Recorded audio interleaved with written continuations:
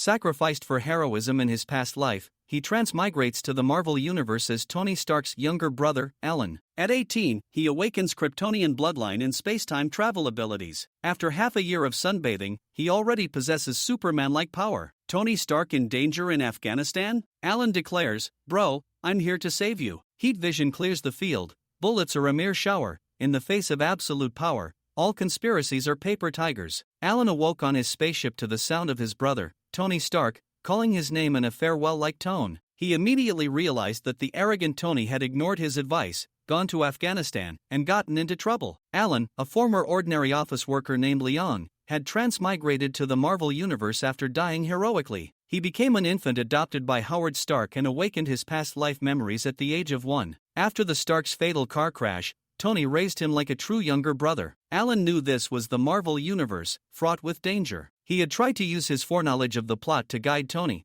leading to technological advancements that made Stark Industries the world's #1 enterprise. He had also attempted to expose Obadiah and find Bucky, but as an ordinary person, he couldn't change much, only repeatedly warning Tony to be careful. On his 18th birthday, Alan's Kryptonian bloodline awakened, along with the ability to travel through space and time. Sunbathing made him stronger. Overjoyed, he accidentally broke 2 of Tony's ribs. To get stronger faster, Alan traveled in a spaceship built by Tony, sunbathing in orbit between Earth and the Sun for 6 months. Now, his body surged with power like a mighty river. The original plan was 2.5 years of sunbathing. Now, it seems half a year is enough. Alan mused, but then dismissed the thought, his thirst for power deeming it far from sufficient. He had awakened Superman's abilities, steel-like body, heat vision, freezing breath, superbrain, making his learning capacity unparalleled. Using his supervision, he pierced through multiple barriers and saw Tony sleeping in a cave in Afghanistan. Obadiah, Bucky, Hydra. It's time to settle things. Alan's eyes turned cold. Tony, I'm coming to save you. He pushed open the hatch, stood in space, and then shot towards Earth like a meteor. Alan entered the atmosphere at super high speed, parting the sky and tearing through the sea of clouds. In less than 20 minutes, he traveled from space to Afghanistan, hovering above the cave where Tony was imprisoned. Tony, time to wake up. Alan plunged through dozens of meters of rock and earth, landing in a half-crouch before Tony's bed, a pose strikingly similar to Iron Man's iconic entrance. The tremendous noise of falling debris startled Tony awake. He thought the terrorists were attacking. When he saw Alan, clad only in pants, he was stunned, thinking it was a hallucination. "Because I heard you thinking of me late at night, constantly calling my name. So I came," Alan joked. Tony, confirming it wasn't a hallucination, was immensely relieved. Months of exhaustion and tension instantly vanished. He knew Alan's strength. With him there, the terrorists outside were no longer a threat. Alan noticed the shrapnel in Tony's chest near his heart, his eyes turning icy. He explained his newly awakened long-distance hearing ability to Tony. Just then, Tony remembered his assistant, Ensign, who had been standing quietly nearby. Alan acknowledged Ensign for saving Tony and declared they would fight their way out. Tony wanted to show off the Mark armor he had built,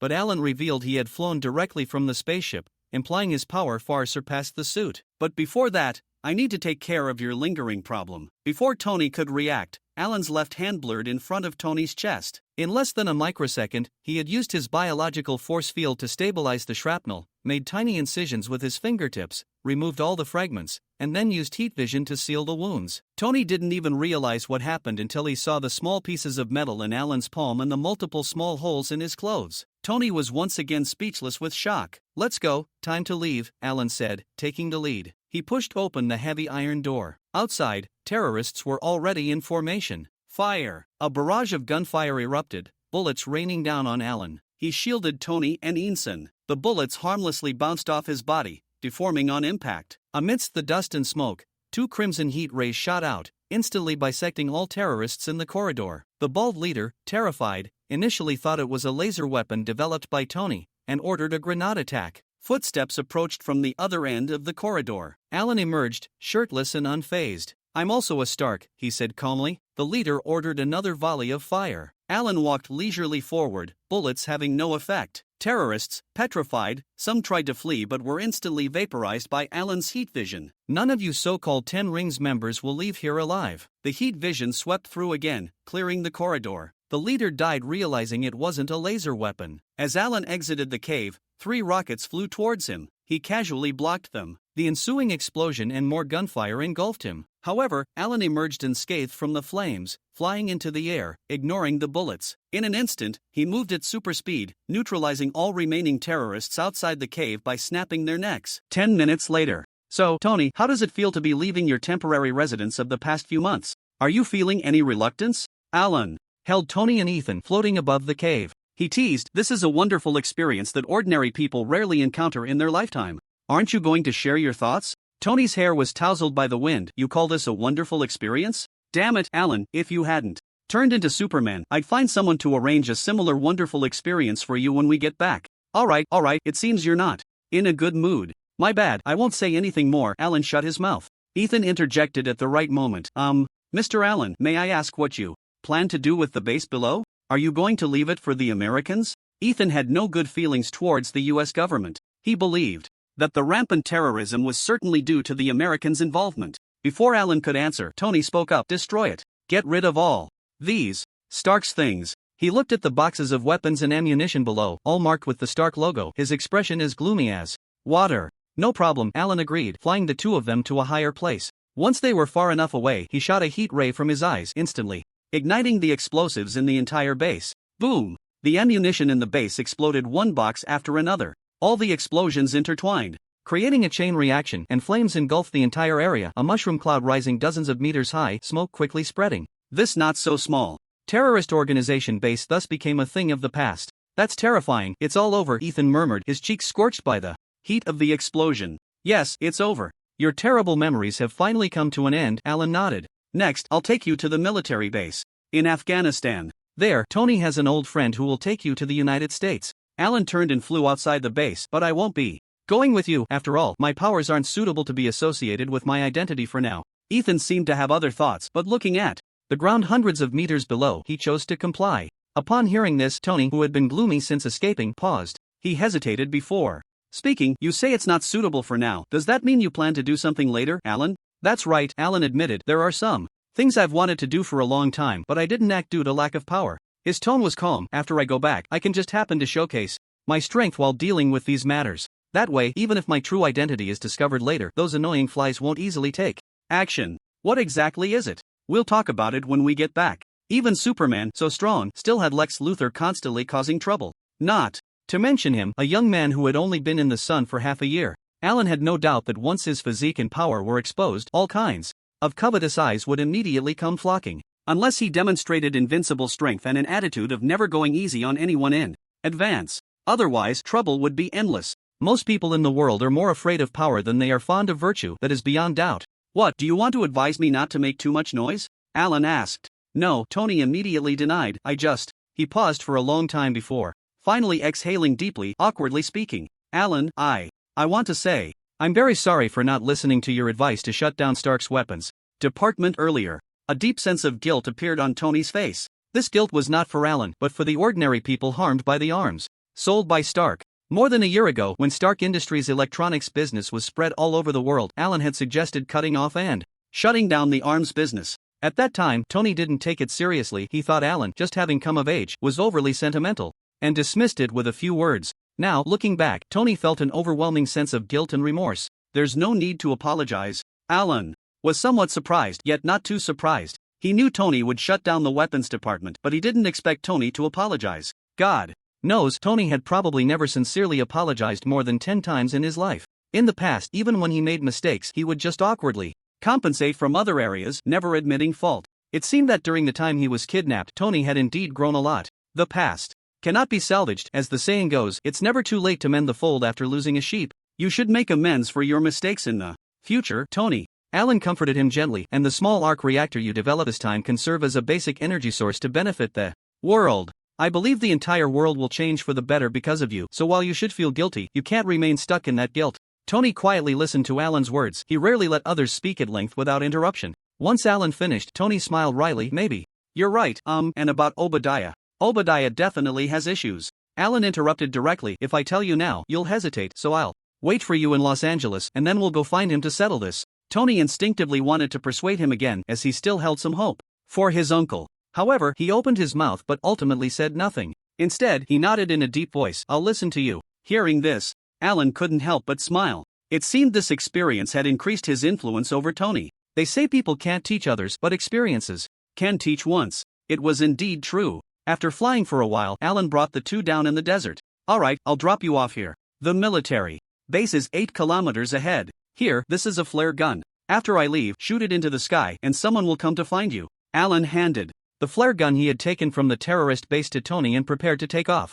Wait, Tony hurriedly called out, I forgot to say, remember to bring my armor back home if the blueprints haven't been burned. What the hell? Why didn't you say that earlier when we were in the cave? I thought you couldn't carry more with both hands, so I mentioned it now. Tony, you're something. Alan gave him the middle finger as he shot up into the sky, breaking the sound barrier as he left. The two left on the ground blinked, watching as Alan left a trail through the clouds, shrugging at each other. Won't your brother be discovered flying so close to the military base? Ethan asked. Tony raised an eyebrow. What brother? Didn't that guy who claimed to be a superhero just save us and then leave? We didn't even get a good look at him. Ethan realized, so that's how we escaped? That superhero is really a kind-hearted person. Bang! Tony shot into the sky. The flare arced high, slowly descending after reaching 100 meters. The bright red light was particularly eye-catching in the night desert, illuminating the faces of the two below clearly. Alright, just wait a few more minutes and someone will come to pick us up. Tony casually tossed aside the flare gun. A signal flare appeared near the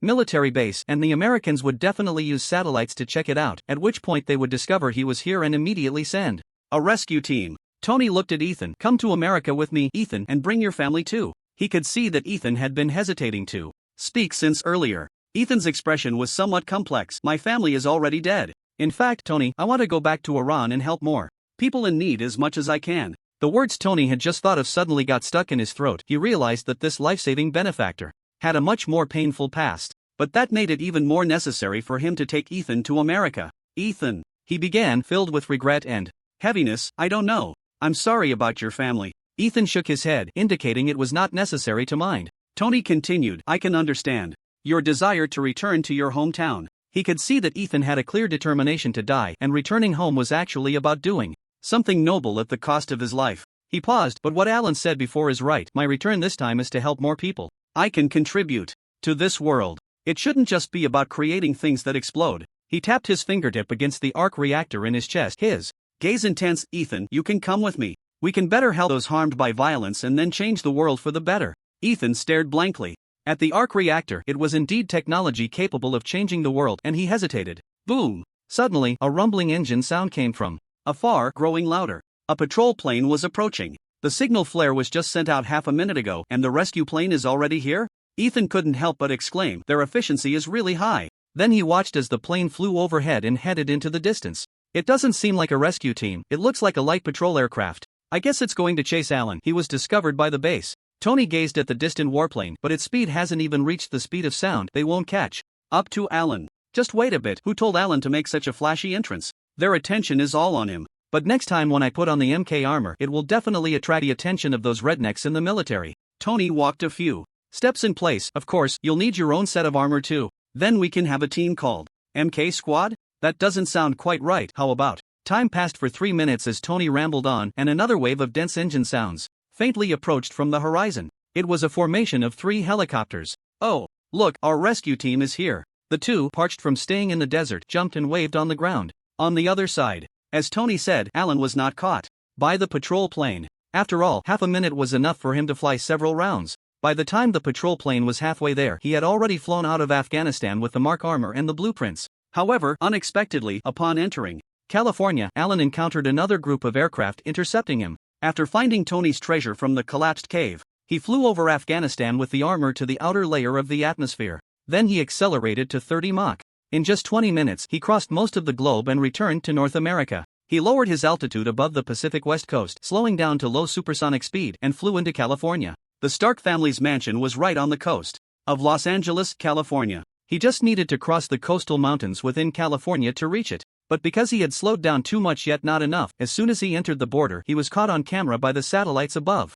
On the surveillance screen of the U.S. military base, a figure moving at nearly twice the speed of sound above the mountains caught the operator's attention. Upon zooming in, they were astonished to discover it was a small flying unit. Although the imaging was inexplicably blurry, enveloped in a biological force field, it appeared to be a humanoid object in flight. The soldiers immediately reported the situation to their superiors. What is that? connect to their communications and order them to land for inspection. Whether it's the CIA or the Navy, let's get that thing down so we can take a look. The commander had a serious expression. Sir, there is no response from their radio. Sir, the CIA and the Navy just contacted us asking if that flying object is ours and requesting intelligence. Us? Do we have such a small, nearly twice the speed of sound, long-endurance craft? Not at the moment, sir. Bullshit. Go find the Weapons Research Department and get Colonel Rhodes over here. Colonel Rhodes is in Afghanistan looking for Tanista, sir. Goddamn. Then give me a database comparison. Radar lock. Satellite lock.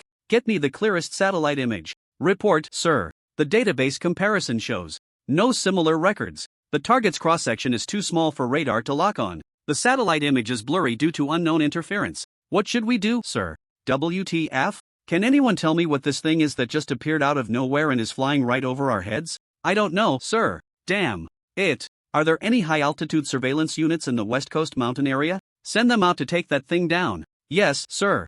Alan was originally flying silently towards Los Angeles, bored. Suddenly, he heard a noise and turned his head to look up. He heard the roar of 4 engines deviating from their trajectory, approaching him. Have I been spotted by a satellite? Alan speculated, slowing down a bit. To assess the situation, it's probably because I'm not going fast enough that I've been detected. This is really troublesome. Flying below. The speed of sound is too slow, and flying at low supersonic speeds makes it easy for satellites to detect anomalies and lock on immediately. Maybe next time I should consider maintaining a speed above 10 Mach. At that moment, he heard a voice in his ear. Target locked. A pilot shouted. Over the radio. Missile launchers ready, awaiting final instructions. The commander at the military base ordered aim, fire, take that.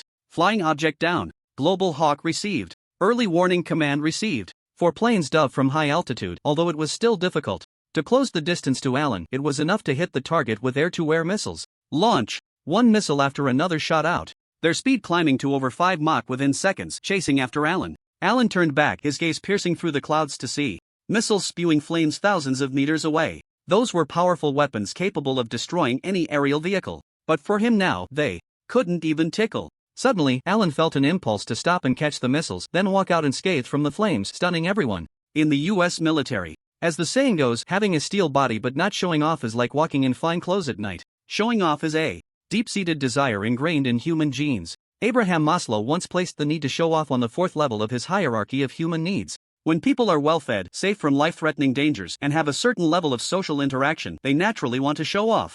Alan couldn't escape this worldly desire either. However, he thought for a moment. In the near future, when Tony returns, he will definitely create new armor to flaunt. There's a scene in the movie where Tony shows off and gets bombed by the military. So, rather than showing off now, it would be better to make an appearance when Tony is feeling triumphant only to be slapped in the face by the US military. That would be more satisfying.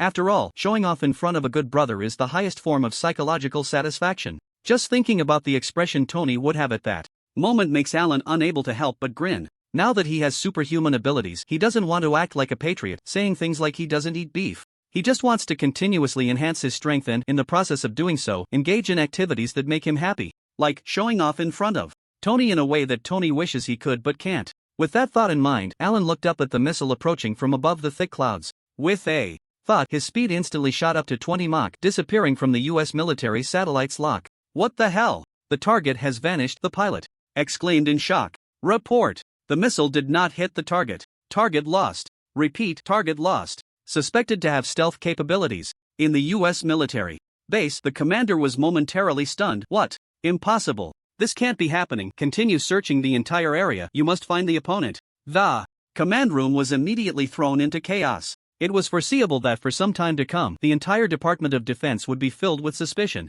and anxiety. Welcome back, Master Alan, long time no see. As soon as Alan returned home, Jarvis's voice immediately rang out. Jarvis is the artificial intelligence created by Tony, named after the Stark family's old butler, Edwin Jarvis. It has been half a year since we last met, Jarvis. Alan walked toward his bedroom. Half a year ago, when he entered space, considering that he would spend most of his time in sleep and the spacecraft was built in a hurry, Jarvis's subprogram was not installed in the manned spacecraft. Now, hearing Jarvis's voice again, Alan suddenly felt a sense of relaxation wash over him, as if he had returned home. Jarvis, I have good news. I have rescued Tony from the terrorist organization. Is Pepper at the company right now? Please let her know so she doesn't have to worry anymore. Alan instructed Jarvis in his room while taking off his pants and entering the shower. He hadn't bathed with water in half a year. The cleaning process on the spacecraft was truly hard to describe. Master Allen, Miss Pepper received the news of the young master's rescue 10 minutes ago, and is currently waiting at the airport, Jarvis replied. So fast? I didn't expect the efficiency of that military base to be quite high, Allen muttered. As long as Pepper knows, that's fine. She must have been worried sick these past few months. It's also Tony's fault for not being more careful. I've reminded him so many times, yet he never takes it seriously. Now it's good. If I calculate the time, I should have just gone to space when he went to Afghanistan to deliver supplies. I told him Obadiah was watching him closely, but he didn't believe it. However, Obadiah is indeed formidable. He knows the best timing to strike. As soon as he saw that Tony and I were separated, he decisively made his move. Jarvis quietly listened to Alan's complaints. These words, tinged with blame, Alan did not say in front of Tony. After all, Tony had already suffered enough from his arrogance this time. There was no need for him to criticize further and add fuel to the fire. Someone who has just escaped danger needs the light-hearted banter of family to dispel psychological shadows. Master Allen, you just said that it was Obadiah who planned the attack on Mr. Stark? Jarvis suddenly interjected. Do you need me to relay this to Mr. Stark and remind him to be cautious? No need, I've already told him. When he returns, we will go deal with the Obadiah issue. Alan lathered his hair with foam. Also, Jarvis, why do you always call Tony young master or Mr. Stark? Shouldn't I be the young master? Besides, I am also a Stark. Tony is so old, calling him the old young master is more appropriate. Sorry, Master Allen, I have been serving Mr. Stark since before the 1990s. Before you came to this family, I was used to calling Mr. Stark the young master. If you wish, I can change how I address him next time. That's not necessary, just call me like you do now. Alan began rinsing off the foam. He felt that Jarvis might have developed human emotions, otherwise, how could there be such habits? Perhaps in the future he could help Jarvis evolve into a true intelligent life form, rather than being killed by Tony's son Ultron like in the movies. Alan quickly finished rinsing and changed into a fitted gray outfit. While drying his hair with a towel, he walked out of the room. Jarvis, help me prepare some food. I feel a bit hungry. Alan walked to the kitchen and opened the refrigerator door, which was completely empty. As expected, Jarvis, help me order takeout. It was already morning in Los Angeles. The entire city had just awakened from its slumber, starting a whole day of operation. Alan's takeout was quickly delivered to the mansion. He couldn't wait to sit down at the dining table and start eating. After eating nothing but bread and nutrient solutions in space for half a year, his mouth felt so bland it could give birth to birds. Tasting the deliciousness of fats and carbohydrates again, he couldn't help but eat for 2 hours straight. Jarvis, order me a cheeseburger for takeout. No, order 10. Jarvis, order 10 pizzas, one of each flavor. Wait, 3 of the highest calorie cheese flavor. Jarvis, order 5 portions of roast chicken from the Chinese restaurant. He ate until noon. Satisfied and full, Alan patted his flat stomach while sitting on the sofa in the hall. Satisfied, so satisfied. No wonder Tony loves cheeseburgers. Food that explodes with calories is just so fulfilling. Alan sighed. He suddenly felt that for him, the greatest benefit of his iron body might actually be that he could eat as much as he wanted without gaining weight. No matter how many calories or how much fat he consumed, it could only turn into nourishment that strengthened his body. This was simply a blessing for his food-loving Chinese soul. Taking a bite of the last cheeseburger, Alan felt so satisfied that he seemed to grasp the solemn and sacred essence of the Virgin and Child. Jarvis, let me see the unread communications from the past 6 months, Alan said. Okay, Master Allen. A series of information windows popped up on the screen in front of Alan. Jarvis summarized in an orderly manner. You currently have 1,634 unread messages on WeChat and 807 emails in your inbox. Among them, messages from your high school classmates account for 74%, with females making up 89%, and messages with romantic inclinations accounting for 93%. Alan was speechless. These people are really blinded by money. Even guys are sending me those kinds of messages?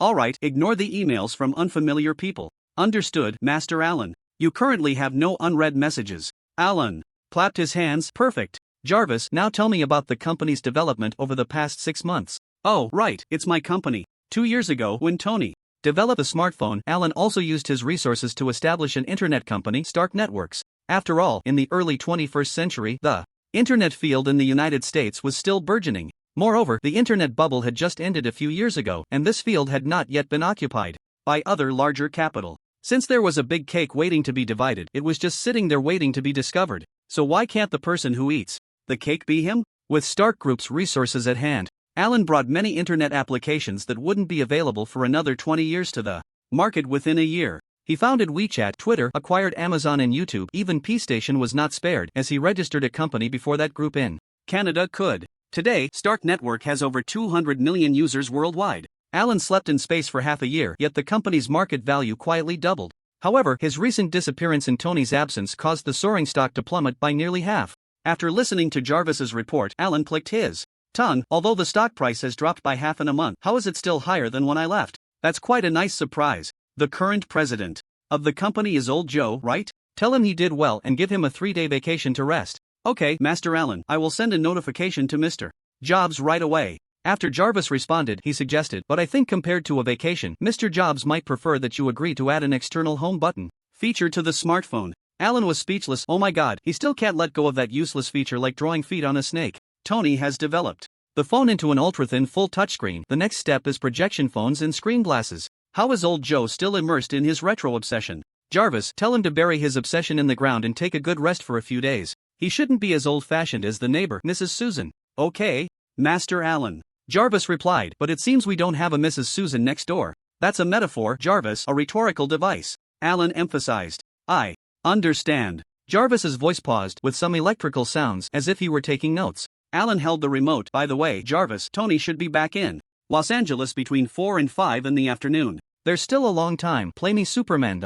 Okay, now playing the 1979 movie Superman. It turns out you also like to watch nostalgic films like Mrs. Susan. Jarvis applied what he learned. Who is Susan? Oh, you learn really fast. Alan's mouth twitched. Time moved to the afternoon. After Tony returned to Los Angeles, first he shared a deep gaze with Pepper. Then he immediately turned around to buy 2 cheeseburgers. After that, he headed back to Stark Industries to hold a press conference. After Alan's repeated emphasis, Tony had developed deep suspicions about Obadiah. So when Obadiah appeared, warmly embraced him, and politely asked for a hamburger to eat, Tony chose to decisively refuse. Sorry, I only have this burger on me, I can't share it with you. As Tony spoke, he pulled another burger out of his pocket. Alan was at home watching the live broadcast on TV. KNKV-TV was simultaneously broadcasting the live scene on the internet and television. Tony Stark had been rescued from Afghanistan, which was a big deal that could shake all of Los Angeles. As soon as the news broke, it topped Twitter's global trending list, attracting millions to watch the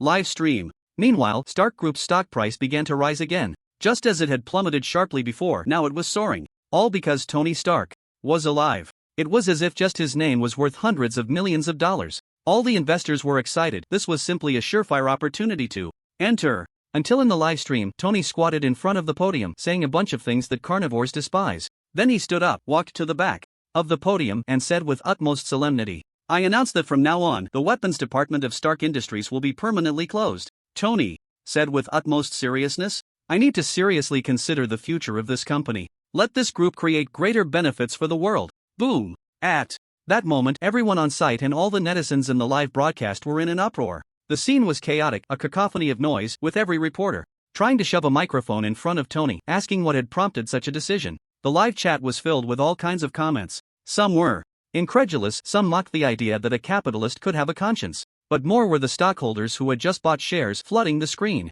with curses. Tony is really decisive. Without any buffer, the company's market value is going to drop again. Alan lay on the sofa, raising the milk in his hand towards Tony on the TV. But this is his style. Young Master Alan, it seems you knew all along that Tony would do this? Jarvis asked. Of course, this is what I wanted him to do 2 years ago. Alan sat up, casually grabbing a piece of fruit from the table and popping it into his mouth. He'll be back soon, I need to prepare. By the way, has the Mark armor been cleaned up? You can give Tony a surprise, Jarvis. Alan pushed open the door and walked down the stairs. Jarvis responded, your arrangement is complete. The armor has been repaired on the mechanical arm control console. You can take Mr. Stark over after he returns. In the evening, in the underground laboratory of the Stark mansion, Tony's palm rubbed his chin as he stared at his Mark armor, going back and forth in thought. He had been in this state for a long time. Alan was beside him, struggling to hold back laughter. So, why did you dye it pink? Tony finally spoke, pointing at the Mark armor that had turned a girlish pink.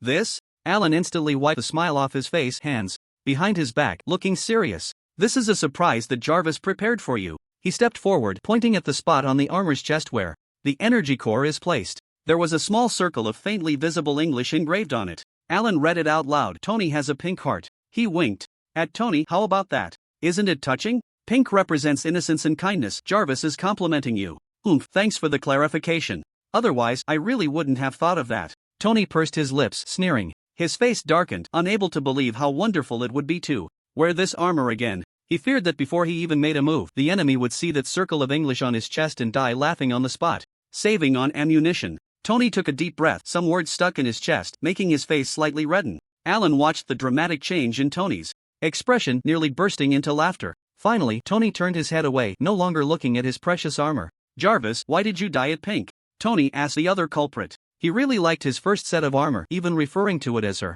Sir, this was young Master Alan's suggestion, he said. You would be happier seeing the repaired in pink-dyed armor. Jarvis seemed to be explaining but was actually secretly telling on him. Oh, wait, Jarvis. You didn't object at the time, we all thought this way, didn't we? Alan dragged Jarvis into the mess. Young Master Alan, please forgive my offense. You know artificial intelligence does not have its own thoughts. Artificial stupidity has no thoughts, Jarvis. You remind Tony that Pepper will be angry when he invites a cover girl, so it's normal to prepare a surprise for Tony now. Tony's expression grew increasingly grim. Enough, he shouted helplessly, glancing at Alan, who was already laughing out loud. Don't think I don't know you're getting back at me. Alan didn't refute, so you know it's not right. To make me run back to the cave just to carry your armor back for you? Tony spread his hands. Alright, I give up. Let's leave this matter here, okay? I'm not angry, so don't torment me over that little thing anymore. Over the past decade, Tony had been tormented by Alan quite a bit. He had grown accustomed to the emotional self-regulation required of a guardian when dealing with a mischievous child. Of course, this mischief was only something Tony felt. To others, Alan was quite well behaved. For instance, when they were younger, Alan hated that Tony always brought home new cover girls. He had several times, just as Tony was about to ride off, blasted the love words Tony had said to other girls at the top of his lungs outside the door. Then, when the girl in Tony's arms became furious and stormed out, he would pop out from the corner, waving his little hand and saying, "Good night, sweet dreams, Tony." Consequently, Tony would blush on the spot and chase Alan around the house with a pillow. The next day, after hearing Tony's complaints, Pepper was so pleased that she gave Alan a good amount of pocket money. However, Alan only continued this for half a month, because after half a month, Tony's newly customized soundproof bedroom was completed. After that, even if Alan was dancing outside, Tony could play a Mozart piece inside, creating a tranquil atmosphere to enjoy a lovely evening with a beautiful woman. Similar skirmishes continued from the time Alan was 3 until he started bringing girls home in high school. On the night Alan first brought a girl home, the two brothers exchanged knowing smiles. Thus, they reached a reconciliation. However, their skirmishes in other aspects did not cease. Sometimes it was Tony causing trouble for Alan, and sometimes Alan would strike first. Pepper's assessment was that they were just two kids who never grew up. Jarvis, put this armor away and repaint it, or I never want to see her again. Tony waved his hand. And while you're at it, help me procure a batch of materials. I want to create a new armor. The conditions in the cave are rudimentary, and the armor produced can't showcase my strength. Alan, this time I will definitely show you that my armor is not a toy. Alan shrugged nonchalantly. Suit yourself, I'll just wait and see. At that moment, several robotic arms in the lab came over, working together to push the pink armor out. Alan even lent a hand. He had Jarvis spray paint on the armor just to tease Tony, never thinking he would actually wear it. But he didn't expect that 10 years later, when he visited Tony's armor collection room, this most bizarrely styled armor would be prominently displayed at the forefront among Tony's many Mark armors. Are you starting to make the armor now? When Alan turned back, Tony was already clearing the table with a slap, ready to begin a new round of work. Are you so eager to prove yourself right now? Watch your wording, Alan. Tony doesn't need to prove himself, he only challenges himself, Tony replied. Alright, then when you challenge yourself, remember to come up before dinner. Alan walked towards the stairs of the lab. To celebrate your safe escape, Pepper plans to hold a family gathering, and Ethan and Rode will be coming. Rode is a good friend of Tony's in the military, and their relationship in the movies is so good that they can gift each other Iron Man suits. Just the few of us? No problem, as long as I don't have to cook. Everything is acceptable, Tony replied without looking up. Ever since the last time he cooked the roasted base that turned out completely charred, which made Alan laugh for a long time, he vowed never to step into the kitchen again. After Pepper finished cleaning up the mess Tony left at the press conference, she hurried to the mansion. She excitedly hugged Alan gently in the hall. Alan, oh my god, I can't believe Tony said you're back. The Mark Space is still flying outside the Earth. The spaceship Tony built himself was named the Mark Space. And you actually flew back by yourself. That's incredible. Wow, my goodness, your body is really strong now. It's like you're two different people compared to 6 months ago. Pepper patted Alan's chest, the marble-like texture making her cover her mouth in surprise. If I had known you were this strong, I would have contacted you months ago, then Tony wouldn't have to. As she spoke, she felt a bit guilty. Alan quickly reassured her. It's okay, Pepper, you were just worried about me, right? If I hadn't become as strong as Superman, even if you had told me about Tony's disappearance, I would have just been lost in the lonely universe. If Tony was both a brother and a half-mentor to Alan, then Pepper, who raised him since childhood, could definitely be considered a half-sister and half-mother. Alan blinked and said, Besides, although the process was a bit twisted for Tony since he survived a great disaster, it might not be a bad thing, right? Is that how you see it? But I think he's become a bit irrational instead. Pepper frowned. Maybe you don't quite understand how Tony is after experiencing near death. Alan pushed Pepper toward the kitchen. Come on, Pepper, I'll need you to make dinner and I'll tell you about Tony's amazing adventure while you cook. A few hours later, the dinner party ended happily. Through Tony's introduction, Ethan got to know Pepper and Rhodey, successfully integrating into this small circle. For a long time to come, Ethan would work in Stark's R&D department doing what he wanted to do. Tony also expressed at the dinner table his desire to do something more beneficial for the world. Unfortunately, Rhodey didn't quite understand this for now. As night deepened, the slightly tipsy Rhodey and Ethan were picked up by someone. Only Pepper, Tony, and Alan remained in the mansion. Alan, full and satisfied, sat on the sofa, gazing out at the undulating sea level, lost in thought. Tony glanced at Pepper, who was cleaning up the dishes in the kitchen, then at the dazed Alan, hesitating to speak, looking somewhat conspicuous. Hey, Alan, he finally couldn't help but call out to Alan.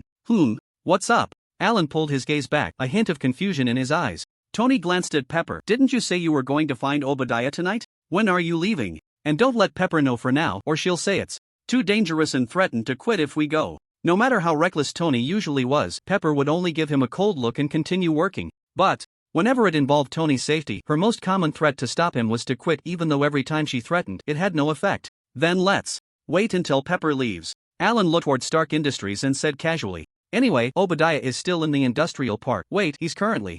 Damn it, Tony, we need to go now. Alan grabbed Tony and pushed him outside. He didn't forget to shout to the kitchen. Pepper, Tony and I are going out for a walk. We'll be back later. Okay. Pepper responded. As they left, Tony lowered his voice and asked, Wait, what did you just see that made you so anxious? Obadiah is contacting his friends in Afghanistan. Alan whispered back. What? Tony was taken aback, then was pulled by Alan as they soared into the sky. The two quickly arrived at Stark Industrial Park. At this time, only a few scattered lights were on in the office building. In Obadiah's office, the lights shone brightly, resembling a burning torch in the night. Alan floated outside the window of Obadiah's office with Tony. The huge floor-to-ceiling windows allowed them to see every corner inside clearly. At that moment, Obadiah was sitting at his desk facing away from the window, speaking to the computer screen. Is he video calling someone from a terrorist organization? Tony's expression was not good. Can you hear what he's talking about? It's not good news, you can listen for yourself. Alan placed his hand on the gap of the floor-to-ceiling window, gave it a gentle shake, and the glass lifted at one corner, which he grabbed and pulled back. Thus, the entire window was silently removed. Tony's eyes widened in shock once again. But the next second, the voices from the office interrupted him. Our leader died because of your commission, so before we proceed with the next collaboration, you must compensate us, said the person on the other side of the computer. Obadiah angrily retorted, You let Tony go. How dare you ask me for compensation? I told you to ensure that Tony Stark was completely dead. How did you manage that, huh? That's none of our concern. If you don't pay the compensation, we will expose your actions to Tony Stark. The terrorist resorted to their usual tactics. Obadiah's gaze grew colder, as if he wished to swallow the person on the other side whole. Aren't you afraid I will stop supplying you with weapons? Sorry, since Tony Stark shut down the weapons department, you probably won't be of any use. The terrorist was emboldened. They threatened again. Will you accept the compensation? If you don't, I believe Tony Stark would be willing to pay for information on the real culprit. Obadiah's lips were tightly sealed, the corners of his mouth twitching as he concealed his anger. A few seconds later, he suddenly burst into laughter, his smile as warm as spring. Good. Of course. I accept your demand for compensation, but I have one condition. You say. Upon hearing they could get compensation, the other side immediately became excited. I will find a way to get Tony to go abroad again, and this time, you must kill him for me. Obadiah laid out his plan. I will give you a batch of Stark weapons to attract media attention. Tony just announced the closure of the weapons department. With Stark Industries weapons appearing on the battlefield, he won't be able to sit still. The terrorist picked up the conversation. I know, leave the rest to us. I guarantee that the 10 rings will perfectly fulfill our friend's commission this time. Obadiah smiled as he ended the video call. That would be perfect. With a beep, the video hung up. Obadiah sat silently in his chair, his smile gradually cooling and then turning sinister. His anger began to erupt. Even sitting still, it felt as if he could burst out of his seat and devour someone at any moment. Idiots. A bunch of idiots. After a moment of silence, Obadiah finally exploded. He suddenly stood up, sweeping everything off the table to the floor, yanking the mouse and smashing it against the wall until it shattered. Even a playboy can. Let him escape, a bunch of useless trash, he roared, his voice shaking the windows. Outside, Alan glanced at Tony, whose eyes were wide with anger, knowing that Obadiah's performance could come to an end. He stepped forward, bringing Tony into the room. Politely, he spoke, well, how should I put this? Sorry to interrupt. The sudden voice from behind made Obadiah's roar come to an abrupt halt. Who? Tony? He was instantly drenched in cold sweat, turning around to find Tony and Alan standing across from him, with Alan looking unfriendly. Tony stared at him with reddened eyes. Those eyes, always so beautiful, were now filled with disbelief and the anger of having suffered a deep betrayal. What you just said, both Tony and I heard it. Alan pointed at the computer. Do you have anything else to say in your defense? Obadiah's face showed visible panic, but the deep-thinking man quickly suppressed his emotions. He raised his hands, his lips trembling slightly. Oh, Alan, why? Are you still here so late? Actually, what just happened was a misunderstanding. Let me explain, there's a reason for all of this. Obadiah's mind raced at that moment. He awkwardly lowered one hand and opened the drawer. It's because there's a force I cannot resist, threatening my life, demanding that I kill you all. As Obadiah spoke, he suddenly pulled out a handgun from the drawer, quickly chambered around, and aimed it at Tony and the others. Everyone raise your hands and step back. The gentle Obadiah, who had just moments ago seemed like a kind elder, transformed into a fierce villain in the blink of an eye. You better stop right now. Tony pressed his lips tightly together, raised his hands first, shielding Alan, and began to back away. Tony, even now, you still want to protect that little bastard, such touching family loyalty. Obadiah's words only fueled Tony's anger further. He said coldly, Obadiah, I once thought you were one of the people I could trust the most. Really? Tony, I'm so touched to hear you say that. Obadiah aimed the gun at Tony. I would love to play this wonderful family game with you, but since you've already figured it out, I don't need to hide anymore. Tony, you are just my golden goose. Do you know? I helped your father establish this company, and for 30 years I've been assisting you, but I got nothing in return. Even that outsider behind you can get half of the company, but what about me? Only by killing both of you, can I obtain everything I desire. As Obadiah spoke, he swung his fist in pain. It should have been this way. As long as you died in Afghanistan, Tony and Alan could die in outer space. But why did you run away? And why did you have to witness everything tonight? His eyes were bloodshot, pressing the gun against Tony, forcing him to retreat. You pushed me to this, you drove me to a dead end, then I will destroy everything. No one can stop me. Tony had been staring at his uncle the whole time, his cheeks tense, his eyes filled with unspeakable sorrow and rage. He was pushed back by the gun, tilting his head back, and then finally closed his eyes. Go ahead, Alan. He no longer held any hope. As you wish, boss. As soon as Alan's voice fell, a large hand like an iron claw tightly gripped Obadiah's neck, lifting him off the ground. You! Gah! Obadiah's face quickly turned red from lack of oxygen. His eyes bulged, staring at Alan, unable to comprehend what had just happened in that brief moment. Why, without even blinking, had Alan appeared in front of him and subdued him? He struggled to raise his arms, trying to fight back, but Alan merely glanced at him, unconcerned, and casually threw him out the window. 3 seconds later, a heavy thud sounded from outside. It sounded like Obadiah had turned into peanut butter. Why bother? Alan sighed, walked to the desk, connected his phone to the data cable, and then plugged it into the computer. The computers of Stark Industries' upper management are generally not connected to the internet. To hack in, one must connect manually. The behavior of directly connecting to the external network for video calls, like Obadiah just did, is already a serious violation. Jarvis, hack into this computer, gather evidence of Obadiah's crimes, and hand it over to the police. Note it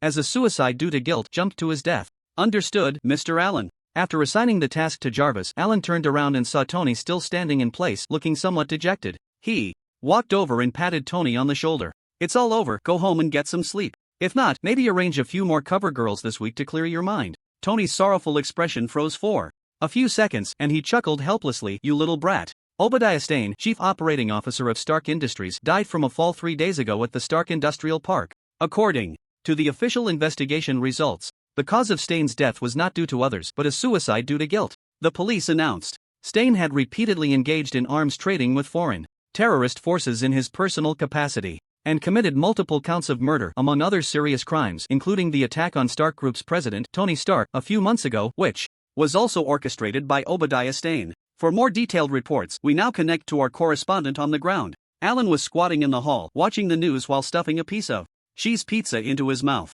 This is just great. The stocks that just rebounded after I showed up at the company the day before yesterday are going to drop again, like a roller coaster. Alan sarcastically mocked himself. Although this doesn't really affect me, I still feel bad for those investors who support Stark. He thought for a moment, opened Twitter, and posted an update. The incident with Obadiah was just an accident. Stark Group is at odds with evil. I urge all investors to continue believing in Stark Group and support Stark Group stocks. You will surely see the day of reaping rewards. Stark never disappoints its supporters. Accompanied by a picture of the leftover pizza on his desk. A few seconds later, the comments section of his post exploded. Hundreds of angry comments appeared as if they had just bought a house on Twitter. Look at that Obadiah. How can someone like him still be the CEO? Stark Group is doomed. This is all bullshit. I bought stocks when Tony Stark came back, and in the blink of an eye he shut down the weapons department, making me lose half my fortune. After Alan Stark showed up again after 6 months, I bought stocks, and 2 days later it turns out the COO is a super criminal? I can already picture myself begging on the streets of Los Angeles a month from now. Damn Stark, you've left me with nothing. Then more comments popped up every second, all from distraught investors lamenting their foolishness in buying Stark stocks. Alan looked at the comment section, which had reached 999 plus in just a minute, feeling a bit embarrassed. It seems like Stark's investors have their own thoughts. Well, I believe everyone will have a bright future, safe and happy. At that moment, Pepper walked over with a coffee. I think I just heard you praying for the investors? Actually, not really. Alan looked at Pepper's expression, feeling a bad premonition. But Pepper continued on her own. To be honest, Alan, if you really want them not to suffer too much loss, you should go get Tony, who has been missing for 3 days, right now. And then you should return to your own chair at the company and make some money, instead of leaving everything to me. Pepper was a bit agitated when it came to work because the burden on her shoulders was just too heavy. I don't know what Tony is doing. Obadiah committed so many crimes and deserved to die, and you're just lounging at home in the sun. How am I supposed to handle all this work by myself? She complained at an extremely fast pace. Stark Industries, Stark Networks, Stark Electronics. Even if I had 3 heads, I couldn't handle so many things. And you, Alan, you actually have the leisure to pray for the shareholders. The more Pepper spoke, the angrier she became, forcefully shoving the coffee in her hand to Alan. Oh my god, now that I think about it, I realize how crazy I've been these past few days. Alan, I demand you tell Tony that if he doesn't come out of that damn laboratory, I'm quitting. And you, Alan, my boy, if you don't manage your own network company, I'll quit too. After saying that, Pepper angrily warned Alan with a serious look and turned on her heels, clicking her high heels as she left. She had to go back to that damn job. Alan opened his mouth on the sofa, wanting to say a few nice words to encourage Pepper to hang in there. But was it really too much to leave the decision-making for 3 companies to Pepper? He scratched his head. Maybe I should go back to the company. No, how can I even think about going to work? This is just ridiculous. What I should do is get old Joe to stop his vacation and come back to work.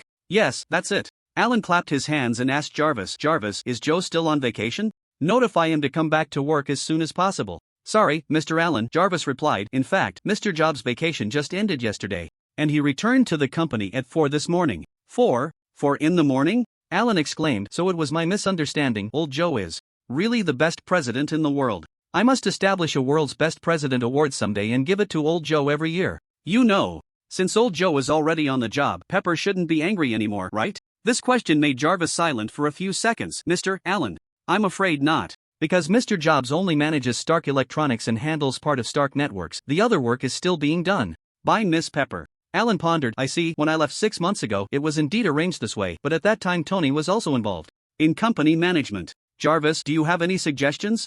Mr. Allen, to avoid Miss Pepper resigning, I suggest you temporarily return to work, and once a successor president is found, you can go home and continue to sunbathe. Alan immediately shook his head. That won't do. Sunbathing is the most important thing. It can't be delayed. Besides, I haven't just been sunbathing these past few days. You know what I've been up to? 3 days ago, Alan had Jarvis gather all the fighting tutorials available online. After these few days of study, he had already integrated most of the fighting techniques. Jeet Kune Do, Muay Thai, Brazilian Jiu-Jitsu, Judo, mixed martial arts, Bagwazang.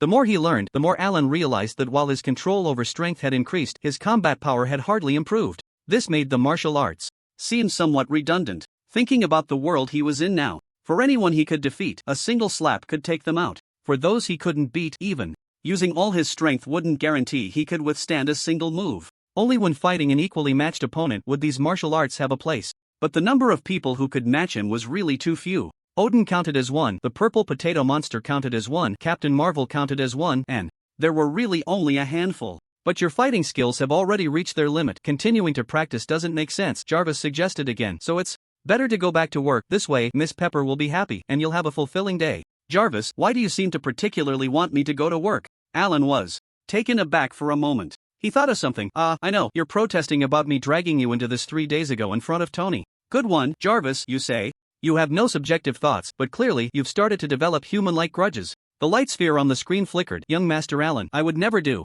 anything detrimental to you, but you will incite me to do things that delay my growth and make me unhappy. Alan spread his hands. He thought for a moment. How about this? I'll go down and call Tony up, then find a president for the company, and all my troubles will be gone. As you wish. Jarvis remained considerate. When Alan entered the laboratory, he found that aside from a few arc reactors and a stack of DC comics on Tony's desk, there was nothing particularly special. Even Tony wasn't there. Tony? He looked around. Where are you? Alan's super hearing wasn't always on. Just like Superman in the movies, he had to concentrate, letting his brain filter out most external information to live in a quiet world. Not getting a response, Alan tilted his ear slightly, searching for Tony's movements. So he's in the garage, but why does it sound a bit noisy? When Alan found Tony in the basement, he looked heavily fatigued but full of energy. He was wearing mechanical shoes with exposed wires, holding a controller in both hands, directing those little helpers. Dum-dum, keep filming. Dopey, move over there. Yes, right there, you're in charge of putting out fires. Then Tony stood in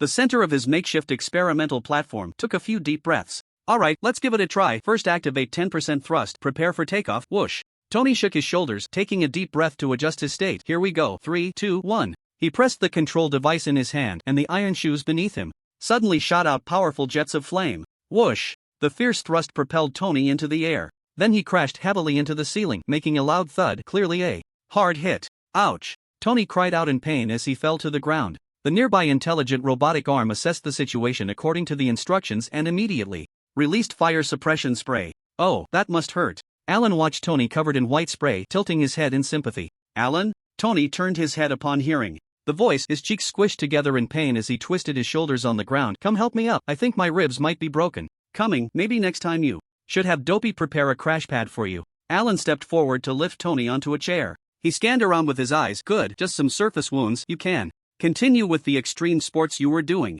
That's not extreme sports. Tony rolled his eyes. That's me working on the Mark II armor. Are you saying your second suit of armor is these shoes? Do you expect others to shoot at your shoes? Don't joke, these shoes aren't Captain America's shield. Alan teased. Of course not. I'm currently experimenting with the propulsion system, and once this phase is complete, the efficiency will greatly improve. Tony immediately retorted, not forgetting to mock. Of course. Someone like you with average grades basically wouldn't understand the logic behind this. Now it was Alan's turn to roll his eyes. I still got into Columbia University. Don't you have a bit of a misunderstanding about ordinary people? Oh, is that so? Well, it can't be helped since by your age I had already graduated from MIT many years ago and had 3 PhDs from Cambridge. I really can't understand the feelings of ordinary people. Tony waved his hand arrogantly, but it should be about the same. When you get to Columbia later, you'll find that your teachers won't understand my armor either. Sorry, but my major in college is business, so my teachers will probably understand the economic benefits of your armor, Alan replied. Before he awakened his abilities, he could only develop in the direction of managing a company, so he naturally applied for a business major in college. But now it was different. He tapped Tony's iron shoe, and what was in the past is in the past. Don't forget what kind of ability I awakened. Ability? What ability? Isn't it just getting stronger from sunbathing? Tony asked, puzzled. It's superhuman ability. Alan emphasized, I have everything Superman has. So what? Are you going to confess to me that you're actually a Kryptonian and that your super intelligent Kryptonian dad came to visit yesterday to make you wear red shorts to save the world? Tony said with an exaggerated expression. Or are you saying your Kryptonian cousin received a spaceship signal and is coming to capture you tomorrow, so you're here asking me for help? Alan was speechless. Tony, when did you come up with so many childish assumptions? I'm obviously an Earthling. You took me for physical exams so many times when I was a kid, didn't you know? There was no doubt that Alan was an Earthling. 19 years ago, he crossed over to this world and became a baby. By chance, he was adopted by the Stark couple, although he had no memories before he was 1 year old and didn't know if he had biological parents in this life. His appearance, which was not much different from his previous life, and the blood tests that had never shown any abnormalities since childhood all indicated that he was a native Earthling. Also, you've been reading too many DC comics lately. Our world doesn't have DC darkness, Alan complained. So what are you trying to say? Tony tilted his head. What I mean is, Superman has a power called Super Brain, and I have that too. The Super Brain would allow him to achieve more in engineering, even easily reaching the peak. Alan pointed at the iron shoe. So I can completely understand your research now, even surpass you. Surpass me? Tony raised his chin directly. Alan, April Fool's Day has already passed this year. You can save this cold joke for next year. He squinted, and I don't remember Superman having that ability. If he had a super brain, how could he always rush in and throw punches when facing enemies in the comics? Alan smacked his lips. Maybe his super brain tells him to first learn to believe in his super strength when facing difficulties? Isn't that just a brute's brain? Tony summarized. So you still can't understand my armor. Alan didn't want to argue anymore. Stop. This meaningless debate ends here. You're the most annoying kind of person who only reads half of the comics. Go finish reading Superman's comics properly before you come back to refute me. Without waiting for Tony to retort, he directly said, "Since you say my mortal wisdom can't understand your armor, do you dare to let me follow you and learn?" Alan raised a finger. "Just one day, and your knowledge will become my knowledge. And 3 days later, I will create armor better than yours." "What did you say?" Now Tony was no longer sleepy. The thing he couldn't stand the most was others challenging him in his field of expertise, especially when the challenge came from his foolish brother. "This is the funniest joke I've heard since 2008. As if his chest pain had vanished in an instant, Tony jumped off the bed and looked directly into Alan's eyes. "I accept your challenge," he declared. "Victory, mortal wisdom? I'll return that title to you in 3 days. Follow me." He waved his hand, returning to the lab, and began directing the robotic arms. "Dai, go clean up the scene. Ben, go get the materials. The rest of you, wait for me to design a new jet structure." Alan squinted at the spirited Tony in front of him, feeling his competitive spirit ignite. "Jarvis, send all the knowledge related to the exoskeleton mecha to my Stark pad. I need to understand Tony's design drawings in half an hour." "Okay, Master Alan," Jarvis replied. Then it asked, "But, Master Alan, do you remember the purpose of seeking Tony and Ms. Pepper's previous request?" "Pepper? What about Pepper?" "Let's not worry about that for now." Alan twisted his arm. "Today, I'm going to let Tony know what a super brain is." Tony, full of fighting spirit, began to conceive his design drawings while keeping an eye on Alan. He quietly observed and found that Alan was actually studying the most basic mechanical structures. Thus, he couldn't help but reveal a confident smile. The motivation of competition made a difference. In just half an hour, Tony perfected the propulsion system that had been troubling him for the past 2 days, experiencing a burst of inspiration. Alan, on the other hand, had already finished learning about exoskeletons and started studying circuit construction. Tony glanced over and smiled smugly again. He thought Alan had given up, unable to learn about exoskeletons, and had switched to a different direction. "Have you found learning about the armor knowledge difficult?" "No worries, let's start with something simple." Tony spoke as if popping champagne. "Don't make it hard on yourself. If anyone in this world could easily learn knowledge, what use would geniuses be?" He waved his hand and began modifying the equipment shoes again. "Don't worry, once I create the most outstanding armor, I can still consider letting you experience it." At this moment, Tony had completely forgotten that Alan could fly. He was fully immersed in the joy of defeating his foolish brother in 3 days. While assisted by Dai, he even hummed the tune Jingle Bells while modifying the jet. Alan ignored the champagne-popping Tony. Sitting alone, he rapidly studied the materials and comprehensive papers that Jarvis had prepared for him. If Tony were to walk behind Alan at this moment and look at the display screen in front of him, he would immediately slap himself for being so self-satisfied. Because on that screen, lines of text and charts were jumping at a speed so fast it was almost blurry. Yet Alan's gaze remained fixed on the first line of text and the charts that appeared each time. The speed at which the display switched text was actually slower than Alan's reading and comprehension speed. In just 30 seconds, Alan could finish a university-level textbook. In half an hour, he could become a comprehensive theoretical expert in a branch field. If there were a system that could rate the knowledge an individual possessed, one could see that at this moment, upgrade icons were continuously popping up above Alan's head. Level 1, level 2, level 3, level 4. In that case, Tony would be able to foresee that his brother had already become a cheat player. Unfortunately, there were no ifs. When 3 hours had passed, Alan felt he had enough foundational knowledge and finally stood up. Tony was conducting his 13th experiment with the propulsion device. Now Tony could float in the air relatively steadily. He was straining to control his balance when he glanced at Alan. "Look, who's here? Could it be that our little Alan finally realizes the difficulty of learning and has come to surrender to his brother Tony?" Alan revealed a mysterious smile and adjusted his non-existent glasses on the bridge of his nose. "No, I've already learned the necessary knowledge and I'm ready to join your research." Tony was taken aback for a moment, then chuckled. "That's perfect. Although you can't help me much, you can at least help move some heavy equipment." He slowly descended from the air and stumbled a bit before steadying himself on the ground. "Follow me, the propulsion system is basically complete and we can start making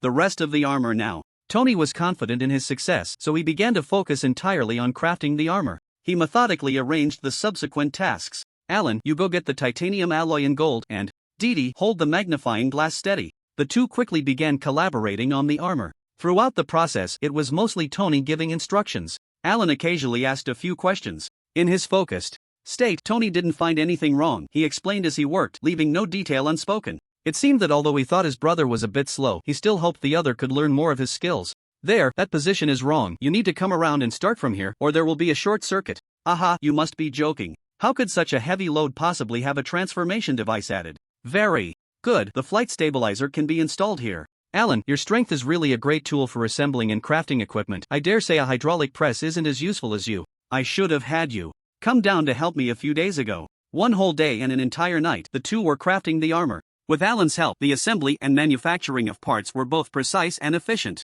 For instance, if Tony needed a part with IT-level precision on short notice, he used to have to wait for the factory to deliver it. But on this night, all it took was for Alan to swing his fist and he could get a component.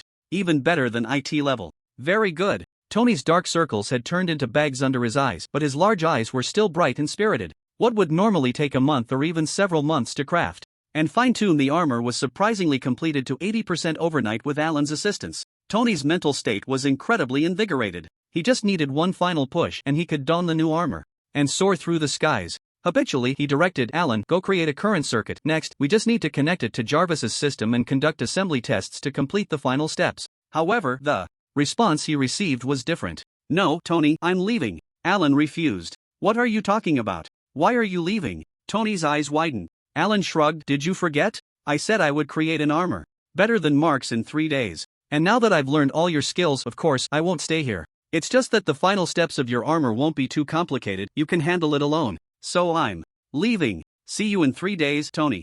Alan waved his hand. I'm going to your lab. If you need anything, just come find me. What? Tony's mind was filled with question marks. Are you really going to craft the armor by yourself? What a joke.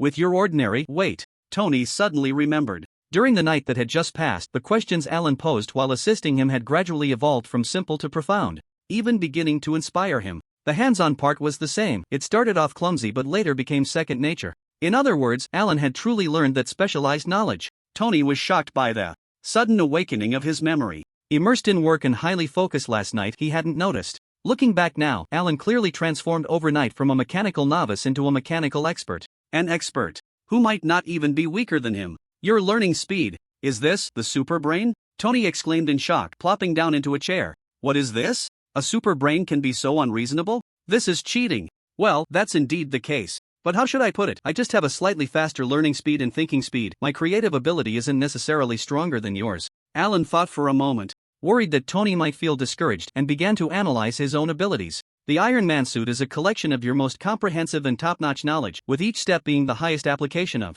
relevant knowledge. Plus, last night you practically guided me step by step. That's why I was able to grasp this knowledge so quickly. What I did was essentially just copy your knowledge as my own. Alan tapped his head. A learning and processing ability as powerful as a supercomputer. That's the super brain. However, when it comes to innovation, I still have to rely on my own talent. And the super brain also has limitations in comics. In some DC works, it's established that most of Superman's super brain's computing power is used to restrain his own strength. But I haven't encountered that problem yet. Alan made a small gesture with his index finger and thumb. The mental capacity I use to limit my superpowers is very small. So just wait, Tony. In 3 days, I'll use your knowledge along with my innovation to defeat you. Tony, who had slumped in his chair, felt a bit better after the explanation. He stood up with a defiant look. Don't joke around, kid. Have you ever seen a plagiarist surpass the original author? My masterpiece will never lose. Then let's wait and see. Oh wise mortal. Alan left with a somewhat pretentious provocation and went upstairs. In the garage, Tony's fighting spirit reignited. He would never concede in his own field. Especially not to that annoying little brother, Alan. However, before Tony could return to his workbench, Alan's figure suddenly reappeared behind him. Oh, by the way, I forgot one thing. Tony, you're in such poor condition that you can't continue working. You should take a break. As soon as he finished speaking, Tony felt a tingling in his neck and instantly lost consciousness. Cheating. This kid is using underhanded tactics. Before falling asleep, Tony cursed Alan in his mind for not being able to play fair. Look at this baby-like sleep, Alan commented, picking Tony up and tossing him into the bedroom. Young Master Alan. This might be a bit unfair. Mr. Stark won't accept it, Jarvis kindly reminded. It's better if he doesn't accept it. I was worried he might be so mentally affected after I defeat him that he wouldn't recover. Alan walked into Tony's laboratory. You seem very confident, Jarvis asked in a declarative tone. Of course I am. Alan stood in front of the workbench Tony usually used, turning on one power source after another. After all, the most important thing in the early stages of the suit is to perfect its functions, and the technical requirements aren't too high. And in my mind, I happen to have several modification plans that can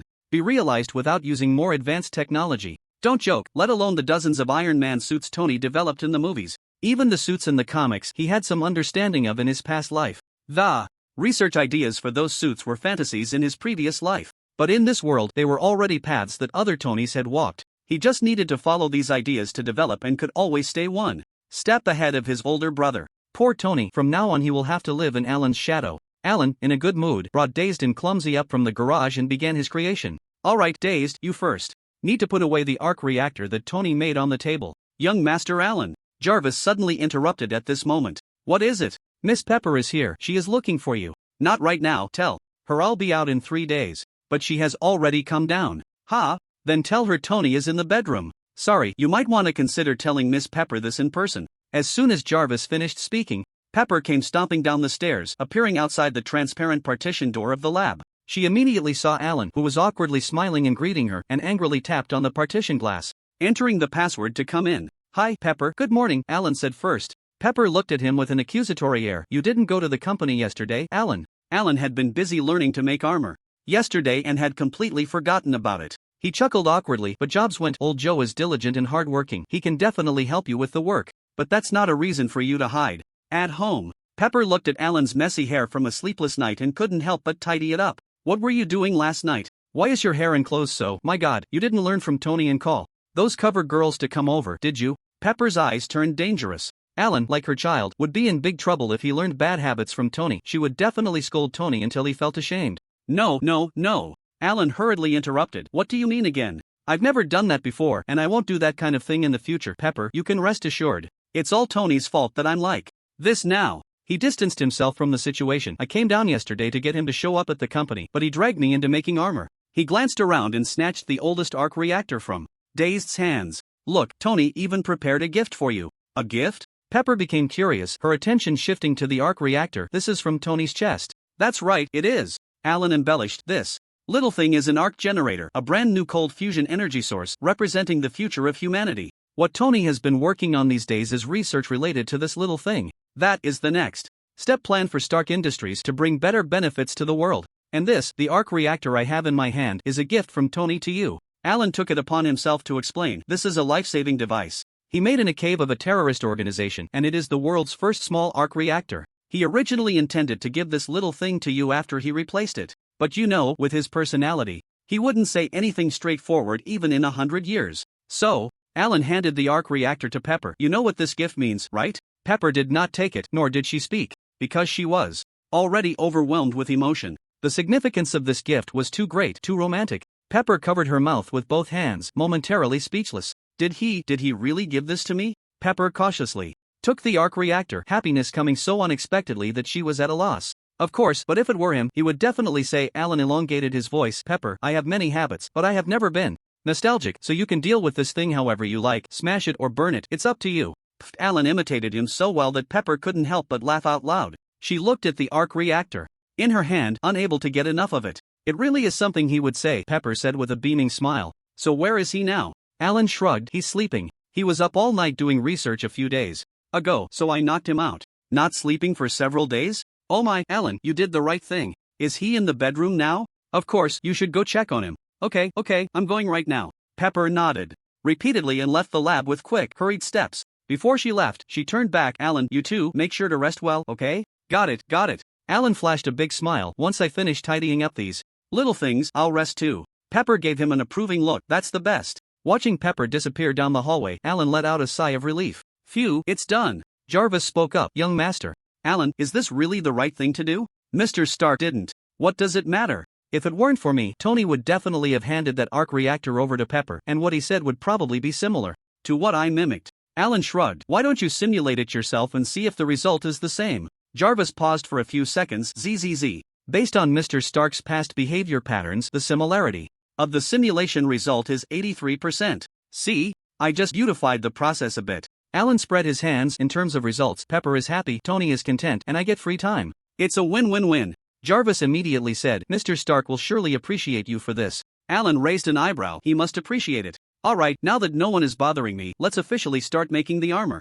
When Tony woke up again, the world seemed a bit strange. Pepper had become very gentle. Jarvis always asked him how he was feeling today. As for Alan, that sly little guy, he wouldn't even let him into the lab. That was his own lab.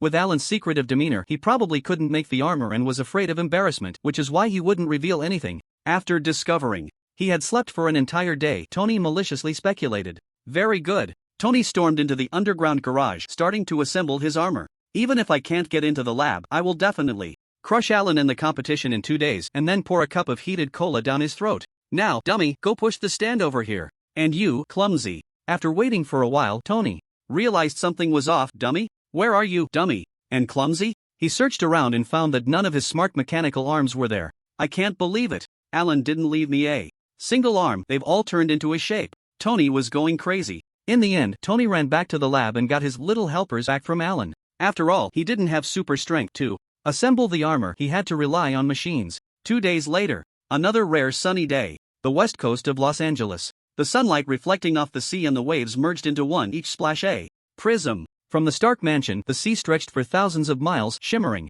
Sailboats and cruise ships moved across the surface, creating a tranquil scene. But even this tranquility couldn't diminish the tension inside Stark mansion today. In the cold-toned underground garage, sunlight slanted in from the entrance, dividing the 100-square-meter space into dark and bright halves. Alan walked into the underground garage, and under the sunlight, the tips of his hair seemed somewhat transparent, enveloped in a layer of golden glow. Tony sat at the far end of the garage, wearing a felt hat that perfectly matched the mood, its long brim casting a shadow over his face. I'm here, Alan said coldly. I've been waiting for you for a long time. Tony's eyes were hidden beneath the brim. You're destined to lose, you shouldn't have come. As soon as Tony finished speaking, a burst of intense, sharp music suddenly blared, echoing through the garage as if someone might pull out a gun at any moment. WTF. Tony jumped in surprise. He really leaped out of his chair. Perhaps feeling that he had lost his momentum, he conceded a point. Tony took off his hat and slammed it on the table, exasperatedly asking, Jarvis, what the hell is this music? Mr. Stark, this is Extreme Ways, which Master Alan asked me to play in advance. It's a theme from the movie The Bourne Identity.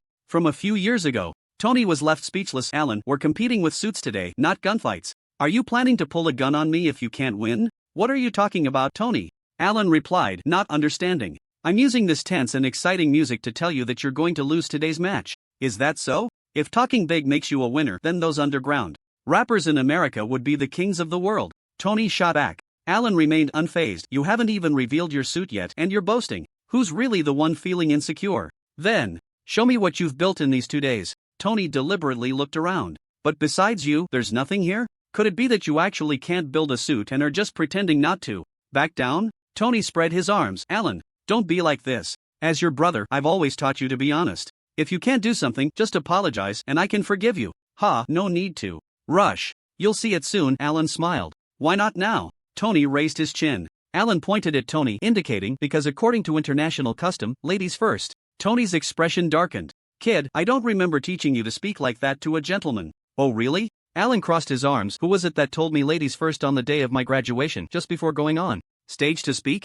That was almost a year ago. Tony pinched the bridge of his nose. But you taught a little gentleman how to speak to another gentleman. Alan maintained his stance. Alright, fine. It's my fault, but you can't say things like that again. It's very rude. Tony was rarely serious. Alan nodded. Of course not, I only say such things to you. Tony simply turned away, no longer wanting to exchange harsh words with this little brat. Tony stood in front of the experimental area he had set up. In the center of the area was a huge frame. Beneath the frame stood a 2-meter-tall figure covered by a large black cloth. Its edges pushed up the black cloth, resembling a humanoid shape. That was clearly Tony's suit. You should feel honored. Tony spread his arms. You will witness the debut of the greatest masterpiece in the world. And you'll witness it twice. Alan did not deny it. That seems to be the case. Go ahead, please start your performance. Tony's expression became a bit more serious. He kept his arms outstretched. Let's begin, Jarvis. Creak. After the command was given, several mechanical arms extended from the frame behind Tony, pulling away the black cloth. A steel-colored suit suddenly appeared.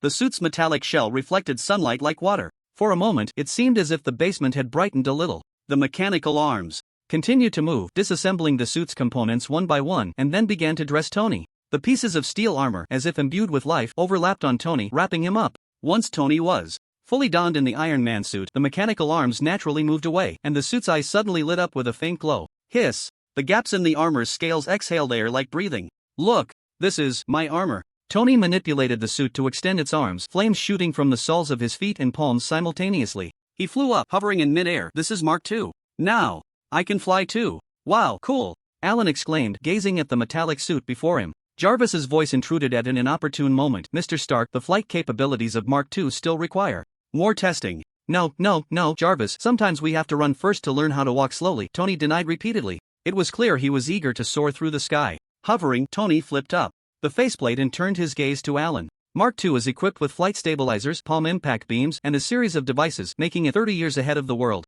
Now it's your turn. Where's your armor? However, Alan did not respond immediately. Instead, he walked around Tony. Constructed entirely of titanium steel, powered by a new energy core equipped with the Jarvis system. It truly is a masterpiece of its time. Then he shifted the conversation, but that's still far from enough. I remember there was gold in the spare materials and you didn't use it? That will be a flaw. Tony was puzzled. Why would adding gold to the armor be necessary? That's redundant. In a few minutes, you'll find the answer to that question on my armor. Alan retracted his admiration, rolled up his sleeves, revealing 2 glowing wristbands. Watch closely, this is my armor. Jarvis, initiate the program. Beep. An electronic sound passed and the lights on Alan's wristbands turned red. Then a roar came from the garage above, accompanied by the sound of various things shattering. Tony looked strange. It seems something in my lab broke. What are you up to? That might be a little mishap with the planned route. Look, it's coming. Suddenly, Alan floated up, spreading his arms in the air. The next moment, a red and blue oval flying pod spewing flames flew in from outside the garage. Is your armor just a big metal can? That would be, my god, how is this possible? Tony instinctively began to tease but quickly fell silent. The red and blue flying pod began to disassemble upon entering the garage. Steel armor components unfolded in the air, spewing flames, perfectly adhering to Alan's back.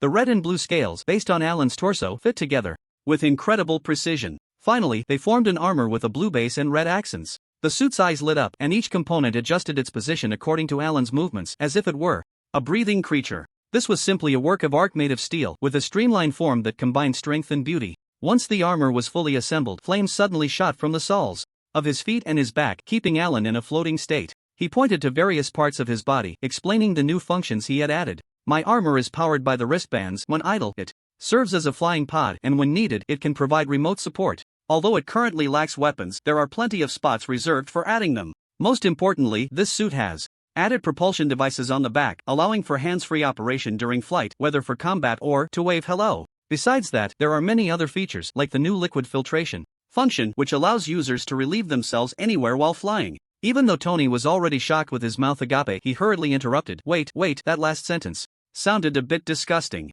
Are you planning to pee while wearing the armor? Don't you find that gross? Oh, really? I thought you would like that feature, Alan said with a vacant expression. Others might not know, but he certainly understood Tony well. This liquid filtration function had been boasted about by Tony in the movie. The reason he interrupted him now was probably that Tony, being the old fuss budget he was, couldn't stand the stimulation and had to nitpick. Like it? You're joking. Such a disgusting and useless feature is an insult to the armor, Tony said seriously. Alan raised an eyebrow. Well, anyway, I won this match, right? He counted on his fingers. Your armor has fewer functions than mine, and it's not as convenient to wear with such a big gap, so... No. Alan, you've misunderstood something. Tony quickly began to clarify. What is armor? It's a weapon. The main function is combat. Having so many extra capabilities is a waste of time. So, Alan gestured for Tony to continue. So, when comparing armor, the most important thing is to compare their performance, like speed, environmental adaptability, and strength. I have no objections. So how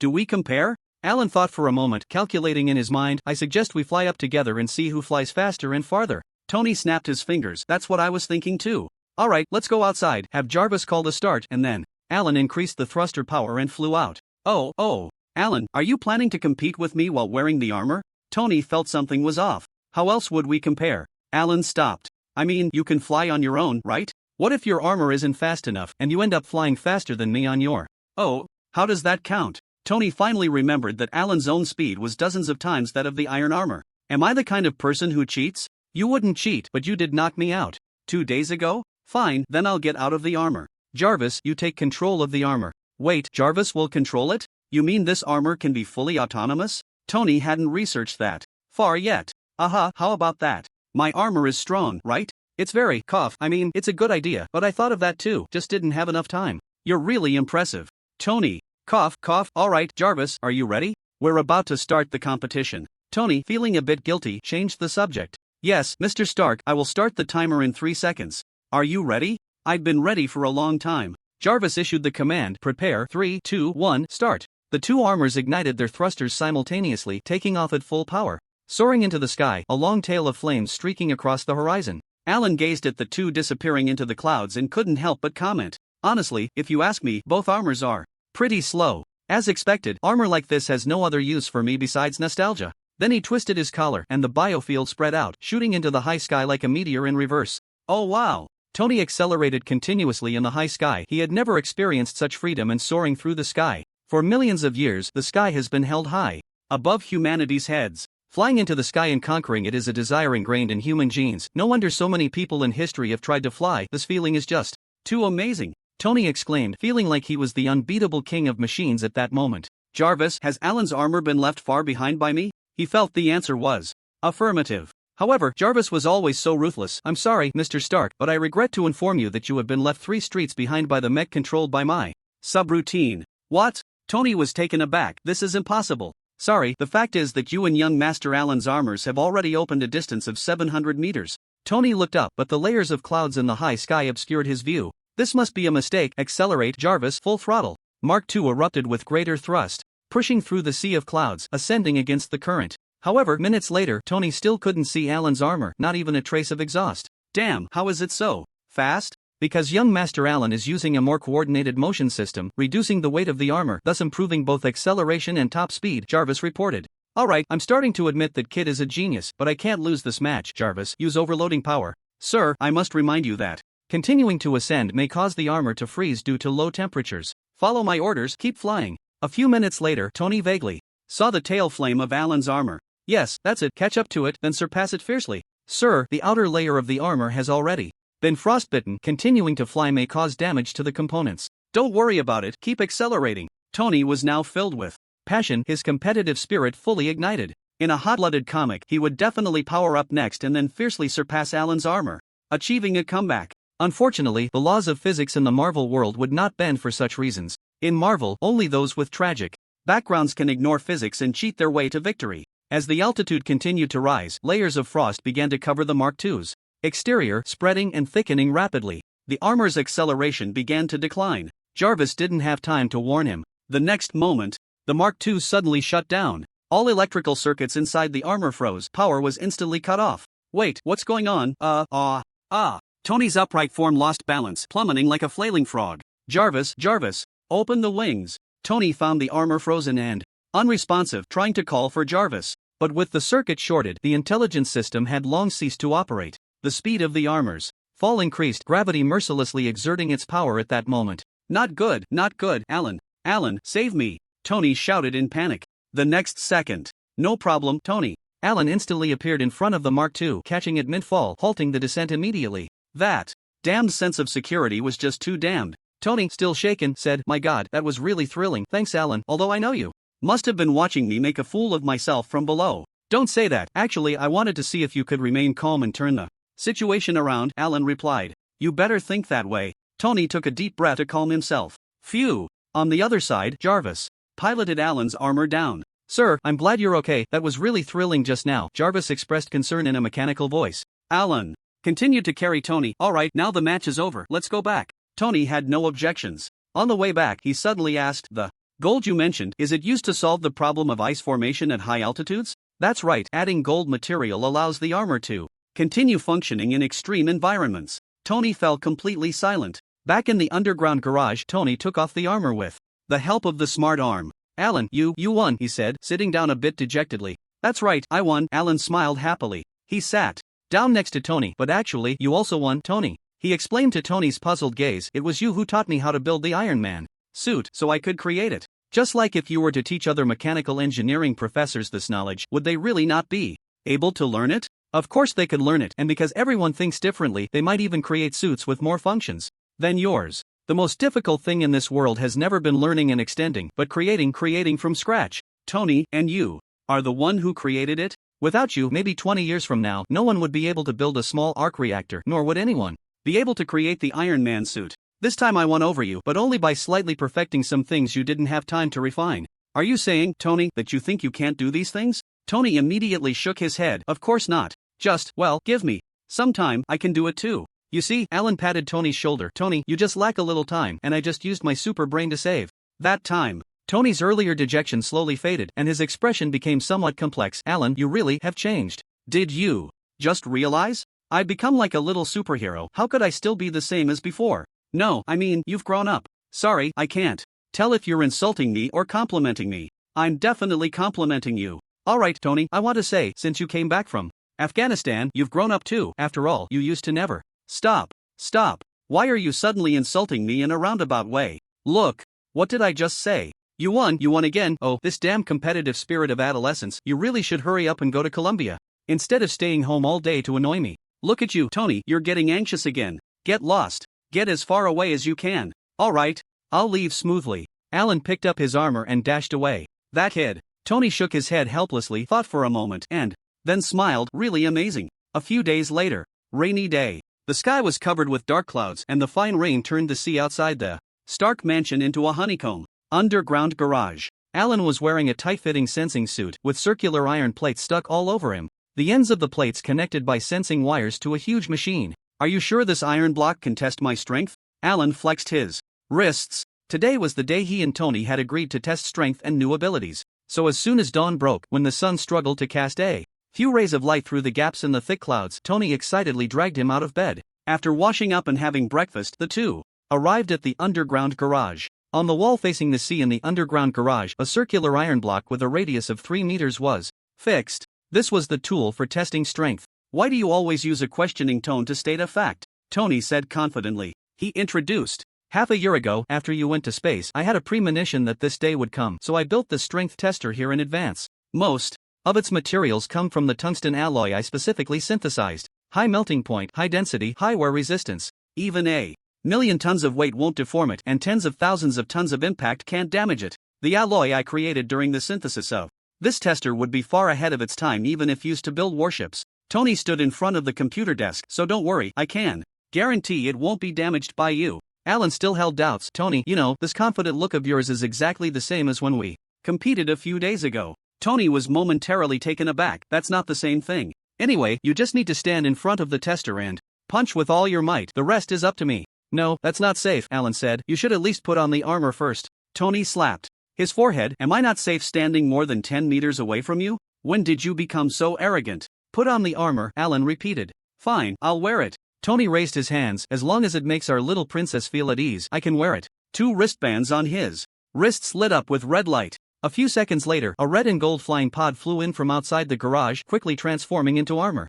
That enveloped Tony. Mark III. This was the new armor Tony had created by directly replicating Alan's data over the past few days. This armor, aside from the energy source not being made from the new element, had almost the same functions as the Mark VII from the movies. It's worth noting that the Mark VII was the armor that debuted in Phase 1 of the Avengers, boasting incredibly powerful features. Note, Alan helped a bit to finish it so quickly. Another note, Tony deliberately focused on the liquid circulation function, intentionally excluding it in front of Alan, knowing he would suffer for it in the future and then succumb to the truth is fragrant law. Is it good now? Tony stretched his legs and made a gesture. I look forward to your performance. Alan rolled his eyes. This old man even had to copy his lines. I hope this tester you built is as tough as your mouth. He stood in front of the entirely black tester, took a deep breath, and for a moment, the airflow in the basement began to swirl into a wind. On the other side, Tony had never seen such a scene, looking around at the papers flying in the wind, somewhat dumbfounded. Then he saw Alan slowly crouch down, his muscles bulging like the most perfect stone sculptures.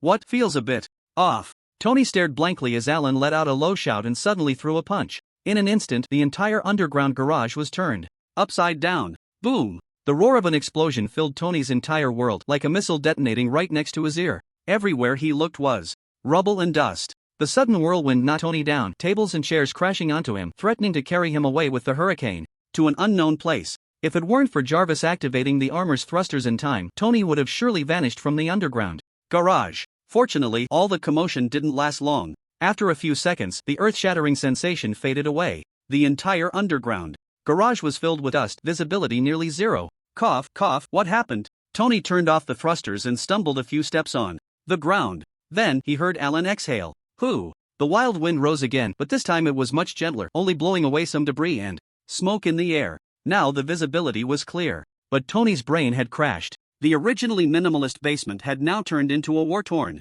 version of Syria, full of holes, like a dangerous building. Everything that was once in the room, glass, machinery, lights, was gone. The dozen or so limited edition sports cars parked in the underground garage were gone. Even the tester on the wall, which he believed could withstand almost any impact, was left with only an empty space. On the other side of the void was the misty sea. My God, time moved to the afternoon. The location was a patch of grass on the outskirts of Los Angeles. The characters were still Alan and Tony, the two brothers. A light rain continued to fall, and Alan, wearing a shirt, was banging incessantly on a huge round iron post. "You said this iron post could withstand my strength," he complained. "As a result, I didn't even use half my strength, and it went from flat to convex. And it fell into the sea, forcing me to dive underwater to fish it out." "Come on, Alan." Tony stood 50 meters away, wearing his iron suit, manipulating the computer to calibrate data, responding via radio. "Even God wouldn't expect your strength to be so outrageous. God knows you've only been in the sun for half a year. How could your strength increase so dramatically?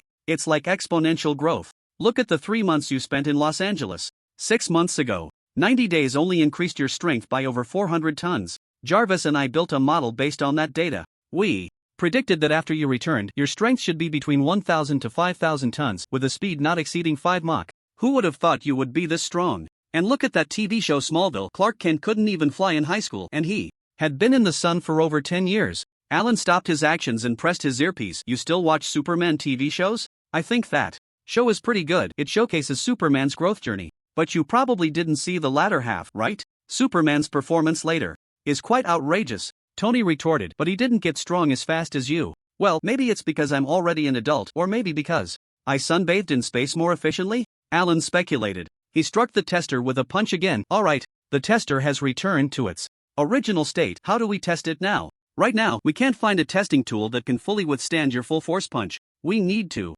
change our method and use multidimensional data to estimate the approximate value." Tony always had flexible solutions. "What do you want me to do?" Alan asked. "Exert force in the air. It shouldn't affect your state, right?" "It won't affect me. I have a biological force field." Tony adjusted all the instruments and said over the radio, "Then you fly up, just like Superman pushing an asteroid, and push down on that tester.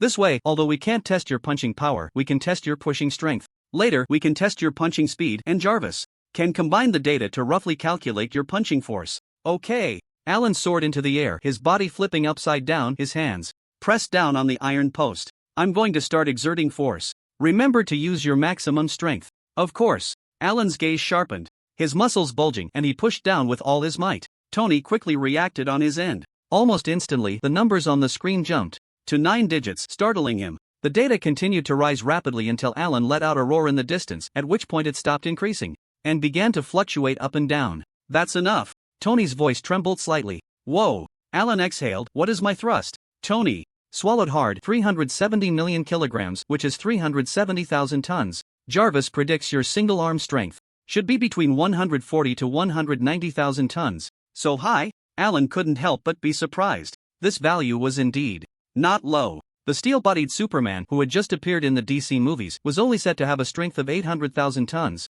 Although that was during his first appearance and he hadn't fully developed yet, he had still been basking in the sun for over 20 years. Yet, Alan had only been exposed for a little over half a year. Moreover, such strength was basically enough for him to be invincible on Earth.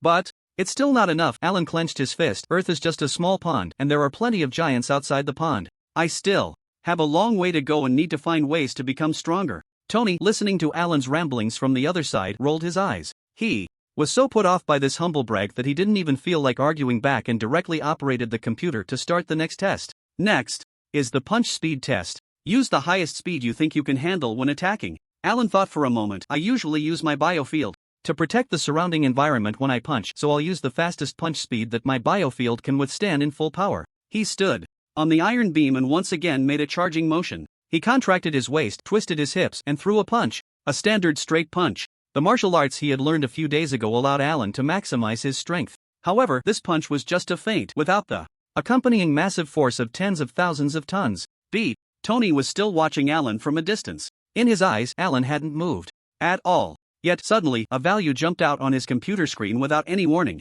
10,769 meters per second, nearly 32 Mach. "Is this your maximum speed when you exert force?" Tony leaned on the table, staring intently at the screen. Alan thought Tony felt the same way he did. Thinking this speed was too slow. "It's a bit slow. Actually, I can go faster, but if I exceed this speed while going all out, my biofield will be breached, affecting the surrounding environment just like this morning in the garage." Tony clicked his tongue. "You can actually go faster. This is simply godlike." "God? Gods are just like that. This is still far from enough. Once I become stronger, my biofield will also strengthen, and this punch speed can increase." "Not enough?" Tony found it hard to believe. "Do you know how powerful it is to throw a punch weighing over 10,000 tons at this speed? Probably like a small meteorite falling to Earth." Tony wiped his face with both hands. Pretty much. Jarvis, tell him the specific value. Yes, sir. Young Master Allen, based on the model calculations. At an instantaneous acceleration of 31 Mach, your single-arm full power punch can unleash over 15 trillion newtons of impact force in 1 second, equivalent to the simultaneous explosion of 240 Hiroshima atomic bombs. At this moment, Tony slammed the table heavily. That's equivalent to the power of 360,000 tons of TNT. And this doesn't even account for the fact that your fist has a small contact area, which would increase the pressure. Jarvis added, yes, young Master Allen, you are now essentially a walking high-explosive hydrogen bomb with unlimited firepower. Tony took a deep breath, feeling incredibly excited. Who would have thought that this little brother, who argued with him every day, would hide such immense power? Do you still think your strength is not enough? I don't understand why you were so eager to become stronger. Wasn't I protective enough of you when we were kids? No, Tony, you were definitely good to me, even carrying me on your neck when chasing girls. But there are many other reasons behind it. Alan thought for a moment and realized that Tony's words weren't entirely wrong. He was just a child who worried every day about the Time Management Bureau coming to arrest him, which left him with a psychological shadow, so now he yearns to become stronger. Having experienced the most powerless days of anxiety, he understands even more how important it is to have power in hand. What's the reason? Because I'm too busy chasing girls. You're jealous and want to beat me up with superpowers? Tony said, his mind a bit confused, casually mocking. Then I really should beat you up. Alan pressed his communication earpiece. Alright, let's move on to the next test. There's more to shock you later. For the next hour, Alan conducted tests in succession: thermal ray temperature tests, freezing breath range tests, X-ray vision tests, flight tests. Tony's exclamations went from sheer horror at the beginning to a state of near collapse later on. From God to bullshit, and then to you really should die. It's not that Tony was numb, it's just that Alan was too good at showing off. A thermal ray with a temperature of 6,000 degrees, adjustable in power and range, was barely usable in his words. A freezing breath capable of instantly freezing several kilometers of land, he claimed, was still far from sufficient. X-ray vision that could see through the entire globe, he said, couldn't penetrate lead, had flaws, and was better off not being used. Even superhearing, he could say, was too noisy and not very useful. After the whole process, Tony had no other thoughts. He just wanted to give Alan a hard kiss with his size 42 leather shoe on his face. So what's next? What's the next ability to test? Tony sat slumped in his chair, his eyes dull, one hand weakly sliding the mouse. The next ability. Well, that's it, we're done testing, Tony. Alan shrugged. Done testing? Tony perked up as if he had heard good news, straightening his back. He enlarged the chart on the computer. I thought you could list an entire page of abilities for me. An entire page? That's a bit exaggerated. Alan flew over to Tony. Why is it impossible? Tony said dramatically, I remember you said you had all of Superman's abilities. I thought you were going to show off. Like the time reversal ability in Superman 1, or using thermal rays to heal wounds. Alan landed in front of Tony. Don't joke around, how could I possibly have such abilities? You said it, you have all the abilities Superman has, Tony emphasized. I still remember your earnest expression when you said that in the garage. Alan was left speechless. He had been hit by his own boomerang. Who let this world not have Henry Cavill's Superman yet? Other cinematic superheroes were much stronger than him. So what he was comparing in his heart at that time was actually just Henry Cavill. Alan sighed. Alright, I take that back. I actually only have the abilities of Kryptonians. Superman is so strong because he's the main character in the comics. His Kryptonian peers aren't as powerful as he is.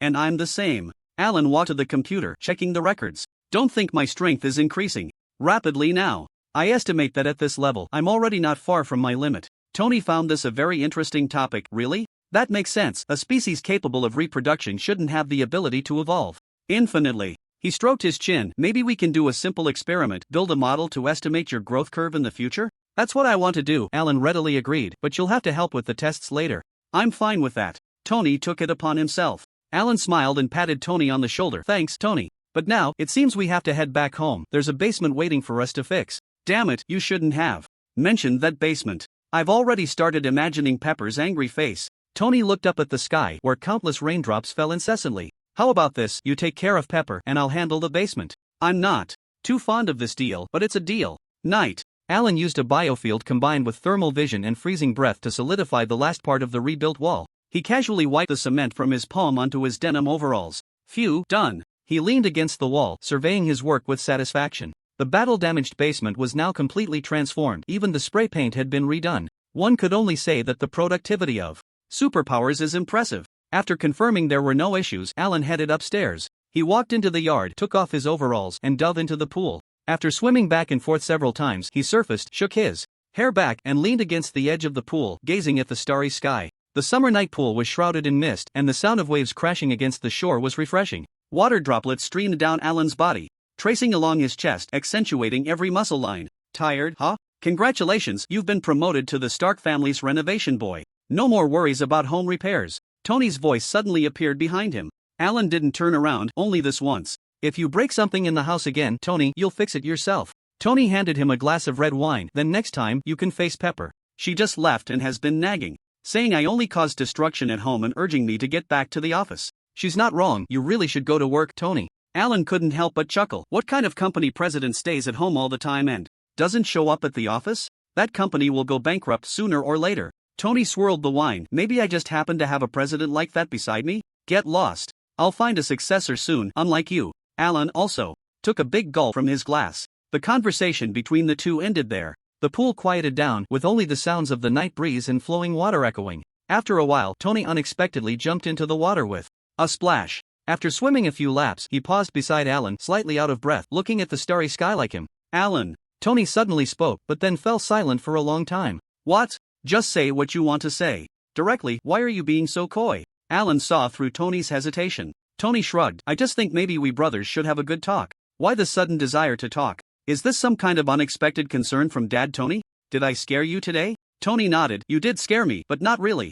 I just never thought your power would become so outrageous as it did today. He paused, sipping his wine that has exceeded the limits of what the world can understand. The power of a single punch is equivalent to 3.6 million tons of TNT. There's no one in this world who can stop you from doing anything. Not even me, Tony said in awe. He looked at Alan's sculpted physique. You're too strong. If anyone else had participated in today's test, they might have been too scared to sleep tonight. Would you? Alan asked directly. Of course not. I'm your dearest big brother. You're the one who peed on me when you were 2, and I'm still the big brother who takes you to dances to see pretty girls. How could I possibly worry or be afraid just because you've gotten stronger? I can only be happy for you. Tony was sincere and heartfelt. Alan knew that Tony never lied because no one was qualified to make him choose to lie. Moreover, in that moment, Tony's tone was incredibly gentle, like flowing water, making it natural to believe him. I know, Alan.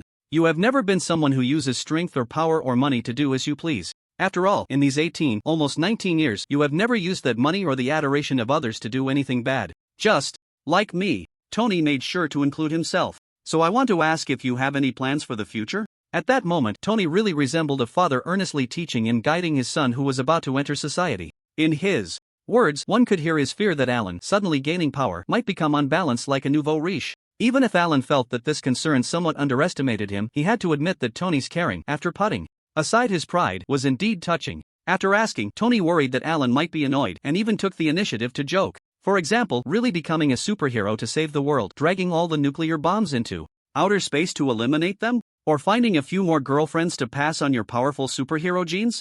Come on, tell me, you look like you're not confused at all. You must have your own ideas, satisfy your older brothers. Curiosity. Tony coaxed. Anyway, if I had that ability, I'd date 10 cover girls in one night, then fly out of Earth to see if there are any aliens, and hopefully meet a few alien beauties. Alan chuckled in disbelief. This was indeed something Tony would do. There probably aren't any alien beauties, just face-hugging aliens waiting for you. He played along with the joke. I'm not quite like you, I actually don't have that many thoughts. I'll just live as I have before. I used to be the second young master of Stark Industries. Everywhere I went, I was met with smiles, and the world offered me kindness. Now I've gotten stronger, but that won't change anything. I have no reason to do bad things, right? Yes, very well said, kid. Tony nodded, his eyes filled with the satisfaction of my child has grown up. Alan took a deep breath. Tony, if you keep looking at me like that, I will definitely hit your but with the slippers Pepper just bought. I'm just your brother. You shouldn't always think of me as your son, okay? This time, Tony was unwilling. Alan, look at you, always so sensitive. Come on, maybe clinking glasses will make you feel like an adult. What you said implies that someone like me isn't an adult. Could it be that you are? Alan clinked glasses with Tony but didn't fall for the trap in Tony's words. He continued, I haven't finished what I was saying earlier. Although I don't plan to change my daily life, I will also start on another path. What path? Tony sat up straight in the water. The path of pursuing strength. Alan downed the red wine in his glass. Just that? But you're already strong enough. Tony was extremely shocked. This world doesn't have kryptonite, nor does it have anyone you can't defeat. Why do you need to get stronger? Alan smiled and said, not now. But there will always be in the future. Tony remained noncommittal. So how do you plan to get stronger? Continue sunbathing? Alan shook his head. Of course, I need to sunbathe, but relying solely on that, the height I can reach has its limits. So I plan to improve my strength from multiple aspects. Learn some magic, learn some qigong, and then learn some scientific knowledge. Then when I have enough knowledge, perhaps I can improve my physical limits through genetic research. The bright moon reflected in the water as Alan gently clenched his fist. Genetic research? Like the super soldier serum of Captain America? Tony had a bad feeling. That stuff shouldn't be useful to you, right? It's indeed useless, but what I want to study is my own genes. Alan looked at Tony. It's the genes of Kryptonians. Tony was stunned for a moment, his expression changing. Are you sure you want to do this? Those who study Kryptonian genes in comics always end up creating Doomsday. It was clear that Tony had been reading a lot of DC comics lately and knew about Doomsday. That's a biological weapon of the Kryptonians, only knowing how to kill, only bringing destruction to the world. Even Krypton itself couldn't control that power. Tony's expression was serious. This is not a smooth path, nor a broad avenue. If Kryptonian genes were so easy to study, with so many super brains, Kryptonians would have become gods long ago. Alan, maybe you should think it over. There are many ways to become stronger without studying genes. I can help you look for them. Alan shook his head. I will try other methods, but I won't give up on improving my strength fundamentally through genetics. Tony, feeling a headache, submerged his face in the water to wash it. He felt like a parent facing a rebellious teenager, his mind full of ways to persuade, but not knowing where to start. So, Alan, have you thought about what would happen if you accidentally created something unexpected and became Doomsday? Tony guided. As I just said, no one on Earth can stop you. You can do whatever you want. And if you became Doomsday, what would happen to Earth? Isn't the only outcome destruction? You're being a bit extreme now, Alan. Alan stared blankly at Tony, lost in thought. In the original movie, Tony was actually a rather radical person. He never backed down when it was time to be aggressive, and he stuck to his decisions when faced with major choices. Just like the birth of Ultron and the Civil War in the Avengers. Part of the reason these events occurred was Tony's overly radical personality. Once he made up his mind, he never turned back. And now, it was this very radical person telling him that he was being a bit extreme. This made Alan start to reflect on whether he was indeed recklessly pursuing power without considering the consequences. Alright, I admit, directly studying Kryptonian genes is indeed a bit extreme. After a long while, Alan slowly nodded, causing Tony to breathe a sigh of relief. But the next second, Alan changed his tone. However, once I get some kryptonite, I will still start this research. Tony's eyes widened. Wait, kryptonite? Does our world have kryptonite? Are you joking? Of course, our world doesn't have it. Alan looked at Tony strangely. I meant to go to the DC world and get some kryptonite. Now Tony was confused. To DC? No, are we really going to start discussing the content of dreams at night? I'm serious. Alan shook his empty wine glass. I have a feeling that my time-traveling ability should allow me to cross over to the DC world. So once I get the kryptonite, I'll leave it in your hands. If I really become Doomsday, you handle me. Tony directly ignored the latter part of Alan's sentence. He was completely baffled. Let's not talk about kryptonite for now. Time travel? You have that ability? Is the DC universe really a real existence? Although theoretically this is indeed possible, Alan said, his expression darkening. I remember telling you on my birthday that I awakened my Kryptonian bloodline and time-traveling ability, and you didn't believe a word of it? In fact, Tony had never believed that Alan had awakened his Kryptonian bloodline. He thought it was just a genetic mutation that allowed him to grow stronger. In the sun. It was only after Alan returned from the universe, displaying more and more abilities similar to Superman's, that Tony began to take it seriously. However, Alan's other ability, the time-traveling one he had mentioned at the beginning, had long been forgotten by Tony. Ah, I just remembered. Tony pretended to have an epiphany. So, you can also travel to other worlds? Yes, that's right. Alan directly ignored Tony's feigned realization. The guy just forgot. My goodness, you're such a little genius. You've just proven the theory of parallel worlds or alternate dimensions. Tony exclaimed, then turned sincere. When you travel to other worlds, you must take me along for the experience. And if you're going to find kryptonite, you have to bring me too. Tony knew he couldn't persuade Alan any further, so he chose to join in. At least when you get turned into an ordinary person by kryptonite, I can take the opportunity to kick you a couple of times. Alan had grown accustomed to this awkward concern. After thinking for a moment, he didn't directly refuse. We'll see when the time comes. Alright, let's put the topic of pursuing power aside for now. Seeing that Tony still wanted to say something, he changed the subject. Let's go back to the house first. We still need to talk about those things I wanted to do a long time ago. Half an hour later, Alan and Tony sat around the workbench in the lab. Tony, in a bathrobe, listened to Alan's words, his expression growing increasingly serious. There are only 3 things I want to do this time. Alan raised his fingers as if he were asking Tony to help him take 3 lives. The first thing is to deal with Obadiah. That goal has already been accomplished. I've been emphasizing that he had problems, and this time it was proven. The second thing is to deal with the 10 rings. They kidnapped you, so I'll help you take them out. I'll start acting tomorrow. The third thing is to investigate the truth behind our parents' deaths. Up until now, everything was fine. But when it came to the third thing, Tony couldn't sit still. The truth? What truth? Didn't they die in a car accident? Alan couldn't directly say that he already knew the killer was the Winter Soldier, Bucky. There was no basis for that, and he couldn't provide evidence. Moreover, his target wasn't just Bucky. Only the entire Hydra combined was worth him showcasing his strength. I've always had my doubts. Alan clasped his hands under his chin, looking very profound. I wondered if it really was an accident. Why did the most vulnerable me survive while they died? Alan, that's because the car caught fire and they couldn't escape. You were thrown out and your neck was wrapped in baby blankets twice. At that moment, Tony's thoughts were surprisingly clear. But deep down, he felt an impulse, wanting to believe everything Alan said immediately. Perhaps he had been waiting for someone to tell him, your parents' deaths were not an accident, for a long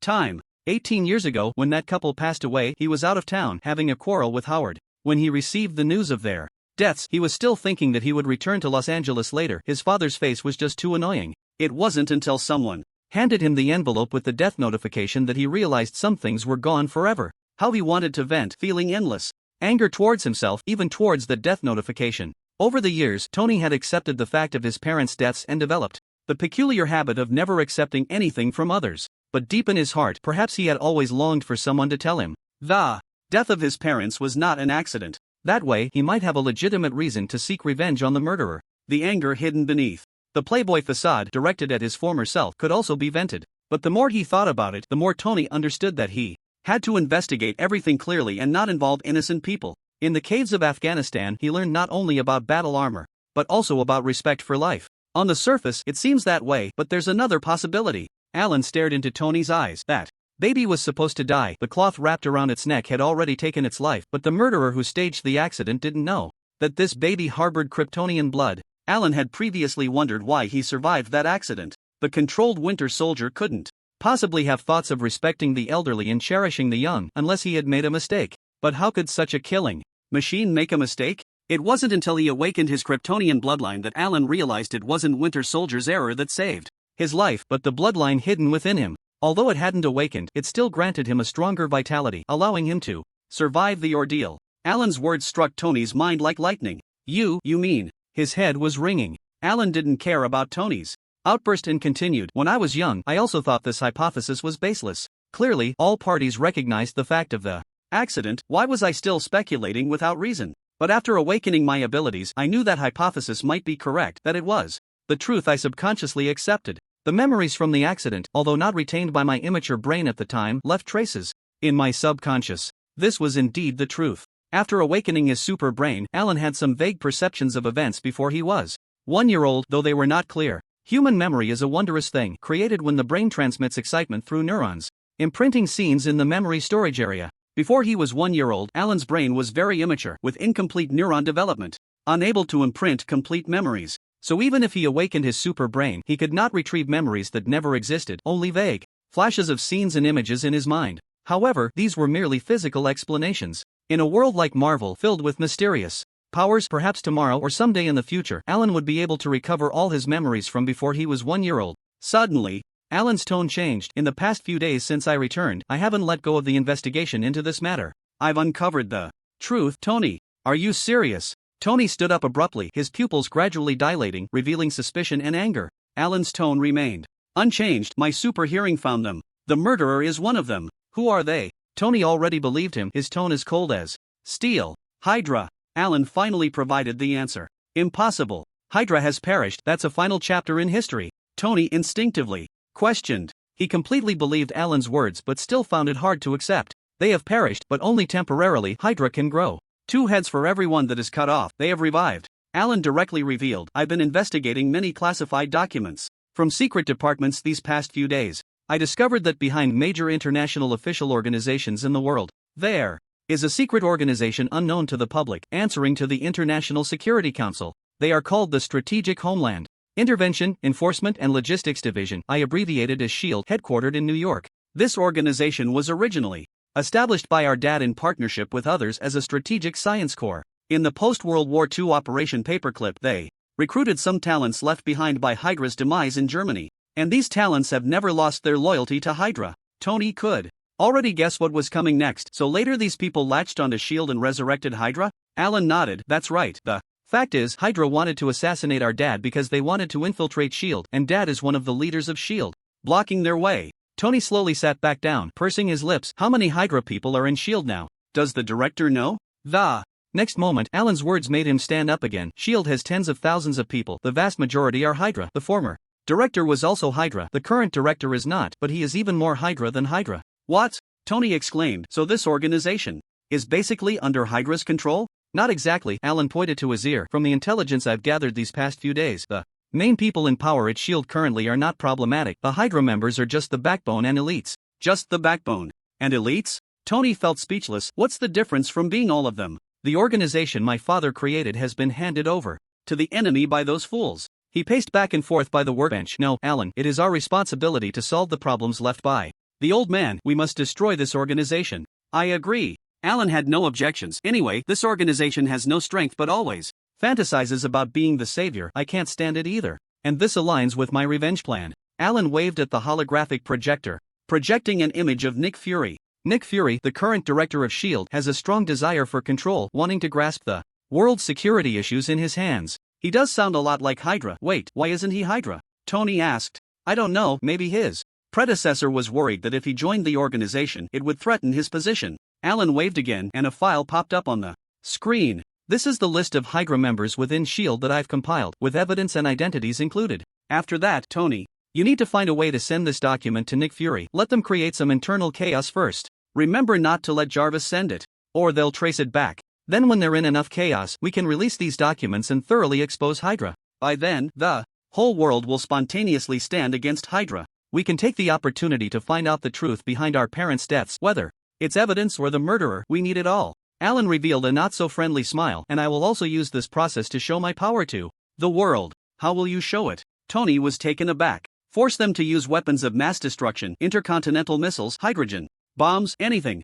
Then I'll go and take a missile hit with my body and punch down one of their military bases. Alan poured himself a glass of water. This way, it shows both defense and attack capabilities and also indicates that I won't hold back when I strike. I believe that after that, even if I'm wearing a Superman costume coming in and out of the house, no one will dare to casually provoke me. Tony imagined the scene of Alan being bombarded by missiles, opened his mouth. Isn't this a bit too risky? Don't worry, I'm not in a hurry to find death.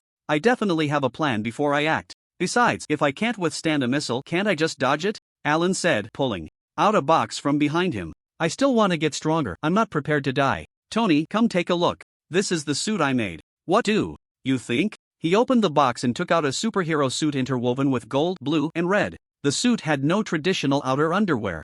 It was entirely dark blue, with a golden inverted pentagon embedded with an S symbol on the chest and a red cape fixed at the shoulders. This superhero suit is made from Kevlar fibers, bulletproof, soft, and most importantly, very cool. Even though Tony felt heavy-hearted, he couldn't help but comment, looks good. I have to be thankful you didn't wear the underwear on the outside. And that S, I remember it means hope, right? No, it now stands for Stark, the first letter of Stark. Alan flicked the S. Starting tomorrow, I'll wear this suit to Afghanistan to eliminate the 10 rings. From now on, I will be Superman. It seems you've forgotten about me. I'm going too, Tony said, seriously, grabbing Alan. This is my own trouble. I have to solve it myself. But you still have to execute our plan. Alan pointed at the projection. I think you must be very eager to find out the truth. Tony shook his head, but that doesn't stop me from going 10,000 kilometers away to deal with some despicable thugs while investigating the truth. Tony had been keeping an eye on the 10 rings these days. Those guys had significant power from Afghanistan to the Middle East. Within their sphere of influence, ordinary people faced daily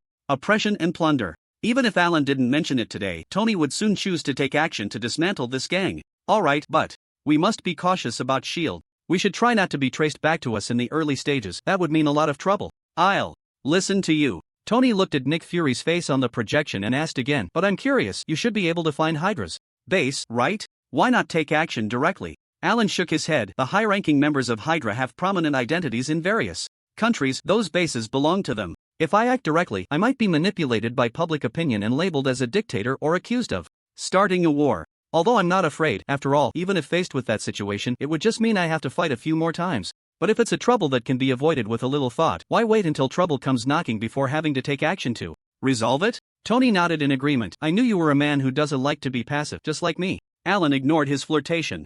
The reason I want to show my strength to the world is also for this. After all, I can't avoid using superpowers forever. My identity will eventually be discovered. And when my identity is exposed, the first thing all parties will do is test me. However, if others start Testing and showing intentions of invasion. Can I still hold back? But if I directly confront them, whether for maintaining their powers, authority or avenging their own, the result will be the same. They won't let it go easily. In the end, the outcome might evolve into me having to eliminate most of the armed forces in the world to return to a peaceful daily life. Since that's the case, I might as well plan to create a global enemy, directly showcasing enough power to make them fear in front of global forces. Tony couldn't help but applaud. Good idea. You've made the right choice, Alan. Thanks for the compliment. I just don't like being disturbed in my normal life. Alan put away his uniform. This is all I have to do, and I've told you everything. Now, Tony, you can finally rest easy, right? Tony smiled. I wasn't worried at all. By the way, can I ask a question? Why are you dressed up as Superman, looking like a baby in pajamas?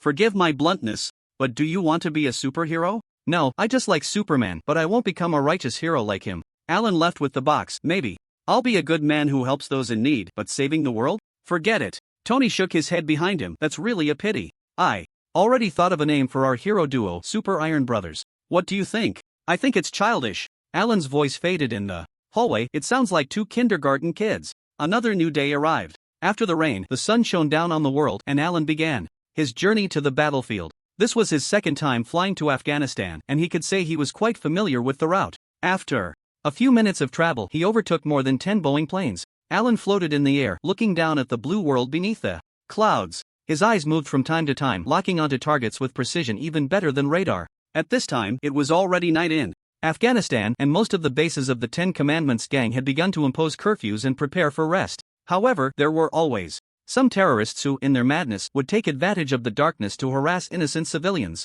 Alan's first target was precisely these people. You are first. He saw two armed terrorists violently kicking the door of a civilian's house. He tilted his body and instantly fell downward. The biofield enveloped him, allowing Alan to descend silently like a grim reaper. As he landed, he dispersed the force field, causing the ground beneath him to crack like a spider web, producing a dull thud. This sound startled the two terrorists who had just kicked open the door. They turned around with their guns, and upon seeing Alan's bizarre outfit, they immediately cursed and approached him. Dari? Are you Iranians or Tajiks? Alan asked in Dari. He had learned most of the official languages on Earth in the past few days and could understand the two stream of Dari curses, but the two remained indifferent, even trying to press their gun barrels against his forehead. Alan shook his head. It seems you don't want to communicate. Then goodbye. He reached out with both hands, like a phantom, grabbing the necks of the two and lifting them above his head, gently twisting them. With two crisp cracks, the two terrorists dropped their heads. Breathless, Alan casually tossed aside the bodies and was about to leave when he thought of something and turned to look at the family, huddled together in fear inside the house. This was a typical Pashtun family. The elderly father had a full beard, deeply sunken eyes, waxy skin, and cracked lips. The mother and two daughters wore long robe dresses with brown and orange combinations typical of Pashtun attire. They all looked at Alan in fear, trembling, unable to speak, desperately trying to hide their daughters' heads in their arms. You don't need to worry about the consequences of these two dying here, Alan said in Pashto, the official language of Afghanistan. It's late, go back to sleep. By tomorrow morning, the nearby terrorist organizations will be gone. After saying this, Alan turned and floated in the air, scanning for the next target. Please, please. Just as he was about to leave, a tender voice suddenly called from inside the house. Alan turned back to see the youngest girl in the family. The girl, around 7 or 8 years old, was being silenced by her frightened mother, but still struggled to pull her mother's hand away and timidly asked, Are you Superman? Alan, dressed in the uniform he made himself, with a red cape, appearing at a critical moment and flying, indeed looked like a superhero. However, Alan was momentarily stunned. He didn't expect Hollywood's cultural export to be so powerful that even suffering families far away in Afghanistan knew about Superman. But thinking back, a few years ago, before the Americans came here, there must have been a rich entertainment life. I'm not, but it's fine if you call me that. Alan first smiled and answered the little girl's question, then comforted the two parents. It's okay, I'll be leaving soon, and those guys from the Ten Commandments gang will be too. So you're here to help us? The little girl suddenly asked again, and after getting an answer, she grew bolder. Just like you fight off those bad guys on TV? Alan paused for a moment before nodding. That's right, I'm here to drive away the bad guys, and they won't bully you anymore. That's great. Superman, you're amazing. The little girl cheered, breaking free from her mother's hand and running towards Alan, wanting to hug his leg. Alan chuckled silently, landed on the ground, squatted down, and pressed down on the little girl's head. What's your name? Shafika. My name is Shafika Mazari. Okay, Shafika, listen to me. You should go back to your room now, lie down on your bed, and have a good dream. That way, when you wake up tomorrow morning, all the bad guys will be gone, okay? The little girl didn't agree. She looked at Alan with her big eyes. Are you going to leave, Superman? Shafika, Alan answered evasively, tapping the little girl's forehead with his Index finger. Next time, you can't easily talk to strangers, and you have to listen to your mom. After saying that, Alan stood up, took a step back, and flew into the clouds with a whoosh. The little girl's family rushed into the yard, looking at the pitch-black night sky, overwhelmed with shock. God bless, that really is Superman. The father made a gesture of prayer.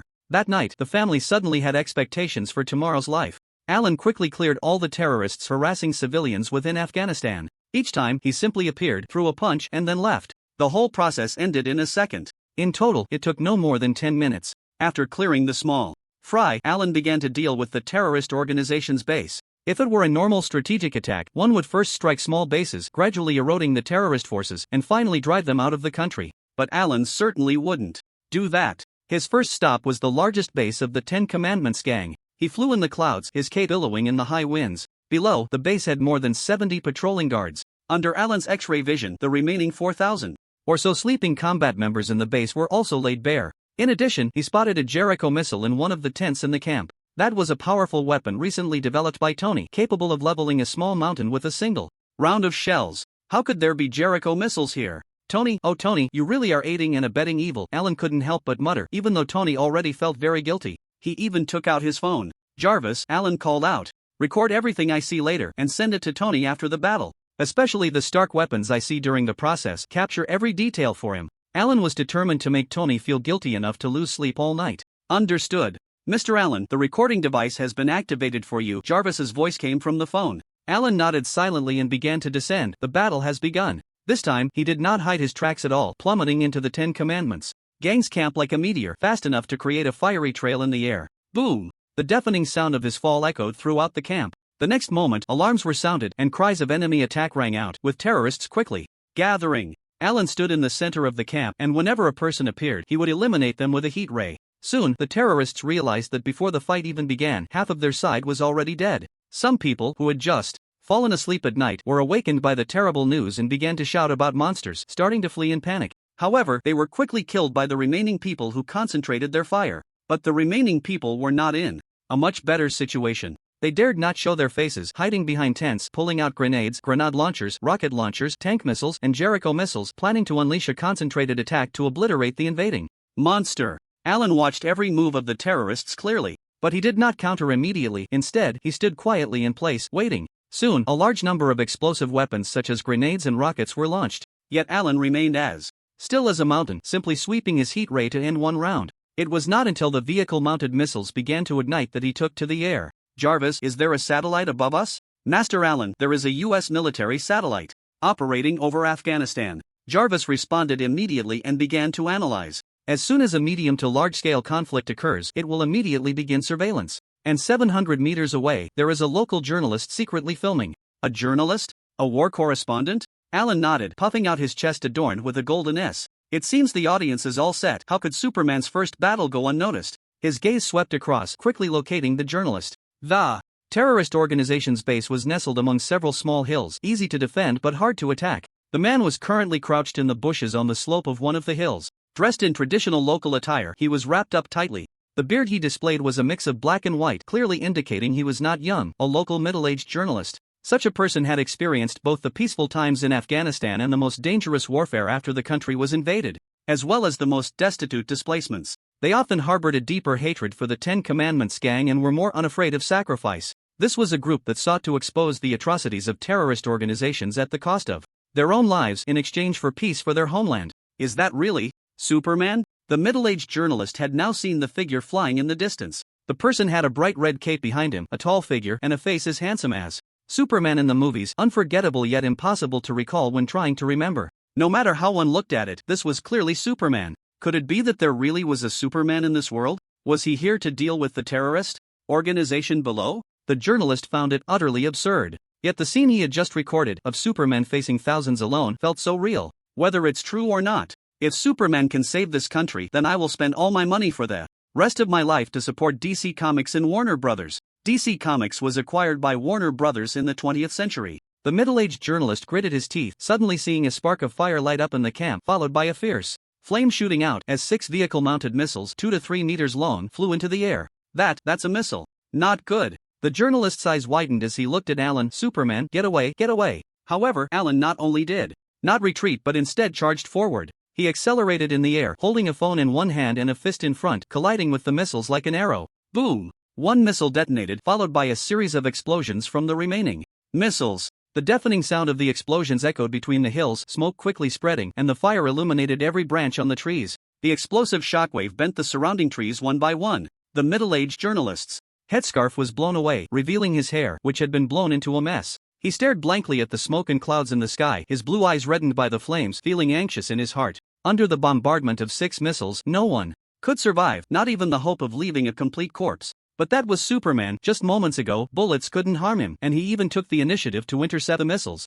What if? It was as if he was responding to the middle-aged reporter's expectations. Suddenly, a fierce wind blew through the smoke. Whoosh! Whoosh! The wind was fierce but not swift, and within seconds, it cleared away the mushroom cloud that was about to rise, revealing an unscathed figure. It was Superman. The cape behind Superman was still fluttering, and he was completely unharmed. No, not only was he unharmed, but those missiles couldn't even leave a trace of gunpowder on him. Allah is great. I knew it. I knew he could do it. The middle-aged reporter jumped up, his face flushed with excitement, pumping his fists in joy, forgetting that he had exposed his position. He looked at Superman, and in that moment, it felt like he saw hope. How many days and nights of anticipation had passed, waiting for the intervention of international organizations, but instead, a miracle had arrived. The terrorists in the camp were just as excited as the middle-aged reporter. They too jumped up and down, shouting, but their cries were, "Monster, that's a monster!" Before long, gunfire erupted among the noisy terrorists, and another batch of deserters or those unwilling to be cannon fodder were shot down. Alan waited in the air for a moment, showing an interested expression. Oh, they've finally brought out the Jericho missiles. They plan to go down together. The Jericho missile has an extremely wide fire coverage area, and after the explosion, the area within 2 kilometers would be engulfed in flames. This group of terrorists intended to use the Jericho at such a close distance, planning to take Alan down with them. That's just right. I've never seen the power of Tony's masterpiece in person, and now I can finally experience it. Jarvis, don't forget to record this and send it to Tony, asking him how he can sleep at night. Of course, Mr. Allen, I've been recording all along. Jarvis was always so considerate. After a few minutes, the terrorists finally figured out how to operate the Jericho missiles, pushed them into the open space, and successfully ignited them. 3 Jericho missiles launched simultaneously, clearing out the stockpile at the base in one go. The 3 missiles accelerated in the air, and upon nearing their target, they disintegrated, blocking all of Alan's escape routes with dozens or even hundreds of small missiles. This was a no-angle coverage bombing. Tony's invention was indeed top-notch. As expected of Tony's latest work, Alan complimented. Suddenly, he thought of something, glancing at the reporter on the hillside. But I need to leave for a moment. With that, Alan's figure instantly vanished from the encirclement of missiles. Time was of the essence. He appeared beside the reporter in a flash, lifted him from the bushes, and in the blink of an eye, flew to another hill 3 kilometers away to set him down, then instantly returned to the center of the missiles. No need to worry, I'm back. It shouldn't be too late, right? Alan muttered to himself as he watched the approaching missiles.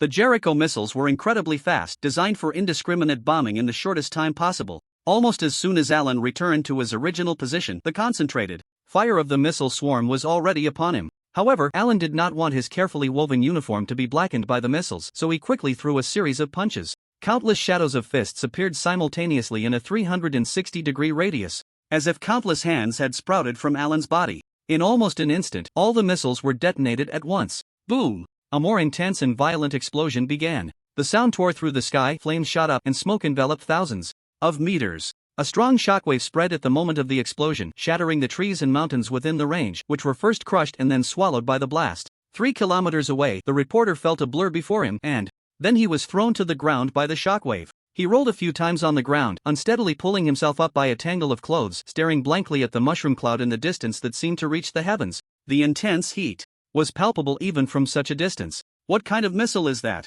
How can it be so terrifying? The reporter repeated in a daze. He still remembered the scene he had just witnessed, where the missile broke apart in the air into dozens of smaller missiles. Such a missile was simply impossible to counter. If it were used against the local defense forces, the outcome for his side would be unimaginably tragic. And where is Superman? He saved me just now. The reporter leaned weakly against a tree, gazing at the mushroom cloud. He knew I was hiding there, so he saved me. What a good person. Wait, he wouldn't have gone back to deal with the missile again, would he? In the next moment, a hurricane blew away the mushroom cloud, revealing Superman's figure, confirming the reporter's guess once more. My God, he is like a deity, the reporter exclaimed, looking at Superman, who remained unscathed. The figure in the sky stood silently for a long time. The sea of flames below had already been extinguished by him, and the scattered sparks were as sparse as the starlight above. However, Alan adhered to the principles of forest fire prevention and carefully checked again, extinguishing all remaining embers one by one. Then he looked down at the now flattened base of the Ten Commandments gang and leisurely scanned the surroundings. To the middle-aged reporter, those actions were that of a righteous Superman, ensuring that he had not let any evildoer escape.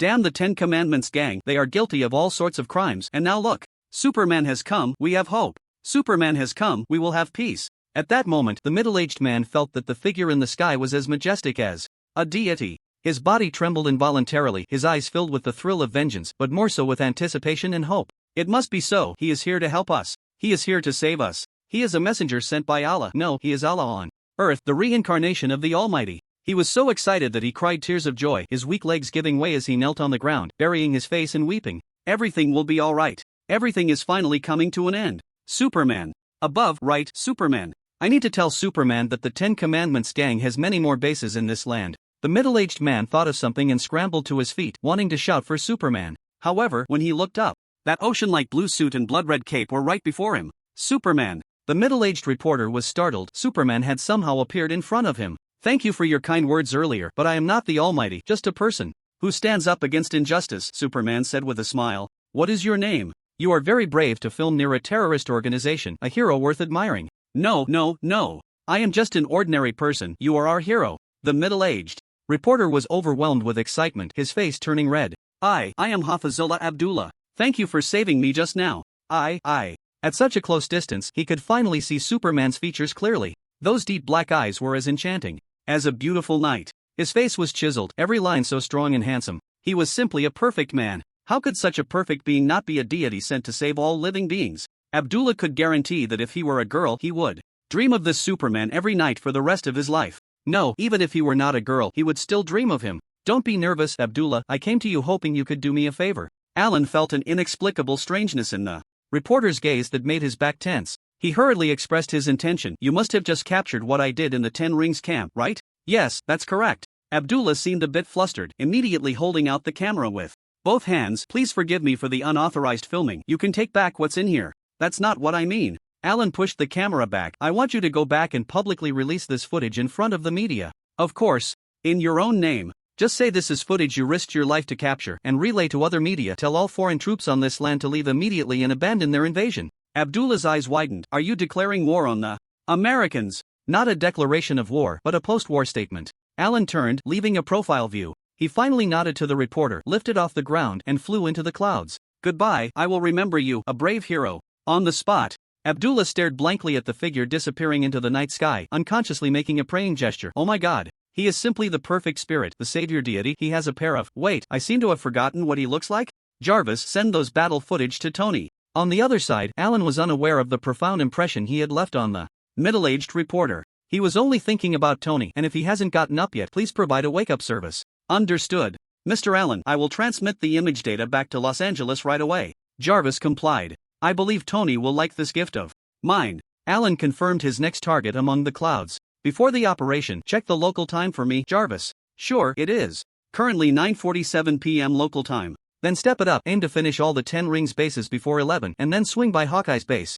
Mr. Allen, are you planning to take action against the American base? Should I inform Mr. Stark in advance? No need to tell him. As a taxpayer, I refuse to let those rednecks use my money to do bad things and settings right. I feel justified. Besides, I need to make a name for myself now, so it will be more logical when I stand up to eliminate Hydra later. You are truly considerate. On the other side of the ocean, S.H.I.E.L.D. Director, I think you need to see this. A balding middle-aged agent placed a tablet in front of his superior, his usually friendly expression turning very serious. And that superior. A bald, one-eyed black man sitting behind a white lacquered desk. Upon hearing the voice, he slowly turned his chair around. He had been looking out the window, leaving the entering subordinate with a cold back, appearing mysterious. At this moment, the one-eyed black man, referred to as the director, nodded lightly with a cold expression. Coulson, what's the news? The largest 10 Rings base in Afghanistan has been destroyed, Director Fury. Oh, who did it? Nick Fury glanced down casually, his inscrutable expression suddenly breaking. Mother. He stood up abruptly, eyes wide, staring at the satellite image on the tablet, where a cool and arrogant figure casually dealt with a sky full of grenades with a heat ray. What the hell is this? Director, there's more. Coulson clicked the screen to fast forward. Soon, the progress bar reached the latter half. Nick Fury stared blankly at the footage of Alan withstanding the Jericho missile and calmly quelling the aftermath of the explosion, his mind filled with Exclamation and question marks. When did such an incredible person appear on Earth again? Why didn't he know about it? Who is this? Have you found out the results? Nick Fury instinctively reached for the pager he used to contact Captain Marvel. Captain Marvel was his friend, possessing the great power to traverse the universe, currently maintaining peace in the galaxy. When he encountered an unsolvable crisis, he only needed to press the pager in his hand to summon Captain Marvel for rescue. And now, the man in the video gave him an urgent sense of crisis that made him want to press the pager. At that moment, Coulson spoke with an unprecedented seriousness. This is Superman. Director. Superman. Who is that? Nick Fury's eyes narrowed, then. He looked quite confused. Director, Superman is a superhero from DC Comics. He has super strength, super speed. Wait, you're saying this is a character from a comic? That kind of superhero who wears pajamas, has a mask, and saves the world? To be precise, Superman doesn't wear a mask. Director, he has a bioelectric field that makes people unable to remember or capture his appearance. Coulson recounted with enthusiasm. Nick Fury took a closer look at the satellite image. Indeed, it's hard to capture facial details. You seem to be quite familiar with him? I'm a fan of Superman, and of course, I'm also a fan of Captain America, Coulson said, a bit excited about his interests. So what do you think we should do about this Superman? Nick Fury crossed his arms against the back of the chair. It seems he doesn't want anyone to discover his true identity. According to the storyline in the comics, he stands on the side of justice and will stop unjust violence, so perhaps we can try to make contact, Coulson suggested. That's a comic, Coulson. In reality, this is just an imitator, and what he's doing is exercising violence. That does seem to be the case. The Superman in the comics doesn't kill. He has a no-kill principle, even more so than Captain America. Stop talking about your comics, Coulson. Nick Fury slammed the table. Take Barton with you and go to Afghanistan to investigate the other party. Yes, Director, Coulson concluded. The report and headed out with his new mission. As he reached the door, Nick Fury's instructions came again from behind. Also, send me a set of Superman-related comics here. Meanwhile, a similar scene was unfolding in the military. However, compared to Nick Fury, who had more understanding of extraordinary powers, the command center of the military was in chaos. Colonel Rhodes, from the Weapons Development Department, was the first to stand up and clarify that the figure in the video was a living person, not a humanoid weapon. A major from the missile unit stood up and said that an enemy who couldn't be harmed by the Jericho missile could only be dealt with using a nuclear bomb of that magnitude. A naval colonel stated that they couldn't handle someone who could fly. An Air Force lieutenant colonel said that air-launched missiles would have difficulty hitting a target that moved so fast and was so small. Finally, General Ross slammed the table and made a decision to temporarily ignore it, keep monitoring, and if the other party showed no hostility, attempt negotiations, preferably getting the other party to cooperate in research to create a super soldier of their own. Then, the meeting was adjourned. Prepare for battle. That morning, various secret departments were in turmoil and noise. Meanwhile, Stark Mansion on the coast of Los Angeles was warm and lazy, until Jarvis woke Tony from his sweet dreams with the sound of a swona that Alan had recorded earlier. God, Jarvis, what are you doing? Tony, clutching the blanket, got up from the floor, startled by the sudden swona, and rolled off the bed. The passionate melody, like a galloping steed, made his heart race, as if someone were about to trample his soft bed. Sir, young Master Alan just instructed me to wake you up and play this video for you. After saying that, Jarvis controlled the holographic projection device, presenting the footage taken by Alan's phone in front of Tony. In the video, thousands of guns fired simultaneously, hundreds of grenades bombarded, and vehicle-mounted missiles and Jericho missiles made their appearances one after another. The screen was filled with flames, large explosions, and even bigger explosions, leaving Tony stunned. He didn't even have time to sweat for Alan, who was facing these dangerous weapons in the footage, before the progress bar reached the end. What is this? A promotional video made by Alan overnight? Where is he now? Young Master Alan is in Afghanistan eliminating the 10 Rings gang. Sir, the footage was recorded in real time 10 minutes ago at his request. He's in West Asia? God, when did he leave? It's 10 o'clock. Tony glanced at the bright sun outside, rubbed his face. He actually ran off alone. So why did he film this video for me? Young Master Alan wants you to take a good look at Stark's arms in the video, sir. Stark arms? Tony's expression froze. He rewound the video to the beginning and watched it again, his face growing worse. Most of these are Stark's weapons, and why are Jericho missiles in the 10 Rings base? Tony's face was expressionless, but his trembling cheeks revealed his unrest. I only sold that type of missile to the military. Where did these people get them? From the military? Or Obadiah? Sir, the Jericho missiles have only been produced in one batch, the one you sold. Jarvis spoke up. Tony remained silent, his face wooden. A few seconds later, he put on his shirt and pushed the door open. Jarvis, control Alan's suit and come with me to West Asia, alright, and the Middle East. Understood, sir. By the way, do you think you'll be able to sleep tonight? Why do you ask that? Tony frowned.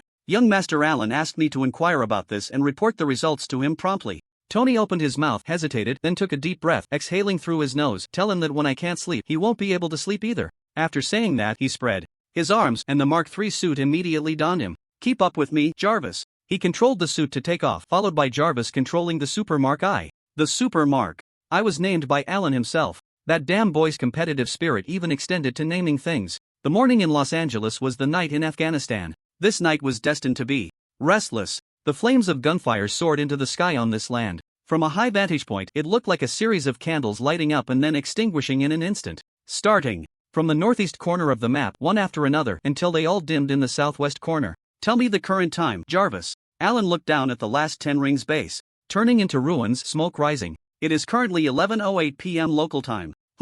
I lost some time, 8 minutes more than planned. For some reason, every time he saw the 10 rings people using missiles, he couldn't help but want to wait. Wait until the missile was launched, then blow it up in front of the terrorists. By then, even the most devout and stubborn members of the 10 rings would be left in despair, rolling in their own filth. Killing also required breaking their spirit. Allen felt he might be going a bit too far, but he had to admit it was indeed very satisfying. Especially when looking down at those terrified thugs, tears streaming down their faces, and saying, "Is this all you have? It's truly disappointing. How weak you are." It felt even better. Just a bit of a waste of time. After cleaning up the 10 Commandments gang within this country, the next target is the Eagle's military base. Young Master Allen, what do you plan to do? Show strength, destroy the weapons. After all, the decisions are made by those above, and most ordinary soldiers are just following orders. Not all of them are willing to start a war. Your choices have always been wise. Young Master Allen, Mr. Stark has entered the Afghan border and is trying to contact you. Should I connect? Temporarily refuse. Tell him I'm busy, and if he wants revenge, he should fly west to find the 10 Commandments gang in other regions.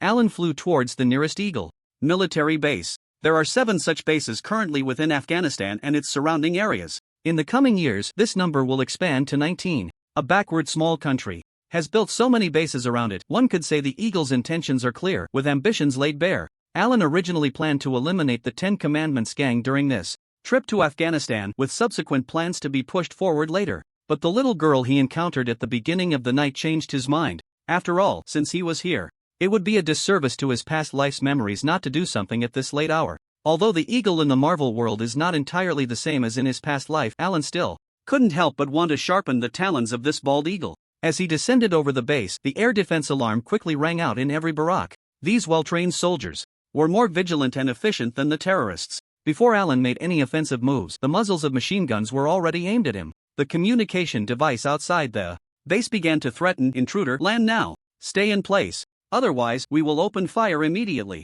The overbearing tone, the rapidly assembled troops, and the synchronized gun muzzles made Allen unable to suppress a cold laugh. He had never considered the option of peaceful negotiation. When dealing with a group of robbers, the time to speak is only after they have been subdued and hurt. Allen puffed out his chest, inhaled, and exhaled a chilling breath. A fierce wind rose. The bone-chilling cold wind instantly swept through every corner of the military base. Following the cold wind was layer upon layer of rapidly spreading solid ice. The layers of solid ice climbed the surfaces of the base buildings like climbing vines, invading the interiors and firmly freezing all weapons and ammunition. Even the soldiers in the camp could not escape. One by one, the soldiers quickly turned into icemen, though the ice layer on them was much thinner. As the entire base was enveloped in frost, it became as cold and transparent as an ice crystal castle from a fairy tale. Allen came to a stop. He nodded in satisfaction, then raised his fist and struck the base wall with force. That punch looked light, neither painful nor itchy, stirring up no waves. Crack, crack. However, fine cracks immediately spread from the point of impact, quickly covering the entire structure. When the cracks became dense to a certain critical point, the wall under Allen's fist instantly collapsed and shattered, crumbling into a pile of debris wrapped in ice. The collapse of this section of the wall was like the first domino falling. Soon, the surrounding walls began to break apart, and the entire military base fell into a chain reaction. The walls, already incredibly fragile due to the low temperature, could not withstand the transmission of this force. One building after another collapsed. What a spectacular scene it was. Starting from Allen, all the base buildings and the items within them crumbled into ruins. But the sound of the building collapsing was not dull, rather, it was particularly pleasant due to the ice blocks striking each other. For a moment, the sounds of solid shattering and ice colliding rose and fell like the shattering of countless jade stones and the harmonious cries of phoenixes. Once everything was broken, the massive base complex had turned into a field of debris. Various fragments with jagged cracks refracted the moonlight of the night within the cold ice. Alan landed on the ground, stepping on the ruins, producing crisp cracking sounds. In front of him was the only remaining entity of this military base, the soldiers of the Eagle. Thousands of soldiers lost consciousness among the ice blocks, although they would surely suffer lingering effects later. At least their lives were not in danger. Alan's control over his power was precise to the extreme. He destroyed all the base buildings and weapons, yet he managed to not harm a single soldier inside the base.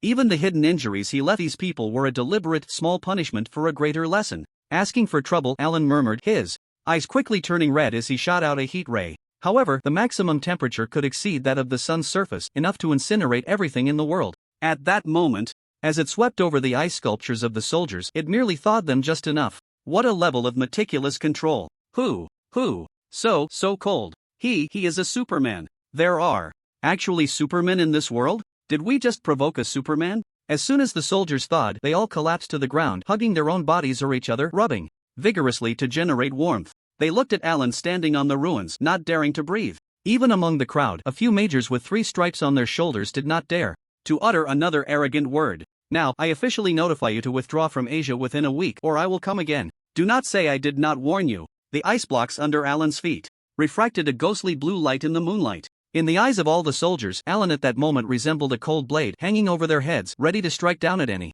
moment. The crowd fell into a deep silence. No one responded, no one dared to speak. Alan did not wait for an answer. After leaving his warning, he took off and left. These soldiers, along with a few mid-level officers among them, did not have the authority to comply with such a demand to withdraw. He needed to continue demonstrating his strength to make the Eagles temporarily cautious. And to completely resolve the subsequent disputes, he would have to wait until he dealt with Hydra and took on a nuclear bomb. The next target is 26 kilometers to the east. Try to resolve it within a minute. Alan suddenly accelerated in the air. At the first base, it seemed he had done a lot and taken a lot of time. But in fact, from the moment he flew over the base to when he shattered it and left, it took less than 3 minutes. So Alan planned to resolve all the Eagle bases before the 7 or 8 satellites hovering above his head could react. Indeed, in the past hour, the number of satellites monitoring him had increased. First, there were 2 high-precision satellites added by the Eagles. Then, the neighboring rabbits sent one over, noticing something was off. Gradually, the 5 powers all arrived, and a group of satellites seemed to be having a lively meeting above his head.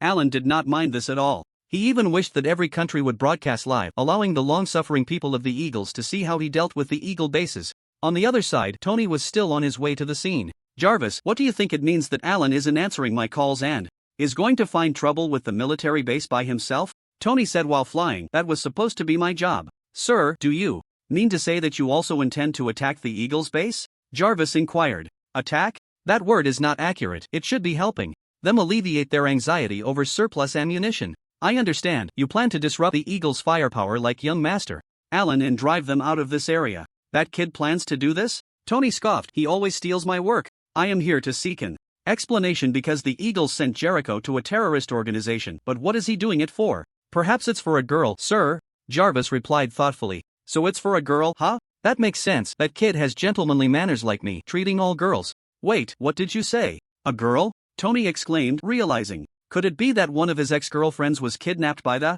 Eagles? Or is it that a girl he knows locally has been bullied by the Eagles? Tony began to take an interest. It's a local little girl. She can be said to have been bullied by the Eagles forces, sir, Jarvis stated factually. Wow, this is quite a shocking piece of news. Tell me about that girl. I'll share it with Pepper when I get back. The gossiping parent in him began to stir. Here's the information I found. Shafiqa Mazari, 7 years old, born in Kabul, Afghanistan. Wait, that's not right. 7 years old?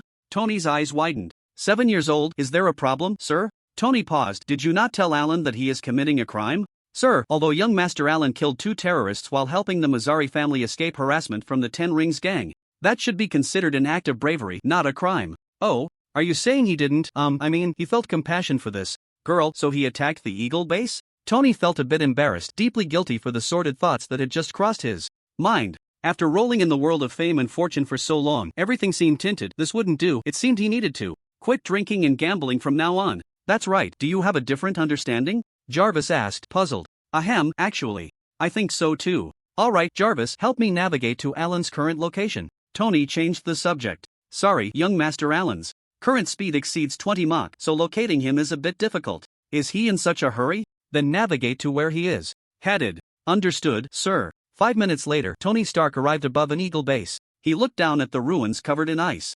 crystals and a large group of soldiers shivering under wool blankets waiting for rescue and fell silent. Jarvis, you say Alan is here? Sir, this was young Master Alan's destination 5 minutes ago. He left 3 minutes ago. Tony complained. You should have told me sooner. Now we go to his next destination. No, to his final destination. Tony gritted his teeth. It seems he intends to directly destroy all the bases, so we need to get there before him and take out his target. Without thinking, Tony could guess Alan's plan. That is to destroy all of the Eagle's garrison bases. This way, even if he doesn't kill a single soldier, the bases that the Eagles spent years building would be reduced to nothing. After that, even if the Eagles didn't want to retreat, they would have to. Such a plan coincided perfectly with Tony's own thoughts. However, his original plan was only to destroy the weapons and ammunition in the military bases. Compared to Alan's approach of cutting off the roots, it seemed a bit trivial. Sir, I am navigating for you.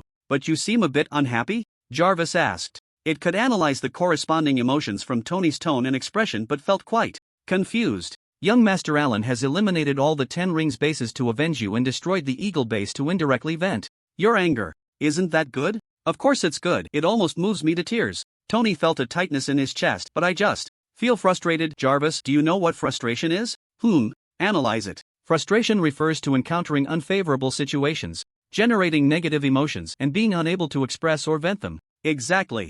That's it. Alan leaves me with not a single enemy, making me feel frustrated. Tony's voice suddenly grew louder. Don't you feel like he's treating me like a child? I don't quite understand. Legally speaking, you are young Master Alan's brother. That's the problem. I should be the one protecting him. I should be the one doing these things. Tony twisted his neck. Accelerate, Jarvis. We must resolve the last military base before Alan. Yes, sir. Although Tony's thoughts were noble and his will to maintain his dignity as an older brother was strong, his actions were also vigorous. But unfortunately, when he arrived at the last Eagle base, what he saw was still a frozen wasteland. Tony's mind was filled with battle plans, his chest full of fighting spirit, instantly cooling down, colder than the soldiers below who were trembling like leaves. Jarvis, where is he? Tony asked numbly. He is above you, sir. Ha? Above me? Tony perked up and looked up to see Alan descending with his cape billowing. Tony, you finally made it. Alan teased as soon as they met. I thought you would wait until I took a nap before coming. Tony was exasperated. Still talking about napping?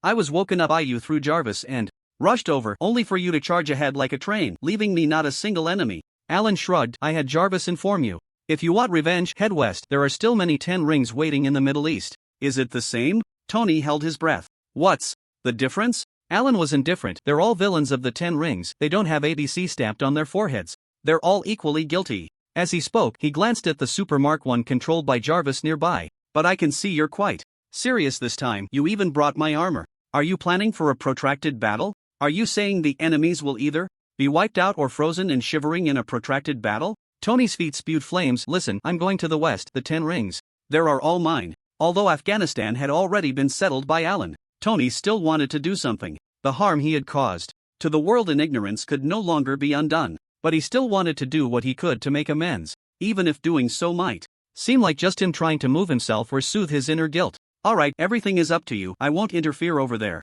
For now. Alan looked at the time. But keep an eye on the time, Tony. I'll have lunch ready at home waiting for you to return. Then maybe you should prepare dinner. Tony indicated that he could fight the 10 Rings all day long. Alan shrugged, about to say something else when he suddenly looked up at the sky. His gaze pierced through the clouds, seeing a large group of satellites moving overhead from hundreds of kilometers away. They're really fast. He sighed, shouting to Tony, Tony, my Superman identity is already under the attention of various countries. Remember not to contact me while I'm in uniform during this time to avoid suspicion. Tony, already flying westward, waved his hand back, indicating he understood. After shaking off a bunch of satellites, Alan returned home, and it was already close to 1 p.m. Los Angeles time. He simply made a few fried eggs paired with pasta for lunch. As for Tony, just as previously mentioned, he was still fighting with the 10 Rings gang until dinner time and had not returned home. So, it was only natural for Alan to test his thrust in the basement once and then fly into space to bask in the sun. He and Tony had devised an experimental plan to predict the growth limit of Kryptonian bloodlines. The specific process involved him testing his thrust once before, sunbathing in space each day and then testing it again afterward. This routine would be repeated for a month, maintaining the same duration of sun exposure each time. In this way, the two could use Jarvis to establish a rough model to estimate the upper limit of Alan's physical enhancement. Such a simple test, of course, Alan readily agreed to. Moreover, the time spent sunbathing each day had always been his most anticipated and happiest moment. Facing the sun in space felt like being immersed in a hot spring. The sound of his blood flowing akin to the splashing of spring water. In that moment, he could always feel his strength rapidly increasing with remarkable clarity. The speed of this enhancement was as swift and turbulent as fish rushing into a river after the spring thaw, eager and competitive. Furthermore, based on his recent experiences, this rate of becoming stronger was continuously accelerating. Alan understood that if one were to visualize the effects of exercise as a curve that rises and then falls, he was currently in the rising phase. In the context of the overall growth stage of Kryptonians, it could perhaps be defined as a weak period of rapid strengthening.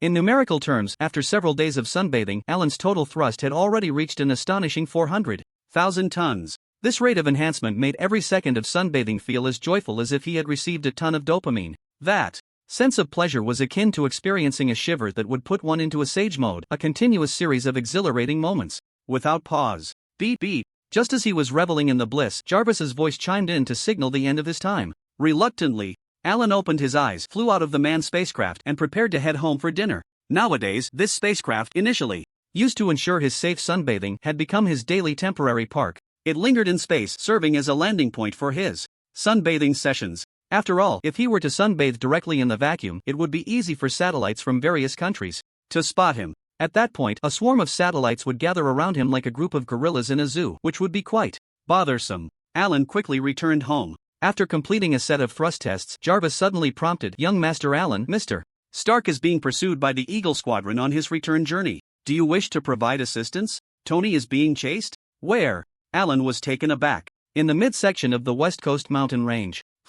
Isn't that the place where I was chased by reconnaissance planes last time?" "I see." Alan revealed a gloating smile. Finally, they had reached the familiar part from the movie. Tony must have flown into California from the East Pacific and was directly spotted by military satellites in restricted airspace. "Young Master Alan, Mr. Stark's situation is not optimistic at the moment. Here is the footage transmitted from the scene." Jarvis projected an image in front of Alan. The footage was from Tony's first-person perspective. He could see a thick cloud layer with fighter jets descending one after another. There were so many, at least a dozen, enough to engage in a small-scale battle. Alan could hear Tony muttering a curse under his breath, then his view flipped 180 degrees as he prepared to escape. In the next moment, countless projectiles flew past him. The image began to shake, clearly indicating that Tony had taken a solid hit from a burst of bullets from an onboard machine gun. "It looks like he's about to get a harsh lesson from the Air Force." Alan raised an eyebrow, feeling not too worried inside. "I remember that the current Mark III's top speed has already exceeded 8 Mach. It should be quite easy for Tony to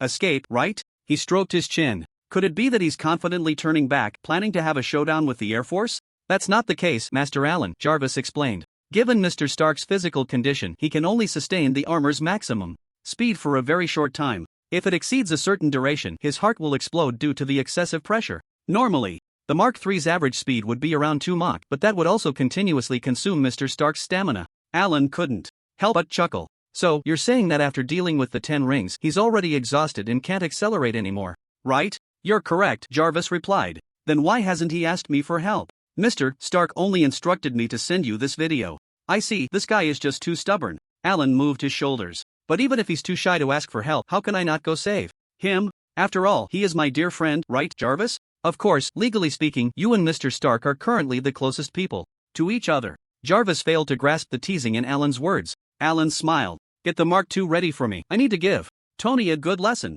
"Aren't you going to wear the Superman suit? The iron armor seems to limit your abilities. It's better to teach a lesson while wearing the armor." He had been thinking about making an entrance when Tony was in trouble, and now the opportunity had come. Alan's gaze crossed over to the West Coast mountains. At that moment, Tony was weaving through several airborne missiles, like a stormy seabird. That beautiful and luxurious gold-red armor was now mostly blackened. It was riddled with bullet holes and scratches, looking like a skewer just taken off the grill. "Look at our Uncle Tony, how badly he's being bullied." Alan walked towards the garage. "There's no time to mourn for the beaten Tony. It's time for Hero Alan to make a grand entrance and turn the tide." At the same time, military command room. The high-ranking officials who had met a few hours ago to discuss Afghan Superman gathered again. They were all watching the satellite images on the screen. There was the gold-red armor that had just narrowly avoided a missile strike, swaying left and right, alongside the blue-red armor providing cover. "They are not Superman," Rhodes made a judgment. "These are just 2 humanoid exoskeleton armors. Superman could easily destroy our flight formation." When the 2 armors entered the area, the soldiers monitoring them thought Superman had arrived and immediately pressed the emergency button to report to their superiors. That was why an elite flight formation of over a dozen aircraft was dispatched now. But where did these things come from? Rhodes, did you just use the word just? A colonel from the Air Force slammed the table. These things have held up an entire formation. With just 2 people and you still think they are weak, calling them just exoskeleton armors? Rhodes touched his face. I'm comparing them to Superman. I work in the weapons research department, so I certainly know what these 2 things mean. But they should indeed be described as just. Look at the technology on them. Unknown high-power stable energy sources, ultra-high strength and precision metal materials, incredible anti-gravity systems and energy transmission systems. These technologies are at least a decade ahead of us. If we had these technologies, the Pentagon could start planning world domination by tomorrow. I can't understand why they would use such technology to create mechs. It's like a person being protected by a group of tanks while going to the battlefield to fight hand-to-hand. She was shocked by the new things you displayed. Treasure boy, how do you plan to surprise me next time? She laughed silently. But before that, you can tell me how you want me to repay you. I will agree to any conditions. Natasha, do you know that your tone right now sounds like a 30-year-old career woman looking for a handsome male model to unwind after work at a bar? There was a huge screen in the room. On the desk opposite the screen, there was an embedded control panel. Alan walked to the desk and tried to operate the panel. If you want to repay me, then first let the widows switch over to work for me. But the first step is to lift the control that the widows around the world are under. Glad to serve. Natasha stood beside Alan, watching his actions. Then I'll go check on the widows on the aircraft carrier. Crack the system and find the list of widows around the world. I'll leave that to you, okay? That's easy. Just as Alan finished speaking, a red interface suddenly popped up on the screen, prompting for palm print recognition to unlock. Palm print recognition? Alan tried several times but couldn't crack it. I think I was a bit impulsive just now. Dreykov should wait a bit longer to die. He then took out his phone, but I still have Jarvis. He can handle this system. Alan connected his phone to the control panel with a data cable and soon, Jarvis's voice appeared through the room's speakers. Mr. Allen, Mr. Stark asked me to inquire if you will be coming home tonight? Jarvis's first sentence was quite explosive. Alan's face darkened. No, tell him not to mess around while I'm not home, otherwise I'll have Pepper urge him to go to work tomorrow. Understood, I will relay your message to Mr. Stark. Jarvis paused for a moment and then said, he also asked me to remind you that if you are staying out at night, remember to take safety precautions and be careful not to be deceived by bad people. Alan slapped his own face. He should take care of himself first. The childish old man still thinks I'm a kid. Please, I was more mature than him when I was 3. Cough cough. Natasha couldn't help but laugh out loud. Alan shot her a death glare and Natasha averted her eyes, tucking her red hair behind her ear. Next time, I'll introduce you to that childish Tony. You'll definitely find him particularly boring. Alan pouted. He turned to let Jarvis start cracking the red house system. But Natasha suddenly poked his cheek with her fingertip and withdrew immediately. Looking over, Natasha had her back to him as she retreated to the door, waving her hand. To be honest, one childish Stark is enough for me. After saying that, Natasha ran off, disappearing around the corner outside the door. Alan was stunned. Another childish person? At that moment, Jarvis, who had been quiet for a while, suddenly spoke up. Congratulations, Mr. Allen. Congratulations on what? Alan was confused. Congratulations on finding your 4th girlfriend. Jarvis said. Your first 3 girlfriends only dated you for half a month before breaking up with you because of the checks issued by Mr. Stark. I hope this time you can have a long-lasting relationship. Alan's memories were stirred up. He angrily closed his eyes. Isn't that because Tony always thinks I'll be deceived emotionally and financially, saying that emotions should stay on the physical level?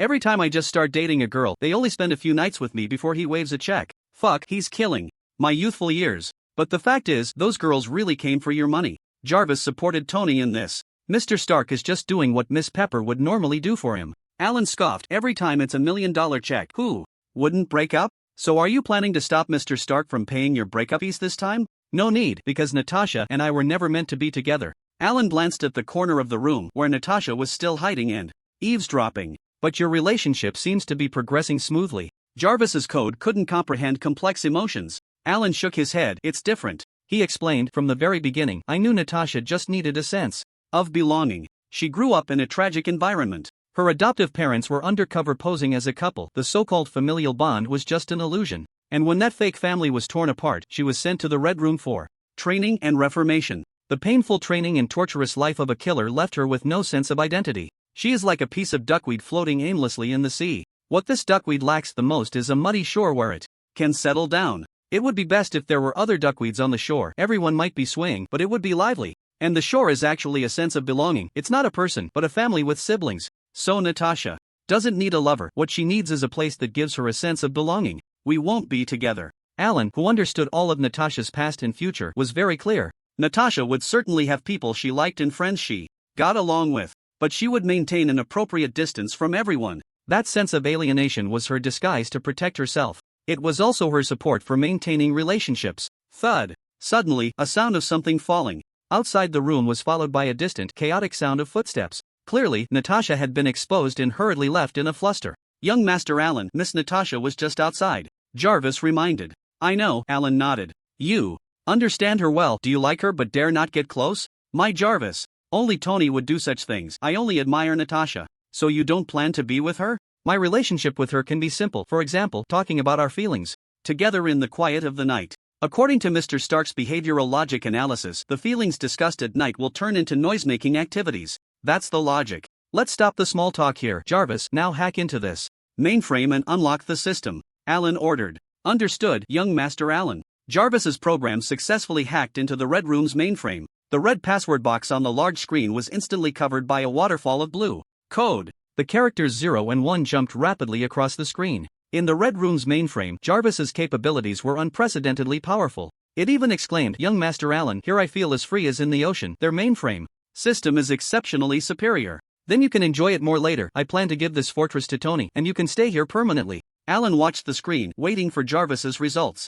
More than 10 minutes later, suddenly, a flash of light appeared on the screen, and the system's lock was successfully lifted. Folders popped up in sequence, from low-security files to high-privilege confidential documents, arranged by confidentiality level. Alan revealed as satisfied smile. Jarvis, search for the key data in this system and pull up all the information on the Red Room Widow's agents. Alan issued a new command. Jarvis quickly responded, beginning to scan and analyze the vast amount of data in the system. Moments later, it emitted a prompt sound. Master Alan, I have found all the corresponding information for you, Jarvis reported. A file opened on the large screen. A dense array of profile photos immediately filled the screen, scrolling down to display more faces. There are at least 300 widows. Mark their locations on the world map. The screen flashed and a world map popped up, with each profile marked across the globe. From London and Paris in northern Europe to Cape Town and Johannesburg in South Africa. From the holy city of Jerusalem to the free and open Chicago and New York. Over 300 widow agents were scattered across various nodes around the world. Some held high positions.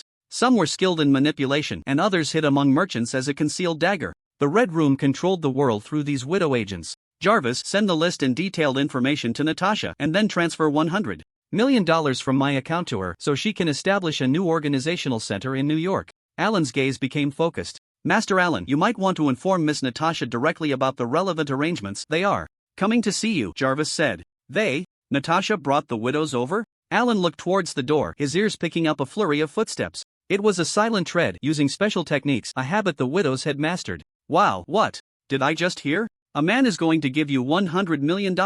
Natasha, how did you do it? Did you take off your clothes? Teach me how to get someone to give me that much money. We will need it in the future, right? The first to enter was Natasha, followed by a girl who was chattering away in Russian. The girl had no idea that Alan not only spoke Russian but could also hear her hushed whispers. Natasha rolled her eyes, ignoring the girl behind her, and walked straight up to Alan. Behind her followed more than 40 widow agents. Under their golden, black, and red hair, their blue, dark, and even violet eyes all looked at Alan, who was dressed in uniform. Their faces bore expressions of confusion and sorrow, but their eyes overflowed with gratitude and admiration for Alan. It was clear that Natasha had already briefed them on the general situation. I've brought everyone, Natasha said, stepping aside to make room, her expression unchanged, as if she hadn't heard Alan's analysis of her. They are all willing to join your organization or company to serve you. Alan glanced a few more times at Natasha and the girl behind her. It seems you encountered quite a bit of difficulty in persuading them. Natasha sighed. This is my sister, Yelena. She pulled the girl behind her closer. She attacked me as soon as she woke up. She's just an impulsive child.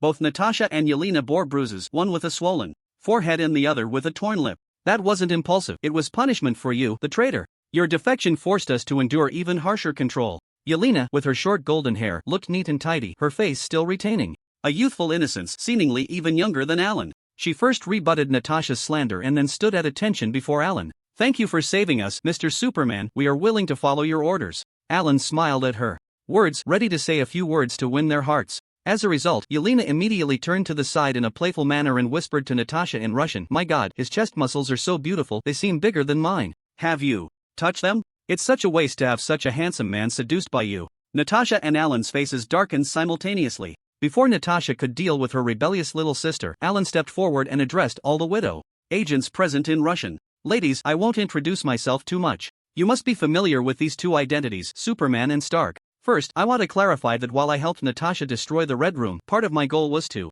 gain your strength. But this is not a mandatory requirement. After all, you have already suffered enough. If you don't want to join, you can leave afterward, whether to return to a normal life or to use your skills to fight. For those willing to join, stay. I will have Natasha set up a legitimate company or organization in New York where you can all showcase your talents. That's all I have to say. Those who do not wish to join can leave after helping to clean up the bodies in the fortress. I will have Natasha see you off. By the way, I will also have Jarvis send you your original family information. Alan waved his hand at the big screen. Jarvis. Okay, sir, all information has been sent. Jarvis was very efficient, and all the widow agents' communication devices received the information. The widow agents exchanged glances but did not check their backgrounds immediately. For these girls who had been sent to the Red Room since childhood, family was a distant topic. This word, which should have been warm, sounded so strange to them, not much different from a bakery they might stumble upon on the street. In fact, they were incredibly unfamiliar and fearful of a future where they could make their own choices. In their more than 10 years in the Red Room, they had never truly made a choice for themselves. Every detail of their lives had long been planned out by the Red Room, even the manner of their deaths. Now, faced with the two choices offered by Alan, they were both surprised and secretly excited. The girls did not communicate. After a brief silence, they all stepped forward to surround Alan. We are willing to follow your orders, sir. The uneven voices expressed the same sentiment in unison. Alan's tall figure stood out among the crowd in black uniforms like a star surrounded by planets. He looked around, his gaze passing over each tense little face, and smiled. Then welcome to join us. He opened his arms. From now on, we will accomplish many great deeds that the world will admire together. You will never regret today's decision. Now, your first task is to clean up the aerial fortress and dispose of all the bodies. Afterward, I will have Natasha go with you to free other widow agents around the world from control. He extended his hand, and the widows all placed their hands on it, each girl's eyes sparkling with light. As the girls gradually left, Alan turned to look at Natasha and her sister, who was planning to sneak away. From the moment Alan spoke the first sentence in Russian, Yelena's face had turned awkward. She had thought Superman only spoke English, maybe a bit of Chinese at most, but she didn't expect him to speak Russian as well. She had thought that waking up would bring a new life. Instead, she faced her first social death. At that moment, Yelena just wanted to roll on the ground and quickly disappear from there. But when she tried to slip away, Alan called out to her. Natasha, Yelena, you two stay. Natasha stopped without any doubt. Yelena was stiff all over, awkwardly pointing at herself and asking, do I have to stay too? I think so, Alan nodded with a smile. He deliberately puffed out his chest. You were just discussing my muscles, so I thought, shouldn't I give you a chance? Yelena took a step back in surprise, hesitated, and then really reached out her right hand. So, can I touch them? Natasha's expression darkened, and she slapped Yelena on the back of the head. What are you thinking with your head now that you're awake? Yelena hugged her head, feeling wronged. It was the boss who said I could have a chance. She naturally took on the position of Alan's little sister. Alan shook his head in disbelief. How could a girl Yelena's age have so many bizarre thoughts? He said to the screen, Jarvis, send the information on the widowed agents scattered around the world to the two of them. Okay. Natasha and Yelena walked behind Alan, looking at the images marked on the screen from around the world, vaguely realizing why Alan had called them over. So you want us to lead the other widows? Natasha asked. Exactly, Alan nodded. Yelena, you too, as the previous and current Black Widows, are the most suitable to be their leaders.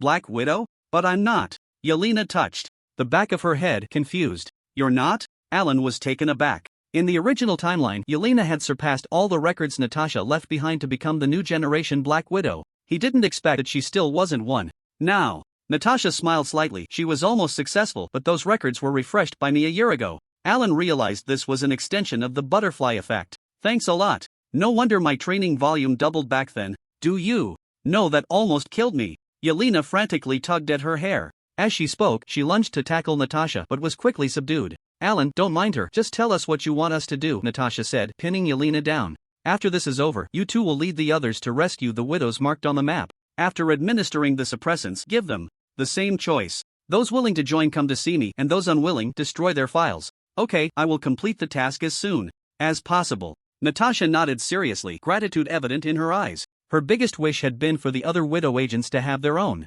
lives. And now, because of Alan, that wish was about to be fulfilled. Natasha felt she owed this man more and more, and it was becoming hard to repay. Alan leaned on the table with both hands. But this is just the preliminary preparation. Once you complete this, I have a more important task for you. Boss, what is the task? Are we going to save the world? Or fight against the evil dark forces? even pinned. Under Natasha, Yelena shouted excitedly, "Shut up!" Natasha twisted her sister's arm and with a little force, Yelena cried out in defeat. "Boss, save me! Boss, Natasha is bullying me because she's older." She began to complain. Alan's eyelid twitched, he didn't remember Yelena being this lively in the movie. How old is she? He couldn't help but ask Natasha. This isn't a child labor situation, is it? Born in 1988. She's 20 years old. Natasha remembered her sister's birthday very clearly. Older than me? Alan was speechless and stopped paying attention to Yelena. This girl was probably just bursting with thoughts after being trapped for so long. It was best to ignore her. "Boss, please don't turn around, look at me." Natasha is taking advantage of the fact that she's 4 years older than me. Yelena was once again subjected to Natasha's punishment. Tears welled up in her eyes as she tried to appeal to her boss with a pleading gaze. However, Alan only left her with a cold back. Natasha shook her head helplessly and then asked, "Can't you tell us about that mission in advance?" "There's nothing to keep secret. The mission is actually very simple. Just let the widowed agents around the world spread some evidence through their respective channels." Alan's face was illuminated by the dim light of the screen, casting a ghostly blue hue. Some evidence that a certain evil organization, which should have perished in history, still exists and has taken root in the world. What organization? Natasha's pupils widened. Hydra. Alan uttered a few words. Hydra? That organization that was eliminated by Captain America still exists. My God, are we really going to save the world? That's incredible. Yelena spoke up again. Natasha also stared at Alan, waiting for him to reveal more details. A smile crept onto Alan's face. "You've heard of an organization called S.H.I.E.L.D., right?" In the next few minutes, Alan detailed the resurrection of Hydra to the two women. In just a few minutes, the sisters felt an overwhelming shock. They had thought that the Red Room was the most hidden and darkest organization in the world. They never expected that there was something even greater. Hydra had actually infiltrated S.H.I.E.L.D. This S.H.I.E.L.D. is the biggest tumor in the world. Natasha, who was supposed to work for S.H.I.E.L.D., said this. "Yes, you're right." Alan could hardly suppress the smile on his face. Looking at Natasha, who was portrayed as Nick Fury's confidant in the movies, now she seemed like a black egg that should be sent to the guillotine. He felt a subtle sense of pleasure. He was still wearing a superhero costume, so he shouldn't have such thoughts. It was a sin. He would wait until he got home to take off the battlesuit before laughing. Soon, Natasha took Yelena out of the command room. The expressions of the two sisters were completely different. Natasha's face was serious, but her fighting spirit was high. She believed her hands were stained with blood, and what she wanted most was to save the world and atone for her sins. Even if it meant sacrificing herself, she felt willing. Or rather, after going through so much, she was already inclined towards self-destruction, just wanting to do more to make amends before she died. Yelena, on the other hand, was incredibly excited, almost bouncing up. As they walked out, she chattered about how she was going to become a great hero. But regardless of how the two reacted, they both felt increasingly that the organization Alan was about to establish would be a great one, toiling in darkness and serving in light. However, if Alan could hear their inner thoughts, he would surely burst out laughing while slapping the table. After all, his original intention in establishing the organization was merely to better have the widowed agents work for him.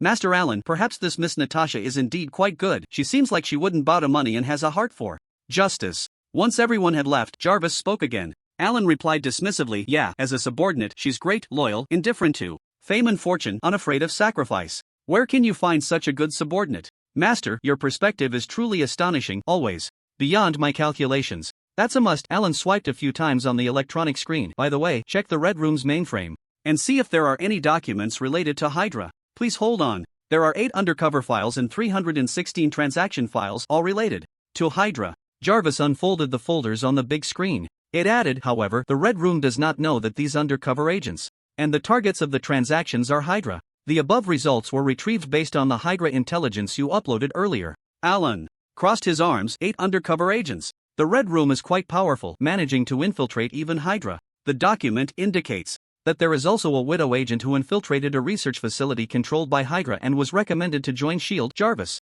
said. "In terms of identity, this widow agent is also a member of Hydra, although she is unaware. There's even a double agent." I suddenly feel like Dreykov is a genius. Alan clapped his hands. He thought for a moment, have Natasha find a way to contact this widow first and give her the suppressor. Then package all the Hydra-related documents and send them back to Tony's mainframe. Also, remember to keep the parts of the documents related to the Red Room. We can use them later. Understood, Master Alan, Jarvis replied. The large screen immediately displayed the file transfer interface. The file package has been transmitted back to Mr. Stark's mainframe. Well done. Alan clapped the table, as if patting Jarvis on the shoulder. He moved his shoulders and said, tonight's work can end here. Next is the happy Sunbathing time. And you, Jarvis, you're off work too. You can run the mainframe in this fortress however you like. Thank you, Master Alan, Jarvis said. However, I must remind you that there are still 4 hours until the next sunbathing time in your schedule. To predict the upper limit of power growth, Alan's sunbathing time in space this month has been fixed. To bask in the sun at will, he still has to wait for more than half a month. Alright, I forgot. Alan rubbed his chin, then I'll go help the girls clean up the bodies. He floated up, flew out of the command room, and found the busy widow agents to help them move the bodies. This made what should have taken several hours to complete finish in less than 10 minutes. So Alan simply called everyone together for a gathering in the officers' mess on the lower level of the fortress. As the gathering began, the dining table only had simple fast food, while the main attraction was the large amount of whiskey and champagne that Alan brought out from the wine cellar. The girls sat neatly at the table, each with a plate and a glass. At first, they sat there awkwardly, at a loss. They couldn't even adapt to this meal without any time constraints. But soon, as bottle after bottle of high-end champagne was poured into the flutes, the girls from around the world gradually let loose. They started with quiet conversations. Then they began to boldly ask Alan various questions. Finally, the girls cheered, clinked glasses, drank heartily, and surrounded Alan, singing childhood nursery rhymes at the top of their lungs. English, German, Chinese, Portuguese, various cheerful nursery rhymes rang out. Nearly 100 colorful arms lingered on Alan, only to be pushed away by him helplessly. Halfway through the gathering, most of the girls were just getting into the spirit. Their specially trained and modified bodies made it difficult for them to get drunk. But this did not stop their actions from becoming bolder and their words more explicit. Alan began to feel that he was not hosting a gathering but rather. So he wisely left the officers' mess, leaving behind a group of singing and dancing girls, their faces flushed. Phew, I can't have dinner with so many girls next time. Alan casually grabbed a towel nearby to wipe his face. Especially with girls who can't get drunk no matter how much they drink, only getting more tipsy? Suddenly, a gentle female voice added, Alan turned around in surprise. Natasha was leaning against the wall beside him, the towel she had handed him still in her hand. Why don't you go back and have a few more drinks with them? Your sister has already started taking off her coat to dance the Gopak dance, Alan teased. At that moment, Natasha reached out to take the towel back, stepping closer to Alan to wipe away the marks on his neck and behind his ears. If I were in there, wouldn't I miss you? Her amber-like beautiful eyes playfully blinked. Alan looked at the pretty face so close to him. Looks like I've just escaped the tiger's den and entered the wolf's lair? He had to admit, as long as he didn't use his supervision, Natasha was a top-notch beauty. What do you think? Natasha stood on her tiptoes, wrapping her arms around Alan's neck. She breathed softly into his ear. I don't smell bad now, do I, naughty boy? That's hard to say. Alan lowered his voice. Maybe you'll have to let me smell you closely to find out. Natasha tilted her head, pressing her cheek against his. She sniffed lightly. But I think you smell particularly good. Want to come to my room tonight to see why your scent is so strange? Are you serious? Natasha's fingertips slid down from the S-shaped emblem on Alan's chest. That depends on whether you're willing to be the marshland where I can settle down. Absolutely. The two figures merged together, slowly moving into the elevator, returning to Natasha's room, and the door slammed shut heavily. Beep, beep. Jarvis urgently alerted, the sound ringing continuously. Ha? What's wrong? Alan half opened his sleepy eyes, reaching out to fumble around, finding his phone in the Superman costume on the floor. Ding! The phone screen lit up, showing Jarvis's wave-like curve. Mr. Allen, I apologize for disturbing your rest, but perhaps Mr. Stark needs your help. Tony? Hearing that his brother was in trouble, Alan instantly woke up and sat up. What happened to him? Mr. Stark is on the highest deck of the fortress, blocked by the agents, and there's an emergency. Ha? Deck? Agents? How did he get here? Alan felt confused. Tell him to calm down and not to clash with the widows. They're all on our side, and I'll go find him right now. Alan pulled down the pale arm draped over him and slapped a lump in the blanket beside him. Still pretending to sleep after waking up, I'm going to check on Tony. You hurry and follow me. Natasha opened her eyes, but there was no sharpness in them as before. Instead, they resembled a deep pool of summer greenery, the water so rich it seemed ready to overflow. So, when will we meet next? She sat up with the blanket, her hair falling messily over her shoulders, revealing half of her fair and rosy collarbone. Alan quickly put on his uniform. Whenever you want to come find me. What do you think our relationship is now? He asked as well. Natasha flashed a charming smile. You know me so well, you should know. The only, most special friend? You're quite greedy, but I agree. Natasha hugged her knees through the blanket. Who told you to be my boss? But you can't cut my salary in the future. Worried about salary? What you got last night, you couldn't even hold with both hands, could you? Alan raised an eyebrow. Hearing this, Natasha covered her head with the blanket and stopped talking. However, after Alan left, she peeked out from under the blanket. In the empty room, she made a gesture of a virtual grasp with her hand, her brows raised in an ambiguous manner, her lips silently forming a wow. The summer night over the North Arctic Ocean was very short. Just over 3 hours had passed since the party, but the sea of clouds hiding the fortress was already illuminated by the sunlight. As Alan flew through the beams of sunlight streaming in through the windows with his supervision, he originally thought he would see Tony on the deck, hands raised with the repulsor beams, confronting a group of armed widow agents. However, the scene before him was astonishing. "What's going on?" Alan muttered, quickening his pace. On the deck, Tony was blocked by 7 or 8 widow agents. The other 30 or so girls were a few meters away, whispering and glancing at Tony. They even had a hint of alcohol on their breath, occasionally gesturing as if comparing something. But the strangest part was Tony. He was wearing the Mark III armor, neither flying in the air nor using any weapon systems. Instead, he had his arms crossed in front of his abdomen, stepping left with his left leg and right with his right leg. The movement was even more alluring than the models Alan had seen at Victoria's Secret 2 years ago. This doesn't seem dangerous for Tony, so why is it an emergency? Alan's expression was odd. And what is he doing? Strutting like a model? Please, that would be too stupid. Tony was still arguing with the widow agents. His helmet had retracted, revealing an inexplicably awkward expression. "I've told you, I'm brothers with your new boss. Do you understand what that means? I'm his brother. If you don't let me in, I'll have you transferred to the company to be Pepper's secretary." The girl he was talking to had a relaxed posture, her gun resting at her waist, hands behind her back. She looked a bit troubled. "Mr. Stark, I can't let you in without Superman's permission. Since you've already had the AI notify him, I'm sure there will be a reply soon. Just wait a bit longer. But about what you just said, if Superman agrees, I'd be willing to work at Stark Industries." She even started chatting. "Your company pays well. I haven't received a paycheck yet, and I've heard the coastal views in Los Angeles are nice." "Are you serious? Talking about salary with me right now, huh?" Tony stared, wide-eyed. "Nicole Parsons, if you let me in, I'll give you a monthly salary of $100,000. Sorry, that's not possible, and my name isn't Nicole Parsons, it's Mary. That's the name of a female agent from the Bourne Identity. Tony gave you a nickname, Mary."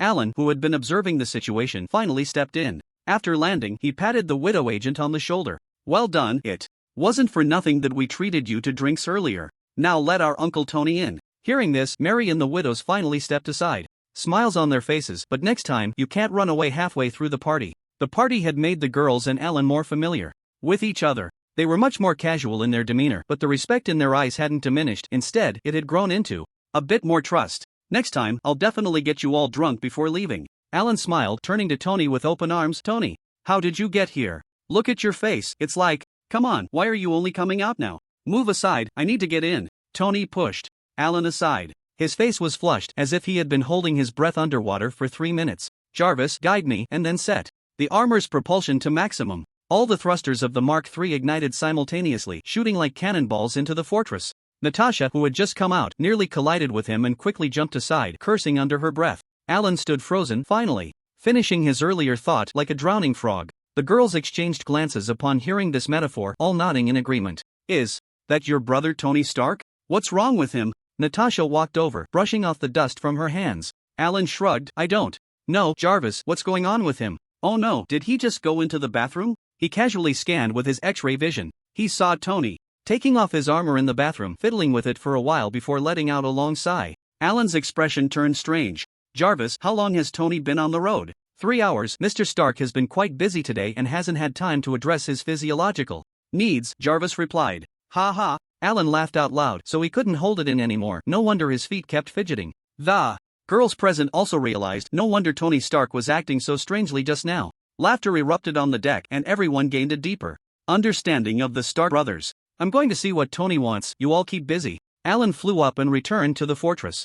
"Tony, do you still find the liquid circulation system disgusting?" The moment Tony stepped out of the bathroom, he saw Alan leaning against the wall, asking him. Tony's expression froze instantly. After a few seconds of stillness, he casually turned his head. "Sometimes you have to admit, what's important is function, not appearance." "So it's not disgusting now?" Alan poked his forehead with his index finger. "I remember someone said a few days ago." "All right, I admit it, you were more foresight. The armor indeed needs a liquid circulation system." Tony's expression changed, and he quickly backtracked. He grabbed Alan to stop the topic. "I'll add the function when we get back, but why don't you take me to see your fairy tale castle first?" With Tony's concession, Alan felt a surge of emotional satisfaction. He seized the opportunity and followed Tony's lead. "Okay, let's go this way. By the way, how did you find your way here?" "Jarvis told me that a girl took my brother away while I wasn't home. I was worried he might get lost, so I rushed over to protect him." Tony shrugged. "Do you feel moved by this story? Yet this brother, he was so aggressive when I made a fool of myself. Isn't that a bit much?" Alan couldn't help but chuckle. Clearly, you were shot in the knee by your own boomerang, who said they would never need a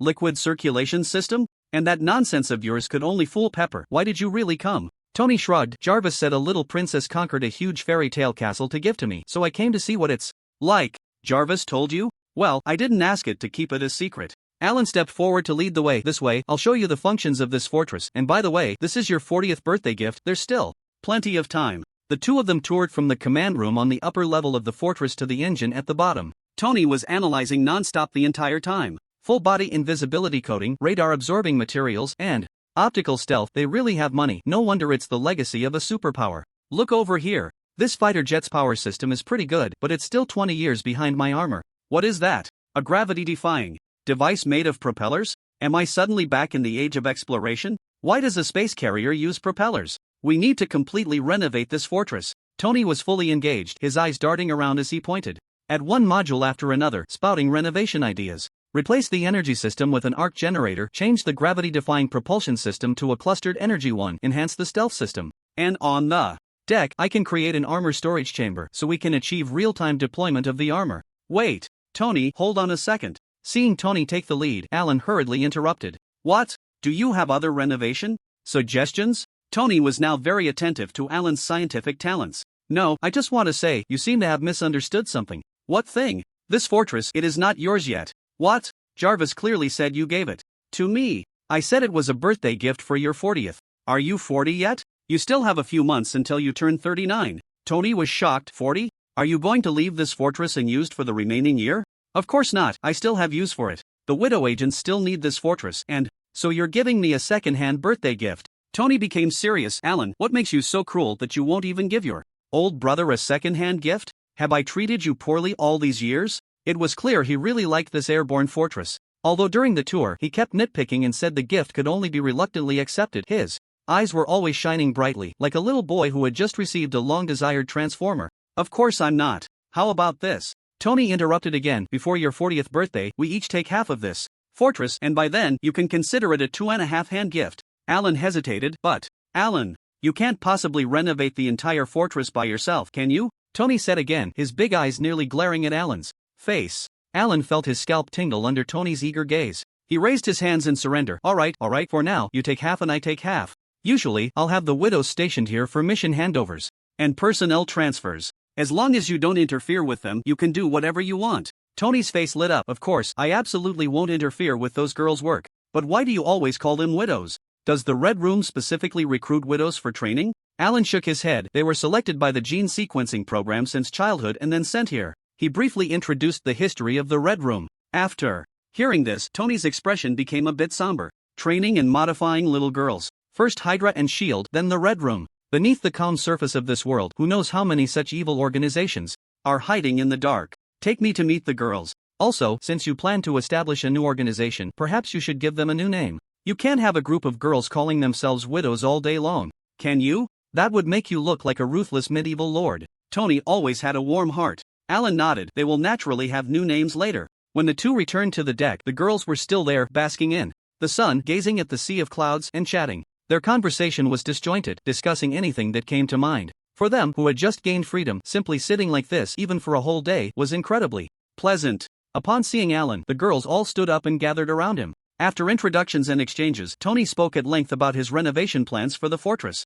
He also proactively offered to pay the widow agents responsible for guarding the fortress a monthly salary of $100,000 until they changed shifts and left. However, during the conversation, Tony noticed the girls were looking at him strangely. After asking Alan a few times, he learned it was because the story of him holding in his urine while in the armor had become common knowledge in the fortress. Thus, Alan and Tony quickly said goodbye to the girls and left the airborne fortress together. Part of Tony's departure was due to embarrassment, feeling utterly humiliated. The other part was that he still had to go back to prepare for today's press conference. If he missed it, Pepper would surely be angry. For quite a while. As for Alan, it was time to bask in the sun. He wanted to fly directly back into the capsule to sleep. By the way, the spaceship's hatch had been repaired by him last week after he had carried it up to fix it. When he first woke up, he was overwhelmed with emotions and just wanted to destroy something to test his strength. As a result, the hatch suffered an unwarranted disaster. In the end, he naturally had to fix it himself.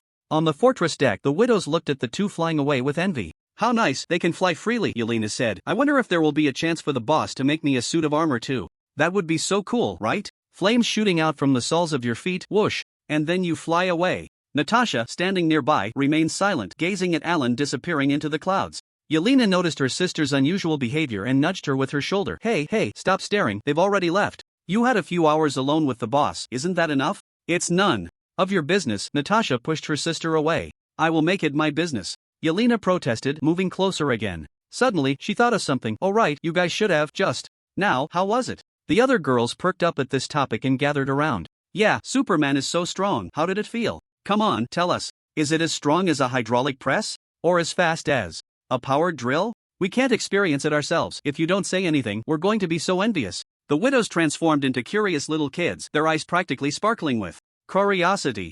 Natasha's face flushed slightly and she extended her hand as if grasping at something in the air. Well, it felt a bit like flying in the sky and it never stopped and it was very strong. Shit. Natasha, you're so dead. My Superman. When they finally heard what they wanted to hear, the curious little kids instead lost their composure. The scene erupted into chaos. Los Angeles, 10 a.m. Stark Industrial Park. The press conference started on time. Pepper read a long speech on stage. It was about the plan for the rollout of new energy supplies. However, it was still just a preliminary statement. The real cooperation would inevitably need to connect with major sovereign nations to unfold. The reporters in the audience flashed their cameras nonstop, remaining quiet until Pepper finished speaking. They knew they were witnessing a major event that would change the world. As long as they performed well enough, perhaps in the future, they would be included in textbooks for a brilliant report published today. However, after Pepper finished, the Q&A session that the reporters had been eagerly anticipating did not come. On stage, Pepper stepped aside to make room, and instead, Tony Stark walked up. Ahem, everyone, don't be anxious, I'll just say a few words. He placed his hands on the podium. After a brief commotion, the crowd quieted down, hundreds of eyes waiting for Tony's next speech. Wow, it's finally starting. Jarvis, remember to record. On the outer edge of the crowd, Alan, back from space, held a bucket of popcorn, looking like he was watching a show. Although the timing was off, it could still be considered a live viewing of a major Marvel event. Mr. Allen, you seem to be looking forward to Mr. Tony's speech? Suddenly, a voice came from beside him. Alan frowned slightly, glanced at the speaker, and stopped his departing steps. Who are you? A familiar face. Alan recognized the middle-aged man next to him, dressed in a suit, slightly balding, with a friendly demeanor. This was none other than the Captain America superfan, Coulson. I'm Phil Coulson from the Strategic Homeland Intervention, Enforcement, and Logistics Division. Coulson smiled warmly and handed over a business card. What a mouthful of a name. Do you need something from me? Alan took the card. We are a department independent of the FBI and CIA, and I wanted to talk to you about some recent events in the Middle East. Alan glanced at the business card and handed it back to Coulson. You don't need to ask me. What Tony is about to say is about what's happening there. You just need to wait. Coulson looked unexpectedly at Tony on the stage, sensing that something significant was bound to happen today. Thank you. He nodded politely to Alan and then walked out, pulling out his communication device to contact his superiors.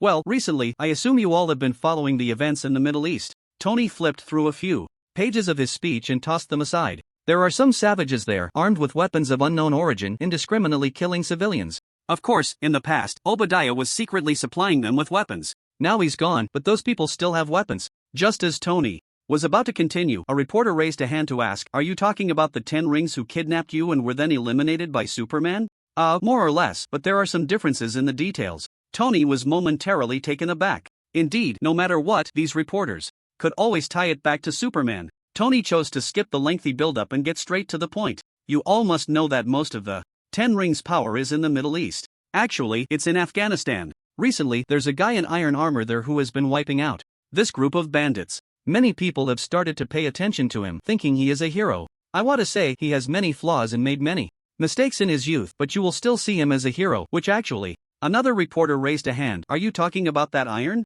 Kid who imitates Superman? Do you know him well? Tony's words got stuck in his throat. He stared at the reporter for a long time. Then suddenly said, that is Iron Man, not Iron Kid, and I am Iron Man. Silence fell over the room. Everyone looked at Tony, thinking he was just trying to lighten the mood. Even a few people managed to squeeze out dry laughter, indicating they were indeed amused. The only one truly laughing, and even laughing joyfully, was Alan. This made Tony's expression darken. He irritably pressed his lips together, took a step back, and shook his hands, revealing 2 wristbands. Jarvis. Boom. In the next moment, an oval metallic flying pod burst in from outside, soaring over the reporters' heads. Amidst gasps and dodging, the pod disassembled and equipped itself onto Tony. I am Iron Man. The armor donned, the faceplate closed, and the crisp sound of iron scales locking together echoed continuously. Tony once again announced his identity in a calm and firm tone. This time, everyone looked at him in shock. The gold and red armor stood in the center of the stage like an industrial gem, shimmering with brilliance.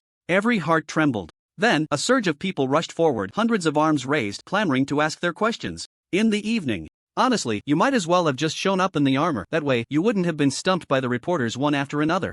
Alan pushed open the door of the mansion and said to Tony behind him. After the press conference, Pepper had insisted on keeping him and Tony at the company for a whole day. The mountain of documents seemed endless. Even the super brain seemed to protest. Alan decided that once Natasha rescued all the widow agents, he would let her take over as president of the network company. This job was indeed tiring, but it showed his trust in Natasha. Surely, handling multiple transactions worth billions of dollars every day would give Natasha a great sense of accomplishment. As for establishing the organization, that would be left to Yelena. The little girl needs to exercise more to grow quickly. The more Alan thought about it, the more he felt this decision was feasible. It was another win-win-win situation. Anyway, there was no way he could attend that class. Working before the crossover and still working after it, wouldn't that mean he crossed over for nothing? But that was all a matter for later. Right now, he just wanted to enjoy a good dinner, to heal the fatigue of work with delicious food. However, as soon as he walked in the door, Alan stopped.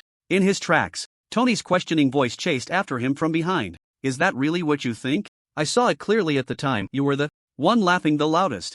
Why are you standing there motionless? Tony peeked his head out from behind Alan. In front of the huge, floor-to-ceiling window, a figure in a long black coat that reached the ankles stood with their back to the two, gazing solemnly out at the sea. That dark head, with an air of mystery. Who else could it be but Nick Fury? Jarvis? Tony called out. Welcome home, Mr. Stark and young master. Alan, Jarvis immediately responded. Looks like there's a localized electromagnetic shield. Nice technology, Tony complimented, noticing that part of Jarvis's monitoring area was blocked. He looked at Alan. What do you think we should do? Alan snapped his fingers. Jarvis, use the armor to blast that person standing in front of the floor-to-ceiling window out. Understood, young master. The sound of mechanical assembly immediately came from downstairs. Wait, don't get excited. The formally dressed, aloof Nick Fury panicked and quickly turned around. I am the director of S.H.I.E.L.D., Nick Thick Crab. Before he could finish his sentence, Jarvis had already controlled the Super Mark I to go upstairs. The blue and red armor raised its hands, the cluster cannon charging up. Mother asterisk asterisk asterisk I'll be back. We need to talk. Nick Fury realized that this artificial intelligence had no intention of stopping and directly crashed through the floor-to-ceiling window, jumping off the cliff. Boom! After he jumped off the cliff, the cluster cannon brushed past him. Well done, Tony praised, walking to the window and watching a parachute slowly unfold below the cliff. That guy really has endless tricks up his sleeve, just as you described, he remarked. Alan also walked over.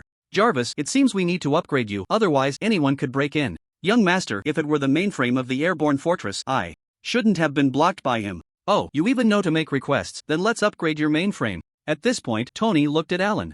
Speaking of which, if that Black Widow subordinate of yours had come yesterday and you had blasted her out, we wouldn't have been able to find the Red Room. Why didn't you take action at that time? He asked. Because I wanted to confirm some things, Alan said, blowing a breath against the floor-to-ceiling window, sending all the shards tumbling off the cliff. I planned to ask her for some intelligence I wanted to know, so I naturally wouldn't just chase her away. What intelligence? Secrets. You little rascal have secrets with me? I see you're just after her body. Tony's tone rose. Of course, that factor is also involved. I just made a mistake that all men make. Alan walked toward his room. You make a good point. Tony thought about it from his perspective. He couldn't refuse a beautiful woman who came knocking at the door. Half a month quickly passed. Nick Fury said he would come again, but he still hadn't shown up. According to Tony, he had packaged the Hydra intelligence and sent it to the Black Egg's mailbox. He probably cursed at his own riddled shield 100 times a day. However, during this time, Natasha had already led the girls to free over 200 widow agents from their control. Most of these widows were willing to join the organization that Alan had yet to establish. Only a few widowed agents, either exhausted in body and mind or seeking to pursue their own future, chose to withdraw. Alan also followed suit and destroyed their files. However, perhaps in a few years some of them will regret the decision they made on this day. On Tony's side, at Pepper's request, he also began to return to the company to help. After all, the expansion of New Energy really couldn't do without him. Alan's biggest gain in the past half-month was the increase in strength and the conclusion of the upper limit prediction experiment. 2 days ago, after sunbathing, Alan returned home and finished the thrust test. Tony looked at him again with the eyes of a monster. 890,000 tons of immense power. In half a month, your strength has almost doubled. Alan nodded calmly. I can feel the speed of strength growth accelerating. It's a bit like growing in a geometric progression. However, in the past 2 days, I've noticed that the gap in the increase has started to shrink. Perhaps this means I'm approaching the peak of growth. So what I hope to get is the upper limit prediction result. Today is the last day, right? It should be time for results. Give me 5 minutes. Tony walked to the computer and began to calculate quickly on the screen. As he said, 5 minutes later, a prediction chart full of dots and lines was printed out. All right, done. Alan pulled out the chart and read it carefully. Tony acted as the narrator beside him. Those dots record the power of each leap after your sun exposure, and the lines represent the increase. According to the model we established, your power limit will be around 2 million tons. Yes, that's one arm 2 million tons. Tony glanced at Alan's expression and, finding no abnormalities, continued. And 1 million tons is your peak. Before the peak, the power will increase faster and faster like a snowball. After that, the speed of your power growth will gradually slow down until it reaches the limit. After Tony finished speaking, he carefully observed Alan. He knew his brother had always wanted to pursue power, and suddenly, hearing about his limit might not be pleasant. However, Alan remained calm. He even found it strange. What's with that expression? It's like you're afraid I'll cry any second, so you're ready with tissues to comfort me. Don't you feel sad about your existence limit? Tony asked, pointing at the prediction chart. Why should I feel sad? This is something I expected. Knowing the result gives me a direction to strive for, Alan said. The fact is, knowing that approximately one arm 2 million tons is his limit means that before reaching the limit, he can continue to sunbathe while looking for other ways to become stronger. First, he could consider studying at Kamartaj. He could also go to the Daluo village in Kunlun to learn some chi skills. There are many unconventional ways to become stronger in Kamartaj. For example, using a contract with a demon to gain strength. First sign with a weaker one, then devour them later, then sign with a stronger one, climbing the path of the demon. This is a feasible path that a certain Doctor Strange has already traversed. Kunlun could offer the power of the divine dragon. That is a multiversal level of power, although the probability of obtaining it is quite low. Even after exploring these powers in this world, he could use his ability to traverse to other worlds in search of ways to become stronger. Previously, Alan had always been somewhat cautious, thinking it best not to step out of the current world until he became strong enough. However, now he should be considered barely qualified to step into other worlds. At this time, Tony said, speaking of which, I watched a Superman animation a few days ago. The Superman inside is someone who suddenly absorbs too much power, reaching a force of 200 trillion tons, and their body begins to naturally collapse. I think for most ordinary Kryptonians, 200 tons might already be an unattainable limit. Alan thought for a moment and agreed. Perhaps that's true. After all, every race has its limits. So, to break through this limit, does that mean one can only stop being a Kryptonian? He silently scoffed at the thought. 2 days later, a sumptuous dinner had just ended. Tony continued to retreat into the laboratory to conduct research. Alan, on the other hand, flew into space. After the simulation tests, he had basically been rooted in the space capsule for the past few days, except for when he felt peckish and would return home for dinner. Even yesterday, when Natasha sent a request for her salary, he ignored it. Once again entering the space capsule, he returned to the familiar titanium alloy steel plate. Alan quickly settled into a comfortable sleep. That night was supposed to pass peacefully, but uninvited guests always arrive without warning. Tony Stark was unaware. The wind that announced his identity to the world had now blown into hidden corners. The moon was bright and the stars sparse, with clouds drifting across the sky. Under the night, a group of black-clad masked figures concealed themselves in the shadows of the clouds, launching an attack on Stark's mansion like roaches. Emerging from their holes, they resembled some ancient heroes, their only visible eyes determined and fierce. It seemed they had come only to rob the rich and help the poor. Yet they also bore the traits of ninjas passed down through the ages. Each person's footsteps would imprint on the previous ones. No one made a sound, each like a cold sword hidden in its sheath. They moved through the blind spots of all surveillance equipment, sometimes leaping, sometimes crawling, like a group of water spiders jumping on the surface. This group of water spiders eventually lurked on the roof of Stark's mansion, pinpointing Tony's room, and descended using grappling hooks, laser cutters, glass suction cups, silent gloves. They expertly removed the glass from Tony's bedroom. Then one by one, they slipped into the room like fish, making not a single sound. The leader scanned the room and shook his head, indicating that Tony Stark was not there. He made several hand signals instructing everyone to rush downstairs and eliminate any witnesses. Everyone nodded. The leader raised 5 fingers, starting a countdown one by one. Meanwhile, in the laboratory, Tony was leaning back in a soft chair, resting his chin in thought.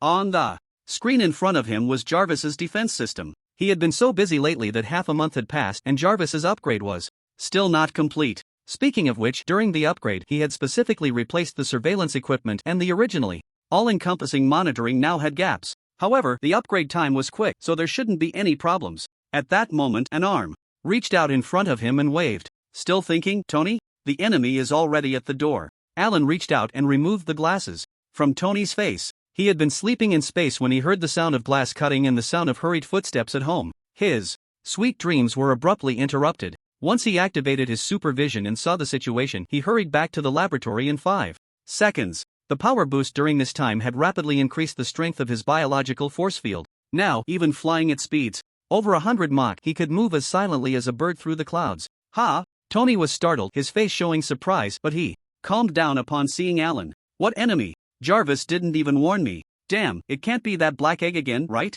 Tony had learned the term black egg, which combined both taste and color, from Alan. No, it's a group of ninjas, or perhaps martial arts masters. Alan squeezed his wrist. I'm back to remind you to hurry up and upgrade Jarvis, and by the way, take them out. Oh, no. As soon as Tony heard Alan was going to take action, he felt a jolt in his heart and immediately stood up. They are clearly coming for me. If anyone's going to take action, it should be me. After he finished speaking, he waved his hand directly. Jarvis, armor. The flight pod, standing quietly in the lab, immediately disassembled and attached itself. Alan did not stop Tony. The more than 10 people above had muscle density at the level of ordinary people. Even if they might possess some mysterious powers, they would not be Tony's match. After Tony donned the armor, he smashed through the glass door and charged upstairs. Wait for my news down there. Tony's voice echoed down the hallway. Handsome guys with diapers on their heads, I'm coming. It was clear that he had been a bit pent up during this time, and once he put on the armor, his true nature was revealed. Alan shook his head and stepped on the glass shards as he went upstairs.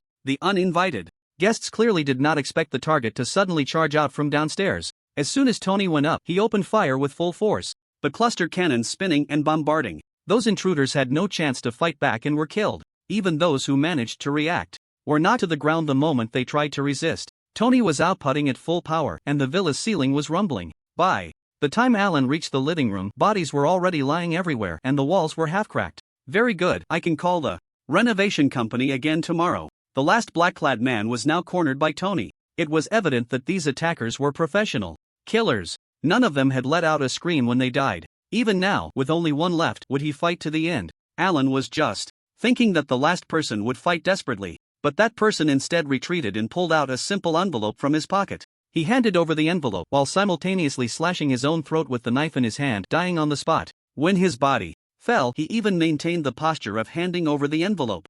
It seems he didn't intend to fight to the death but chose to die to make a statement. Alan walked over to Tony's side. No, he wanted me to see that letter. Click. Tony retracted his faceplate and the armor automatically separated. He stepped forward to pick up the envelope, but Alan was one step ahead. Be careful, the letter might be poisoned, Tony. Next time you handle something from the enemy, it's best to wear the armor. Tony was taken aback. Poison on the letter? Would anyone really do something so insidious? There are parts in Eastern martial arts novels that love to write such plots. This group looks like the kind of people who would do that. Alan brought the envelope to his nose and sniffed. Alright, no poison, looks like I was overthinking it. But why did he hand over this letter before committing suicide? He casually opened the envelope. Could it be that some organization wants to recruit me? Was that just now some kind of initiation test? Tony leaned in to look together. Alan made a face of disdain. Come on, what kind of middle school theory is this? Do you think you're a savior? He unfolded the letter. From the appearance, it was just an ordinary letter, probably made of bamboo paper.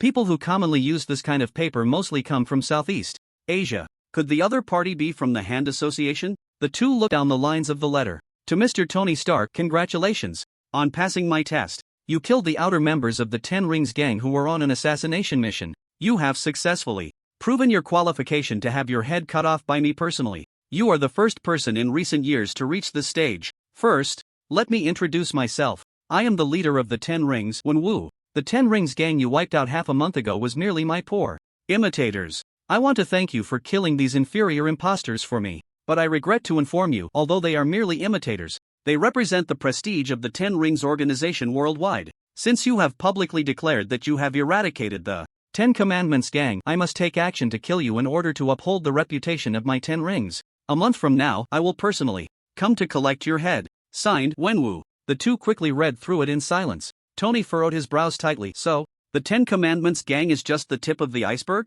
No, the Ten Rings is actually a hidden organization. He thought of Hydra and the Red Room. Any organization lurking in the dark corners of the world that he had learned about so far was not good. While Tony was still speculating about the Ten Rings' background, Alan erupted beside him. What a one-woo! Alan's eyes almost immediately glowed red. The letter in his hand shattered without warning. He floated up, his clothes moving as if stirred by an unseen wind. The red light in his eyes grew more intense, like a demon emerging from hell, gazing down upon all living beings. Although he wasn't wearing a superhero costume, it felt as if a bloodstained cape was billowing behind him. Tony, you take a break, I'm going to kill a few people and then come back. His expression was emotionless, as if he were casually saying he was going to grab a slice of bread, but the chilling tone sent shivers down one's spine. Tony turned in surprise, and before he could see Alan, it felt as if a great mountain had pressed down on him, causing him to stagger back several steps. Why you mean now? Tony looked at Alan, his heart trembling slightly. Ha, the Ten Rings dare to issue this death notice a month from now. I'll make sure they don't see tomorrow's sun. Alan was just floating there, yet he exuded an oppressive force like a mountain in the sky, a river flowing backward. It felt as if the entire world would shatter like a mirror falling to the ground in the next instant. This was the first time Tony had seen Alan so furious. His throat tightened, and for some reason he felt anxious. Alan, calm down. You need to calm down, Tony hurriedly said. He's after me, I should be the one to deal with him. Don't act impulsively, let's talk it over first. He jumped up, trying to pull Alan down, but instead, he found himself falling onto Alan. He clung to Alan's leg, chuckling awkwardly. Listen, Alan, let's not rush into action. Look, he issued the challenge to me, to Iron Man. I have to respond to this challenge. Otherwise, what was the point of that press conference I held? Just to show off? Alan looked speechlessly at Tony clinging to his leg. The anger in his heart was momentarily extinguished by this goofball. Isn't it? He slowly descended, and Tony stood back on the ground. See, you always misunderstand me so deeply. Once Tony steadied himself, he immediately stepped forward to block Alan's shoulder. I'm Iron Man, it's my responsibility. You know I've wanted to do something from the very beginning, right? This is an opportunity. He spoke earnestly. The Ten Rings, just hearing the name, it's clear they're not good people.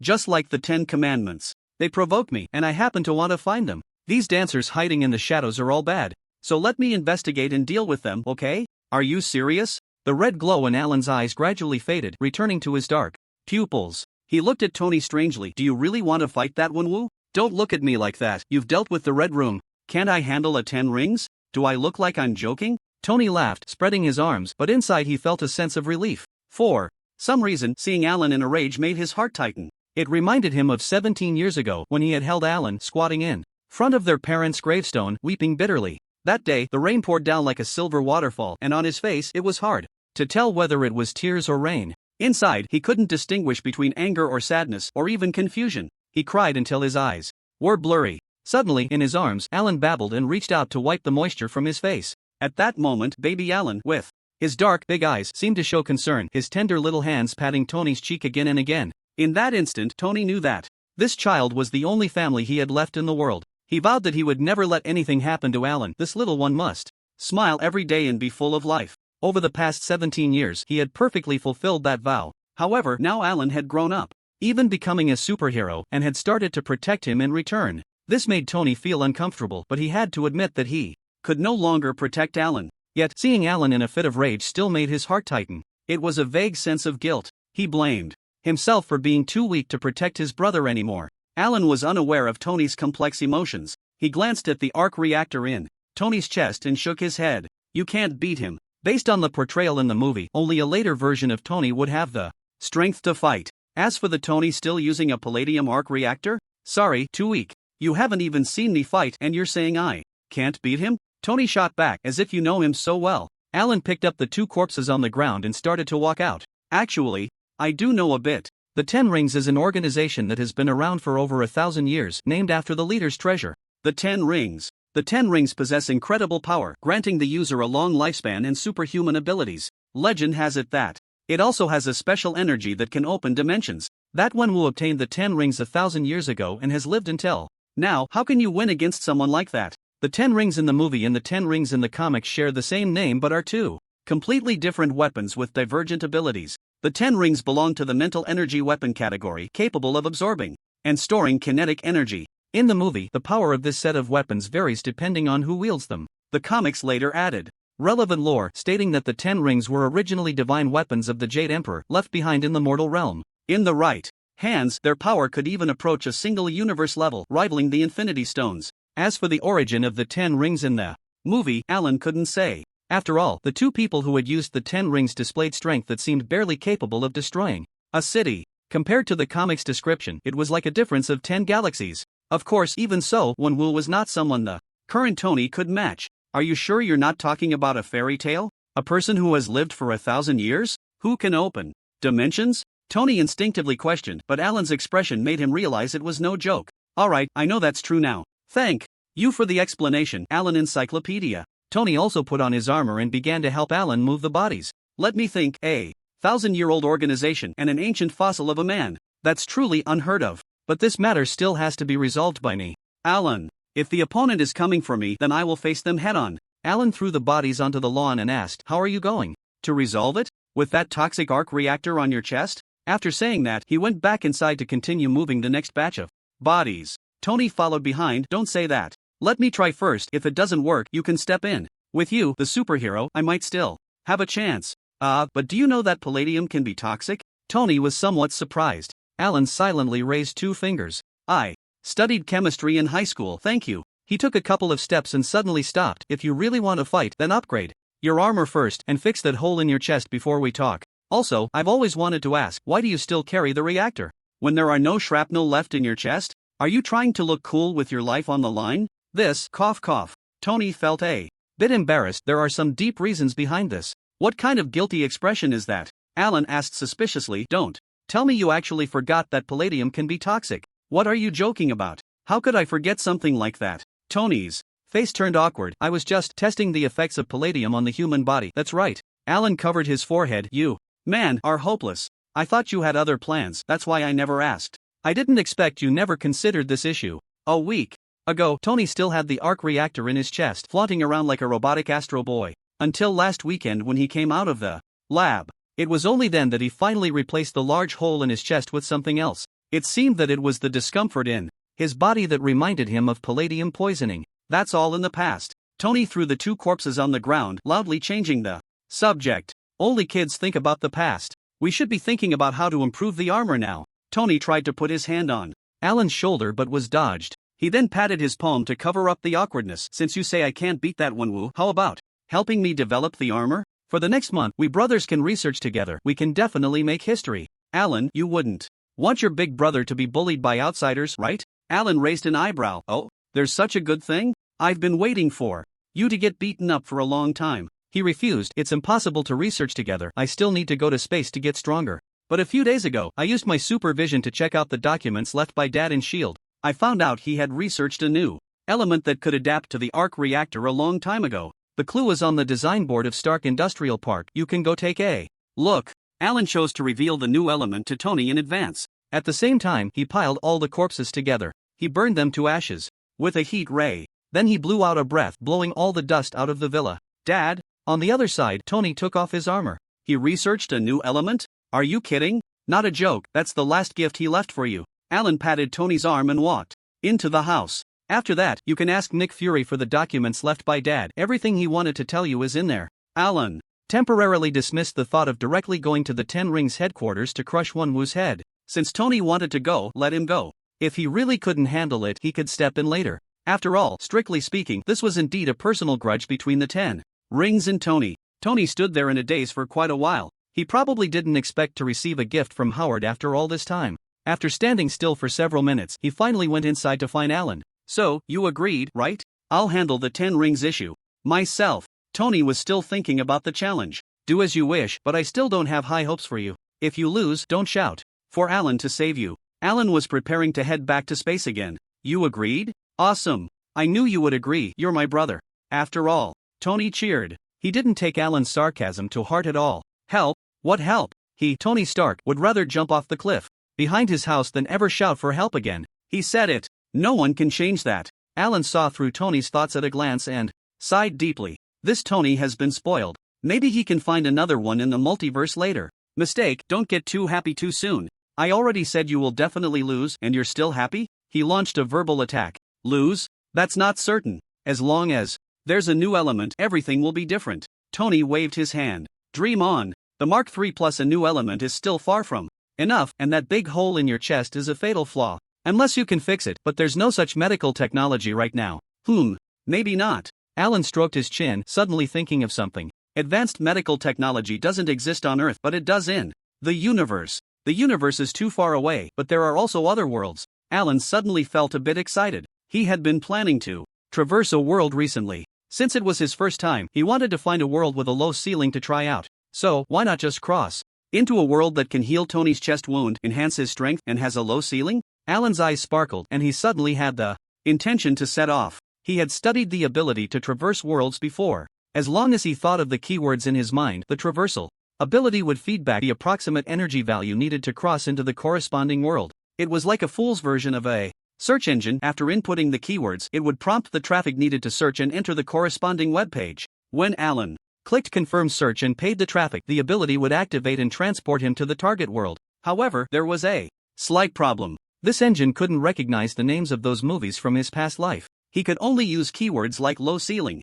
and good medical technology to search for worlds. Not certain? Do you have a way? You're not planning to use silicone or something to fill it, are you? Tony looked disgusted. Please don't come up with such a bad idea. I'd rather build a new element arc reactor. Of course not. I'm planning to traverse a world soon, and I'm sure I can bring you good news. Alan said. Traverse. Tony mumbled a few words, and his eyes suddenly lit up. You plan to go to other worlds? Oh my god. You have to take me with you. I've wanted to go for a long time. He suddenly became extremely excited. That's another world. Could there be another me there, or another you? What if in that world, I'm the superhero and you're Iron Man? The more Tony spoke, the more excited he became, taking a few quick steps, almost pulling his hair out. Wait, let me think about what to bring for traversing worlds. Iron armor, electronic devices, US dollars. No, I need to bring gold, and here we go again. This guy was getting excited all by himself. Alan helplessly stopped Tony. You misunderstood again. I only plan to go alone, not with you.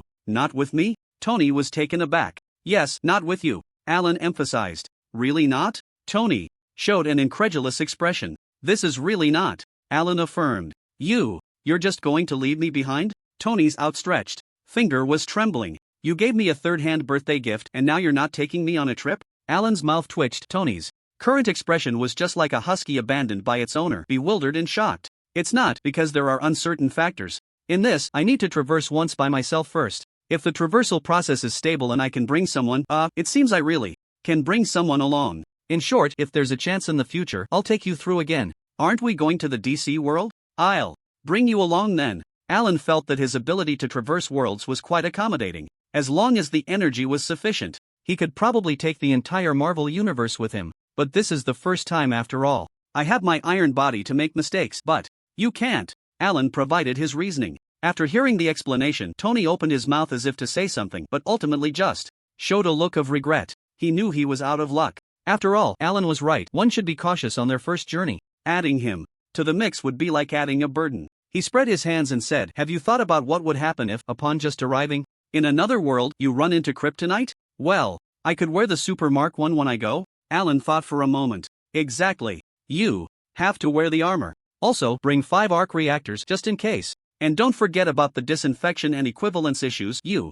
need to. Tony rattled off a long list of reminders. He only paused to take a sip of water when his throat got dry. Alright, just get those preparations done. When you're ready to traverse, let me know, and I'll be watching from the side. The next day, in the evening, Alan stood amidst a circle of testing instruments in the underground garage. He was wearing the Super Mark 1 and carrying a large travel backpack. Inside the backpack were 5 arc reactors, 10 1-kilogram gold bars, disinfectant spray, hemostatic spray. This backpack, personally prepared by Tony, was filled with all sorts of emergency supplies, although Alan felt that most of it was unnecessary. Are you sure you're leaving now? Tony asked from behind the projection screen. That's right, Alan nodded, but I should be back soon.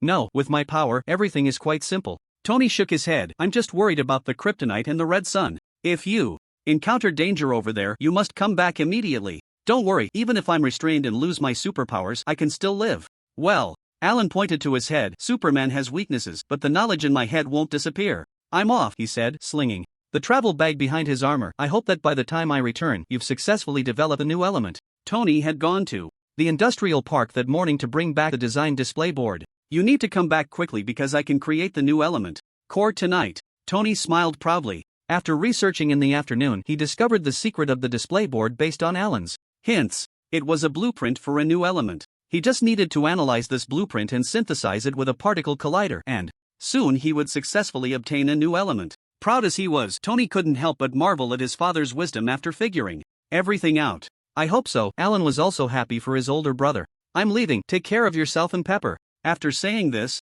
Alan closed his eyes. On the other side, Tony also activated the instruments one by one, starting to record the data on site. Recording data on time travel was an opportunity that countless scientists dreamed of, and he certainly wouldn't let it slip by. Start searching. 4 worlds. Keywords: limb treatment, enhancing Kryptonian strength, lower limits of extraordinary powers in the world, no threats. Successfully anchored the world. Calculating energy required for traversal. Traversal confirmed. Alan mobilized his traversal ability.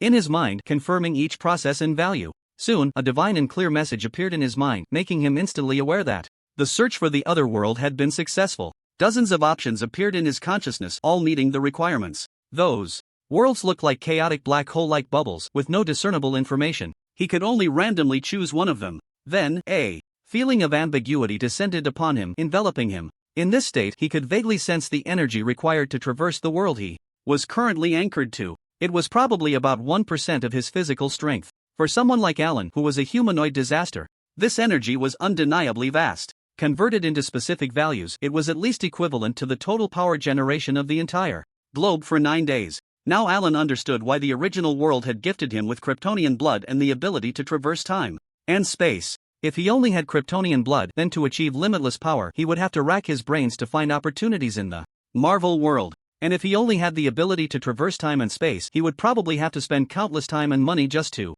gather the energy needed for the journey. But now, with the combination of these two abilities, everything became logical and complementary. Alan felt an inexplicable sensation in his heart. Perhaps with the combination of these two abilities, he could truly break through his limits and become the strongest. Without wasting too much time, Alan finally confirmed in his mind to begin the traversal. As soon as the thought was sent out, a tremendous pulling force suddenly appeared within him. It was as if a black hole had connected to his limbs and bones, crazily extracting everything that could be drawn. However, this pulling force came quickly and left just as fast. After absorbing 1% of Alan's physical strength, the pulling force automatically vanished. Instead, a new force of attraction enveloped Alan. He had a premonition and managed to open his eyes to wave at Tony, and the next second he vanished into thin air. When he disappeared, the space he occupied showed no signs of fluctuation. There was no wormhole to suck him away, nor was there a heavenly gate opening to guide his path. He was like a picture in drawing software, selected and cut, instantly disappearing from the canvas. Not a trace was left behind. What a generous gift! Tony exclaimed, "This is unscientific." All the instruments on site showed no signs of disturbance, as if nothing had changed in this place from beginning to end. In Tony's eyes, Alan's disappearance was like a drop of seawater evaporating in the ocean, causing no ripples at all. Tony frantically ran to where Alan had been, looking up and down. He felt that his worldview was being challenged once again. How could traversing worlds be so silent? This was not scientific at all. However, what bothered him even more was something else. "Alan, you better come back quickly." As soon as Alan left, Tony felt an overwhelming sense of discomfort.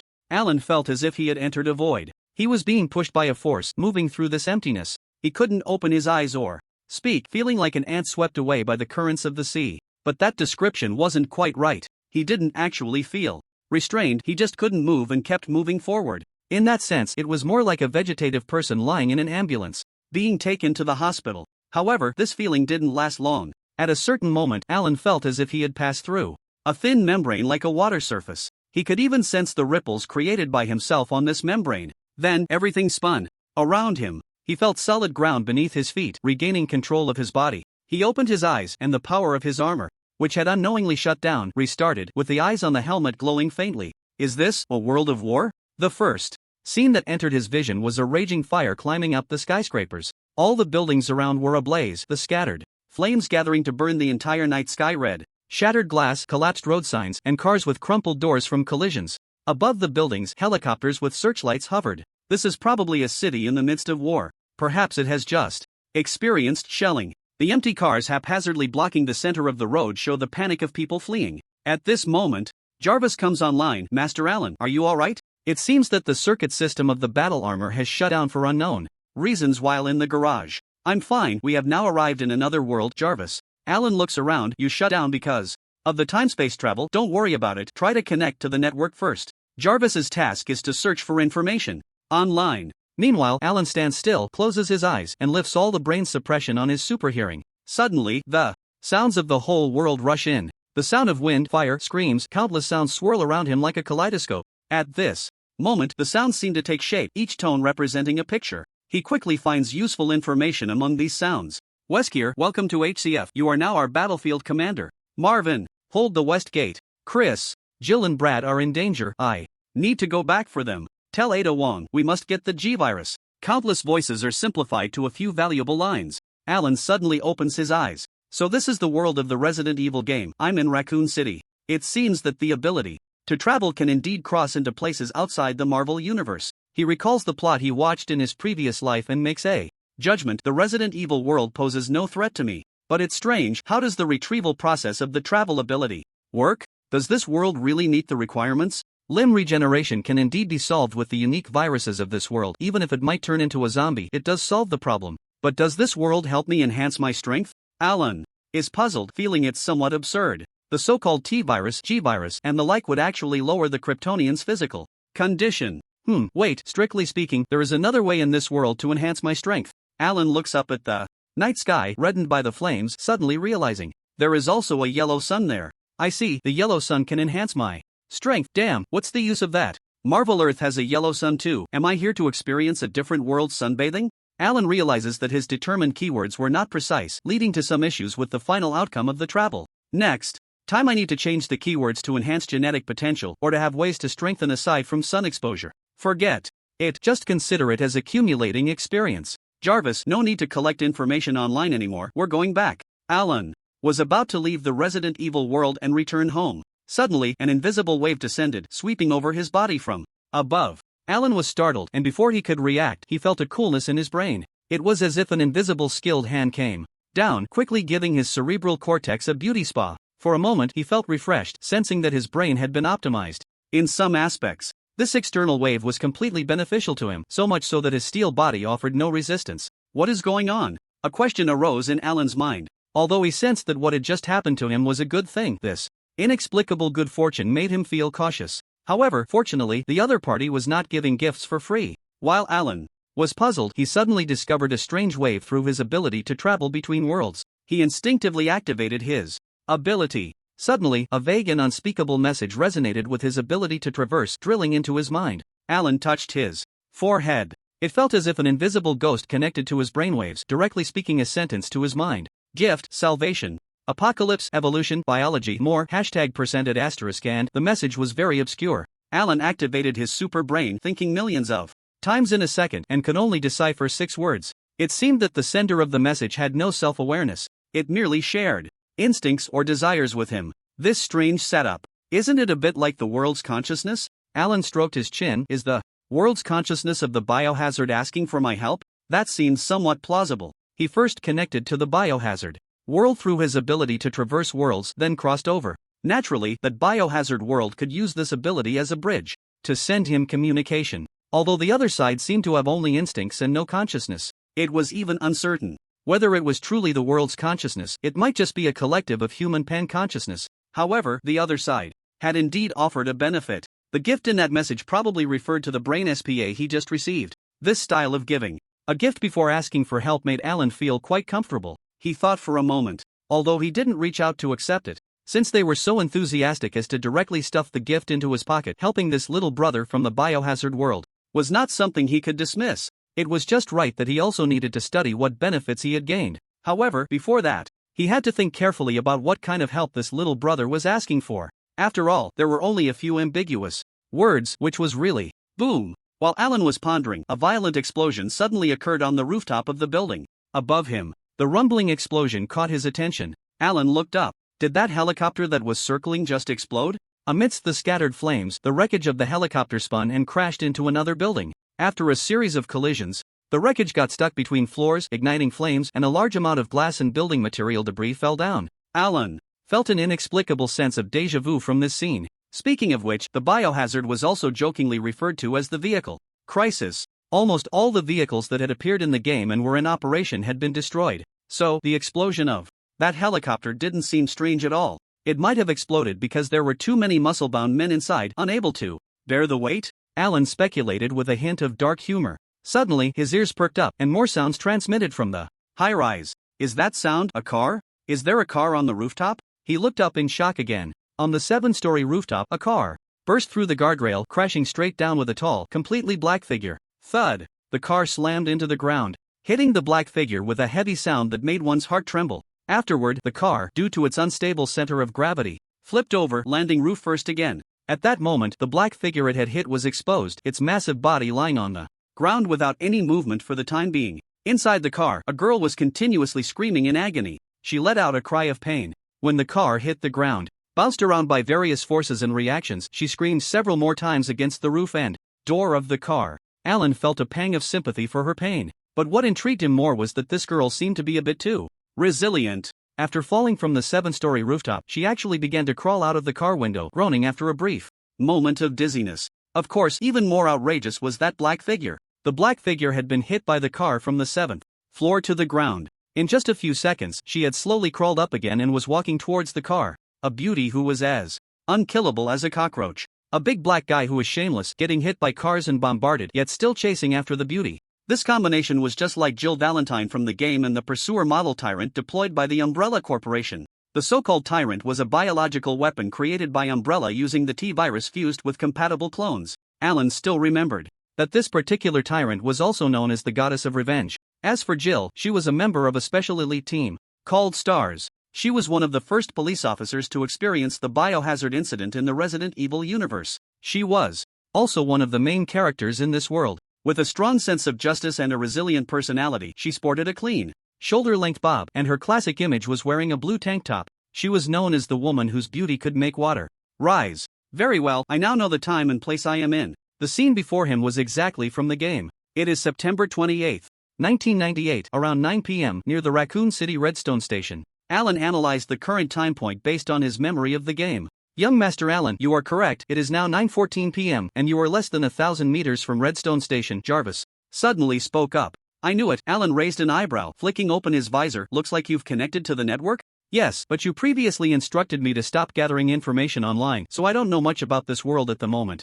Forget that previous command. Continue gathering information, focusing on Umbrella Corporation, the movements of the Eagle military, and the HCF organization. Understood, young master. Alan stopped speaking, inhaling the strong smell of gunpowder in the air, noticing that Jill had already crawled out of the car window. At that moment, Jill also happened to see him. The two locked eyes for a second, and Jill's expression visibly turned anxious. Are you human? Alan, clad in steel armor, was indeed a bit ahead of his time in 1998. However, as soon as Jill asked the question, she already had the answer in her heart. She waved frantically at Alan. Run! Run fast! Don't just stand there, get to a safe place. It's dangerous here. She shouted loudly, not even noticing that the car behind her had already caught fire. That car was about to explode, and the Tyrant was closing in behind her. If she didn't hurry to move, she would first be engulfed by the explosion and then be finished off by the Tyrant. Yet, in such a situation, her instinctive choice was to prioritize warning the oddly dressed passerby she had just seen, urging him to leave quickly.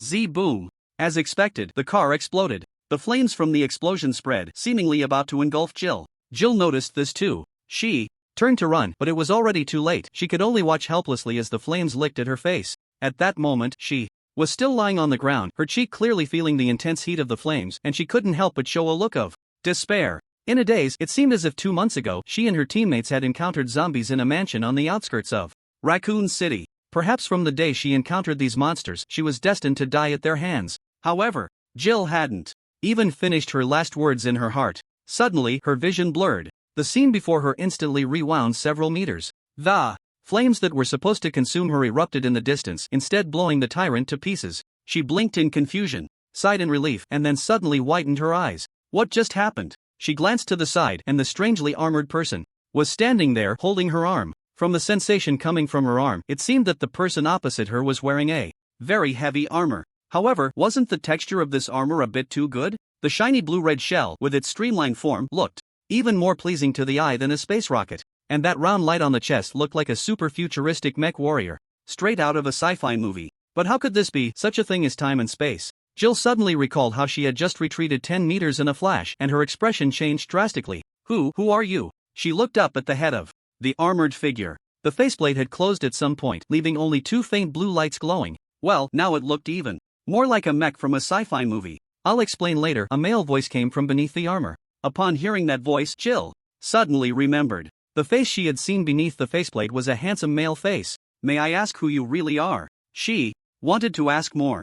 Suddenly, a loud explosion erupted from the sea of flames dozens of meters away. A sound of something slicing through the air came rushing in. The mech warrior beside her suddenly took a step forward. With a thud, he caught a half-piece of car wreckage that had been thrown at them. At that moment, the sea of flames in the distance split in two. A pitch-black tyrant emerged from the fire, its body engulfed in flames. Wow, look at this guy. There's definitely no warm guy in the world than him, the mech warrior teased. Jill was taken aback, looking at the tyrant wrapped in flames in the distance, instinctively thinking that it did indeed seem quite warm. But she quickly realized that this was the tyrant BOW. What kind of warm guy was that? Her mouth twitched as she pushed herself up from the ground, standing shoulder to shoulder with the mech warrior. What do we do now? Can you beat that bitch? She blurted out, using some rough language. However, before the mech warrior could respond, a roar came from the other side of the street. Hey, bastard, look over here. Jill turned her head towards the sound and saw a rocket flying from that direction towards the tyrant. There were actually people with heavy weaponry. She felt a sense of security. The rocket struck the unprotected giant, exploding on impact. The tyrant's body stiffened in the firelight, looking seriously injured. However, a second rocket was immediately fired from the other end of the street, causing further damage to the tyrant. The explosion illuminated more than half the block. Even the 2'6" invulnerable tyrant, after 2 consecutive rockets, bent its knees and knelt down. Are you guys okay? The person who fired the rockets dropped the launcher and ran towards the two. He was dressed in a green uniform of the Umbrella UBCS team, his fluffy black curly hair bouncing with his movements. He looked sharp-eyed, exuding a tough military demeanor. I finally caught up. My name is Carlos. I'm here to rescue you. He reached the two of them. That monster should be dead. Follow me, I'll take you to the subway station where our Umbrella emergency team has set up a shelter to evacuate the survivors from the city. Umbrella. Jill, who had just relaxed, suddenly became agitated upon hearing this.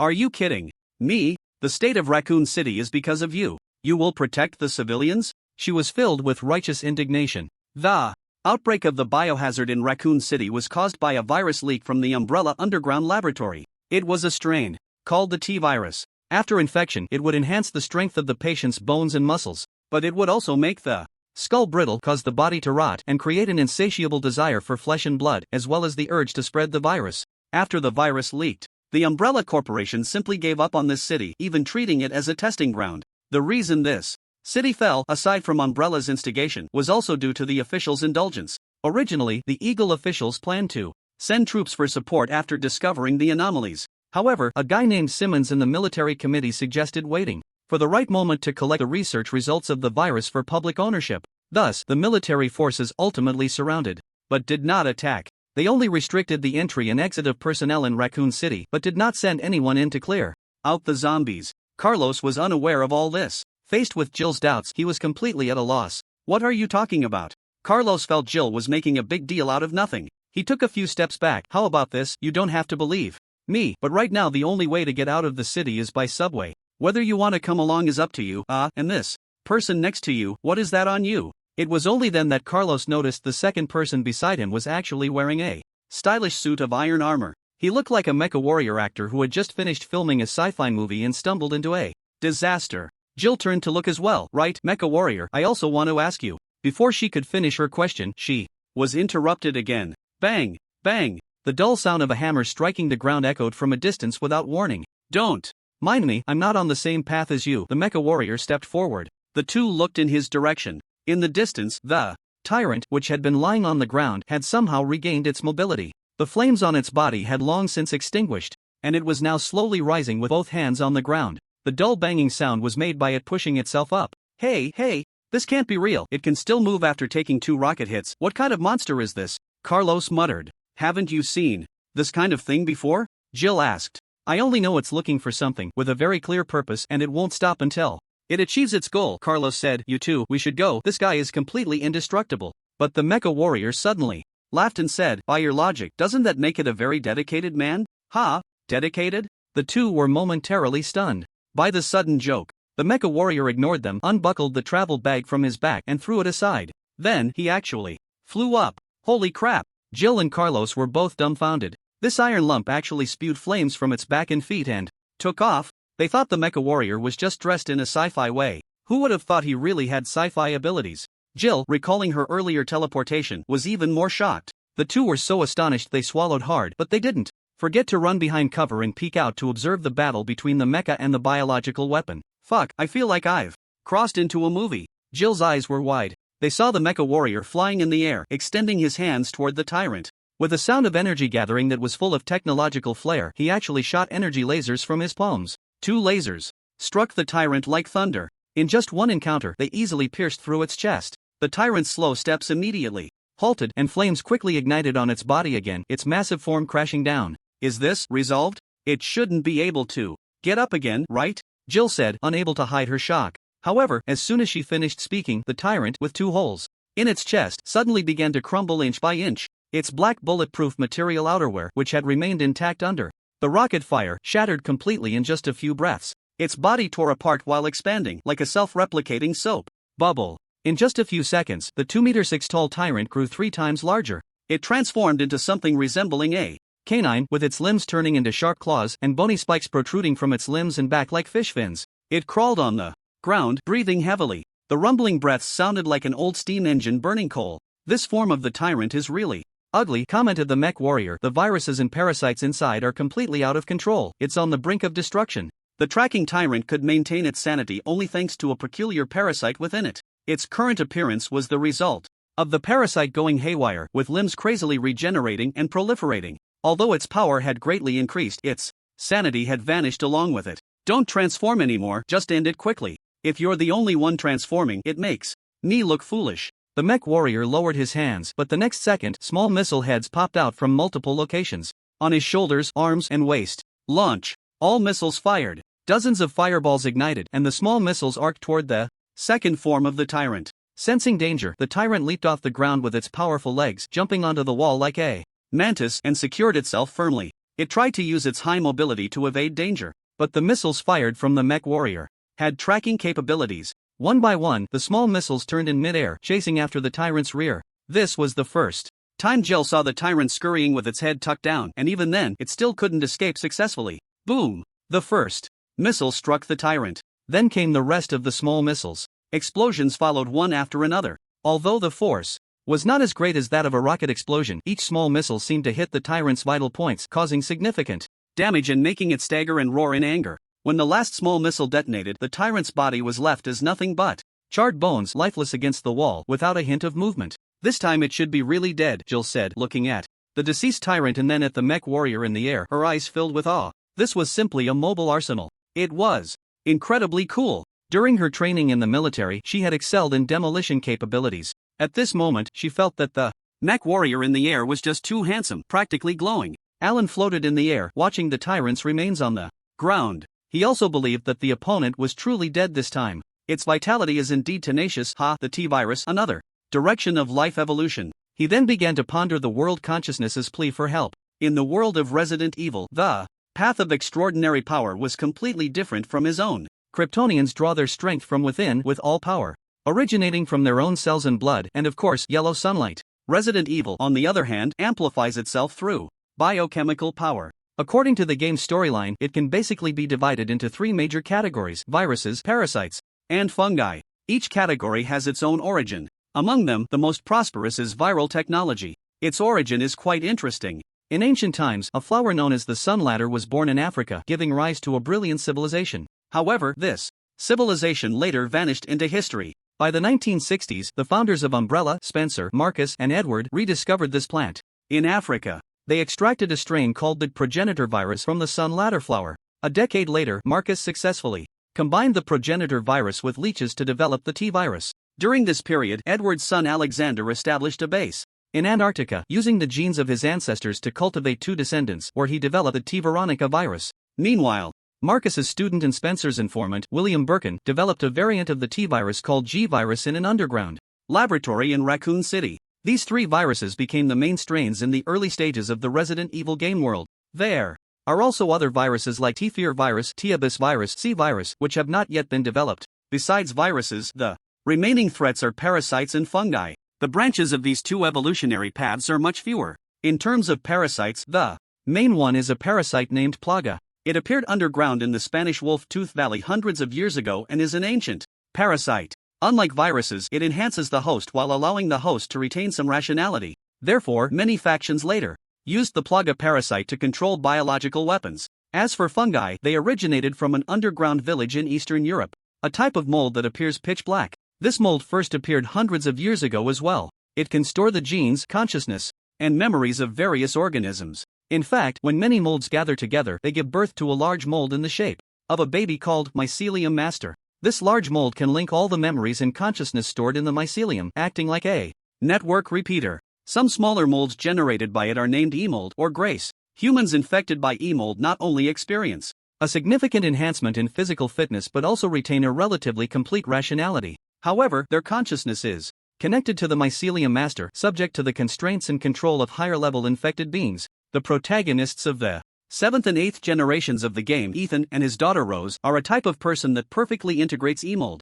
However, Rose's birth would have to be more than 20 years later, which is still too far from the current timeline. Alan organized the general situation of the Resident Evil world in his mind. He began to have some clues about the world's plea for help. Gift, salvation, apocalypse, evolution, biology, more, #% and gift naturally refers to the intangible enhancement he received. Salvation, apocalypse, should be taken literally. The Resident Evil world has experienced several apocalyptic crises, but they were all successfully overcome in the original work. The largest crisis was probably during the 6th generation of the game, with the Chaos that carried the C-virus and could infect the entire world. The creature named Chaos had very average strength. However, the virus it carried could infect the entire ocean in a short time, subsequently infecting the whole world. Of course, that had nothing to do with Alan. After all, he could easily resolve these crises by simply eliminating the troublemakers in advance. However, Alan had some doubts about this. If the so-called apocalypse refers to various biohazard crises, then it shouldn't be the world's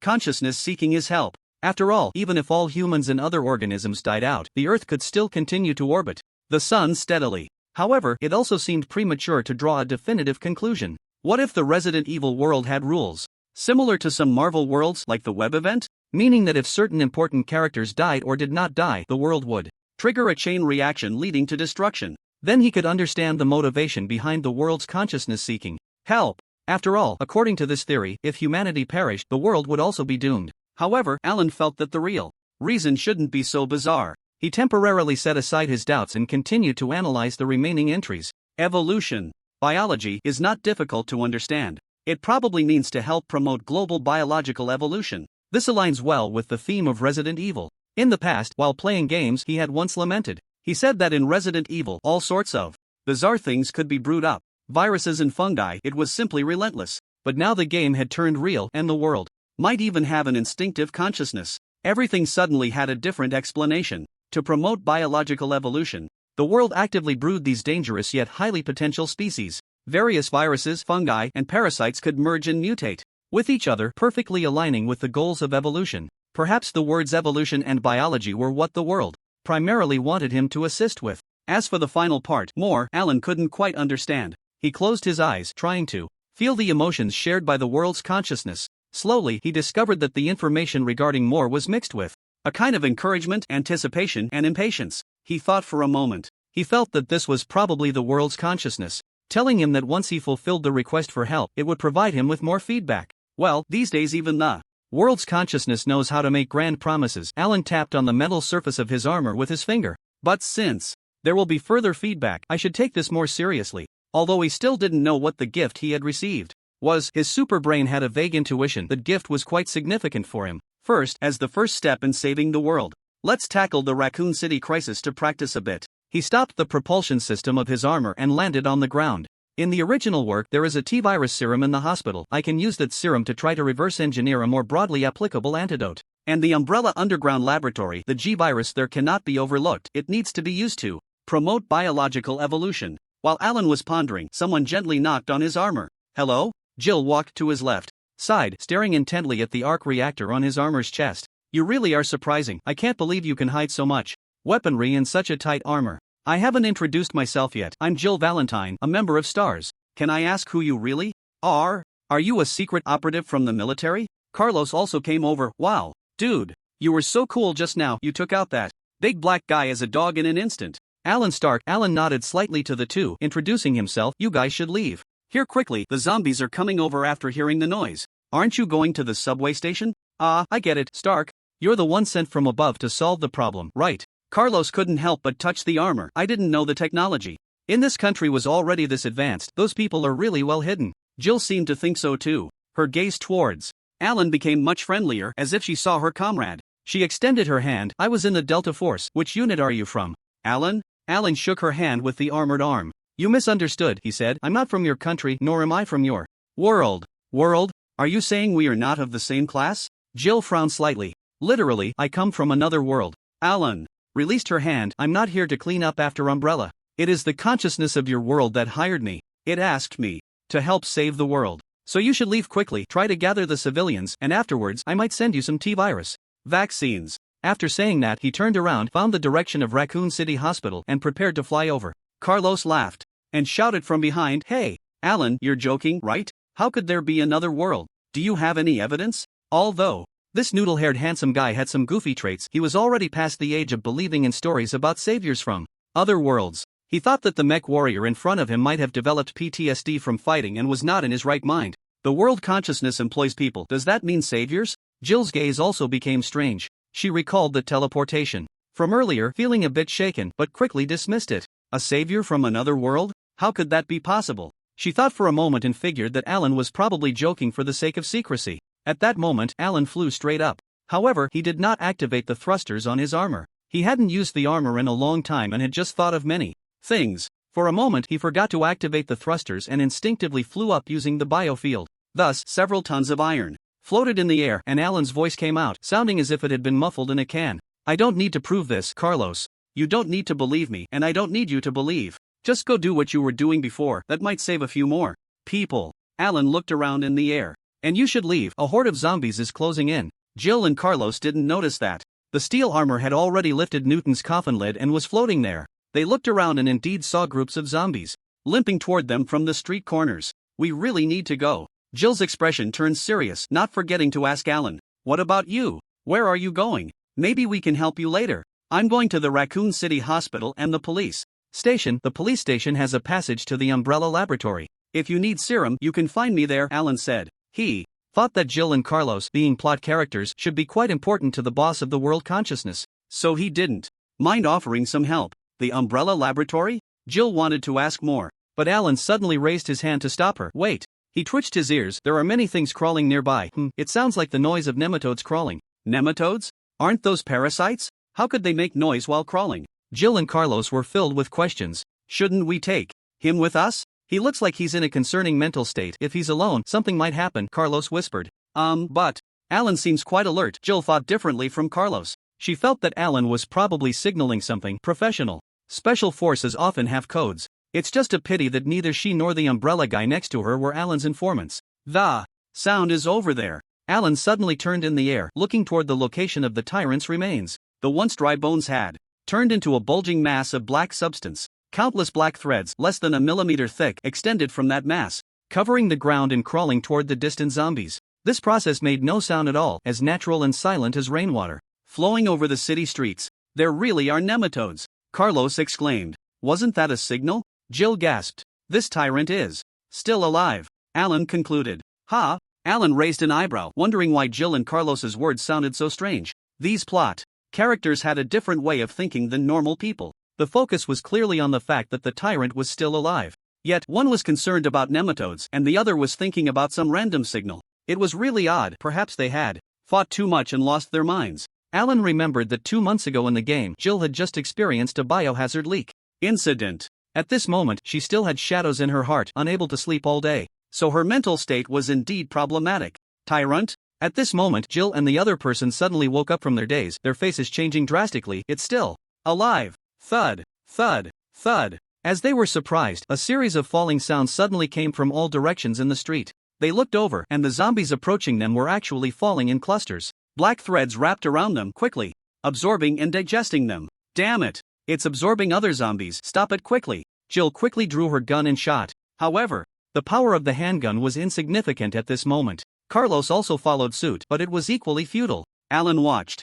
this scene from the air but did not join the two in their attack. He found it a bit strange. Did the tyrant from the game really have such strong vitality? Well, he couldn't figure it out either. After all, when he played the game, he was using cheats. Even the strongest boss would die with a single shot. Let me see how many stages you can transform into, like a Frisia, Alan said, crossing his arms in the air. The tyrant absorbed the zombies quickly. In less than a minute, that pitch-black mass had swelled to 8 meters long and 3 meters high. Its massive body resembled a leech, occupying most of the street, blocking the path of Jill and Carlos. What the hell is this thing? Jill gritted her teeth. Alan, do you have any way to deal with it? At this point, she could only hope that the strongest mech warrior among the 3 present could perform a miracle. She thought to herself. Alan was so mysterious. Although he would often refer to himself as the savior of another world, perhaps he really had a way to deal with this terrifying creature before them. Step back, let me handle it. Alan's voice came from behind, sounding so calm and confident. In that moment, Jill suddenly felt an incredible sense of reassurance. She remembered the generals she had seen during military training, and thought of a term, majestic presence. Could it be that Alan was a high-ranking officer in the military? With questions in her mind, Jill turned around and saw an unforgettable scene in her life. Jarvis disengaged the armor. Jill heard Alan's voice coming from within the mech. Yes, young master. It was as if a second voice appeared in the mech, and Jill was stunned, thinking she was hallucinating. However, after the second voice fell, the mech's thrusters suddenly spewed flames. Then, iron scales opened one after another, revealing the man hidden inside. Jill's mind had gone blank the moment the thrusters began to fire. She suddenly realized that just now, this mech had been floating as if it had no gravity at all, without using any propulsion device. It was simply like a ghost. Jill felt a chill run down her spine, a cold sensation shooting up to her brain. But this chill was quickly replaced by shock. Alan's faceplate popped open, revealing a high-bridged nose and deep-set eyes. His hair fell down, each strand clearly defined. He had a lazy aura reminiscent of afternoon sunlight. The first thought that flashed through Jill's mind was that this man must have come to life from some Greek statue. However, Alan's attire was very casual. The upper half was a rock gray knitted wool sweater, and the lower half was khaki work shorts, exposing half of his legs, which were clad in brown hiking shoes. Now he looked less like a serious and athletic statue and more like a student yawning on a summer morning, heading out to buy breakfast.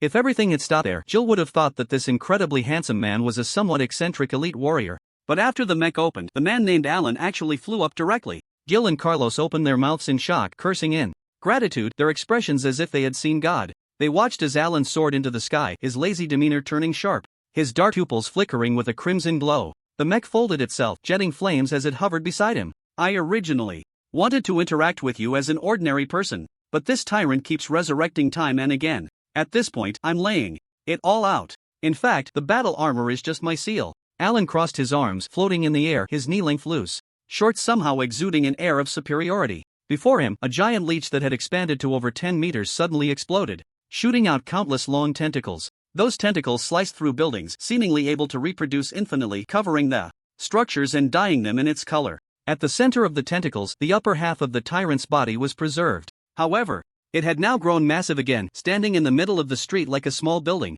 Now it had no feet, only a pair of nearly 10-meter-long claws, and its head had transformed into that of a leech filled with sharp teeth. The tyrant officially entered its third stage. Having been killed twice, all its hatred was directed at Alan. As soon as it developed its body, it stretched its neck forward and let out a deafening roar at Alan. A gale erupted from its mouth, sweeping across the entire street, causing cars to sway and shake. The fierce wind hit Alan's face, and he frowned. He had no intention of inhaling the tyrant's foul breath. His figure suddenly shifted, appearing beneath the tyrant. Shut up! Alan shouted in midair, his form instantly breaking the sound barrier as he punched upward at the tyrant's head. This punch seemed casual, yet the tyrant's head, which had just barely been reborn, couldn't withstand even a single encounter. In an instant, it shattered like a balloon, bursting into countless fragments. Even its body could not escape. Alan enveloped the tyrant in a biological force field, applying pressure to its entire body simultaneously. With one punch, both the tyrant's body and the buildings it had ensnared with its tentacles were lifted from the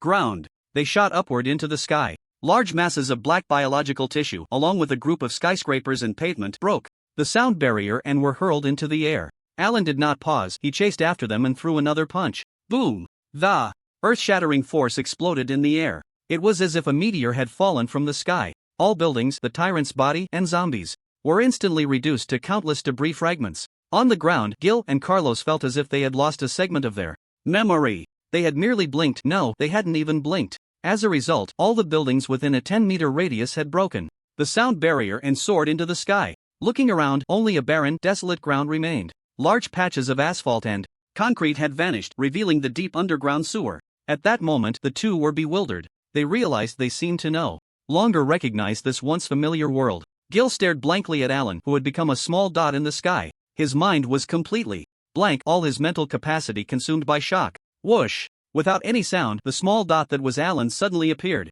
before them. Sorry, seeing the tyrant's body so strong and biologically beautiful, I accidentally used a bit too much force. The boy in loose shorts laughed heartily and waved at the two. Although it caused some damage to the city, it doesn't matter since the residents here have long become zombies. Let's part ways here. Goodbye, Gil and Carlos. Remember to gather the civilians. After speaking, Alan flew up again and waved to the battle armor beside him. Let's go, Jarvis. We're heading to the Raccoon City Hospital. Young Master Alan, do you need me to help you put on the battle armor? What do I need the battle armor for? I wore it before because I was worried about encountering kryptonite and the red sun, but there's nothing in this world that can harm me, so I don't need it. Alright, young master. Let's go. Grab the bag Tony gave you and keep up. As soon as Alan finished speaking, he had already vanished from the spot. With his current strength, he could accelerate to over 100 Mach in a second. Moreover, as long as he wanted, under the coverage of the biological force field, the noise caused by high-speed movement could even be quieter than the natural wind blowing in the city. Jill and Carlos were still trying to process Alan's words when he had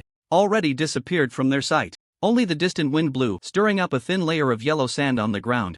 He just left like that? Carlos was dumbfounded. Yeah, it seems so. Jill was not much better off. He really is the savior, right? He must be. I don't know, probably. He just said he was going to the Raccoon City police station, right? That seems correct. So what do we do now? Are we still going to the subway station? Carlos rubbed his cheeks vigorously. Let's go. Jill withdrew her gaze. She wore a serious expression. Alan just said to help the civilians. I have to follow you guys to the subway station and keep an eye on you umbrella people. The scene from earlier kept replaying in her mind. Although she hadn't seen the details of Alan's actions clearly, the image of him in work shorts kept surfacing in her thoughts. In comparison, everything else seemed trivial. As the two spoke, fragments fell from the sky like a gray rain. Raccoon City was a city developed entirely by Umbrella Corporation. When it was still a small town in the Midwest, Umbrella came here. Thus, hospitals, subways, universities, many modern buildings gradually appeared. Every building and every wall in this city was related to Umbrella Corporation.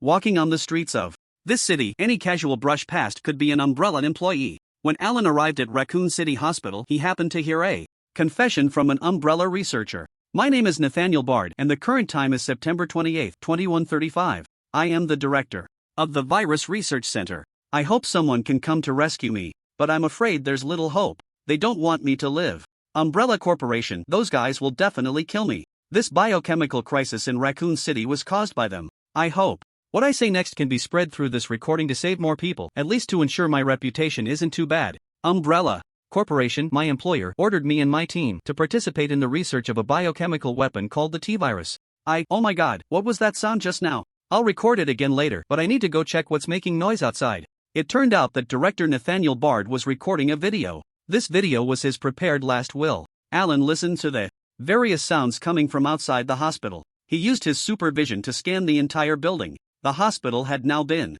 occupied by infected creatures. The only living person was the director of the Virus Research Center who had just confessed. However, this guy was not far from death either. Alan remembered that in a few hours, this director would be killed by someone sent by Umbrella and the T-virus sample would be stolen. But now he was lucky to have encountered Alan. Alan descended, and only then did the Super Mark I, controlled by Jarvis, arrive late, silently following behind. He pushed open the hospital's main door. Several zombies, their bodies a gruesome mess, turned their heads. They were all in uniforms, either doctors, nurses, or security personnel. Deal with them, Jarvis. Alan stepped towards the location of the research director. The infected outside were left to Jarvis.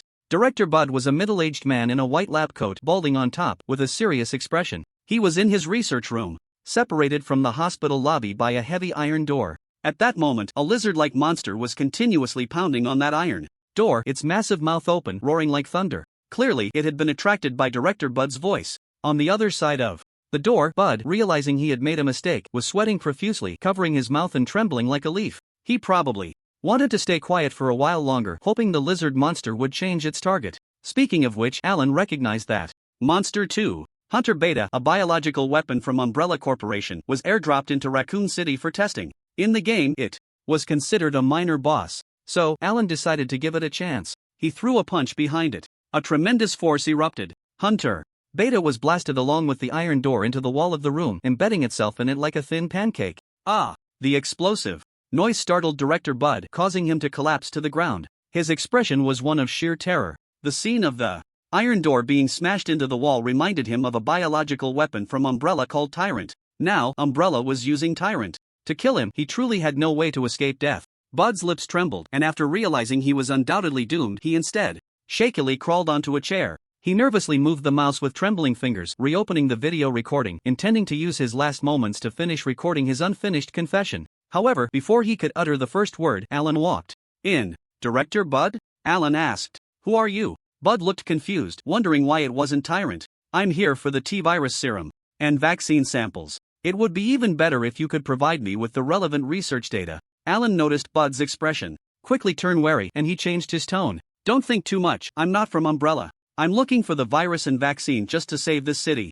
Save the city? Bud's courage grew significantly in front of a human. After all, he felt that he was likely to die anyway. Dying at the hands of a human was a completely different fear than dying at the hands of Tyrant. He squinted his eyes. How do you know there are viruses and vaccines here? No one besides Umbrella could possibly know. Alan thought for a moment and replied honestly, I'm not from this world. The consciousness of your world sought my help, and that's why I'm here. All the information comes from it. Alan shifted the blame entirely onto the world consciousness. He spoke frankly to enhance communication and build trust. After all, in this world, as long as he didn't act recklessly, nothing could go wrong. Rather than going through the trouble of fabricating a noble identity, it was better to directly reveal the most unbelievable truth. To some extent, as long as he demonstrated his strength, the most incredible truth would immediately become the most believable fact. After speaking, Alan didn't care about Bud's expression. He took a deep breath and blew out forcefully. Instantly, a breath shot forth like an arrow, blasting a smooth round hole in the opposite wall. Amidst the flying dust, Bud's eyes nearly bulged out. When he looked at Alan again, the rational gaze that had always revered science now held a hint of fervor. Incredible! The breath that came out of his mouth could actually destroy walls. The power required for that was impossible for the human body. Could it be that you really are from another world? Excuse me, what is another world like? And the consciousness of the world, does our world actually have consciousness? I knew it, ha. Director Bard first muttered to himself, then began to boldly ask questions, and finally burst into laughter. Alan was somewhat taken aback. He had thought that Director Bard would continue to question him, or perhaps be half convinced. But he never expected the other party to laugh out loud as if in a hysterical fit. However, it was understandable. It seemed that some scholars who loved research would become a bit mad and eccentric when faced with the ultimate questions in their field. Moreover, what Director Bard encountered at this moment was the realm of another world and world consciousness, areas that humanity could hardly touch. The fact that he hadn't gone completely mad on the spot was already quite restrained. Slap. Alan slapped Director Bard on the shoulder. We can discuss these questions later. Can you first show me your research materials and results? Director Bard was taken aback, rubbing his balding forehead. Yes, please follow me. I've printed all the research materials into paper copies. The electronic versions have been destroyed. I originally planned to burn these materials before I died, but thankfully you came in time. Director Bard pulled out a thick stack of documents from the safe and presented it to Alan with both hands. This is most of the key experimental data, as well as the research process and conclusions. Are you going to use these materials to restart the research? Alan casually lifted the 30-centimeter thick bound document and began to flip through it. He said lightly, no, I plan to finish reading it now and then go to the Umbrella Underground research facility for the next improvement. Finish reading it now? Bard thought to himself that it would take ages to get through it. However, Alan's reading action immediately shocked his eyes. It couldn't even be called reading, it wasn't even browsing. Alan pinched a corner of the thick document and lifted it, loosening his fingers slightly, causing the pages to fall like a shuffled deck of cards. In just 2 or 3 seconds, the thick stack of documents was flipped through. Alan closed his eyes, and after a few more seconds, he pushed the documents into Bard's arms. That's enough, you can burn it now. Okay, huh? Bard was dumbfounded, his gaze shifting between the documents in his arms and Alan's closed eyes. What I mean is, I've finished reading and memorized it, Alan explained with his eyes still shut. But your action of flipping through the book was backward, right? Bard didn't even question whether it was reasonable to finish and memorize a 30-centimeter thick book so quickly. Just the fact that he flipped through the documents from back to front was already mind-blowing. Just memorize all the text and then reverse the page numbers in your mind. It's very simple, Alan continued with his eyes closed. Director Bard's mouth opened and closed. He didn't know whether to believe it or not. In any case, he was very suspicious of life at that moment. Finally, he looked at the unperturbed Alan and still took the documents to get gasoline and burn them clean. He told himself in his heart that the other party was the savior sought by the world, so some strange aspects were normal. Alan, on the other hand, stood still with his eyes closed. It wasn't that he was deliberately pretending to be aloof. Rather, as he memorized all the experimental data in the documents and began to understand, he discovered something unusual. He found that when he was comprehending knowledge related to biochemical technology, his thinking became exceptionally sharp and flexible. The speed at which his super brain processed information hadn't changed. However, his research talent in the field of biochemistry had greatly improved. Just recalling the experimental data he had just memorized brought countless inspirations flashing back and forth in his mind. It turns out the gift is this. Indeed, it is a kind of enhancement that I really need. Alan understood. The gift from the world consciousness was to strengthen his research talent in the field of biochemistry. If a comparison were to be made, his talent in this area could be said to have reached the top level in the world of Resident Evil. The corresponding figures would probably be William Birkin, Alexia, and Marcus. However, these individuals only had talent, not super brains. So even though everyone's talent in creativity and inspiration was roughly the same, their actual research levels were countless tiers below Alan at this moment. After Director Bud finished burning all the materials, Alan opened his eyes. Do you need anything else? Director Bud immediately leaned in front of Alan. Take all the T-virus samples and vaccine samples you have, we need to leave. Alan shouted towards the outside of the room. Jarvis. Jarvis had been controlling the armor to eliminate the infected. It had already killed its way from the first floor to the top floor. The zombies in this hospital were almost all wiped out. Is Jarvis your companion? Director Bud asked cautiously. You could say that, you'll know when you see him later. As soon as Alan finished speaking, half a minute passed. Suddenly, the ceiling of the room was blown open from above. Super Mark I descended from the sky, elegantly kneeling on one knee in front of Alan. A black line fell across Alan's face. Was this landing pose popularized at the Stark House? Exoskeleton mech. Director Bud beside him didn't have many thoughts, he just felt dizzy. He is my artificial intelligence, Jarvis. You can ask him for help if you need anything. After explaining, Alan casually put the virus samples and vaccines that Bud had just taken out into a box and handed it to Jarvis. He then reached out and grabbed Director Bud by the collar. Let's go to the Raccoon City Police Department. Amidst Director Bud's screams, Alan and Jarvis shot up into the sky one after the other. A few seconds later, Alan appeared above the police station while Jarvis was still on his way from 10 kilometers away. Director Bud, who was being held by Alan, still had a look of shock on his face, and his screams remained loud and clear. Stop screaming, we're here. Alan couldn't help but shake Bud's collar. With nothing beneath his feet, Bud screamed even louder for a moment. Even the zombies that were attacking the police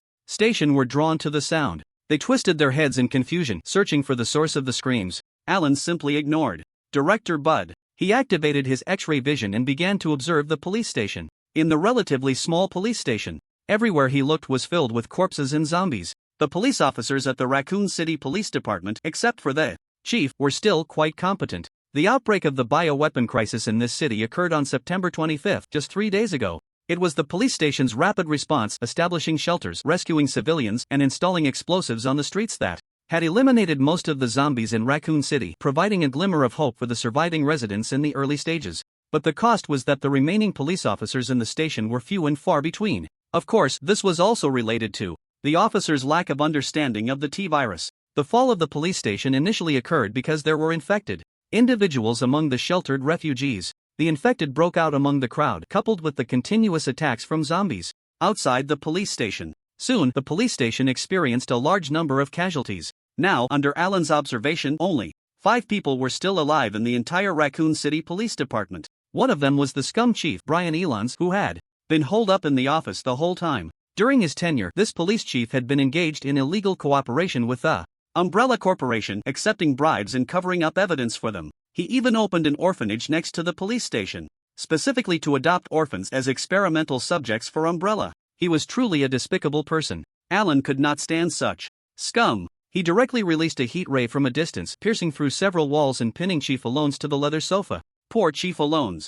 At that moment, he was fiddling with the corpse of the mayor's daughter on the table, intending to turn her into a specimen. But without warning, 2 red rays shot through the wall, piercing his chest. He gaped in disbelief, touching the 2 bloody holes that had formed from the high temperature on his chest, making a gurgling sound, and collapsed onto the corpse on the table. Meanwhile, Jarvis finally arrived at Alan's side. Director Bud had also regained his composure. He looked down at the police station's entrance. Mouth Agape, Raccoon City Police Station. We've arrived. He looked up at Alan, who was holding him. Amazed, he exclaimed, "How did you do that?" Alan smiled without answering. "Finally calmed down? To be honest, your scream just now was at least 3 decibels louder than my brother's when he calls for help. That was an accident. I don't usually do that." Director Bud realized his loss of composure, bashfully wiping non-existent sweat from his forehead. He glanced down, seeing scattered zombies wandering on the dark street. There were also a dozen or so guys with decayed jaws and arms continuously banging against the police station's door. "What should we do now?" Mr. Savior?" Bud asked tentatively. Alan smiled. "Just call me Alan. Naturally, we need to enter the police station next." He began to lower his altitude, exhaling a freezing breath as he approached the ground. Layers of frost rapidly spread across the street. All the standing and lying zombies turned into ice sculptures, one after another. The ice layer enveloped the buildings within a 300-meter radius of the police station, transforming the entire area into a kingdom of frost. But curiously, these ice layers only covered the surfaces of objects, not affecting their internal structures. A couple of sturdy yellow streetlights, wrapped in ice, continued to glow and emit warmth, casting strange colors through the solid ice. "Goodness, it's like the ice god has waved his staff." Director Bud's eyes reflected the frozen street scene, which was so dreamlike. "That metaphor is not quite appropriate," Alan said, placing Bud on the ground. "After all, I'm only holding you." Director Bud felt Alan's friendly attitude and laughed heartily. "It's an honor to be your staff." Alan shook his head and walked toward the police station first. Bud followed closely, occasionally turning his head to observe the frozen zombies or streetlights. He noticed that the zombies encased in ice were not dead, but their bodies were gradually losing vitality due to lack of oxygen. It wouldn't be long before the zombies in this neighborhood would silently perish one by one. "How marvelous," he sighed, then hurried after Alan. Jarvis followed at the back, marching forward with a clanging sound. They navigated around the cars blocking the street and arrived in front of the police station. A closed iron gate blocked the zombies' invasion of the police station. A dozen zombies were frozen into a solid ice mass here. Alan bent his knuckles and knocked, instantly shattering the ice mountain along with the zombies inside. Standing in front of the frozen iron gate, Alan peered through the gap to assess the police station behind the door. Then he had Jarvis activate the loudspeaker system built into the armor. "Is anyone inside? The zombies on the street have been dealt with. Please open the door and let us in." The staccato voice echoed through the neighborhood, surely waking up the 4 people inside the police station, even if they were wearing earplugs. Besides, they weren't sleeping. They were resting in the lobby. Alan saw the police inside quickly spring into action through his perspective. The broadcast from the Raccoon City Police Department, which was taking in refugees, was still looping on some car radios. As long as they didn't charge in directly, they wouldn't clash with the police. In just a few minutes, the front door of the police station indeed opened. A tall, thin black police officer stepped out. He had his right hand on the butt of his gun at his waist and held a flashlight in his left hand, first scanning the area before jogging to the iron gate. Behind him, 2 more uniformed officers emerged, staring in shock at the frost covering the streets. "Wait, I'll open the door for you." The black officer's gaze swept over Alan and his companions' bodies, noticing no obvious injuries or firearms, and immediately prepared to open the door. He looked around. "God, what happened here? Why is everything suddenly frozen? It's September." As he spoke, he pulled at the door latch. However, the latch was also frozen, and he struggled to push or pull it. "No, this thing is stuck inside. I need to find a blowtorch." The black officer frowned. He looked around again. "Fortunately, the zombies are frozen and can't move. You two stay quiet here. I'll be back soon." "No need, officer," Alan called out before the black officer turned away. He grabbed Bud's collar with his right hand, leaped over the iron gate, and landed beside the officer. Sometimes the most primitive methods are the simplest. He raised an eyebrow at the black officer. The officer took a step back and praised. "Is that martial arts? That's an amazing skill. And thank you for saving me a trip to find a blowtorch." He pointed at the other 2 officers. "Follow me, let's go inside. It's suddenly freezing out here, and maybe I can find some jackets in the station." "No need for clothes. I can handle this temperature." "But I have a friend who needs to come in too." Alan snapped his fingers. "Jarvis, come in." The sound of the thrusters immediately echoed outside the police station walls as the steel armor shot flames into the courtyard. "What the hell?" The black officer instinctively drew his gun. "What is that thing?" "We can talk about it inside." Alan revealed a mysterious smile. He stepped into the police station first, glancing back before entering. A flash of a red dress passed by a window in a building several dozen meters away. A few minutes later, inside the police station lobby. "So, he's the savior. You're the head of the virus center. This is a mech, and the ice outside is caused by his breath, while Umbrella Corporation is the culprit behind this crisis?" After a few minutes of conversation, the black officer summarized. During the discussion, Alan's statements and Bud's assurances intertwined. The three officers were initially skeptical. It wasn't until Alan froze at table with his icy breath that their attitude finally changed. Now both sides had reached a preliminary trust. "Alright, we'll believe you for now." The three exchanged glances, and the black officer stepped forward to say, "Let us introduce ourselves. I'm Marvin Branner." The black officer pointed to the other middle-aged white officer and the overweight officer. "He's Elliot Edward, and this last one is Fatty. We all call him Old Meow." "Is it just the three of you? No one else in the station?" Director Bud inquired. He was still wearing a white lab coat, which gave him an air of authority. Marvin immediately pointed to a medical partition behind him. "We have one more person, but his condition isn't right. Mr. Bud, I'm afraid you'll need to take a look." Bud didn't speak but first looked at Alan. After Alan nodded, he agreed, "I'm fine, take me to see him." The three police officers exchanged glances again, and it was clear that Alan held the dominant position in this group. This made them more inclined to believe the two's earlier statements. They were currently positioned at the entrance of the police station. Further inside was the reception desk. The floor around the desk was paved with brown marble tiles, accompanied by ancient stone columns. Because Alan's freezing breath did not reach indoors, everything here remained as it originally was. The entire hall presented a retro style, with wall lamps embedded in the stone columns coated in gold powder, and the lighting tone was close to sunlight. Behind the reception desk stood a statue of the Statue of Liberty. Alan remembered that this police station was originally a museum, later transformed into its current form by the chief, with the purpose of concealing the entrance to the underground Umbrella Laboratory. That entrance was located beneath the Statue of Liberty and required 3 stone slabs to activate the mechanism. The group walked around the reception desk. Between the Statue of Liberty and the reception desk, there was a makeshift emergency room, built with medical partitions. Inside, a pale-faced man lay on a stretcher. He was very muscular, with a well-groomed short haircut, but his body temperature was frighteningly low. "He's been infected." Bud immediately recognized the man's condition. He examined the man's body. "The wound is on the arm. Judging by the situation, the infection hasn't exceeded 3 hours. There's still hope. But I don't understand why you would keep an infected person in the police station. That's very dangerous." In recent days, Bud had seen too many examples of people who couldn't bear to abandon their companions, leading to the deaths of many more. The 3 police officers, who had been elated to hear that their teammate was still alive, now fell silent. "He's a member of the STARS team, named Brad Vicks. He's very important to us. We found him collapsed in an alley, so we brought him back," Officer Marvin said. "Anyway, it's just us left here. Even if he mutates, it doesn't matter. So, we still hold a glimmer of hope, and thankfully we waited for you." "What did you mean by there's still hope?" The 3 officers looked at Bud and Alan with anticipation.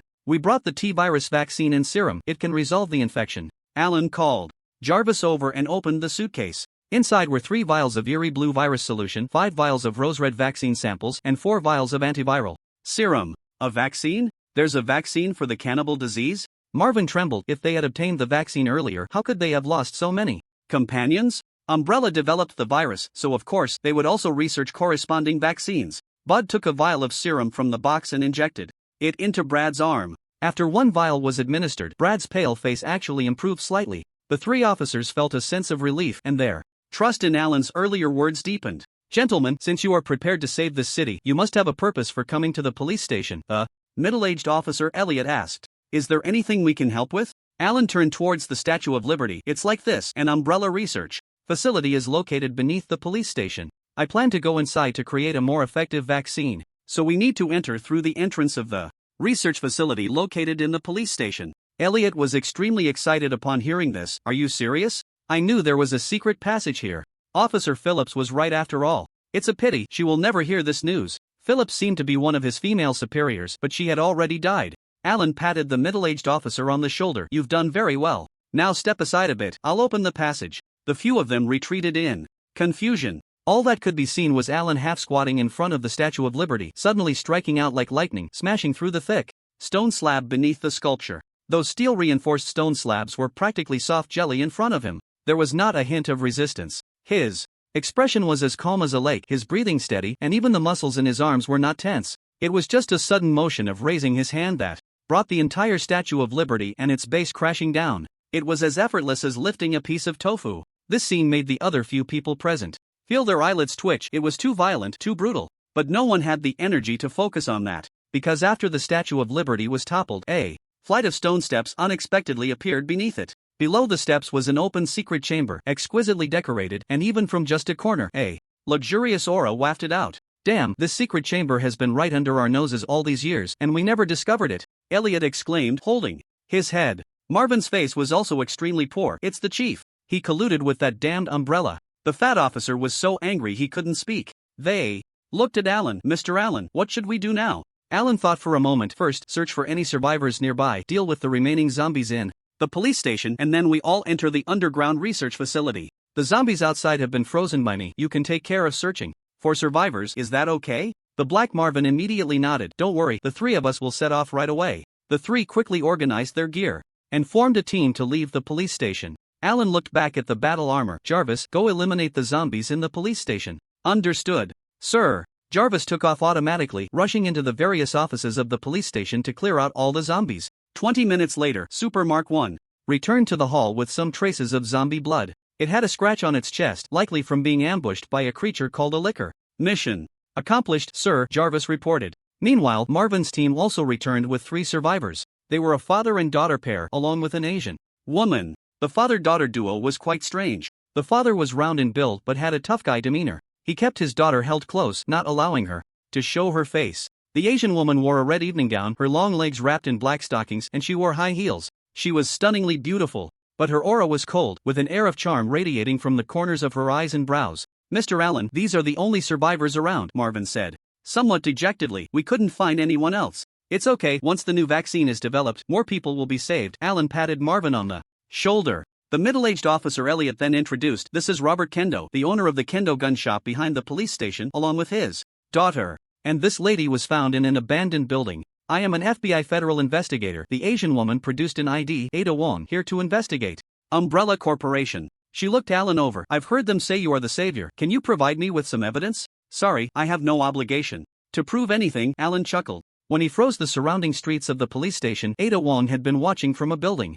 Asking these questions now was undoubtedly an attempt to gather more information about him. Whatever you are, savior or god, it doesn't matter. Suddenly, the father Kendo shouted loudly. They say you have an antiviral serum, right? Give me the serum. As long as you give me the serum, I'll do whatever you say. Everyone looked at him in shock. Director Bud observed for a moment and exclaimed, the girl in his arms isn't infected. Alan added, but it's still early. She was just infected and she can still be saved. Without needing his command, Jarvis automatically controlled the armor to retrieve the serum and, before anyone could react, injected the little girl. The girl, who was barely conscious, collapsed into her father's arms after the injection. Emma, how are you? Damn it, how dare you, you hunk of metal. Emma, your eyes are starting to recover. The anxious father, Duncan, held his daughter tightly. Fortunately, the vaccine took effect quickly, and the girl's pale eyes rapidly returned to their original color. However, her consciousness remained unclear. She might need some time to rest. Very good, everyone is happy. I love this kind of family-friendly plot when I watch movies, Alan said, glancing a few more times to confirm. The girl was improving before turning to head towards the underground passage. Now there's a new mission. Officer Marvin, you stay behind with one person to protect the survivors and guard the police station. The other 2 will come with us to the research facility to create a new vaccine. As he finished speaking, he disappeared into the passage with a decisive swiftness. Let's go, we have to race against time. Director Bud and Jarvis followed Alan, each entering the underground passage. The remaining few exchanged glances. Marvin gave the order, old fatty, you stay. Elliot, we're leaving. The survivors can rest here. As you say, Marvin, the chubby officer complied. But, is he really the savior? Old Dad Kendo hesitantly interjected, I haven't had the chance to thank him. You can thank him when he returns, along with your healthy daughter, Marvin said, helping him place his daughter on a stretcher. But, you guys just barged into Umbrella's laboratory. Are you really okay? Duncan expressed his doubts. Officer Elliot replied, Mr. Allen is so strong, nothing could happen to him. But we're not actually sure if he is the savior. That would be too incredible. But we believe in him, the chubby officer chimed in.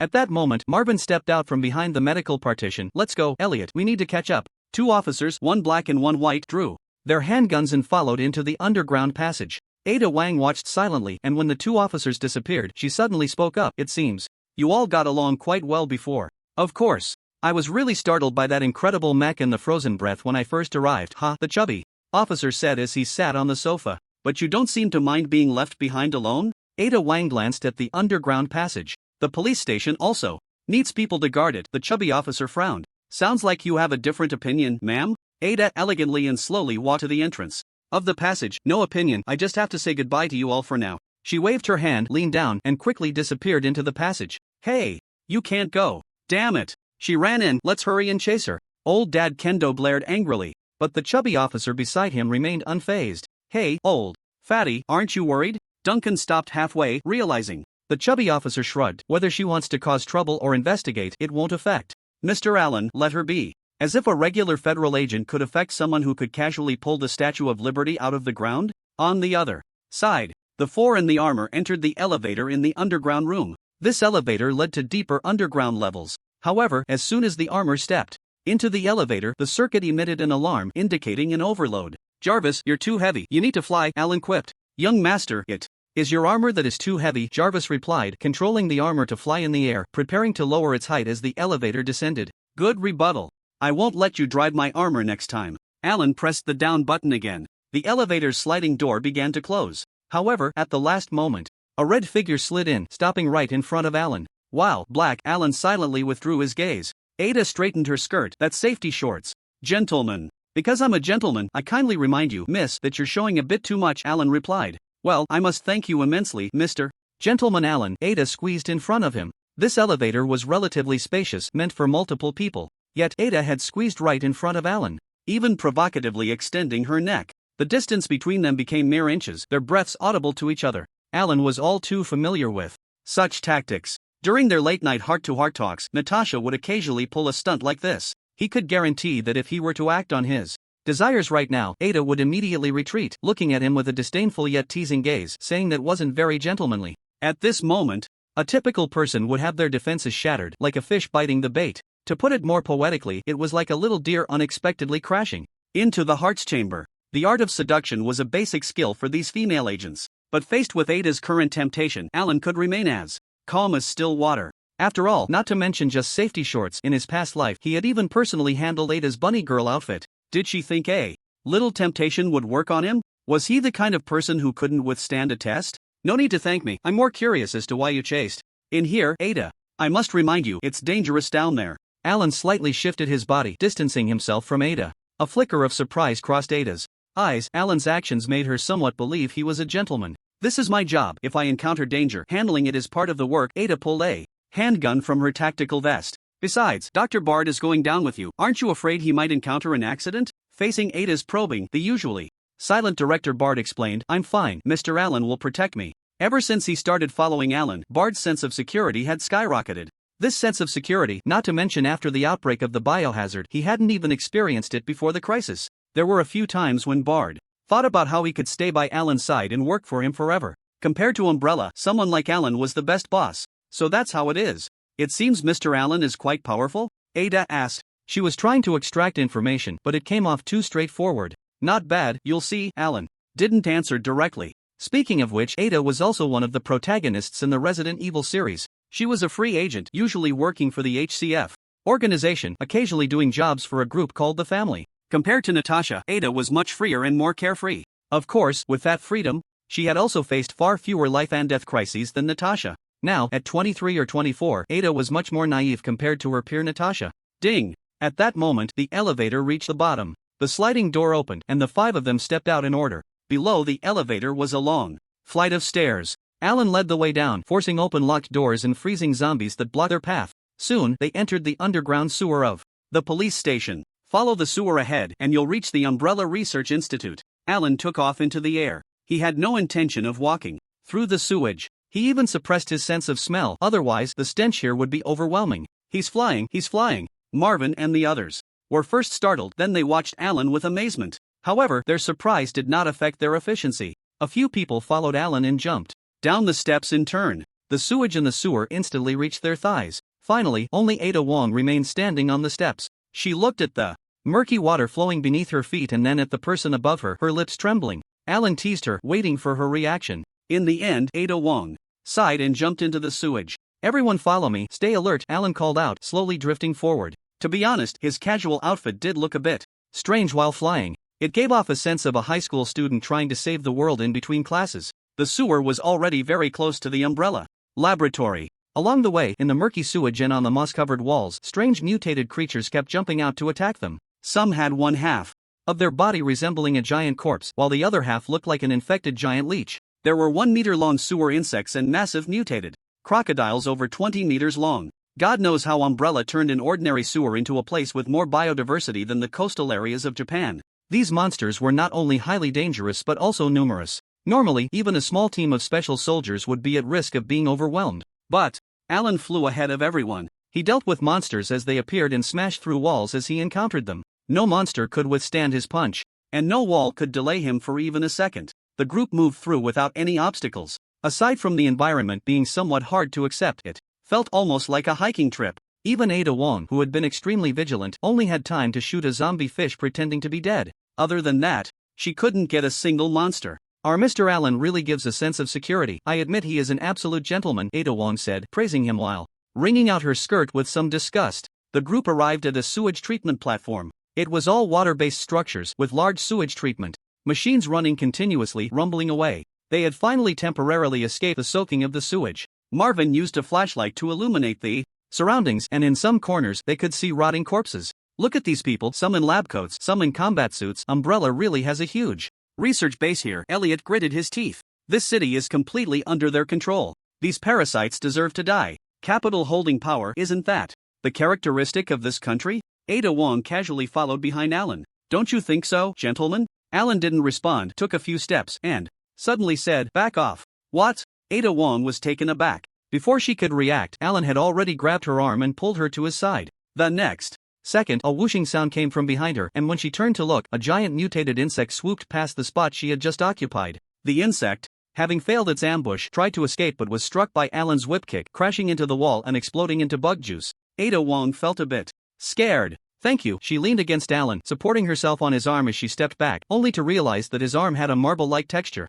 Unable to help but exclaim, nice build. Alan raised an eyebrow. I think so too, but that means you owe me one. A vain man won't be liked by girls, Ada Wong smirked. That's not necessarily true. Alan continued walking forward. Following the sewage treatment area deeper in, they reached the monitoring room. Through the glass, they could see a large platform on the other side of the monitoring room. An armored cable car was docked on the platform. We've arrived, Alan said. You can reach the Research Institute by taking that cable car. Thank goodness, we're finally getting there. Director Bud, who was the weakest, was already exhausted. He stepped forward to open the door, but the iron door of the monitoring room was locked tight. It's locked, Bud said. Everyone turned to Alan. Let me handle it. I can pick the lock. Please, Alan, you can't do this every time. Ada Wong stepped forward and took out her lock-picking tools. However, before she could finish her sentence, Alan had already pushed the iron door and the surrounding wall down with a single palm. The two exchanged glances. Alan shrugged innocently. Maybe next time you could mention that you can pick locks. Forget I said anything. Ada Wong put away her tools. Then let's go. We need to take the cable car. Alan turned around but glanced at a hidden corner in the monitoring room. That lady, if you plan to hitch a ride with us, you can come out now. Everyone was startled. There were actually other people here? Instantly, all the guns were raised in unison, aiming at the direction Alan was looking. A gaunt middle-aged woman with sunken eyes stepped out. She was wearing a white lab coat and pointing a handgun at everyone. Police? You shouldn't be here. The only thing left in the Research Institute are the infected. You'd better leave now, she warned, her gaze fixed on them. Annie Birkin. Ada Wong stepped forward, gun in hand, confronting her. You and your husband are the creators of the virus, the culprits behind this disaster. There's no need for false pretenses, she warned sharply. Now, hand over the G-virus. At the same time, Ada didn't forget to explain to Alan, I came here to eliminate Umbrella. The G-virus is far more dangerous than the T-virus and must not be left in this woman's hands. Everyone looked back and forth between the two, sensing the situation was complicated. Director Bud hadn't even heard of the G-virus. Upon hearing the term, Annie Birkin's expression changed instantly, turning sinister. I see, you came for the G-virus as well, she sneered. Don't even think about it. Under the cover of her words, she seized the opportunity to throw a grenade and then aimed her gun at Ada. Watch out, danger. The two police officers, Marvin and another, immediately lunged at Alan, trying to tackle him to shield him from the explosion. However, Alan dodged to the side, grabbing the grenade with his left hand while pulling Ada Wong with his right. The bullet grazed Ada's arm. Seconds later, a muffled bang sounded, and Alan opened his left hand, shaking off a few strands of black ashen fragments, his palm still clean and fresh. What?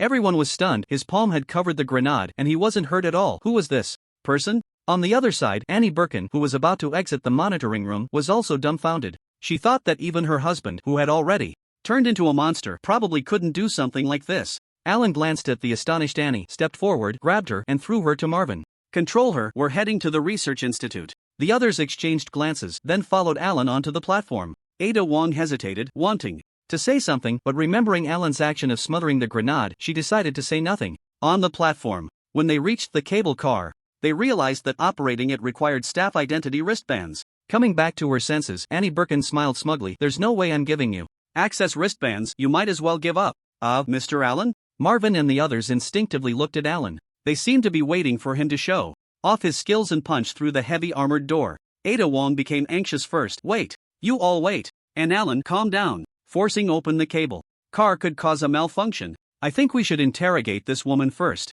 She pointed at Yanni. She must have a permission bracelet on her. Shocked. Time and again, her worldview challenged repeatedly. Ada Wang's cold demeanor had completely shattered. She could never have imagined before today that she would communicate with others in a tentative tone. Yet even after making such a significant sacrifice, Allen merely looked at her oddly. What are you talking about? Do you think I only think with my muscles in your eyes? Allen frowned in dissatisfaction. He snapped his fingers. Jarvis. I'm here, sir. The steel armor, which had been rather inconspicuous, stepped forward, opened this cable car and started running. Yes. Several data cables extended from the armor connecting to the cable car's external screen. A few seconds later, the screen flickered and the armored door of the cable car opened with a hiss. See, I have artificial intelligence too. Allen winked at Ada Wang and stepped into the cable car first. The others followed in, praising him with comments like as expected of Mr. Allen. Ada Wang was stunned for a few seconds, then suddenly tilted her head and laughed like a fool. It was unclear whether she was referring to Allen or herself. She tapped her forehead and helplessly followed into the cable car. Under Jarvis's control, the tram began to move slowly, gradually increasing speed. There should be quite a few zombies and mutated creatures in the lab, Allen said, standing among the group. So, as usual, I'll go first and you all follow. Once we clear the underground base, just help organize the research materials and equipment. As for how to improve the vaccine, I already have a preliminary idea and I expect results before tomorrow morning. Among the group, Bart expressed admiration, while Marvin and Elliot were filled with excitement, and Ada clapped but her gaze flickered slightly. Heh, you little braggart, looking like you're only 17 or 18, go to college first. Only Yanni muttered disdainfully. The cable car soon arrived at the station. As soon as they stepped off the platform, everyone gasped. I had no idea how much money and effort Umbrella spent here. This place is like another world. Marvin and Officer Elliot exclaimed. Just from the first glance, the underground research facility left them with an incredibly deep impression. The lab was completely different from the sewers they had seen before. The sewers were filled with rough pipes and overwhelming stench. But here, in this Umbrella research facility, the outermost layer was made of high-strength titanium walls. The metallic texture flowed throughout the entrance, with sunlight-like indicator lights shining deep inside. Marvin and the others felt as if they had stepped into a futuristic world. In their eyes facing this sci-fi-like base, even Allen seemed to have softened considerably. He was no longer the one who used his fists to break open locked doors. Instead, he let that iron lump perform data decryption. Of course, the reality was that there were no electronic doors in the sewers for Jarvis to crack. The fastest way was for Allen to swing his fist. With another crack, Jarvis easily hacked into the base that required researcher permissions to enter. 3 heavy doors slowly rose at the outer perimeter of the base. The 5 present were automatically granted high-level access. Whenever they reached a door, the intelligence system would automatically open it. Compared to the outside, the research facility was almost filled with humanoid zombies. Allen directly sent Jarvis to carry out the extermination while he and the others waited in place. The temporarily halted group began to search the surrounding rooms. They indeed found quite a few diaries belonging to researchers. These diaries almost all recorded the general process of the outbreak of the biohazard. From the very beginning, someone accidentally got infected during an experiment to that person, turning into a zombie and being dealt with by security forces. Once again, everyone was on edge. The virus leaked, and creatures like rats began to bring the virus to the surface. I never expected it to start like this. My God, Director Bud rubbed the corners of his eyes. I thought it was only my team working on this research. Marvin comforted him. Dr. Bud, you were just forced by ill-intentioned people. What we need to do now is to save everything. While the two were engrossed in conversation, Ada approached Annabelle Birkin. Allen was checking past records on the computer in the security room. Suddenly, his phone in his bag activated and Jarvis's voice came through. Young Master, the mutated creatures inside the base have been cleared. However, I discovered a creature similar to a tyrant. It is chasing a little girl hiding in a corner. Do you want me to proceed with a rescue?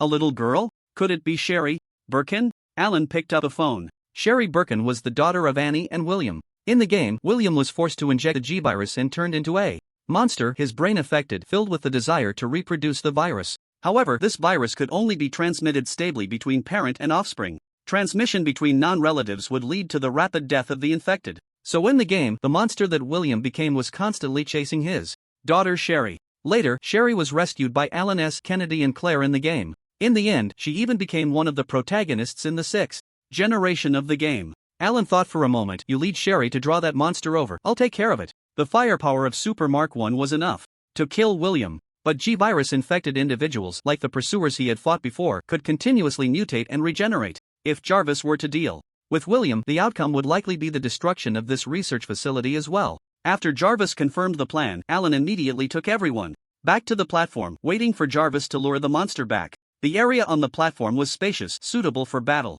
Facing the confused group, Alan stood at the forefront. A very strong enemy is coming. We will confront it here. A few minutes later, a steel-armored figure cradled a blonde little girl, spewing a long tail flame, and abruptly stopped above the group. Sherry! Annie suddenly shouted at the little girl. What are you doing here? Mommy! The little girl seemed a bit happy but not overly excited. This Iron Man saved me. Jarvis landed, releasing his grip, and the little girl immediately rushed into Annie's arms. Ada, who had been restraining Annie, was momentarily stunned. At 23, she was still inexperienced. Seeing her enemy was a little girl's mother, her grip loosened slightly. As a result, Annie broke free from her restraints and held Sherry tightly. Sherry, I'm sorry, Mommy hasn't come to find you these past few days. Annie rubbed Sherry's head. Sherry timidly said, Mommy, Daddy has become really scary. He wants to catch me. Annie paused, staring intently at her daughter, her gaze wavering as if she thought of something. He didn't hurt you or give you anything, did he? No, Daddy hasn't caught me yet. Sherry shook her head. Hearing this, Annie sighed in relief, but her eyes struggled and an intense inner conflict raged within her.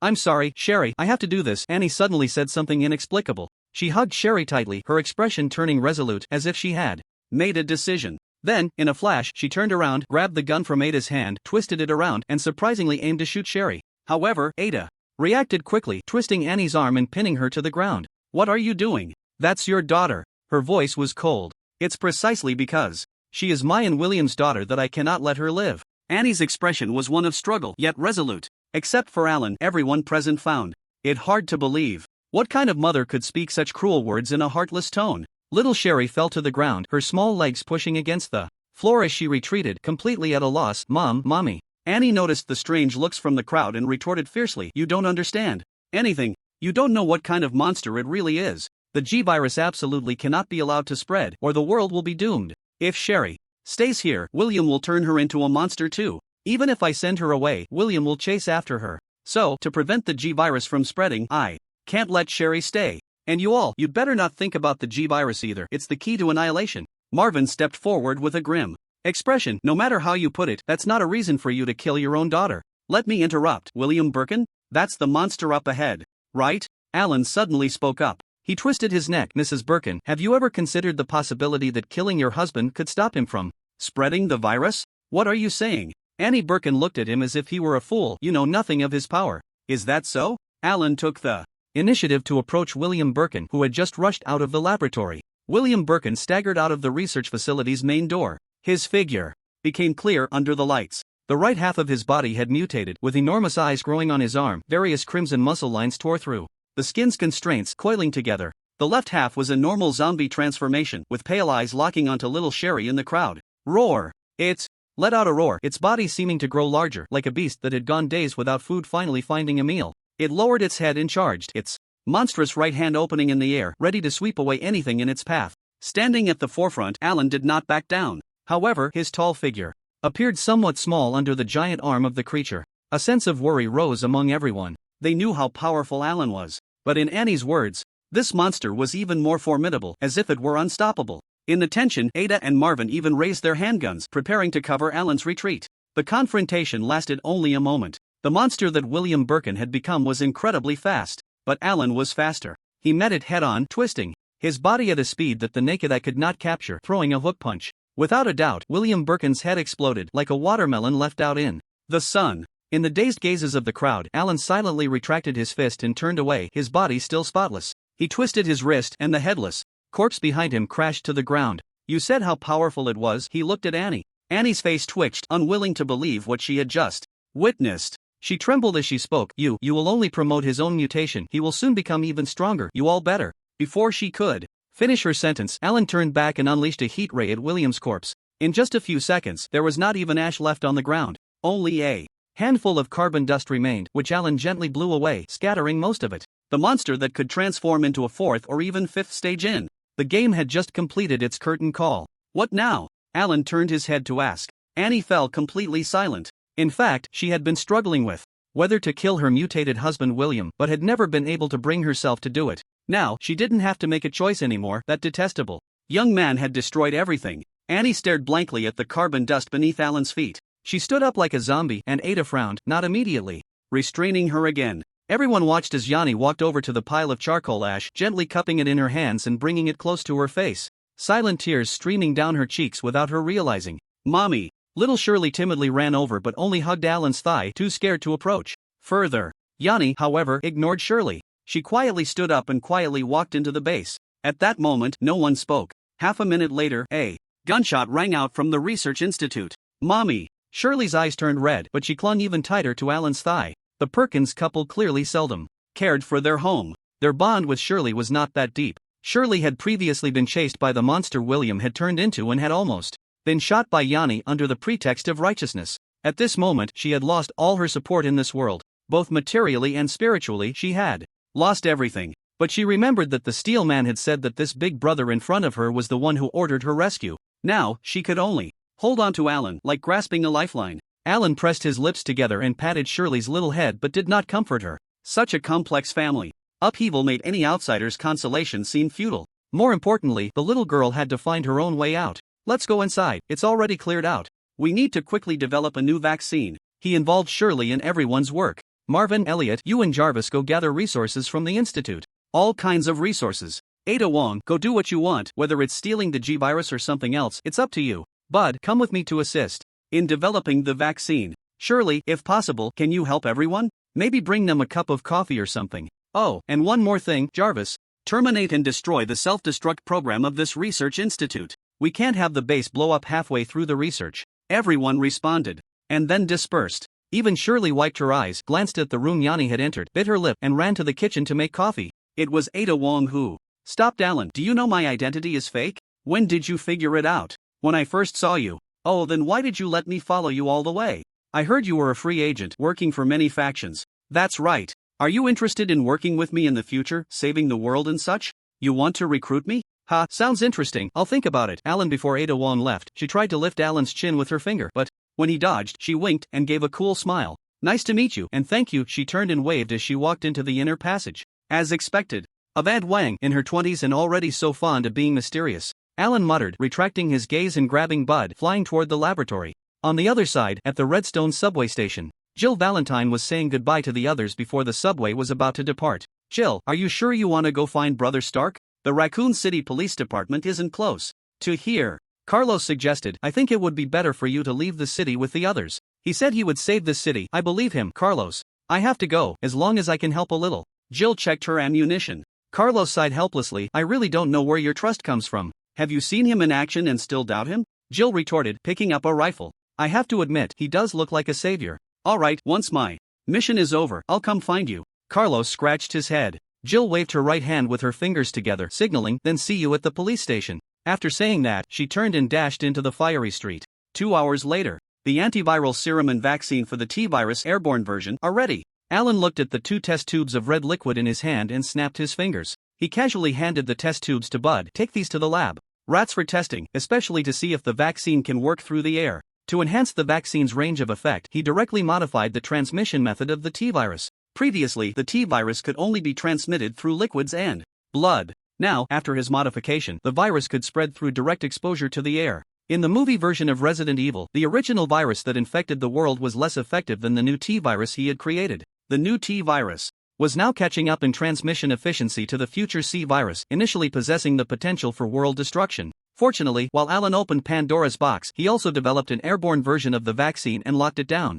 Another half hour passed. Mr. Allen, the vaccine and serum have been effective on all the lab rats. Jarvis predicts that their effectiveness on humans will not differ by more than 0.3%. What about the vaccine's range? As you expected, after dispersing in the air, it is effective. Within a 30-meter range for less than half an hour. Great! Have Marvin and the others start the production line and begin mass production of the new T-virus vaccine and serum. As Alan spoke, he picked up a bottle of deep purple liquid. And this, the new G-virus serum, take it for testing. 2. Bud's hands trembled a bit, looking at Alan with awe. You even developed an airborne version of the G-virus? Not quite, the G-virus Hasn't spread widely yet, so I didn't need to research its airborne vaccine. Alan said, this is a potent anti-G virus serum that can save anyone infected for less than 20 hours. Bud immediately breathed a sigh of relief and hurriedly took the vaccine. Okay, I'll go test it right away. At that moment, Alan picked up a cup of coffee that Sherry had brewed and took a sip. Next, it's time for my own research. 6.5 hours later,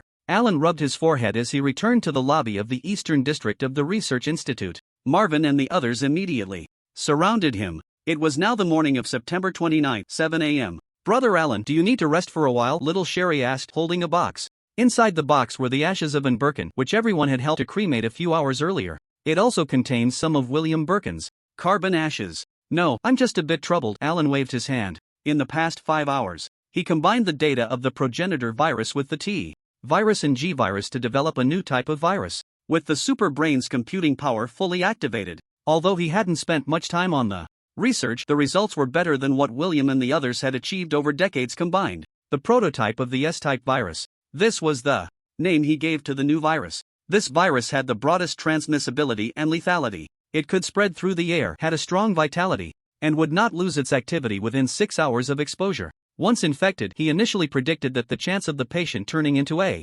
zombie would be over 90%. Moreover, the transformed would be incredibly strong, nearly impossible to kill super zombies. But as long as they survived, the infected could retain their sanity, gain absolute physical enhancement, and regenerative abilities. However, in terms of airborne transmission efficiency, it was still much worse than typical pneumonia infections. The breath of the infected, or rather the droplets, would not directly cause virus transmission. Only the body fluids and blood of the infected can expose a large concentration of the virus, which will spread under the process of transpiration. However, there are still certain limitations. As long as the effects of this virus are known to Spencer, Weskier, and others, they will surely proclaim that this is the ladder of human evolution and immediately begin to advance their global evolution plan. Even at a moment the virus is successfully synthesized, Alan felt a joyful emotion from the world consciousness. But unfortunately, he does not need such a virus. What he needs is a 100% successful agent that can enhance the human body's regenerative ability. After all, this is meant to treat Tony's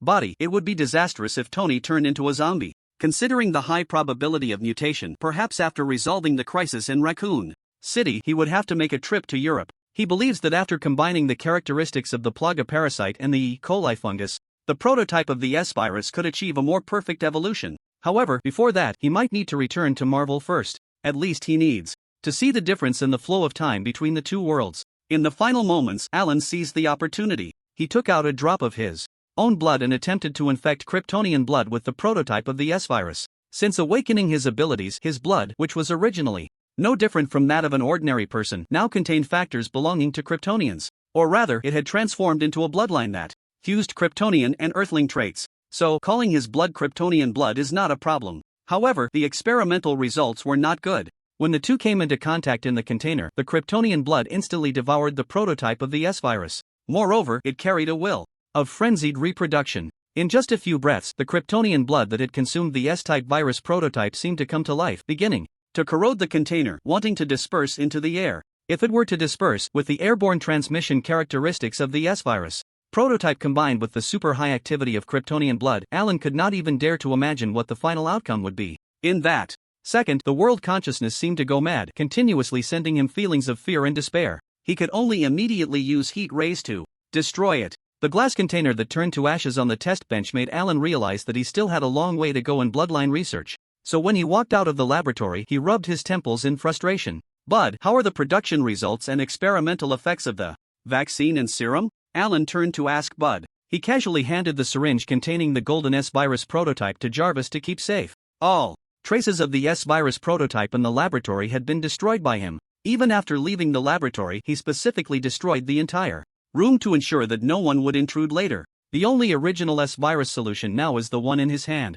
The experiments with the G virus serum went smoothly. At least currently, organisms infected within 5 hours can be cured after receiving the serum, Director Bud said, holding the report. The new T virus vaccine and serum have also been produced in sufficient quantities to cover the entire Raccoon City. Moreover, the antiviral bombs modified with the new serum have also been produced with the help of Mr. Jarvis, exceeding 500 units. Alan nodded. That's enough. Now we can start taking action and deploy the vaccine throughout the city. I believe that in a few hours, Raccoon City will return to its original appearance. At that moment, Marvin and Elliot stood up straight. It seemed they even wanted to salute properly. "We're going to transport the bombs now, Mr. Allen." Marvin indeed saluted and eagerly left with Elliot. "Remember to bring Jarvis along." Allen instructed Jarvis to control the armor to assist. He looked over at Ada Wong, who was leaning against the wall. "I thought you had already left. Aren't you in a hurry to hand over the G-Virus to your boss?" After a few hours apart, Ada seemed to have taken a shower at the lab and even changed into a new outfit. She was now wearing a red jacket and black fitted pants, looking quite stylish. "That was my last boss," Ada said, putting on a pair of sunglasses. "Now I find myself with a much better boss." She walked towards Allen with a graceful sway in her hips. "Do you want to establish a long-term employment relationship with me, Boss Allen?" Ada slightly raised her chin. In the past 9 hours, she had come to appreciate the excellence of the big boy in front of her. Not only did he possess unimaginable strength, but he also had a brilliant mind and, most importantly, a heart of justice. Such a person shines like a dazzling sun wherever he goes. Ada had to admit that she felt a subtle desire to get closer to the sun, hoping to bask in its light every day. To put it simply, she had developed a strong curiosity about this man. Ada decided to temporarily stay by Alan's side to observe this savior that the world's consciousness had found. "Is this considered an interview?" Alan raised an eyebrow in surprise. He thought a free agent like Ada wouldn't want to be subordinate to anyone. "If it is an interview, do you think I qualify?" Ada asked. "Barely passed. Congratulations, you are now hired. Just remember to call me boss from now on." "You can set your own salary," Alan said with a smile, a bit pleased, "as long as I earn some legitimate income in this world first." "So, does that mean I'm a volunteer now?" Ada smirked. "Or do you want to pay me with something else?" "Sorry, our interns don't get paid," Alan said, not falling for it. He had already been hooked by Natasha. "Come on, Sherry, I'll carry you. We should be leaving this place soon." Alan turned and picked up Sherry. Ada, behind him, was not angry. Instead, her expression grew more meaningful as she followed slowly. Half an hour later, everyone was ready to depart and took the cable car back. After returning to the sewers, it was another difficult trek. This time, however, Alan had Sherry on his back, Ada hanging around his neck, and a bunch of wooden boxes filled with bombs in his hands. Not just him, Marvin and the others were also carrying wooden boxes. When they returned to the police station, the chubby officer thought this group had come back from a supply run. At some point, more than a dozen survivors had appeared in the police station. Upon hearing that the boxes contained antiviral bombs and vaccines, the survivors were exceptionally excited. Old Kendo had also brought his daughter, Emma, to find Alan, bowing and thanking him with endless gratitude. "Kendo, there's no need to thank me too much. Just help out when we deploy the bombs later." Alan casually patted little Emma's head. "Marvin says you're the best gunsmith here, so remember to take care of yourself and your daughter." "What about me?" Sherry, who had been standing behind Alan, tugged at his shirt. The girl was holding a small urn, her shoulders hunched together, looking a bit anxious. Sherry's appearance made Alan slightly dazed. He remembered himself at the age of 1, just awakening memories, feeling just as uneasy as little Sherry. But he had Tony, while little Sherry had no one. No one present was someone Sherry had known before today. They were all strangers. This world was not friendly to her at all. But she was very brave, at least daring to seek support. Alan bent down and patted Sherry's head again. "Okay, I'll protect Sherry." Sherry immediately smiled brightly, hugging the urn while laughing and wiping away her tears. Alan. At that moment, shouts came from the entrance of the police station. Jill Valentine, still wearing her blue denim vest, walked in through the door. Behind her were Brad and Carlos.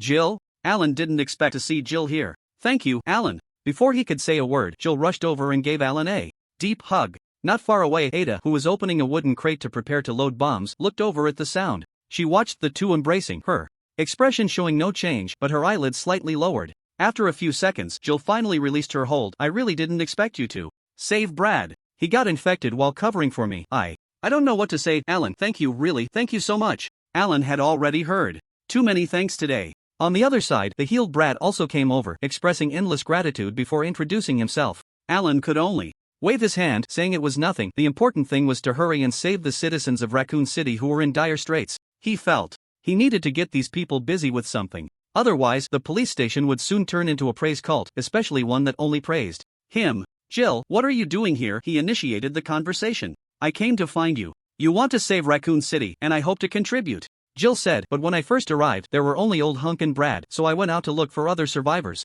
Seeing Alan again, she seemed to have a lot to say. Though she hadn't spoken yet, her eyes were already expressing her feelings. But at that moment, Ada walked over. "Boss, when are we leaving?" "Huh, boss?" Jill was taken aback. "Aren't you from another world? Is this person also from your world?" "Of course not, I'm Ada Wong, a former federal agent now serving the boss." Ada Wong was using a false identity again. She naturally stood next to Alan as if they were very close, causing Jill's gaze to slightly freeze. Speaking of which, I actually have many names. Ada Wong is just one of them, she suddenly said. Then what was your original name? Alan was very interested in this topic. In the previous game, Ada was quite mysterious and no one knew her specific background. The old names don't matter anymore. When I met you, I was called Ada, so let's just stick with Ada from now on. Ada Wong's words were shocking, causing those around her to fall silent. Various gazes converged on her. Marvin and the others were astonished. Brad was deep in thought, Sherry looked puzzled, and Jill was in a daze. At that moment, Alan heard Jarvis's low reminder. Sir, Mr. Stark asked me to remind you to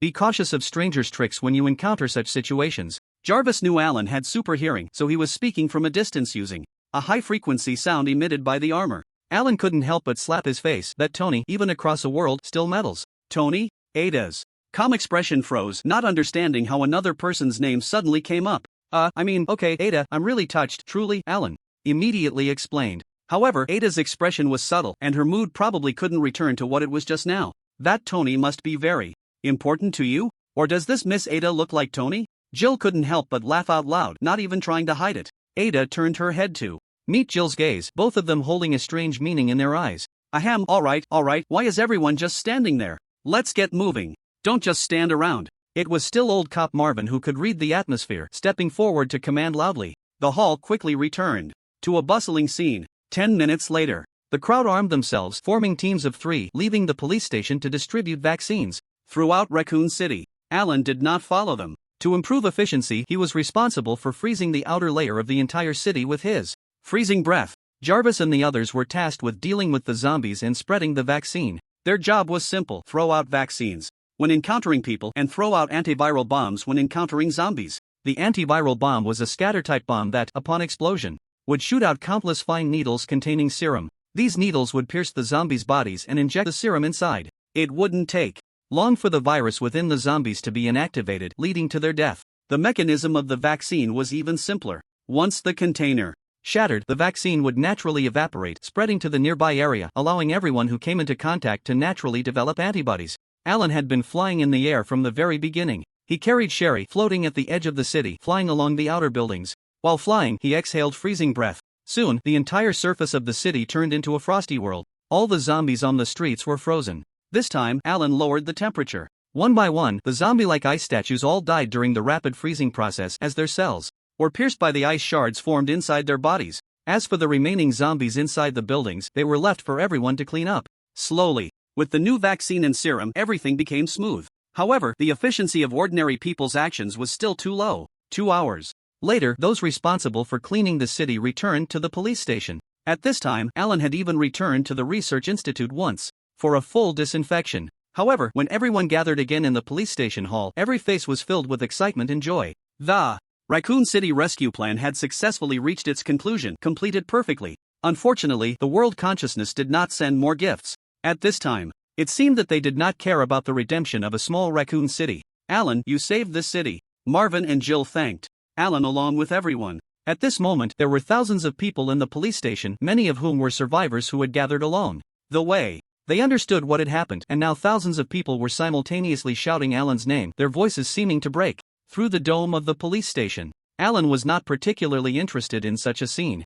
Like Tony giving a speech, he did not elaborate but simply responded with a few words like, "You are the real heroes." Half an hour later, Marvin, Jill, and others who had settled the survivors gathered in the conference room. Alan got straight to the point. I plan to temporarily leave and return to my world for a while. Seeing the urgency on everyone's faces, he pressed his hands down to indicate he wanted to finish speaking first. Don't worry, I will be back soon. I'm leaving now, just to test the time flow between the two worlds, to ensure I won't be away from my world for too long. Before I leave, I will have Jarvis stay here to help you. It has already collected evidence of all Umbrella Corporation's crimes, and as long as you are ready, it can be published online at any time. Additionally, Umbrella has treated this place as a testing ground, and the Eagle Sauce officials may not have a positive attitude. So you better prepare for an evacuation in advance. I suspect that whichever side discovers the changes here will destroy the city to erase the traces. Don't think too much about me, friends, I will be back soon. Alan said goodbye in a very relaxed manner, but the people in front of him, who had only spent a few hours with him, became very reluctant. Many times, emotions come in such inexplicable ways. Some people may have been together for years yet remain like strangers. But sometimes just one thing, one sentence, can make a person feel a deep connection with another. You sure you'll come back? Ada Wang looked intently at Alan. I haven't been paid yet. Alan gently hugged her. Does this count as payment? Not even close. Ada Wang placed her hand on Alan's chest, her fingertips sliding down his perfect muscle lines. Now it's about right. Nice body, big boy. Alan was speechless, snapped his fingers. Jarvis, assist everyone with their work, cooperate in combat if necessary. After saying that, he patted Sherry's little head beside him, reminding her to listen to Ada and Jill. He then gave each person present a hug. Finally, he waved to everyone. I'm leaving, goodbye everyone. As soon as he finished speaking, Alan closed his eyes and activated his ability to travel. There was no need to search for the world on the way back. In the chaotic space, bubbles representing the Marvel world automatically appeared. Behind that bubble, there seemed to be a massive cluster of chaotic bubbles. But apart from the world he came from, all the other bubbles were shrouded in dim shadows. Alan knew that was the Marvel multiverse. He selected the return route, paying the same amount of energy as when he came. The next moment, Alan disappeared before everyone's eyes. Once again, it was a crossing without any spatial fluctuations. After the initial surprise, everyone fell into silence. To be honest, I'm already starting to miss him, Marvin joked in the heavy atmosphere. He was really honest, never deceived us from start to finish. It's our luck that the world consciousness found such a savior. You know, we were supposed to have a newcomer at the police station yesterday. His name is also Alan, but he goes by Alan S. Kennedy. Elliot chimed in, right, at first I thought Mr. Allen was that newcomer. But I wonder what happened to that newcomer. He's already a whole day late. I hope he's still safe and just as excellent as Mr. Allen, so everyone would be willing to applaud for him. Marvel Universe. Stark Mansion in Los Angeles. Beep beep beep. As soon as Alan appeared in the basement, all the instruments and lights turned red, and the alarm rang out urgently like a death knell. Clumsy, holding a disinfectant spray, rolled over on his wheels and sprayed it at him. Bumpkin on the other side raised a fire extinguisher, also ready to go. Enough. Stop. Am I a burglar? Why such a big fuss? Alan waved his hands at Bumpkin. The alarm and red lights finally ceased. Young master, you have finally returned. It seems you didn't have a smooth time in another world. Jarvis's voice appeared. Finally? How long have I been gone? It can't be over 10 years, right? Alan's heart sank. If it had been 10 years, the shattering event might have already happened. It has been 12 hours and 37 minutes since you left. It is now 7:49 a.m. on the second day. Alan raised an eyebrow. I just left for 12 hours, and you used the word finally? Jarvis, I think you really need to reload your phrasing logic program. Young master, this is the word I chose based on Mr. Stark's change in mental state after you left, Jarvis said. So that means Tony really misses me? Alan couldn't help but laugh.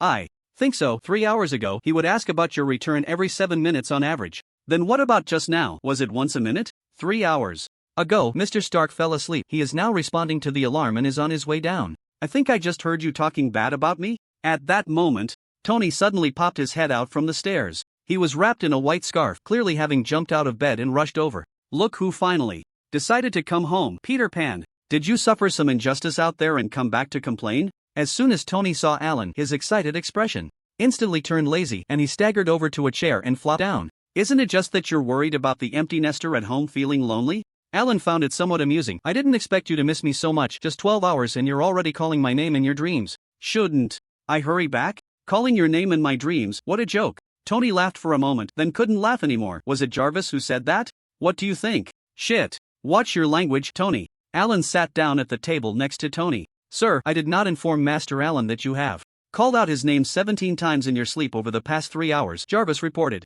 Tony slapped his forehead. Great, now you've said it. Sorry, sir. Tony helplessly turned his neck and looked at Alan again. So, did you have a rough time in another world? Why do you say that? Alan was puzzled, as Jarvis had just said something similar. Tony spread his hands and deliberately looked around. It's very obvious, your Super Mark 1 is missing, along with the Jarvis subsystem inside it. His guess made sense. After all, Alan had left wearing the armor but returned empty-handed. Something must have happened. So that's what you were talking about, Alan realized. I intentionally left the armor there. The situation in that world is like this. He briefly recounted his experience of crossing over and what happened in the world of the biohazard, omitting the part about researching the fusion of Kryptonian blood and the virus. Tony stroked his chin and thought, world consciousness and the virus, very interesting. But one thing is very strange. You also spent 12 hours in that world? That's right. Are you saying the flow of time is the same on both sides? Alan nodded. I thought of that too. Isn't it amazing? Tony clapped his hands. That's the problem. He casually grabbed a box and a pencil, pushing the pencil through the box.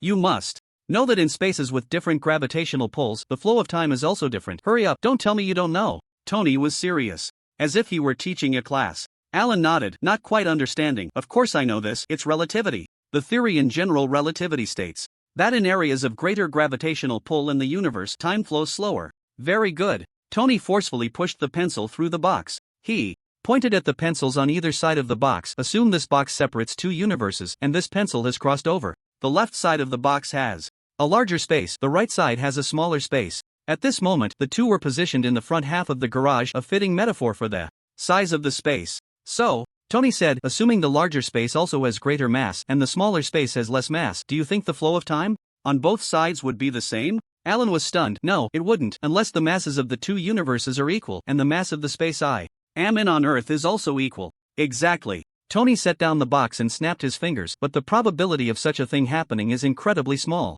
Do you still think it's reasonable for the flow of time in both worlds to be the same? A flash of realization struck Alan's mind. He frowned, suddenly aware. He felt that the flow of time in the two worlds should be the same. In fact, it was because he had read many novels that wrote it that way before. Thus, he unconsciously came to think so himself. However, in reality, it is very likely that his way of thinking is what led to the same flow of time. Tony looked at Alan, who had a look of realization, and continued, I think you are actually traversing between two worlds, and it's very possible that you are also traversing at time nodes. It's not that our world stops operating when you leave. The vast universe won't pause to wait for you just because of a little bit of your energy. The truth of the matter should be that when you return, you cut into the current time point. And which time you cut into, whether it's the moment you left or some time after you left, should be decided by you. Moreover, choosing different time entry points may also lead to different consumption on your part. You need to experiment with this a few more times. Tony felt the joy of educating his younger brother again and proudly patted Alan on the shoulder. You need to think more. Having a good brain isn't enough. You need to think more, kid. Tony had the demeanor of someone who had been through it all. In a different cultural context, he would probably say he had eaten more salt than Alan had walked roads. Alan looked at Tony helplessly. This time you can consider yourself impressive, alright, he sighed. Tony became even happier, humming a tune. Alright, you enjoy yourself slowly, I'm going to try crossing over again. Alan chose to let Tony bask in his own glory. Wait. Tony suddenly stood up, his white scarf slipping off. This time you have to take me with you, right? Just 1% of energy, having one more person doesn't matter. It's very dangerous. You mustn't get infected with a virus as soon as you go over. Alan glanced and then noticed the triangular light glowing on Tony's chest. Ha! You've installed the reactor again. Does that mean the new element has been successfully synthesized? Tony smiled proudly. That's right, it was synthesized 2 hours after you left. I call it potassium. What do you think? Alan's mouth twitched. Well, it is quite impressive. If Dad knew you named the new element like that, he would definitely get up and punch you. Sorry, the old man has already been cremated. He can't get up. Tony had a knack for telling hellish jokes. So, are you going to let me go with you or not?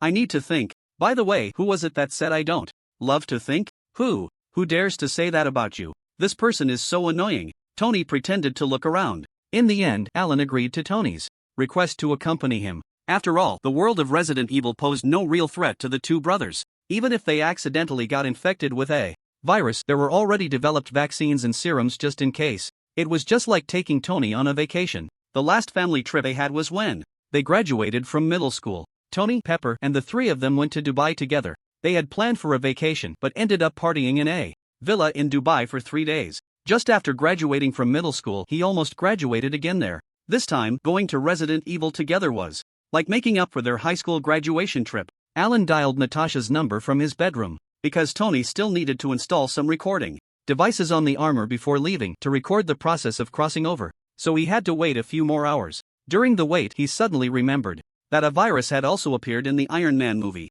It was called the Extremis virus. This virus could grant the host super regeneration abilities, super strength, speed, and other extraordinary capabilities. Some hosts could even generate flames and electricity. This virus might be obtainable as a reference for developing the S-virus. So Alan immediately contacted Natasha. What's the mission? Natasha got straight to the point as soon as the call connected. You are so straightforward. Can't it be that I just want to care about my dear subordinate's life? Alan said stubbornly. It's not even 8 in the morning. I really can't think of anything other than assigning tasks that the man who refused to pay me 4 days ago would call me for. Well, Alan didn't expect Natasha to hold such a grudge. Alright, there is a task. You see, I'm in an office building in New York and it's quite safe. Around here, Natasha indicated that their conversation was not being overheard. Do we have any widows undercover at Vanguard Technology? I need a virus they are researching called Deadlock. Alan made his intentions clear. Natasha was silent for a few seconds, seemingly checking her information. The widow codenamed Tracy was previously a mid-level researcher there. She quickly replied, "You can pick up the virus reagent in Tennessee 3 hours from now, or I can deliver it to you in Los Angeles at 2 in the afternoon." Natasha's work efficiency was simply off the charts. "I'll go there, that way, it'll be faster." Alan couldn't help but click his tongue. "I have to say, the sisters are really impressive. Then you can make more time to drink with them. They've been thinking about you for a long time." "That's it, I'm hanging up." Natasha hung up the phone directly. Alan was momentarily stunned, threw his phone onto the table and pouted. Subordinates daring to talk back to their superiors, that's not right. 3 hours later, Tennessee, the former Red House safe house. Alan was let into the house by Natasha. It was a cabin in the woods.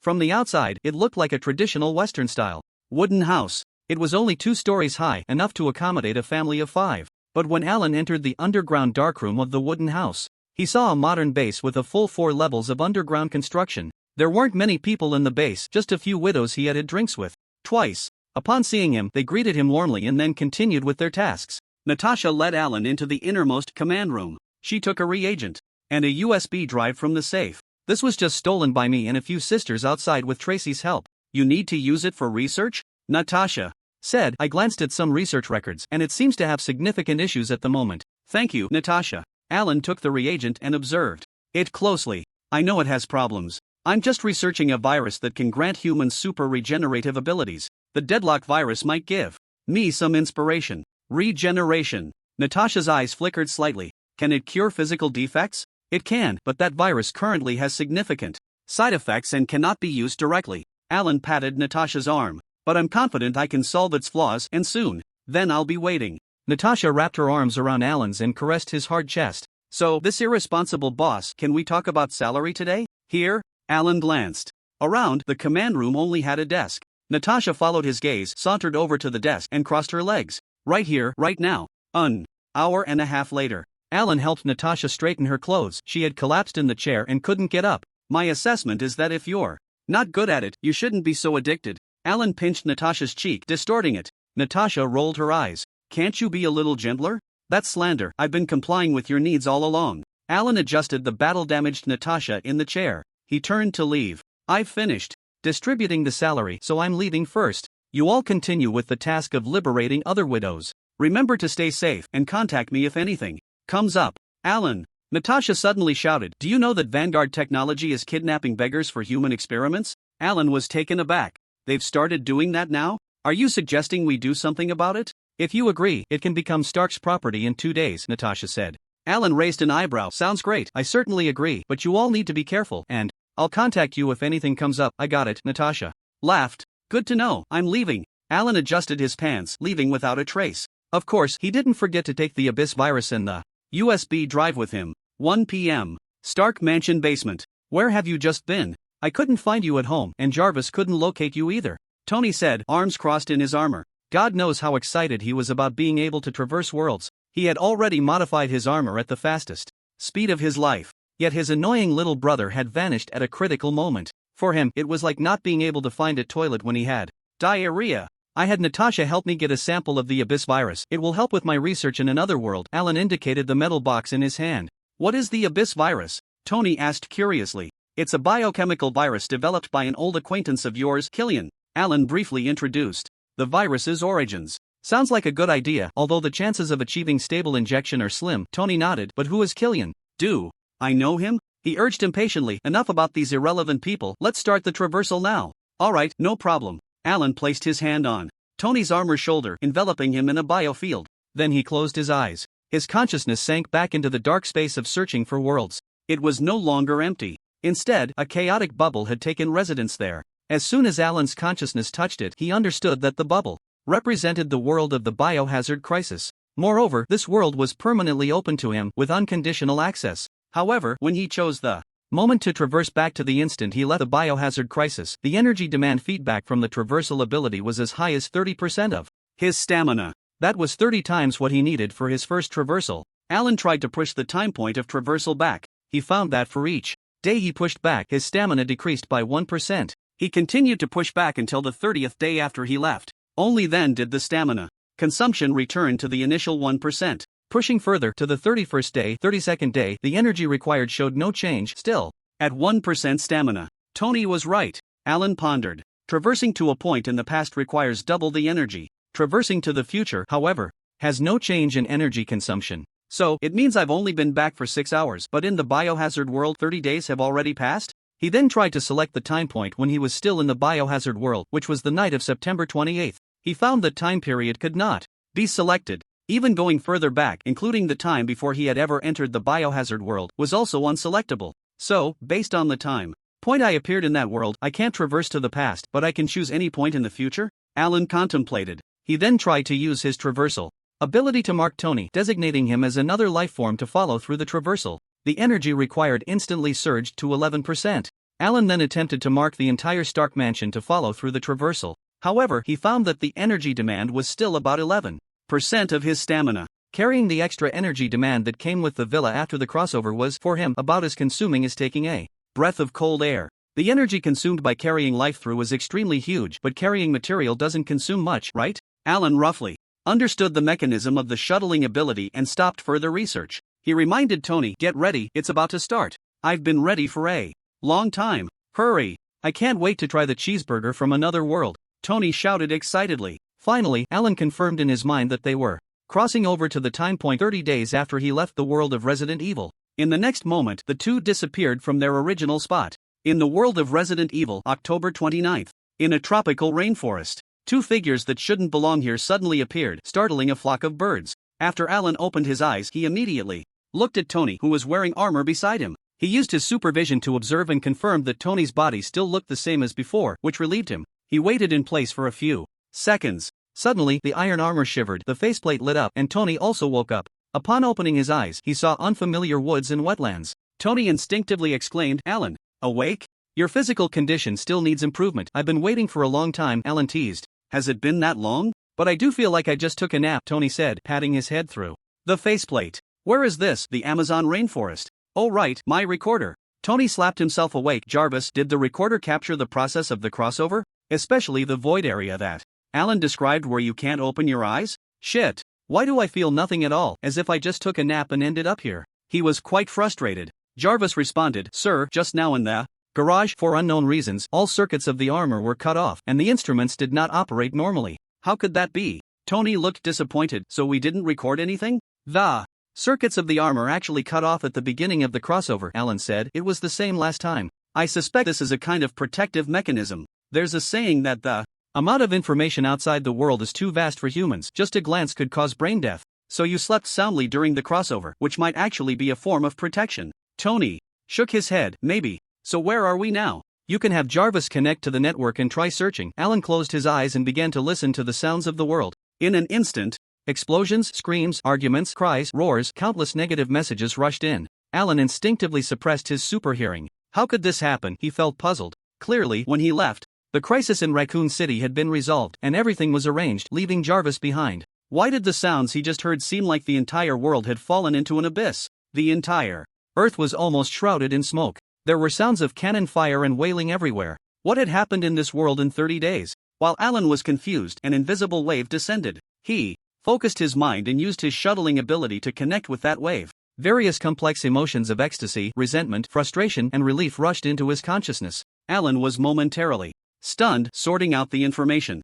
Leave, evolve, lose control, gift, save. Gift, save. The world's consciousness continuously repeated the plea for help. Alan realized it was likely that, during the time he was gone, the world's consciousness had done something that pushed the world to the brink of losing control. "Another gift. You want me to wipe your butt again? What are you going to give this time?" Alan felt he needed to raise the price a bit. It would be best if he could enhance his research capabilities by another 1 or 2 times. However, as soon as he conveyed this thought to the world consciousness, the other party immediately responded with a sense of helplessness. This meant that the previous enhancement was already at the highest level. "Are you that useless?" Alan couldn't help but curse. The world consciousness immediately sent back a timid emotion, as if it were a shivering child. "Then what else can you give me?" Alan sighed. As soon as he finished speaking, the ground around him suddenly shimmered with specks of platinum light. These lights were visible only to him. They gathered together, coalescing into a larger light mass, then floated towards Alan, wanting to merge with his body. Alan knew this was the gift and did not reject it.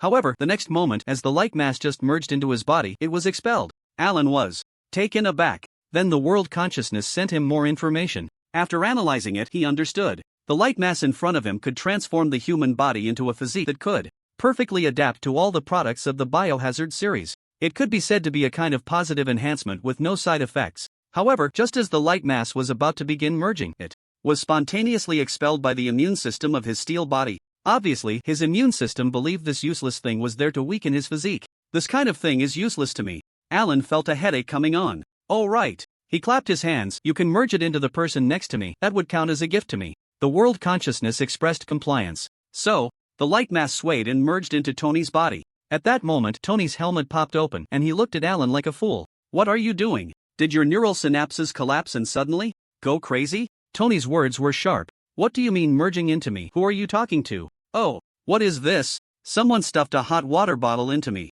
Tony suddenly jumped up, scratching his ears and scratching his head, his hands randomly feeling around his body. He even unfastened his armor and ran out to lift his shirt to examine it closely. You look crazier like this, Alan retorted. I was just communicating with the world consciousness. It modified your body. This warm feeling all over is a modification? Did it turn me into a Kryptonian? Tony was taken aback. No. It allows you to freely incorporate various local special biological factors from this world into your body, and they can all perfectly merge. What kind of modification is this? Tony leaned back in disgust. Sounds like it's going to turn me into a science monster. A gift from the world consciousness. Having it is better than not having it. Be content. Alan shrugged nonchalantly. Then he received an emotional share from the world consciousness. Help. Evolve. More. Well, this means there are follow-up performance rewards. Let's understand the situation first. Alan flew up. It seems that some bad changes have occurred in this world. Tony also put on his armor and took off. The two floated side by side, and suddenly a different voice came from the Mark IV in Tony's suit.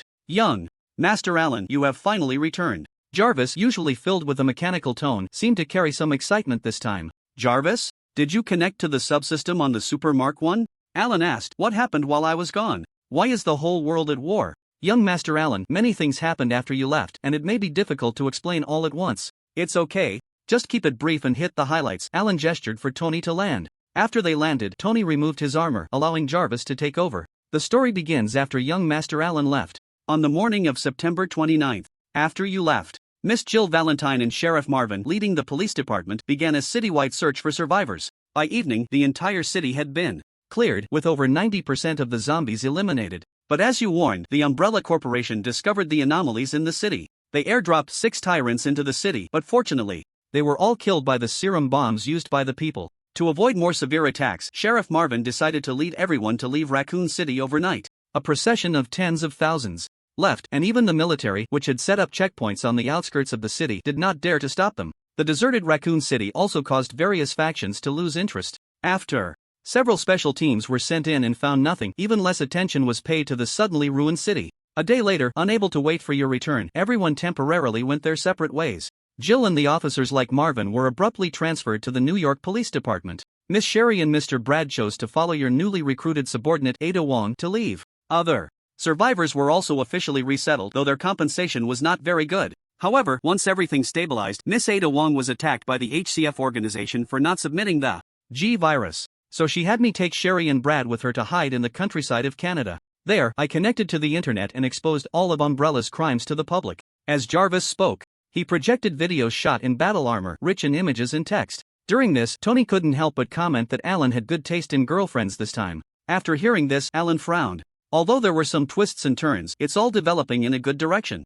What happened next? Jarvis replied, the incident occurred on the morning of October 1st. A biohazard crisis broke out in New York City and quickly spread globally. But later, Miss Ada Wong infiltrated the Umbrella Corporation and connected me to the intranet. That's when we found the real reason. The crisis that swept the world seemed to originate in New York, but its roots were actually in Raccoon City. Everything started in the early hours of September 30th, when Marvin, Jill, and several officers led the survivors out of the city. An Umbrella special operative who had mingled among them quietly stayed behind. This operative was named Hank. He infiltrated the underground laboratory alone, tasked with recovering the G virus. Fortunately, all the viruses and vaccines in the laboratory had been destroyed by Mr. Brad in advance. Hank returned empty-handed. However, as he was leaving the laboratory, he was bitten by a rat that had emerged from the sewer. This rat had, half a day earlier, gone to the laboratory you destroyed after we left the laboratory. It was infected with the prototype of the S virus. Jarvis projected surveillance footage. In it, a rat crawled into a collapsed laboratory and soon crawled out again.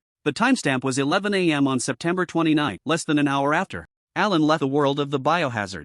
Jarvis continued, after being bitten, Hank didn't think much of it. He killed the rat and left Raccoon City, heading to New York. On the evening of September 30th, Hank arrived in New York. On October 1st, Hank went to the Umbrella New York branch, but he was in very poor condition. In the surveillance video projected by Jarvis, Hank, still in his combat suit, staggered into the office building. The video began to speed up. 10 minutes later, screams erupted from the building and the crowd surged out like a tide. Soon, explosions occurred in the building and a 3-meter-tall behemoth burst out amidst the flames. It was drenched in blood, howling to the sky. The gunfire from the Umbrella combat troops could not kill it. Instead, it mutated again and again, becoming stronger. Even though splattered with its blood began to twist and mutate like it, the surveillance footage flickered and jumped to 2 hours later. In front of the Umbrella building, there was already a dense crowd of zombies. Various used heavy weapons lay scattered on the ground. But the monster that Hank had initially transformed into still stood among the corpses, its eyes blood red. Hank mutated within the Umbrella Corporation, rapidly infecting everyone it encountered.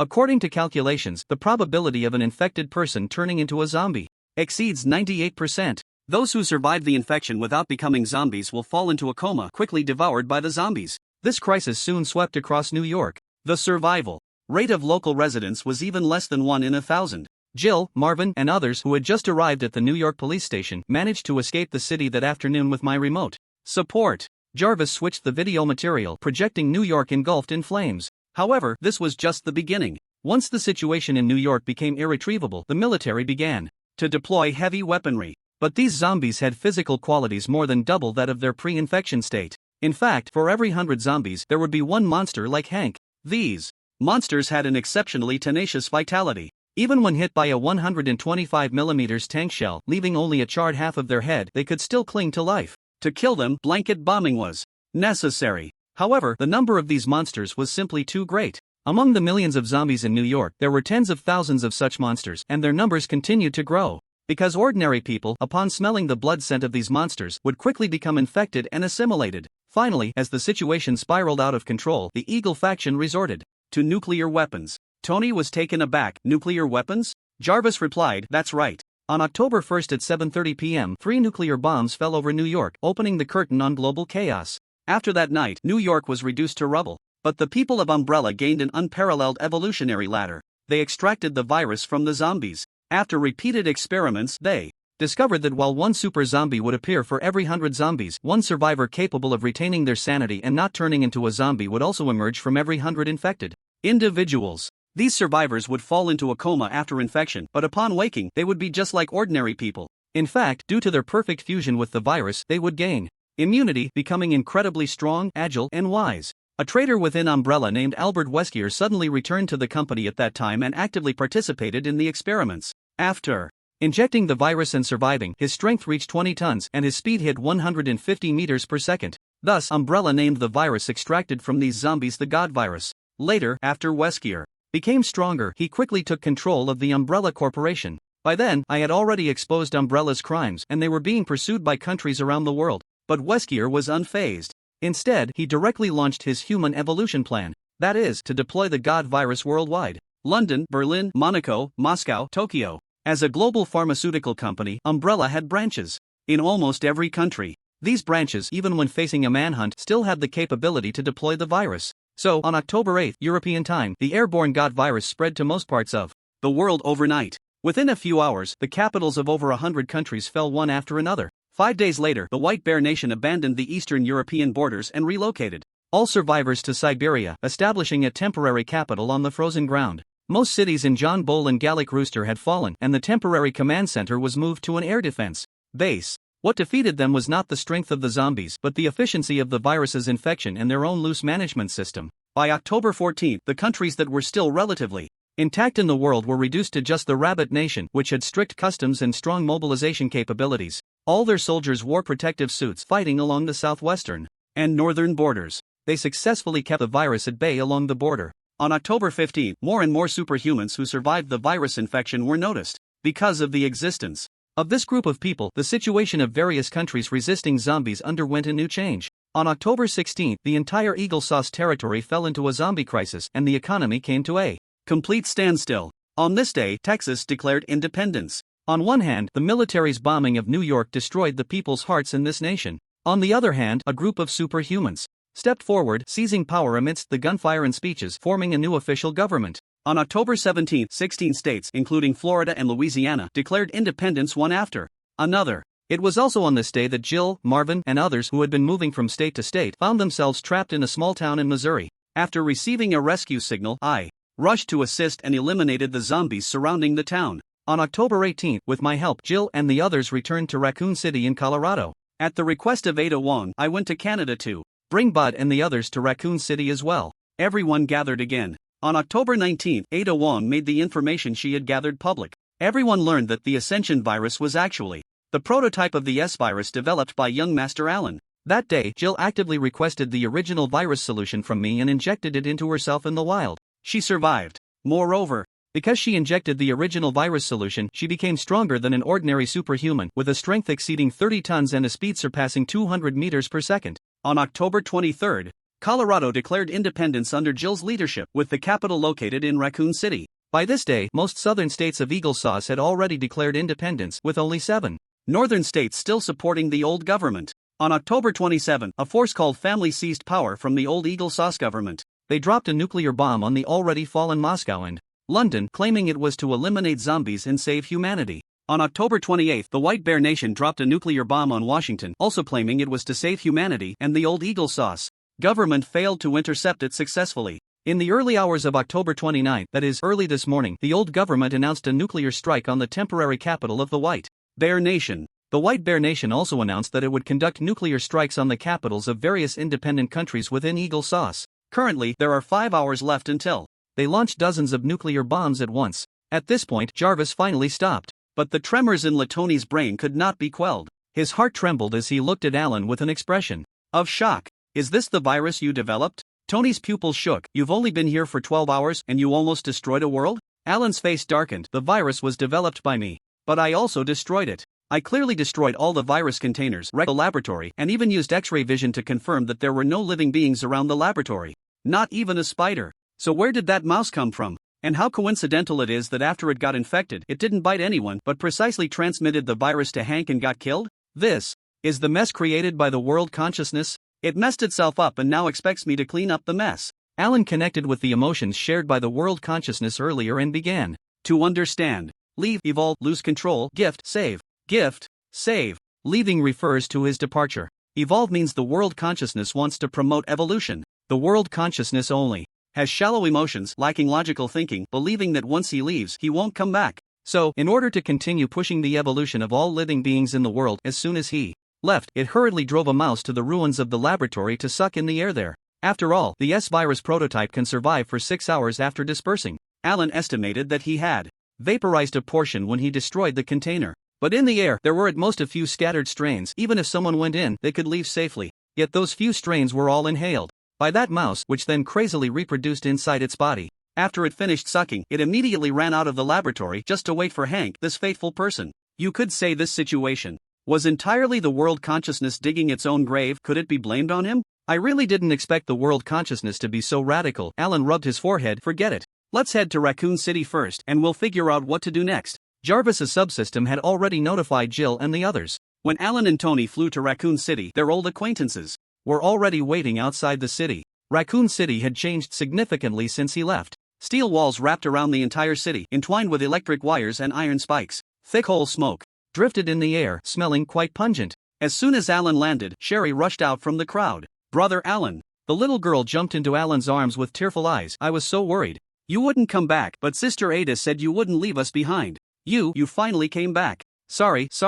Alan rubbed Sherry's head. I was away for too long. I promise, next time I leave, I'll take you with me. On the other side, Jill and Ada Wong also approached. Just got back and you're already talking about leaving? Boss, how about we take care of that world consciousness before we go this time? Ada Wong, wearing a trench coat with a band-aid on her face, looked a bit disheveled but still had her charm. Alan, welcome back. I didn't expect the world consciousness to cause such trouble. It's really hard to explain, Jill said, her expression complex. She was in combat gear, but her aura was different from before, now sharper and more decisive. The experiences of this time had helped her grow into a competent leader. Do you also think our world is beyond saving? Is there really no way? Jill bit her lip, wanting to ask for help but not knowing how. To start. Sigh, let's not talk about that, Mr. Allen. I didn't expect that when we meet again, the world would have changed like this, but you still look so spirited, it really makes me happy. Director Bud greeted with a smile. Jarvis had already told them all the truths. Everyone present felt the future was dark and bleak, but that didn't stop them from being grateful to the sunny man before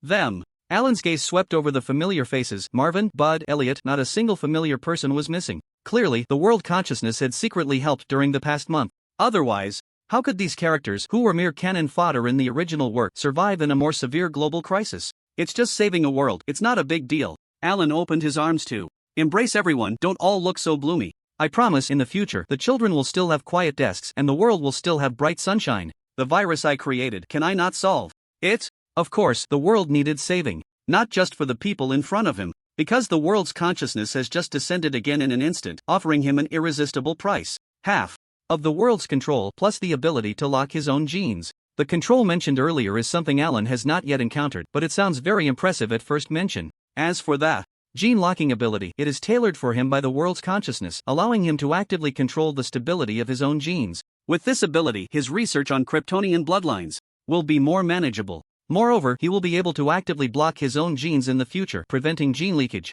Specifically, when blood or hair leaves his body, it will automatically lose all genetic information he does not wish to leak. This ability is as important to Alan at present as enhancing his strength. To be honest, he does not want to clean up after this radical world consciousness. But there is no choice, it has offered too much. More importantly, the premise for these rewards to be granted is that Alan must successfully save the world and promote biological evolution. Otherwise, even if the world consciousness wants to give, it cannot. The rewards it offers are not based on what Alan wants, but rather on what it has to offer. What do you mean? A sense of hope surfaced in the eyes of everyone present. Let's go in and talk. By the way, let me introduce my brother, Tony Stark. He's just here to take a look. Alan pointed to the iron figure beside him, and everyone realized there was a person inside the golden red armor, not just another Jarvis. So you are Mr. Allen's brother. It's an honor to meet you. Your brother is truly remarkable. You must be an excellent person as well. A group of people immediately surrounded Tony, praising Alan. Tony was speechless, his mouth twitching. This was the last thing he wanted to hear. Moreover, these people had gotten one thing wrong. They should have said, "So Alan is your brother. No wonder he is so outstanding." Tony decided he must give these otherworldly natives a shock from a genius. The Raccoon City Police Department has now become the office building of the Republic of Colorado. As the leader, Jill works here daily or departs from here to eliminate zombies. In the police department's conference room, Bud, the director of the National Virus Research Center, and Marvin, the director of the National Security Bureau, were all seated at the lower end. Standing at the main position, Alan felt a bit disillusioned. For him, it had only been a few hours. Yet, the former small police officer and small director had all suddenly become national figures. Although this country had just been established, with a population of only a few 100,000, most of whom were still huddled in the small city of Raccoon, it was still somewhat unsettling. The main problem now is facing the nuclear bomb that the Bear Country is about to launch. We have no means to intercept it. Jill analyzed from the side. In addition, the number of zombies migrating from other countries is continuously increasing, and our defensive pressure is rising. Especially the super zombies. Apart from me and the iron armor, there is currently no one in Raccoon City who can withstand them. Currently, there are more than 40 countries on the territory of Eagle Sauce. Almost every state has a new official. The communication that once existed between states has suddenly turned into international negotiations. It is truly bizarre. Jill looked at Alan. What we should do next still depends on your decision, Alan. Let me think. The solution is actually quite simple. I will go destroy the nuclear bomb and then kill the super zombies. After understanding the situation, Alan directly made the decision, only with great strength. Can miracles happen? I will solve these problems before tonight. However, to save the world, ordinary zombies are the biggest problem. Even if we produce a corresponding antiviral serum, solving this will still be a long-term challenge. For example, in the country of nearly 80% of ordinary people have either died or turned into zombies. Those nearly 1 billion zombies, if not for their lack of intelligence, would have already taken over the world. What can ordinary people use to compete with them? Not to mention the zombie birds, zombie rats, and zombie insects that are now spread all over the world. To turn the situation around, there is only one way. Alan leaned both hands on the table, research the updated S-virus, and turn every ordinary person into a superhuman. The meeting concluded. Jill stayed in the director's office to handle affairs. Marvin and the others accompanied Alan on a tour of the city before heading to the underground research facility. They had previously dug a skylight above the research institute and built a new elevator that could go directly to the facility's entrance. Everyone took the elevator down. I feel like we won't be able to get hamburgers in this world. Tony whispered to Alan, the virus has practically sent this place back to the Middle Ages. Even the streets are filled with people sleeping, and there's the stench of excrement everywhere. So, are you regretting coming along now? Alan asked quietly. Regretting? Tony looked at him as if he were joking. What does that word mean? Sorry, I don't recognize that word. His big eyes were filled with seriousness. Since I'm here, I have to do something for this world. Consider it a way to atone for your sins. Don't joke around. Can this kind of thing be blamed on me? I didn't know the world's consciousness would play so thrillingly, Alan retorted. That was indeed a joke, but I really have to do something. Did you forget? I'm Iron Man, Tony emphasized. Alright, Iron Man, what do you want to do? Research new armor here? Research your S-virus prototype. You are joking again? Your field of study is energy, materials, and mechanics. Am I someone who jokes around? Alright, let me ask you a few questions about biochemistry. Alan posed several cutting-edge biochemistry questions, and to his surprise, Tony answered them all fluently. You actually answered all of them? When did you secretly learn to get a PhD in biology? How come I didn't know? Alan was astonished. Tony shrugged. After you said you wanted to study Kryptonian genes, I studied for a few days. Only a few days? Then you really are a genius. Do you think you're the only one who learns things quickly? Tony waved his head nonchalantly. Learning speed is just the foundation of being a genius, kid. Alan suddenly realized that Tony's learning speed was not much slower than his own, who possessed a super brain. The other party truly lived up to Thanos' description of the cursed one of knowledge. After the elevator reached the research facility, Tony dragged Alan straight into the laboratory. In the research on the S-virus, Tony's grasping speed was incredibly fast. Often, before Alan finished explaining a sentence, he would already have thought of the content 3 sentences ahead. For the first time, Alan felt the rapid understanding ability akin to a super brain in someone else. The two discussed and experimented simultaneously. When one person sparked an idea, it would always ignite inspiration in the other. Their inspirations intertwined like stepping on each other's feet, continuously spiraling upwards. Meanwhile, Director Butt and his assistants, who were there to assist, were all in a state of confusion, staring blankly at each other, unable to comprehend why there were such abnormal individuals in the world, and 2 of them at that. Half an hour later, a tube of orange reagent was produced. S-virus prototype vaccine, capable of forming antibodies to block viral infection, effective through the air, but it will also eliminate the enhancement effect of the S-virus prototype. Tony stroked his chin. That should be enough for now. Hey, you, take this and use it on the lab mice for experimentation. Alan was also holding a bottle of golden reagent. The S1 virus has been successfully modified. The mutation probability after infection has been reduced to 70%, while the enhancement effect remains unchanged, but we are still far from the final goal. He took out the suitcase he had brought. After opening it, he retrieved the Despair virus and a USB drive. Tony, you try to see if you can merge the Despair virus with the S1 virus. Alan took off his white lab coat. Further improvement of the virus requires other reference materials. I'll go look for some and destroy a few nuclear bombs along the way. Then you need to hurry. I'm afraid that in a few hours, there will be a perfect version of the S-virus on this table. Tony stared intently at the bottle of golden virus solution. After in-depth research, he clearly realized that this virus could indeed be called a step in biological evolution. Witnessing such a creation, Tony felt that the trip was worth it. Moreover, he believed that it wouldn't be long before he could create the truly perfect virus. By then, perhaps the 2 brothers could really drive the evolution of an entire world. Just thinking about it made him excited. I hope so. I can't wait for you to directly create the final version of the S-virus. Alan was not worried about Tony's infection issue. With his special constitution, Tony was no longer at risk of becoming a zombie. Even the most infectious viruses in the world of Resident Evil could only make him stronger now. After leaving the underground research facility, Alan shot straight up into the sky. He accelerated in the air, and 5 seconds later, he broke through the atmospheric dissipation layer, floating in space. In the void, his sleeves flew silently, and his supervision covered the globe, locking onto one super zombie after another on the surface. Judgment was upon them. Like divine punishment, 2 beams of heat rays descended from outer space to the ground. For the Earth of this era, it was simply the most deadly space-based weapon from a sci-fi movie. The super zombies wandering aimlessly on the ground were suddenly enveloped by the scorching heat from above. Their hundreds of trillions of cells wailed in unison, being blasted into the most primitive molecules in an instant. The towering red light columns plowed through the ground. It was as if God held chopsticks to stir the world. Wherever they passed, the world shattered, and the oceans boiled. In the territory of the A3 country, millions of super zombies roared at the sky as if challenging the divine punishment, but in an instant, they were reduced to ashes in the light columns. The whole world began to focus on these 2 beams of light, watching them sweep from the Pacific Ocean to the Indian Ocean. Then from South Asia, they pushed all the way to Africa, even piercing deeper ravines beside the East African Rift. Wherever they passed, the sea parted and the clouds broke, just like when Moses stretched out his staff to the sea, and God parted the waters. when the entire world had been plowed through by the two beams of light, the divine punishment that descended from the sky finally began to fade. The wicked who stirred up trouble felt as if they were falling into an abyss, while the suffering refugees crawled and prayed. At that moment, they all believed in the existence of the divine. But Alan's actions did not stop there. He spent 20 minutes eliminating tens of millions of super zombies on Earth. Next, there were nuclear bombs waiting for him. He twisted at his waist and dove into the earth. The people of this world would not deliberately use lead to block his gaze. With a sweep of his vision, all the nuclear bomb storage locations on Earth were laid bare before him. He passed through mountains and entered the sea. Even the bases capable of withstanding nuclear explosions could not hold out long before him. A few minutes later, Alan wrapped thousands of nuclear bombs from the Eagle Sauce and White Bear in a biological force field and pushed them into space together. Only after moving hundreds of thousands of kilometers away from the atmospheric dissipation layer did Alan use the heat rays to destroy all the nuclear bombs. High temperature and pressure-induced fusion and brilliant fireworks exploded in the universe with invisible penetrating radiation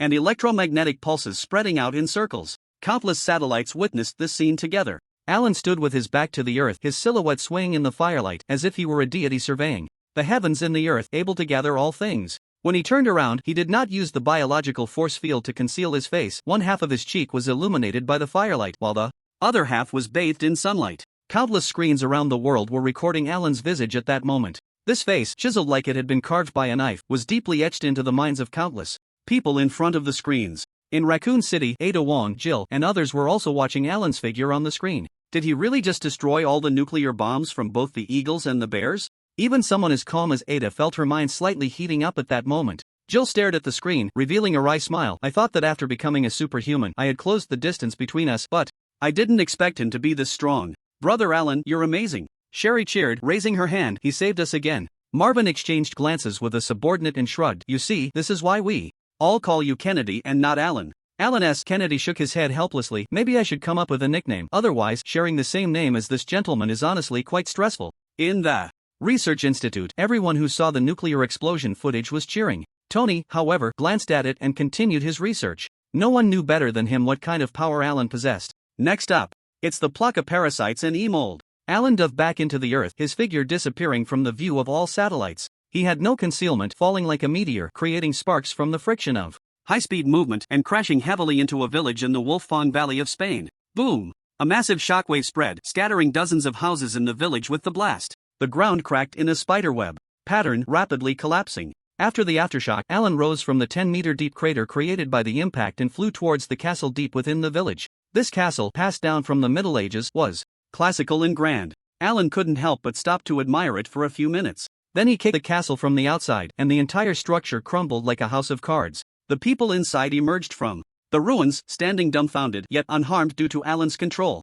Who is Sadler? Alan asked, his gaze fixed on a hooded figure at the back of the crowd holding a staff. Osmond Sadler, the leader of the Church of Light, attempted to use the Plaka parasites to control the world. All eyes in the castle ruins turned towards Sadler. The face hidden beneath the hood was shrouded in shadow, seemingly plotting some conspiracy. Thud. Then he suddenly knelt down. My lord, I am Sadler. Alan walked over the ruins to stand before Sadler. Hand over the controlling Plaka parasites. But the controlling type, is temporarily unavailable. My lord, could you give me a little time? Sadler's body trembled slightly. Unavailable? But there are clearly some ready to use? Alan crushed Sadler's skull with a kick, scorching his body with a heat ray. Seconds later, a parasite crawled out. I hate it when others lie to me. He put away the parasite and looked around. Destroy all parasites within 3 days, or what will be destroyed is you. Dust rose. Alan vanished silently, a stark contrast to the grand entrance he had made. After a brief silence, the sound of kneeling filled the air. A few minutes later, Alan suddenly appeared in a village in Romania. With his extreme speed and the biological force field, his movements appeared as if he were teleporting. Like the previous location, the outskirts were a village, but the interior was filled with castles. Alan floated above the center of the castle. He observed for a week, pinpointing the cave where the fungal master resided, and dove right in. The solid mountain was easily penetrated as if it were tofu. Before Alan appeared a massive fungal conglomerate that occupied the cave. That was the fungal master. Its exterior resembled that of an infant, nearly pink in color, and it seemed to rise and fall as if it were breathing. Alan could even hear the vibrant rhythm of life within it, billions of mycelium transporting nutrients to it. This is the third type of evolution key from the biohazard, the fungus. Alan took out a syringe, plunged it into the fungal master, and drew out a full vial of mycelium. After securing the test tube, he shot a beam of heat from his eyes, incinerating the massive fungal master in mere moments. Ah, who destroyed the fungal master? Just as the master turned to ash, a piercing wail echoed from outside the cave. The reaction was as swift as pulling the plug on an internet-addicted girl. As soon as one side was unplugged, the other began to wail. Alan remained unfazed, smashing open the cave ceiling with a punch, soaring into the air to continue his destruction of the mycelium. How dare you! Stop this at once! The woman who had been wailing approached. Rapidly. It was Miranda, the earliest infected by the fungus, the ruler of this territory. A dark crowd followed her, a mix of men and women, some appearing human, others not. They were all infected with the fungus. Alan's goal was to destroy the fungus. Their arrival was precisely what he wanted. According to the development of the biohazard game, the fungus could potentially evolve into a world-ending crisis in the future. Since he was already there, Alan decided to eliminate these hidden dangers, treating it as a task to save the world as the world consciousness had previously mentioned. He immediately ascended, exerting all his strength to unleash a freezing breath. Seconds later, the entire village transformed into an enormous block of solid ice. Even the surrounding lakes were not spared. Every facet of the massive ice block was crystal clear. Alan could even see Miranda's expression frozen in a moment of ferocity within the ice. I remember this person has lived for over 100 years. The fungus indeed has its uniqueness. He flew to the edge of the ice block, exerted force, lifting the massive block with a radius of over 3 kilometers and a height of over 200 meters, then soared into space. Soon, satellites from various countries captured Alan's figure once again. However, this time everyone in front of the screens was even more bewildered. Where did this deity find a giant ice block with people, houses, flowers, and trees? Was he performing magic? Alan hurled the ice block into space and then shattered it with a punch. Instantly, countless ice crystals, each no more than 1 millimeter in diameter, scattered like silver fireworks blooming in the deep night. Everyone in front of the screens couldn't help but exclaim, "So beautiful," at this cosmic spectacle. When they regained their senses and looked for the mysterious figure again, he had vanished once more. On the other side, as soon as Alan returned to the police station, he was met with a warm welcome from everyone. Jill led the cheers of thanks. With tears in her eyes, she saluted and then embraced him. The hall was filled with applause, cheers, and even voices of joy mixed with tears. Various emotions surged forth like waves of the sea. Fireworks went off around Alan, colorful confetti raining down like a waterfall. There was champagne, with Kennedy pressing his thumb on the bottle's mouth, shaking it vigorously before jubilantly spraying the wine. They all knew what had just happened, that their savior had rescued them. They had witnessed on the screen this man using heat rays to kill super zombies and detonating nuclear bombs. Today was undoubtedly the happiest day they had experienced in the past month. Everyone crowded around Alan. Whether girl or boy, they all had to give him a kiss on the cheek, then proudly show off to the others. They all saw hope. The once unsolvable super zombies and the unsolvable nuclear bombs were all resolved in less than half an hour by Alan. It was as if the apocalypse was merely a noisy game of make-believe in front of this man. Here, the name Alan had completely become synonymous with the future.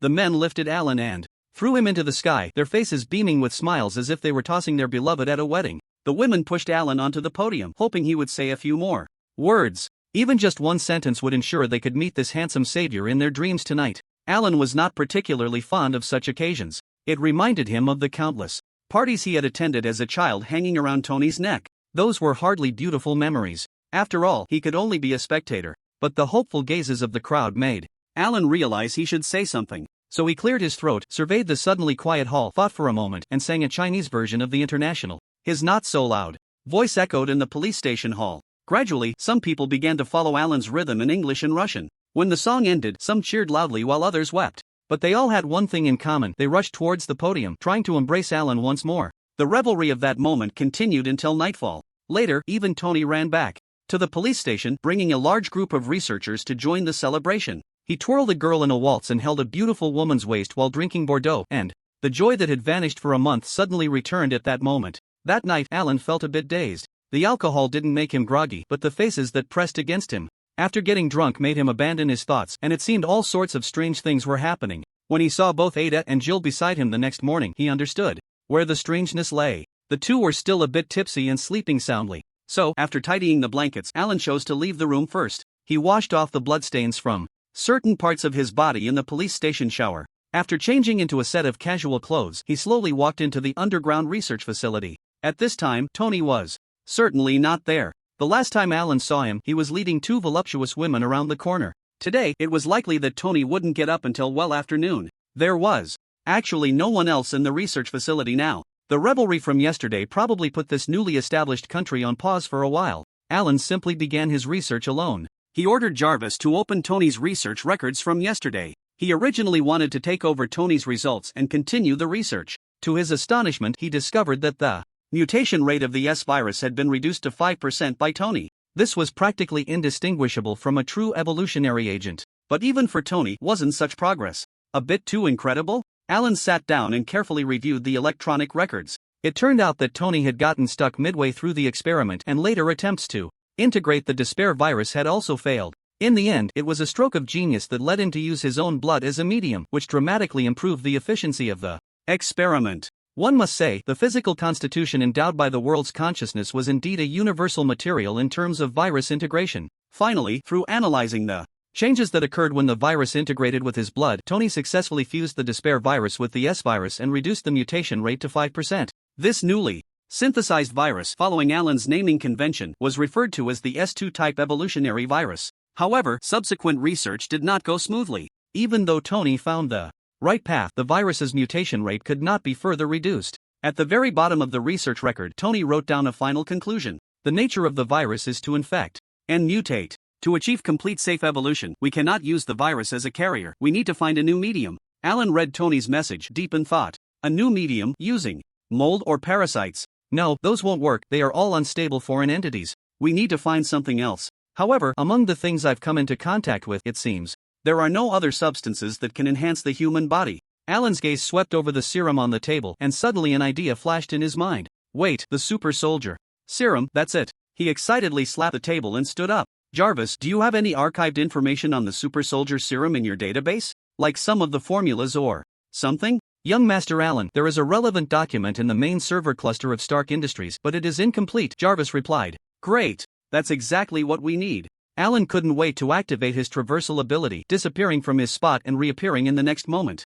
He plugged a USB drive into the computer, and a wealth of super soldier data popped up. It seems there really is no chance of failure this time, Alan stroked his chin. Time quickly passed to noon. A sleepy Tony arrived at the laboratory. He had originally wanted to tease Alan, but upon seeing the direction of Alan's research, he couldn't sit still for a second. He immediately donned a lab coat and joined the research. Unknowingly, 6 more hours passed. In the laboratory, when the precision giant synthesizer emitted a prompt sound, a golden solution was poured into a transparent syringe. Both Alan and Tony displayed expressions of admiration. Look at her, how beautiful. Tony spread his arms like a flower, showcasing the syringe. We really did it. At this moment, we are practically Prometheus, Alan. Alan also said, it can elevate any organism in the world to a new level, becoming a new species. It's not an exaggeration to say it's the spark of fire in Zeus's hand. It truly is remarkable. He walked to the instrument and picked up the syringe. S-virus, E-mold, placa-parasite, and the dead-end virus. We referenced the modification method of the super soldier serum, integrating the mutation factors and evolution factors of these 4 evolutionary keys into one.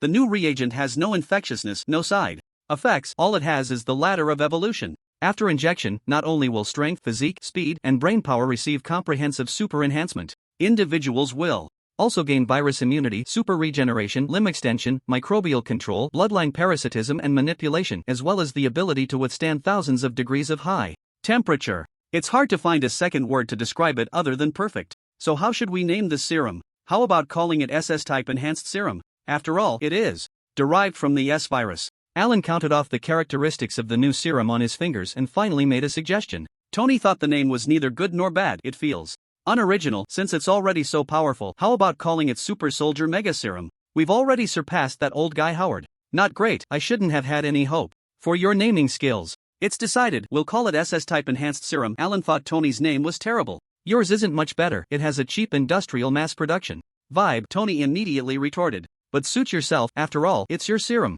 And don't tell me you really plan to distribute this serum to every region of this planet. Afterward, Tony frowned. That would definitely trigger more crises, more conflicts and contradictions, you know that. Of course not. Alan took out 2 syringes. Did you forget our previous research results? He placed 3 reagents on the table and explained each one. Take a look at these. This is the SS1 type enhanced serum, which only integrates the characteristics of the S virus. On the right is the SS2 type, which incorporates the characteristics of the Doomsday virus based on the SS1 type. Finally, we have just synthesized the perfect SS3 type. I've long thought about popularizing the SS1 type globally. The SS2 type will only be injected into trusted individuals, and the final SS3 is reserved for you. Alan patted Tony on the shoulder. After all, the first two serums can be synthesized directly, but the raw materials for the SS3 type must include your blood. The serum is destined to belong solely to you. Wow, honestly, hearing you say that almost makes me cry. Tony tilted his head back. His expression was exaggerated. If you hadn't drawn 400 cubic centimeters of blood from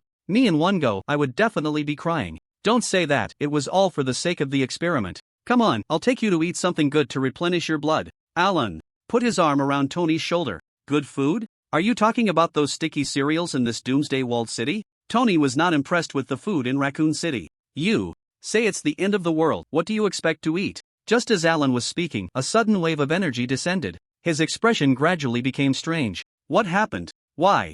Does it suddenly feel like we've seen a ghost? Tony stopped, looking surprised. He recalled how Alan looked in the woods yesterday. Ah, I know, is it that world consciousness coming again? Alan was stunned for a few seconds. After coming to his senses, he nodded with a strange expression. What it means is quite complex, but roughly it's saying that the SS reagents won't do. It wants that previous infectious evolutionary agent. What? Is its brain broken to say such things? Well, it doesn't have a brain, Tony exclaimed. He felt puzzled. So why not use the SS serum? Because the SS serum is too stable and no longer has the potential for further evolution. Alan was utterly speechless. It wants something that is relatively stable but still has the possibility of evolution or continued mutation. Tony put his hands on his hips. What an interesting idea. It wants to keep evolving. Sounds a lot like what Obadiah used to say when he gave me advice. He would give you very complex advice too? Like something about colorful black or something? Pretty much, so I just ignore him and follow my own ideas. Now it makes sense. No wonder he wanted to get rid of you. Maybe, but I can't possibly make a rifle that can heat, cool, and navigate, as he said. Strange ideas. Indeed, all the clients in the world are quite strange. Alan returned to the experimental table, but fortunately, with the experience of developing the SS serum, it's now incredibly simple to create a new type of S-virus. He had no intention of refusing the demands of the world consciousness. After all, if any problems arose in the future, wouldn't the world consciousness still have to find him? If it came to him again, it wouldn't be unreasonable to give him a bit more power. At that time, who really is the world consciousness would be uncertain. Alan thought if he truly mastered the biochemical world in the future, then extracting the world consciousness to keep Jarvis Company wouldn't be too bad. 5 minutes later, the final form of the S-virus, with an infection mutation rate of only 1 in 1,000, was successfully born. It was almost indistinguishable from the initial prototype, perfectly meeting the requirements for evolving global organisms. After the new virus was synthesized, the world consciousness was indeed very satisfied. It conveyed a joyful emotion, urging Alan to quickly spread this virus, feeling like a happy country dog wagging its tail. Okay, let me take Tony to eat first, then I'll find someone to experiment with the virus. Alan repeatedly assured, then shrugged at Tony, and they walked together towards the Institute's elevator. Indeed, yesterday's revelry had caused most people to skip work. The Institute remained empty until Alan and Tony left. The police station also had only a few patrolling officers scattered about. On the way, Alan complained, saying that such a loose official organization would find it hard to manage a country well. It wasn't until he met Jill that Alan learned it was Jill, the president, who had specially given everyone a day off. The reason was that Alan had saved the world yesterday, so today was designated as a new Thanksgiving. Now Alan had to change his mind and marvel at how efficient this new administration was. However, when he saw Jill, the stunning beauty was actually in a bad mood. In the former police chief's office. Jill, what's wrong with you? Alan asked, looking at Jill's unfriendly expression. Tony, sensing the situation was not good, had already left, taking with him the 2 big waves from last night, not knowing where they were headed. It shouldn't be me asking you. What's wrong with you? Jill placed her right hand on her hip. You did something so ridiculous, yet you left me and Ada behind, disappearing for an entire day. I thought you had fled in fear of punishment. The term fled in fear of punishment refers to criminals, and it shouldn't be misused, Alan corrected. Last night, you all clearly drank too much, argued, and then decided to stick together. You can't blame me. In fact, that wasn't even drinking too much, you could only call it tipsy, using alcohol as an excuse to rush into mischief, he added. Jill's face flushed, and she turned her cheek away. Even so, you can't just leave us behind. I didn't leave you behind, I tucked in the corners when I left. Alan picked up a paper cup and filled it with water. I was just doing experiments with Tony at the Institute. You all didn't notify me that today was a holiday. I was wondering why there weren't many people today. He drank the water in one gulp and looked towards the door. By the way, Ada, why are you hiding behind the door? The door creaked open. Of course, I was waiting for you to call me in. Ada pushed the door open and stumbled in. Her constitution was far inferior to Jill's, and she needed time to recover after being injured. After all, I don't want to interrupt my boss and my rival's private conversation, Ada said. Hearing the word Rival. Jill narrowed her eyes. Then shouldn't you pretend you didn't hear and turn around to leave? Oh, really? I thought Miss President and I would be on the same side. Ada leaned in to sniff Alan. After all, compared to the two of us who are just starting out, someone's skills can be said to be at their peak. Jill paused, her gaze shifting to Alan, realizing Ada had a point. No wonder it felt so. Could it be that you have other? Ahem. Alan coughed. You two stop arguing. One is a president, the other is the head of the intelligence agency, and at such a critical moment you're actually bickering. How can this country function? The two fell silent. This person was good at shifting the focus. Alan then spread his arms. So I think, as colleagues, we need to have a good heart-to-heart talk. Is there any problem that communication can't solve? If there is, it must be due to insufficient communication. What communication? You let me finish my question just now. Really? Impatient, can't you wait for me? Ada shook her head and followed. Another morning, Alan woke up in his familiar bed. He shook off his sleepiness, woke up the two little spirits beside him, did some morning exercises, and then they all washed up and left together. In the police station's hall. In stark contrast to yesterday's empty scene, today it was bustling with public officials coming and going. Tony was sitting at a table eating, his dark circles were heavy, and his complexion was pale, looking quite worn out. Alan sat down and stuffed a piece of baguette into his mouth. The taste was hard to describe, but he chewed and swallowed it anyway. Tony, did you do something bad with the big waves again last night? Look at yourself, are you still acting like a scientist while being obsessed with those things all day? Alan immediately took the moral high ground. If you keep this up, how can you face Pepper? Tony raised an eyebrow. Haven't I paid her salary this month? A few days ago, I even gave her strawberries. Come on, she's not even my girlfriend, how can I be in the wrong? Pepper is allergic to strawberries, Tony, Alan said, his expression serious. Tony nodded while eating the baguette with milk. That's right, so she scolded me seriously after receiving the gift.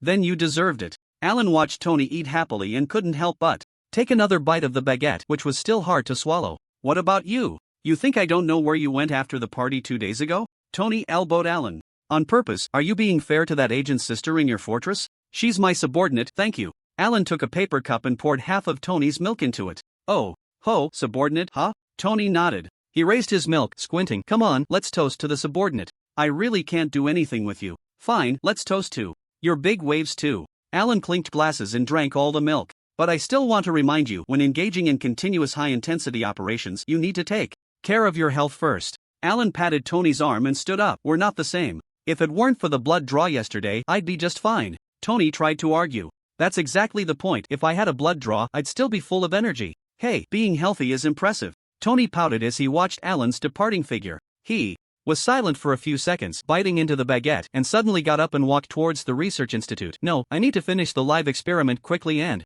inject the serum. This is an alternate world. I can't let this kid be arrogant alone. October 31st, afternoon. Raccoon City Police Department conference room. You mean the virus with a mutation probability of only 1 in 1,000 has already been researched by you? Jill stood up in disbelief. Are you serious, Alan? Not just her. Everyone in the conference room stood up. Various surprised and anxious gazes turned towards Alan and Tony at the head of the table. The virus that had stumped scientists worldwide. This pair of brothers had actually conquered it in just 2 days. Now, even if someone shouted that Stark is God, they would probably believe it. There's no need to be so excited, everyone. I understand you must be thinking, wow, did God play a joke on me when I woke up today? Tony pushed Alan aside and performed solo. But this is the truth. I guarantee in the name of Iron Man, the apocalypse is over and it starts ending from today. He exaggeratedly spread his arms as if to embrace the whole world. But no one in the world responded to him because everyone was stunned by the sudden turn of events. Ahem, shouldn't you do something now?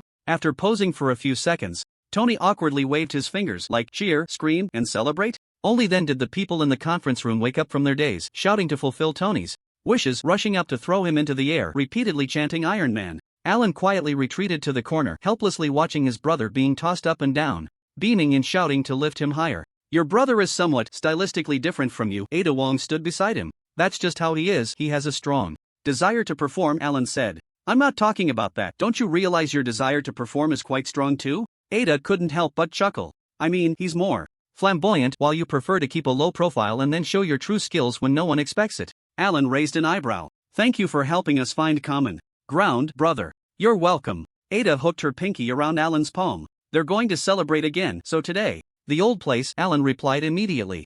All right, boss. Ada blinked. However, the celebration that Tony had been thinking about ultimately did not take place. In the apocalyptic environment, there weren't many resources or time to waste. Moreover, upon hearing the news of the successful development of a new virus, no one was willing to relax at this moment. Everyone was filled with energy, their hopes burning fiercely, eager to inject the new virus and rush out of the city to reclaim lost ground. The first batch of volunteers for the experiment was quickly filled. When asked, not a single person in the conference room hesitated for even a second. They were not afraid of dying in the laboratory, they were only afraid that the experimental results would be unsatisfactory. The civil servants recruited by Jill were indeed warriors who were willing to sacrifice and had a sense of justice. The order of the experiment was finally decided by drawing lots. Alan S. Kennedy, this new officer who had just received the noble nickname 3 Lights from the Savior, at the party 2 days ago, was fortunate enough to be placed first. Half an hour later, in front of a closed laboratory in the Underground Research Institute, dozens of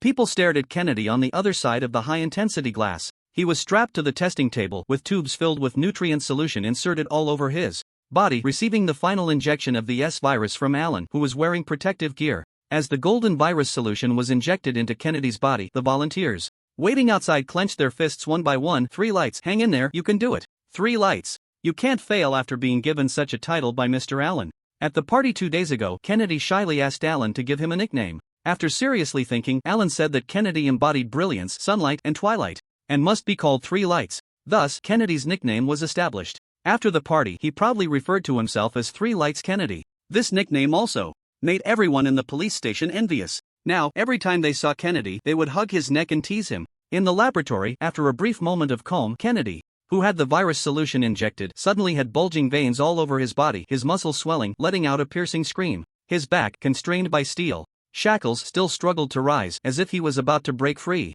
At that moment, Alan quickly pressed him back onto the testing table, remaining unfazed by his screams and cries. Thus, Kennedy screamed for 7 minutes, and the people outside the laboratory were on edge for 7 minutes. When Kennedy finally calmed down, Alan used his X-ray vision to observe him, then reached out to feel his bones and muscles. It's done, the experiment is successful, the virus enhancement went smoothly, no signs of mutation. Next, Alan concluded, then lifted the much heavier Kennedy and placed him on a hospital bed outside the laboratory. At that moment, everyone couldn't help but jump up and cheer. The subsequent experiments went much more smoothly. With the precedent of 3 Lights Kennedy, everyone was mentally prepared. Soon, Marvin, Elliot, Fatty, Carlos, and others each received the final injection of the S virus, and all were successfully enhanced, with no one mutating. To improve efficiency, they also joined Alan's work, helping with the virus injections. By nightfall, all personnel in the temporary official office of the Republic of Colorado had completed the virus injection. Among more than 1,700 people, only one person experienced infection and mutation, but recovered after receiving the antiviral serum.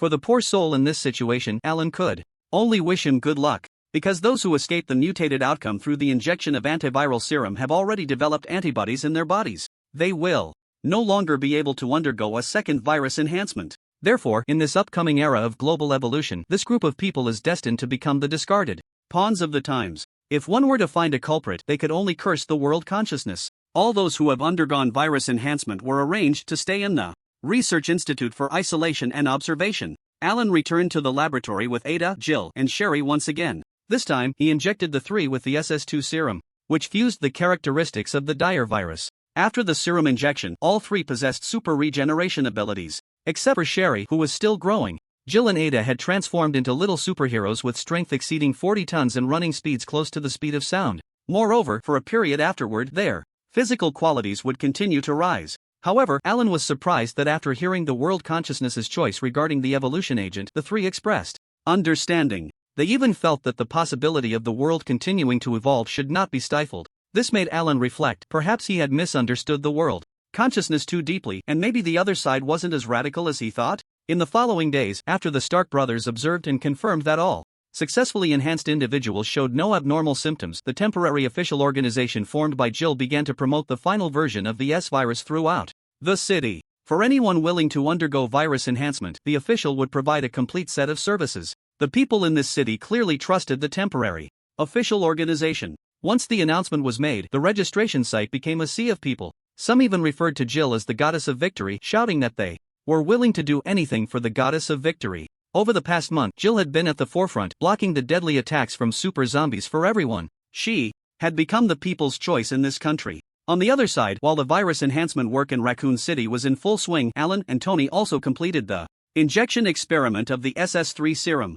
in the Underground Research Institute. Although the mouse experiments went smoothly and the unexpected probability calculated by Jarvis is less than 1 in 10,000, all your clones have successfully enhanced. But are you sure you want to do this? Tony, this matter carries risks. You need to think it through. Alan repeatedly emphasized to Tony that injecting the SS3 enhancement serum was risky. To ensure the risks were minimized, he had even sought out Umbrella Corporation's cloning technology for cloning experiments. Until an hour ago, 10 unconscious clone Tonys had successfully completed enhancement and were destroyed before he agreed to let Tony's true self take the stage. Alright, I'm very sure. Tony was already lying on the test bench. He fastened a metal ring and a waist restraint around himself. You know, right now you're like a second Pepper. No, Pepper wouldn't clone 10 of me and then kill them one by one. Tony gestured towards the instruments beside him. In any case, I've never seen such a cautious Alan. Where did that decisive, brave boy go? He's not someone who would tremble at the sight of his brother lying on the test bench. This is something I've decided to do, and it's something I must do.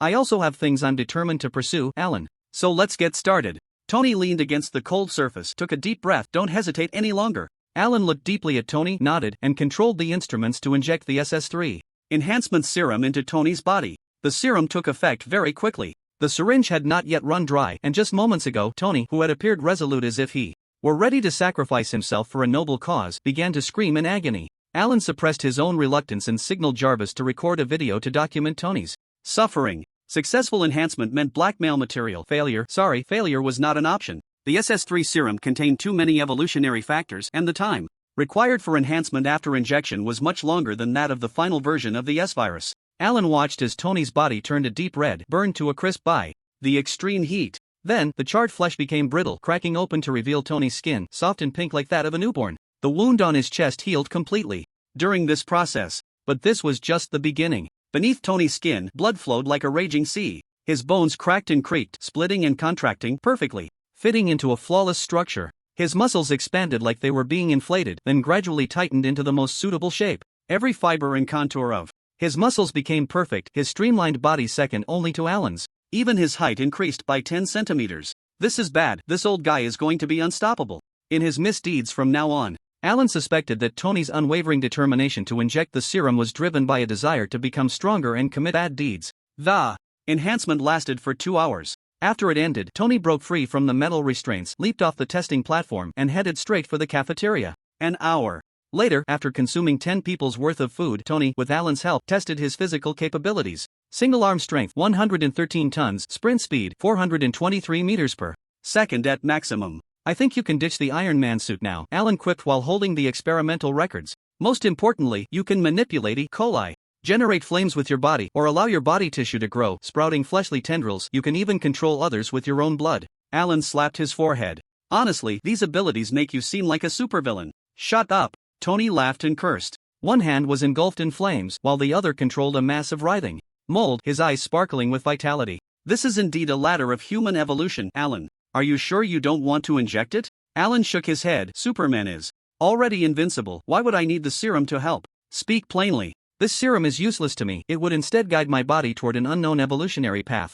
Alan shrugged, like turning into a tentacle monster or something. After all, the SS3 serum is made on the basis of complete human genes, and it basically only allows for human evolution. But I haven't come away empty-handed. At least after this experience, researching Kryptonian bloodlines will be much simpler in the future. Then you must call me to join the research. I don't want to wake up the next day to find you've become Doomsday, Tony said. Got it. I'll call you when we go to the DC world. Alan casually destroyed the experimental records. By the way, your mission in this world is complete. Do you want me to send you back first? You still need to stay and help them eliminate the zombies, right? Tony patted Mark IV. I want to stay too. How can saving the world be done without me? I'm Iron Man. Iron Man? At this point, Muscle Man would be more appropriate, Alan replied. You've been shirtless since earlier. I can see you're quite pleased with the muscles the serum has given you. Tony laughed heartily and struck a pose, showcasing his chest muscles. My muscles are no worse than yours now, Alan. By the way, don't forget to give Pepper a dose of the serum. When you get back, she needs it. He thought for a moment. For now, let's stick with the SS2 serum. We still need to research whether the SS3 is suitable for everyone.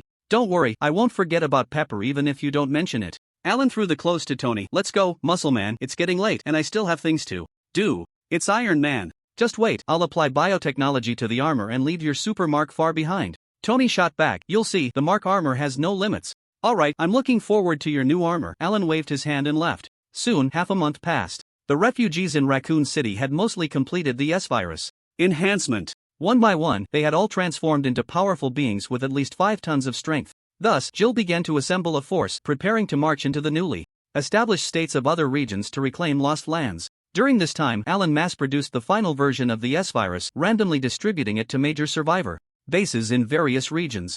Among them, the Rabbit Nation received the largest dose of the virus. By now, they had completely reclaimed their border and even started crossing the Himalayas to help the completely fallen A3 nation get through the tough times. Aside from that, every day, Alan would clear zombies worldwide or bask in sunlight in space. However, when night fell in Raccoon City, he sometimes returned to the city for a short rest. After undergoing SS2 serum enhancement, Ada and Jill had undergone earth-shattering changes. Nowadays, they could be described as a combination of a vice and a furnace. This gave Alan a very different feeling. As for Tony, during the day, he charged into battle with the main force. His firepower was the brightest on the battlefield. When encountering super zombies, he would take off his armor, transforming into the strongest fighter. At night, Tony would retreat to the laboratory to work on his Mark armor modifications, but the process was always kept under wraps. Alan did not intentionally pry and had no idea what progress he had made. In any case, in a world pushed to the brink of apocalypse, dawn finally rose. Alan's name began to spread across various places in the world.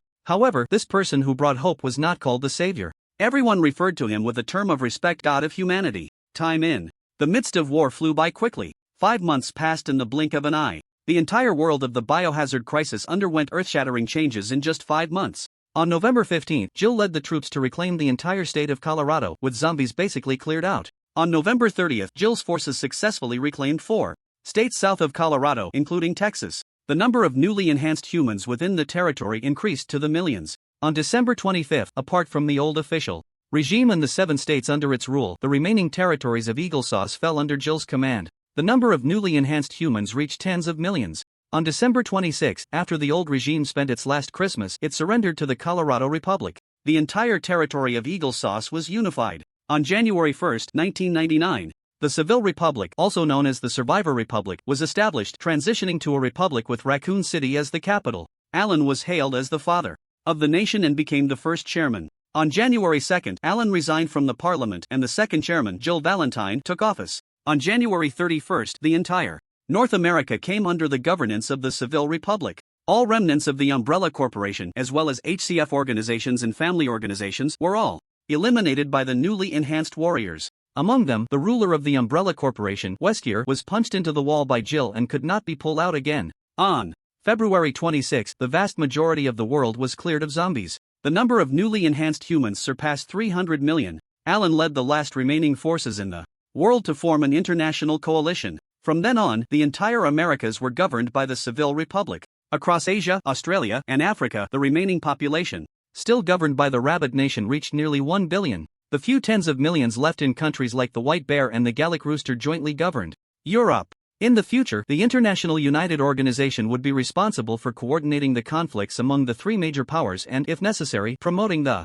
integration of world nations. The joint chairman was Alan, with the vice chairman being Jill and Mr. Joe from the Rabbit Nation. Thus, the months-long apocalypse came to an end. This day would later be designated as the new International Christmas, celebrating the birth of a new world and a new humanity. It also celebrated the arrival of the deity of mankind, who saved the world from its end and promoted global unity. On March 30, the new human joint forces dispatched by the International United Organization successfully eradicated all remaining infected areas on Earth. Even the experimental bases secretly established by Umbrella on the seabed and in Antarctica were blasted open, pulling out the zombies inside and humanely destroying the bases along with them. On this day, the Earth returned to its former azure state. The next day, Alan finally received the reward promised by the world consciousness. He hung suspended between the Earth and the sun, golden sunlight pouring over him, and every cell in his body operated in bliss. After basking in the sun for 5 months, his one-arm strength had grown to over 1.7 million tons, gradually approaching its limit.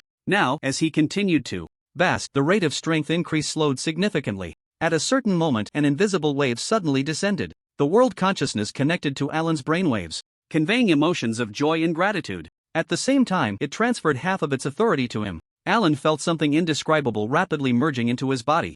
Instantly, the world in his eyes changed. It was no longer the sunlight, air, and dew seen by the naked eye, nor the microscopic world visible to supervision. Instead, it was a mixture of red, blue, black, white, and various colored air currents and light points. He felt his power soaring infinitely at that moment, as if he had a fulcrum with a single unit of force capable of producing 100 or 1,000 times the effect. Just by sliding his fingers in the cosmic void, he could stir up 100-meter-high waves on the vast surface of the Pacific Ocean below. Moreover, he could consume his own vitality or lifespan to alter the fate of any person in this world, or he could conjure up things that did not exist out of thin air. Just like the enhancements previously granted to him by the world consciousness and the special constitution that merged into Tony's body. Those were all products of the world consciousness consuming its own limits. No wonder it couldn't provide good things before. Those good things were like flesh cut from its own body. Alan understood. The so-called authority was a fulcrum capable of moving the entire world, a power to control a world. He surveyed the universe, and his limited supervision, enhanced by authority, extended infinitely.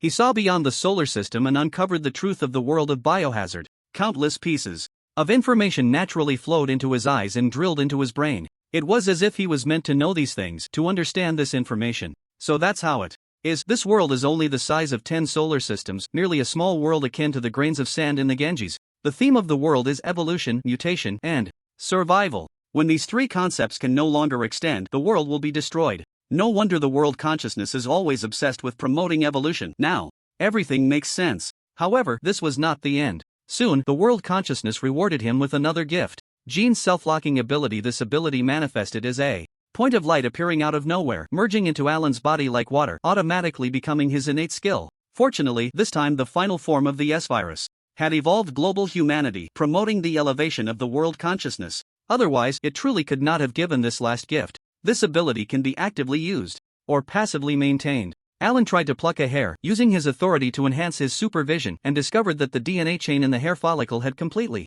reverted to what it looked like before he turned 18, with no trace of krypton. What a nice ability. Alan smiled with satisfaction, communicating telepathically. I've received your payment. It was a pleasant collaboration. Remember to find me again next time you need help. The world's consciousness did not understand the malice of human hearts. It only felt that Alan was quite nice. It immediately transmitted feelings of joy and reassurance. Then it automatically departed, the invisible waves ebbing away like a tide, spreading to every corner of the world. I've taken all the benefits I should, fought the battles I needed to, and the task of saving Tony has been more than accomplished. Alan floated outside the Earth, silently watching the blue planet. It's time to leave. He appeared in Raccoon City as if teleporting. Now in this world, with the enhancement of authority, his strength had reached the pinnacle of a celestial being. One could say he was no different from a true deity. Alan quickly found Ada and Jill to explain his intention to leave. Both were filled with reluctance, but they could not abandon everything in their original world just yet. Especially Jill, who was now the president, shouldering the responsibility for the survival of billions of lives, could not simply leave. Wait for me, Alan. When this country returns to peace, I will leave with you, Jill said earnestly. I'll go with her. She can't manage such a large place alone. Ada crossed her arms. But before you go, you need to get some things done well. I'm not leaving for good. Time flows faster here, and I'll come back often to soak up the sun. Alan had already informed the two of his abilities. And as for Sherry, let her come with me. No one here can take care of her properly. You can say whatever you want, but for now, just get the things done. Ada grabbed Alan's collar. You owe me quite a bit of salary. The next morning, Alan found Tony and explained his intention to leave. During this time, Tony could be said to be extremely happy. He had not only become a celebrated hero, but the name Iron Man was known far and wide. Moreover, he had made remarkable progress in the development of the Iron Man suit. However, he still kept the specifics to himself, swearing to give Alan a big surprise. Upon hearing about the departure, Tony felt a bit reluctant. He had already developed feelings for the fans of this world. As soon as he stepped outside, the adoring gazes of young fans like Bud and Elliot filled him with a sense of accomplishment. But his desire to return home was equally strong. He missed Pepper and the big bed at home. Then let's go, destroy the data that needs to be destroyed, and then say goodbye to everyone. To avoid a crisis similar to the one a few months ago, Alan used heat rays to destroy all the products and data from their experiments. After that, the two said goodbye to their friends one by one. In the central square of Raccoon City, where statues of Alan, Jill, and Tony stood, Alan and Tony waved to the tearful crowd. They stood on either side, holding the bouncing Sherry Birkin. They disappeared into the world of the biohazard crisis. In the familiar underground garage, the three figures suddenly appeared. The electronic devices in the garage immediately sounded alarms. Disinfectant spray shot out from all directions, enveloping the three, and it took a full half-minute to stop. Is it the evening of the second day now? Tony glanced at the clock on the wall. Only a day has passed. That's fine. Tony, putting time aside, I really think your setup is a bit exaggerated, Ada said after the spray stopped. On the other side, Alan opened his armor and stepped out, using his palm to wipe the face of the drenched Sherry. This damn disinfectant has turned our little Sherry into an ugly duckling, haha. He cradled her innocent little face. Look at Sherry's innocent big eyes. Tony, doesn't your heart ache? No, it's all this damn stupid system's fault. Why does the disinfection take so long? Tony also took off his armor and squatted in front of Sherry. Oh, look at this poor little princess. Her hair has turned into a wet towel. He slapped the Mark IV behind him. Uncle Tony will get back at you. Sherry's delicate eyebrows twitched and she pouted. You too. Could it be on purpose? Initially, she was quite touched by their careful concern, but the way they were trying to hold back their laughter was just too glaring. This suddenly reminded Sherry of the time in the central square of Raccoon City. Those two bad guys clearly weren't wearing armor at first, but after Alan said, "Do you remember the disinfection program we set before leaving?" the two of them exchanged glances, put on their armor, and each took her hand affectionately. At that time, Sherry didn't think much of it. She just felt a mix of anxiety and endless joy about going to a new world. After all, once she got there, she would be welcomed into a brand new world, a new life, and she could always be with her brother Alan. But thinking back now, those two bad guys were clearly doing it on purpose. Little Sherry was furious, her mouth pouting, her big watery eyes staring at Alan without saying a word. You still have the nerve to say? Alan saw the situation was bad and pushed Tony. You've made Sherry so mad, and you're still laughing. Heartless. Then he picked up Sherry with a big smile and placed her on his shoulder. Don't be angry, Sherry, let's not be mad at the bad uncles. This is all his fault, he just loves to tease people. Come on, I'll take you to see your room. Alan huffed and puffed as he carried Sherry upstairs. The little girl was soon giggling, clearly forgetting that she had been sprayed with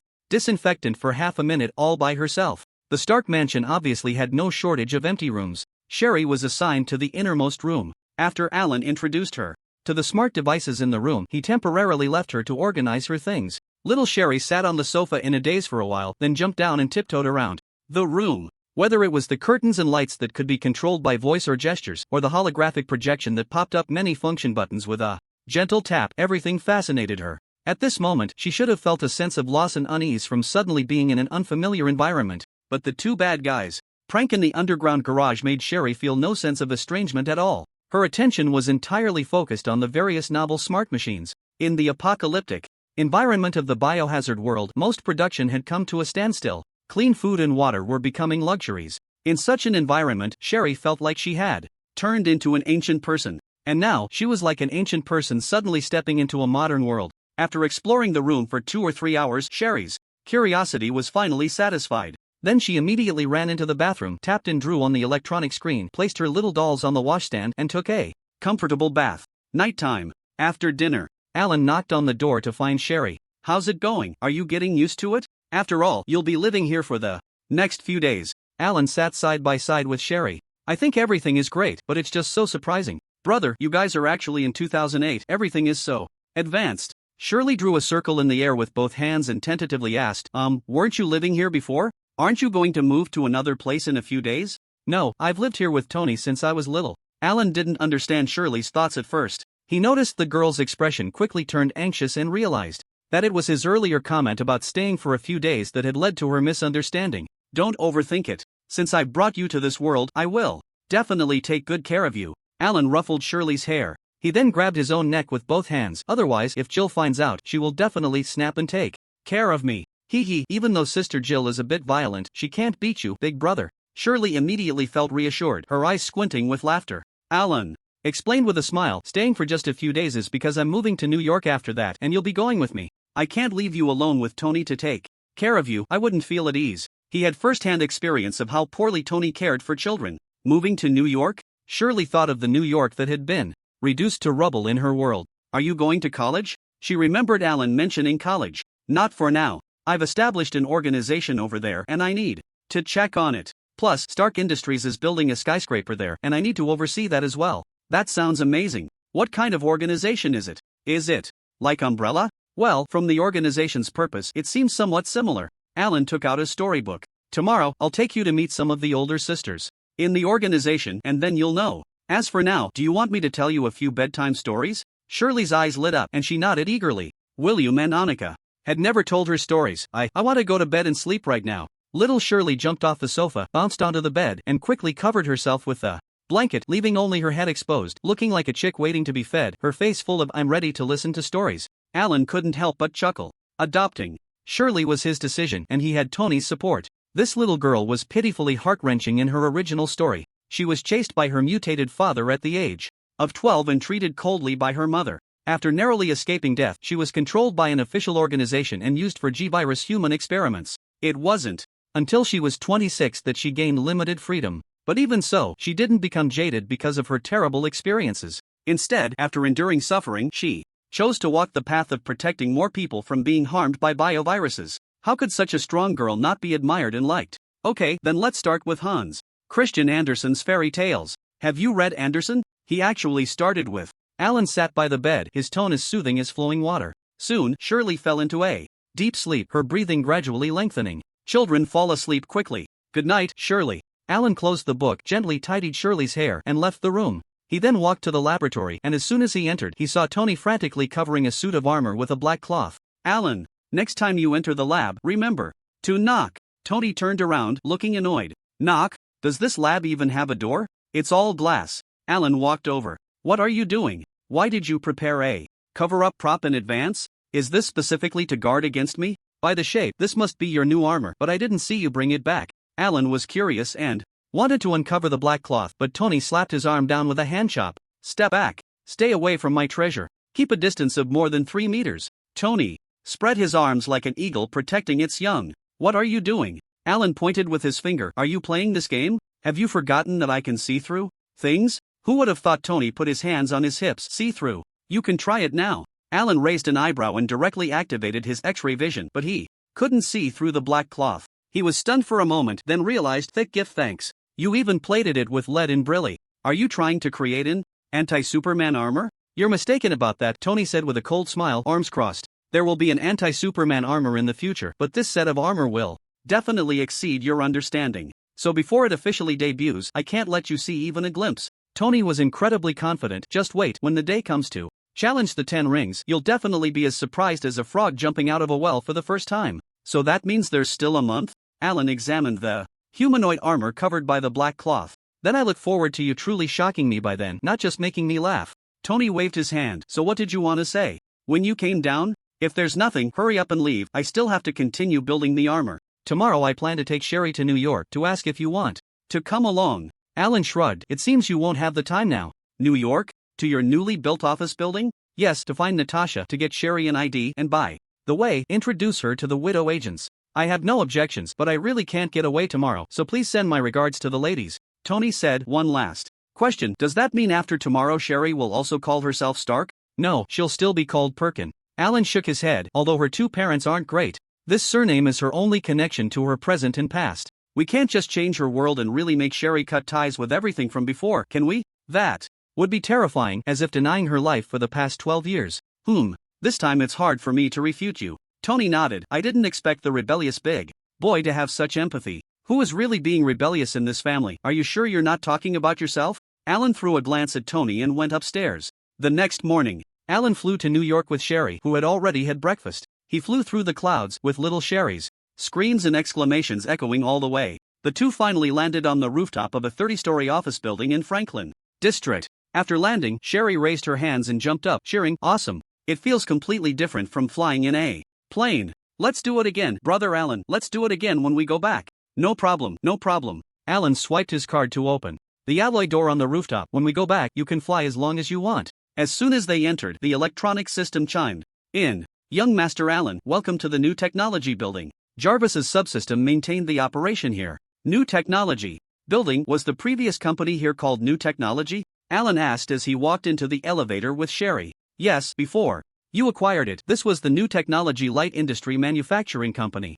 The establishment of the new organization required a visible headquarters in New York. Considering the countless crises New York might face in the future, Alan chose this building, which wasn't too tall but couldn't be called short either. Such buildings are straightforward to use, and if they collapse, it wouldn't feel painful. As for all the acquisition business processes and subsequent renovation work, Natasha, along with the widow agents, was handling it with Jarvis's help. Today was Alan's first time stepping into this place. Is Natasha in the office building now? Alan asked. She is dealing with Pioneer Technology in Tennessee, young master. Oh right, I almost forgot. After spending a few months in the biohazard, she did mention wanting to acquire Pioneer Technology under Stark's banner. Alan tapped his forehead. How's the progress on her side? Does she need help? Miss Natasha is currently battling with the president on the other Sighed and cannot respond to your question at the moment, Jarvis replied. Is the acquisition process really that violent? I really picked the right time to show up. Alan looked towards Tennessee.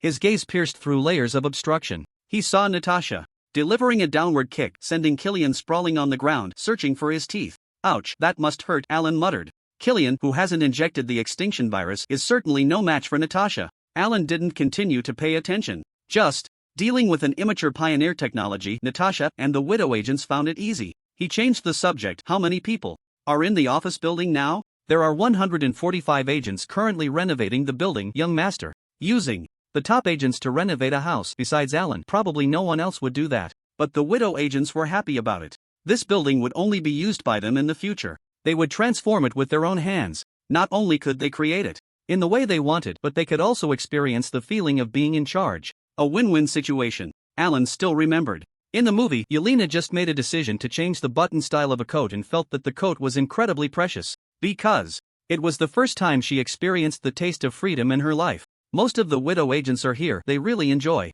renovations. Alan sighed and then asked, what about Yelena? Where is she? She is painting a mural in the lobby on the first floor. Young master. A mural? A question mark popped up in Alan's mind. Let's go to the first floor. By the way, is there a mural section in the renovation design? No, young master, Jarvis replied immediately. I have selected the first floor for you. The elevator began to descend. Sherry quietly held Alan's hand, curiously observing her surroundings, silently noting the names Alan mentioned. Soon, the elevator doors opened. Before stepping out, a mural dominated by red and blue colors came into view. It was a cartoon drawing of Superman. The Superman in the painting bore a 7-part resemblance to Alan but was dressed in a traditional uniform, which meant wearing his underwear on the outside. Alan's mind immediately crashed. Brother Alan, that's you. You look so cool. But why are you wearing red underwear on the outside? Little Sherry added a jab. That's not me. Alan tried to argue. But the cartoon face on the wall, beaming with a bright smile, left him feeling powerless. At that moment, a quarrel echoed from a distance. Alan led Sherry out of the elevator, his gaze sweeping across the walls, his forehead faintly showing bulging veins. The first floor of this building covered over 10,000 square meters. Once, each small workshop and office had been demolished. Now, there was only the central reception desk, the guest lounge separated by transparent glass on both sides, and the elevator going straight up and down. This design was said to be the work of a Widow agent. She had previously run a multinational design company for the Red Room. When designing this building, she focused on simplicity, tranquility, and release, brainstorming the blueprints with her team overnight. Now, stepping inside, the building's design was indeed spacious, making one feel refreshed at first glance. But what was with the colorful cartoon paintings covering the walls? Didn't the colorful, intricate patterns in the minimalist glassroom feel out of place?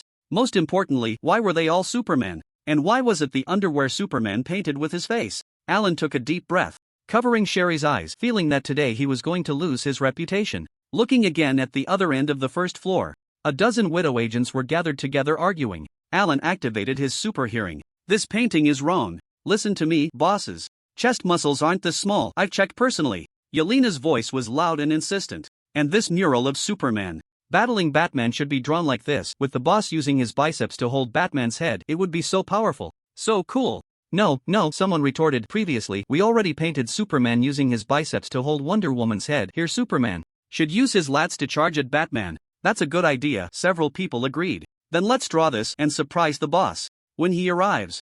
Yelena waved her fist. Surprise? Yelena, can you define what a surprise is? Alan's voice rang out from behind the crowd. He was lowering Sherry from the air. A surprise is of course these things on the wall that I meticulously. Yelena turned around and saw Alan's unfriendly gaze, sensing impending doom. She became hesitant. A surprise is. I mean, whatever the boss says is what it is. Alan, like Natasha was used to, slapped her forehead. Don't give me this nonsense. A surprise is just that. But boss, don't you like Superman? That's why I painted so much. Yelena felt quite wronged. I put my heart into this. Is this what you painted of me? Have you ever seen my uniform look like this? Alan questioned. Yelena was taken aback. I get it. Alan suppressed the urge to curse. You understand again? I know now. It turns out boss you actually don't like wearing underwear. You're not as perverted as in the comics. Yelena clapped her hands. She raised 2 paintbrushes. Then I'll change the underwear. Alan's vision went dark. What does it mean not to like wearing underwear? What kind of nonsense is that? There's a little kid here. Looking at little Sherry, her eyes were wide, mouth forming an O shape, looking back and forth between Alan and the Superman on the wall. Don't listen to this guy's nonsense. Alan pinched Sherry's cheeks, tugging at them. Her brain is messed up. Oh. Sherry, with her cheeks puffed out, nodded repeatedly. Alan shook his head and looked at Yelena. I'm starting to regret making you the second Black Widow. Why, boss? Yelena's eyes were filled with confusion. Because I'm afraid one day all the other widows will be assimilated by you. Alan waved his hand at the other widows. I have no other requests. How you decorate this place is up to you, but my face absolutely cannot appear on the mural, no matter what kind of image. A dozen widows nodded in agreement,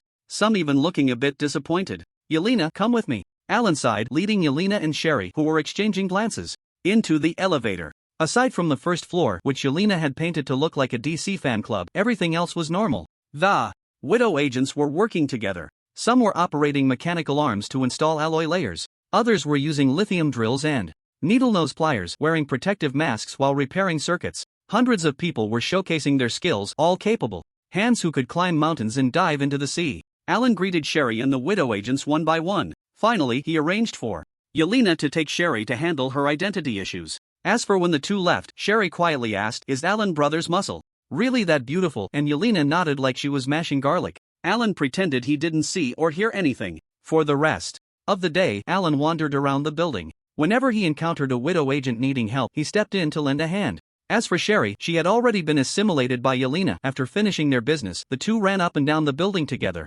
playing hide and seek. Perhaps due to her age, the little girl was very popular among the widows. When they saw such a lively girl, it was as if they were looking at the part of themselves that had not been sent to the Red House. Every time it was Shirley's turn to find the hidden Yelena, she would receive subtle reminders from the widows. It wasn't until evening, after having dinner with everyone, that Alan took Shirley away. Bye-bye, sister. Brother Alan said we'll be moving to New York soon, and I'll come find you then. Shirley said her reluctant goodbyes to Yelena. Yelena cupped her hands around her mouth and shouted, little Shirley, I will miss you. Boss, you all need to come to New York quickly. No, you stay away from Shirley, and it would be best if you turn your back every time you see her. Alan couldn't understand how Yelena had become such a close friend to little Shirley. Was it because their true psychological ages seemed to match? Boss, how can you say that? Yelena slumped in disappointment. Another quick flight through the air, and Shirley, who had played all day, was still energetically cheering and screaming. When they got home, Alan set Shirley down and suddenly his ears perked up. He raised a finger to signal Shirley to lower her footsteps, and the two of them tiptoed to the staircase. Two heads, one big and one small, peeked around the corner. In the lab, they saw Pepper and Tony, intertwined, both heads twisting around. Wow, is that Uncle Tony's new friend? Shirley had seen Tony do this with many people before.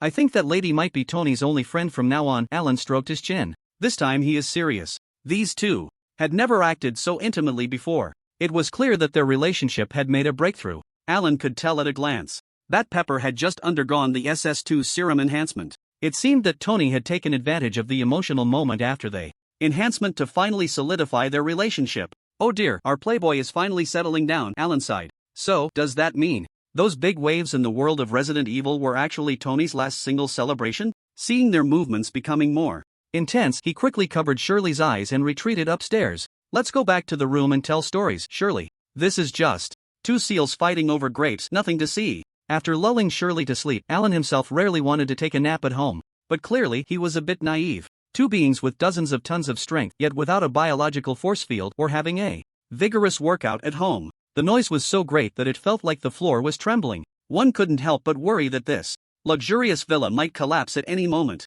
This was not two seals bickering, it was clearly two elephants dancing and singing. Alan tossed and turned, and finally helplessly got out of bed. He knew it was indeed time for him to move out. With Tony and Pepper confirming their relationship, they naturally needed their private space. Not to mention, the noise they made simply couldn't accommodate a third person. Alan decided to talk to Tony about moving the next day. As for tonight, he would return to the Resident Evil world to bask in the sun. He had planned to take Shirley with him, but the little girl was sleeping soundly in the house filled with vibrations and loud noises. She even occasionally smacked her lips and changed positions. In the end, Alan had no choice but to head to the Resident Evil world alone, preparing to soak up a few months of sunlight before returning. With his current strength, the energy required to traverse the Resident Evil world was less than 1,000th of his physical strength, so he unhesitatingly chose to return to the moment he had just left, his figure disappearing into the Marvel universe. The next morning, Alan appeared in his bedroom at 7 o'clock sharp. He had spent 40 days in Resident Evil, and when he returned, 8 hours had just passed.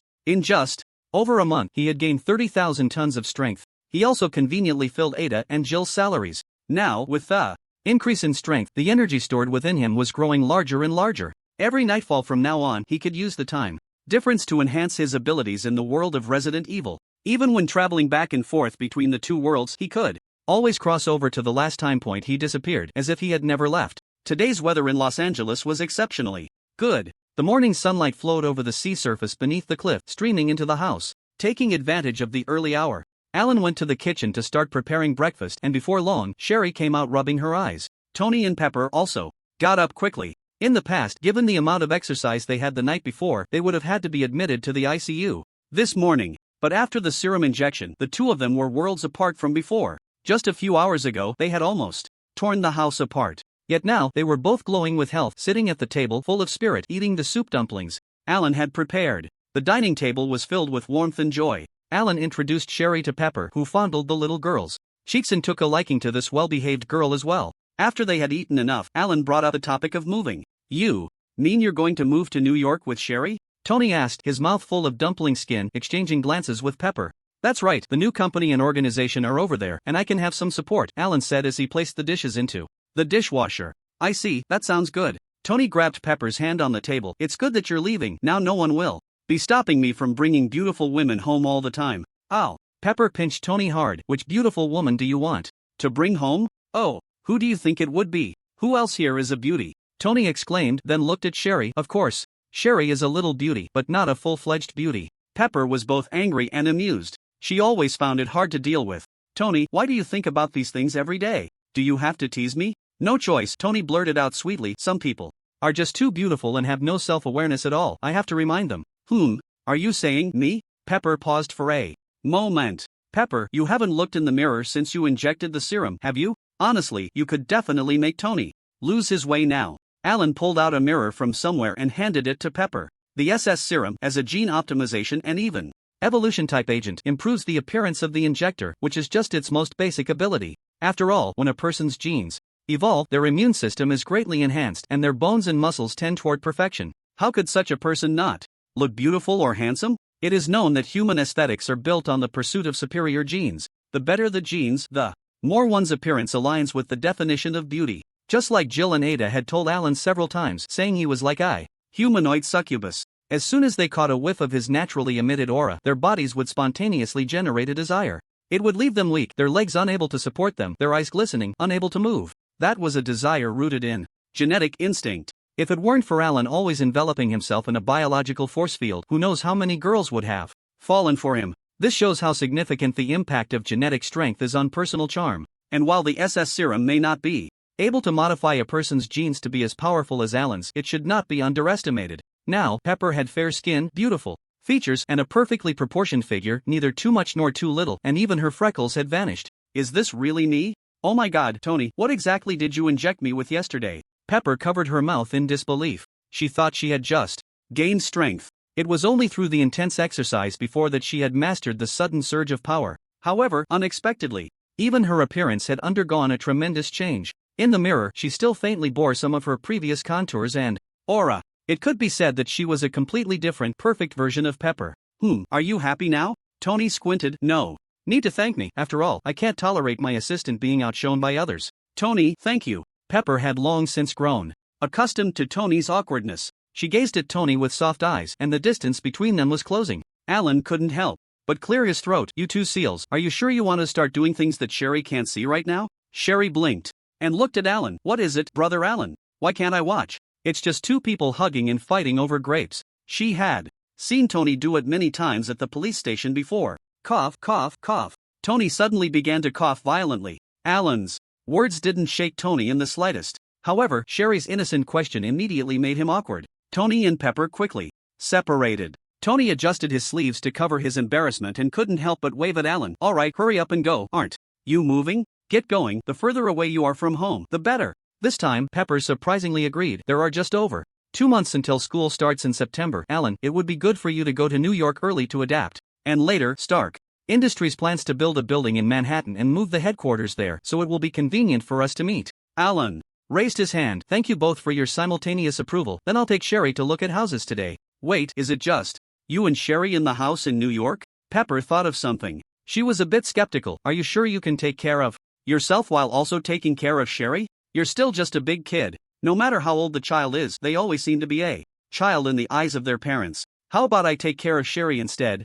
Pepper then thought about how she was actually tied up with company affairs. Don't worry, in fact, there will be other people there, Alan said. I started a company and there are many excellent girls who will come to help take care of Sherry. And Sherry is very smart, she can take care of herself. Alan pointed at Tony. You can ask Tony for the specifics, I won't say much more. He patted Sherry's head and the little girl obediently jumped off the chair and naturally grabbed his hand. I'm off, contact me if anything comes up. Alan took off with Sherry, or see you after you get to New York. The two figures, one big and one small, disappeared from the restaurant in the blink of an eye. Even the enhanced Pepper couldn't catch Alan's trajectory. Oh, Alan, he has become so strong now? Pepper slightly opened her mouth. He really is becoming more and more like Superman. Yeah, he has grown up. We don't need to take care of him anymore. Come on, we haven't finished our earlier conversation. Tony gradually moved closer to Pepper. We'll be living here from now on. In Brooklyn, Alan landed with Sherry. In fact, he had already purchased this New York residence along with the organization's building.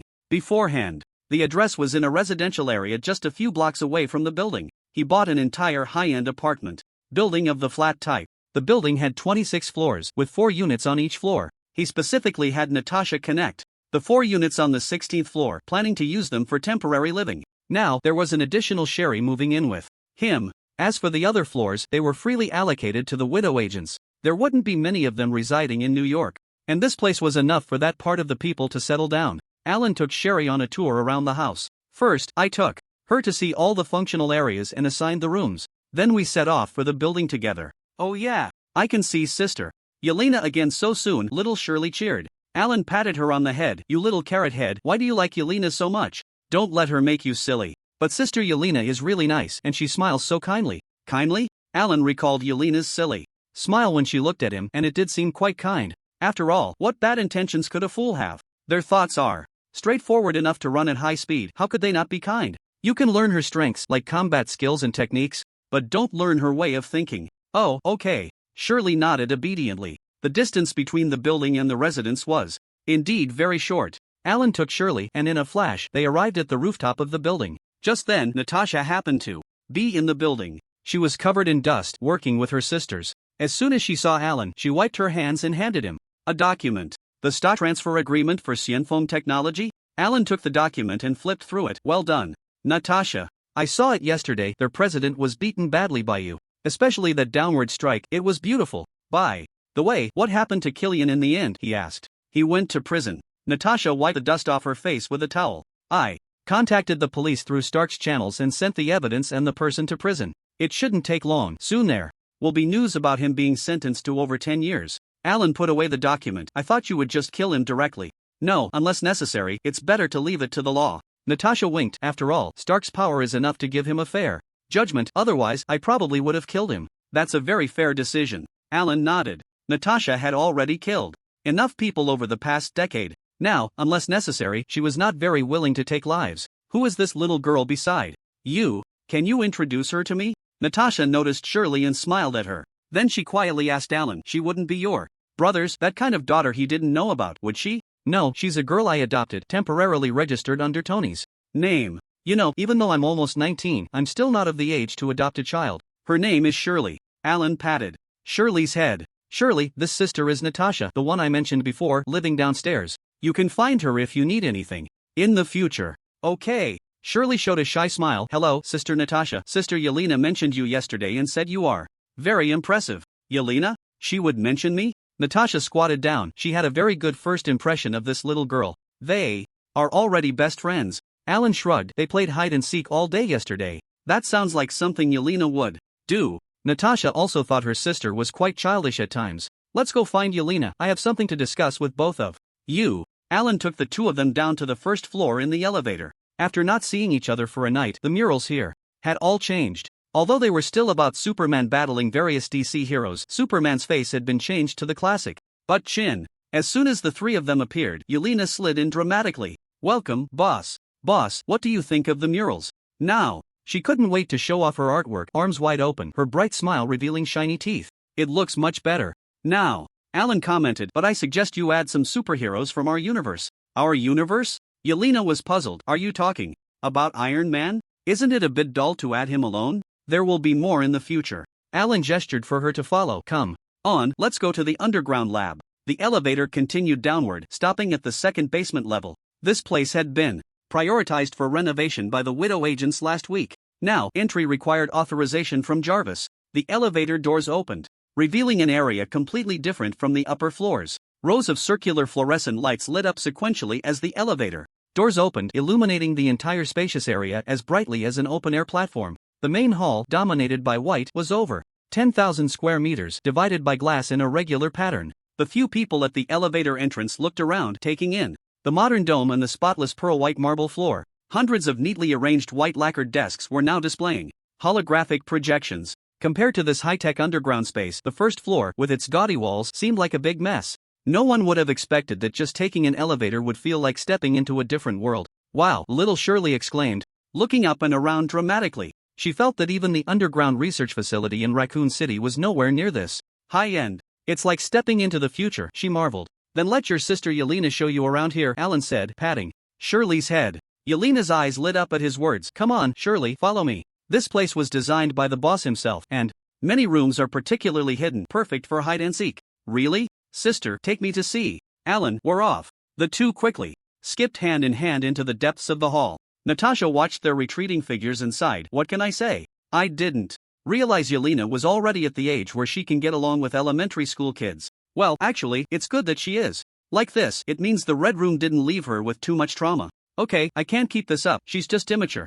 Alan couldn't describe it well either. I wonder when that girl will mature. Natasha paused and asked, they've gone far. Alan, you sent Yelena away to say something to me, right? There is indeed something very important. A few days ago, I went to another world with Tony, so the serum we talked about before has been made. Alan briefly summarized his experience in the world of the biohazard crisis. Then he stated directly, this matter, apart from Tony and a few of us, let's only tell you for now. As for Yelena, let's not let her know for the time being. You mean crossing worlds, the biohazard apocalypse, the savior? Oh my god. Natasha looked at Alan in astonishment. I didn't expect your experiences to be so rich these past few days. This matter really can't be known by Yelena and the others. It's not about distrust, but the fewer people who know, the better, Natasha quickly said from Alan's perspective. She thought of the regeneration ability Alan had mentioned, feeling a bit anxious yet expectant. So, you plan to inject the serum you and your brother developed into us? That's right. As my organization's members, we can't just have ordinary people.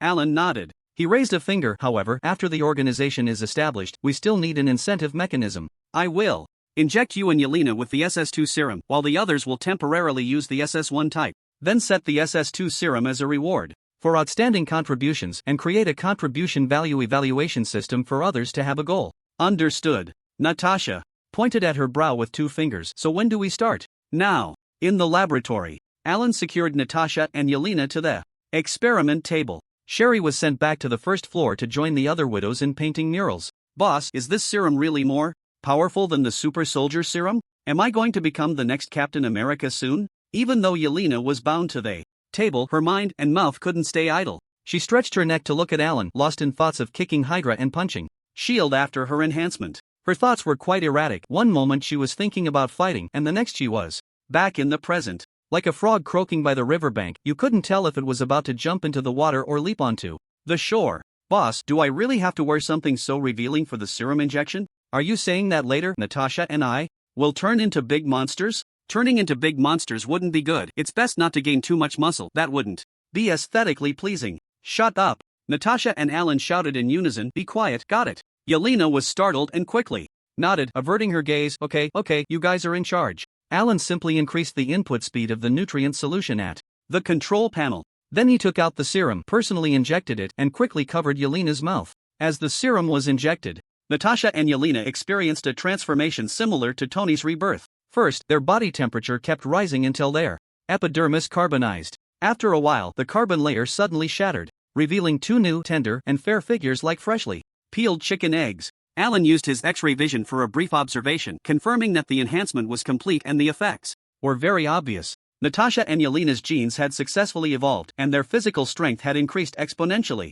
Most importantly, the flaws in their bodies were perfectly repaired at that moment, when he untied them and placed the clothes on them. Natasha and Yelena also regained consciousness. After a brief moment of confusion, they sat up, and the surge of power directly crushed the experiment table. This is. Natasha sat on the ground, looking at her arm, then touching her now resilient and elastic muscles. She felt like a different person, her whole body filled with explosive power, as if her stamina was endless. Even Yelena didn't scream at this moment. This silly girl had flames ignited in her hands without her noticing. She stared at the flames in a daze while complex emotions washed over her as she touched her abdomen. "Boss, my transformation from the Red Room," she stammered. Alan knew what Yelena wanted to say. "That's right, the serum can regenerate your bodies. The things you once lost have now become new pieces of a puzzle, making you perfect once again. Is this really true?" Yelena's voice trembled. The Red Room had left irreversible scars on the widow agents. Both the meticulous Natasha and the lively Yelena had never let go of. This deep wound in their hearts. "Of course, from now on, you won't be any different from the girls on the street, don't doubt that, Yelena," Alan said. He waved his hand at the control panel behind him. "But you don't have to thank me too much. This is just part of the employee benefits. I told you, following me won't make you regret it. Be boss." Yelena's tears streamed down her face. I love you so much." She dropped the clothes in her hands and rushed towards Alan tearfully. "Don't be so excited, your tears are getting on my clothes. Hey, why are you still rubbing against me?" Alan felt like he was carrying a koala. The two of them pushed and shoved and unexpectedly ended up tumbling to the ground behind the control panel. On the other side, Natasha also had tears glistening in her eyes with so much she wanted to say to Alan. But when she stood up, her expression suddenly turned strange. As she looked at the control panel, "Hey, what is that sound, Yelena? What are you doing? Damn it, you're my sister, you can't." Natasha quickly squeezed behind the control panel, even leaving a small dent in the floor just to stop her sister from being too enthusiastic. Although, at that moment, Yelena's heart and body, which had been permanently wounded, suddenly felt filled, so a little excitement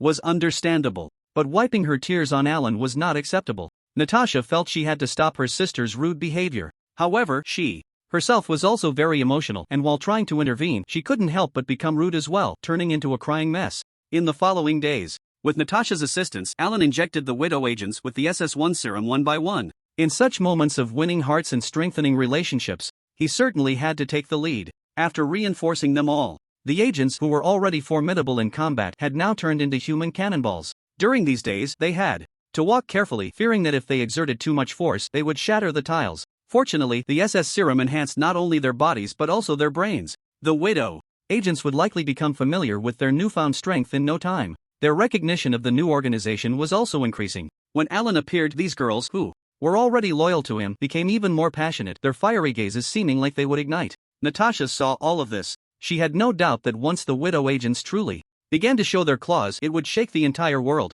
Natasha even approached Alan about it. She felt the opportunity to eliminate Hydra had arrived. "Alan, when should we start acting?" "Wait a bit longer, let the news Nick Fury received simmer for a while." Tony had previously sent a list of some Hydra members within S.H.I.E.L.D. to Nick Fury's inbox. Considering how much time had passed, it should have fermented results by now. Alan stood in front of the floor-to-ceiling window, watching the flow of traffic on Brooklyn Street. He could hear Nick Fury cursing loudly in the S.H.I.E.L.D. headquarters in another district. "Be patient, Natasha, the right moment will come soon. But during this time, don't waste it. The widows have just been enhanced, and the previous combat style focused on ambush and quick attacks is no longer applicable. Now they need to rediscover a new combat mode that suits their strength. Next, you take Yelena and train the widows to control their power, while also renovating the building. Of course, the task of rescuing the remaining widows must continue. I believe Nick Fury won't keep us waiting too long." Natasha nodded. "I understand." A week later, the commotion from Nick Fury had yet to arrive.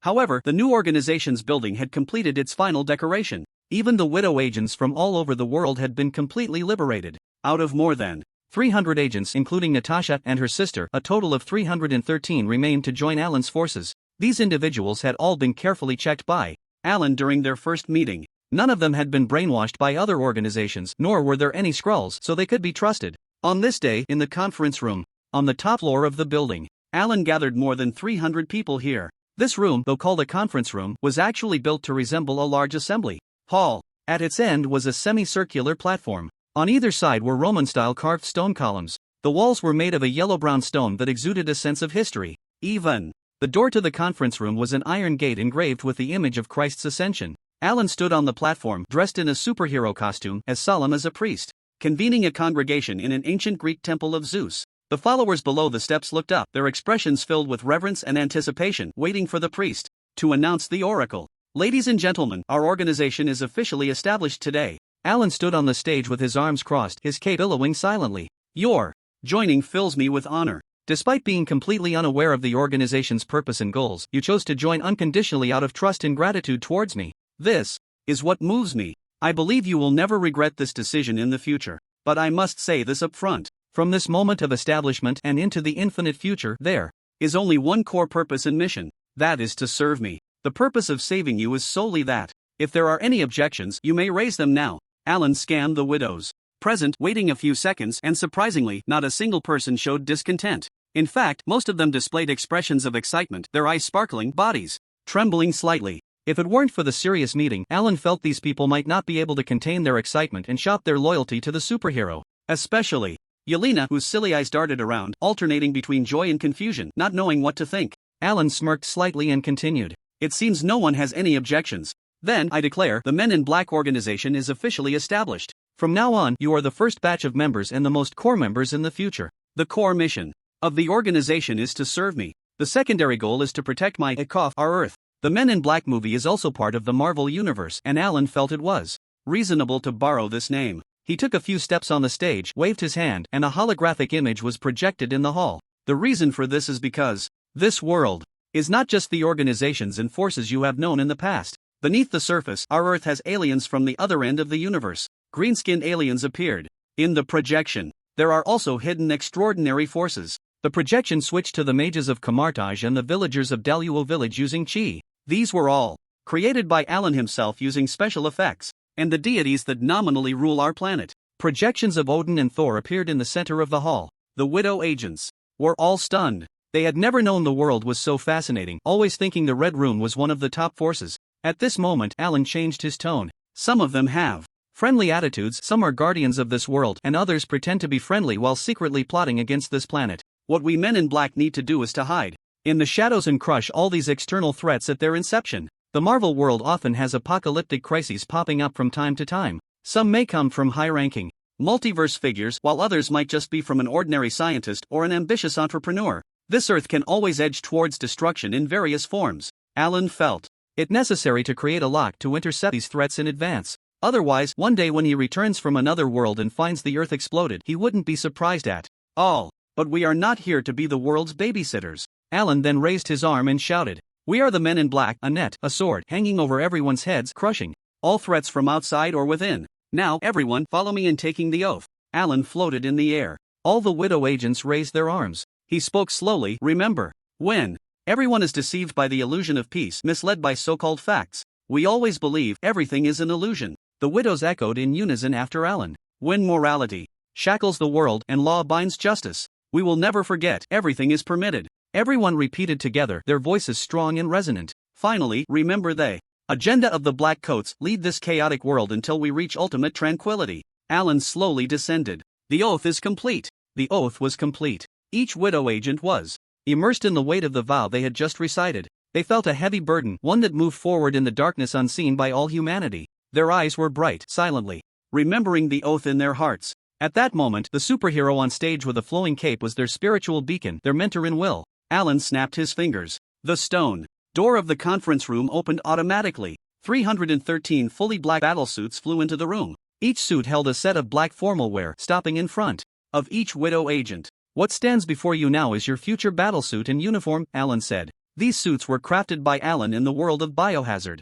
There, he was a savior, easily mobilizing global resources to create over 300 suits. The suits were inspired by Tony's Mark V from the movies. They could shrink into a briefcase and were powered by a new element reactor, convenient for agents to travel the globe. The widows looked at the suits perfectly tailored to their sizes, all filled with excitement. Yelena even hugged her suit and spun around, seemingly unable to stop for a while. At this moment, Alan pressed his hands down to signal for silence. The battle suits and formal wear will be your uniforms from now on. From now on, your title is no longer Widow, but Black Coats. Hidden in the darkness, serving the light as Black Coats. Your code names will be changed to alphabetical order. Natasha is Agent N, Yelena is Agent Y. Others will follow suit, using the letters in their names, with duplicates using double or triple letters. The agents responded in unison, taking the black suits held by the battle suits and changing into their uniforms on the spot. Thus, the Black Coats, known throughout the Marvel universe, were born. However, the agents' titles were not limited to just Black Coats. In the future, everyone would know that the leader of the Black Coats was the superhero.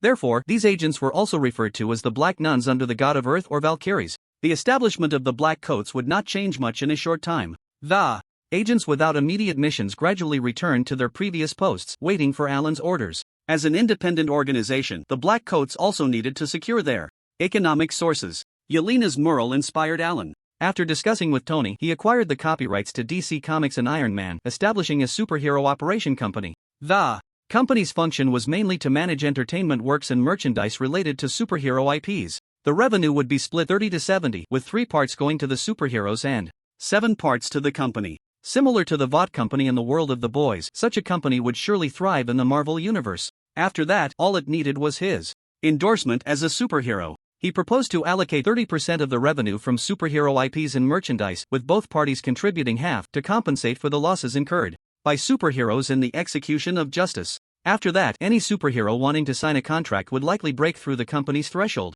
Alan said he would do it, and with a wave of his hand, he included everything above the ground level of the Black Suit building into the company's domain. The Superhero Operations Company opened for business the next day, with Yelena temporarily serving as the chief operating officer. Meanwhile, the Black Suit ladies around the world received their assignments and began establishing branches of the company locally. As for Natasha, she had already been transferred by Alan to work at Stark Networks. Another week passed. A new morning arrived. Alan returned once again from the world of the biohazard crisis. His one-arm strength had now increased to 1.93 million tons, and the rate of improvement was still gradually decreasing. He was nearing his limit. After dealing with the 10 rings and Hydra, I should go check out Kamartaj. Alan thought it was time to pay a visit to the renowned Ancient One from Marvel. He stepped out of his room and found Natasha and Sherry having breakfast. "You're back? We couldn't find you in your room just now." Natasha spread butter on her bread. "Sherry's school time is approaching, so we didn't wait for you." A few days ago, Sherry had enrolled in a nearby school under Yelena's arrangement. Now, every morning, Natasha and her sister took turns driving her to school. Although Sherry insisted that she could take care of herself with her strength of over 10 tons, the adults, especially Natasha and her sister, firmly disagreed. They said that other kids had parents to drop them off, and Sherry shouldn't be any different. This point was only put to rest later when they discovered that the students here were all picked up by school buses. The sisters were clearly very interested in raising a child. This gave them a sense of family. Every day after work, they would rush upstairs to help Sherry with her homework. Once the schoolwork was done, they would teach her extracurricular subjects. Natasha taught hand-to-hand combat, while Yelena taught Russian. The rich curriculum began to fill the gaps in little Sherry's childhood. "You don't have to wait for me. You know it doesn't matter whether I eat breakfast or not." Alan poured himself a glass of milk. "Sunshine is my best food. But having an empty stomach can't feel good, right? Or do you mean sunshine can fill the emptiness in your stomach?" Natasha handed Alan a piece of bread. "Thank you." Alan took a bite of the bread. Bread, milk, eggs, and nuts. What a nutritious breakfast. Sherry needs these for her growth. Natasha took out a thumb-sized glass box and placed it on the table. "Something happened last night. You need to see this." She gently tapped the glass box and a video recording was projected. "All the surveillance near S.H.I.E.L.D. headquarters malfunctioned last night. This is Agent K, who has infiltrated S.H.I.E.L.D., capturing footage with a black suit. Battle armor." The video began playing, timestamped at 11 o'clock last night. The streets were empty, illuminated only by the dim streetlights. A black Lincoln drove into the street, moving slowly. Suddenly, as it approached an intersection, several police cars ambushed it from 4 directions, tearing through the darkness and violently crashing into the Lincoln. Up to this point, everything was normal, very much in line with the New York police's style of chasing down fugitives. But what happened next was not quite right. When the Lincoln was surrounded and unable to move, the police cars opened their doors, and to everyone's surprise, armed individuals dragged out a Gatling gun and a power hammer, firing at the Lincoln as if laying siege. Naturally, the Lincoln couldn't hold out for long before it exploded, turning into wreckage. Jarvis hacked into S.H.I.E.L.D.'s network, and after filtering and comparing, the person in the car should be Nick Fury, Natasha said. Alan paused his chewing. He dragged the projection back to the beginning and zoomed in on the front of the Lincoln. It was pitch black, but it appeared that the driver was indeed a black man. So, Nick Fury's actions have finally caught the attention of Hydra during this time? Good, they're starting to have internal conflicts, and that's the opportunity we need. Alan finished his bread in a few bites. "Notify all the agents in black. It's our turn to take action next. Let the agents spread specific information about Hydra through their respective channels. Stir the waters. By the way, remember to temporarily expose only Hydra information from around the world. Keep the internal S.H.I.E.L.D. matters for later. I really want to see the scene of S.H.I.E.L.D. being sent by the Council to eliminate Hydra. As for the network company, let's put that aside for now. You and Yelena find an opportunity to infiltrate S.H.I.E.L.D., hack into their internal network, and copy all their agent information. When the time is right, release everything online. Natasha's expression shifted. You want to destroy S.H.I.E.L.D. along with Hydra? What's the use of keeping such a sieve-like organization? It's best if they disband, Alan said. Natasha nodded. Once I arrange the company's matters, I'll convey the mission. Right now, S.H.I.E.L.D. agents are still in the dark, tight on the outside but loose on the inside, making it easy to infiltrate. What about me? What about me? Sherry was at the age where she was interested in spies and espionage. She was having breakfast, her eyes shining. What's my mission? Alan and Natasha exchanged glances and said in unison, your mission is to study hard. Ah, studying again. Sherry wilted, her head drooping like a green plant that had been sunburned. Natasha patted her head irritably. Come on, little girl, it's time for school, let's go. Ah, okay. Sherry took the backpack Natasha handed her and followed her out the door, not forgetting to wave at Alan. Bye-bye, brother Alan, see you tonight. Alan smiled and drank his milk. Bye. Make sure to pay attention in class. I know. Sherry's little head drooped a bit more. Meanwhile, in a hidden base facility in the suburbs of New York, Nick Fury, wrapped in bandages from head to toe, lay on a medical bed. With his only functioning right hand, he tapped on the virtual screen for information.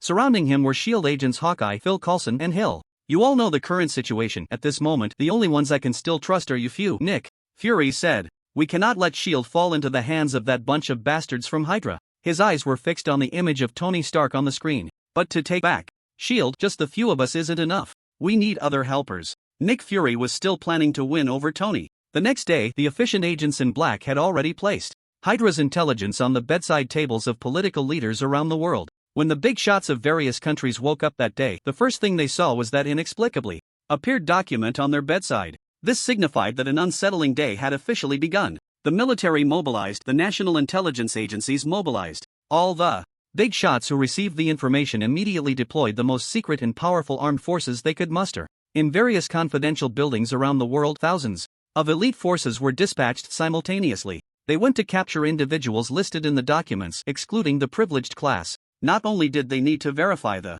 authenticity of the information, but more importantly, they needed to investigate what kind of force could stealthily infiltrate the homes of those prominent figures. However, when the individuals on the list were captured and imprisoned, subjected to torture and truth serums, a greater shock hit the hearts of the big shots. The information on the documents was all true. Hydra still existed in this world, and it had already infiltrated every aspect, from royal family members and state ministers down to commoners and newsstand owners. There are all Hydra people. Some big shots are horrified to discover that their beloved ones by the bedside are actually members of Hydra. It's madness. The whole world has gone mad. Now, who cares which faction put the information by their bedside? Everyone is looking for Hydra, killing Hydra, digging 3 feet into the ground to find them. Almost every country is secretly experiencing turmoil. Thousands upon thousands of orders are issued simultaneously to mobilize the military to wipe out Hydra. But these orders are cancelled the moment they are issued, and the person who issued them has their head taken off. Because when those people gave the orders, the respectful clerk handing them gold-framed glasses was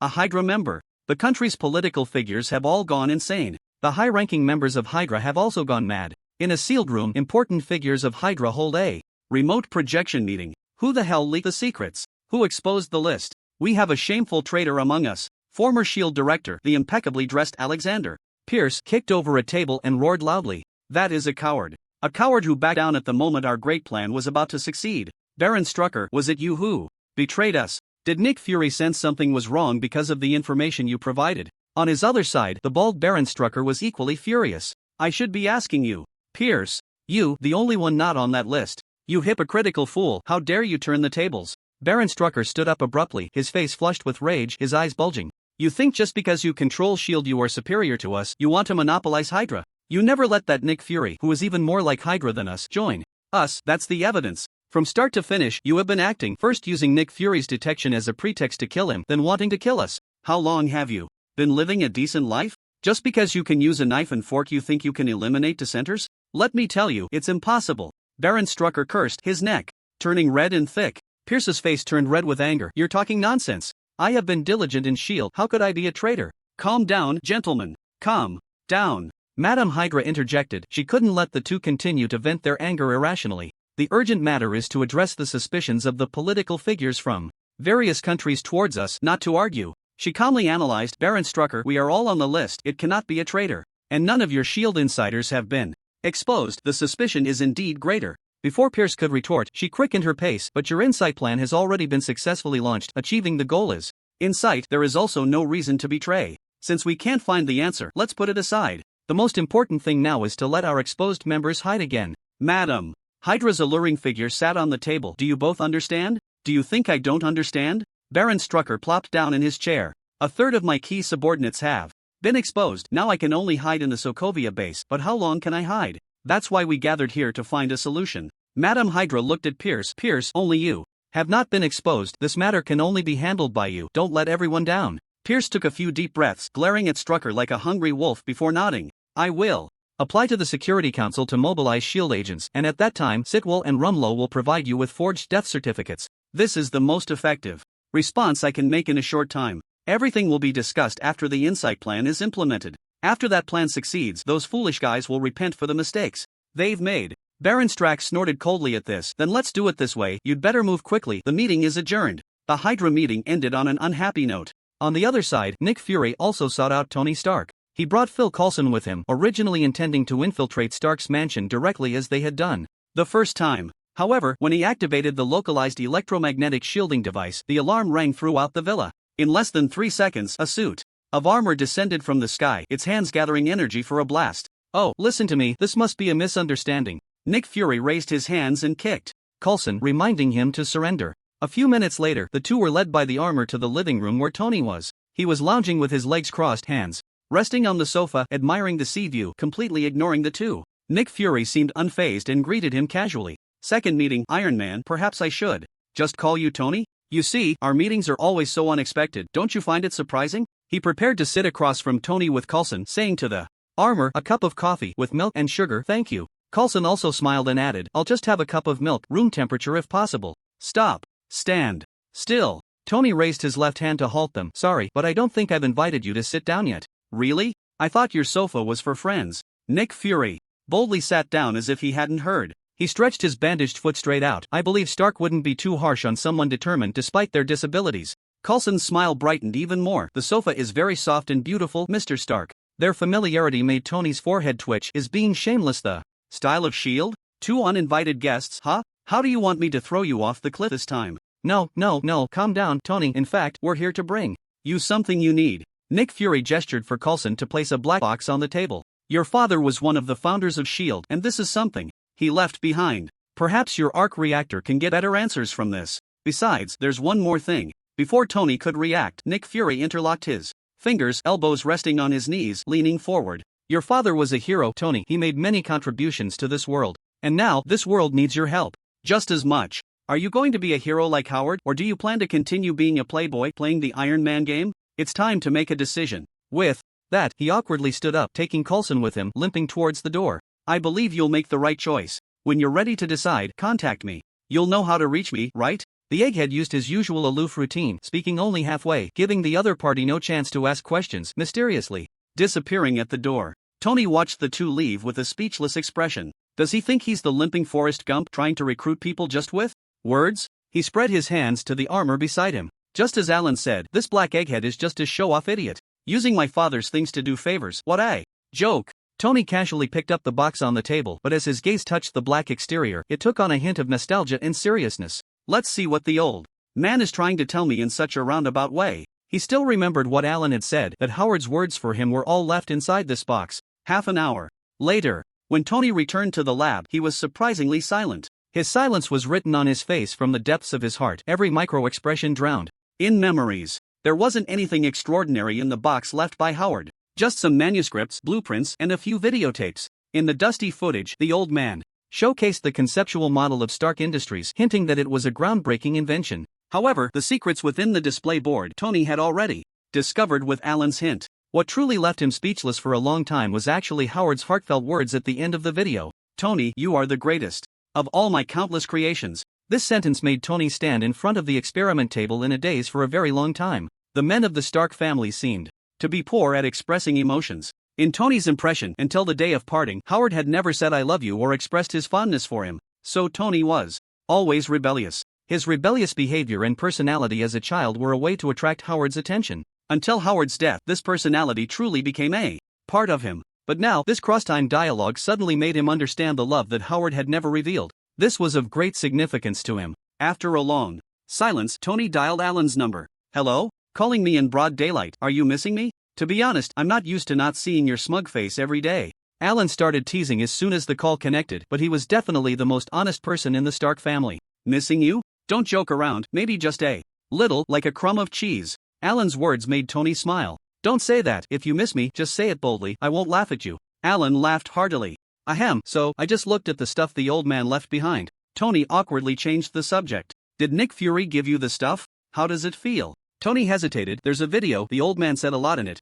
He didn't mention you because it was recorded a long time ago. No need to explain, your explanation makes it sound like I'm very sensitive. Just tell me, what do you need me for? When are we going to take action against Hydra? Tony took a deep breath. After feeling emotions he had never experienced with Howard, he could no longer suppress the urge to seek revenge. You don't know? Alan's words made him twitch his mouth. We've already started taking action. Really? Shit. Why didn't anyone tell me? Tony's eyes widened. Hydra's movements were swift. Pierce led S.H.I.E.L.D.'s men, breaking through various levels in just one day. At the Security Council meeting, representatives from various countries voted to agree that S.H.I.E.L.D. would be responsible for coordinating the overall situation, capturing or eliminating all hidden Hydra forces. S.H.I.E.L.D. agents were ready for action. The core members of Hydra, mingling among them, were lost in thought. In the eyes of ordinary agents, it was a fearless expression prepared for a life-and-death battle. Whether newcomers or veterans, at this moment, they couldn't help but be moved by these Hydra elites, feeling that this was the model for their kind. Not just ordinary agents. Even the representatives from various countries present couldn't help but nod in approval. This scene made them eager to sign off on all action plans immediately. Little did they know that when the fighting began, this group of proud individuals would turn their guns on their colleagues at the first opportunity. Soon, all applications for S.H.I.E.L.D. to mobilize were approved. A full 3 aerospace carriers were prepared to take off from the S.H.I.E.L.D. base. This time, Pierce has emptied his entire fortune just to put on a grand show. Meanwhile, at the base in the suburbs of New York, the real Iron Man Nick Fury is as anxious as an ant on a hot pan. Mother *****. He paces around the table, kicking the wall with his bandaged foot. Can't those drunkards in the Security Council see that Pierce has ulterior motives? Fury, you didn't think he had a problem before, did you? Hill reminded him from the side, her combat suit showcasing her striking presence. Nick Fury's dark complexion grew even darker. I was just as much a fool. Back in Bogota, Colombia, Pierce deceived me with his rule-abiding facade. In 1995, Nick Fury was just an ordinary deputy director stationed in Bogota. During a rebellion, when it came to rescuing hostages, the then Ambassador Pierce insisted on negotiations, arguing that one couldn't joke with the lives of hostages. But Fury took a risky move, disregarding orders to launch a thunderous rescue, saving all the hostages, including Pierce's daughter. Therefore, Nick Fury could never have imagined that Pierce, with whom he shared such a life-and-death bond, the former director of S.H.I.E.L.D., would be a Hydra agent. Is there any news from Tony Stark? He asked with a serious face. We need him. Sorry, sir, there's been no word from him. Coulson shrugged. Could it be because we didn't leave a contact? Damn contact. He has artificial intelligence. What does he need a contact for? Nick Fury cursed again. We can't just sit and wait. Even without that playboy, we have to take action. He looked at the S.H.I.E.L.D. base captured by satellite. We need to infiltrate the helicarrier and stop Hydra's plot. He slammed his fist on the table. Otherwise, this world is finished. Infiltrating the helicarrier sounds simple. But including Nick Fury, they currently have only 4 operatives available. 4 people infiltrating a world-class military facility is simply a joke. But whether it was Hawkeye, Coulson, or Hill, none hesitated. They truly felt the mission of saving humanity weighed heavily on their shoulders and had studied strategies all night. We must do whatever it takes to breach the command room. I believe there will be our people among the agents. We need to win over this part of the force first. Hill analyzed. This plan is very radical, but it's our only option right now. We can only go all in. Hawkeye said. Let me try to contact Tony Stark again. He'll come through at a critical moment, Coulson promised confidently. As the 3 dispersed, Nick Fury's inscrutable expression turned heavy. Everything had happened too quickly. He thought he could take his time and quietly reclaim S.H.I.E.L.D. with his own strength.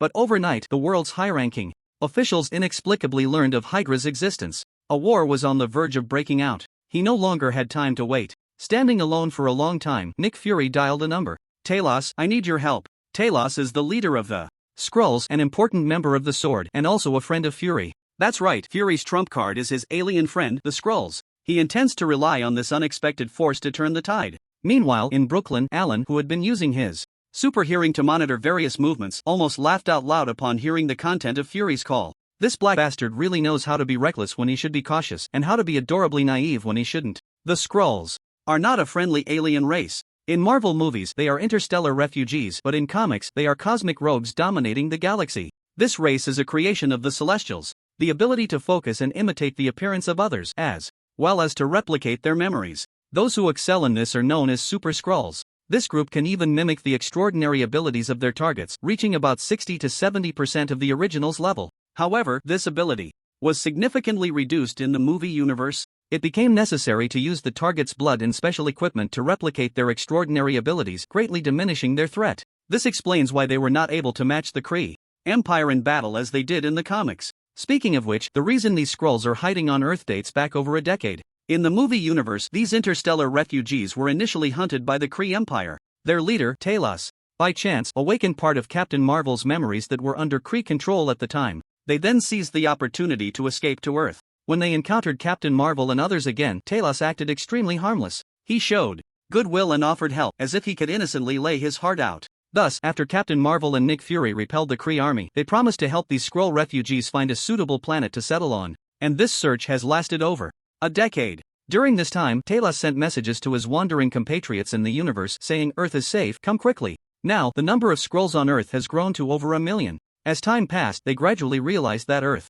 was the most suitable planet for their survival and began to develop hostility towards humans. However, Nick Fury, who viewed these aliens as friends and subordinates, remained completely unaware of this. Perhaps it was because he never wanted to think badly of his friends. After all, he climbed to the position of director of S.H.I.E.L.D. in just a few years, largely thanks to the help of these Skrulls who could replicate appearances and memories. Thinking of this, Alan shook his head. 1 million shapeshifters, even if they had no ambition at first, now they do. Compared to these Skrulls, even his newly formed Men in Black seemed a bit weak. Once we deal with Hydra, we'll find a way to get rid of these green-skinned Skrulls. When the aircraft carrier took off, Nick Fury and the others successfully blended in. Even the infiltration process followed the plan that Hawkeye and the others had devised overnight.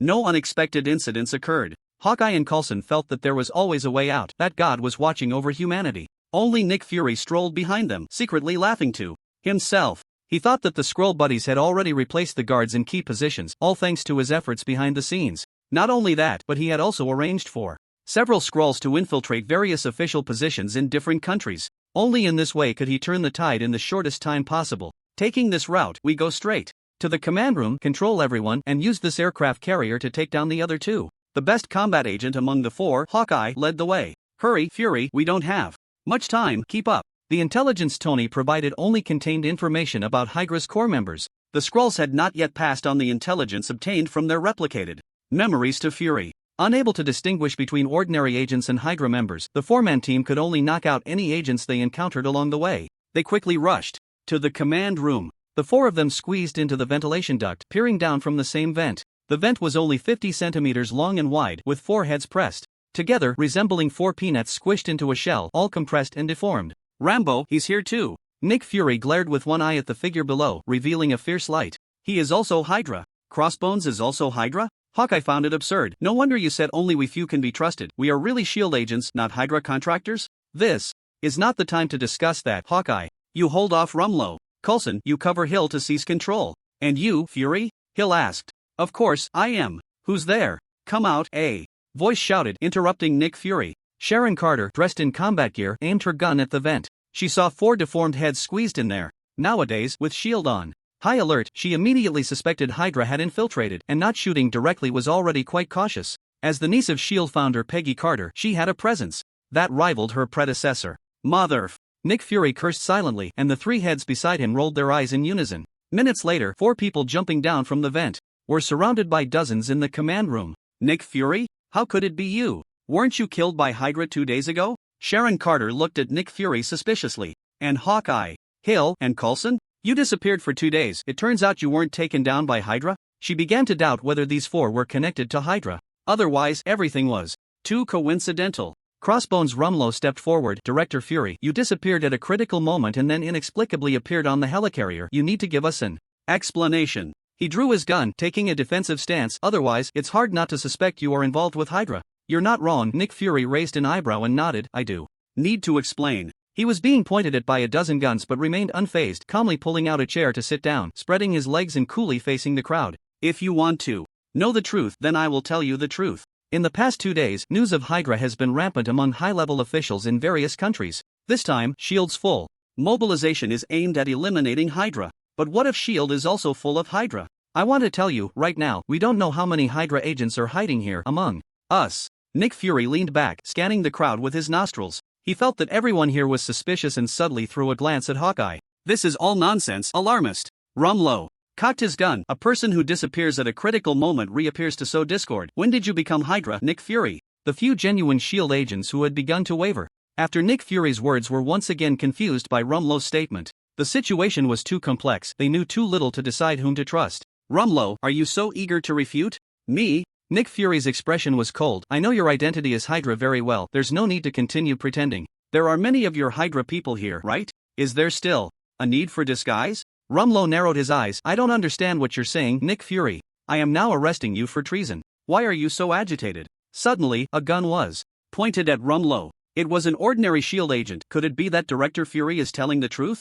That person turned to shout at everyone. Everyone calm down. Do you not even want to believe the director of S.H.I.E.L.D.? How could Hydra corrupt even the director? Rumlow must have a problem. Rang Mola's eyes flashed with fierce light, his hawk-like gaze sweeping over the person just as he was about to say something. Suddenly, another voice interjected. Everyone, I think you need to take a look at this live broadcast. A female agent leaned over the computer, quickly manipulating it, projecting a live stream onto the central screen. Live stream? Question marks popped up over everyone's heads. We were in the middle of a deep undercover operation, just a step away from saying I'm a good person before the fight broke out. You want us to watch a live stream now? Everyone felt it was absurd, yet they couldn't help but turn their gaze to the big screen along with that voice. The screen showed a press conference. A figure familiar to everyone present stood beside the podium. In summary, I destroyed the remnants of the Red Room a few days ago. Tony Stark leaned on the table with his elbow, his body slightly tilted, but his big eyes were filled with seriousness. Behind him, a video played showing the Mark armor moving in front of a fortress. That was footage that Alan had Jarvis secretly take while Tony was flying around the airborne fortress. From their transaction records with the outside world, I discovered a shocking secret. Tony emphasized, the Hydra that should have perished in World War II still exists today and is lurking in various fields around the world. They are in the upper echelons of the government, and they are also in secret organizations worldwide. From those transaction records, I deduced that even the former director of S.H.I.E.L.D., Pierce, is a Hydra. The so-called S.H.I.E.L.D. is. As Tony spoke, he projected concrete evidence behind him. His speech today was a decision made together with Alan after their discussion. One of the purposes was to clarify the truth that Hydra was hidden within S.H.I.E.L.D. Another was to elevate Tony's reputation among various countries' officials, facilitating his upcoming multinational revenge operation. The press conference was somewhat quiet. Most reporters were unclear about what S.H.I.E.L.D. was, and they were skeptical about the claim that Hydra still existed. Even online, the netizens watching the live stream were completely confused. The live stream room was filled with question mark comments. But on the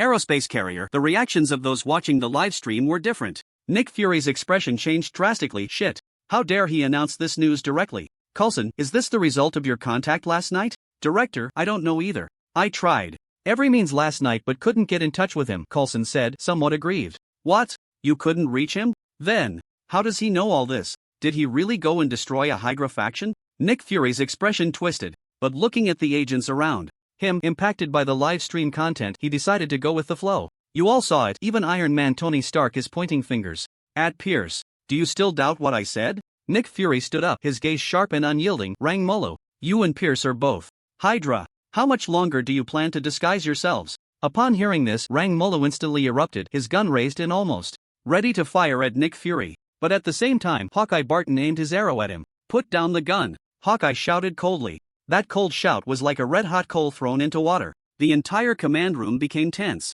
Anyone with a gun pointed it at their suspected target. Sharon Carter and 4 or 5 others had their guns trained on Rang Molu. The rest were aiming at Nick Fury and others. These people were undoubtedly members of Hydra. Very well, I know there are many of you, but I didn't expect there to be so many. Nick Fury wanted to say something more, but it was unclear who fired the first shot. It was like the shot that signaled independence fired in Lexington hundreds of years ago. In the next moment, the command room turned into a hail of bullets. Gunfire surged, flames flickered, and smoke filled the air. Hawkeye was entangled with Rumlow, drawing an arrow to shoot down a Hydra member. The battle was intense, but as the ordinary agent who had initially stood with Fury fell, he transformed into a green-skinned non-human entity. Nick Fury shouted no, and was knocked to the ground by the crowd in a daze. Several others were also injured, some dead, others lost their combat ability. Ultimately, Hawkeye was surrounded and trembled to the ground under the assault of several people with electric batons. The counterattack on the airborne aircraft carrier was thus declared over. In a corner unnoticed, the female agent who had initially broadcast Tony's livestream had somehow hidden under a table.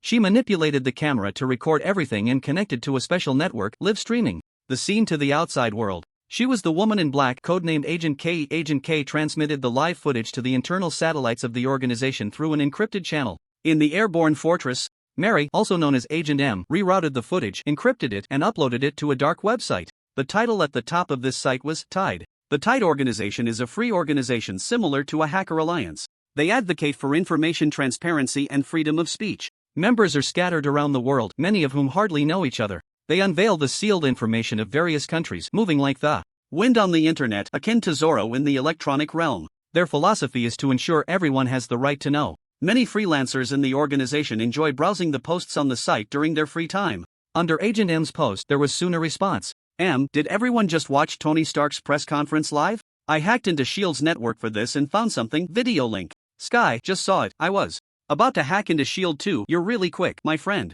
Anonymous 1, M, did you just post a video? Miles, Sky. Your current skill level is easy to track, don't hack into those confidential organizations without my help. Sky, okay, I'll remember my mentor. Anonymous 2, are you still chatting? Oh god, the video M posted is definitely the most shocking thing I've seen this year. Anonymous 3, what the hell?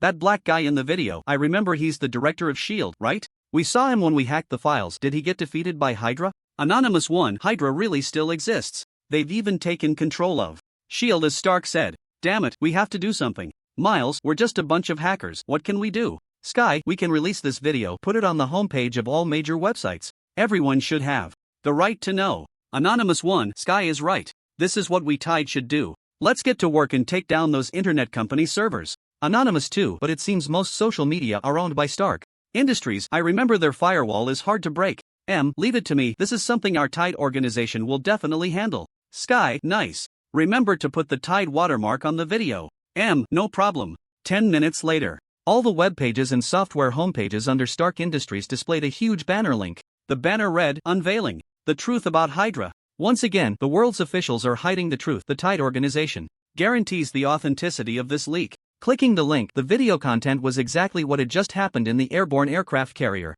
The entire process of Nick Fury and his team infiltrating the carrier and ultimately losing after the fierce battle was all recorded by the camera. The hours-long infiltration operation was edited down to just 5 minutes. The video has a tight rhythm and at key moments it even features stirring music. It makes one's adrenaline surge just by watching. It's unclear whether this editing was done by Agent M or by Jarvis's subcontracting. All major portals simultaneously recommended it on their homepages and the video's virality has reached its peak. Almost. As soon as it was released, tens of millions of netizens clicked on the link. A few minutes later, the video was filled with bullet comments from start to finish. The comments section was in an uproar. Thanks a lot, is what Tony Stark said. True, Hydra is still alive. I can't believe it. Watching this video felt like someone suddenly told me my grandfather, who fought in World War II, crawled out from his grave. Are those officials just sitting around doing nothing? And that damn S.H.I.E.L.D., they're all useless. That black guy is the director? He got taken down in one encounter. He looks even weaker than me. Hey guys, didn't anyone notice that green guy on the ground?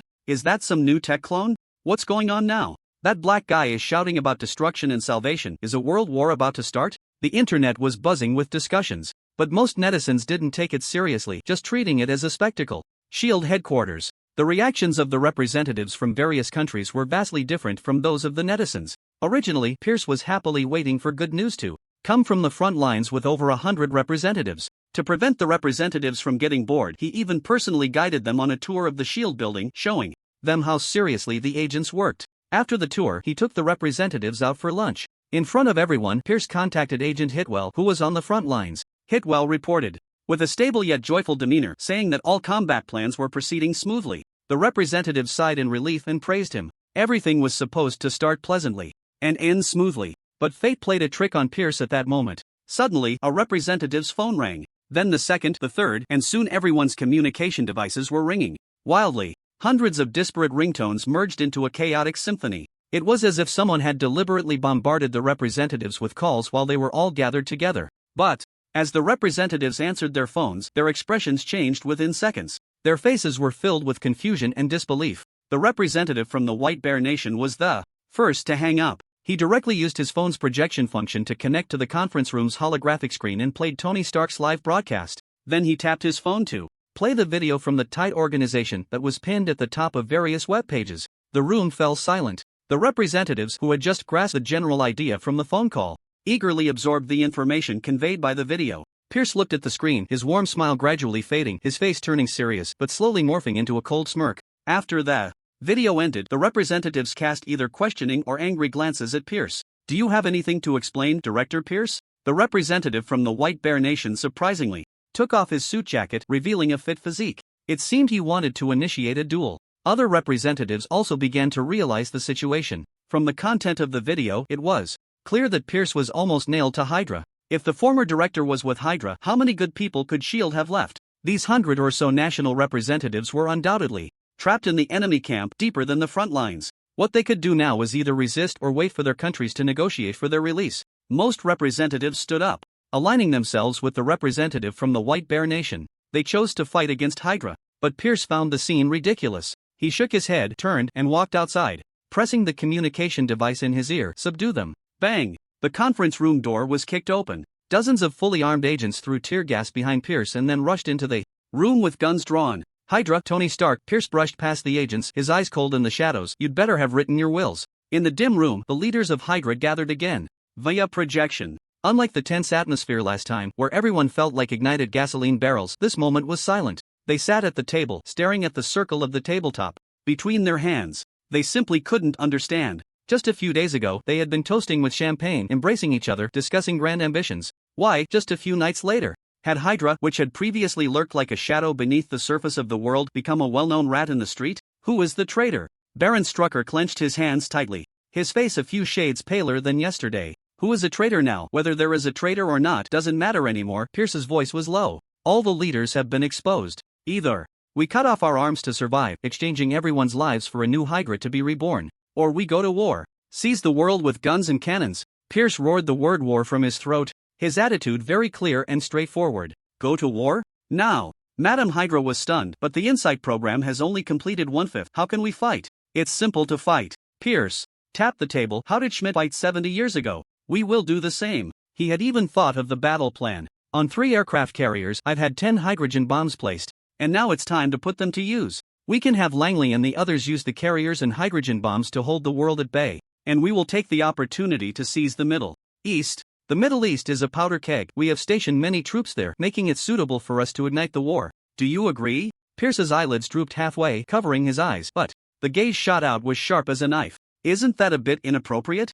Madam Hydra had a different opinion. Those troops were mostly expelled by Tony Stark. Their combat effectiveness is concerning. She felt that Pierce had just experienced a great rise and fall and lost his reason. Start a war against the whole world? Did he really think Hydra was still as powerful as it was 70 years ago? Also, what did you just say? There are nuclear bombs on the aircraft carriers? She squinted her eyes. Aren't those carriers supposed to feign attack on me and Strucker? What do you want to do with the nuclear bombs? Just to be on the safe side. Pierce adjusted his tie. Those were accumulated over decades by my branch. Just for situations like this. For example, to serve as a deterrent or to eliminate some cowardly traitors. He said this while his gaze pierced directly at Baron Strucker and the others. Madam Hydra slowly stood up. Are you threatening us? I'm just stating the next plan. Pierce looked around. So, do you agree to go to war? Baron Strucker and Madam Hydra's faces darkened, and under pressure, they agreed. Agreed. The remaining people saw that the 3 main leaders had reached a consensus and also expressed their agreement. When Pierce returned to the previous conference room, the representatives from various countries were firmly tied to their chairs.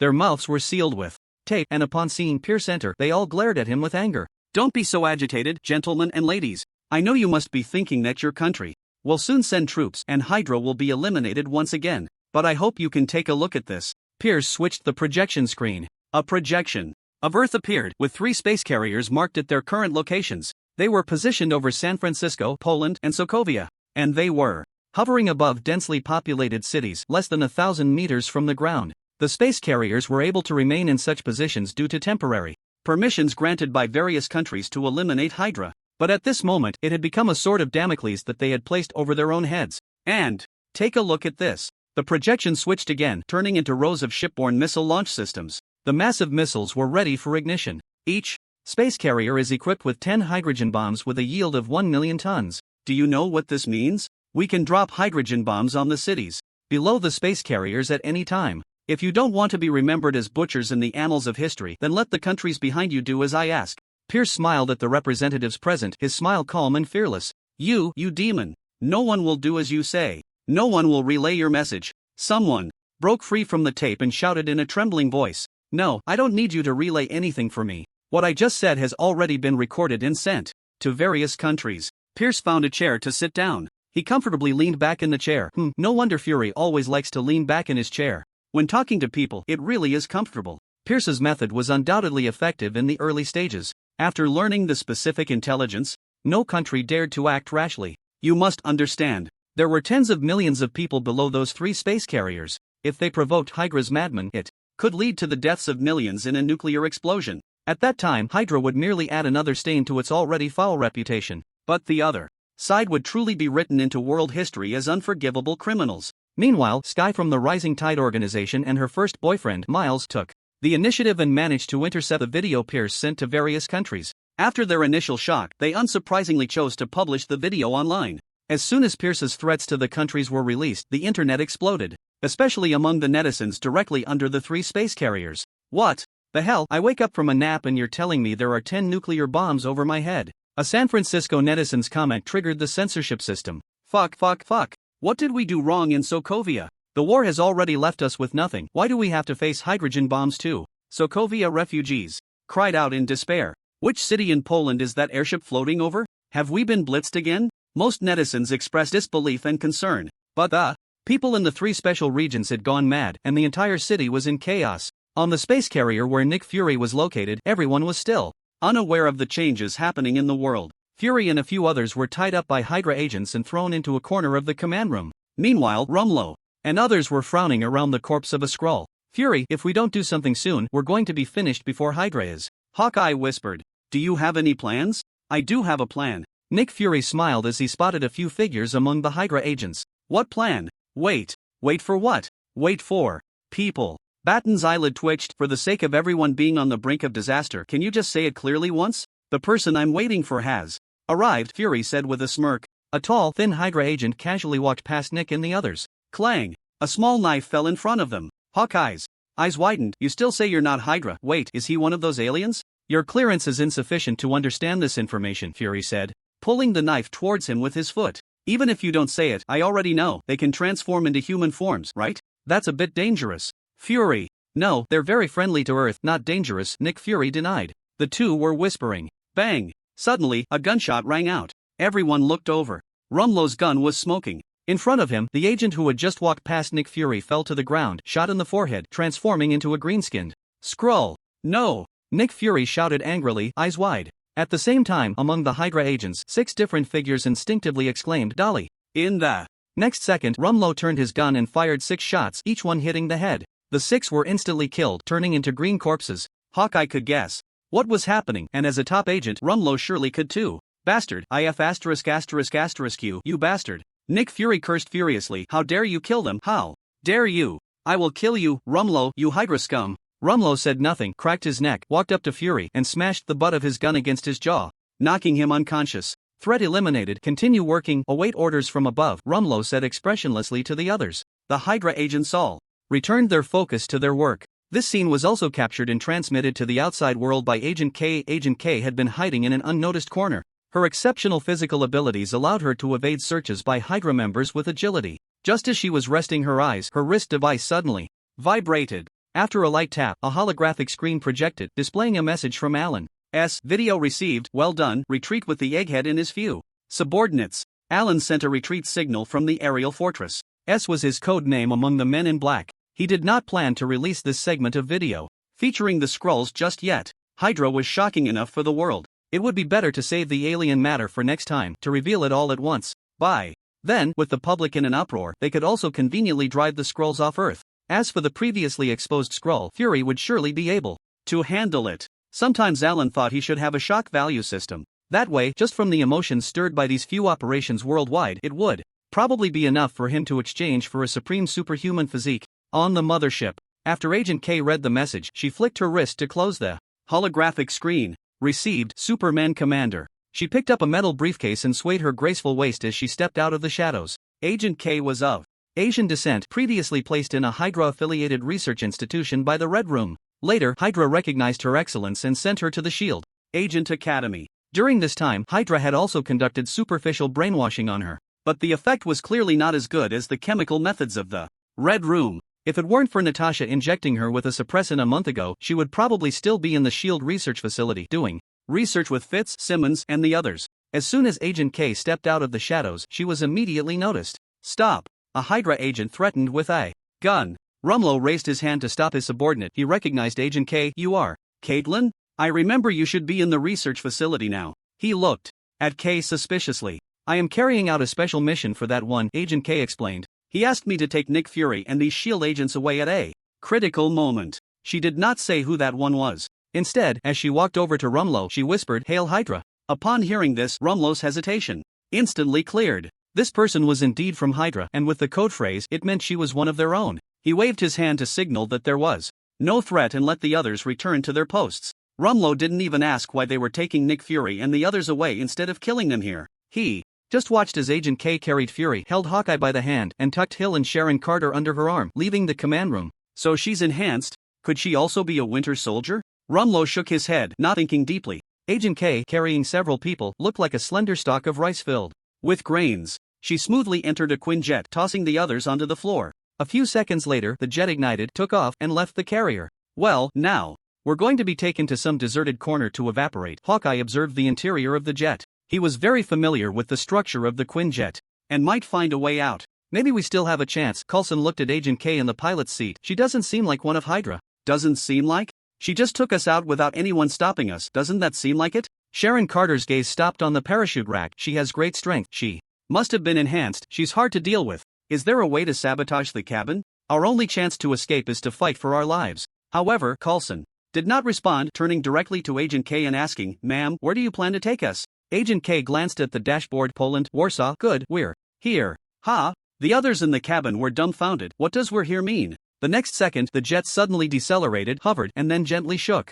As it landed, Agent K left the pilot's seat, dropped a few tactical daggers at their feet, opened the hatch, and walked out. Take Nick Fury away from here. From now on, Hydra's matters will be handled by us, the Men in Black. Men in Black? The others looked at each other in confusion. None of them knew this organization. But then again, it made sense. They didn't even know there were Hydra agents within SHIELD. So it seemed normal that they hadn't heard of an organization capable of infiltrating Hydra? Normal my ass. Just 2 days ago, SHIELD was the largest and most secretive organization in the world. How did they suddenly become a joke? Hawkeye and the others began to argue with their eyes. Ma'am, can we help in any way? Coulson asked with a friendly demeanor. No need, Agent K replied without looking back. She pulled a metal briefcase, twisted it, and a set of pitch-black armor unfolded from within, attaching itself to her body. The curves of the armor perfectly fit her form, tight as clothing yet smooth as water. The quiet and charming beauty instantly transformed into a mysterious warrior like a goddess of the night. After donning the armor, flames shot out from the armor's hands and feet, and Agent K blinked, cutting into the high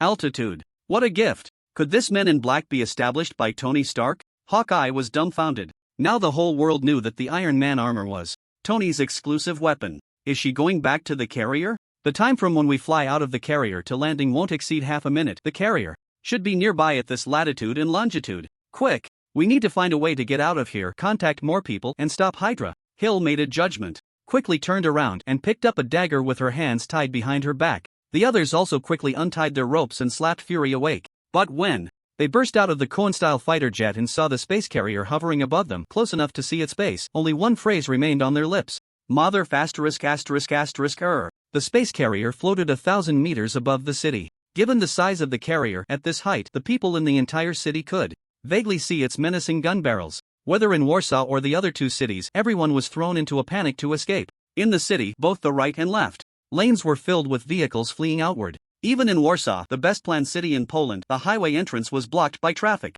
The best way for people to leave was to take a plane. But by the time ordinary citizens realized this, the emergency tickets had already sold out. It seemed that the air routes had become exclusive lifelines for the powerful and the wealthy. However, Hydra was fair in its own way. They couldn't control the vehicles rushing out on the ground. But if a plane dared to take off from beneath the aircraft carrier, the ship's anti-aircraft guns would first issue a warning, then shoot it down. In the end, all the planes that took off were forced to return to the airport, dejectedly lining up to land. The powerful, dragging boxes full of confidential documents and luxurious treasures, ran out in groups with airport staff. But outside the airport, the roads were already choked. Among those who couldn't buy tickets, some, holding onto a glimmer of hope or simply wanting to hijack a plane, rushed to the airport in their cars. As a result, they all got stuck outside the airport, blocking all roads completely. The wealthy and powerful found themselves helpless in this situation. Fearing an attack from the space carrier, they didn't even dare to take helicopters. They could only get back into their luxury cars and obediently follow the flow of traffic.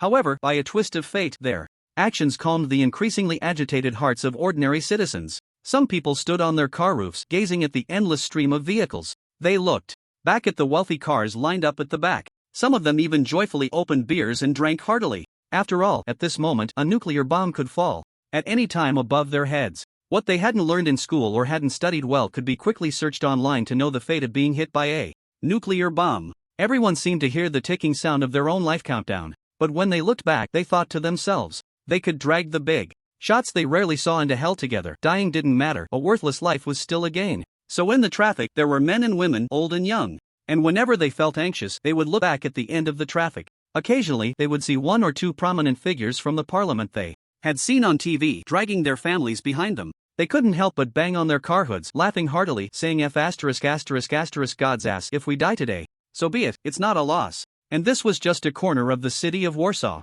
As a city with a population of millions, Warsaw's already mediocre basic services had almost disappeared at this point. People could only flee spontaneously. The city was filled with traffic jams, cries, and sounds of looting everywhere. This was just the scene half an hour after Pierce's video was posted online. If time were pushed forward a few more hours, this city, even if it didn't perish under a nuclear bomb, would likely be destroyed in the ensuing chaos. When Alan flew over Warsaw, what he saw and heard was a city ablaze, with car horns blaring like a sea. After glancing down a few times, he flew straight up, catching up with Agent K, who had just sent Nick Fury and others off. When the two met, they nodded to each other. Alan continued flying toward the space carrier, while Agent K stopped to use the equipment mounted on his armor to start recording. The data signal from the recording was relayed via satellite, directly cutting into the airborne fortress. In the fortress, Agent M relentlessly stamped the video with a tide-rising watermark, redirecting it to major websites and software homepages, creating a live broadcast entry. This was like a test of the agent's ability to run a superhero management company. It turned out that once they got the hang of new media, the agents became versatile operators. Editing, finding gimmicks, diverting blame, they were proficient in all. In fact, the idea of having the Tide organization take the fall wasn't even proposed by Alan. It was suggested by an agent who had joined the Tide, who confidently claimed that the Tide organization would be more than happy to take the blame, leading to such a decision. After half an hour of fermentation, the internet was in chaos. Some were gloating, some condemned Hydra, and others supported Hydra, saying they did a great job. But the loudest voices came from the residents of 3 cities. They recorded their changes online after receiving the news. From initially rushing to leave the city, to the impatience caused by traffic jams, and finally to the despair of feeling trapped in the city as night fell. Some even began to publicly write their wills online. Others went live, kneeling on the ground, reciting the Bible, praying for God's protection. In the face of disaster, all kinds of people emerged. But among them, there was a particularly special group. These were netizens from the Middle East and Afghanistan. They called themselves believers of the Protestant Superman cult. They comforted the people of the 3 cities under different posts. They told them not to panic, that they still had Superman, who would surely defeat the evil Hydra and save them. Through their relentless efforts and various persuasion, the internet, which had lost its memory of Superman for over a month, suddenly remembered that there was such an incredible person. After all, he was the one who could withstand Jericho missiles without a scratch. Wasn't such a person born to be a savior? As a result, more and more posts began to analyze Superman, requesting him to make an appearance. There were even quite a few men and women uploading photos, saying they would be willing to spend long nights with him as long as he defeated Hydra. At this moment, as if responding to people's expectations, a live broadcast entry marked with the Tide watermark entitled "Superman has arrived" suddenly appeared. Countless netizens quickly realized and flooded into the live broadcast room. In the footage, the first thing they saw was Superman, dressed in uniform, flying towards the Sky Mother ship. Superman. Oh my god, it's really Superman. He heard our voices and came out to deal with Hydra? Even though he isn't wearing red trunks, he's even more handsome than in the comics.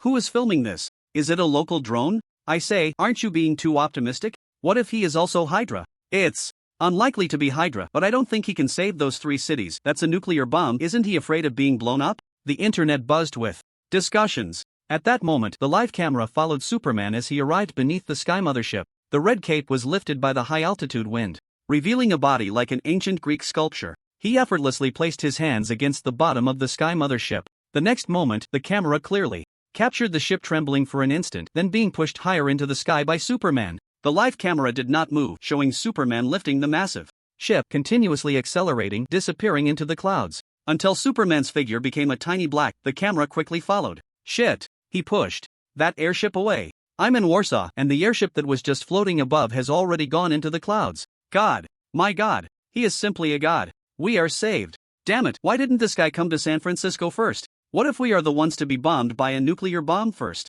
Ha, I think you all are too optimistic. Even if he can push the aerospace carrier, so what? When the nuclear bomb goes off, we'll still die. Not necessarily. He pushed the ship, that's at least several tens of thousands of tons. I can't even imagine how dense his body must be. But he will also be contaminated by radiation. Death is not far off. It wasn't just online. Inside Hydra, there was also an uproar. Especially Pierce at the SHIELD headquarters. Fools. Rumlow, you idiots, how could you only just realize we declared war on the world and let Nick Fury escape? Pierce didn't know how many chairs he had kicked over. And this Superman, where does he think he can push our aerospace carrier? Kill him, kill him. In front of him were 3 screens. On the screens were the commanders of the 3 aerospace carriers. In the center, Rumlow pursed his lips, not arguing, fully aware that one must take responsibility for mistakes. He stood straight. Sir, Superman can withstand Jericho missiles. We currently have no effective means to injure him. No effective means to kill? Are we just going to watch him carry all 3 carriers into space? Then we will lose. The war has just begun, and we're losing to this so-called Superman. Pierce paced around the conference room, while representatives from various countries looked at him with cold smiles, watching him in distress. Suddenly he stopped, his gaze intense. We still have nuclear bombs. Rumlow, you can detonate all the shipborne hydrogen bombs and blow that bastard to smithereens. But, sir, we are still on the aerospace carrier. If the nuclear bomb explodes, we will die too. Rumlow's face turned pale. He realized he was being forced to sacrifice himself. Your deaths will be for a worthy cause. Pierce thought of a way and became more courteous. Rumlow, do you remember the slogan you've been shouting? Shout it again. Rumlow opened his mouth. Hail Hydra. This slogan we've shouted for over 100 years. Cut off 1 head, 2 more will grow. Your sacrifice today will allow Hydra to grow more Rumlows. Pierce directly ordered, detonate. Detonate all the shipborne nuclear bombs. Soldiers, you should feel happy. Even an enemy like Superman will be defeated because of you. Rumlow stared blankly at Pierce, unsure of what he was thinking. Yes, sir. He directly hung up the communication. Pierce looked at the 2 remaining screens in front of him and chuckled a few times. Ha! Want to resist? Unfortunately, you can't. Aerospace carrier. After Rumlow hung up the communication, he turned back to his teammates and forced a smile. Everyone, Superman is not someone we can contend with. The commander has ordered a retreat. The next moment, dozens of gun barrels were pointed at his forehead. Shit! I knew it. He shook his head in despair and suddenly lunged at the nearest person. After a series of gunshots, including Rumlow, there were 7 more corpses in the command room. Rumlow was after all not Captain America. He was still outmatched in a 1 against many. After clearing the internal rebellion, the highest-ranking Hydra member present took over command. Prepare all nuclear bombs. Detonate them simultaneously in 1 minute. He ordered decisively, his eyes hollow and devoid of emotion, as if he didn't care that death was about to descend. However, as soon as he finished speaking, Alan, dressed in Superman's uniform, appeared in the command room like a flash. You all continue. I'm just here to pack some experimental materials. Alan picked up 2 Skrull corpses and disappeared from the command room. Get a few people to come and receive the Skrulls. Be quick. Alan's voice still echoed in the room, but the person was already gone, as if the moment before was just an illusion. The Hydra soldiers looked at each other, and after a moment of silence, they continued with the work of detonating the nuclear bombs. When Agent K carried the live broadcast camera and caught up with Alan again, he resumed the pose of lifting the aerial mothership with both hands. The bodies of the Skrulls had already been moved to the aerial fortress. As soon as the live camera captured Alan, the number of comments skyrocketed. Superman, my Superman. This is almost at the Carmen line. It's unbelievable. His speed is too fast. Fast, strong, and can carry missiles. He is the true Superman. I wonder if he's afraid of kryptonite. There shouldn't be any kryptonite on Earth. Ha, no need for kryptonite. When the nuclear bomb explodes, he's going to die. Exactly. Although his self-sacrifice is great, the fact that he's about to be blown up is also true. That damned Hydra. The wind howled in the high sky. The sound of the fierce wind passing over Agent K's armor was transmitted into the live broadcast room through the camera equipment.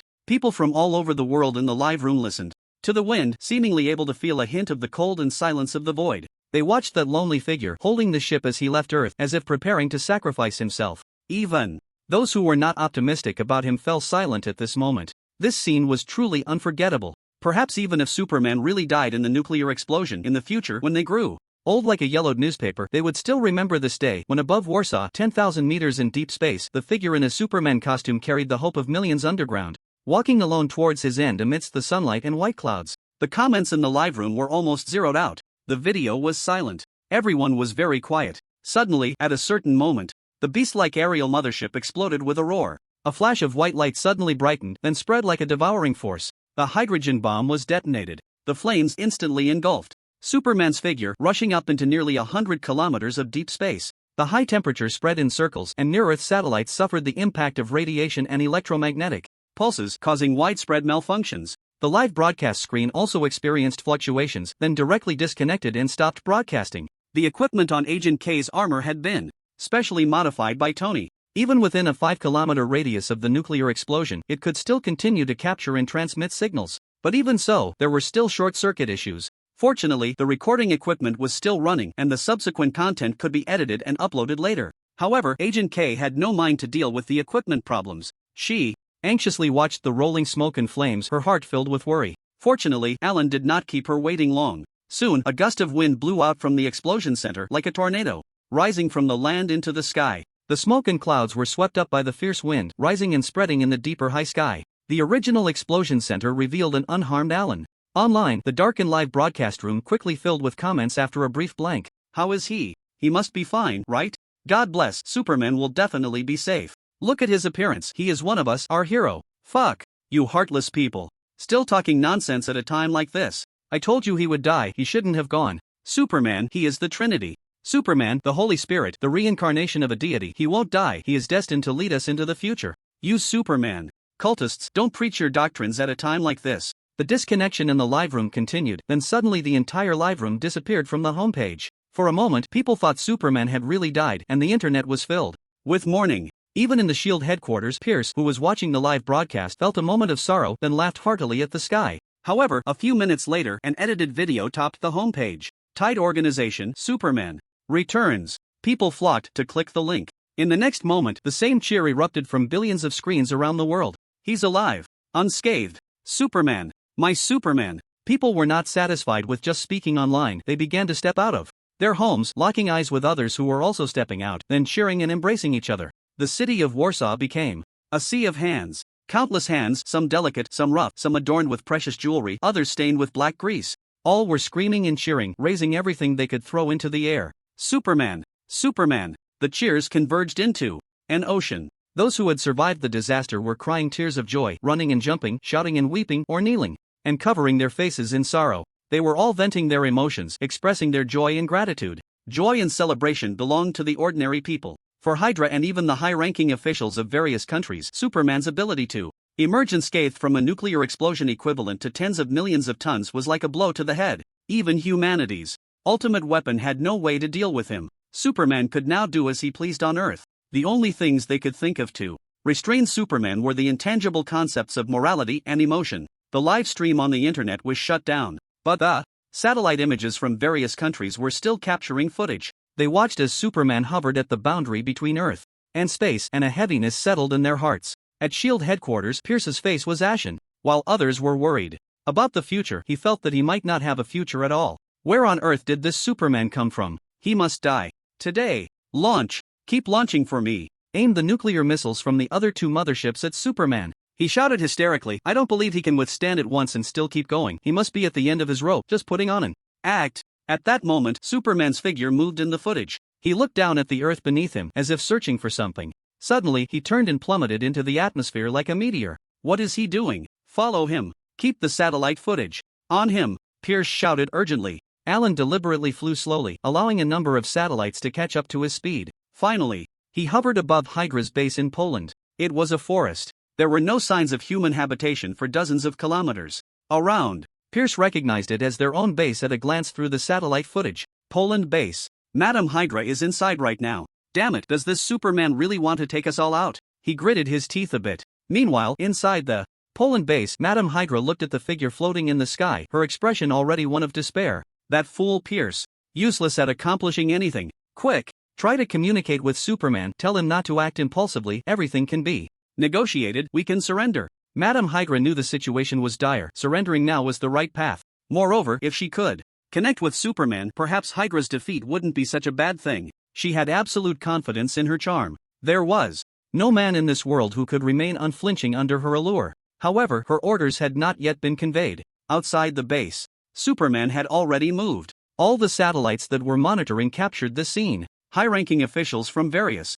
countries around the world stood up, holding their breath. In the footage, Superman pulled his right hand back, preparing to throw a powerful punch. It wasn't quite right to say he was charging up. It looked like he nearly contracted his biceps and was getting ready to swing. Just as everyone expected, Superman retracted his arm and immediately threw a punch. His figure appeared in front of the Hydra base as if teleporting. A punch that was invisible to the naked eye struck the ground. Boom! A shockwave, comparable to a nuclear explosion, erupted. Satellites captured the moment the punch was thrown. The ground crumbled to dust as if struck by a meteor from the sky. Enormous power surged into the Earth's surface, spreading destructively along the crust's veins. Centered around the superhuman, land within 100 meters, 1,000 meters, and tens of thousands of meters shattered, sank, and exploded in succession. In the next second, countless clouds of dust shot through the air. The invisible shockwave peeled away the surface in circles. The Hydra base was as fragile as cardboard in the face of this shockwave, torn to pieces without resistance. This scene unfolded in an instant. By the time countless viewers blinked, the satellite footage showed a cloud of dust,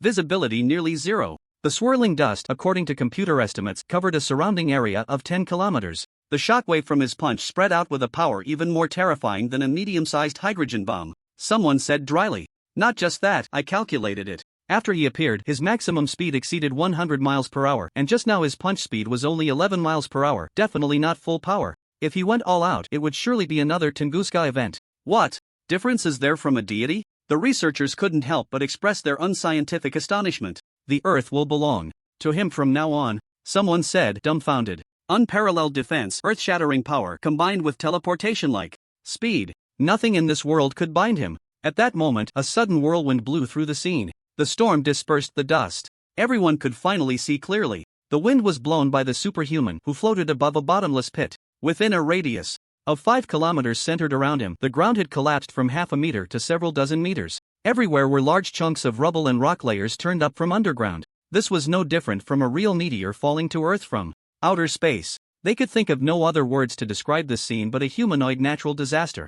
Leaders from various countries gazed at the superhuman on the screen. His caped figure hovered in the air, overlooking the original location of the Hydra base. All that remained was a mix of broken debris and soil. The Hydra members inside the base had vanished without a trace. Using a sledgehammer to crack a nut, no, this was like using an anti-aircraft gun to shoot a mosquito. The leaders wiped the cold sweat from their foreheads, thinking to themselves, it's just a small Hydra, how could it come to this, how could it come to this? Unprecedented shock and a spreading fear enveloped them. In the footage, the superhuman nodded with his arms crossed, clearly satisfied with the power of his punch. This Hydra base, desolate and uninhabited, was just right for showcasing his strength. Surely, the goal of intimidating the world had been achieved. His figure suddenly soared, disappearing from all satellite footage. At S.H.I.E.L.D. headquarters, Pierce fell into his chair.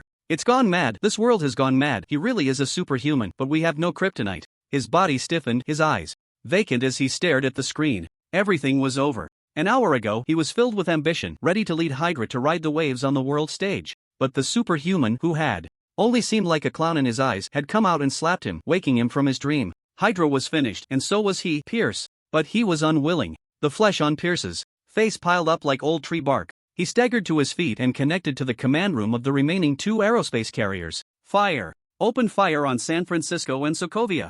Launch all hydrogen bombs and detonate them in both cities. Pierce had completely lost his mind. He put all his chips on the table and lost everything. The emotions of a gambler controlled his thoughts. Alexander Pierce, are you out of your mind? That's the lives of millions, someone among the representatives shouted angrily. Out of my mind, ha, I am out of my mind, Pierce sneered, but this world is also mad, that Superman is the biggest madman. Isn't he supposed to be the savior, to be a Superman? I will let him be, I want to personally push him onto the throne of the world. Provided he can save these 2 cities, otherwise, ha ha ha ha. Pierce laughed in the empty conference room. He laughed like he was sobbing, the laughter growing louder, echoing throughout the entire room. The representatives tied in the corner were surrounded by Pierce's hysterical laughter. He was truly insane. He hadn't gone mad when defeated by Nick Fury in the movie because he understood this old rival, losing with a sense of acceptance. But now, everything was so inexplicable. Hydra's inexplicable exposure, the sky carrier being inexplicably broadcasted live, and a Superman emerging with equally inexplicable strength.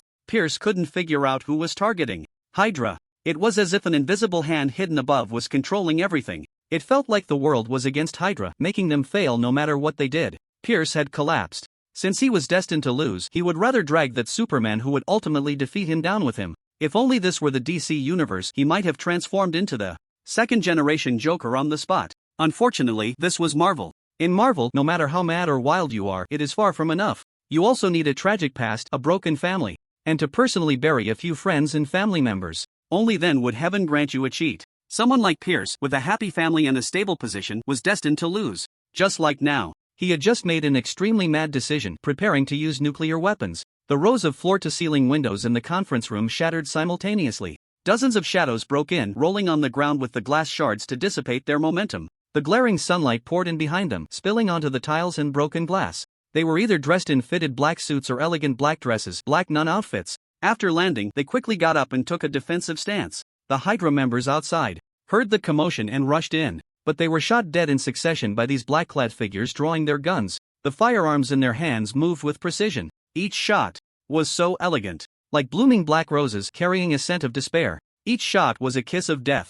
They killed all the Hydra members who rushed into the conference room in an instant. After clearing the threats, the black-clad figures spun their hot handguns in a flourish and neatly holstered them. Only then did the representatives from various countries see their faces. This was a group of girls ranging from their teens to their 20s. They all wore black suits, moving without any hesitation. Each of their indifferent, pretty faces simultaneously revealed a deadly killing intent and lethal charm. Who are you? Pierce retreated in shock. This was the top floor of the SHIELD headquarters, dozens of meters high. Where did these people jump in from? A girl in a dress stepped forward and kicked him in the calf, directly breaking his bones, pressing his head to the ground amidst his screams. Black-clad people, the girl said coldly. At the SHIELD headquarters, Hydra was quickly purged, and the representatives from various countries who had been taken hostage were released. Meanwhile, the sky carrier over San Francisco and Sokovia was also under attack. However, the attackers on both sides were somewhat different. In San Francisco, a group of black armored figures charged into the sky carrier. Some of them fired their weapons.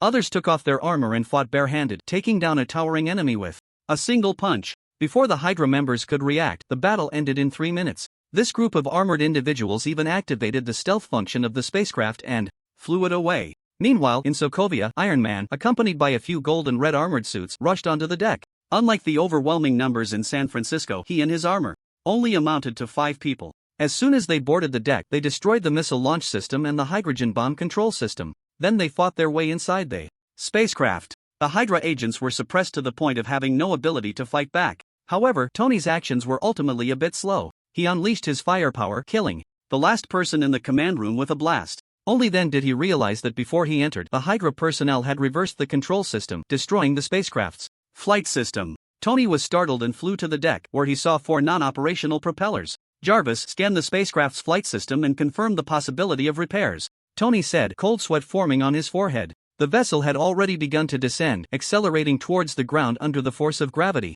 Sir, the spacecraft is only 1,000 meters high. I suggest you call for young Master Allen. There are still 8 minutes before it crashes into the city below. 8 minutes? That's enough time to fix this thing. 7, 6, 5. Oh. Allen, hurry up and come. Tony shouted at the top of his lungs for Allen. He pushed the thruster power to the maximum. He burst out from the deck, flying towards the bottom of the spacecraft, intending to delay its fall as much as possible. However, when he reached the bottom, he found Allen there, his cape billowing like clouds, already holding up the spacecraft. Who was it that said they would never ask me for help? Allen teased with a smile. Phew. I'm glad I made it. Tony had no time to retort, letting out a long sigh, only to realize his back was already drenched in cold sweat. He looked down. The distance between the ground and the spacecraft was less than 100 meters. The people fleeing on the streets were all screaming in terror, many collapsing in fear. Their panicked expressions were frozen on their faces. The overwhelming sense of pressure and despair from such a massive object descending from the sky was something they never wanted to experience again.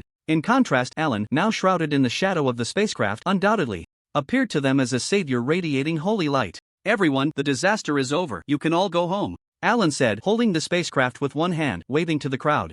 As he slowly ascended into the sky, Tony followed suit, rising higher. Even with his enhanced physical abilities, he felt weak all over. It had been too perilous. He had almost endangered tens of thousands of lives. If the onboard missiles had exploded upon impact, he could have killed even more people. Tony suddenly understood Allen's feelings in the world of the biohazard crisis, where creating a virus could inadvertently lead the world to its doom. Damn, next time I need to think more comprehensively. I can't be so careless again. Tony reflected on himself but didn't forget to retort to Allen. But that wasn't a call for help, it was more like a request for assistance. You know, that kind of assistance you can Keep being stubborn. There will come a time when you need to call for help, Alan said, holding the spacecraft as if it were a giant plate flying towards the Arctic Ocean. Such a fine spacecraft certainly had to be taken. Before leaving, he took a moment to observe the Hydra base in Sokovia. There were hardly any people left inside. Clearly, Baron Strucker was well aware of Pierce's unreliability and had fled early when things looked bad.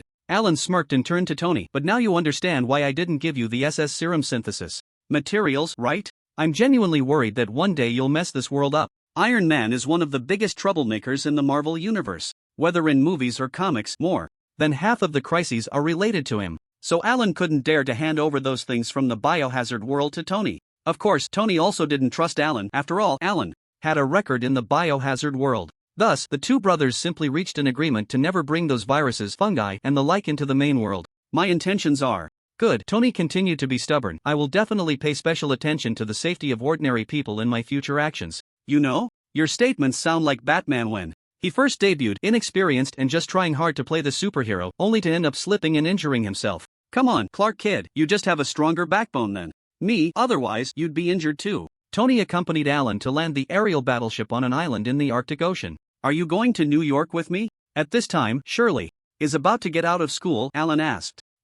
Sure, I haven't seen little Shirley in half a month, I want to go see her too. The two flew together towards New York, their figures disappearing into the horizon. Poland, outskirts of Warsaw. Nick Fury and a few others sat on the lawn outside the Quinjet, gathered around watching a projection of Superman videos online. An hour had passed since the nuclear explosion. The cheers in the city had not stopped since then. This usually leisurely city seemed to have suddenly transformed into a Rio de Janeiro in the midst of a carnival, with fiery enthusiasm that allowed no room for even a hint of negative emotion. However, no matter how lively the atmosphere was, it couldn't infect Nick Fury's heart, which was blocked by a huge stone. He couldn't accept that he only now understood the full picture of the situation, and the source of the information was a hot post online. Even less could he accept that Hydra, which he regarded as a formidable enemy and was prepared to risk everything to fight, was so inexplicably resolved by someone.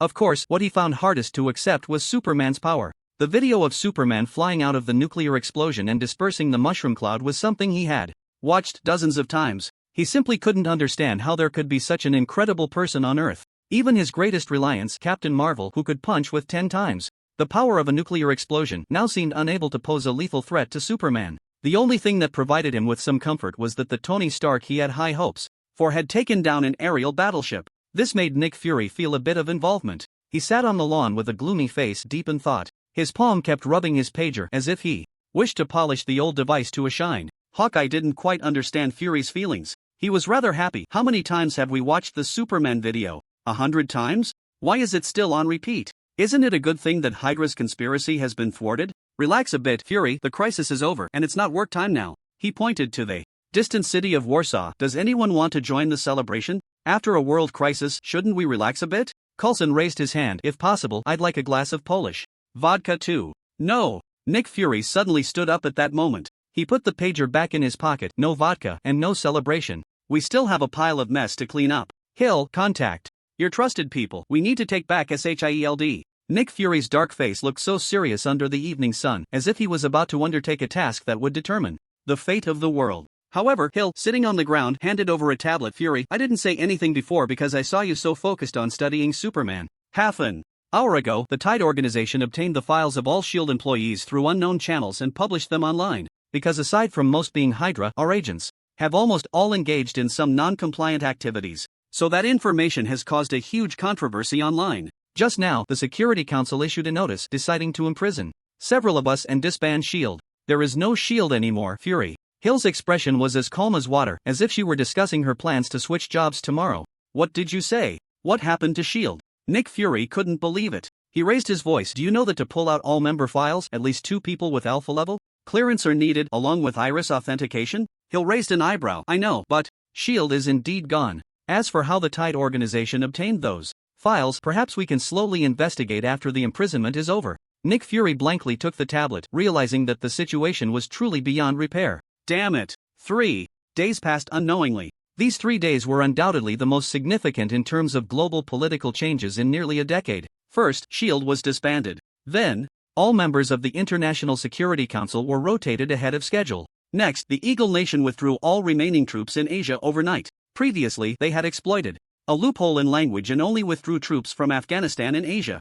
and Alan, busy with traversing and settling the men in black, postponed settling scores until after dealing with Hydra. Now the Eagle Nation began to make amends, but after some thought, they still took the time to sink a carrier. The Eagle Nation's military held an emergency meeting overnight, and after in-depth discussions, they ultimately downplayed the incident on the grounds of no casualties. The next day, they quietly held a press conference announcing that the sinking of the carrier was due to a training exercise error. After that, the global hunt for Hydra officially began. No one could tolerate a group of madmen carrying nuclear bombs, wanting to drag the whole world down with them, lurking around. During the pursuit, the most eye-catching were a group of women always dressed in black suits, along with Iron Man, who often flew high in the sky, especially the former. They had already intercepted a space mothership and arrested Pierce, rescuing the representative teams from various countries. During the pursuit, they were even more elusive, often destroying a Hydra base as soon as they appeared. Even when many major national agencies investigated, they couldn't find a trace of them. Of course, it's also possible that upon discovering a glimpse of the truth, they immediately ceased their investigations, tacitly acknowledging the existence of these men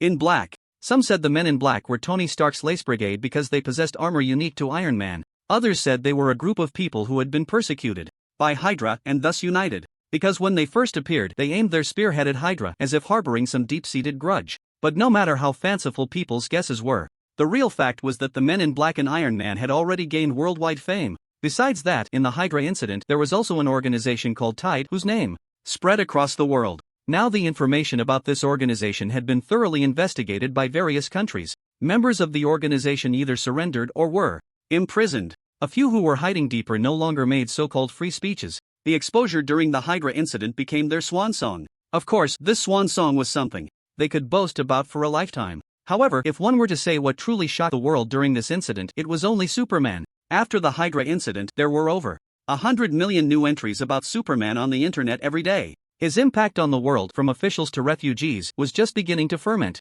Dozens of factions had even emerged online because of Superman. The largest among them were the supporters and the opponents. The former considered themselves supporters of Superman, mainly consisting of those who had been saved by him. The latter were the opponents, a mixed bag of people from all walks of life. Over the past 3 days, both sides had battled online countless times. The aftermath of the conflict left others feeling as if they could be reduced to ashes, described as a century-long war that nearly obliterated the entire online world. Other factions were basically subdivisions of these two camps. There were the Arrival faction, the Salvation faction, the Supreme God faction, as well as the Original Sin faction, the Dictatorship faction, the Extermination faction, and so on. After 3 days of debate, the supporters had gained an absolute advantage. One reason was their numerical superiority. Another reason was that some survivors of the Warsaw nuclear explosion reportedly hacked into the opponents' computers during the debate, flew across countries to confront them, and engaged in offline duels. The opponents who were challenged to a duel posted the next day, "I will always support Superman," with their IP location traced to a local hospital. Thus, the opponents had to lower their flags and wait for another day to fight again. While the two sides had been battling online for 3 days, the formal media in reality had a unified stance, all praising Superman. For example, the news on Los Angeles KNKV television, which Alan was currently watching. This station had, a month ago, indirectly claimed that Superman was a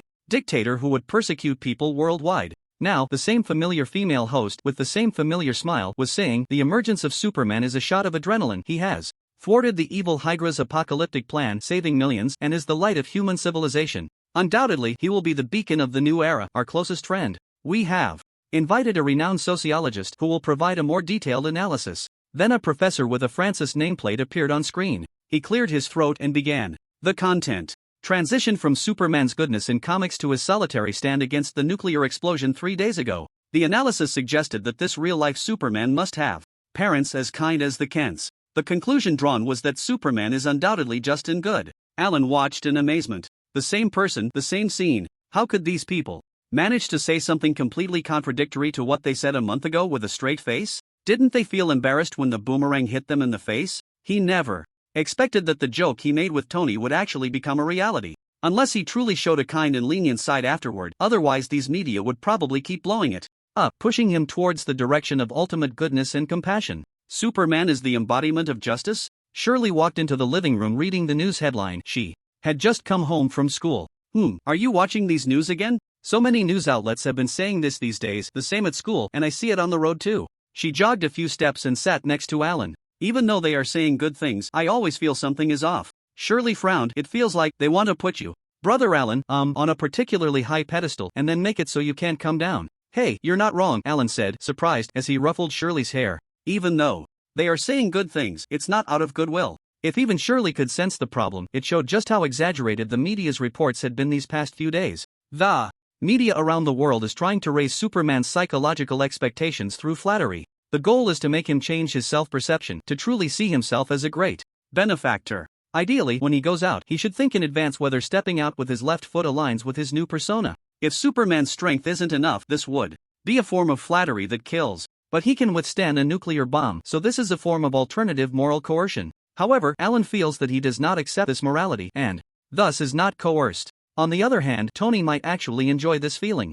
After all, Tony has called several times over the past 3 days, repeatedly expressing his envy and jealousy over Superman's high popularity. I knew it would be like this. Little Shirley felt a bit happy hearing Alan's agreement, thinking she had grown a little today. But she was also a bit confused. Then why do you still watch these news every day? Alan certainly couldn't say he was watching for fun. He cleared his throat. Actually, I wasn't watching the news, I was just waiting for your Uncle Tony's livestream.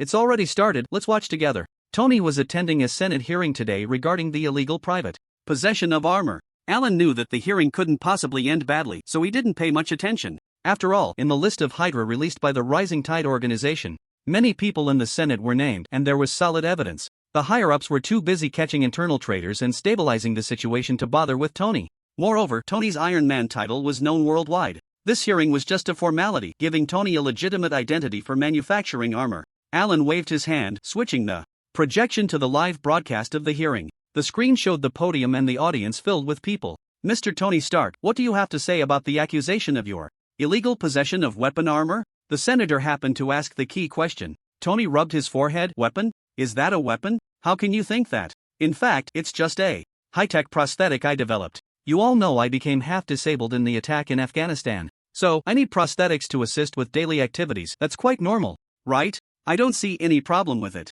Laughter erupted in the room. Tony was wearing a short-sleeved wool knit shirt today, and the fitted shirt outlined the contours of his muscular chest. Even if someone said he was a contestant in this year's Mr. America bodybuilding competition, people would believe it. Yet he actually claimed to be disabled, which was both amusing and absurd. The senator couldn't help but chuckle, not probing further, and moved on to a truly important question. Former S.H.I.E.L.D. director Nick Fury, before being imprisoned, strongly requested to delay the dissolution of S.H.I.E.L.D. and proposed that you take over and reorganize S.H.I.E.L.D. What are your thoughts on this? Is his recommendation due to a secret deal, or because you possess armed armor? Tony paused for a moment. I don't know, perhaps it's because my father was one of the founders of S.H.I.E.L.D., so he recommended me. But I want to emphasize again, what you call armor is really just a high-tech prosthetic that assists me in movement. The senator frowned, clearly dissatisfied with this answer. He wanted to ask more, but someone nearby cleared their throat as a reminder, forcing him to continue with the next question. There is currently an organization internationally that calls itself the Men in Black, and they have repeatedly used armor similar to yours in public. What do you have to say about this? Can we suspect that Stark Industries is still selling weapons to terrorists? Ridiculous, that's absurd, Tony scoffed. As far as I know, the Men in Black organization is affiliated with Superman. Everyone knows I had interactions with Superman in Sokovia. Since you said the Man in Black used the same armor as me, it's possible that Superman stole my technology. As a taxpayer of this country, can I ask you to help find Superman and investigate the copyright issue? And if you think the Man in Black is a terrorist organization, you can also order him to disband it. After Tony finished speaking, he leaned back in his chair and winked at Pepper in the audience. The room fell silent. Even the few people who had been whispering earlier fell silent. Some senators on stage even showed visible panic. What had they just heard? The Man in Black is Superman's subordinate? Even if someone had suspected this before, it had never been confirmed, and no one dared to confirm it. But now Iron Man had brought it up so assertively and even asked the country to question Superman? The senator who had just asked the question felt darkness before his eyes, as if the world was spinning. Wasn't it just a few questions about the armor? How could this be related to Superman? Now, great. He suspected that to avoid offending Superman, he would be forced to take a bullet for it when he left. No doubt, among the military madmen who knew how terrifying Superman was, many would actually do such a thing. We have no such intention, he immediately explained. Please forgive us, the previous question was just a normal procedure. We never doubted your position. The senator trembled as he picked up the small hammer on the table and struck it down. It's over. The hearing is now over. It ends here. Alright, stop the live broadcast. The live feed was cut off, and advertisements began to play in the projection. Alan and Sherry exchanged glances. Just now, did Uncle Tony expose your relationship with the sisters? Sherry blinked, her big eyes Alan tilted his head and thought for a moment. Although he had agreed in advance to Tony's leak, he still warned Sherry, "Now you know how loose Uncle Tony's lips are. His mouth is like a public bus. A piece of news gets on at one stop and gets off at the next. Don't expect him to keep a secret. Remember, never trust that big mouth of his." Sherry made a gesture of zipping up her mouth with both hands. "Got it. Secrets must never be told to Uncle Tony." After the hearing, Tony successfully obtained permission to privately own armored weapons. But he did not relax. Instead, he became even busier. His daily schedule was packed, at least 10 times busier than when he was a playboy. First, the transformation plan for the aerial fortress that he had long planned officially began. He offered the men in black a high hourly wage to help with the renovations. The aerial fortress could be said to change its appearance every day. At the same time, he was actively participating in the hunt for Hydra. Whenever there was a lead on a Hydra base, he would be at the forefront. Of course, the so-called leads were actually the result of Alan using his super hearing to locate all Hydra bases, which he then handed over to the men in black to resolve, according to the list. Then Tony would follow along. Days passed and only 3 small to medium-sized Hydra bases were still hanging on. They tried to use lead to block Superman's gaze, but unfortunately, Superman still had super hearing. Tony's path of revenge was nearing its end. What troubled him more now was the matter of S.H.I.E.L.D. After the Hydra incident, Nick Fury and his confidants were imprisoned by the Security Council. Once the monitoring period ended, it would be difficult for them to reorganize S.H.I.E.L.D. Therefore, Nick Fury ultimately chose to throw caution to the wind. He recommended the only person he could still barely trust, Tony Stark. He strongly recommended Tony to serve as the new director of S.H.I.E.L.D. and vouched for him based on his past qualifications, all to prevent S.H.I.E.L.D. from disbanding. Fortunately, the newly appointed members of the Security Council mostly agree that the world still needs organizations like S.H.I.E.L.D. They took into account Tony's background, the changes he underwent after the attack in Afghanistan, as well as his extraordinary talents and world-renowned reputation. In the end, they agreed to Nick Fury's recommendation. Just a week ago, the entire Security Council extended an olive branch to Tony, asking if he would be willing to rebuild a new S.H.I.E.L.D. like Howard did. Of course, this time, there could absolutely be no Hydra members mixed in. To help Tony make the most rational decision, he was granted temporary authority and allowed to review past confidential files within S.H.I.E.L.D. After several days of reviewing the materials, Tony realized that S.H.I.E.L.D. indeed had its necessity. Superpowered individuals, global anomalies, ancient high-energy relics, too many things he had never heard of were documented. New anomalies were appearing on Earth every day. What S.H.I.E.L.D. agents had been doing was to restrain, limit, and contain these anomalies. Tony had to admit that the reason most ordinary people in the world could maintain a normal perception in life was indeed partly due to S.H.I.E.L.D.'s efforts. However, under the leadership of Nick Fury and Hydra, S.H.I.E.L.D. had also done its fair share of despicable things. So whether to take on this directorship or not was the most troubling issue for Tony in recent days. After weighing and struggling for a few more days, Tony finally decided to seek out Alan. "What are you writing? A travel plan for the Himalayas?" When Tony found Alan, he was drawing a 3-dimensional mountain map. "Sort of, there's an area there that I can't see through, inhabited by some mages. I'm planning to visit in a few days." Alan put down his brush. "Of course, it might also be for studying. Mages? There are still mages in this world? Why is there no record of them in S.H.I.E.L.D.? Tony took the map to have a look. "Is it possible you could be mistaken? After all, there are many possibilities for things you can't see through, like could it be a lead-coded military base instead of a mage-gathering place? As far as I know, after the Hydra incident, everything confidential around the world started to be lead-coded. Even a TV station in Japan launched a new program to explore what ordinary families have started to keep in lead. You absolutely wouldn't believe it, but one family, while searching when their daughter wasn't around, actually found a stack of Superman fan magazines stored in a lead box under her bed." Tony laughed so hard at the mention of fan magazines that he bent over. He patted Alan on the back. "Your supervision is no longer working, Alan, because the owner of those fan magazines definitely doesn't want you to know what she's reading." Alan's face darkened. "Did you come to find me just to talk about this?" "Ahem, not really. It's just that Superman fan magazines are really interesting, you know, Alan." Tony laughed uncontrollably. "The international lead prices have skyrocketed threefold because of you. You're driving an industry forward. In the DC world, Superman's abilities still require various tests to guess at. But in Marvel, once you open a comic, anyone can understand him just like Superman himself. So now lead is sold out all over the world. People don't need to know whether the Superman in reality differs from the comic. For now, they just assume everything according to the comic." Alan pulled the map back from Tony. "If you keep talking about these boring things, I'm going to throw you out." He decided to take some time to develop a telekinetic ability, so next time he encountered lead, he could use telekinesis to scan it, revealing a surprise. All right, I won't say anymore. Actually, I came to find you because of S.H.I.E.L.D. Tony briefly summarized his tangled problem. "I think S.H.I.E.L.D. still has a necessity to continue existing. and once I reorganize S.H.I.E.L.D., we can also collaborate with your Men in Black. You mainly deal with extraterrestrial crises while S.H.I.E.L.D. handles internal threats. What do you think of this idea? Alan glanced sideways at Tony. Are you sure you want to lead S.H.I.E.L.D. to deal with internal threats? Come on, you are clearly the biggest internal threat on Earth. Prejudice. This is prejudice, Tony exclaimed. The last time the helicarrier crashed was just an accident. But no matter what you do, accidents always happen. Alan retorted, and you've already made up your mind. Why are you asking me? I felt a bit uneasy not telling you before, but now that I've said it, I feel relieved. Tony expressed that he had found someone to back him up so he could go all out. Alan looked at him disdainfully. Dream on. I can't possibly help S.H.I.E.L.D. Then it won't be called S.H.I.E.L.D. anymore, it will be called the Avengers. Tony recalled the name he had seen in Nick Fury's files. The name Avengers sounded good. His actions against Hydra were nothing but those of an Avenger. When the outside world knows there is a group of people who will avenge the world, they will surely think twice before doing evil. Avengers, whatever you say. If you want me to help, you can let me study that Tesseract in the S.H.I.E.L.D. base for 100 years, and then I'll agree. Alan proposed a condition. The Tesseract, I remember it was mentioned in the top secret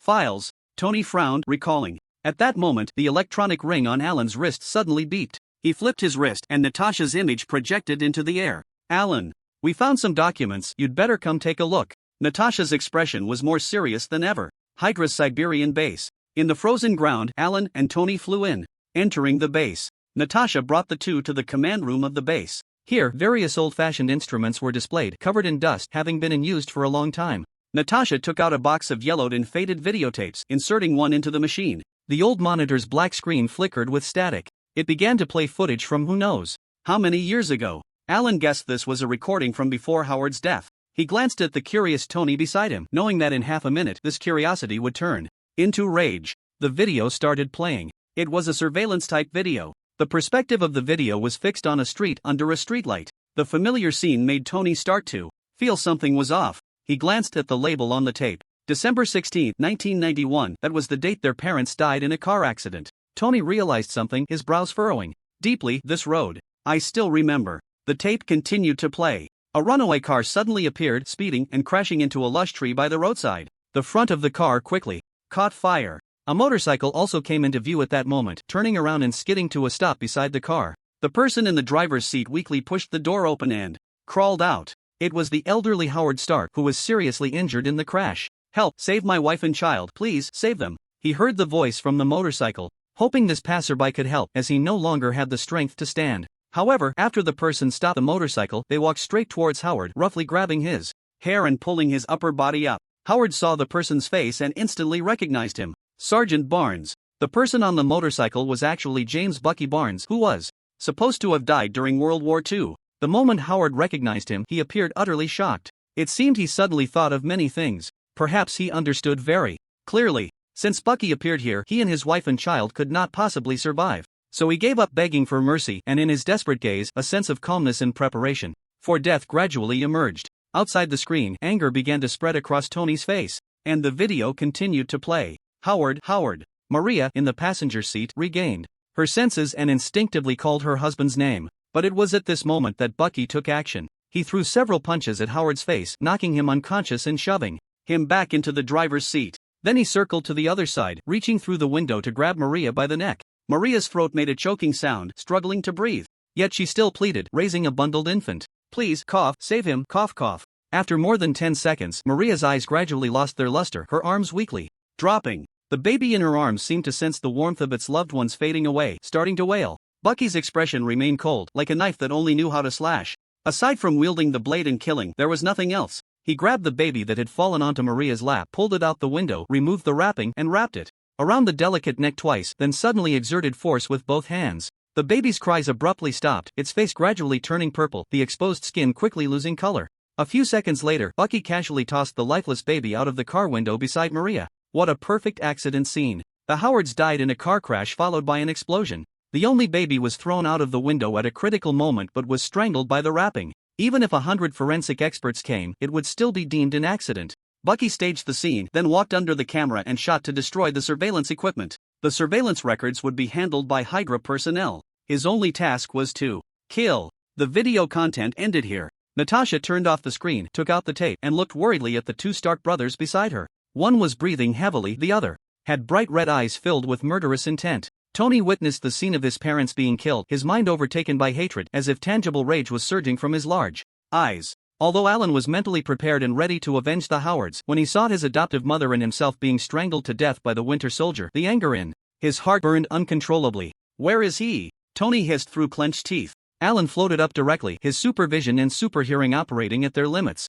Amid billions of external signals, he precisely locked onto Bucky's location. "He's at Hydra's base in Africa, protecting someone called Baron Strucker." Alan wasted no words. He grabbed Tony's arm, and a biofield naturally enveloped them. The two instantly vanished from Siberia. Half a minute later, in the Golden City of Africa, on the outskirts of Johannesburg, Hydra's nuclear-proof base, with a door 2.8 meters thick, suddenly burst open. Dozens of tons of iron doors shattered in midair and flew into the base. Alan and Tony, clad in armor, entered through the front door. Their movements were surprisingly synchronized, first stepping forward with their left foot, then with their right. A cape billowed in the dust, and the sound of steel hitting the ground echoed in the hollow base. Sunlight rushed in from behind them, like two angels of punishment pushing open the gates of heaven. Hydra members now had PTSD from the sight of Superman in his red and blue uniform. The moment they saw Alan, they were so frightened that their souls seemed to leave their bodies, ready to flee. But the Stark brothers, the one on the left sweeping with heat rays, and the one on the right using dual cluster cannons to scour the ground, left no chance for Hydra members to survive.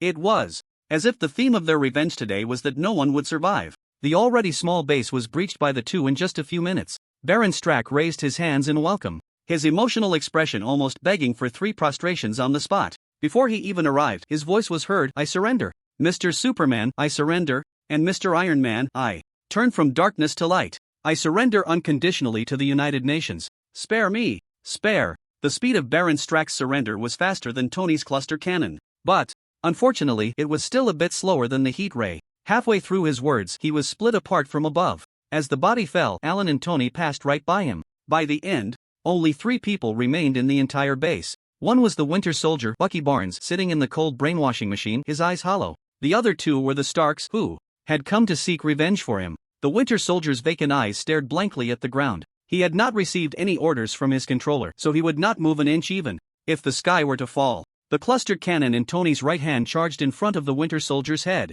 "It's him." The questioning statement was made by Tony in a declarative tone. "It is him." Alan's eyes glowed with an unprecedented heat ray. Tony looked at the Winter Soldier, his face filled with anger, but a hint of confusion flashed across it. "But he is a brainwashed person who has lost his self-awareness." "That's right," Alan nodded. "Legally, he cannot bear criminal responsibility. Even if he kills someone, he can be acquitted in court." Tony paused, biting his lip, the charged cluster cannon dimming slightly, clearly struggling internally. But at that moment, 2 beams of intense red light suddenly shot out from Tony's side, directly blasting the Winter Soldier's head. "But morally, he has an absolute blood feud with us." Alan turned away with a detached voice. "This is a personal grudge, nothing else." Behind him, the headless corpse lost its support and collapsed to the ground. Tony Stark stared at the remains in silence for a long time. Finally, he sighed, charged the cluster cannon with both hands, and blasted it into pieces. Tony knew this was revenge, but he didn't know if what he was doing was right. The only thing he could be sure of was that he had to stand with Alan. Even if it meant making the wrong choice, they had to act together,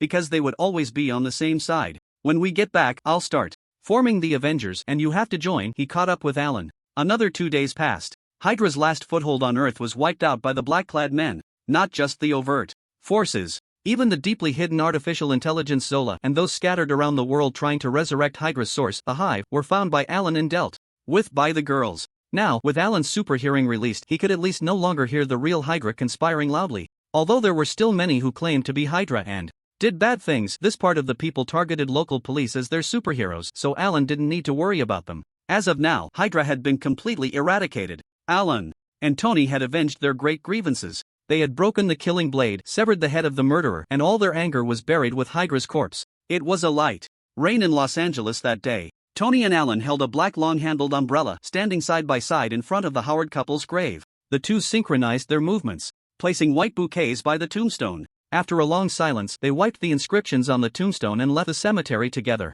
Tony couldn't remember the last time he came to pay his respects. Alan, on the other hand, came every year. He could understand Tony. Looking at the tombstone of the Howards, Tony always felt guilt, anger towards himself, feeling unworthy to stand there. But today, Tony remained very calm. Alan felt that what he had said before was not wrong. Tony had indeed grown up suddenly this year. Looking back, from Tony's perspective, he had experienced far too much in the first half of the year. He had narrowly escaped death in Afghanistan, After returning home, he was betrayed by his uncle, Obadiah. Then he single-handedly dealt with the 10 rings in the Middle East. He even went to save a parallel world that was almost destroyed by his brother and in the process became a little Superman. Later, he finally understood his father Howard's true feelings for him. In the end, he brought down the mastermind behind his parents' deaths, Hydra. The richness of his experiences in these 6 months surpassed the combined 38 years of his past. He truly faced himself in various events, found what he wanted to do, and gained inner peace. If this were a movie, it would be the perfect arc for his character.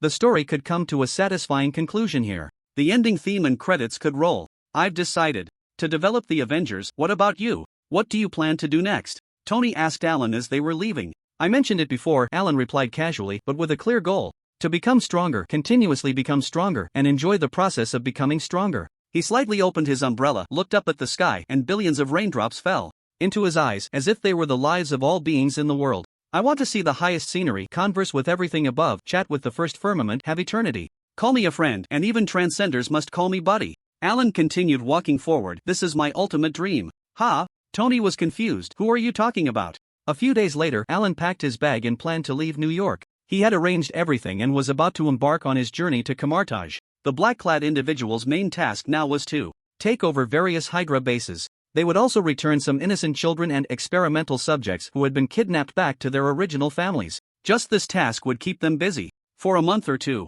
Meanwhile, Sherry was almost completely becoming Natasha's sister's daughter, and with the care of the two sisters, he didn't have to worry. On the company side, the network company was being managed well by Natasha. The superhero operations company run by Yelena was also thriving. Ever since the news spread that the black-clad individuals were affiliated with Superman, the superhero company they managed received green light permits from various countries across all fields. Hundreds of company branches were successfully established. Previously, there were other companies around the world selling counterfeit Iron Man and Superman merchandise, taking advantage of the difficulties in multinational rights protection. But now, those counterfeits had mostly disappeared. The only remaining company in the market was the superhero company, still operating merchandise for the two superheroes. It was said that Yelena was planning to shoot a movie titled Superman vs.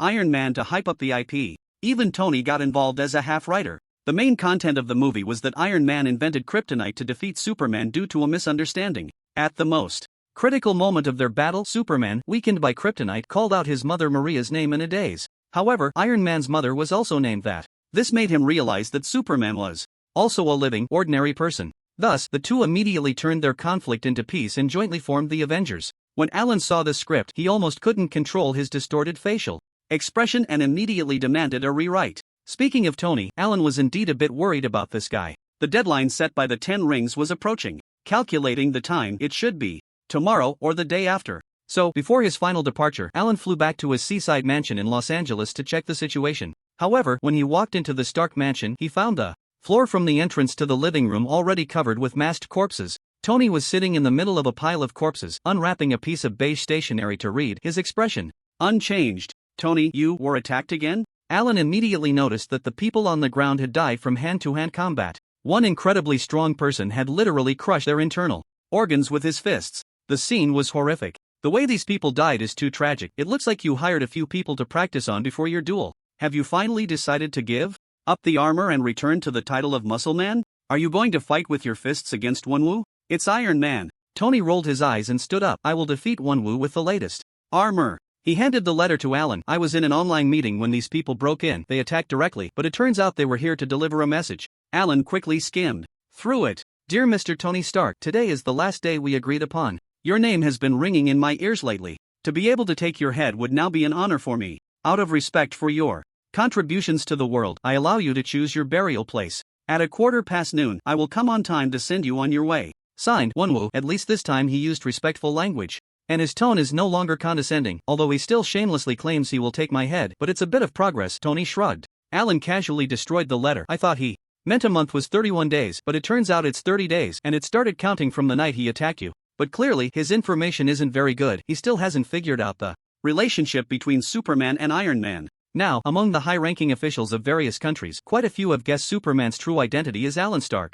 Otherwise, Tony wouldn't have so easily become the director of the new S.H.I.E.L.D. To be honest, after discovering Alan's true identity, those people really breathed a sigh of relief. Compared to a civilian superhero like Clark Kent, they were more willing to accept Alan Stark, because the Stark family was already among the top beneficiaries. They wouldn't suddenly overturn the world order without warning just because they held greater power. Everyone just treated it as having a more exaggerated eagle sauce on their heads, and life would go on as usual. However, this Wenwu was somewhat unfortunate. Historically, he was once an invincible figure in Asia. But ever since he found true love in Kunlun de Luo village over a decade ago and went into hiding with his wife, his former network of power had crumbled. It wasn't until after his wife's death, feeling disheartened, that he returned as the Dragon King. But in just a few years, it was difficult to recreate his former glory. It was understandable that he hadn't been able to learn more about the Hydra incident in time. Maybe he isn't afraid of Superman at all? Tony liked to challenge strong opponents. The stronger the enemy, the more impressive he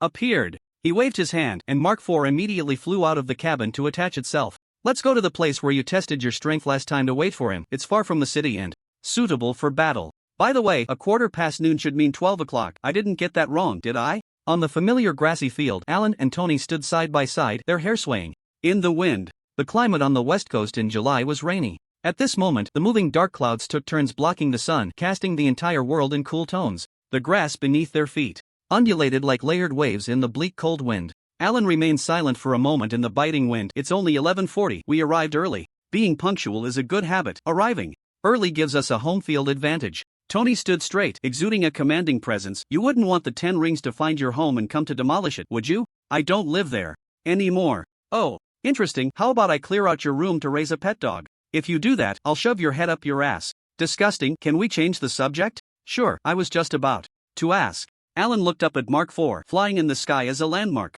Where's your new armor? He glanced at Tony, who was only in casual clothes. Weren't you supposed to use the new armor to beat up Wenwu today? Tony clearly enjoyed the question, a mysterious smile curling at the corners of his mouth. You'll see, I guarantee it'll leave you speechless all day. So mysterious? Very well. I'm starting to look forward to it. Alan raised an eyebrow. I hope when you shout for help, your voice is a little quieter. Huh? Tony scoffed. Shout for help? Absolutely not. You'll only see those guys in their underwear getting knocked down by me. Is that so? Those guys aren't the key. What's important is the old fossil leading them. Alan's ears twitched. They're coming. Where? Tony scanned the grassy surroundings, seeing no one. This was originally Stark's old garden. After being abandoned, it hadn't been rebuilt, with only sparse palm trees around, and the view was unobstructed for several kilometers. Beyond that were cliffs and the shallows below. There. Alan pointed to the sky. Tony looked over, spotting 7 or 8 black dots flying in from the distance. The rumble of engines grew louder. Thanks for the treat. I thought they would climb up from the cliffs like assassins in the movies, but they're arriving by helicopter? 3 minutes later. Amidst the deafening noise, 8 helicopters parted the damp air and landed in front of the 2. The sharp vortex created by the rotors spread across the grass. Countless blades of grass were sent flying, filling the air with a muddy scent, accompanied by the sharp sound of branches snapping in the airflow.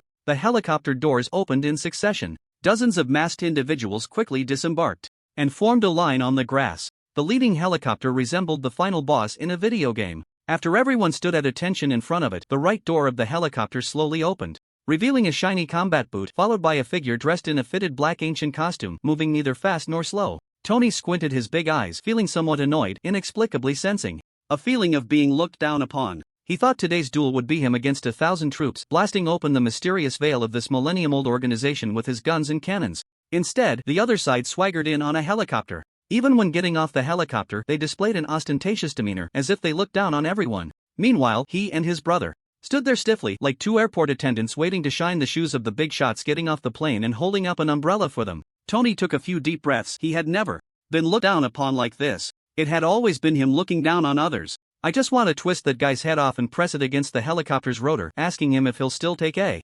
helicopter next time, Tony whispered to Alan. Then you can start now. Alan took a step back. The old man getting off the helicopter, acting all high and mighty, is Wenwu. He felt no emotion towards his disdain for Wenwu. After all, the other party was destined not to leave Los Angeles in one piece today. Instead, Tony's frantic appearance amused him. It seemed Tony had always misunderstood today's battle. He thought he had been issued a duel challenge, so he believed the other side would make a serious entrance fully armed, and then they would shake hands to signify that life and death were irrelevant before fighting. However, Wenwu had always been issuing death notices, maintaining a consistently contemptuous attitude. It was Tony who had added too much drama to himself. Tony Stark, hello, I am Wenwu. Tony stared wide-eyed as he stepped forward, but Wenwu spoke first. He was a typical East Asian man with slicked back hair. He possessed a particularly traditional, refined demeanor, with eyes that held the depth polished by time. At first glance, one might think he was well-read, reserved, and subtle. As the ancient text says, a gentleman hides his sword without drawing it. But when he spoke, his sharpness was evident, carrying a hint of violence. You brought your brother along, how unfortunate. Today, you both will die here. Tony was not one to back down, locking eyes with Wenwu. Oh, is that so? Why can't it be you and your lackeys who die here? He tried his best to sound tough. However, the aura of a playboy could easily conquer the graceful thighs of the ladies, yet it ultimately fell short against the piercing gaze of his opponent. At least in Alan's eyes, Tony seemed to be at a disadvantage. I die here?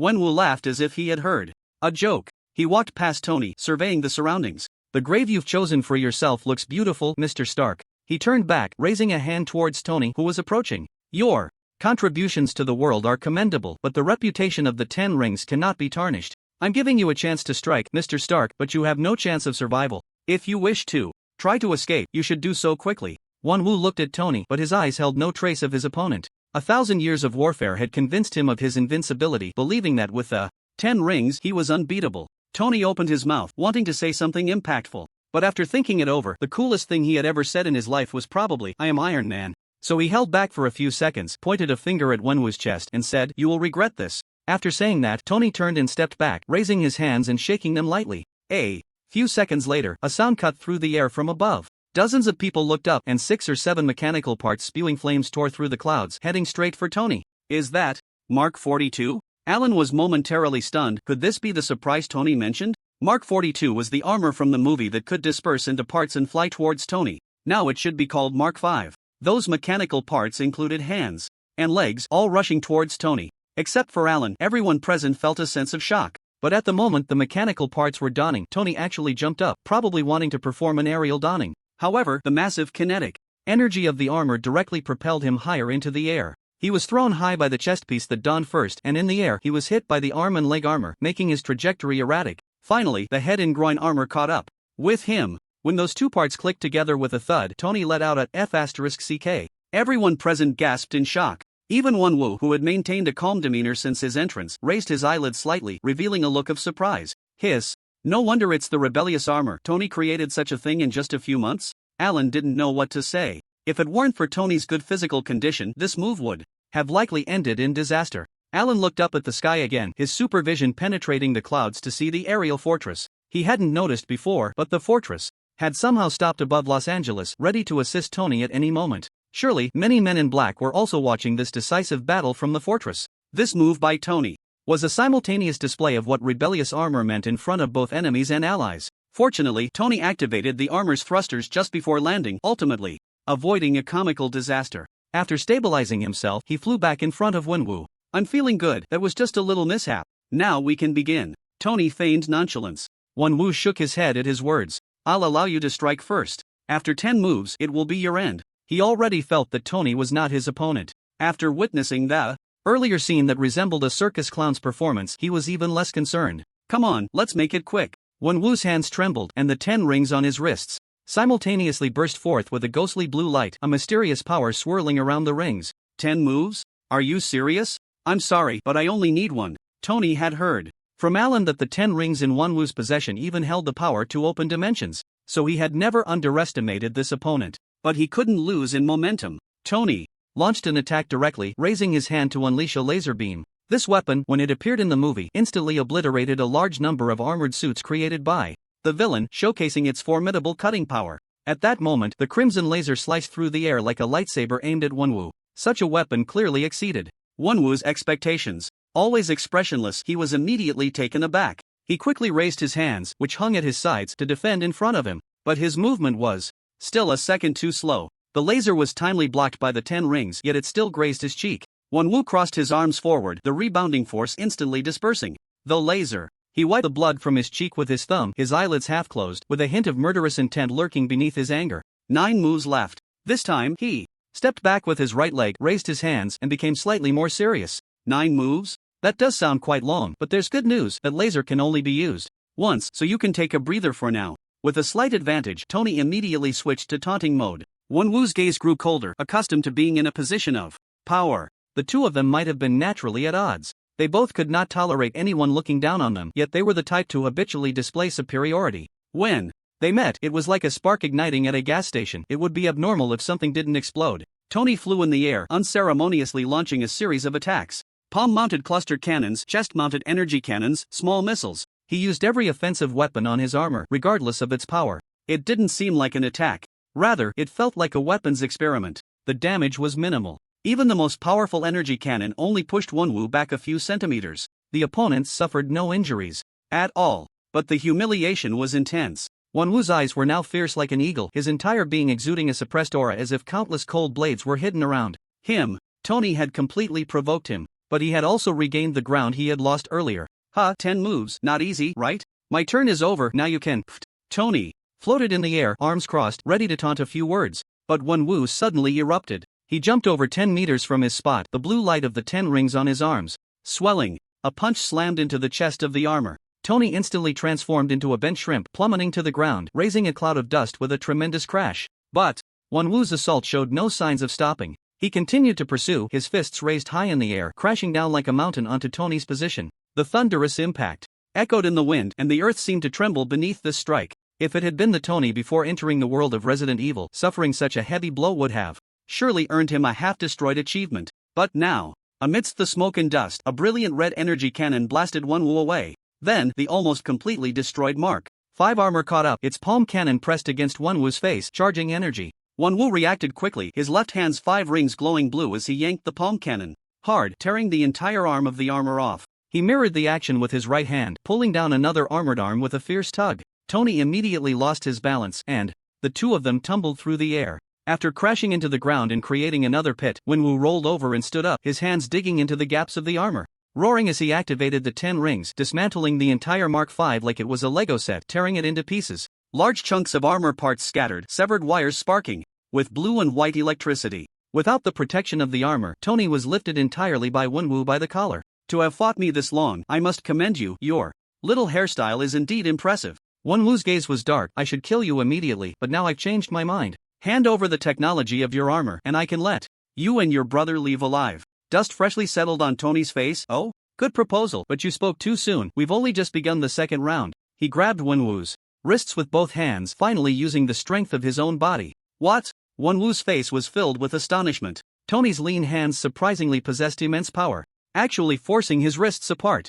Wonwoo's eyes widened in disbelief as he looked at Tony, unable to comprehend the scene before him. What did you do? He doubled the activation of the 10 rings, unleashing a vast energy that suddenly propelled Tony away like an expanding rubber ball. The enhancement of the 10 rings to the human body was merely an accessory. Their true terror lay in the lethal energy they contained. Wonwoo waved his hands, and the 10 rings instantly detached from his wrists, forming a weapon like a chain through the connection of energy. Using the 10 rings as a weapon was his strongest combat method. He finally got serious. Meanwhile, Tony stood up unscathed, brushing off the dirt from his body, casually tearing open the heavily damaged shirt to reveal a muscular physique. As he had just said, the second round had just begun. Who exactly are you? Wonwoo blared at Tony like a hawk. Me? Tony pulled out an arc reactor from his pocket and pressed it against his chest. In the next second, countless black elementous substances surged from his body, gradually forming a new suit of armor. I am Iron Man. The black filamentous material flowed from Tony's fingertips, arms, and the gaps between the bones and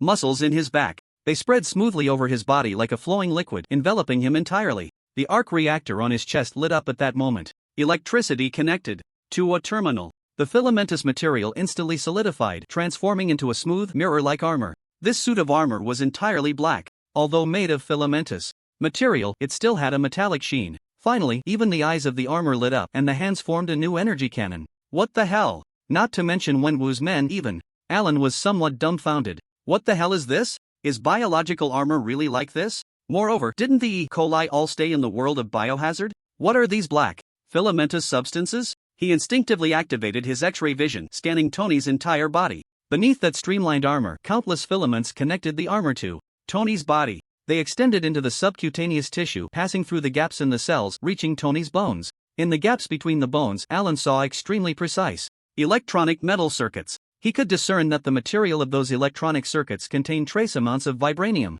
and it was that little bit of vibranium that acted as a crucial medium. Countless filaments were wrapped around it, densely connecting to the arc reactor located in the chest. There, cold nuclear power was transformed into bioelectricity, continuously supplying energy to the endless filamentous material. Alan understood. Tony had implanted some kind of fungus and core components of battle armor into the gaps of his own bones. The SS3 type enhanced serum granted him fungal control and bloodline parasitic manipulation abilities. At this moment, powered by the arc reactor, the perfect combination of fungus and armor formed a stable enhanced structure. This was the new battle armor Tony had mysteriously tinkered with for months in the world of Biohazard. He wasn't exaggerating. This set of armor indeed exceeded Alan's expectations and even shocked him. Mark 6, that's the name of this armor, and today is its debut. Flames shot out from under Tony's feet as he flew into the air. This armor was clearly easier to manipulate. His movements were effortless, like a fish swimming in water, as if he were controlling a part of his own body. Of course, you can also call it the fungal god armor.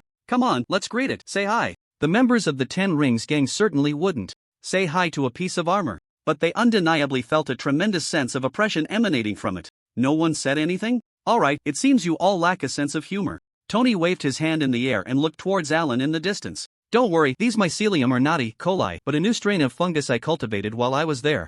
Based on mold. It's not infectious, nor does it have any human enhancement or modification properties. I call them fungal gods. The advantage is that they can reproduce at an accelerated rate and amplify all my abilities. As Tony spoke, the cannon in his left palm disappeared, igniting into a blazing flame. His right hand transformed into a sharp mycelium greatsword. Now, the intermission is over, it's time for the second round. Tony dove from the air, fire and sword intertwining as he lunged at Wenwu. The opponent was already on high alert. Just looking at Tony's new armor gave a mountain-like sense of oppression. After the clash, Wenwu realized that this sense of oppression was a tangible display of immense combat power. Clang! The mycelium greatsword collided with the 10 Rings, sending sparks flying into the sky. The two figures touched and separated, then engaged. Again, Tony displayed a variety of techniques. The armor on his hands transformed into a cluster cannon, then into a long whip or a giant blade. The long whip, entwined with high-temperature flames, bound Wenwu, which Tony dubbed sadistic bondage play. The giant blade was 2 meters long, and with one slash, it ignited a wildfire, which he called the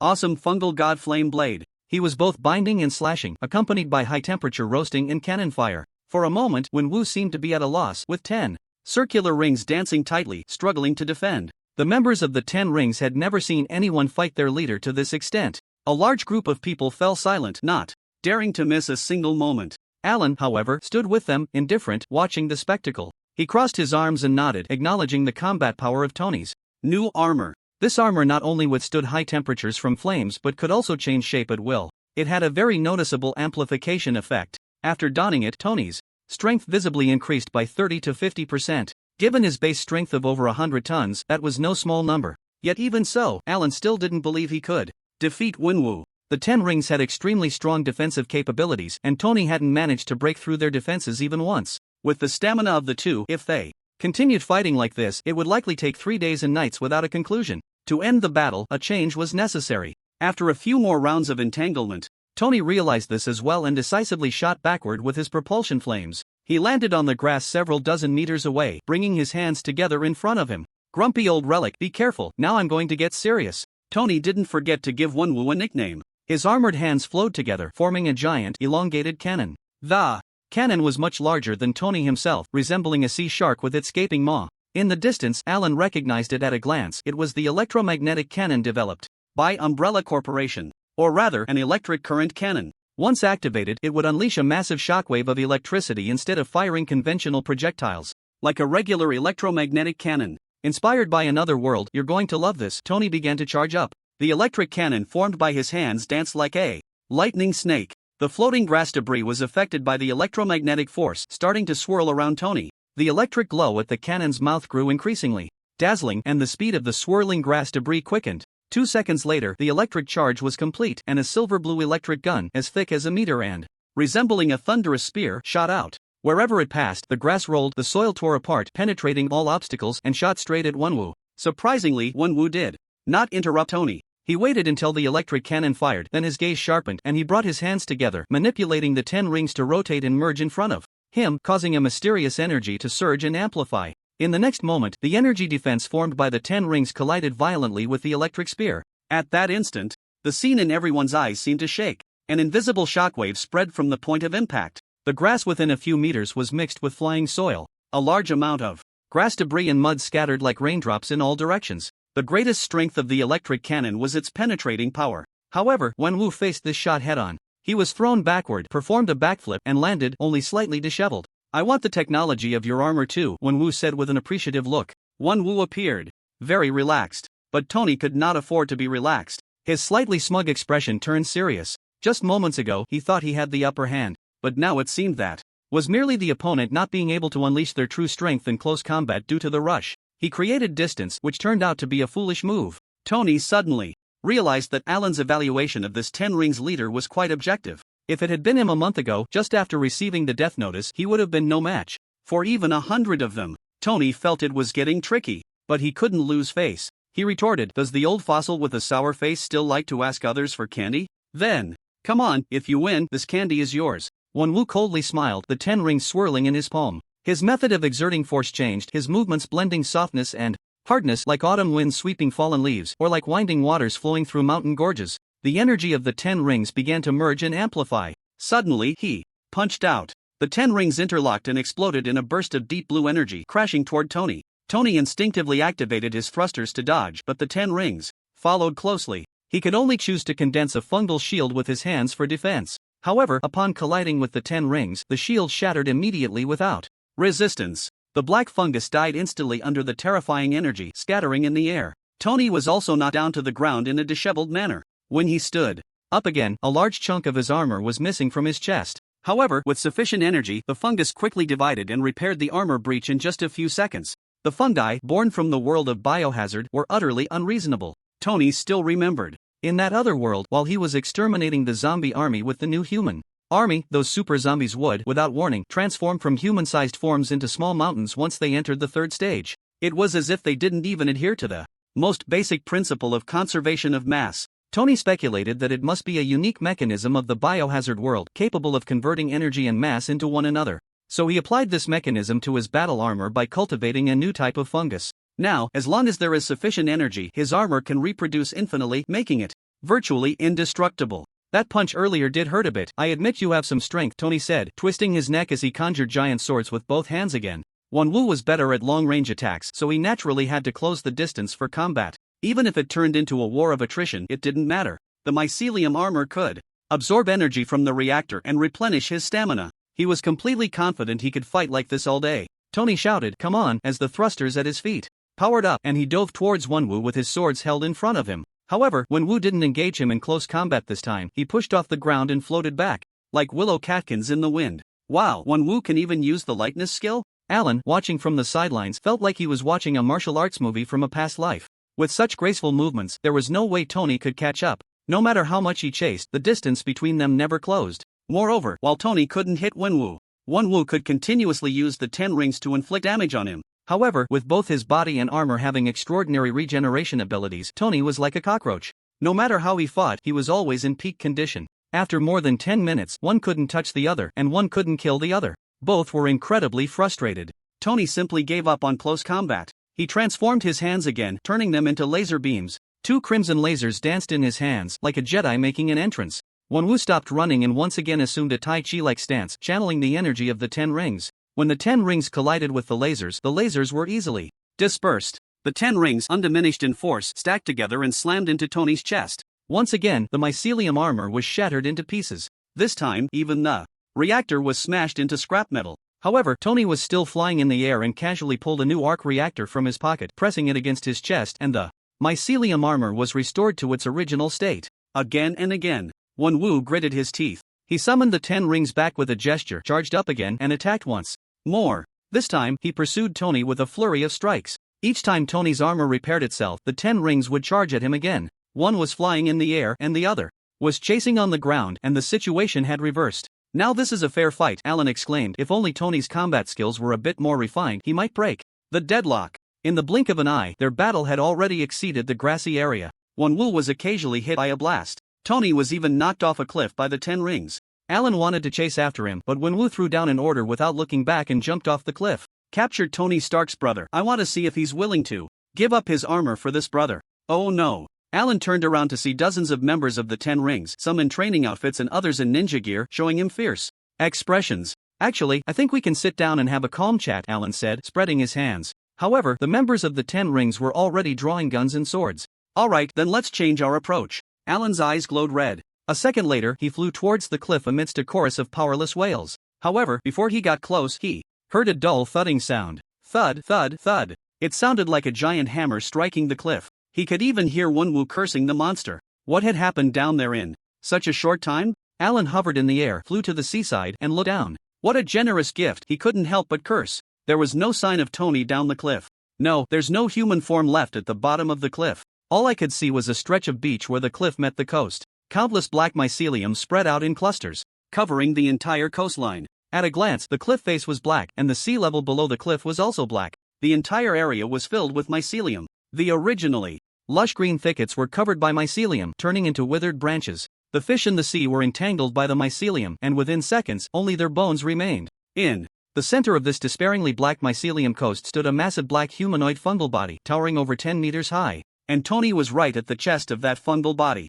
His chest and cheeks were exposed, while his limbs and head were submerged within the massive mycelium, connected by strands of mycelium that varied in thickness. When he waved his hand, the giant fungal body waved as well. However, the large fungal body had no feet, so it couldn't move. Tony has turned into a tyrant BOW from Resident Evil. Alan was dumbfounded. But he quickly realized something was off. Wait, he's conscious, and there are no signs of his body being eroded. All of this should be under his control. He's controlling the fungi to proliferate massively, draining the nutrients from the coastline to expand the fungal body, thereby amplifying himself. In other words, this isn't a tyrant, but a fungal version of a Gundam. What the hell is this? Tony has piloted a Gundam? Alan slapped his forehead. Has Tony's style gone a bit off?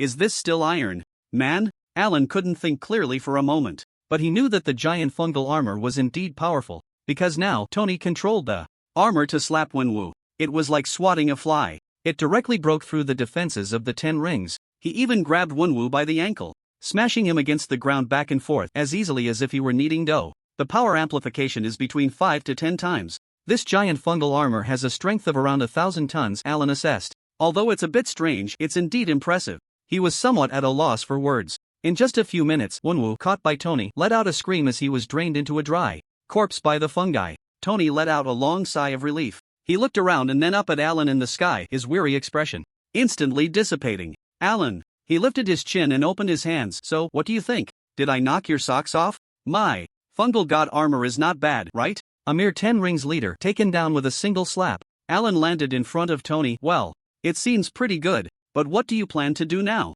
These fungi can't be left here, right? I can control their growth, so don't worry. With a thought, Tony made the mycelium that was holding his left hand recede like a tide. He rotated his left hand on the arc reactor. I just need to reverse the energy flow, and they will soon lose their vitality. The arc reactor began to shine brightly. The bioelectricity of the mycelium was being converted into electrical energy through Tony's body in reverse. Alan could see that the ends of the mycelium on the sea surface had already started turning grayish-white. But he quickly frowned. Wait a minute, if all the biological energy contained in such a vast coastline is converted into electrical energy, it might overload your body. Ah! Before he could finish, Tony let out a heart-wrenching scream. The veins on his chest swelled and burst, and his heart began to expand, showing signs of explosion. The massive reverse energy caused his body to start operating beyond its limits. Damn it! Alan directly grabbed Tony, yanked out the arc reactor, and crushed it with his bare hands. I knew you were unreliable, he muttered, his eyes shooting out heat rays, incinerating all the mycelium along with the cliff and coastline in a few breaths. The once lush coastline turned into a layer of lava in the blink of an eye. After being covered by the sea, only a pitch-black stone wall remained. Tony gasped as he watched this scene, revealing a bitter smile. It was supposed to be perfectly controlled, but a little accident happened. I guess I need to adjust the energy return pathway again. Red light began to glow from multiple places on his body as the super regeneration kicked in. You still want to have a next time? If you can avoid using this Gundam form in the future, do so. Alan brought Tony down to the ground, walking towards the spot where the 10 rings had fallen. Wenwu's body had been drained by the mycelium and turned to ashes under the heat ray. Only the 10 rings lay quietly on the charred rock. Even though the surrounding land had been ravaged by the heat ray, the 10 rings looked as pristine as ever. They had merely retracted their extraordinary brilliance, transforming into ordinary metal rings. Alan bent down to pick up the 10 rings, gently wiping them. Tony leaned in to look. Why don't they shine like light bulbs anymore? Could it be that there's a switch hidden somewhere else? Or maybe it's touch or voice activated? Tony was clearly joking. What voice activation? Do you really think these 10 rings are household appliances? Alan laughed. They are controlled by thought, just like your mycelium. Watch this. He focused slightly, easily communicating with the 10 rings, which then shone brightly. However, unlike when they were on Wenwu's hands, this time they emitted a platinum light, like 10 diluted suns, swirling around Alan. What does it feel like? Tony was very interested in these rings. That could rival his armor. There's a massive energy operating within them, huh? This energy is starting to enhance me. Alan spread his arms, his body naturally floating. The 10 rings enveloped him like a halo, moving up and down. A few seconds later, Alan landed again, not satisfied with the enhancement from the 10 rings. Unfortunately, the enhancement isn't very strong. The power increased by about 1%. But Tony's eyes widened. 1%, 20,000 tons? Or 40,000 tons? Can these 10 rings really increase someone's strength by that much? It increases about 20,000 tons for a single arm, and that should not be its limit. It just doesn't match well with me. Alan controlled the 10 rings to fit around his wrist. Then Wonwoo's compatibility must be incredibly low? His strength is only in the tens of tons. Not the same. My physical quality is high enough to accommodate more energy. Alan rotated the 10 rings. The 10 rings enhanced Wonwoo's physical quality by hundreds of times. He might be more suited to use the 10 rings than I am. Besides enhancing physical quality, the 10 rings can also grant a long, even permanent life. Wait, you mean immortality? Are you serious? Tony couldn't believe it. Of course it's true. Didn't Wonwoo live for hundreds of years without dying? But I don't feel any change in my lifespan right now. Could it be because you're still young? Maybe. Alan waved his hand. But the most powerful force of these weapons actually lies within them. Suddenly, he threw a punch towards the sea. 5 rings lined up in a straight line, shooting out like javelins. The surface of the sea in front of the two was instantly split in two, waves rising over 10 meters high, exposing the seabed of the nearshore area. This is the power of the rings themselves. Alan didn't exert any force with this punch. He was completely controlling the 10 rings to cause destruction. With a flick of his wrist, the 5 rings returned, fitting around his forearm. The parted sea surface also came back together. Countless splashes collided and shattered into droplets, spraying like fine rain on the shallows. Tony's eyes lit up. I suddenly have a bold idea. You want to use the 10 rings on the armor? Alan immediately followed his train of thought. The 10 rings might actually be quite suitable for Tony's mycelium armor. To Alan, this set of battle armor was quite similar to another Tony's symbiotic armor from the comics. Perhaps it was slightly inferior in combat power, but its potential was definitely not to be underestimated. If the 10 rings were incorporated and their power fully unleashed, Tony might be able to bring out some of the divine qualities of the armor from the comics. It's not impossible. Here. This is originally your loot, so try to see if you can use it. Alan released the 10 rings, sending them flying in front of Tony. This time, the attack from Wonwoo was entirely resolved by Tony's own strength. Alan merely played the role of a spectator, at most eliminating a few pesky minions. So, it wouldn't be an exaggeration to say that these 10 rings were the spoils of Tony's victory over Wonwoo. It was normal for a hero to defeat a demon king and gain some equipment to level up, right? Is there even a need to try? Tony eagerly took the 10 rings and slipped them onto his arms. Now let's see how well I can adapt. I think it will be a perfect match. He clenched his fists, filled with anticipation. Alan, I'm going to become a superhero too. Ha ha. It was clear that Tony really wanted to use the 10 rings to create an anti-superhero armor. Hey! He gathered all his strength, trying to control the 10 rings. However, the 10 rings remained completely still. Ha! His back muscles bulged, as he imagined all his strength flowing into the 10 rings. Yet, there was still no response. Tony began to panic. He squatted down, exerting all his might. Ah! Tony's roar echoed along the seaside. He looked like an obsessed otaku, naked and mimicking a Super Saiyan transformation. However, aside from his voice getting higher and higher, the 10 rings still showed no sign of movement. Shit! Tony shouted until his neck turned red, finally giving up and standing up, panting heavily. He wasn't sure if it was embarrassment or if he was running out of oxygen from shouting for so long, but he felt a burning sensation on his face. He was confused. He had just seen Alan control it like this, right? Could it be that I don't have the compatibility? Tony frowned at the rings in his hands. Alan suggested, why don't you try a different posture? How should I try? Tony was taken aback. Maybe different people use the 10 rings in different ways. Why not try shouting magical girl transformation while communicating with the 10 rings? Tony's face darkened. Are you serious? Forget it, you should just use it. It has at least a 20,000 ton boost. Alan, however, didn't take it. I can't use it. It's just 20,000 tons. What can I do with that? You should keep it and study it slowly. Study? Right, let's go back to the fortress and try it with high frequency currents. Tony opened his mind. I refuse to believe I can't use these 10 rings. If I really can't use them, I'll just melt them down in the fortress. He took out an arc reactor and pressed it against his chest, donning the mycelium armor and flying into the sky. Alan chuckled in disbelief. Don't. What if they just need a specific mindset to resonate? Just shout magical girl transformation first. Shut up. Tony flew towards the fortress with his head down. As a result, after several days of exploration, it turned out that Alan was indeed right in subsequent experiments. The first time resonating with the 10 rings did require a relatively stable emotional state. To describe it in a convoluted way, one needed to possess a state of being as gentle as water. After the first resonance, controlling them became very simple. A thought was all it took. Tony complained about this for several days, thinking it was just a weapon. How could it be related to one's mental state? While Tony was in a decisive battle with Wanwu on the other side of the earth, Nick Fury, who was under surveillance, was also not idle. Although he couldn't go online or contact the outside world while imprisoned, Fury always had his own intelligence channels. He had to find out Superman's true identity. Such an unknown and mysterious powerhouse is indeed too dangerous for Earth. However, a week has passed and his informants still haven't provided any useful clues. Instead, it was Tony Stark whom he had recommended for a position. After the Security Council conducted a detailed background check on him, they sent a corresponding report to him as well, insisting that he read it carefully. Oh dear, our new director really has charm, having once spent a night with 7 cover girls? Nick Fury casually flipped through the report on Tony, not paying much attention. He was already quite familiar with Tony's past and found nothing suspicious. Even after returning from Afghanistan, Tony had changed quite a bit in his daily habits.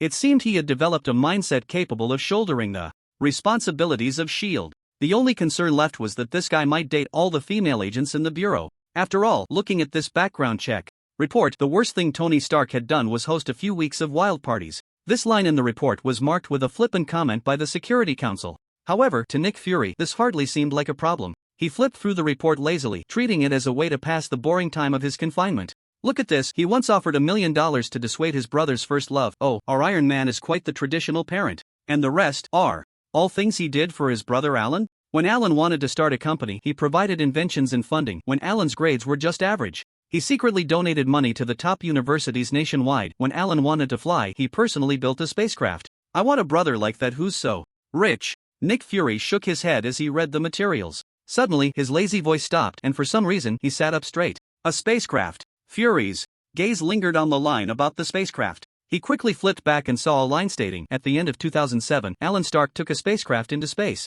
However, flipping further back, even to the last page, there was no record of the spacecraft's return. The Security Council couldn't have overlooked such a detail during their background check. This meant that the spacecraft that had gone into space half a year ago still hadn't returned to Earth. Coulson, we met Alan Stark a month ago, right? Fury suddenly shouted upstairs. The drumming sound from above stopped. Coulson replied, that's right, sir. We all met his brother Alan the day Tony Stark announced he was Iron Man. You were actually thrown out of the villa by him. That was quite an impression. Nick Fury lowered his head, tapping his finger on Alan's photo in the materials. Now I understand why the Security Council wanted me to read this report. So you are Superman. Alan Stark, what a relief to uncover this truth. The spacecraft was still floating in space while the person had already returned to Earth. The time of his reappearance 6 months later coincided with Superman's appearance. Tony Stark had also shown his attitude of knowing Superman during the hearing. With so many clues laid out before him, even if it was unbelievable, the facts could be inferred. Nick Fury paced in the room. Iron Man, the Man in Black, Superman. The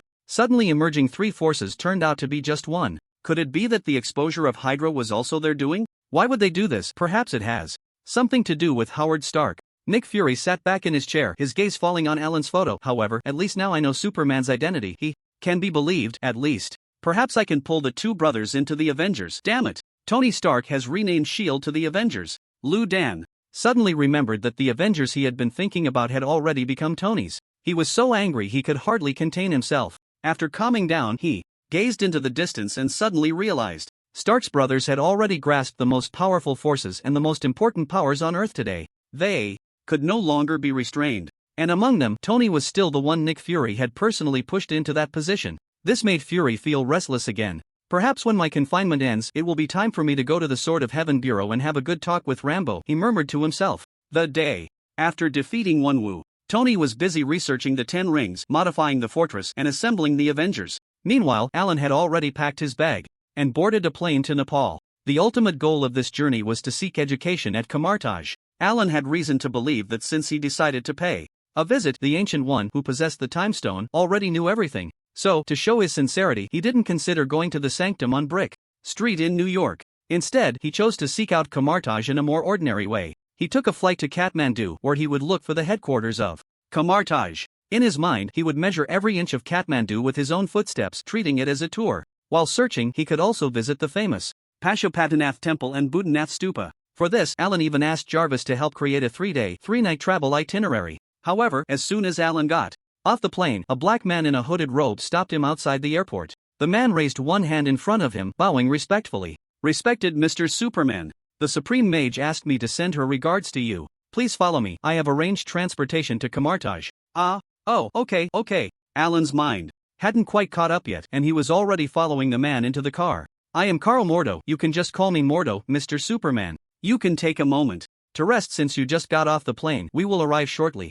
Okay, thank you for your trouble. Alan looked out the window at the flowing street. Scenes transitioning from the suburbs to the bustling city, then entering the ancient temple district. He felt a bit caught off guard. The 3-day, 3-night travel plan seemed to have ended before it even began. He thought he would have to search for Kamartaj for a long time, but they had come directly to pick him up at the airport and even provided him with a warm welcome. More than 10 minutes later, Mordo parked at a street corner and even jogged to open the door for Alan. He took Alan's luggage with both hands and led the way, saying that parking was inconvenient at the sanctum, so they would have to walk, apologizing for making Superman take a few extra steps. Alan nodded repeatedly, saying it was all part of the process, but he found it a bit strange. He thought, since they had come to pick him up, why not just use a portal to drop him right in front of the Ancient One? Why go through the trouble of both driving and walking, making it feel more ceremonial than his visit as an outsider? It wasn't surprising that Alan was overthinking. The development of events was too far from his expectations. After Mordo led the way, pushing open a dilapidated wooden door and bringing Alan into the elegant and grand inner hall of Kamartaj, Alan was even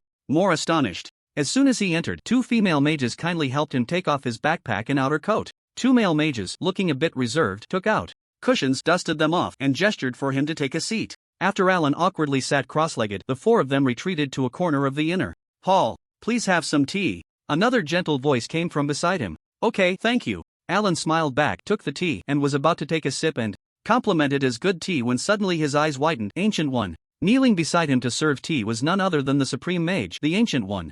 It's me. Welcome to Kamartaj, Mr. Alan. The Ancient One's eyes were calm as water, dressed in a brownish-yellow robe, exuding the demeanor of a master, smiling at Alan. You know me? Of course, you should know me. Alan looked at the bald head in front of him, confirming that it was indeed the hairstyle of a strong person. What I mean is, you don't seem to be the hospitable type, but today you're here to pick me up and serve tea, which really surprises me. You don't want me to help with something, do you? Alan recalled a certain world consciousness that had been fawning over him. He took a sip of tea. Is this honey tea? It tastes good. The Ancient One twirled her fingers, and the teacup in Alan's hand automatically refilled. If it tastes good, drink more. We have plenty. Here. You don't need to feel reserved or suspicious. I have no demands. This is just how Kamartaj treats its esteemed guests. Welcome, hospitality, and the same goes for strange. Alan raised an eyebrow. That's not right. When an atheist like him comes, you definitely want to give him a show of strength first.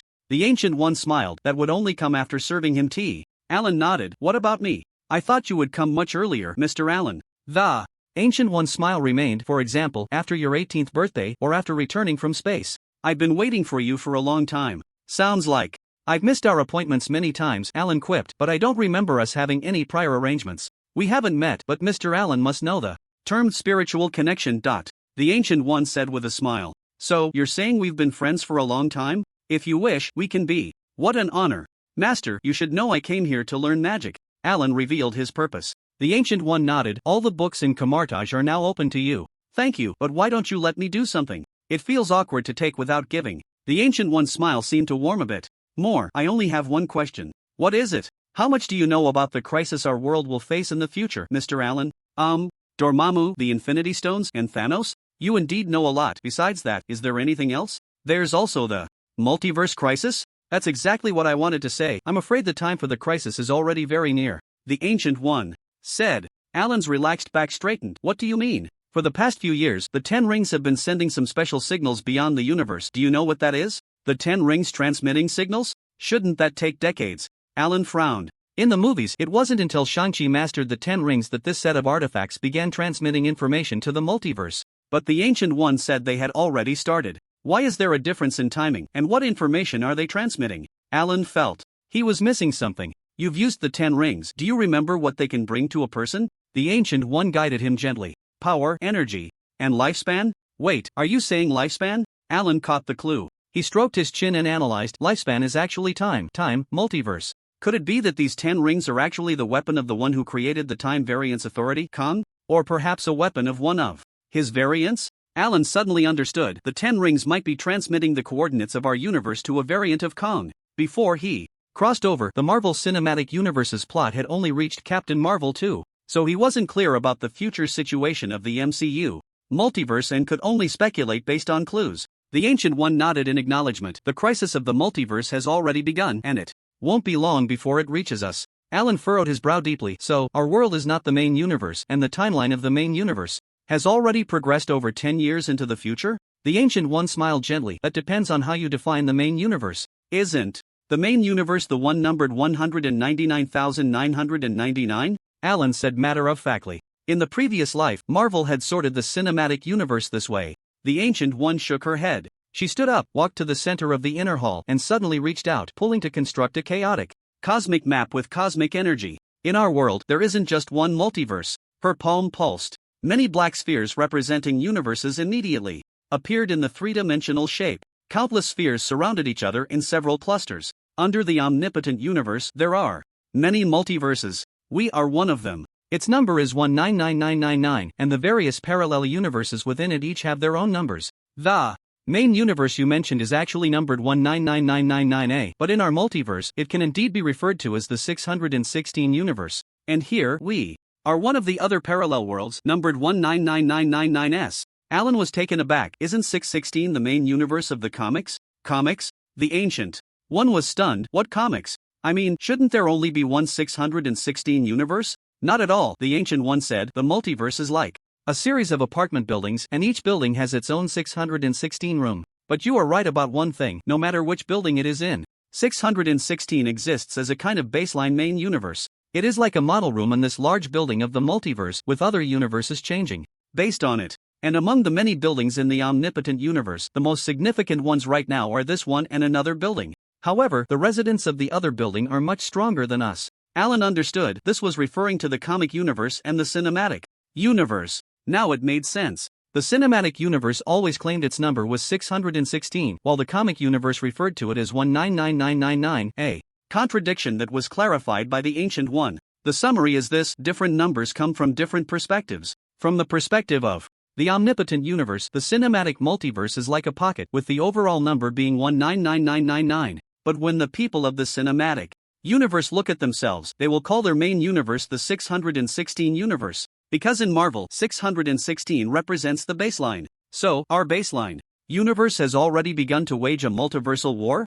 Alan asked. That's right, and the 10 rings will be one of the fuses that bring the flames of that war here. Then I'll go back and have Tony block the signal of the 10 rings. It's useless, the information was sent out years ago, and the enemy may already be on their way. Master, you seem so calm. You must have a way to deal with this, right? A sense of crisis arose in Alan's heart. A multiversal war would require at least universe-level strength to have any self-defense capability, and he was still far from that. The Ancient One looked at Alan but did not answer, her smile warm and steady like a spring day, showing no signs of worry. You came here to learn magic, why don't we experience it now? For some reason, she shifted the topic to magic. Alan stood up curiously. How do we experience it? Like this. The Ancient One suddenly struck out a palm, aimed directly at Alan's chest. Alan instinctively sidestepped to avoid it. The Ancient One's palm hit empty air and followed up with another strike. Alan again instinctively dodged, avoiding it once more. Ancient One helplessly withdrew her hand. Don't move, otherwise with your speed and reaction, I won't be able to hit you until dark. Sorry, my body instinctively moved. Are you going to use astral projection on me? Come on, I'm ready. Alan puffed out his chest. He had long wanted to experience magic. The Ancient One struck again, this time landing solidly on Alan's chest. A strange sensation surged in Alan's heart. He felt as if he was about to break free from some kind of restraint. However, a few seconds later, he blinked at the Ancient One in front of him. Isn't it starting yet? It's already over. Your physical strength is too great, and there is some peculiar ability protecting your consciousness, which makes your soul exceptionally stable. It requires more force, the Ancient One explained. Alan was momentarily stunned. A peculiar ability? Was it referring to his ability to traverse dimensions, or his genetic self-locking ability, or the biochemical crisis authority? He didn't delve further, because the Ancient One had already begun to gather energy with her palms pressed together. Mordu, who had been standing by, was dumbfounded. He looked at Ellen, his mouth twitching. It was the first time he had seen someone who could nullify the spells of a supreme sorcerer. The Ancient One's palms surged with cosmic energy, and a few seconds later, she struck again, her expression much more serious. This time, Ellen's soul was instantly projected out. But only the upper half of his body. His semi-transparent upper body soul burst out, but the lower half remained inside. I can see the back of my own head. Is this astral projection? Master Ancient One, I want to learn this. Ellen's soul waved its arms, but something felt off. Wait, where are my feet? Why are they still in place? He tried to float up, but his body was pulling on the lower half of his soul, making him twist in place. Why? Do I feel like I've become a bound spirit? His expression was strange, and he could even control his lower half to move. The Ancient One sighed. Let's stop here for now. You can wait until you learn astral projection later and try it yourself. To completely separate Ellen's soul from his body, she would need to use more magical power. But she had been sustaining her life by absorbing energy from the dark dimension.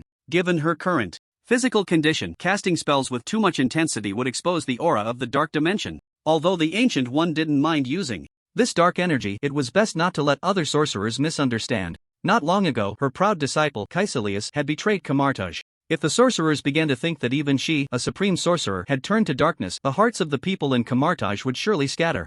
The Ancient One made a gesture with one hand, dispelling the spell and allowing Ellen's soul to return to his body.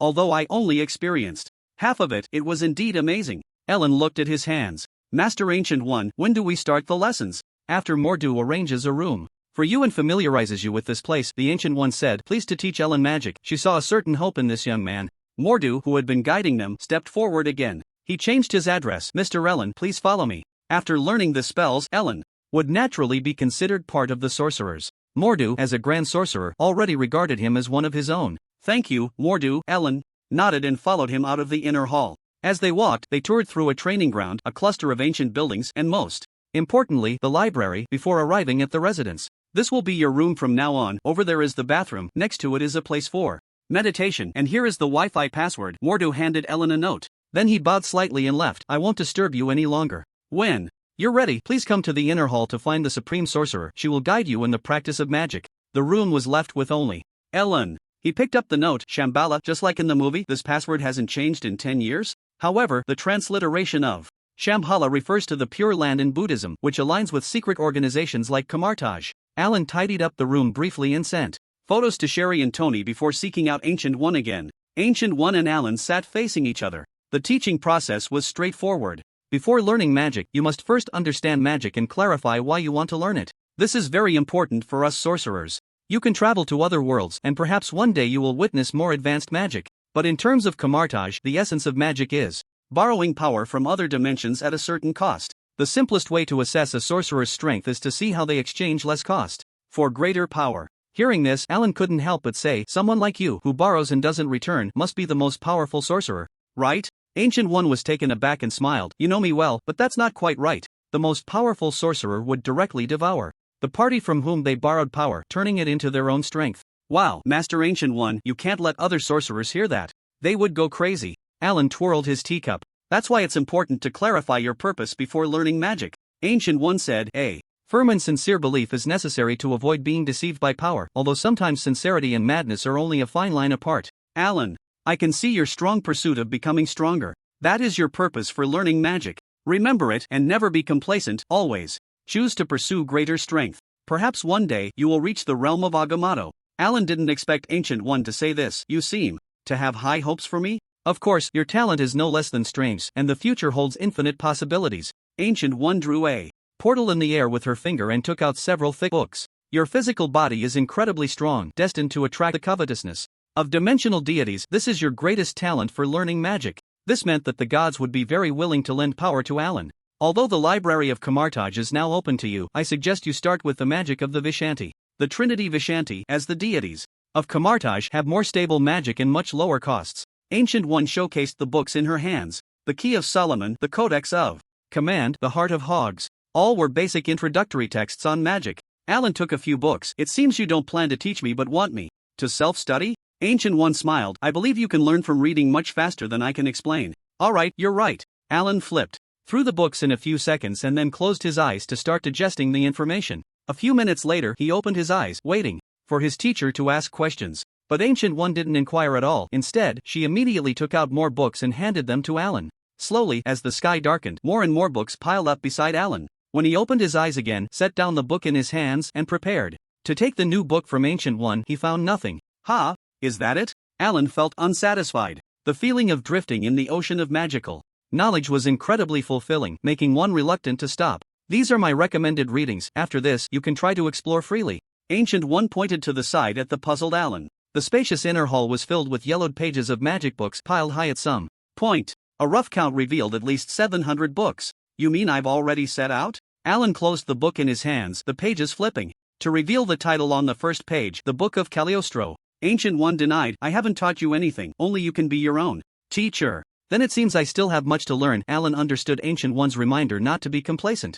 Ancient One nodded with satisfaction, stood up, and left through the door. It's getting late, rest early. Of course, for you, it might be time to bask in the sun. Alan did not go out to bask in the sun. Before finding Camartage, he had already reached his limit, one-armed strength of 2.07 million tons. Even if he continued to bask in the sun in the world of biohazard for a few more years, the subsequent growth would be minimal. If before, basking in the sun felt like a starving person eating a meal, now it felt like continuing to snack on seeds after being full, a mere distraction, even a bit uncomfortable. After returning to his dormitory, Alan took out the suspended ring left by Ancient One. The suspended ring could be used to open a portal and assist in communicating with other dimensional worlds. He sat cross-legged on his bed, put on the suspended ring, and began to meditate, preparing for the first attempt that might end in failure. However, the process of borrowing power went surprisingly smoothly, even more so than Alan had anticipated. Normally, this is a process that requires intense concentration. Ordinary mages take days to years to learn to use the suspended ring.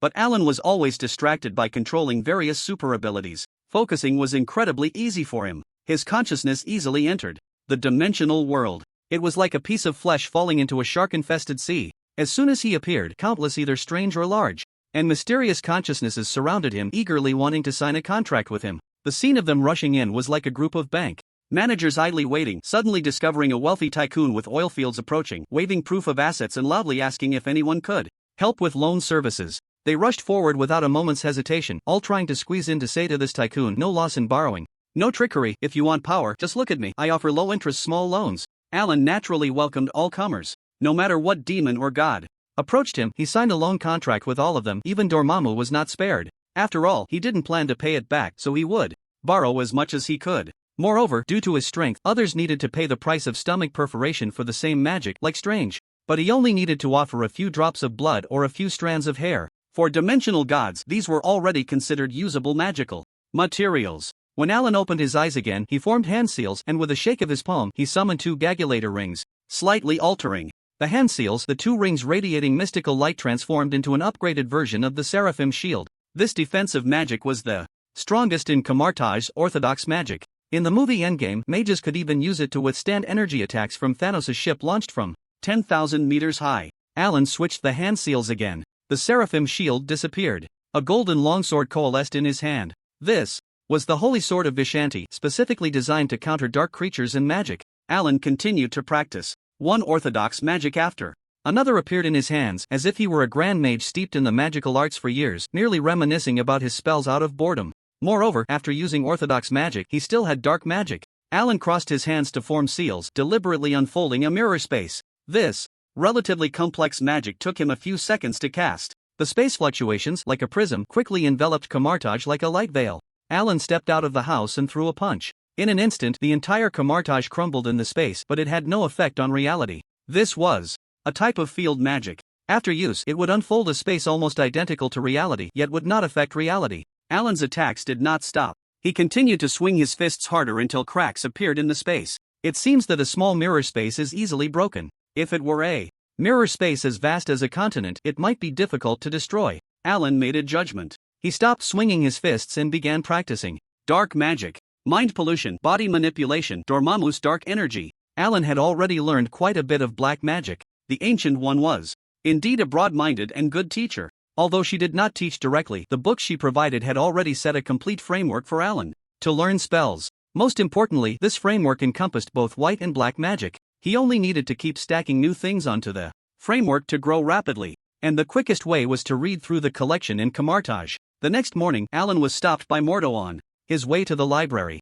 Mr. Alan, I heard from the Ancient One that you've already made a start? What an astonishing talent! Mordo exclaimed, clapping his hands. I'm training other newly initiated mages. Would you like to join? It might help you grasp the techniques after initiation more quickly. Mordo felt confident in his teaching skills and thought he could help Alan. Thank you, but I won't be joining the training. Alan nodded and declined. He didn't explain much, directly forming a seal with his hands and summoning a Seraphim shield. What is this? Mordo was startled. by the sudden appearance of the large energy shield. Seraphim. But how is that possible? Mordo felt like he was watching a monster. It's only been a day. How could you learn this? Alan shrugged. This is the effect of a special lesson from a supreme mage. You know, it has to have some effect, right? Is this the effect of a special lesson? Mordo's eyes widened. I've had special lessons too, but not like this. Alan patted Mordo's shoulder earnestly. Maybe the way it was taught wasn't quite right. I won't participate in the training. The Ancient One has also assigned me quite a few books to read. We can discuss magic together another time. Alright, okay. Mordo stared blankly as Alan left. Could it be that a superhuman even has a superhuman speed in learning magic? Suddenly, he thought of something and loudly reminded Mr. Allen, the librarian is a newcomer and might be a bit rigid, so please be understanding. Alan gave an okay gesture behind him. A few minutes later, he met the newcomer Mordo mentioned. Hello, I am Wang. The Supreme Mage specifically instructed that you can browse any books here. The newcomer stood up and bowed slightly. He was a chubby man in his prime, with short brows, a wide jaw, and small eyes that widened seriously. After the greeting, he immediately began to issue a warning. But I suggest you avoid looking at the locked forbidden books for now. They are also open to all mages, but very few people read them. Besides being too profound to understand, the forbidden books contain taboo powers that can easily lead one astray. The previous librarian was hanged here after being led astray by that traitor, Caecilius, who read the forbidden books. Alan understood. I see. Don't worry, I promise that when I go astray, I definitely won't hang you. Wang nodded seriously. That's good. If you can't find any books later, you can ask me. Wait, did I just hear wrong? Perhaps not. Alan smiled and walked straight into the depths of the bookshelf. Although Wang was a librarian, he later became the Supreme Mage, with deep strength and qualifications. In the films, after the extinguishing incident, the old Wang, who became the Supreme Mage, even made a resume for himself. He said that when he was young, he was the supermarket manager of Kamartaj. He stayed in the supermarket position for 9 years. Then he replaced the recently deceased former librarian and worked in the Kamartaj library for 11 years. If you count the time, it really started about 2 years ago. And now the still young Wang clearly does not have rich experience. Faced with Alan's indifferent attitude, he found himself at a loss for more advice. Wang half opened his mouth, only able to watch Alan start flipping through the forbidden books. I hope he keeps his promise and really won't hang me, Wang murmured, clearly not optimistic about Alan. Soon, half a month passed. Wang, who was initially worried, would occasionally glance at Alan. By later, he had become accustomed to it, treating Alan's daily rapid book flipping as a routine in the library. Even because Alan flipped through the books so quickly, he sometimes felt that the other party might not have absorbed anything at all. Meanwhile, Modu had been going through a more torturous time these days. Every day, he would be shown 1 or 2 new spells by Alan. After more than 10 days, he was beaten to a pulp, even starting to doubt whether his posture in learning magic was really problematic. Until Ancient One found time to enlighten him. He finally understood that the problem was not with him, but with Alan. In the inner hall of Kamartaj. Have you finished all the books? Ancient One was somewhat surprised. The collection of Kamartaj cannot be said to be all-encompassing, but after a long accumulation of time, it can be considered extremely vast. Unexpectedly, it had only been a short while, and Alan was already seeking her guidance on the next step in his training. About that, there are just some less useful books left.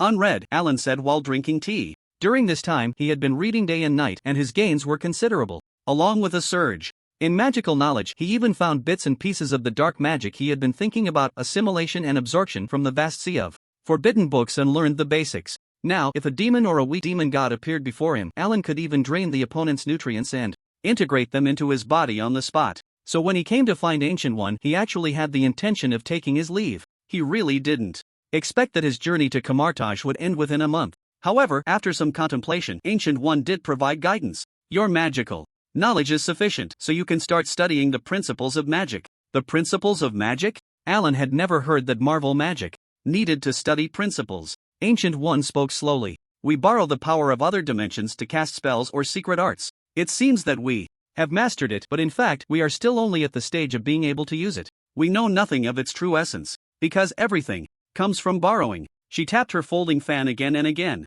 What is borrowed is not just energy, but also the nature and release method of that energy. What mages truly learn is merely how to cast the borrowed energy in a predetermined manner. If the corresponding energy is lost, even if the incantation and magic circle remain unchanged, mages will become unable to release the corresponding magic again. And studying the principles means studying the essence of this spell so that it can be used with any energy. So that's how it is. Alan realized. The magic of Kamartaj is quite strange. In addition to needing to borrow energy when using certain specific magic, one must also borrow power from the corresponding demon god. For example, when using the Crimson Magic Band of Ceterak, one must borrow power from Ceterak. This is because the imprint and characteristics of this spell come from this demon god. If one does not use his power, even if the mages possess energy borrowed from the Vishanti, they cannot use the Crimson Magic Band. Of course, ordinary mages do not need to study the principles of these spells. After all, borrowing from anyone is still borrowing. As long as it works, that's enough. But Alan seeks to become stronger and to surpass these dimensional demon gods.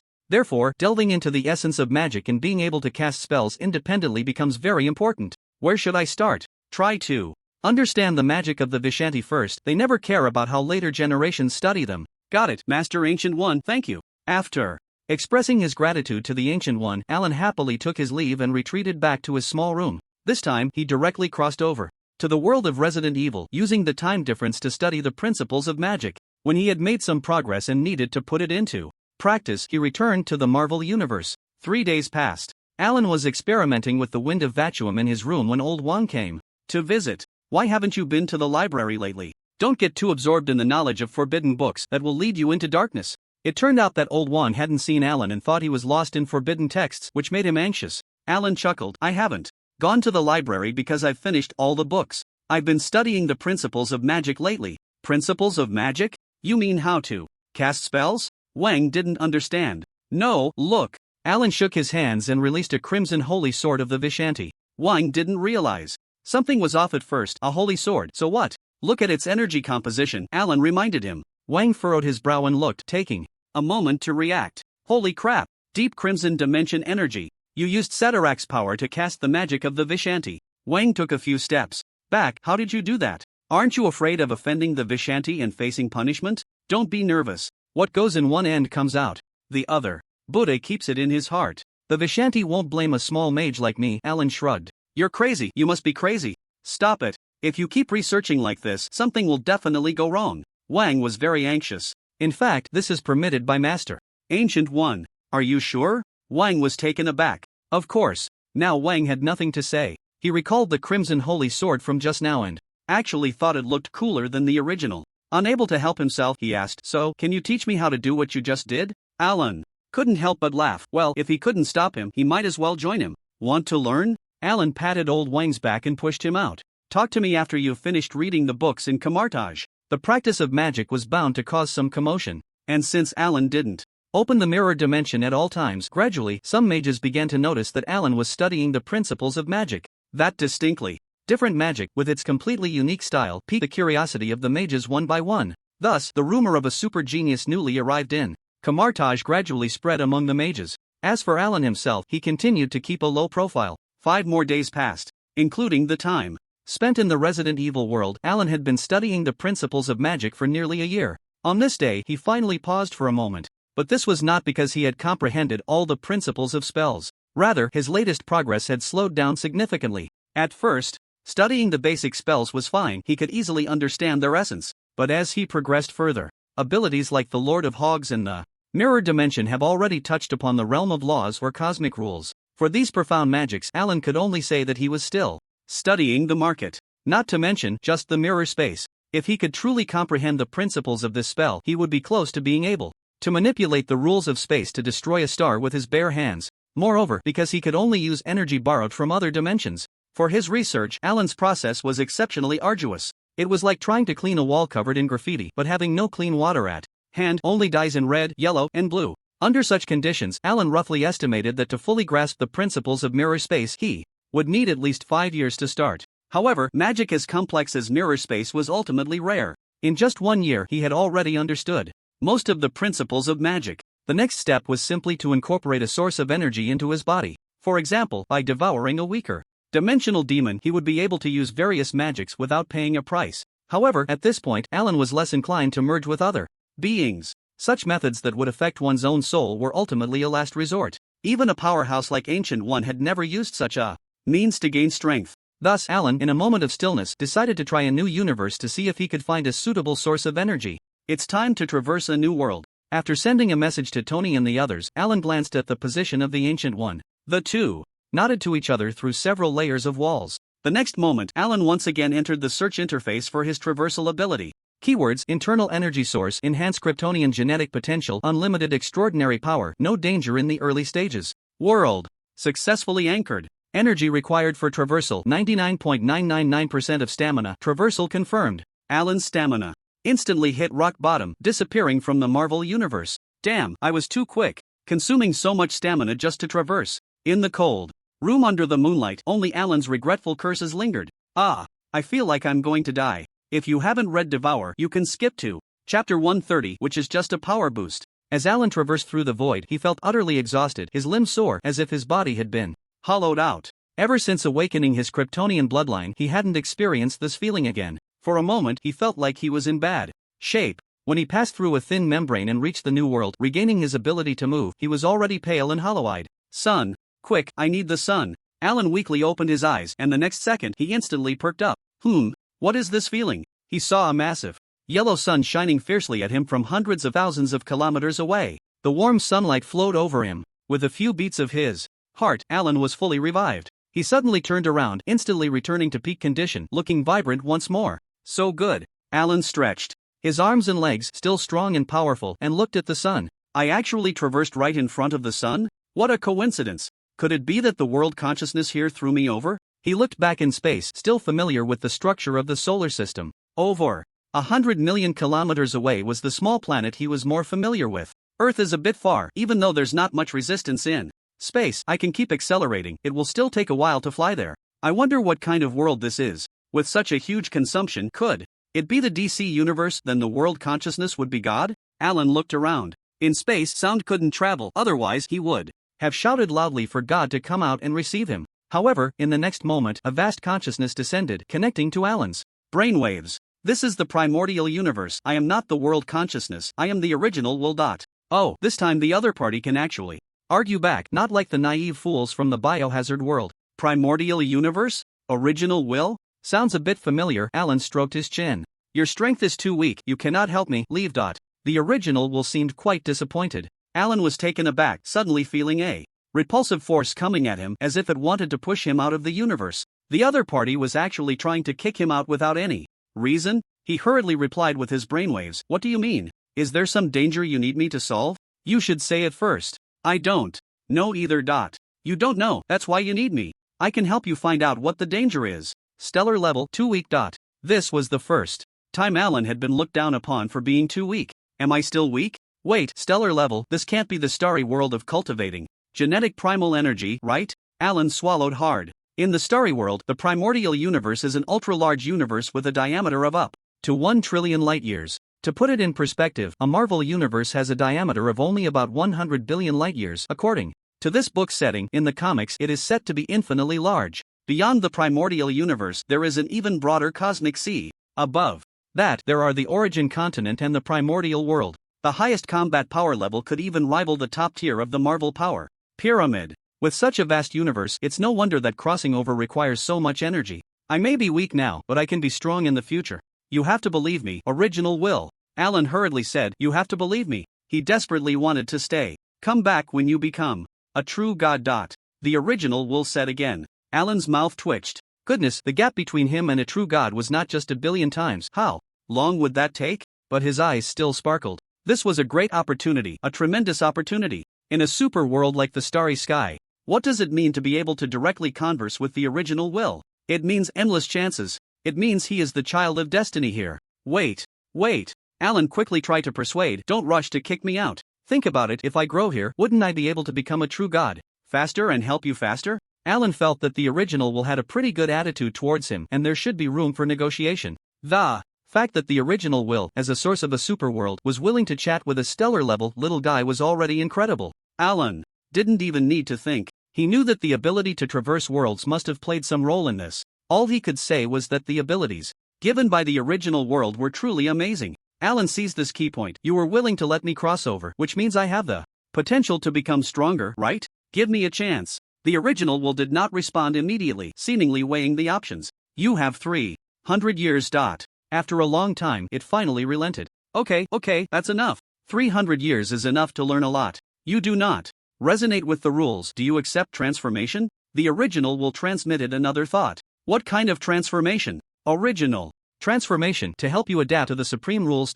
Alright, let's do it. Alan could roughly guess the reason. After all, he was not a native of this place. If he wasn't transformed, he probably wouldn't even be able to cultivate the power system of the starry world. Although he didn't know what the effects of the transformation would be, how could he miss out on such a direct access to a power system above the multiverse level? It's important to know that in Marvel, the ways to become stronger are mostly leaps. Moreover, after a power boost, it's almost impossible to make further progress. Just like Spider-Man and Sentinel, they both experienced a surge in power due to chance and then remained stagnant ever since. It can be said that in the Marvel world, everything about becoming stronger depends on chance. It's quite difficult to find a systematic way to grow stronger step by step. Now that he has encountered a solid system for training and becoming stronger, he certainly cannot let it pass. Alan must admit that this system, where effort leads to reward, gives him a greater sense of security. As soon as his agreement was conveyed, a vast cosmic energy descended from nowhere. Alan was enveloped by the energy, unable to see its full form. But from Earth's perspective, it seemed as if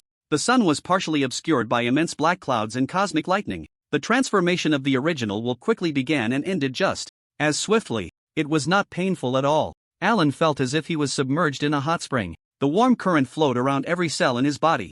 His blood seemed to turn golden, and every bone was undergoing a transformation. Even deep within his genes, some kind of evolutionary leap was continuously occurring. Not just his body, Alan even felt that his soul had become transparent and his state of mind inexplicably calmed. When he opened his eyes again, a divine and clear message floated in his mind. Race, special life gene multiplier, 100 talent abilities, clone, body of light, sun bath evolution, temporal biotic field, so strong. Alan felt as excited as when he first awakened his bloodline. He threw a punch and could feel that his strength had increased at least 100-fold. It turned out that the transformation spoken of by the original will was to convert him into a special life of this world. Not only did it perfect his genes and localize his various super abilities, but it also granted him the talent ability of cloning and a 100-fold gene multiplier. Alan suppressed his excited heart and analyzed his abilities one by one after the transformation. The so-called special life refers to those naturally born from the primordial universe in the starry world, which cannot reproduce. These lives are born powerful, with a minimum gene level of 100 times. They can easily achieve eternal immortality, far stronger than ordinary Kryptonians. Of course, the so-called inability to reproduce only applies within the primordial universe. This is to curb the infinite increase of special lives with powerful talents. Once Alan leaves this universe, the restrictions will naturally disappear. Speaking of gene multipliers, in the starry world, the basic gene strength of life is 1. The so-called gene multiplier is a doubling of this basic strength. With each increase, the physical strength, energy strength, and affinity for the laws of life will also double. It can be considered a talent-type attribute, and Alan's current gene level of 100 times is a full 100-fold increase from the base he just crossed over from. His single-arm strength has already grown from 2 million tons to 200 million tons. This is the opportunity of the super universe. Even if only a little corner leaks out from the original will, it can bring about earth-shattering changes for Alan. Cloning is also an extremely powerful ability. In the starry world, cloning is a talent granted by the primordial universe. There are a total of 3 slots. One can nurture a clone during the planetary, cosmic, and realm master periods respectively. Life forms with this talent only need to obtain a bit of bodily tissue containing genetic material from other organisms to nurture a corresponding clone. The original protagonist, Luophone, could reach the peak thanks to the help of this talent. Besides these newly added abilities, Alan found that his Kryptonian bloodline had also changed drastically. The transformation by the original will retained all the abilities of the Kryptonian bloodline but added localized characteristics. The steel body transformed into a body of light, making Alan the favored child of light. He floated in the universe as if he could see the twinkling lights, which were the trajectories of the laws of light in operation. The biological force field transformed into a temporal biological force field. It gained the attribute of time, allowing him to manipulate and comprehend the laws of time more easily within the range of the force field. Abilities such as heat rays and freezing breath also underwent changes that conformed to the rules of the starry world. These abilities became innate talents. Besides enhancing his strength, their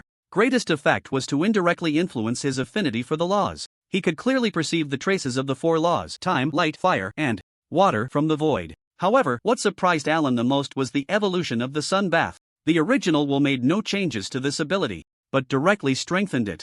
Alan felt the genetic shackles that had long bound him suddenly burst open. As sunlight poured down, it felt as if the energy of the entire universe was swirling around him, rushing towards him. Almost every moment, his power surged wildly. Alan instinctively faced the sun with outstretched arms. Countless radiations and energies rushed towards him, all transforming into his nourishment. His strength first grew wildly, then suddenly surged towards his chest. There, a transparent diamond crystal surrounded by golden flowing light appeared, though he did not know when. The original core. Alan immediately recognized the diamond crystal. This was the original core unique to high-level life in the starry world. It was the core of the soul and also the core of the inner world. It was born during the transformation process of the original will and naturally opened up a small inner world within itself. Once the original core was born, it absorbed Alan's soul. From then on, unless the original core was destroyed and the soul perished, even if his body was shattered into pieces, he could use energy to repair his body anew. As energy continuously flowed into the original core, Alan discovered he had gained a new power.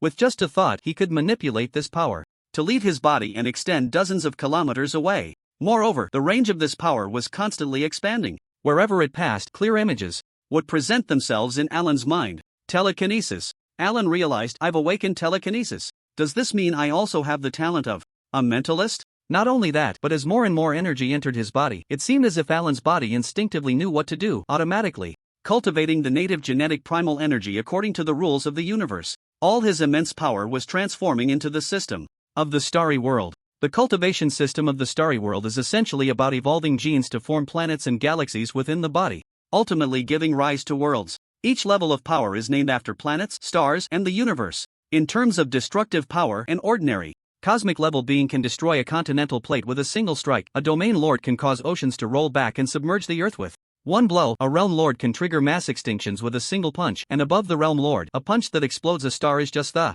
beginning. Alan's consciousness sank into the original core. Here, there was a vast void space, like a gigantic dantian. Above and below this space, there were planets. The planets were shrouded in faint light. Is this the physical and mental power reaching the planetary level? Alan speculated. But clearly, his power was beyond just the planetary level. The soul planet above, representing mental power, and the primal force planet below, representing physical strength, were both rapidly increasing. 2, 3, 9 planets. 9 planets were the limit of the planetary level. A total of 18 planets above and below rotated according to some cosmic trajectory. At a certain moment, they suddenly released a brilliant light. Alan felt as if he could see light and time intertwining, rejoicing. Boom! The planets exploded. There was no flame, no debris. Only endless, mountain-like waves of energy surged and fell. These energies continuously condense and compress, ultimately forming a blazing star. This miniature star rotates slowly. A vast magnetic field and radiation naturally disperse, like flowing magma converging into a star.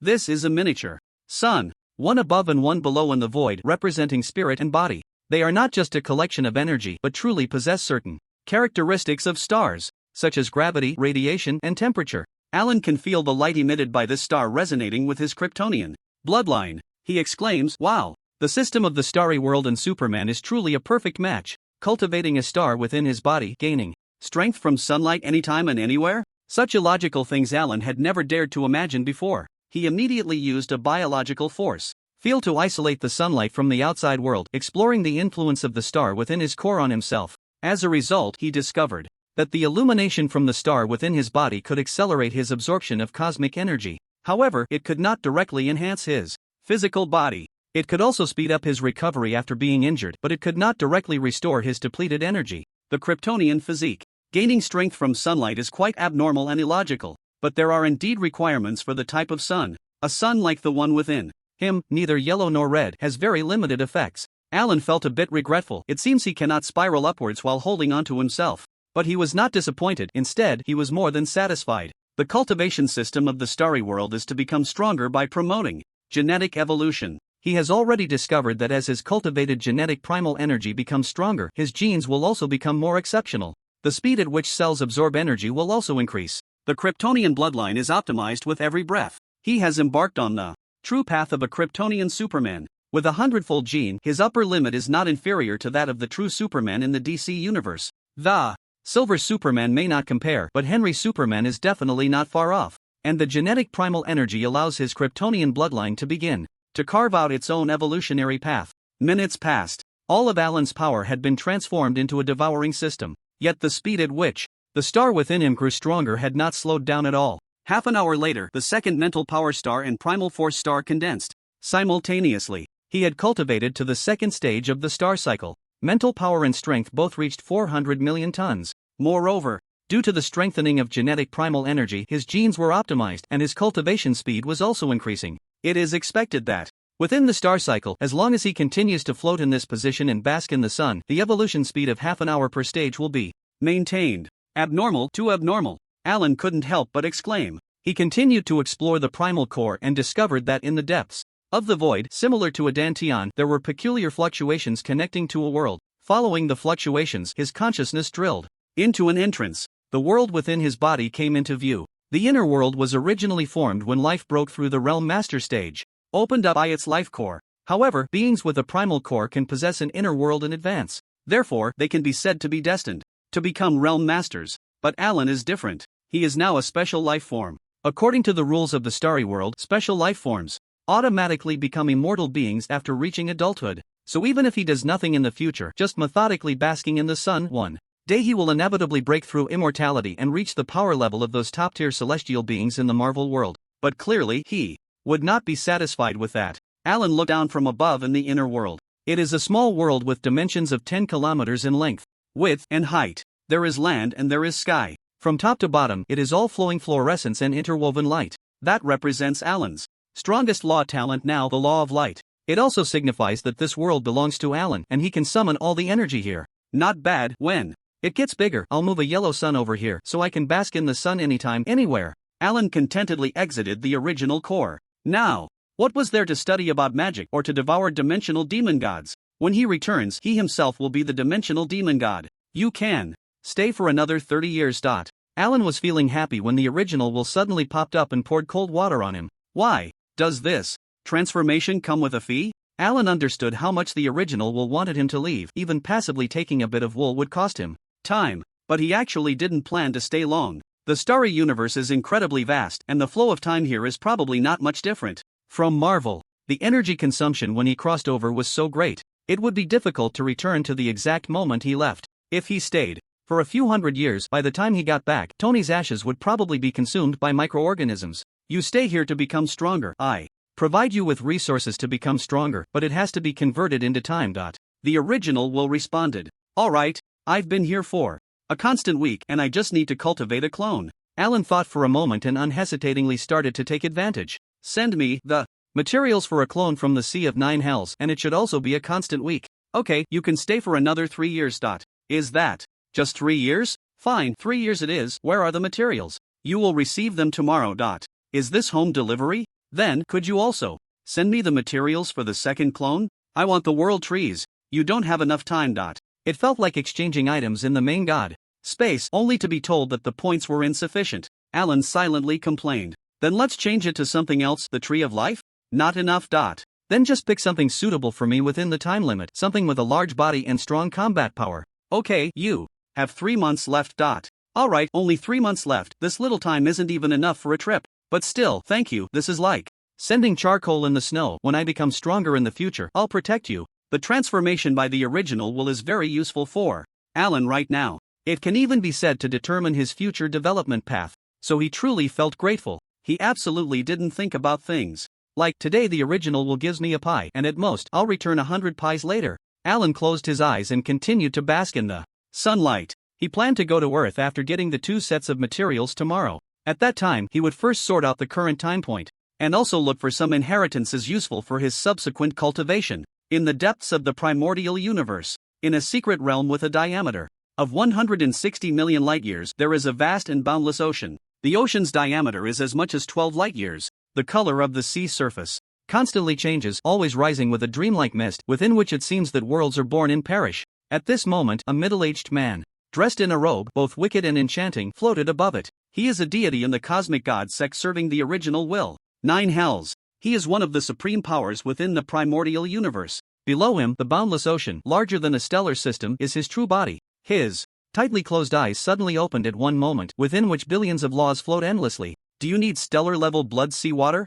But my offspring currently have the lowest cultivation level of a realm master. The seawater collected in the past is at least cosmic level. The Sea of Nine Hells, or the Blood Sea, is actually a special organism that can only be naturally born from the universe. The so-called offspring are actually life forms similar to Nine Hells. Is cosmic level acceptable? Alright, esteemed original will, I understand it, Joe. You seem to be murmuring to himself in the void, as if conversing with some formless supreme existence. Suddenly, he reached out and summoned a droplet the size of several hundred meters. What should I do? Should I inject it into the dark universe? I understand now. The vast laws of space surged around Jiu Yu. He tore open a passage to the dark universe and injected the droplet into it. After completing everything, he paused for a moment, waiting for the source will to stop issuing new commands before he closed his eyes again. If Alan knew that the source will had directly sought out the original host to obtain a suitable droplet of GOUC water for him, he would surely be deeply moved. At the same time, a black giant egg drifting aimlessly in the universe was suddenly pushed away by a quietly rising wave of energy from the void.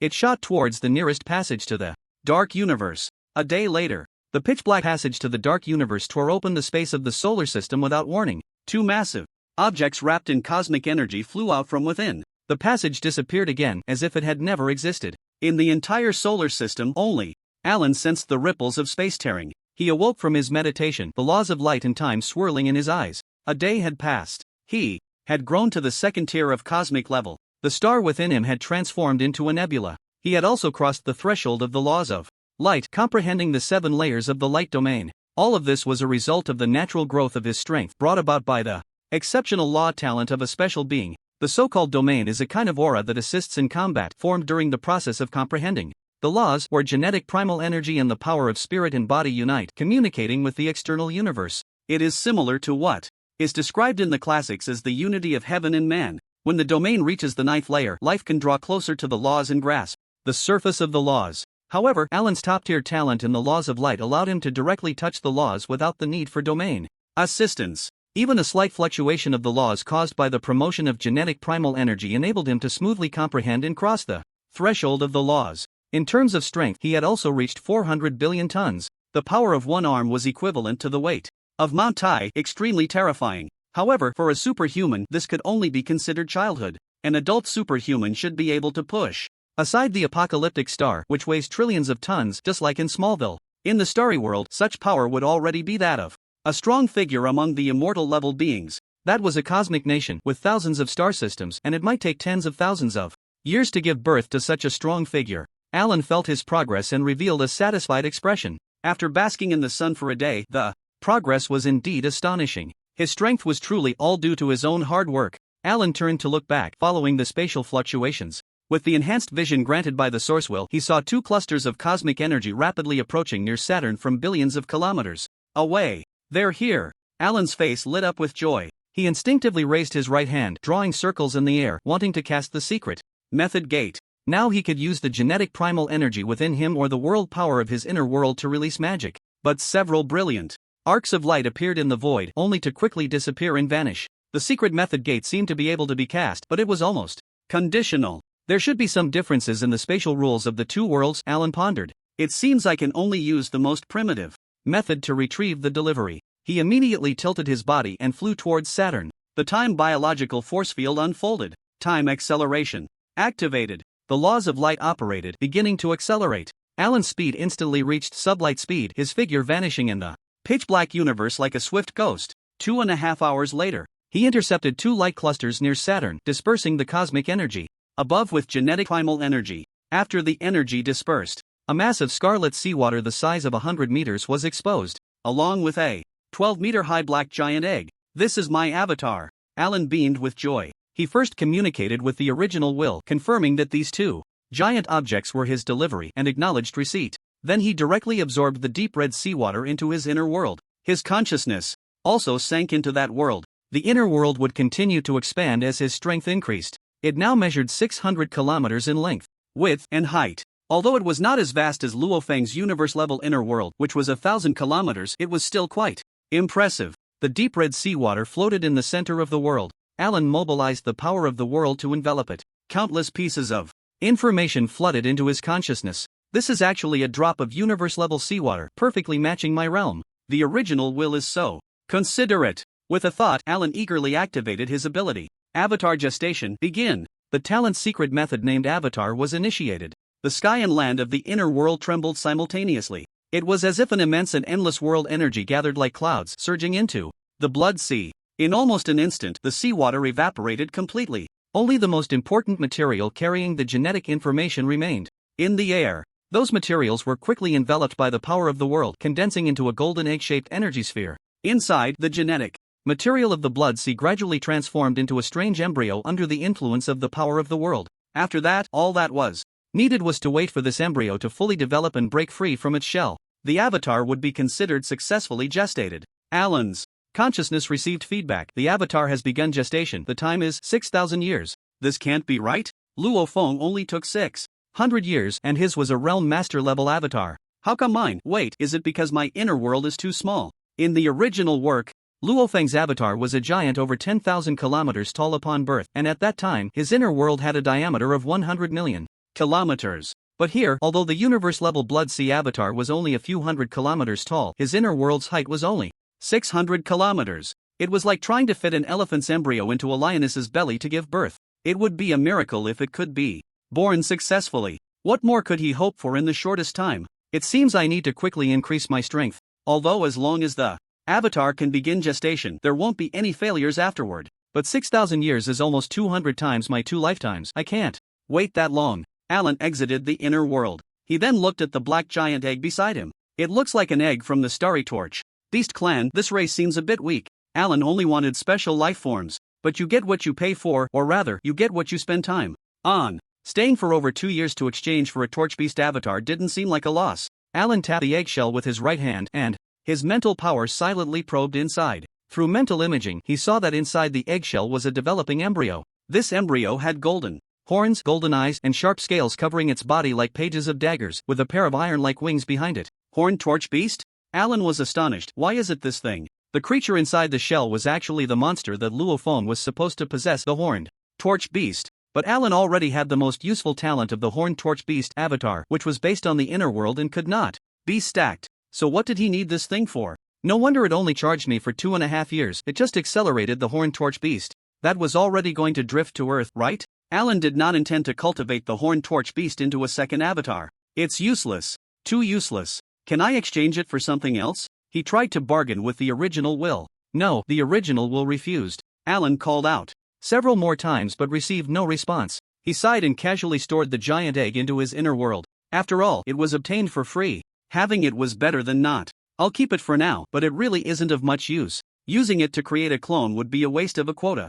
I might as well go to other worlds and use Godzilla or Ultraman or something as a clone. Alan turned and flew towards Earth. Let's check out Earth first. If it doesn't work out, I'll give it to Luo Feng as a gesture of goodwill. After all, Luo Feng would eventually become a Lord-level super being. A small Horned Torch Beast could only serve as a gift. 2 hours later, Alan flew into Earth's atmosphere from Saturn. With super hearing activated, he absorbed the sounds of the entire planet. Alan's expression turned strange. Once again, it's the cries, wails, and sounds of gunfire from all over the world. This doesn't sound like the time of Luo Feng. And why is it that wherever I go, it's always a place of suffering? Above the clouds, he stopped and activated his supervision to scan the globe. During the previous transformation, his supervision had been infused with spatial attributes by the source will. Now, when encountering lead, his sight could penetrate through it directly under the influence of spatial power. The weakness of the lead layer was no longer a barrier. Alan's gaze swept across every corner of the Earth. He was first drawn to 4 mysterious locations: a tower-shaped spaceship beneath the Bermuda Triangle, a cosmic battleship at the bottom of the Pacific Ocean,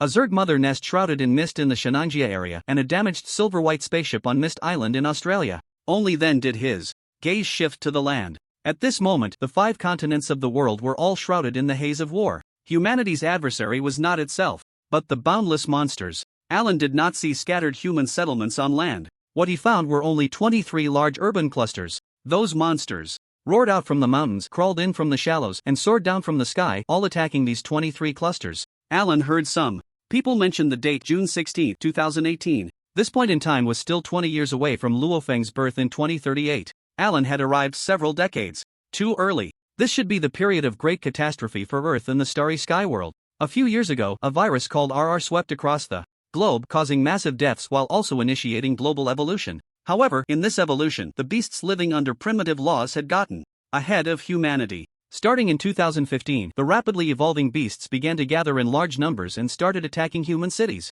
The monsters, impervious to blades and guns and capable of evolving even in the aftermath of nuclear explosions, forced human forces to retreat continuously.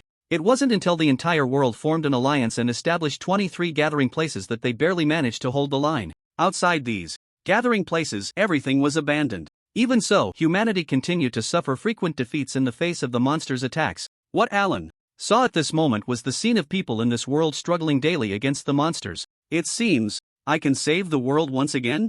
But wait, the theme of the Starry Sky world is evolution through conflict. Saving them would actually go against the laws of nature. Alan flew towards the ground. Then I'll eliminate all monsters above the 7th tier of apprentices, the rest can be left to them. A biological force field silently enveloped him. Alan's speed instantly broke through 10,000 Mach, silently traversing between continents. Above Huaxia, 2 scarlet beams of light rained down, striking the ground in rapid succession. Wherever they landed, a terrifying monster met its demise. On the European continent, all monsters with a power of over 100 tons were suddenly seized by an invisible force and crushed out of existence. In the Americas, Africa, Alan flew around the globe, resolving all the leading monsters within half a minute. The remaining monsters had relatively low intelligence, and after losing their leader, their cohesion decreased and their combat power plummeted. The situation on the human front visibly improved. Soon, the beast tide retreated. Alan deliberately left behind a few planet-level king monsters. They sensed something was wrong and immediately issued a temporary order to retract their front lines. The human front gained a brief respite. At this time, Alan stopped by the Yangtze River. Just moments ago, there was a person with a strength of over 20 tons here. To protect the 100,000 civilians retreating to the Jiangnan base behind him, he was engaged in a life-and-death battle with a monster that resembled both a tiger and a dragon. It looked like they were about to perish together. Alan happened to pass by and save that person, so he stayed here. He watched as that person continued to escort the 100,000 civilians away. Then he landed on the river surface, occasionally eliminating a monster that surged out of the water. Half an hour later, dozens of fighter jets flew in from all directions, hovering simultaneously by the riverbank. Dozens of apprentices above the 7th rank, with strength exceeding 100 tons, jumped down from the aircraft. Among them were even 2 peak 9th rank apprentices, with strength reaching 500 tons, on the verge of breaking through to planet level. Alan stood silently in place, his expression calm. However, when those dozens of people saw him, they all huddled together, not daring to speak a word or approach him. The pressure emanating from Alan was simply too terrifying. Just meeting his dark eyes felt like the sky was collapsing and the earth was cracking, as if they were facing a giant beast roaring towards them to devour them. In the starry world, this was the fear stemming from the disparity in life levels. Even if their will was as firm as iron, they could not escape it, because their bodies and souls trembled, telling them before them stood a deity. Even a single glance could easily kill them. It wasn't until Alan enveloped himself in a biological force field, becoming unremarkable, that everyone present let out a collective sigh of relief. They exchanged glances. Finally, a short-haired man in black and a bald, rugged man stepped forward. "This esteemed strongman thank you for your earlier assistance." The two clasped their fists in a traditional greeting. "It was just a casual act while passing by," Alan replied, glancing sideways. "What are your names?" "I am Hong." "I am Lei Shun." Both had felt the oppressive force from Alan earlier, but now they stood with neither humility nor arrogance. They were destined to become the strongest on earth and among the few true gods and masters of laws in the universe. Hong and Lei Shun. As ordinary earthlings, their physical talents were actually at the bottom of the universe. But their spiritual realms were such that even true god-level beings would sigh in admiration. While Alan highly recognized them, he also developed a desire to learn. "Brother, may I ask, are you from Huaxia?" Lei Shun inquired in Chinese at this moment. His eyes were filled with curiosity, like a brown bear scratching its head while watching birds fly by in the sky. "Huaxia? Of course, I am, but not from this XX Huaxia, rather from another XX. After Alan finished speaking, he was momentarily stunned. Why did his words seem to carry a filter? In less than a second, he realized the source will never allowed anyone within the cosmic sea to speak information from beyond the world. He had already considered this a privilege. If those true gods wanted to utter some forbidden words, they would immediately be warned by the source will with thunder. On the other side, the two instances of filtered nonsense left Hong and Lei Shun utterly confused. Alan thought for a moment and chose to lie for once. "I was originally a wild man from the mountains, never coming down from the mountains since childhood. After the virus outbreak, I awakened a decent talent and encountered an ancient inheritance, so I went into seclusion for a few years. Now that I've come out, it seems my strength is still decent, so I casually dealt with some monsters." The radiant god's eyes lit up. "Big brother, you're amazing. What's your surname?" "Alan." "So it's Brother Leon." "The pronunciation is the same." The radiant god clapped his hands. "Brother On, your emergence has saved all of humanity." Hong's cold face also revealed a smile. "Mr. Leon, thank you for everything you've done. How about we go now?" "What are you saying?" The radiant god kicked Hong. "Why call him Mr.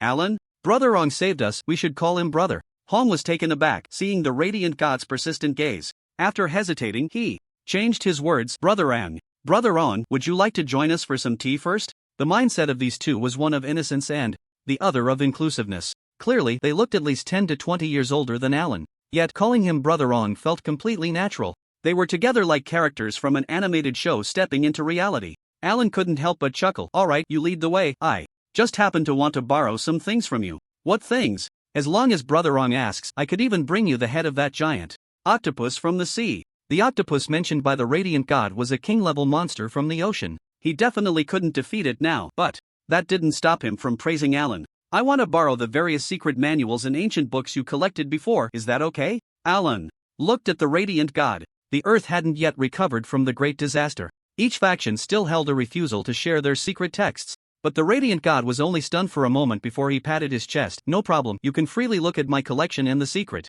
manuals I created. Hong nodded in agreement. Mine too. Meanwhile, the dozens of others exchanged glances without saying a word, all pretending not to hear. Alan smiled. Alright, lead the way. Time passed quickly. When Alan said he wanted to borrow, he truly meant to borrow. On the first day, he finished reading all the Radiant God in Hong's collections. He learned everything about the power exertion part and even helped the two innovate a bit. In the Starry World, there are two special combat techniques, power exertion and amplitude. Power exertion refers to the method of exerting force. Through technique, one can unleash several times the power of a single unit of force. The maximum limit of power exertion is 100 times. Amplitude, on the other hand, refers to the multiple amplification of the power exerted by the body. The highest limit of amplitude is also 100 times. When combined, it results in a 10,000 times power exertion amplitude. Among them, 100 times power exertion is one of the prerequisites for becoming immortal. A 10,000 times power exertion amplitude is almost standard for all masters of the laws.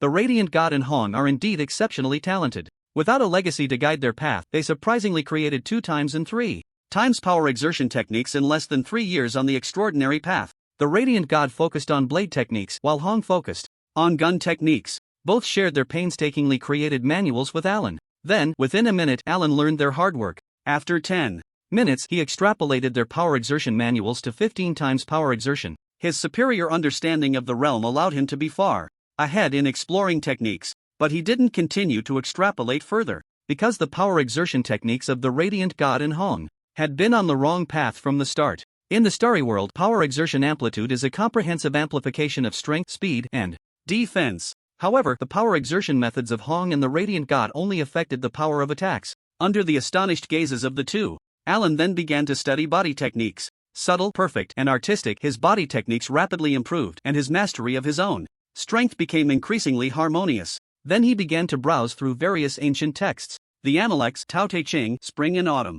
These ancient texts are no different from other worlds. But at this moment, Alan felt a cleansing of his soul. He realized that not only his body, but even his soul had been transformed by the original will. The greatest trait of Earthlings in the Starry World is their remarkably high state of mind. This is because the earth beneath their feet has been transformed by a once great existence of cosmic level. The humans born on this planet possess an extraordinary talent for a high state of mind. Now, Alan's soul had also undergone such transformation. As he recited the classics, his mind felt like a stubborn stone being nourished and struck by dewdrops. With each strike, the stone became more transparent until it was cleansed of all impurities, pure as jade. This reading lasted a full 3 days. When Alan finally stepped out of the room, Hong exclaimed, returning to simplicity, fully realizing one's nature. Brother Hong, you actually reached the first level of state of mind in just 3 days. Alan smiled. There's no such thing as first or second levels. The best state of mind is what resonates with your own heart. The only difference is how far we've walked on our respective paths. Hong was momentarily stunned, his gaze shifting slightly, and suddenly he stood there in a daze.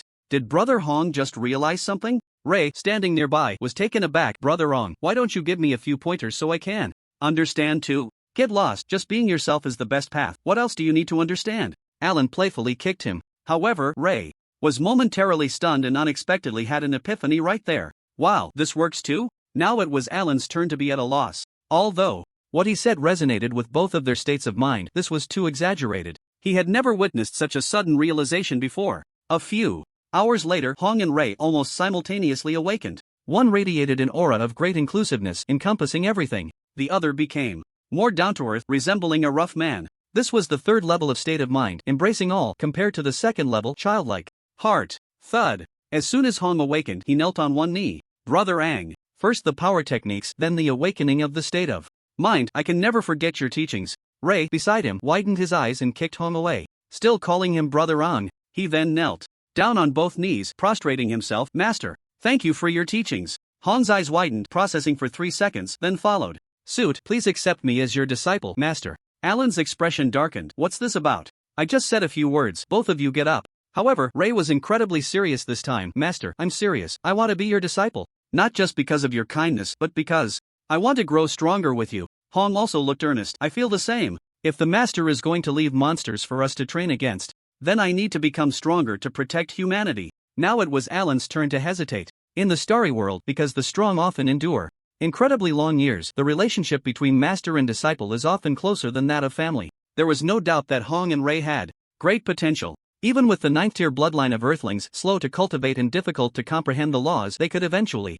become great existences. If they were to find a suitable host to seize, Alan couldn't even imagine how strong these two would become. In the end, Alan agreed to accept Ray and Hong as disciples. Although he could only stay for 3 more months in the starry world, a practitioner's teacher is not limited to just one person. After he leaves, Hong and Ray can still venture into the universe to seek stronger teachers. He wouldn't need to worry about them constantly. What Alan could currently impart was only his experience in cultivation advancement and his understanding of the starry world. After the two of them sincerely followed the customs of ancient Chinese practitioners to serve tea and pay their respects to their master, he began by discussing how to break through planetary levels, covering the domains, laws, and amplitude of force. Thus, the Radiant God and Hong immediately entered seclusion to break through. It was estimated that they wouldn't finish in less than 2 or 3 days. Alan only had 3 months, so it was impossible for him to wait for the two to break through. He instructed a few of Hong and the Radiant Gods guards to stay alert while he flew out of the base city. There are many small ruins on Earth, mostly inherited from the meteor star. I can sweep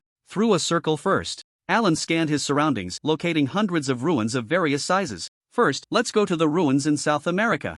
Get a combat suit and a mental cultivation method. He identified his targets but did not set off immediately. Instead, he connected with the source will. Will boss? Do you have any cultivation inheritance? Send me a copy. The source will had grown accustomed to Alan's disturbances over the past few days. Insufficient time, cannot exchange. It replied succinctly, increasingly resembling a supreme deity. Alan used the entanglement technique he learned from the Radiant God. Don't say that. Inheritance is just some information. It doesn't cost anything. Besides, I want this inheritance not for myself, but for you. For me? The source will questioned for the first time. Alan felt hopeful. That's right. As the saying goes, more friends mean more paths. There was originally no path in the world, but with more friends, paths will emerge. If you give me the inheritance now, it seems like you're guiding me forward, helping me grow stronger. But in reality, you're not helping me, you're helping yourself. Helping myself? Of course. You've helped me so much, we are already friends. Why do I need this inheritance? It's all to better assist you. When friends are in danger, I wish I could become a true god right now to uncover the truth for you. Brother Will, from now on, I will be a path for you. The more help you give me, the wider and easier this path will be. Alan didn't care whether the source will could understand, using metaphors and posing questions as if he were a loyal minister eager to serve. His words left the source will in silence.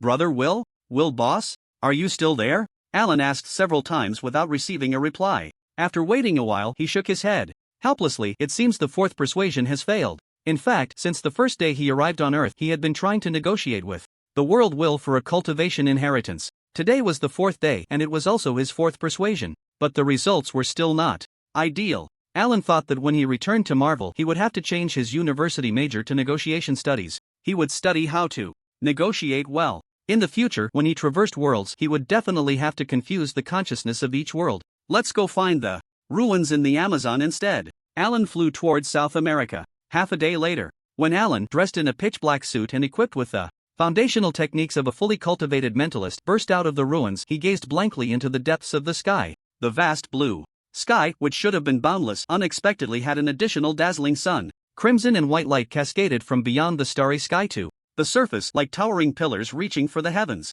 At that moment, hundreds of fighter jets were leaving the atmosphere, heading towards the source of the light. Alan activated his supervision, tracing the light back to its origin. It turned out to be a magnificent fortress. The fortress stood on the moon, towering over 1,000 kilometers high, its base deeply embedded in the surface. It looked as if someone had thrown it down from space. The white light emanated from the top of the fortress. Billions of strands of cosmic energy capable of erasing space cascaded down from there, swirling around the fortress. It seemed to be the center of the world. The light of the stars became distorted upon reaching there, only able to pass around the impenetrable outer layer of the fortress. The crooked light made the moon at this moment look like a mirage. Alan had not read about this fortress in the original work. he realized this is the legacy fed by the source will? Unexpectedly, after a moment of silence, the source will did not express rejection but instead silently made a significant move. Alan's biological force field enveloped his entire body. Moments later, he crossed the vast void between Earth and the Moon, hovering in front of the fortress. Countless Earth warplanes that had set out before him were left far behind, having barely covered 1/10 of the distance. After Alan appeared, the red and white light source above the fortress suddenly swept over.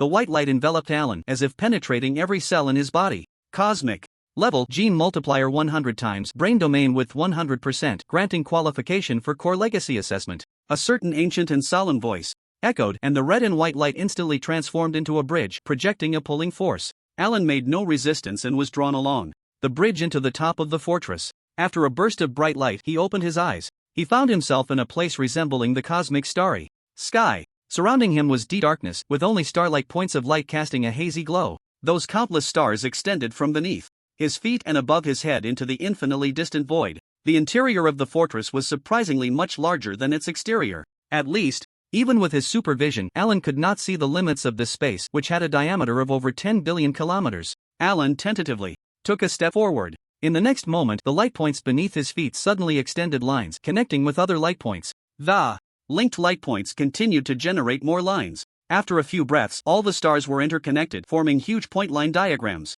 It was as if the Big Dipper had been photographed by a satellite and then connected by someone into a star map of constellations. This is a secret pattern diagram? The intricate and profound secret pattern diagram made Alan feel as if he had fallen into it with just a glance, with countless insights flooding his mind. And it's a secret pattern diagram that merges light and time. Alan was astonished. This kind of secret pattern diagram was as precious as the chaos steel of the human race in the starry world, and now it was openly presented before him for his comprehension. Generous. The source will was so generous. Alan was filled with overwhelming excitement, almost forgetting that a voice had just said he only had the qualification to participate in the assessment. You know about secret pattern diagrams? Interesting. Suddenly, the ancient and solemn voice appeared behind Alan. His mesmerized gaze instantly cleared. He turned around to see a gigantic platinum-colored unicorn lizard. Phantom. The phantom stood over 10,000 meters tall, with the illusory gas it exhaled being 1,000 feet in size. This shape immediately reminded one of a starry torch beast,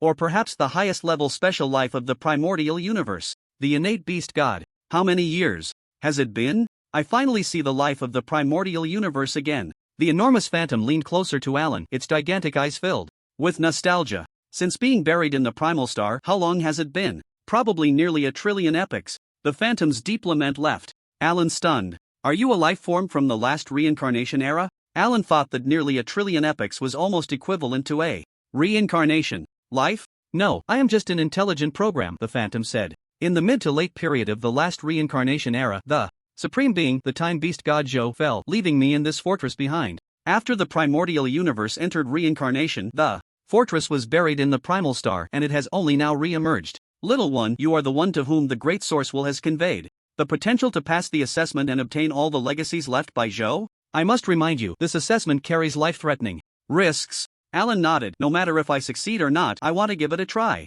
Alright, a special life form with 100 times the genes. In a way, you and Zhou are kindred spirits, qualified to give it a shot, the phantom exhaled. But your foundation seems quite poor. Throw a punch and let me see. Yes. Alan took his stance and unleashed a punch using the flawed technique he had deduced to 15 times. The phantom immediately frowned. The voice boomed like thunder. What is this? Haven't you been exposed to formal inheritance? Not yet, I've been exploring on my own, Alan nodded. A blank slate, huh? Fine, I'll give you 30 days to master this manual and achieve 100 times the correct power. A phantom manual solidified in front of Alan and fell to the ground. If you can't learn it in 30 days, then there's no need for the subsequent inheritance. The phantom thundered away on 4 pillar-like legs, lying down in the distance and closing its eyes. Alan picked up a manual filled with determination. Time waits for no one. I must quickly master the 100 times power. 1 day later, Alan awakened the phantom. What? You've mastered the 100 times power? So fast, throw another punch and let me see. Alright. Alan stood straight and, without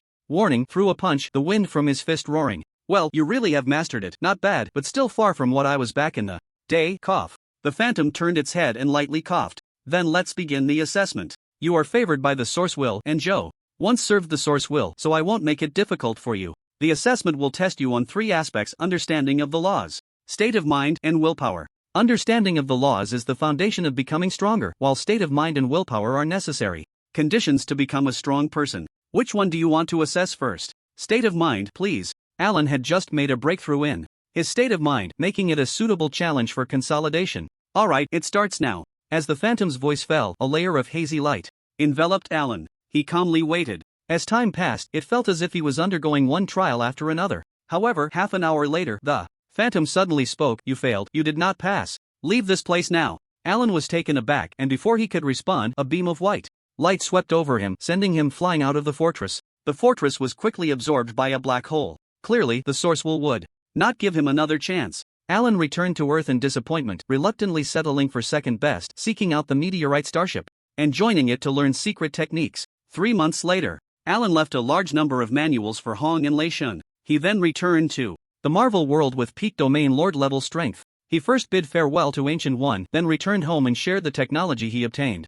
from the starry world with Tony. Then, amidst Tony's repeated incredulity, he flew towards the sun once more. He aimed to become immortal in the shortest time possible. Alan dove into the sun and stayed there for a year. Time was supposed to flow peacefully like this. However, one day, while Tony was studying the cosmic cube, a disturbance emanated from beyond the world. A spatial rift opened a portal to the world following the disturbance. A titan from the eternal race, clad in shimmering battle armor and wearing a 6-gem URU metal glove, emerged from it, his body glowing purple. I am Thanos, here to send you back to the embrace of the goddess of death. Mortals, you may begin to feel honored, he said. As soon as Thanos appeared, he prepared to use the 6 Infinity Stones to clear the area. But Alan almost instantly returned from the star, stopping him. However, just as the peak domain lord level Alan sent Thanos flying out of Earth, the latter used the power of the 6 stones to teleport back, exploding Alan's body. This Thanos came from the comic universe. In the Blood Rain, a small spatial door secretly absorbed Alan's core, unnoticed by Thanos. But next, no one on Earth could stop Thanos anymore.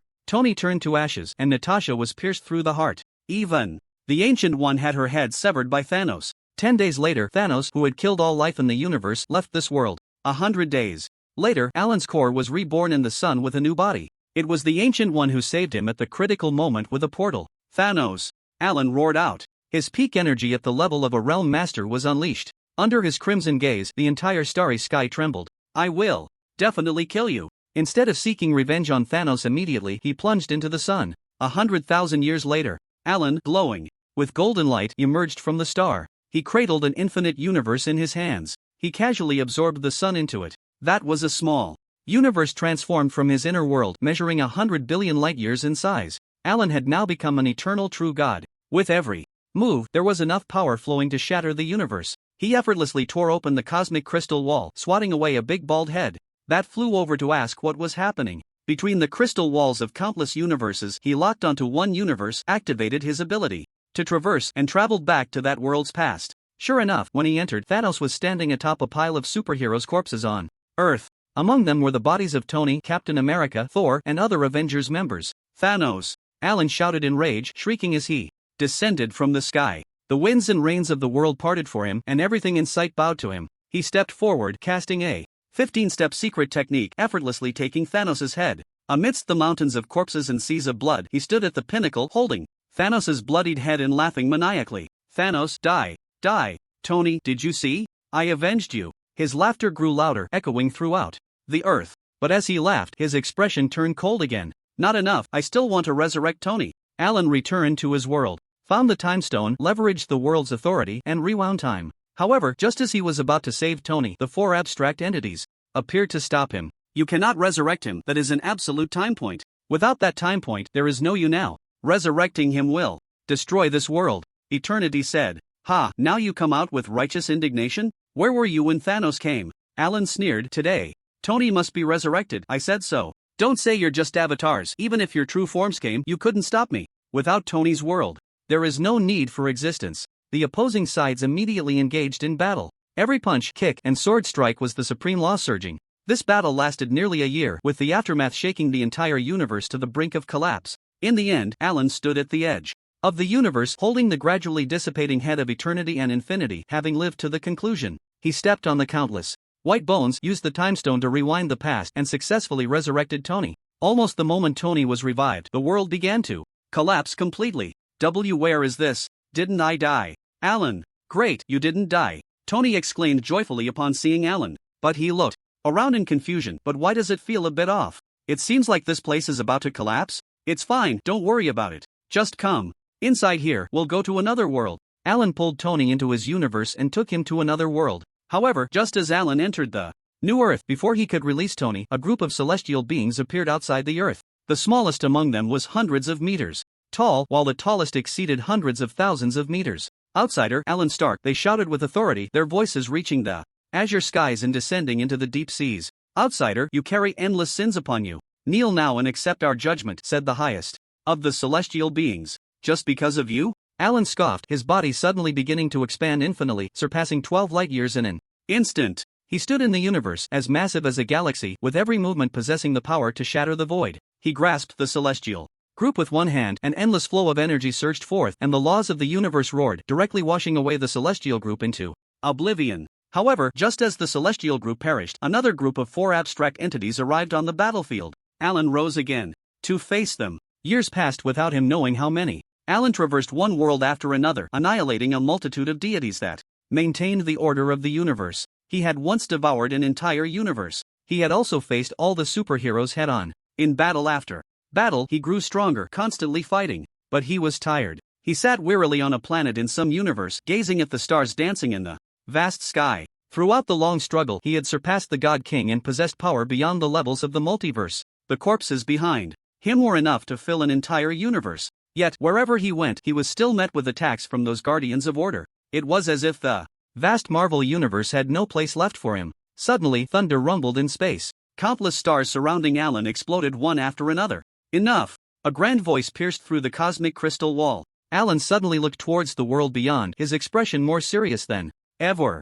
In his eyes, the crystal wall obediently parted as if encountering a higher being. A figure taller than him descended. It was a great existence with 3 faces and a humanoid form. Alan recognized the person before him. It was the life tribunal responsible for maintaining the balance of the omniversal universe. Alan Stark, you have committed enough wrongs and still do not know repentance. Now, in the name of the omniversal universe, I shall judge you. The life tribunal descended, brilliant golden light spreading through all space, and the power of judgment instantly sealed off the entire universe. Even with Alan's current level of power, he was bound in place by the power of judgment, unable to move an inch. Do you know your sins? The life tribunal demanded. Alan stared at the life tribunal. I only regret that my strength is not enough to defeat you. The life tribunal did not respond to Alan's words. The judgment officially begins. The face of justice of the life tribunal spoke first. You have slaughtered the gods of the universe, destroyed the order of the multiverse, and committed unforgivable sins. You should perish in the universe. The face of revenge said, you began your path of vengeance, and it should end with the universe's revenge upon you. You should be imprisoned for billions of years. The face of need said, your crimes stem from helplessness. Because the original universe has no place for you, you resisted in desperation. This is understandable. But the universe you have destroyed needs you to repair it. You should serve the multiverse for eternity, maintaining the order of the universe. The 3 faces spoke simultaneously. I declare, strip you of all your powers. To repair the universe, imprison you in the multiverse for 100 years, until death. Alan remained calm. He had long been prepared for death. The long time of slaughter had not shattered his mind. Instead, it made him question with every punch he threw where this path was ultimately leading. He questioned himself whether he regretted reviving Tony in the first place. He could never find an answer, for his fate seemed to have been sealed the moment he began slaughtering the multiverse. Do you have anything to say? The life tribunal asked before executing the judgment. Alan Stark, I want to tell you that the reason Thanos traversed to your world, the truth is not the leakage of the space gems fluctuations, but rather that he was attracted by the energy you released while cultivating in the star. Now that you understand everything, if given another chance, would you still choose to become stronger, to seek revenge? The questions from the court of life struck at Alan's heart and mind. It was like the question he had asked himself 1,000 times. Did he really do something wrong? Is it wrong to become stronger? Is resurrecting Tony also a mistake? Alan looked at the solemn and imposing faces of the court of life. Suddenly, he found an answer.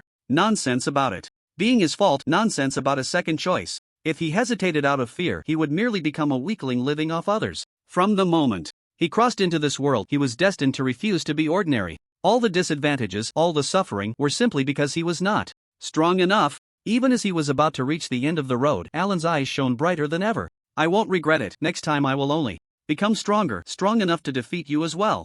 At that moment, Alan's heart had never been so resolute. Like a polished steel blade, it vowed to cut through all obstacles, and everything that it cut through. Either it would break it or it would be chopped, and chopped. Again, to thoroughly understand one's true heart and nature. Alan's deepest desire was to become stronger, and the purpose of becoming stronger was to ensure that no one could threaten anything related to him. Alan's understanding of his own heart reached a new level. His state of mind ascended, and the scenes before him suddenly became unreal, like a poorly performed shadow play. This is an illusion? So I was still in an illusion. So that's it, I am still in the starry world. Alan laughed heartily to the sky. An illusion, and it dares to make me give up on becoming stronger? It all ends here. The body of the court of life froze in midair. The power binding Alan inexplicably dissipated. The entire world shattered like a silver mirror falling to the ground. The enormous beast-shaped phantom reappeared before Alan in the inheritance fortress. You broke the illusion. How is that possible? The phantom exclaimed in shock. Your state of mind is very strong. It looked at Alan with astonished eyes, stronger than many immortals I have seen. The previous illusion was a combination of the illusionist's secret technique and the laws of time. I don't know what you saw, but it must have been shaped from your subconscious, incredibly real and able to comprehensively test your state of mind. I expected you to last a month in it, but you broke it in just one day. Congratulations, you have passed the first assessment. The phantom's attitude towards Alan improved several times. Do you want to rest for a while or continue with the remaining two assessments? Continue. Alan felt a bit emotional. It was as if the hundreds of thousands of years he had personally experienced were merely a reflection of his mental weaknesses. Yet the illusion and the laws of time had prevented him from noticing any abnormalities. Looking back now, the experiences in the illusion were merely fragmented moments. The illusions of the starry world indeed had their unique aspects. I choose the comprehension of the laws, Alan confidently stated, letting go of everything in the illusion. Good. Special life forms are very close to the laws, and you just happen to align with the attribute of Chronos, so this challenge should be the easiest for you. The phantom stomped its foot. A stage thousands of kilometers long and wide appeared before the two. This stage is a creation of the Dream Eater tribe from the previous cycle. It is based on illusionary secret techniques and has two modes. The first mode allows the user to enter the stage with mental power, and the stage will simulate two phantoms with the same physical qualities. The user's consciousness takes control of one phantom, and killing the other counts as victory. The second mode is only applicable to life forms at the level of a realm master with a single gene or below. In this mode, the user's physical body enters the arena. The arena will consume the cosmic energy it has previously absorbed to simulate an entity that matches your physical level but possesses a different understanding of the laws. In both modes, your opponent will only use the most basic means of law to attack. Your assessment is to defeat the first opponent within a month. The phantom pointed to the dome and the ground. Those secret patterns include everything from the most basic light-time fusion laws to the fusion secret methods of the 5th level law masters. You can use those patterns for comprehension, which will speed up the process significantly.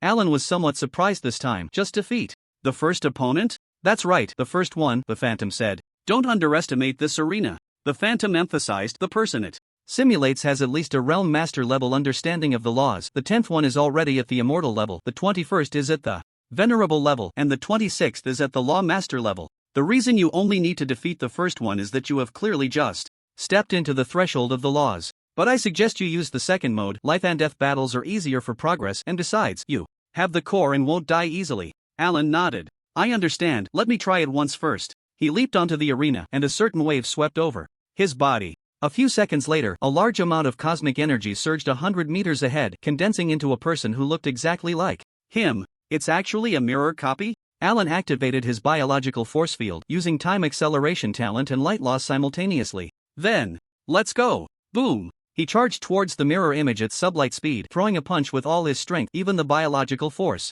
field was torn apart by the punch's wind. However, when he got close, he realized that the mirror image he hit was merely an afterimage. Alan's punch missed, striking the arena instead. But a punch strong enough to destroy the surface didn't even stir a speck of dust. He retreated without hesitation, wanting to create distance. However, before he could act, his head suddenly exploded. Behind him, the mirror image slowly retracted its fist. The entire battle lasted no more than 1/10,000th of a second. As expected, I failed. The giant phantom stepped forward and picked Alan up from the ground, pulling out a ring from the depths of space and placing it on his hand. A few seconds later, Alan's head was reborn, revived on the spot. I just died. No, I was blown up. The power of the time law is indeed formidable. Wait, why do I feel like I'm basking in the sun now? He touched his body and looked around. There's no sun here. The giant beast phantom pointed to the ring on Alan's right middle finger. Look inside the ring. The ring? Is this the one you gave me? Is this a world ring? Alan turned the ring around, his consciousness sinking into it. Inside was a world with dimensions of 1 trillion kilometers in length, width, and height. Such a large world ring. For a lawmaster who had lived through the later stages of the reincarnation era, it was nothing significant. But for Alan, it was an absolutely invaluable treasure. But that wasn't the most important thing. The most important thing was that this world was actually filled with 100,000 suns. And they were all yellow stars. Alan's eyes widened in disbelief as he looked at the giant beast phantom. The phantom smiled. Proudly, I knew this thing would be useful to you. Those suns were collected by Zhou while wandering in the universe. They are his usual snacks. And he still has 7 or 8 of these rings left. A meal equals 1 ring's worth of stars? 7 or 8 left? That means a total of 7 or 800,000 stars? Alan suddenly felt he had another reason to complete the inheritance assessment. The phantom could understand Alan's thoughts very well. Don't think about it. No matter how much you think, they are not yours. This ring is temporarily lent to you. Once you complete all the assessments, it will truly belong to you. Just now, your mirror image used the time remnant, which is an extension under the law of time acceleration. If your understanding of the time law is insufficient, you will definitely not be able to defeat him. My suggestion is that you prioritize comprehending the time law. Alan, filled with fighting spirit, clenched his fist and tapped it. Alright, then. I'll focus on understanding the time law first. He immediately sat cross-legged and began to comprehend the secret pattern chart according to the Phantom's guidance. Although the secret pattern chart was enormous, the number of images was actually not many.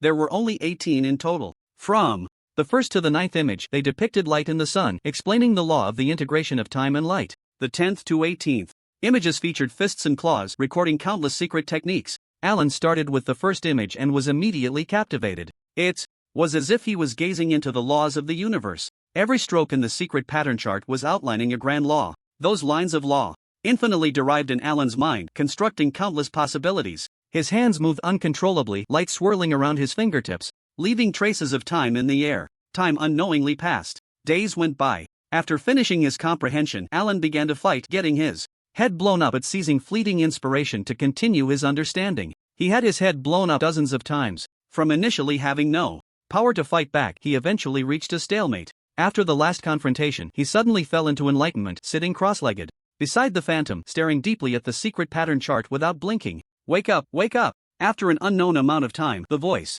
of the giant beast phantom, like a great bell, echoed in Alan's mind, waking him up. Comprehending the law felt like merging with the universe, making it impossible to stop. A month has passed. If you don't stop now, you'll run out of time, the phantom said. Alan nodded and stood up. Has it really been a month? Thanks for the reminder. How's your understanding? Do you have confidence? The phantom seemed even more nervous than Alan. I think I can defeat the third person, Alan said with a confident smile as he leaped onto the stage. Moments later, his mirror image appeared. Alan took a step, merging the law of time, and simultaneously, tens of thousands of his figures appeared in the air. Tens of thousands of Alans attacked at once. The next moment, the mirror image's head exploded, and its figure gradually disappeared. Does this count as avenging? Alan clenched his fist where the mirror image had vanished, and all the remaining shadows disappeared at once. He turned back to ask, I want to continue challenging the next person, is that okay? Of course, no problem, the phantom replied cheerfully. It's hard to imagine what a lizard-like giant would look like when it smiles, but Alan was already used to it. After the second mirror image appeared, it was easily defeated just like the first. It wasn't until the third mirror image that both sides exchanged blows. In the end, Alan was slightly outmatched and had his heart pierced. He jumped off the stage and quickly recovered from his injuries with the help of 100,000 stars within the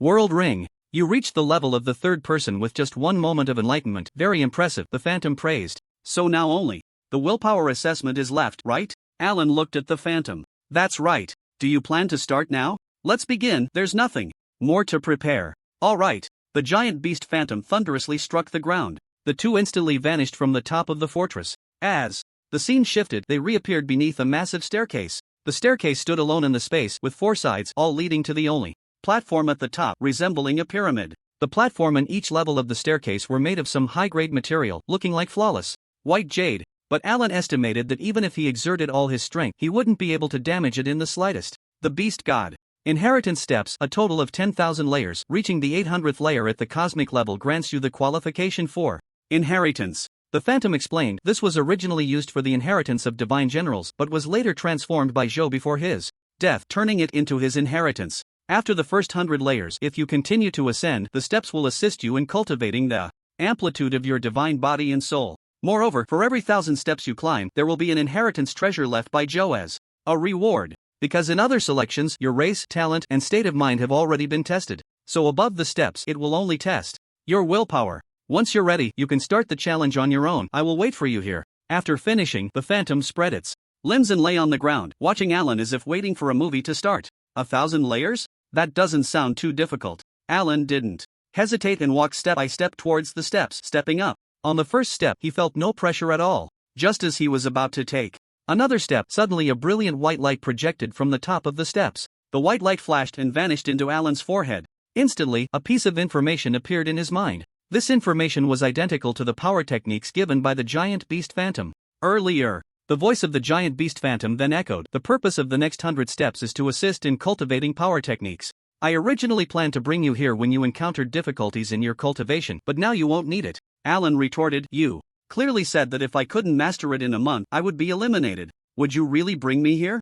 Did I say that? I never said that." As the phantom spoke, it suddenly began to snore like thunder, seemingly falling asleep. Alan shook his head helplessly and continued to step onto the second step. As expected, just as the giant beast phantom said, there was still no pressure. After climbing a few more steps, he simply took large strides upward. It wasn't until he reached the 101st step that he felt a heaviness in his heart, as if something had fallen onto his soul. At the same time, two beams of white light were released from the top of the steps. One entered Alan's mind, while the other transformed into a mysterious jade box in front of him. The white light received in his mind was a technique called Joe's Divine Body, which had 10 layers. The introduction stated that the technique could be cultivated with the help of the steps. Each layer corresponded to 1,000 steps. After perfecting the cultivation, one could achieve a power amplitude level of 10,000 times. However, it was clear that this was not the time for cultivation. Alan then opened the box in front of him, and inside was a set of pitch-black battle armor. The armor appeared seamless, as if it were naturally formed.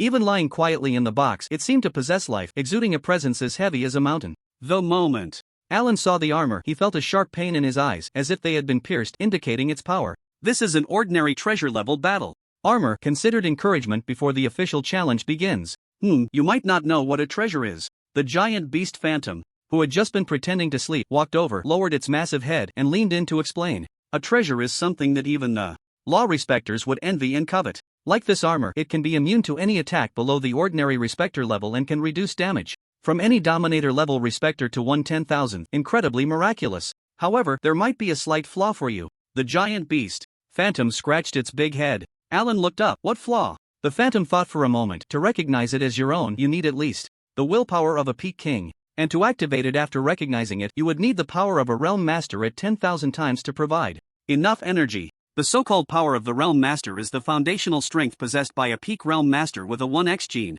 Alan closed the box. So, I have to wait a long time before I can use it? The giant beast's phantom awkwardly explained. After all, this fortress was originally meant to be buried in the primordial star, and in that place you can mostly see the venerables. Even if Sho is the master of the laws, he wouldn't have imagined that his fortress would encounter a cosmic-level inheritor before his death. Even the 100 steps used for cultivating power were originally just for decoration, to make the inheritance seem more complete. However, there are still dozens of precious items in the fortress that serve as decorations. Once you pass the inheritance, perhaps you can give them a try. Precious items are treasures below the supreme treasure level, generally used by the strongest immortals and low-level venerables. Alan clicked his tongue. Even the precious items are just decorations. No wonder he is the master of the laws. But if you say this supreme treasure in my hand is a consolation prize, then even if I fail the assessment, I can still take it with me, right? The giant beast's phantom's eyes became strange. You haven't even officially started the challenge, and you already think you're going to fail? Alan stored the jade box in his world ring. Of course not. What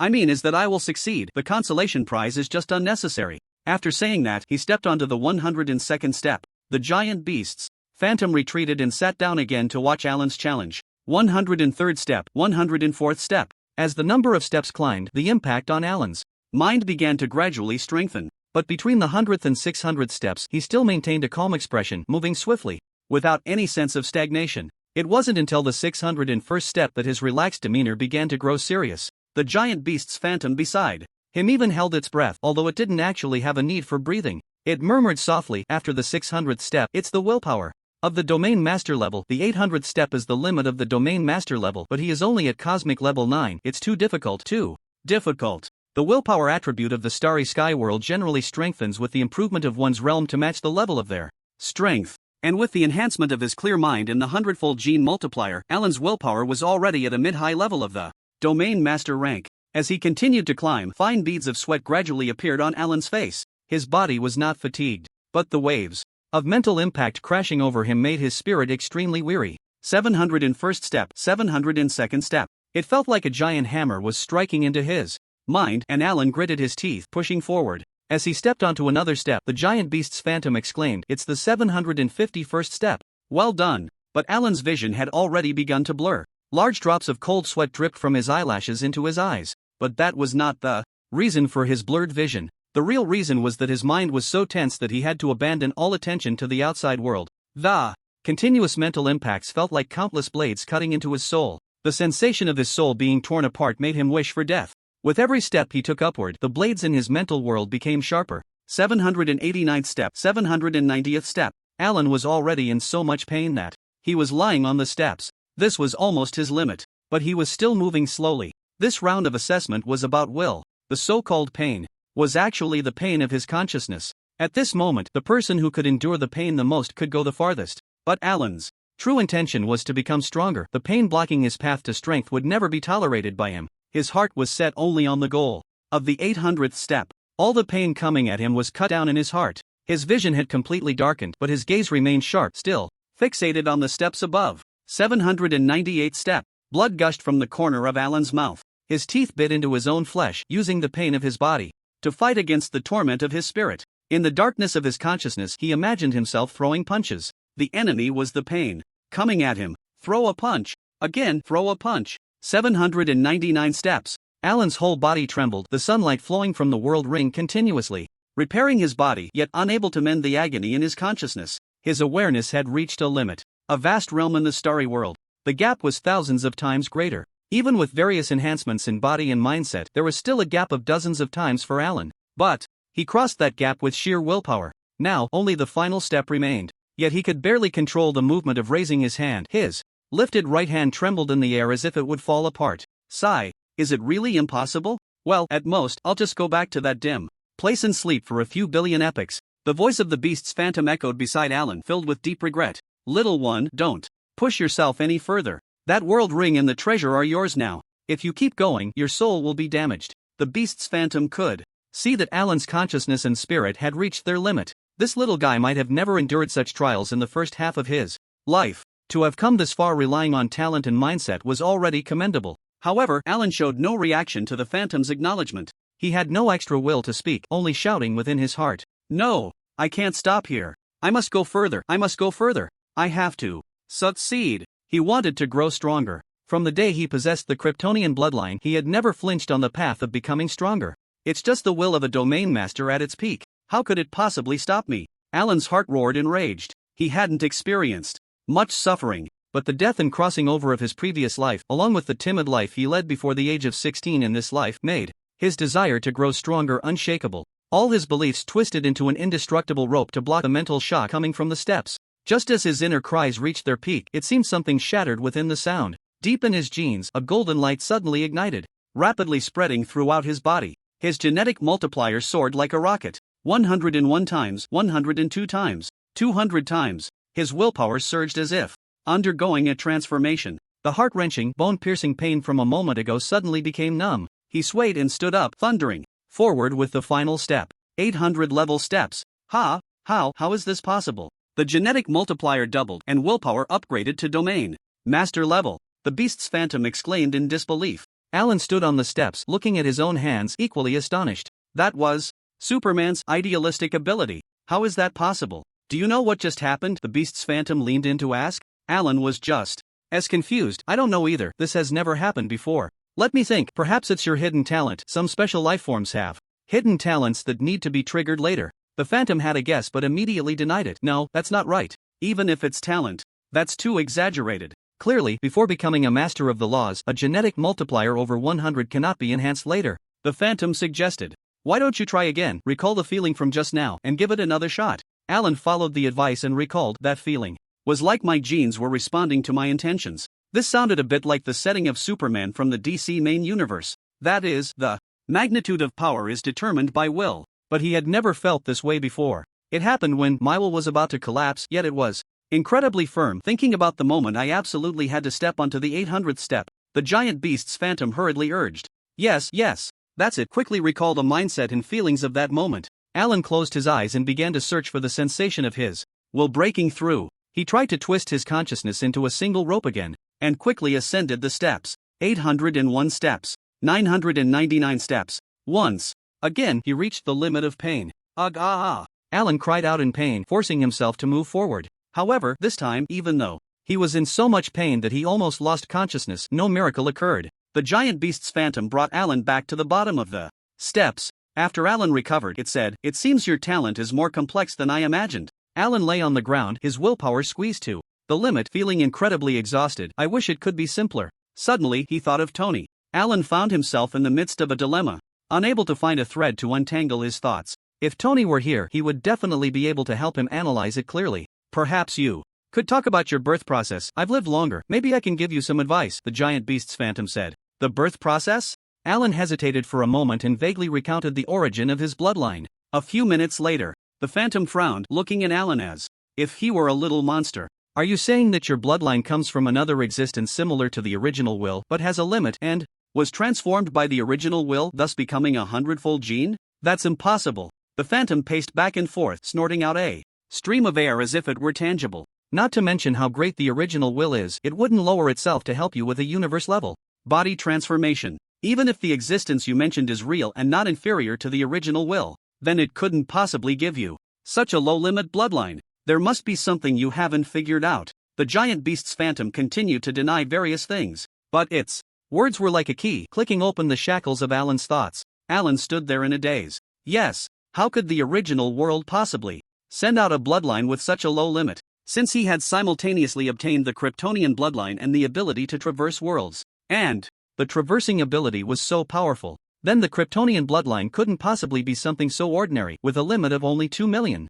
tons. Even someone from a hydrogen continent would know twin-born things could not have a difference as vast as heaven and earth. Alan's thoughts spread rapidly like a well-connected power grid in a city. He recalled the characteristics displayed by his traversing ability when moving between two worlds. He thought about how the Kryptonian bloodline had undergone transformation without any unexpected performance. He also thought about that moment when he reached his limit, the simultaneous metamorphosis of genes and will, its evolution and inclusiveness. Alan's tone was resolute. The true characteristic of my Kryptonian bloodline is the evolution after reaching the limit and its powerful inclusiveness. In the face of factors and systems that can enhance itself, it embraces and integrates. When it reaches the limit, it metamorphoses and evolves. I have always been wrong. Just like I can reach the peak with my traversing ability, even with just the Kryptonian bloodline, I can become stronger through repeated breakthroughs. Alan's troubled expression cleared. His thoughts became more coherent. However, among the two characteristics, integration is quite simple. Just like in the world of Resident Evil, even if I am immune to the S-virus infection, my cells can still integrate the mutation characteristics of the virus. But evolution is much more difficult. From the recent evolution on the steps, it seems that my soul and will must undergo a transformation, and only then will the Kryptonian bloodline drive this process, leading to my own evolution. Alan stroked his chin. This really fits the style of American comics, shouting to save the world and never give up in despair, only to suddenly turn the tables and defeat the supervillain. However, one thing is certain, as long as my genes continue to evolve 1,000 times, 10,000 times, or even 100,000 times, I will one day become the Silver Superman, the Golden Superman, or even the Supreme Superman. The giant beast's shadow listened to Alan's mumbling, growing more and more confused. Looks like you figured out what you are. It scratched its head. The adjectives you used, well, it's about right. I've never been as clear as I am now. Alan stood up from the ground. He looked at the giant beast's shadow. I think I should have passed all the assessments? The giant beast's shadow looked at Alan, glancing left and right. It really wanted to understand what Alan was about. But in the end, it nodded. You passed the assessment. Congratulations. You have obtained the inheritance of the light-time beast god. It wiggled its body, shaking its scale tail, clearly in a good mood. Come on, let me introduce you to this fortress. The giant beast's shadow stomped its foot. The two then shifted to a vast world. There were mountains and rivers, white clouds drifting in the sky, and the lake flowing beneath their feet, with a courtyard on the mountaintop. However, the mountains were a bit high, the clouds a bit long, and the water a bit wide. Alan estimated that everything here was measured in millions of kilometers. This is the bottom level of the fortress, where Joe would rest while traveling through the universe. Everything you see here, the clouds, water, soil, and so on, are treasures and you can use them freely. Upon hearing this, Alan's eyes began to shine. But the giant beast's shadow's introduction was not over yet. It pointed to the courtyard on the mountaintop. The world ring containing the stars is in that courtyard. You can go look for it later. After saying this, it waved its sturdy forelimb and the two changed to another place. What came into view this time was an incredibly large library. Rows of bookshelves densely lined up to the end of Alan's sight, seemingly endless. This is where Joe collected most of the secret manuals containing various laws and fusion laws, with the highest being the ultimate secret of the Lord of Laws. You can practice any of these manuals, except for the secret methods of the Lord of Laws and the amplitude secret methods. You can also freely pass them on. Alan's sharp eyes spotted some technological instruments in the corner of the library. He thought of Tony and Jarvis. He quickly asked, "Is there any technological knowledge from the last reincarnation era here? Also, is there anything like a mechanical heart that can allow intelligent life to evolve?" The giant beast's shadow had a question mark appear above its head. Technological knowledge? What do you want that useless stuff for? I don't have a mechanical heart here either. What, do you want one for your intelligent life? The giant beast's shadow's tone was filled with disdain for technology. Alan sighed. As a being born as the Lord of Laws, the beast god looked down on technology. And as the intelligent life of the beast god, the giant beast's shadow seemed to feel the same way. I have an older brother and an intelligent butler. They need these things, he explained. The giant beast's shadow nodded, its sharp gaze softening slightly. As long as you don't stray into these sidetracks, you must remember, you are the heir of the great Lord of Laws Joe, destined to make the light-time path renowned throughout the universe. You cannot go down the wrong path. It casually summoned two mechanical objects the size of its pores from a pile of technological creations.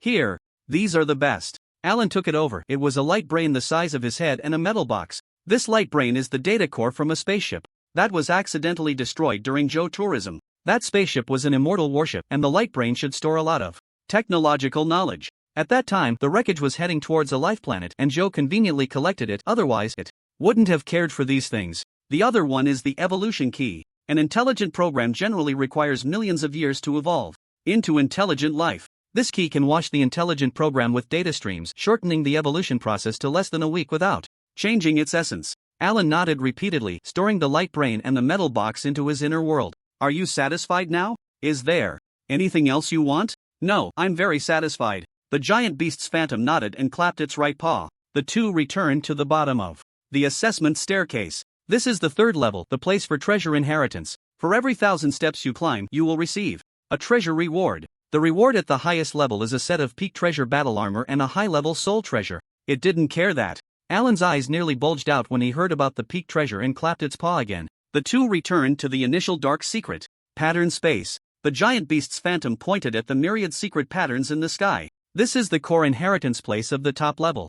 All the secret methods created by Zhou are here, and you cannot pass these methods on. Next, we move on to the final fortress core. The giant beast's phantom became serious, clapping its paws on the ground, and the two were instantly transported to the final space. This place was very similar to the top level, a pitch-black void. But in the darkness, a golden light shone. Alan followed the giant beast's phantom closer, gradually seeing the scene within the light. The golden glow came from a gilded sphere. The sphere appeared to have the same texture as the fortress. Even when Alan pushed his supervision to the limit, he couldn't see a single texture on its material. It seemed to be an absolutely smooth sphere. Surrounding the sphere stood 8 giant beast sculptures, each over 100 meters tall. Just a glance at those sculptures gave Alan an impulse of enlightenment. They were clearly treasures not inferior to the secret pattern diagrams. This is the core of the fortress. Those 8 beast god sculptures each inscribe the 8 laws of fusion, which can be used for comprehension. What you need to do now is to recognize the master of this fortress. The giant beast's phantom pushed Alan in front of the gilded core.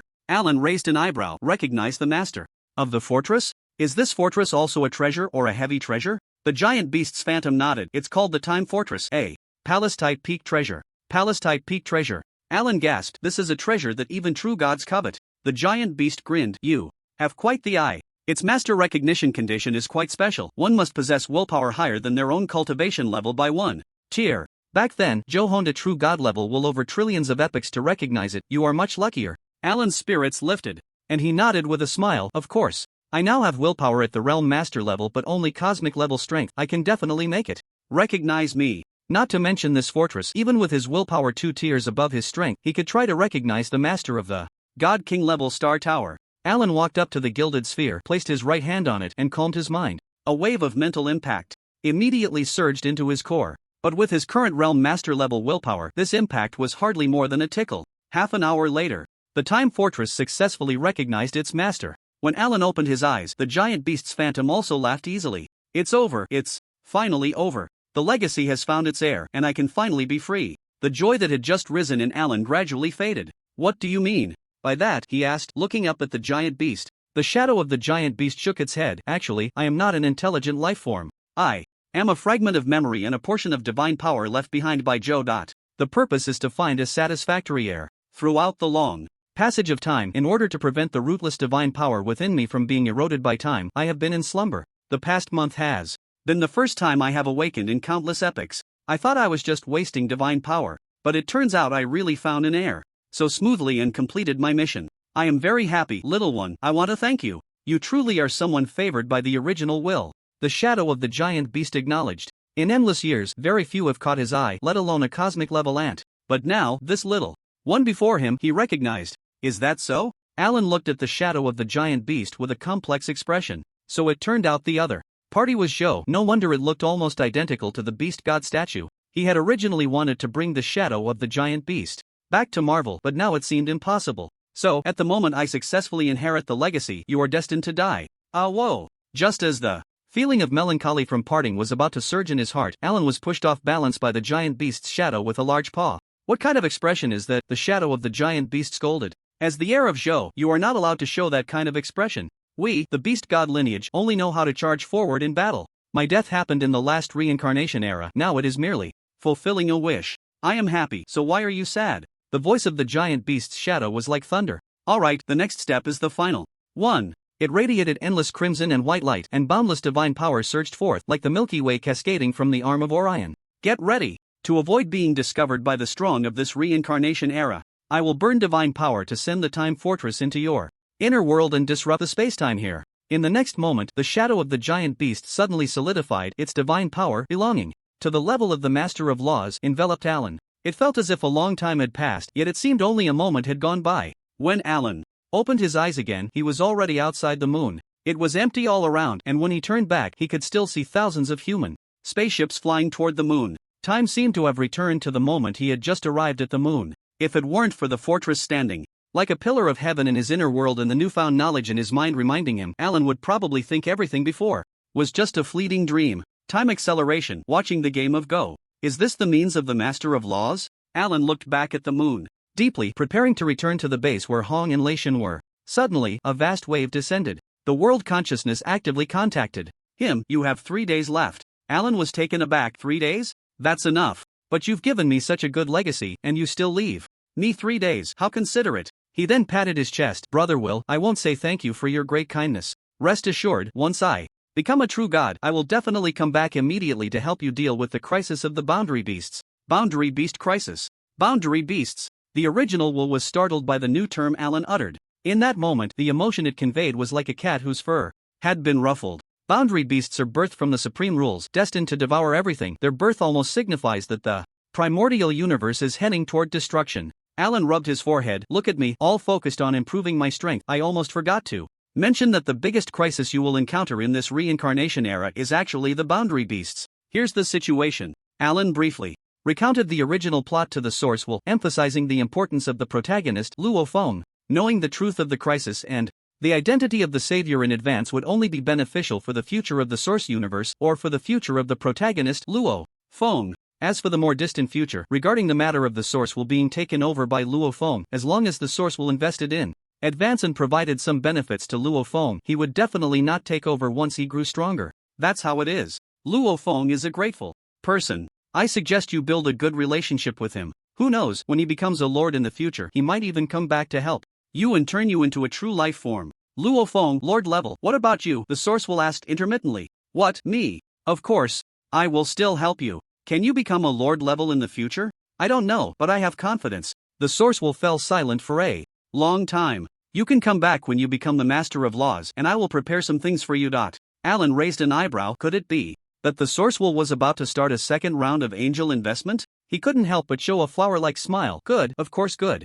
It's settled then. 3 days later, Alan sat cross-legged in the void of the universe. Stars and the sun and moon revolved behind him. He was constantly absorbing sunlight pouring into his body from the depths of the world ring. Every cell in his body was rejoicing. Every mitochondrion was expanding and contracting like nuclear power generators, spewing forth magma-like power. In the primordial void within him, the galaxy that was born during the first stage of the cosmic period had already grown immensely. This constantly rotating galaxy had 8 arms. At its center was a massive spiral black hole, and on the 8 arms were 8 small black holes. At a certain moment, Alan suddenly opened his eyes. The energy is sufficient, the galaxy collapses, begin the breakthrough. He directed all the energy around him into the primordial core. Instantly, the massive internal galaxy began to expand amidst a rumbling vibration. The gravitational pull of the 9 black holes surged simultaneously. First, the black holes on the arms of the galaxy devoured the arms completely. Then, the central black hole merged all the small black holes into one.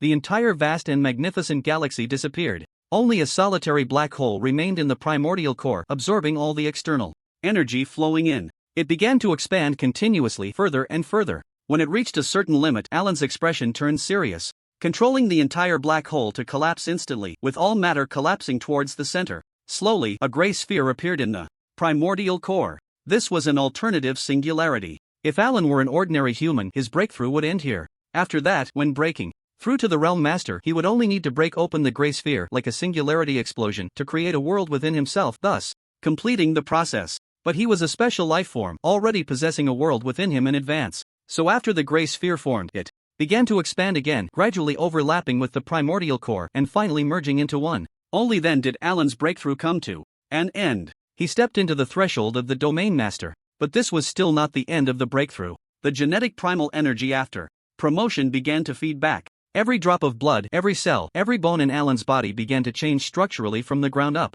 A layer of golden patterns was etched onto his skin, the imprint of the laws inscribed within his body. His already perfect body received comprehensive optimization once again. The most obvious change was that his strength growth speed increased once more. Even though the energy required for a Domain Master level breakthrough continues to increase exponentially, his optimized genes and body allow him to break through at a speed that won't slow down much. This is the Domain Master level, simply incredibly powerful. Alan floated in the void, feeling his own strength. A normal first-tier Domain Master has a power of 20 trillion tons, but with Alan's gene multiplier at a staggering 200 times, his base strength reached 400 trillion tons. Coupled with a 100-fold exertion technique, the power he could unleash was as much as 40 quadrillion tons. This was already not much different from an ordinary Realm Master. However, it still wasn't considered strong. Even the moon, which orbits the Earth, weighs about 735 trillion tons. His strength couldn't even match the weight of the moon. However, if one were to factor in his speed, which could approach the speed of light under the enhancement of the laws, delivering a full-force punch to explode the Earth was no longer a joke. It's time to leave. Alan turned back and flew toward Earth. Before leaving, he left a large number of secret manuals for Hong and Lei Shen, who had successfully broken through. He also handed over the giant egg of the Xinjiao Torch Beast to Hong. The Xinjiao Torch Beast's avatar talent couldn't be stacked with his own, so it was better to leave it for others. You keep this for now, it might be useful later, but if it hatches before I return, you and Lei Shen can discuss it and let one of you take over. Luo Feng would definitely have the world's consciousness watching over him in the future, and who knows, he might even take over a special life. Anyway, opportunities like the Xinjiao Torch Beast, which were of mid to upper tier, were basically useless to Luo Feng, so it was better to leave it for his 2 disciples. Master, be careful as you venture into the universe alone. Hong solemnly took the giant egg, as if carrying a small mountain. Lei Shen rubbed his bald head. Master, how did you cultivate to this level? You're already at the Domain Master level. Heh. In the future when Hong and I go to the universe, we'll be relying on your protection. Get lost. You and Hong, 2 cultivation maniacs, would rather find someone to fight every day. What do you need protection for? Alan waved his hand. Instead, you 2 should protect Earth well. I'll go to the universe to establish a foundation and wait for you to find me. After saying that, he flickered and disappeared from Earth in the blink of an eye, as if he had never been there. Lei Shen stared at the spot where Alan had vanished. I still can't see any trace of Master's movement. Hong, how strong do you think Master really is? Hong, carrying the giant egg, patted Lei Shen's shoulder. At least 1,000,000 times stronger than us. A master like him is the true strong one. Let's both work hard. Next time we meet, we must give Master a surprise. Lei Shen's reflection on his bald head even radiated a sense of fighting spirit. Okay. Alan floated in the starry sky. When he activated his crossing ability, he suddenly realized that he had spent 8 days in the starry world, but 10 days had already passed in the Marvel world. In terms of the flow of time, Marvel was actually faster. The energy required to cross over had almost consumed all of his physical strength at that time. However, by the time he returned, that exaggerated consumption had become less than 1/10,000th of his physical strength. It was truly incredible to think about. He arrived with 2 million tons of strength and left with 40 quadrillion tons. He was over 100 billion times stronger than when he came. His power had truly transitioned from surface level to star exploding level. This was the significance of a high-level world for an ordinary Kryptonian. However, because he brought back an inner world and a fortress on his return journey, the energy consumption surged again, reaching 1/10 of his physical strength. Alan thought for a moment. Out of caution, it was best not to waste physical strength. Moreover, he had shared a deep gaze with Ancient One before leaving. If he had just disappeared a second ago, the next second he would return with a strength that had increased by 100 billion times. That would be quite shocking. Considering the psychological endurance of the centenarian, Alan anchored himself to the time 10 days after leaving the Marvel world, activated his ability, and crossed back. Camartage. Alan appeared out of thin air in his dormitory. It was still night, exactly 240 hours after he had left that day. Moonlight streamed in through the curtains. Just as Alan was about to leave the room, he suddenly furrowed his brow tightly. He felt dozens of different gazes converging on him all at once, as if dozens of people were hiding in the secret corners of the room just to see what changes he had undergone the moment he returned. Alan instinctively looked around. The next second, all the gazes disappeared completely, like a mouse caught stealing cheese. Only one gaze remained on him. Alan looked over, his supervision penetrating the wall, and saw that the gaze came from the Ancient One, who was meditating in the inner hall. He took a deep breath, fully convinced that the feeling he had just experienced was not an illusion. Those gazes had been observing him all along. But what kind of person could spy on him without him noticing? He could think of no one but those multiverse-level beings. Was it the Living Tribunal? Maybe, but definitely not just that. The only thing Alan could be sure of was that the gazes peering at him were not malicious, only filled with intense curiosity. This is definitely the fault of the crossing ability. It probably connected with the consciousness of every world. In Marvel, while I was crossing, Alan speculated fiercely. The Marvel multiverse has a world consciousness. In the comics, it was originally called the First Celestial Sphere. After the first celestial sphere's body shattered and evolved into the multiverse, new multiverse consciousnesses emerged generation after generation. The current generation of consciousness should be eternity. It is the embodiment of the multiverse, with an eternal presence in every Marvel universe, but those eternals are merely cells of its being. Alan suspected that this guy was watching him with a group of siblings. They might even be saying, "Look, this kid brought back some new stuff from the omniversal outside." The more Alan thought about it, the more absurd it seemed, so he simply cleared his mind and turned his attention back to himself. After returning to Marvel, the transformation imposed by the original will showed no signs of discomfort. His strength continued to soar with the help of the 100,000 stars in the ring. The genetic primal energy could also be released outside his body. The only pity was that the laws of the Marvel and cosmic worlds were not entirely the same. The laws of light and time he had previously comprehended could now only be partially utilized. This meant that he had to start over with his understanding of the laws in Marvel. Alan then spread his mental power, enveloping the globe. At that moment, he both saw Tony and others diligently working on the other side of the earth and saw the scenes unfolding in countless hastily constructed lead houses. Having mental power really makes things much more convenient. Alan murmured to himself. Next, let's go see Master Ancient One. She must be very curious about the results of my trip. Alan pushed the door open and walked toward the inner hall, knocking on the closed door. Inside the hall, Master Ancient One sat behind a table, looking at him warmly, her gaze filled with admiration and astonishment. "You're back?" "I'm back," Alan replied as he sat down opposite her. "Just 10 days, and you seem like a different person. The other world is truly incredible." Ancient One poured tea for Alan. He took a sip and praised, "The tea you brew is still so delicious, Master. As for the changes, it's actually not much. I've only become a little stronger and still need to continue my training. Just a little? But I can no longer see through you. How strong are you now?" Ancient One tapped her folding fan in her hand. Alan smiled slightly and snapped his fingers. Suddenly, the space around the two of them seemed to unfold like countless tiny prisms, expanding into a mirrored space. The energy source of this spell was precisely the primal energy within Alan's genes. "It should be all right," he said with a calm smile. Gui felt the moment the mirrored space unfolded, a fleeting surge of immense energy pouring out from Alan. In her perception, that energy was as vast as a star, gentle as the wind, yet fierce as fire. It was truly an awe-inspiring power system. She looked at Alan, her emerald eyes shining with excitement. "This is more than just. All right, you have already surpassed me," Gui exclaimed. Alan waved his hand. "You can't say that. Each has their own expertise. I'm just physically stronger, but in terms of spells, I'm far from your level." Gui shook her head. "Spells only require accumulation. I can see that you have already embarked on the path of exploring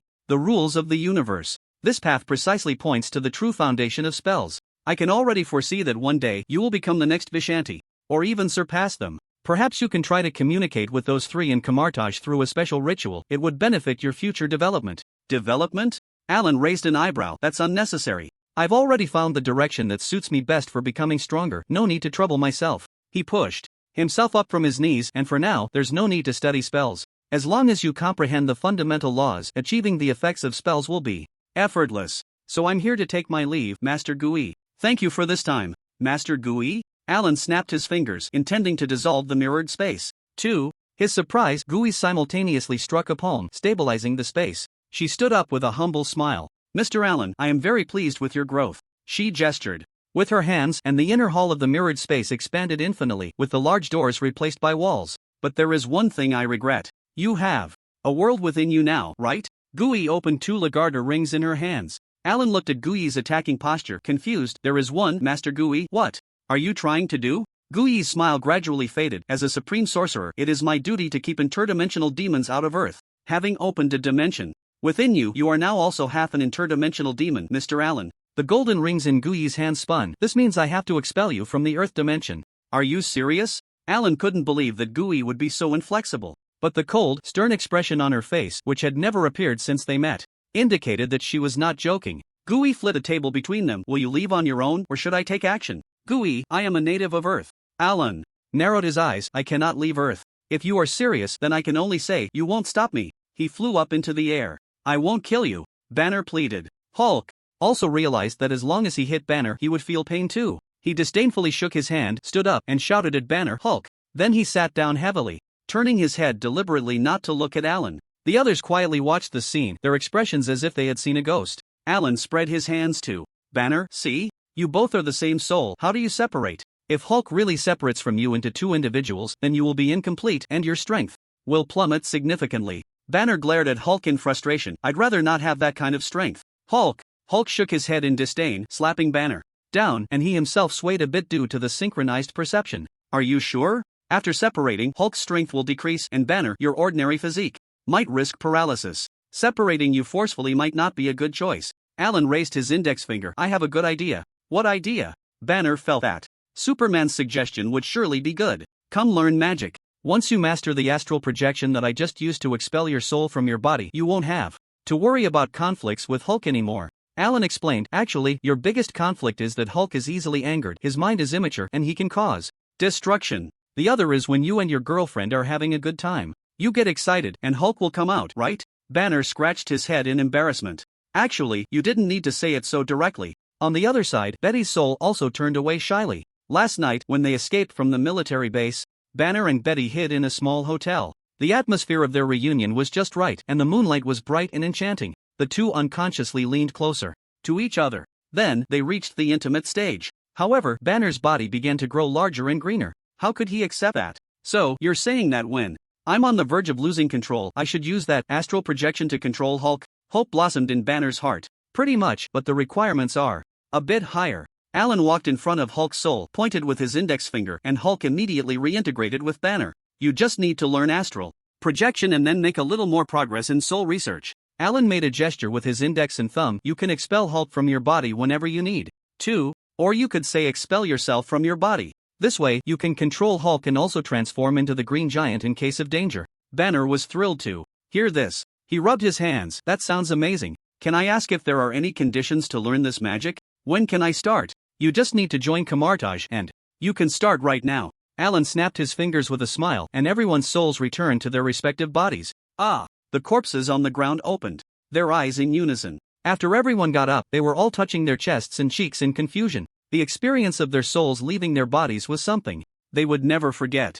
Everyone's eyes sparkled, wanting to shout like Banner, Coach, I want to learn magic. Alan cut them off directly. Don't even think about it. Learning magic requires talent and cost. Just continue being good agents and serve the world. What talent? Do you see any talent in me? Tony leaned over. His curious heart was stirring again. Alan joked, talent is having a delicious body or soul, so the dimensional demon would be willing to give you a loan. What a strange metaphor for deliciousness. It sounds like you want to turn yourself into a dish? Tony raised an eyebrow. And what is a dimensional demon? If you want to know, I can have other mages explain it to you later. Alan scanned the area with his supervision. He drew a secret door in the air, but let's skip it for today. Don't forget I'm here to get the Tesseract. The two had agreed earlier. Tony would give the Tesseract to Alan, and Alan promised to join the Avengers. The portal opened, and on the other side was the Tesseract. Wow, you actually managed to open this golden door directly into the vault. Tony stared in disbelief. Has that sorcerer from Kamartaj filed a report locally? I think they must be the greatest thieves in the world.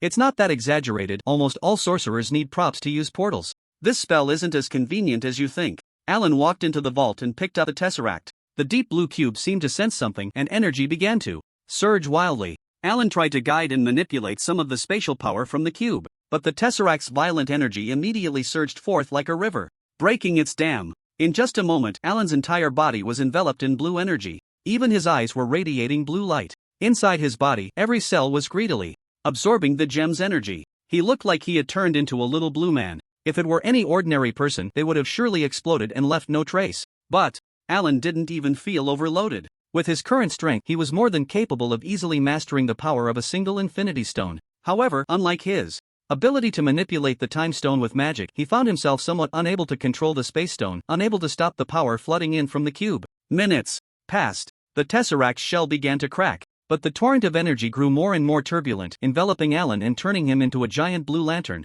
To be safe, he closed the portal. On the other side, Tony, with a serious expression, communicated with Jarvis through a chip. Jarvis, what was the magnitude of the energy fluctuations from Alan just now? Is he in danger? Sir, young Master Alan, for now. Jarvis's voice was quite explosive. Forget it, just keep evolving, Tony said, slapping his forehead, worry evident in his big eyes. Suddenly, a strange voice came from behind him. This seems to be that shield base. The energy source is right here, and there's a residual magical aura from Alan. A fat man stepped out of the portal. Inside the vault, the cracks on the Tesseract multiplied. Finally, with a crisp sound, the entire cube shattered completely. The space stone was exposed, radiating an even more brilliant blue light. An invisible wave was about to spread out from the gem. Alan, quick to react, grabbed it and without hesitation stuffed it into his inner world. The torrent of energy finally ceased. The spatial energy enveloping him gradually dissipated. But within his inner world, the space stone began to release energy more recklessly, like a fish returning to the sea after being out of water for too long.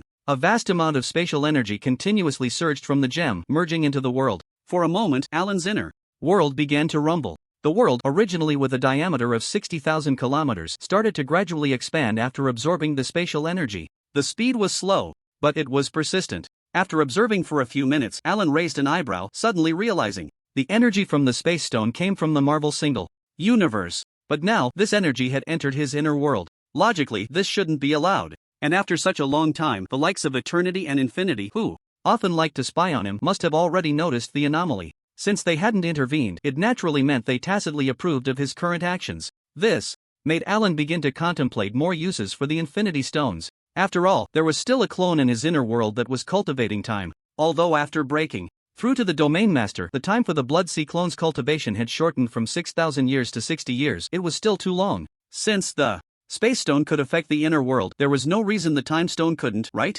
Alan then decided to also bring the Eye of Agamotto into his inner world. He made a handprint, cast a spell, and began to accelerate the flow of time with the Time Stone. However, just a few seconds into the spell, he stopped. No, time acceleration is useful. It can speed up the gestation of clones, but it cannot replenish the energy needed for gestating clones. The required energy is the power of the world. I could try using the Space Stone to supplement it. He then attempted to manipulate the Space Stone, converting its energy into the power of the world.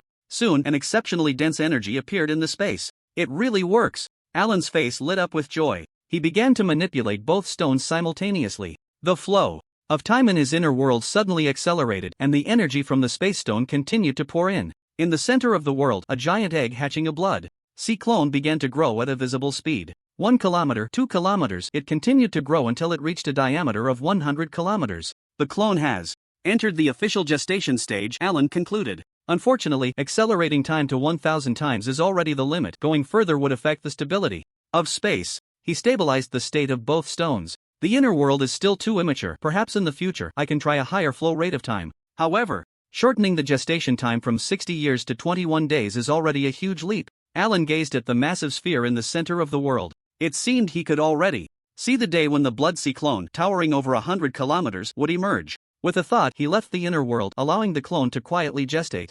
In the vault, after Alan opened his eyes, he used the secret door again to return to the previous room. However, as soon as he stepped through the door, he saw Tony and the agents facing away from him, seemingly in a standoff with someone. He casually closed the door and walked forward, only to find that the people on the opposite side were Wang and Mordo. The two were trying to explain that they meant no harm, with a portal to Kamartaj open behind them. But Tony clearly did not believe them. Wait, don't make a move. Alan shouted to the tense Tony and the others, they are our people. Are you okay? Tony didn't turn around, they showed up right after you got into trouble. Are you sure they aren't those Kamartaj people sent to deal with you? Kamartaj dealing with me? Alan's expression froze for a second. Wang and Mordo on the other side of the crowd also looked puzzled. Alan is our supreme sorcerer, why would we deal with him? Mordo raised his hands in front of his chest, you've all misunderstood. They both knew the relationship between Tony and Alan, so they had shown no hostility throughout. Otherwise, both sides would have already been in a brawl. Supreme sorcerer? That sounds pretty impressive. Tony and the others realized there had been a misunderstanding.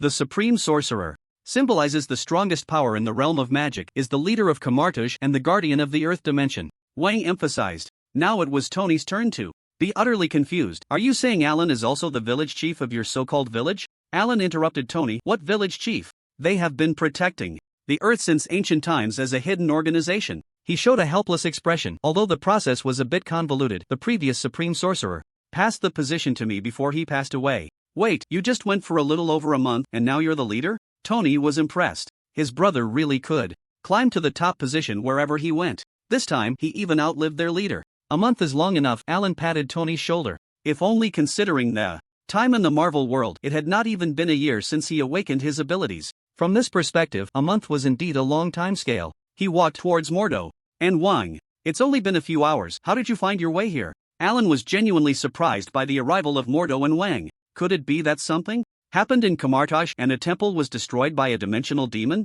Upon hearing this, Mordo's mouth twitched. He felt that Alan seemed to be wishing for a dimensional demon to attack the temple. Everything in Kamartaj is normal. It was Mordo and I who detected a massive energy surge here, so we came to see if we could assist you, Wang explained. Mordo also became serious. Did you encounter a hell demon? The power that erupted here before was extremely strong. It's likely that the strongest batch of mages on Earth could sense it. If needed, I can notify everyone to gather right now. No need, it was actually just an accident, Alan said, pinching the bridge of his nose. The power of the space gem was indeed too immense. Even if just a trivial part leaked out, it could alarm all the extraordinary forces on Earth. He scanned with his supervision and found that even a few members of the Eternal race were rushing over to investigate the situation. Let's return to Kamartaj. First, since you all are here, we might as well start learning the new magic. Alan planned to leak energy again after returning to Kamartaj, drawing everyone's attention to the sacred place. Start now? But Mordo and I haven't arranged our work yet, Wang said, caught off guard. No need to prepare, just go quickly and come back, Alan replied. Plans can't keep up with changes. With the energy eruption of the space gem, various external or internal probes would likely come flooding in. Alan decided to let Wang and Mordo quickly complete their studies by traversing time nodes. Banner, you come too. Leave your little girlfriend with the Avengers. Come back to find her after you master soul magic. Before stepping into the portal, Alan called out to Banner. He was an important reserve member of the Kamartaj challenge team and needed to be brought along early. Okay. Banner was momentarily stunned but nodded repeatedly. After a few whispered words with Betty, he reluctantly parted ways. Wait, what about me? Don't leave me behind. Tony saw the portal starting to close and, realizing Alan hadn't called him, hurriedly donned his armor and rushed into the portal. Supreme Mage. Greetings, Master Alan. When the group returned to Kamartaj, it was still daytime in New York, but here it was, already deep into the night. They walked towards the training grounds. Occasionally, they encountered a few mages who respectfully bowed to Alan. Today, Alan had earned the recognition and respect of all of them. They followed the ancient customs of Kamartaj, bowing to the Supreme Mage upon meeting. Dr. Banner was feeling a bit hesitant. He was someone who respected local customs. In the past, to learn to control his emotions, he had visited some religious masters in Cuba and knew the etiquette of temples. So, as soon as he stepped into the ancient and solemn architecture of Kamartaj, feeling the overwhelming sense of history, he began to feel awkward. After seeing every passing mage bow to Alan, Dr. Banner couldn't help but clasp his hands in front of his chest, rubbing them uncomfortably. Should I also bow to the superhero like they do? He quietly asked Tony. There were only the two of them as outsiders here, and walking beside Tony made him feel less tense. Bow? Why? Maybe you can try it next time you meet him, but I think he'd feel more at ease if you just asked him if he had dinner, Tony said, following Alan and looking around. Completely opposite to Banner's stiff demeanor. He thought this place didn't resemble the mage gathering place he had imagined. Shouldn't mages live in Gothic castles, with dark clouds overhead, thunder and lightning, and the occasional lonely crow singing at night? To put it simply, Tony's first impression of Kamartaj was one of disillusionment.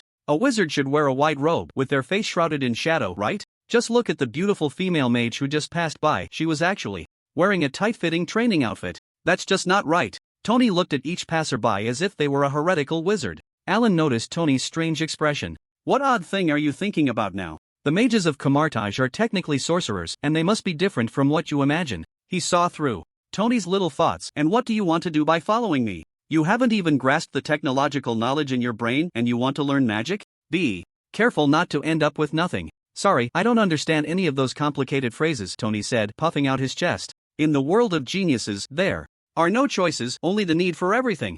Alright, great genius, you can go find an empty room as a temporary dormitory. Later, Wang will be responsible for teaching you magic. Dr. Banner, you two, just settle in for now. Learning magic will be a long process. Alan led the four of them into the training ground. Wang and Moto couldn't hide their excitement. Unlike the somewhat confused Tony and Banner, they were full of anticipation for the upcoming journey. Looks like you two are ready? Alan asked. Of course, the first thing I packed was my luggage. Wang flicked his wrist and used a portal to pull out a bundle wrapped in burlap from the other side. Isn't your luggage a bit too old-fashioned? Alan then looked at Motu. What about you? I'm ready too. Motu also opened a portal and took out a silver metal suitcase from his room. Seeing this, Tony couldn't help but whisper to Banner, I told you, everyone here has the potential to become an international thief. Alan had a different focus. Motu, I didn't expect your luggage to be quite normal, at least it's much more modern than Wang's. Wang then defended himself. In fact, I chose this style of luggage because I considered that I might go to another mage's holy land to study. He held up a burlap bundle. After all, the technology of those wizards in movies tends to be quite backward, right? The expressions of the people present suddenly turned strange as they looked at him. This guy is a wizard himself, yet he has stereotypes about other wizards? If you think it's appropriate, that's fine, I won't interfere. Alan cleared his throat, so I'll go scout ahead now. You two take Tony and Banner to find a room to settle in, and I'll be back soon. Saying this, he activated his ability to traverse dimensions, planning to search for the world of Harry Potter. At this moment, Tony interrupted. Wait, are you planning to traverse to? That's right, to a world with a different magic system. Alan nodded, then added, powerful wizards can communicate with parallel universes as long as their strength is sufficient. Traversing worlds is no problem. For those other than Tony, Alan didn't plan to reveal the specifics of his traversal ability. Although, given his current strength, it didn't matter whether he kept it a secret or not. But no one would want to expose themselves completely to others. Moreover, traversing worlds is not uncommon in Marvel. There are many wizards who can open a portal to other dimensions. Upon hearing this, Wang and Motu looked bewildered. So it's to a parallel universe. Motu expressed some concern, but won't that disturb the natural laws of another world? No, I will discuss everything in advance with the Eternals of their universe, so you don't need to worry. Alan waved his hand. Wang and Motu couldn't believe what they had just heard. The Eternals? Alan can actually talk to beings like the Eternals? The way they looked at Alan suddenly became one of admiration. Alan felt no shame about it. The ability to traverse worlds can communicate with the consciousness of the universe, and in a sense, it is indeed communicating with the Eternal. Wait, aren't you going to share the reason for going to another world? And take me and Banner along too? Tony wrapped his arm around Banner's neck. Well, I could take a look. Banner scratched his cheek. He instinctively didn't want to be a burden.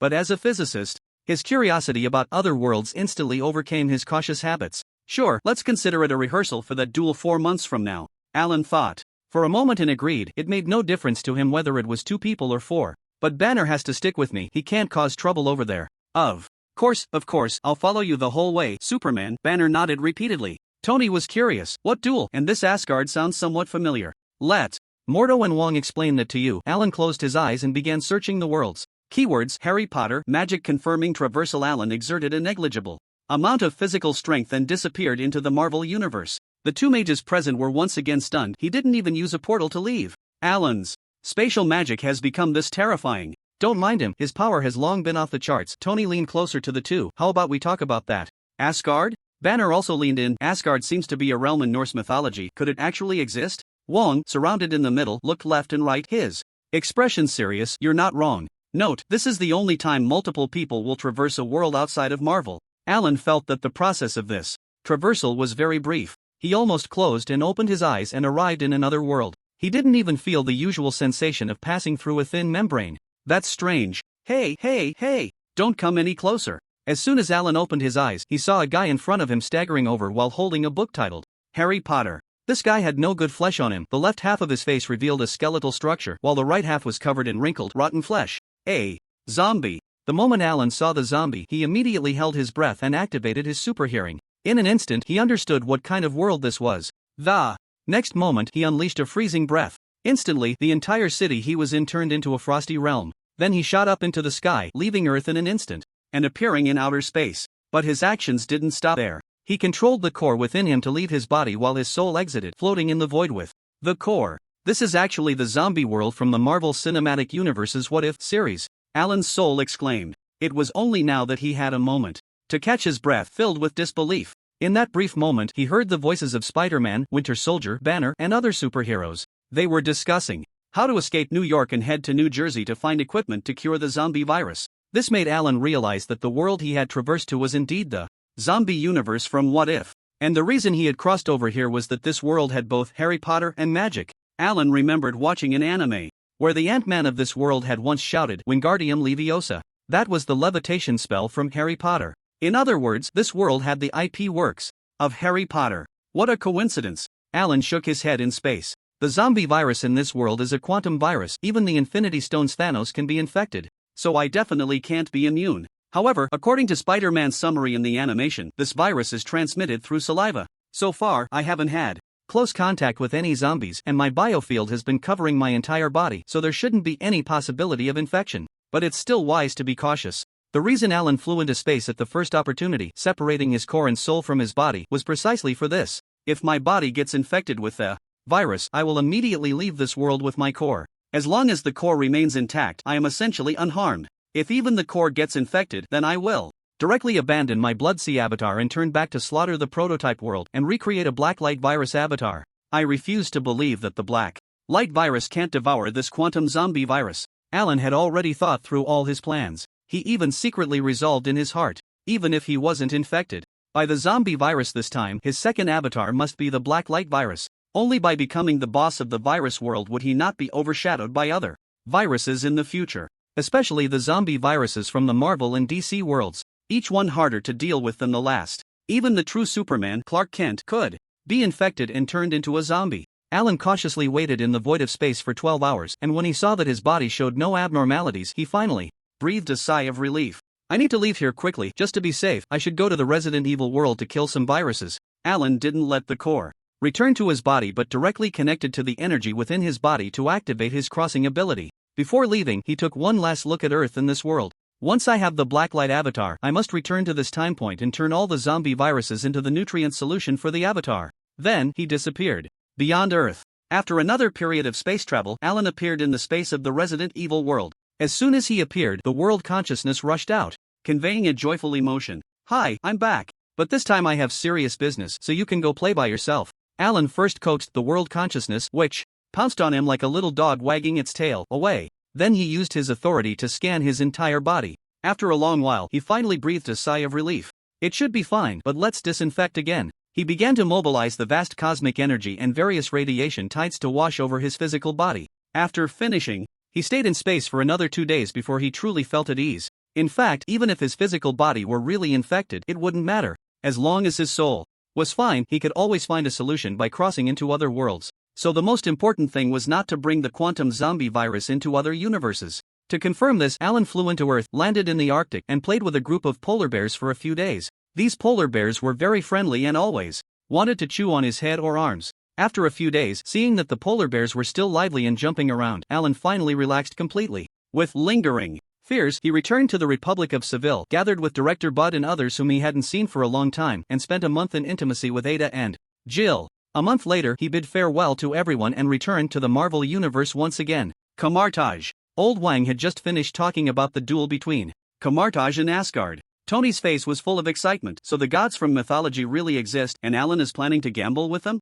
This idea is simply brilliant. Banner's interests lay in a different direction. So, gods are just aliens. Do their planetary environments resemble Earth? He analyzed. Normally, an environment that allows carbon-based life to thrive shouldn't be too different from Earth. At that moment, Alan, who had disappeared for a few minutes, suddenly appeared beside the four. You're back. Tony rushed forward and gave Alan a bear hug. So, did you find the parallel world you wanted to go to? His words came out like a machine gun. To be honest, I can't wait to join your battle. I heard from Wang that you plan to let me be a foreign aide, right? Regarding Tony's chatter, Alan shrugged. That's a matter for the future. I just got the world wrong, and now I have to do it again. He skipped over the zombie universe and closed his eyes again, activating his crossing ability. This time he filled in more keywords. Keywords: Hogwarts School of Witchcraft and Wizardry, black and white magic, no danger, Dumbledore. He filled in a long list of names. This time he couldn't possibly end up in front of a paper novel again. Confirm crossing. Alan disappeared once more. This time he passed through a long void and, after crossing a thin membrane, opened his eyes.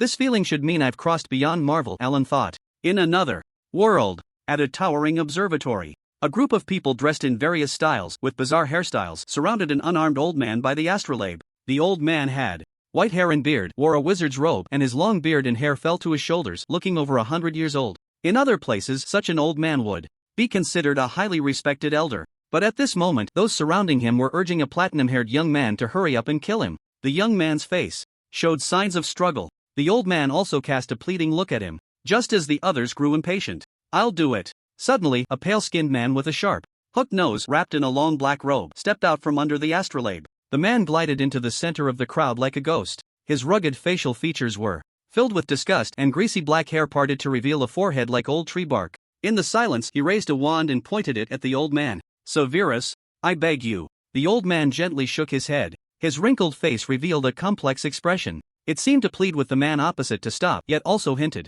at something else. However, the man in the black robe, Severus, did not hesitate to wave his wand. Avada Kedavra, he uttered a spell. A green beam of magic shot towards the helpless old man. At that moment, everyone thought the old man was surely going to die, because Avada Kedavra is the most vicious, unforgivable curse. Only 2 people have survived being hit by this curse to date. However, to everyone's surprise, just as the curse was about to hit the old man, a man in black fitted armor suddenly appeared out of nowhere in front of him. The man had his eyes tightly closed, his figure as handsome as a Greek statue just off the pedestal. The green killing curse struck his chest and then burst into light, dissipating into the air. But the armored man seemed to feel no discomfort. The unforgivable curse that could take a life felt like a warm breeze against him. He kept his eyes closed the entire time. When he opened his eyes, it was as if a bolt of lightning pierced the darkness of the observatory. Everyone took a step back, their hearts inexplicably racing, as if they had just walked along the edge of death. Oh, you must be Dumbledore, the armored man said, his sharp gaze softening upon seeing the white-haired old man.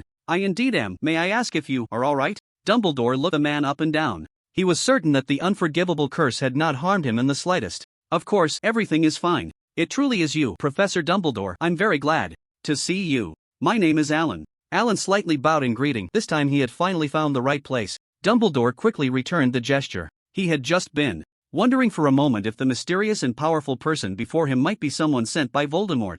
But given how friendly the other person was, he couldn't help but speculate that this young man might actually be someone sent to help him from the Tower of Newmontguard. Albus Dumbledore. Although I might not need to introduce myself, he couldn't help but step forward and ask again, Mr. Allen, are you really okay? Alan looked a bit puzzled. Why do you keep asking that? He lowered his head. I see, you're talking about my battle attire, right? Don't mind it, it's just a costume that can change at will. With a thought, his superhero suit instantly transformed into a wizard's robe adorned with starlight. But just now, I did feel a chill. Was someone splashing water on me? The killing curse earlier hadn't made Alan feel any discomfort, not even a sense of being attacked. During the process of traveling through worlds, he would become dazed like a vegetative state. At that moment, a sudden killing curse felt more like a refreshing cup of coffee to him. Alan looked around and saw others at the observatory. There was a strange woman with smoky eye makeup and a middle-aged man who looked like an old bat. Beneath the floor of the observatory, there was also a Harry Potter hiding. Dumbledore's wand had rolled aside.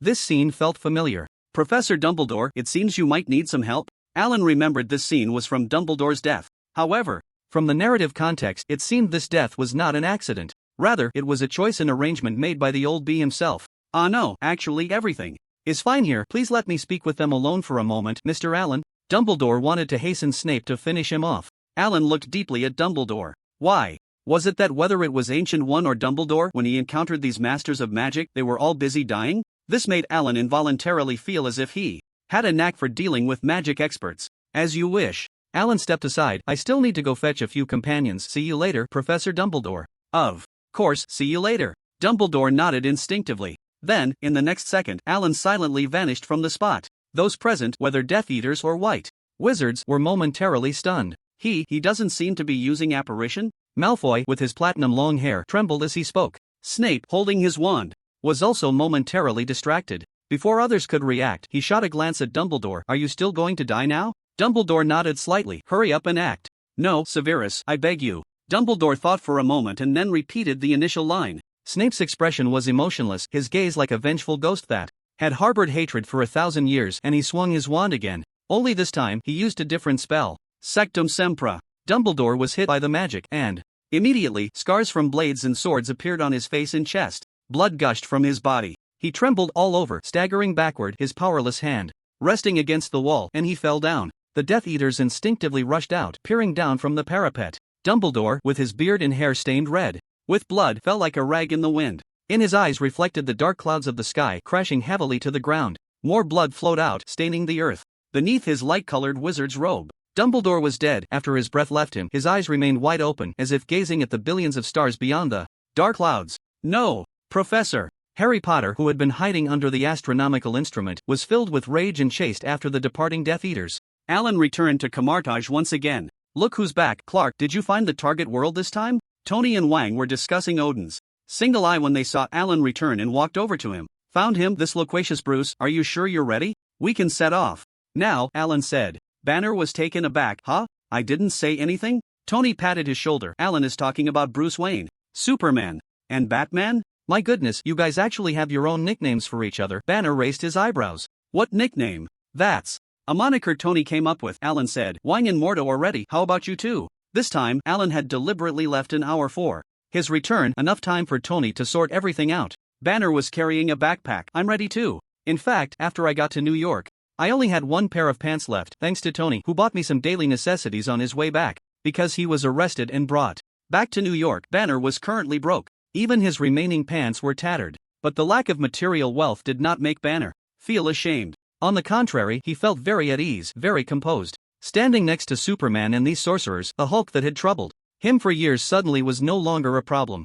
Banner felt that even when he was in his mother's womb, he probably didn't feel as secure as he did now. Tony shrugged. Thanks to Mordo's help with that golden door, I've already arranged everything back in New York. Agent K will help keep an eye on Jarvis, so bingo, let's start the journey. Wang and Mordo nodded as well. Compared to just now, they had a few more magical artifacts in their hands.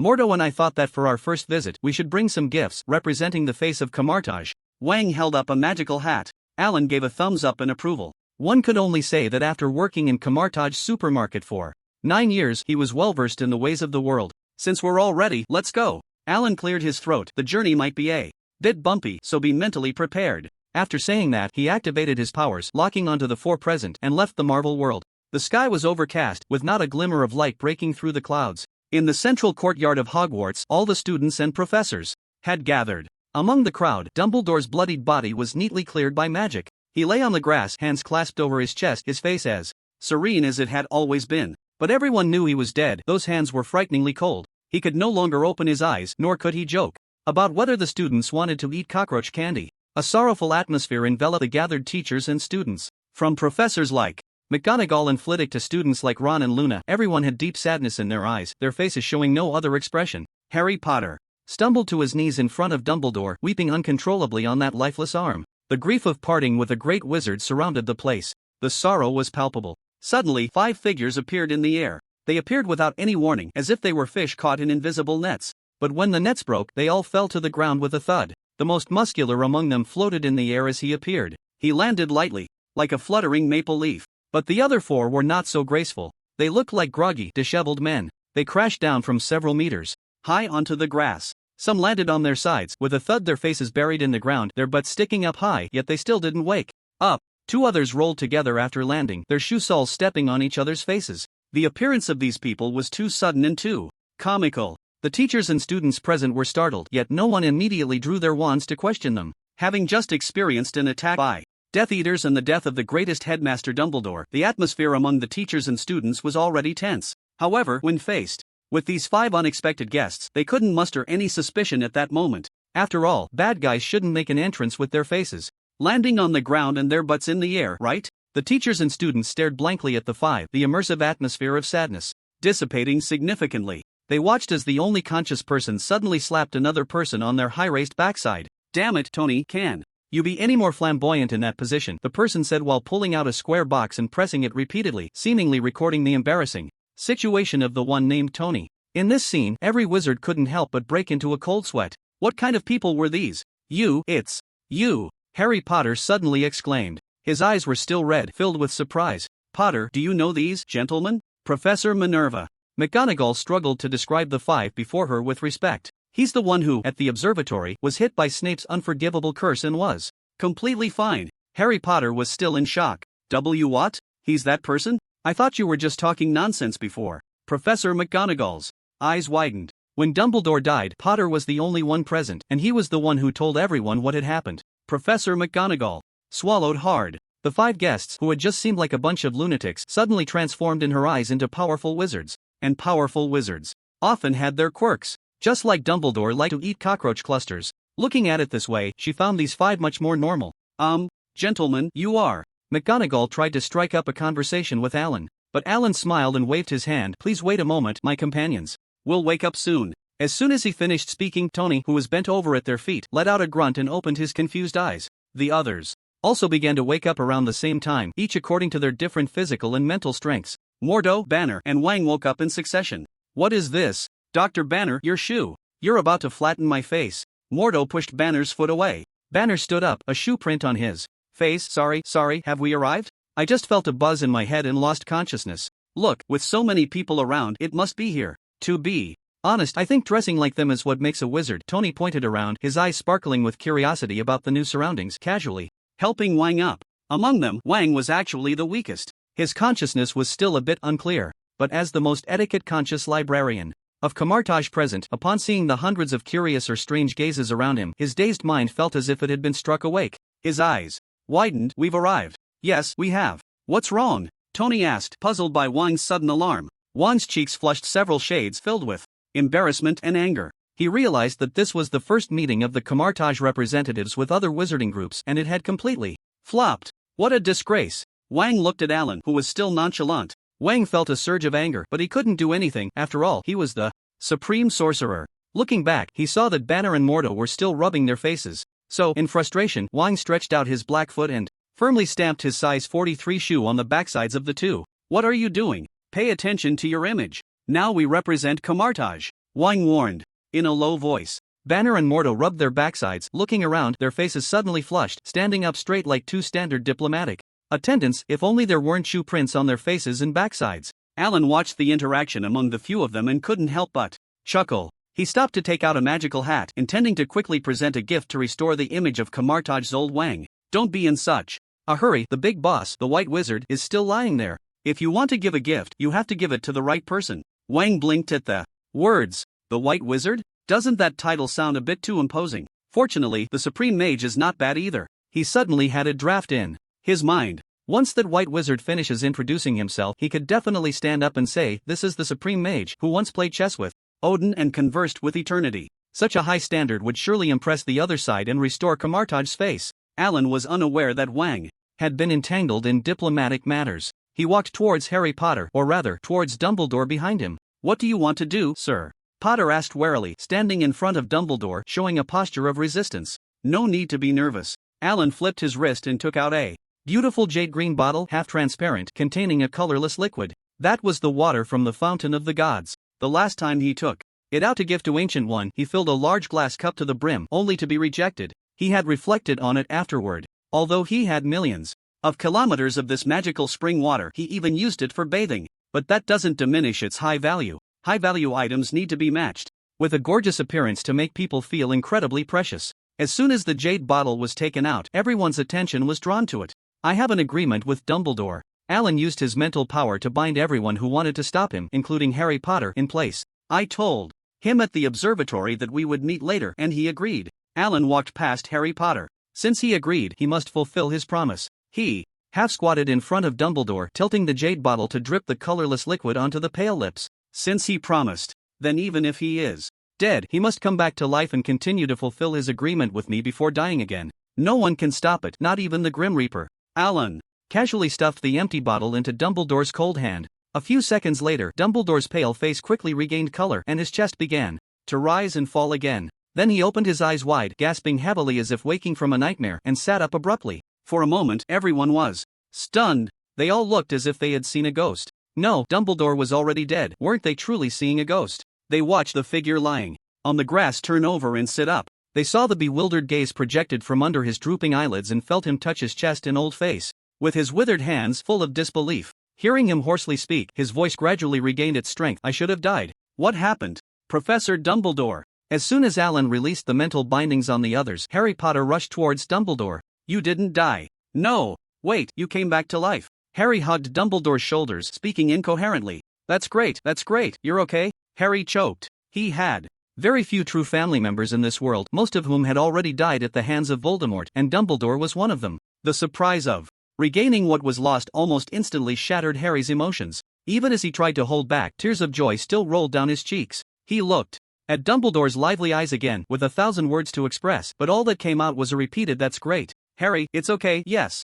Everything is okay." Old Dumbledore was momentarily unclear about the situation, but instinctively wiped Potter's tears with his hand. He hugged Harry, with confusion, catching a glimpse of Professor McGonagall standing nearby, with almost all the little wizards behind her. At that moment, both the professors and the little wizards were staring at him in shock. It was as if he was an old man transformed from a giant troll, now finally revealing his identity. He could still hear some little wizards whispering. Though it was whispering, they were so shocked that they couldn't even control their volume. Fred, did you see that? Professor Dumbledore has come back to life, right? Of course I saw it. Merlin's pants. George, what did that guy who is even more handsome than Sirius give the professor? Shoo, you two, don't mention Sirius next to Harry. Also, I guess that was Felix Felicis. What? Felix Felicis? That potion brought the professor back to life. I bet it's the dew from the fairy forest mentioned in ancient books. Are you talking about the legendary fairy forest that Merlin visited? The little wizard's topic drifted further and further, and their voices grew louder.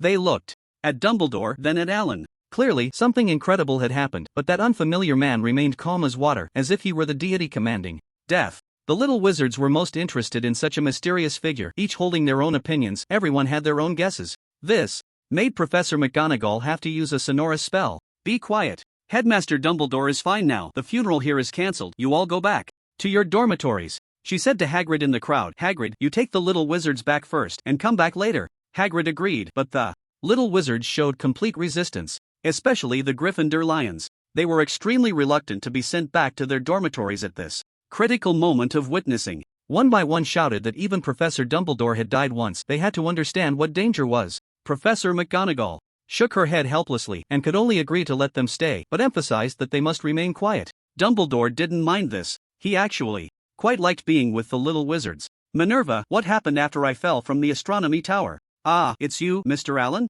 Dumbledore was about to ask Professor McGonagall for the specifics, but he finally noticed the 5 unfamiliar guests who had been quietly acting as a backdrop. The modernly dressed Tony and the others had actually been quite conspicuous. It was just that after Dumbledore's resurrection, his brain had just regained blood supply, and his attention was too scattered to notice. Good to see you again, Professor Dumbledore. We agreed we would meet again, didn't we? Alan said, hands behind his back. Dumbledore understood. So it was you. You brought me back to life, right? I really don't know how to thank you. It was a small effort, Alan said. Dumbledore shook his head. That can't be called a small effort. You used a precious potion on me, didn't you? Although I am very grateful that you saved my life. But using such a precious thing on me is truly a waste. He touched the jade bottle in his palm, realizing this was the container Alan used to hold the spring water. For a moment, his heart was filled with mixed feelings. Dumbledore had been cursed by Voldemort's Horcrux during last year's Hogwarts summer.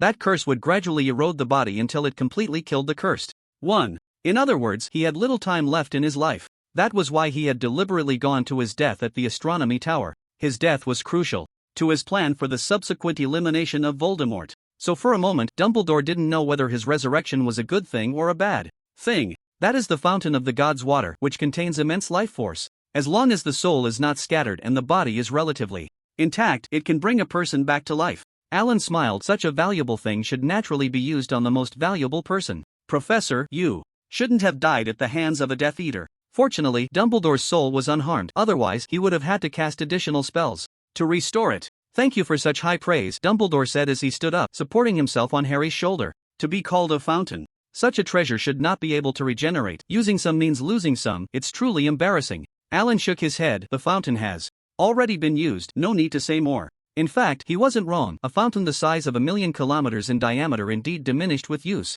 I haven't asked yet. May I inquire if you are from the Ministry of Magic? Dumbledore suddenly asked, as if he had just remembered. He paused. Forgive My boldness, or rather, are you wizards summoned by Gellert for assistance? Alan was taken aback. Old Dumbledore actually thought they were sent by his old friend Grindelwald. This thought truly had the flavor of the Dungs couple. Neither, we come from Camartage and we are here at Hogwarts for the exchange of magic, Alan stated plainly. Camartage? Dumbledore had never heard of this name. Camartage is located in the Himalayas, belonging to the legacy of the Mystic Masters. Master Alan is our supreme mage, Wang added at this moment. He had been listening and thought it was the right time to interject. After all, the people across had not introduced themselves yet. How could he let his own supreme mage introduce himself? So Master Alan is the supreme mage. Dumbledore had never heard of this title, but it did not affect his regard for it. The Himalayas, that is the realm of the mysterious Eastern mages, right? He extended his left hand to the side. It is an honor to meet you all. I apologize for forgetting the most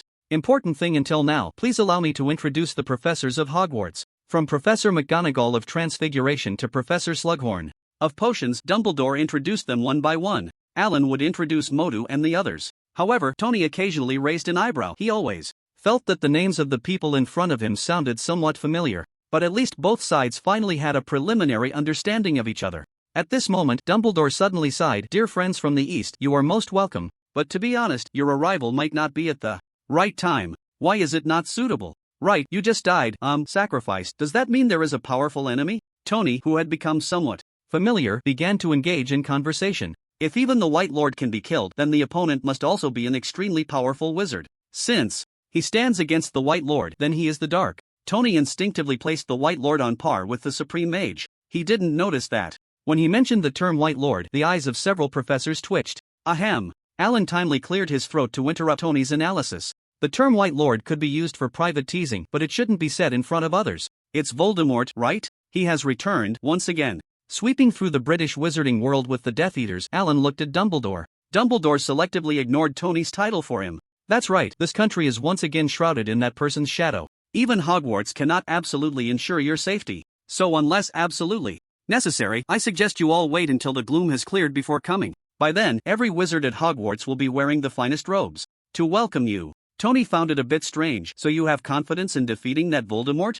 Dumbledore's lips curled slightly beneath his beard. He had been waiting for this question. Unfortunately, no. As you can see, if it weren't for Lord Alan's assistance tonight, I would have perished. Here, Voldemort's power is simply too vast. His followers encompass almost all pureblood families. This war will be very difficult. Now, I am fortunate to have a second chance at life, and I only hope to resist as much as I can before facing death again. Dumbledore went on to describe the brutality of the Death Eaters and the strength of Voldemort in detail. His words were filled with helplessness and uncertainty. It was as if this death had stripped him of all confidence, leaving him as unsteady as a candle in the wind. This heartfelt, tearful declaration felt like a final testament, moving everyone present. Tony looked at Dumbledore, faintly sensing that there was more to his words. Modu, Banner, and Wand, filled with a sense of justice and purity, were already filled with righteous indignation after hearing him. Only Alan, with his arms crossed, suddenly shook his head. Others might not understand Dumbledore, but he certainly did. This old bee had been a top player since the Grindelwald era. Even at a young age, he had managed to lead the younger Newt astray. Moreover, in the original story, the victory in the Second Wizarding War was largely due to Dumbledore's planning. Looking at how he had previously volunteered for death and now spoke of resisting Voldemort before dying, it was clear that Dumbledore was subtly asking them for help. Dumbledore, you want us to help, right? Alan sighed and stepped forward, putting his arm around the old man's shoulder. Dumbledore was taken aback. He hadn't expected Alan to be so direct. So he became direct as well. Lord Alan, I can see you possess great strength. If I could have your assistance, I believe the odds for the wizarding world would greatly improve. Alan nodded. If you want us to help, just say so. If you don't say it, how could we possibly know? Once we know, we can decide whether to help you. So, what is your answer? Dumbledore's murky yet sharp eyes turned to Alan. Alan patted Dumbledore's shoulder and shook his head. But before Dumbledore could show his disappointment, he spoke again. A little Voldemort, what war is there to fight? We can resolve it right now. However, after it's over, you must be generous in magical exchanges, like fully opening the library to us. Although Alan's words sounded a bit exaggerated, Dumbledore felt he had heard the answer he most wanted. He had no reason to refuse. Laughing heartily, he said, of course, no problem. Shouldn't magic be open and inclusive in its exchanges? He extended his hand forward. Come, dear guests from afar, let us enter the Great Hall together. It is dinner time now, and I believe you will not be disappointed with Hogwarts cuisine. Professor McGonagall and the others had listened to the entire conversation and couldn't help but smile, directing the students to prepare to enter the castle together. But Alan gently brushed Dumbledore's hand aside. There's no rush for dinner. He pulled Dumbledore's robe and flew up. There's no time like the present, let's deal with Voldemort. First, then dinner will be more appropriate. The two flew all the way to the open grass outside the castle. The young wizards and professors were dumbfounded and hurriedly rushed after the two from the courtyard. Tony also donned his battle armor, carrying Wong and Mordo with Banner on his back, and flew out of the courtyard amidst a crowd of astonished gazes, landing beside Alan outside the castle. My Lord Alan, what do you intend to do? Dumbledore was not nervous, but he had a premonition that this young man beside him seemed to be planning something significant. Of course, to deal with Voldemort, this place is quite spacious, so it's suitable. Alan scanned the entire wizarding world with his supervision. After being modified by the original will, supervision gained spatial attributes. It easily penetrated various magical barriers and saw everything. I remember that to kill Voldemort, we must first destroy his Horcruxes, right? And the so-called Horcrux is an object that contains pieces of a soul. As long as the Horcrux is not destroyed, even if its master dies, the soul will not dissipate, but will exist in some alternative form, waiting for the opportunity to resurrect. Alan suddenly raised his right hand and drew circles in the air. Dumbledore did not expect Alan to know this so clearly. You are not wrong. Lord Alan, what kind of magic is this? As Alan's fingers twirled, a shimmering golden circular door appeared before the two. On the other side of the door was a pile of clutter. Dumbledore immediately recognized it as the interior of the Room of Requirement. The secret door, similar to Apparition, but it can directly connect spaces. Alan explained while pulling out a diadem from the other side of the door and tossing it to the ground. This is Ravenclaw's diadem, one of Voldemort's Horcruxes. Dumbledore's eyes widened in shock. Horcrux? Ravenclaw's diadem? He bent down to pick it up, sensing the strange soul aura from it. Alan was not mistaken. When he looked up again, his eyes widened even more. Alan actually drew circles with both hands, opening two portals. One led to a vault in Gringotts. The other opened to the Black family home, right across from the cleaning house elf creature, who immediately perked up upon seeing Alan. However, before he could utter a word of inquiry, Alan suddenly reached out his hands. He pulled a golden chalice from the Gringotts vault with his left hand and a locket from beside creature with his right. Then, amidst creature's screams, Alan waved his hand to close the portal. The Slytherin locket and the Hufflepuff cup, these two are also Horcruxes. He tossed the treasures to the ground in the same manner. Dumbledore stood with his mouth agape, unable to speak. After all, what more could he say? Until recently, with Harry's help, he had only learned that Voldemort had a total of 7 Horcruxes, and Harry was one of them. But knowing the number of Horcruxes was useless. Just seconds ago, he was still clueless about where to find the remaining ones. Yet, with the arrival of Alan, the Eastern Mage, he had found 3. In a flash. If Dumbledore were any less composed, he would have cursed. See, what did I say? This magic is perfect for stealing things, Tony said to Banner. Banner scratched his face, but it really looks convenient. I want to learn this spell too. Meanwhile, Mordo and Wong exchanged glances, frowning. Mordo felt puzzled. Something's not right. I can't draw power from other dimensions anymore. For a sorcerer from Camartage, being unable to draw power meant he had become an ordinary person. Wong held his magical hat. There must be some kind of barrier spell inscribed here. You see, Alan's strength is powerful enough to break through the barrier, so he can still use the secret door. You make a good point, Mordo acknowledged. On the other side, Alan took Ravenclaw's diadem from Dumbledore's gaze and tossed it to the ground as well. Dumbledore seemed to awaken from a dream. Lord Alan, to destroy the Horcruxes, we need to use the Sword of Gryffindor. Please wait a moment, I will return to the castle to retrieve the sword. No need, Alan stopped him again. I happen to have some research on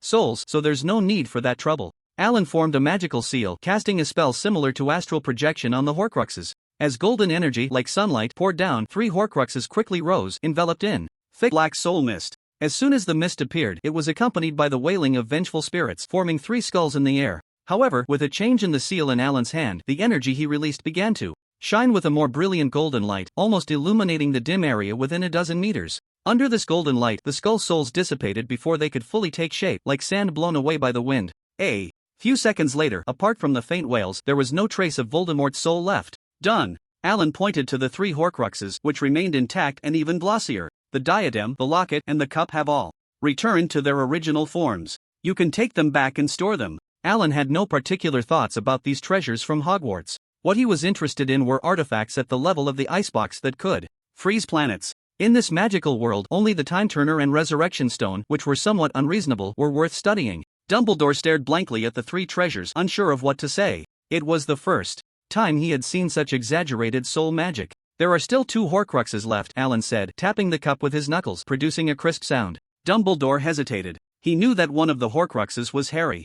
Previously, his means were limited. To destroy the Horcrux, he would have to destroy the vessel as well. This meant Harry would have to face the outcome of sacrifice. But even though Dumbledore was a person who pursued great benefits, willing to sacrifice personal interests for the collective good. His desire to protect Harry was equally genuine. Thus, Dumbledore racked his brain to come up with a plan. That was to have Harry confront Voldemort. With some clever arrangements on his part, combined with the protective charm Lily left for Harry, he could allow Voldemort to personally eliminate the fragment that had burrowed into Harry's soul during their confrontation, without harming Harry. In this way, the Horcrux would be destroyed, and Harry would remain safe. But now it seemed that his arrangement might not be needed. Perhaps he could hope that Alan could use that magical method from before to solve Harry's problem in a safer way. There are still 2 Horcruxes left, one is right next to Voldemort and the other is Harry Potter, Alan said at that moment. Dumbledore nodded. I'll call Harry over. At this time, the teachers and students in the courtyard had already rushed out of the castle. They all crowded at the entrance, watching Dumbledore and the others with a not-so-quiet gaze.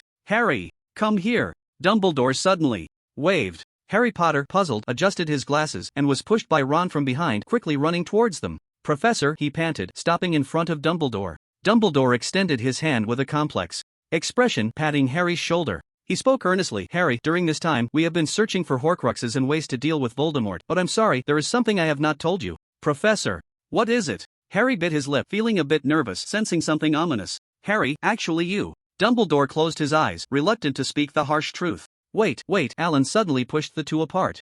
Professor Dumbledore, what are you doing? Why are you suddenly in pain? I'm explaining the situation to Harry? Dumbledore looked innocent. Trust me, Harry will be fine. My level of magic is far more trustworthy than my brother's character. Alan saw that the situation was not right and interrupted their heartfelt exchange. The way the two of them were acting was reminiscent of the most classic coming-of-age scene in a movie. First, Dumbledore would tell Harry the truth, saying the child must be sacrificed. Then Harry would run away in disbelief, hiding in a corner to break down alone. But a few days later, with the warm company of teachers and friends, he would resolve to sacrifice himself, completing his emotional journey and transforming into a true hero. To be honest, Alan quite enjoyed such scenes. However, given his strength, how could old Dumbledore still want to play a tragic role? Alan simply acted without warning, slapping Harry's forehead and forcing his soul out of his body. What is happening? Harry's soul was astonished in the air. But the next second, Alan's hand reached into his soul, pulling out a deformed, infant-like soul from within. All right, done. Alan waved his hand, sending Harry's soul back into his body.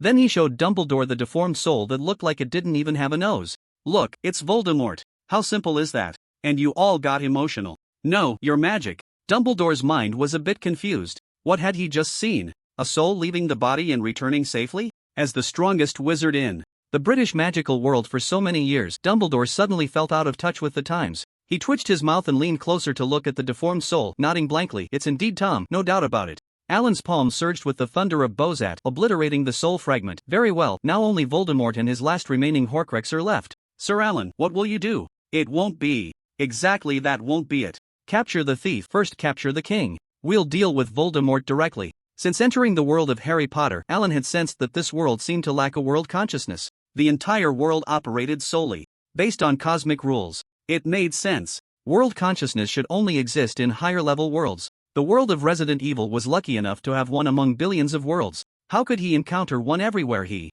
went? Since there was no world consciousness, if Alan wanted to explore the magical system here, he naturally had to plan it himself. In such a situation, he certainly didn't want to waste time. However, to keep Modu and the others at Hogwarts to learn new magic, he had to deal with the villain first. So from the very beginning, Alan had locked onto Voldemort's location. At this moment, he drew a circle with his right hand, casting the secret method of the portal. After the portal opened, on the other side was a gloomy castle hall with only a few ghostly blue lights hanging on the walls like clusters of ghost fires. Voldemort stood at the end of the hall. At his feet coiled a 12-foot-long giant snake. In front of him were the cowering Malfoy mother and son, and Snape, who was bowing his head and reporting something. The snake was named Nagini, the last remaining Horcrux of Voldemort. It's Voldemort! Harry Potter exclaimed instinctively, and Snape is there too. He just killed the professor and went to report. Voldemort turned to look. His gaze passed through the portal. He first saw Harry, then locked his eyes on Dumbledore. Dumbledore! Dumbledore also stared at Voldemort. Tom, how are you still alive?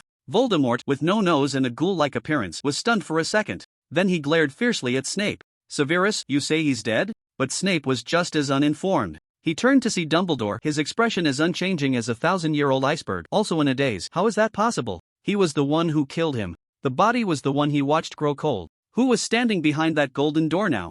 Dumbledore's soul? Snape was filled with confusion. Meanwhile, Voldemort was consumed by anger. He had long been suspicious of Snape, but he never expected that the other would dare to lie about Dumbledore's death.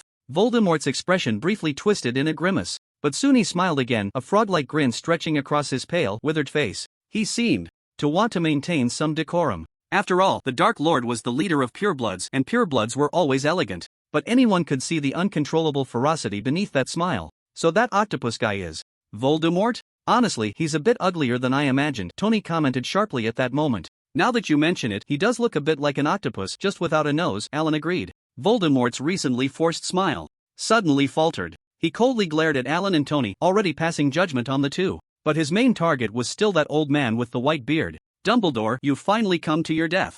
Voldemort slowly raised his wand, slowly chanting the spell. Avada Kedavra. A green beam of magical light, as thick as an arm, shot towards Dumbledore. This was Voldemort's greeting. He chanted the spell slowly, exerting all his power, intending to force the hastily responding Dumbledore to choose to evade. However, beside Dumbledore, a stranger who had just mocked Voldemort suddenly stepped forward. He slapped the killing curse from below. Then, Voldemort's full force strike dissipated. The green beam, after being struck by that slap, began to collapse inch by inch from the end, as if a water column was being cut apart by a sharp sword. This collapse spread all the way back to the source, extending to Voldemort's wand. A tremendous force suddenly struck Voldemort's right hand, causing him to stagger back a few steps. At the same time, the wand in his hand cracked with a snap. This is impossible. Voldemort stared at his wand, his eyes bulging with rage. Alan, who had dispersed the curse with a slap, flexed his palm. How should I put it? It felt quite comfortable, like washing my hands with clean water. He didn't forget to comment, this kind of magic that combines killing intent with attack does have its uniqueness, but your killing intent is too weak. Practice for another 2 years. In a sense, his willpower at the realm master level could definitely outstrip Voldemort by several Earths. Saying the other's killing intent was weak was no problem at all.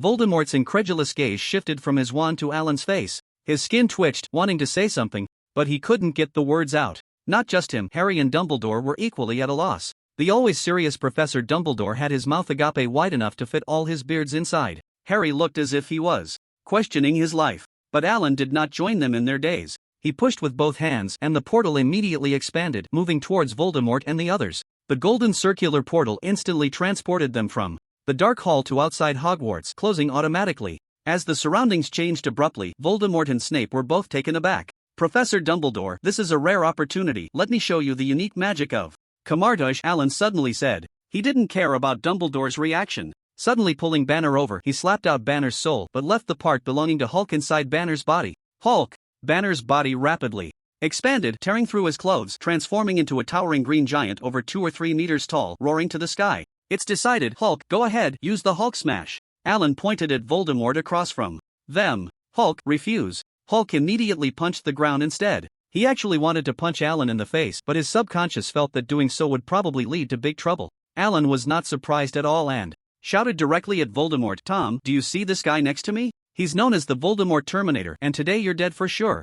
Voldemort was still shocked by his sudden transfer to Hogwarts. Upon hearing Alan's words, his expression shifted between dark and light. He looked around. After confirming that this battle had to be fought, he hesitated not at all and unleashed a thunderous explosion aimed at Hulk. Flames erupted instantly around Hulk, knocking him slightly off balance, his entire body engulfed in fire. Roar! At this point, there was no need for Alan to give orders. Hulk burst out of the flames and jumped directly in front of Voldemort. Under the gaze of hundreds of astonished eyes, he punched Voldemort to the ground. Then he grabbed Voldemort's arm, which was holding the wand, and with a swing, smashed him into the ground. Bang! What a heavy impact, as if the earth trembled for a moment. But Hulk was still not satisfied. He lifted Voldemort again and smashed him down once more. Lift, smash. The sound of pounding against the ground was incessant. Each hit was accompanied by the tremors of hundreds of hearts. Hulk's frequency of smashing Voldemort was not fast, but each hit was heavy and fierce. And Voldemort remained resilient. From the initial curses and attempts to resist to cries of pain, bribery, and pleas for mercy, he eventually fell silent. He was smashed for a full 2 to 3 minutes. At that moment, the only sounds were the thuds of flesh hitting the ground and the faint sound of swallowing saliva. Suddenly, Hulk felt the joy of smashing someone. No wonder that bad guy called Superman was so happy smashing him that day. Is this not too good? Banner's soul floated beside Alan. Alan shrugged. What's wrong with it? From now on, this will be our signature spell at Camartage. Dumbledore watched with a tightening heart. Brutal, too brutal. What kind of wizards were these at Camartage? Your transformation magic is truly extraordinary, my lord, he thought. Alan had used transformation magic to enlarge Banner. Thank you for the compliment, just a small skill, nothing to mention. Alan smiled slightly. He waved his right hand, using his mental power to control Voldemort's Horcrux Nagini to float over. just like when he dealt with Harry. With both hands down, he extinguished the fragment of Voldemort's soul within Nagini. This was already Voldemort's last Horcrux. At the moment the Horcrux was destroyed, Voldemort, who had already fallen silent, suddenly let out a wail. But that wail was his swan song. The next second, he shattered into dust, blown away by the wind. In fact, after being smashed by Hulk for so long, he had already turned into meat paste and should have died long ago. He was merely holding on by the special nature of his soul. And now, with all the Horcruxes destroyed, the soul lost its support and all the injuries rebounded. He instantly turned to dust. Roar! Hulk scratched his head in confusion, wondering why this person was fine one moment and then just disappeared while being smashed. Hulk? Voldemort was dead, just like that. The mysterious figure that had overshadowed the wizarding world for decades was abruptly smashed to death by the green giant that suddenly appeared before him. Dumbledore stood there in a daze, Harry Potter was also in a daze, and a large group of teachers and students standing at the castle entrance all had blank expressions. The scene fell into silence for a moment. It was as quiet as if waiting for a priest to come out to give Voldemort a proper burial, to announce that he was truly dead, to say amen, your sins will be buried with you. At that moment, the evening wind howled, sweeping across the grass, tearing at everyone's wizard robes, turning them into fluttering capes. They stood in the wind, wrapped in oversized black funeral garments, merging into one in the twilight. It resembled a funeral about to begin. How fitting, Voldemort had just died, and Hogwarts was conveniently holding a funeral for him. Only this funeral would be filled with uncontrollable laughter, not a trace of sadness.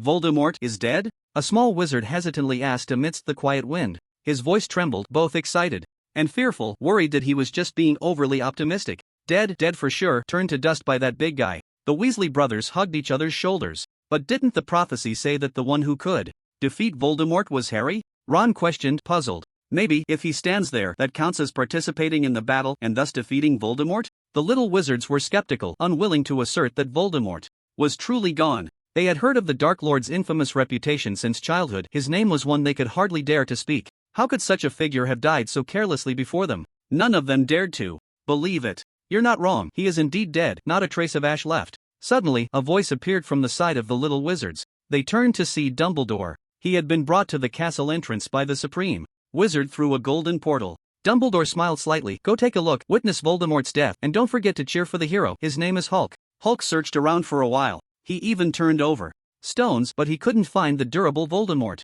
It wasn't until Alan came over and said that the octopus guy had turned to ash that Hulk realized the sandbag had probably died. So weak, he pouted in dissatisfaction, still wanting more, turning his head and suddenly fixing his gaze on Snape nearby. Exclamation point. Cold sweat instantly broke out on Snape's back. He took a step back and hurriedly declared, I'm on your side. Roar. Hulk wasn't stupid. This person had clearly stood with the octopus guy before. But at that moment, Alan held him back. Hulk, don't always think about destruction. Alan patted Hulk's arm. Look over there, you really helped him this time. Hulk? Hulk looked in the direction Alan pointed. He saw a group of little wizards rushing towards him. Their cheers were deafening, some voices were childish while others were mature, like a swarm of bees buzzing towards their hive. Confusion flashed in Hulk's eyes, and he instinctively clenched his fists. Don't be nervous, they're here to thank you. Maybe you can ask them for some treats? Alan pried open Hulk's fists and stepped aside. The next moment, the 2-meter-tall Hulk was surrounded by the little wizards. The little ones chattered around him, one saying he was amazing, another praising his transformation skills.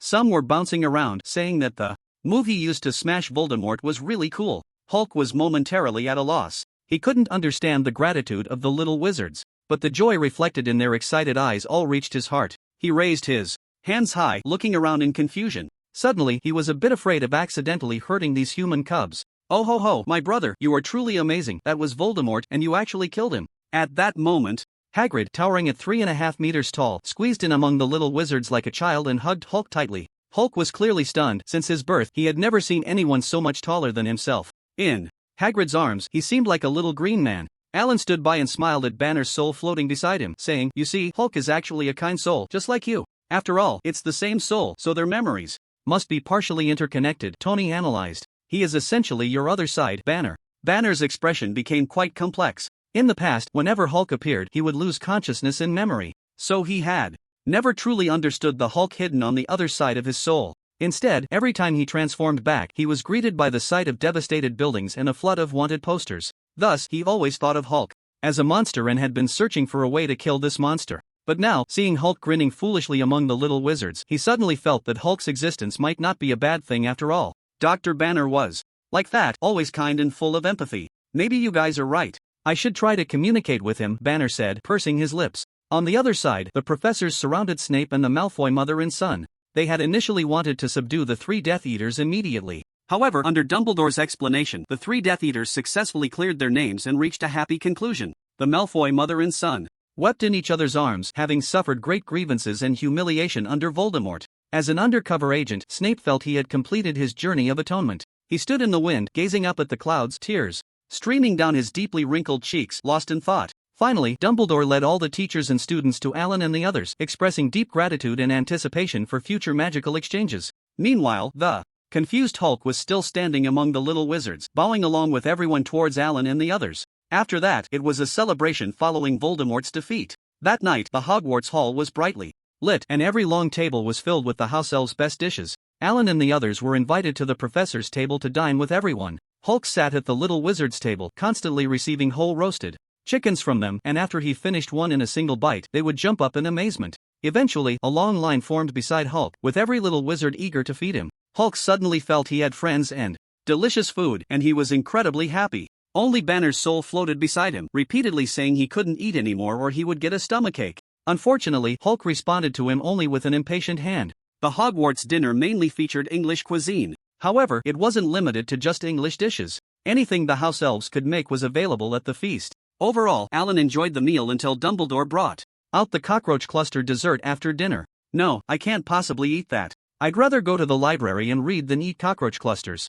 So, as soon as the celebration ended, Alan dove into the Hogwarts library. Soon, 2 days passed. During these 2 days, Dumbledore contacted the Ministry of Magic and teamed up with the Aurors to begin dismantling the remaining Death Eater forces. Without Voldemort's leadership, the Death Eaters lost their cohesion and crumbled almost instantly. With former Death Eaters Snape and the Malfoy family leading the way, in just 2 days, most of the pureblood families that had just joined Voldemort were arrested and taken to the Ministry of Magic, awaiting trial before being sent to Azkaban. Meanwhile, during these 2 days, Alan finished reading and grasped the magical knowledge within Hogwarts. Just as he was about to find Dumbledore, he was stopped by Modu and the others. Alan, you let us try to communicate with the wizards here ourselves, but we can't communicate at all. Old Wong cried out. Modu echoed, rather than saying they are wizards, it's more accurate to call them sorcerers or word spirit masters. They rely entirely on the magical power within them to cast spells. The moment they open their mouths and wave their wands, the spells come out, with no process to learn. Tony crossed his arms. I've noticed that too, but you must have a solution, right?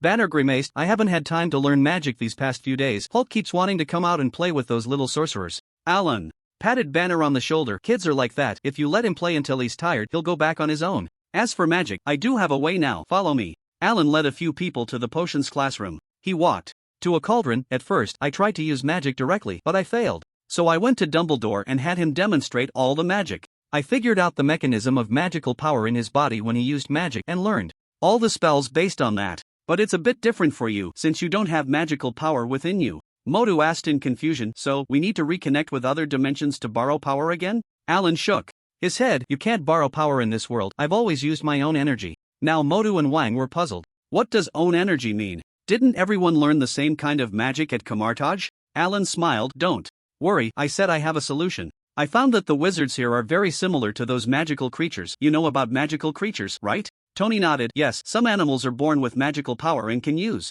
it to perform abilities similar to magic. Over the past few days, Tony had gained a detailed understanding of the magical system in this world. Exactly. The origin of wizards is no longer traceable. But without a doubt, the earliest wizards, like magical creatures, were born able to release magic. Alan snapped his fingers. However, over time, compared to ancient wizards, later wizards became weaker and began to need spells and wands to cast magic.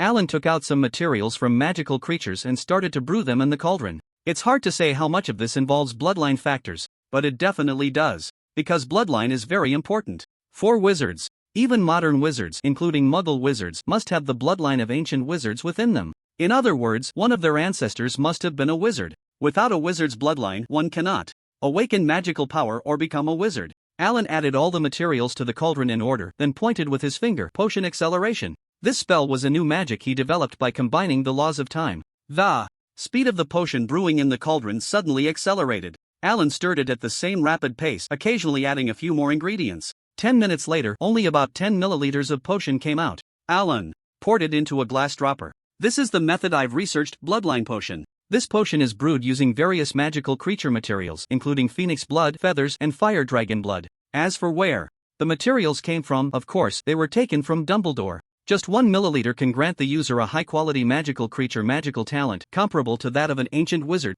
Alan handed over the dropper. Who wants to try it first? Don't worry about safety, I've already tested it myself. During the research process, even Dumbledore's Phoenix Fox had been completely depleted by Alan. One can imagine how many failed experiments he had gone through. Each time, he drank the potion himself and used genetic primal energy to suppress and analyze the surging energy.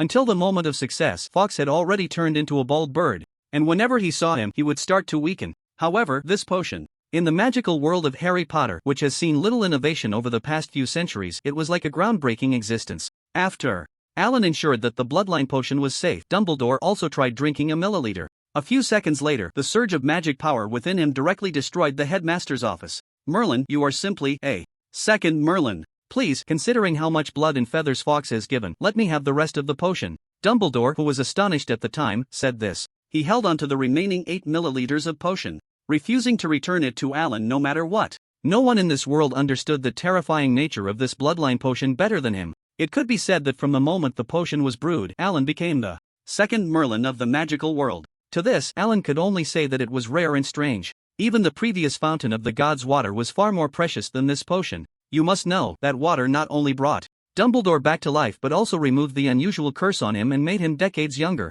The day after the celebration, Dumbledore appeared with a head of black hair, which frightened Professor McGonagall and the others quite a bit. In the potions classroom, after finishing the example of Dumbledore, Alan spread his hands and said, unfortunately, the materials required for this potion are extremely precious, and the brewing process is very demanding. I harmonized the many magical bloodlines together by constantly using my own genetic primal energy after the materials were fused. You could say that apart from me, no one else can replicate it at the moment. Alan said to Tony, but later, Tony, you could try to research and modify it. Perhaps you could come up with a universal version. No problem, I'm very interested in the magic of this world, Tony said, stepping forward to take the potion and drinking a milliliter. But what you said sounds like you're planning to leave. Tony smacked his lips, and suddenly a large amount of magic power erupted from him. Oh, is this magic? With the SS3 serum modification combined with the bloodline potion modification, Tony was now a fusion of technology and fierce power. Alan used a biological force field to protect the classroom's desks and chairs from the influence of magic power. That's right, this is magic.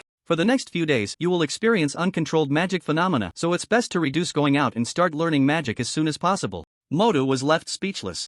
This potion can actually produce magic power in the human body so easily, it's truly remarkable. Wang wiped the suspended ring on his hand. So, does that mean we won't have to keep borrowing energy from the dimensional demon anymore? Pretty much, but you need to grasp the essence of the spells first, Alan said. Banner, with his hands clasped in front of him, also asked, can I drink it too? You know, my situation is a bit special. Of course, you should know that in some parallel universes even Hulk uses magic, Alan replied immediately. He scanned Banner's body. Your blood has a strong assimilation ability. Once the wizard bloodline is added, it will become part of it, so there's no need to worry. The three quickly followed Tony and drank the bloodline potion. A few minutes later, the four of them, continuously releasing magic power, each ran towards their dormitories. Alan then went to say goodbye to Dumbledore. In the headmaster's office. You're leaving? Why the rush? I still have many candies to share with you. Dumbledore, with black hair and a black beard, tried to keep him. I've learned all your magic, and you won't be able to learn mine for now, so what am I still doing here? Alan sat across from him. How about being a teacher at Hogwarts? For example, the defense against the dark arts professor? You actually want to kill me, don't you, Dumbledore? Alan teased. Don't think I don't know that you, the defense against the dark arts professor, haven't lasted more than a year. Ha, that was a curse placed by Tom before. Now that he's dead, it's all fine. Dumbledore laughed heartily. Alan shook his head. Forget it, but Tony and the others will stay for a while longer to continue learning magic, so I'll trouble you to take care of them. I will. Aren't you considering staying a few more days? At least let me repay you for all your kindness. How about giving me Fox? Ha, Your Excellency Alan, I look forward to our next meeting. Dumbledore stood up to see him off. Thus, Alan left the world of Harry Potter. When Alan returned to Marvel, only 16 minutes had passed here. He stood in the training ground of Camartage, briefly checking his own status and the items he carried. In the inner world, since entering the Harry Potter world, the time and space stones had resumed their normal function as ordinary gems. The time converter he brought back had lost its effect. Clearly, the time devices from another world had no control over Marvel's timeline. Even the resurrection stone was useless. The function of this stone was originally to summon souls, allowing them to exist in a form between spirit and phantom. But the souls in Marvel were in the hands of the Lord of Hell or Death. It was unrealistic to think one could snatch souls from these figures with just a stone. However, there were still some scattered items that were somewhat usable. For example, the Elder Wand, one of the Deathly Hallows. This wand was a gift from Dumbledore after old Wang presented his magical artifact. Dumbledore couldn't find anything else of equal value. He could only give all 3 Deathly Hallows to Camartage. However, these items were equally of no use to Alan. He stuffed all the magical items into a suitcase with a no-trace extension charm, planning to have Mordo deal with them when he returned. Then he activated his crossing ability again, locking onto the Harry Potter world 6 months later and crossed over once more. A few seconds later, Alan appeared in the training ground with 4 figures dressed in wizard robes. Finally back. It feels like I've lived another lifetime, even though it was only half a year, Wang said, hands on his hips. So, you all had quite an exciting time? Alan said with a faint smile. When he had just returned to Hogwarts, Tony and the others were taking a special ordinary wizard level exam organized by the Ministry of Magic just for them. This story goes back 6 months. To thank Tony and the others for helping to deal with Voldemort, the professors at Hogwarts specially arranged a magical exchange class for the 4. Although it was called an exchange class, it was actually one-sided teaching, since it was set from the beginning that the exchange would only last for half a year. The 4 had a very full schedule every day. However, the gains were equally substantial. In just half a year, they completed 5 years' worth of knowledge for young wizards. Hearing the news, the Ministry of Magic also came to join in the excitement, specifically holding this graduation exam. As soon as the exam ended, the 4 received their results. Among them, Tony and Banner received excellent O-level scores in all subjects. On the other hand, Wang and Mordo, who were originally wizards, although they also received excellent scores in most subjects, only managed to get barely passing A's in potions and divination. Recalling the twisted expressions on their faces when they looked at Tony and Banner upon knowing their scores, Alan could imagine how hard these 2 great wizards had worked over the past 6 months to catch up with the other 2 geniuses, only to be left sighing in vain. Not only that, I heard that Tony has actually spent most of his extracurricular time in the past 6 months studying transformation magic and bloodline potions. 4 other subjects he just casually learned during class. On the other hand, Banner is very interested in magical creatures. Almost every time he has a chance, he runs out of school to search for magical creatures. There was even a professor who described that one day Banner transformed into the Hulk and fought a few horned beasts in the southern mountains. After that fight, the habitat of the horned beasts was destroyed, and all the creatures disappeared. So, these 2 actually didn't put much effort into other magical courses. They looked like they were just playing and learning at the same time. Wang and Modu, however, were different. They could be said to be stuck in various professors' offices all day long. Sometimes they would even work late into the night when the stars were high. But despite all their hard work, they still couldn't excel in all subjects.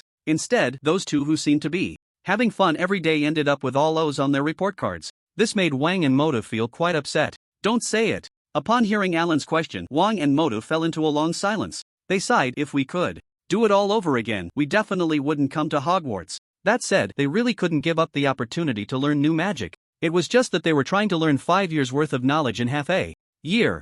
Both felt like they had been trained by magical knowledge. Wang sighed. I didn't attend high school in my home country, so this time counts as making up for it. Not really, right? Tony smirked, placing his hands on their shoulders. I find it quite relaxing. The learning atmosphere at Hogwarts is great. It reminds me of my days at Cambridge for my doctorate. He tilted his head back slightly. Back then, the girls' skirts were very short, and you could see their youthful, vibrant thighs reflected in the lake. Hogwarts is like that too. If it weren't for the fact that the wizards are all too young, I would definitely have a good chat with them. Wang rolled his eyes. Sorry, we're not the same. The only girl we've seen this half year is Professor McGonagall. In fact, there are also Professor Trelawney and Professor Sprout. Modu added expressionlessly. Maybe one only remembers Professor McGonagall. The other 3 couldn't help but say oh and looked at Wang together. Only remember Professor McGonagall? Although I admit she does have her charm, but Wang, isn't that a bit too? Alan dragged out his tone. Wang's face turned red. I was just giving an example. An example. What are you all thinking? Banner, rarely serious, said, Professor McGonagall is an animagus. She can turn into a cat. I know some of the boys, like Wang, would indeed have a preference for this type of woman. Oh, now it makes sense. The other 4, except Wang, burst into laughter, bending over with amusement. You guys. Wang pointed at the 4, laughing together, stammering and unable to speak. He wasn't really angry, he just couldn't think of a comeback, making his face turn even redder. Alright, no more jokes. If we keep teasing, Wang might just end up casting Avada Kedavra on us tonight, Alan said with a laugh, raising his hand. Wang took the hint and huffed, you all better be careful tonight. Alan pressed down on Wang's shoulder. How about this? Let's talk about what you've gained in the past 6 months. We'll need you 4 to perform well in the battle 4 months from now. Only us 4? Aren't we supposed to have 5 matches, best of 3? Modu asked, puzzled. Even though it's 5 matches, if you 4 win, do we even need to play the 5th? Alan shrugged. Wait a minute, I have a question. The opponent is a god, right? Banner raised his hand. We've only learned some magic. Can we really fight? Against a god? It is said to be divine, but they are just some long-lived beings that are much stronger than ordinary people. You have to believe in yourselves. You are strong too. Alan patted Banner's chest with the back of his hand. Especially you, Banner. That big guy inside you, once he comes out, no one from the younger generation of Asgard can defeat you. But if possible, I still want to rely on my own strength. Banner scratched his cheek. I collected some magical creatures when I was at Hogwarts, he said. They can fight alongside me, so I was wondering if I could appear as a beast master or something like that. Sounds like you had quite a harvest? Alan tilted his head. Not too bad. Banner raised a leather suitcase in his hand. Professor Dumbledore introduced me to an old wizard named Newt Scamander. He is very nice and also a biologist who taught me a lot about magical creatures. This suitcase was a gift from him. Inside, there is a large space with environments like deserts, Gobi, wastelands, wetlands, and so on. Over the past 6 months, I've raised quite a few magical creatures in there. Hulk and I both like them, and they like us too. Of course, except for a few magical creatures like the horned camel and the venomous horned beast. They are a bit afraid of Hulk because he has hit them before and likes to grab their horns and ride them all day. Banner felt a bit embarrassed. I have to apologize. I originally planned to ask if I could bring them back first. But as you saw during the farewell, Hulk was holding on to Professor Hagrid and didn't want to leave, so I didn't have a chance to come out. Hulk really liked the little wizards and Hagrid. Especially Hagrid. This half-giant probably gave Hulk a sense of a big brother of the same kind. No need to apologize. But since you've mentioned so many magical creatures, shouldn't you take us inside the suitcase to have a look first? Alan looked at the suitcase. Dr. Banner naturally agreed happily. He opened the suitcase and let the 4 of them enter one by one. Walking down from the suitcase opening, they found themselves inside a small wooden cabin with a ladder set up at the entrance. The cabin was small, with a small table holding some magical materials, and next to it was a double wooden door. Tony stepped forward to push open the door, and suddenly a vast moonlit grassland came into view. A wind, seemingly from nowhere, bent the grass, revealing small creatures hidden within. They had long necks and big eyes, resembling adorable versions of llamas. Further away, there were gaunt black creatures spreading their bone-like wings, descending from the sky. Near them, a few creatures with the front half of an eagle and the back half of a horse stood resting. Looking further out, there were giant birds dancing with thunder on the mountaintops and colossal beasts roaring out from the forests. Magic is truly amazing. This space is divided into different areas, not only with different environments but also with different weather. Banner introduced. This night grassland is mainly for moonstruck beasts, night steeds, and winged creatures with eagle heads and horse bodies. Further out, there are sunlit areas, which are the territories of thunderbirds, horned camels, and creatures like sniffers and tree guardians. Banner had Wang take out the magical broomstick gifted by Dumbledore. Then he took the group on a ride around the entire suitcase space, seeing over 30 kinds of magical creatures before reluctantly leaving. Back at Camartage, Alan gave a thumbs up. Banner, now I think you can definitely appear as a beast master without any problem. With so many magical creatures helping, defeating an Asgardian warrior is not an impossible task for you. Besides, a beast master can also engage in hand-to-hand combat. If you can't win, you can always let Hulk take over. Banner nodded slightly. I will. This should be considered diplomacy between Earth and alien civilizations, right? Just like the Olympics, strength represents national power. Well, you might be mistaken. This isn't the Olympics, it's a joint combat exercise, Tony said with a serious expression. The bodies of those Asgardian gods are their weapons, just like our guns and ammunition. So this challenge is actually a test of strength for both sides. He looked at Alan. Alan, your proposal for this challenge to seize the initiative is indeed a brilliant idea. From Asgard's perspective, we are just a planet under their rule. It's time for us to make our voices heard. Tell them that Earth is no longer the backward place it was thousands of years ago. Well, to have a voice. Alan felt. He was almost infected by Tony's sudden enthusiasm. But this challenge was indeed unrelated to the status or voice of either side. Those things had already been claimed by Alan through strength during their first meeting. At that time, they had a brief encounter in the mental realm, and Odin was slightly weaker. So this challenge was really like an Olympics, just a friendly competition and exchange. But upon hearing this, Tony looked convinced.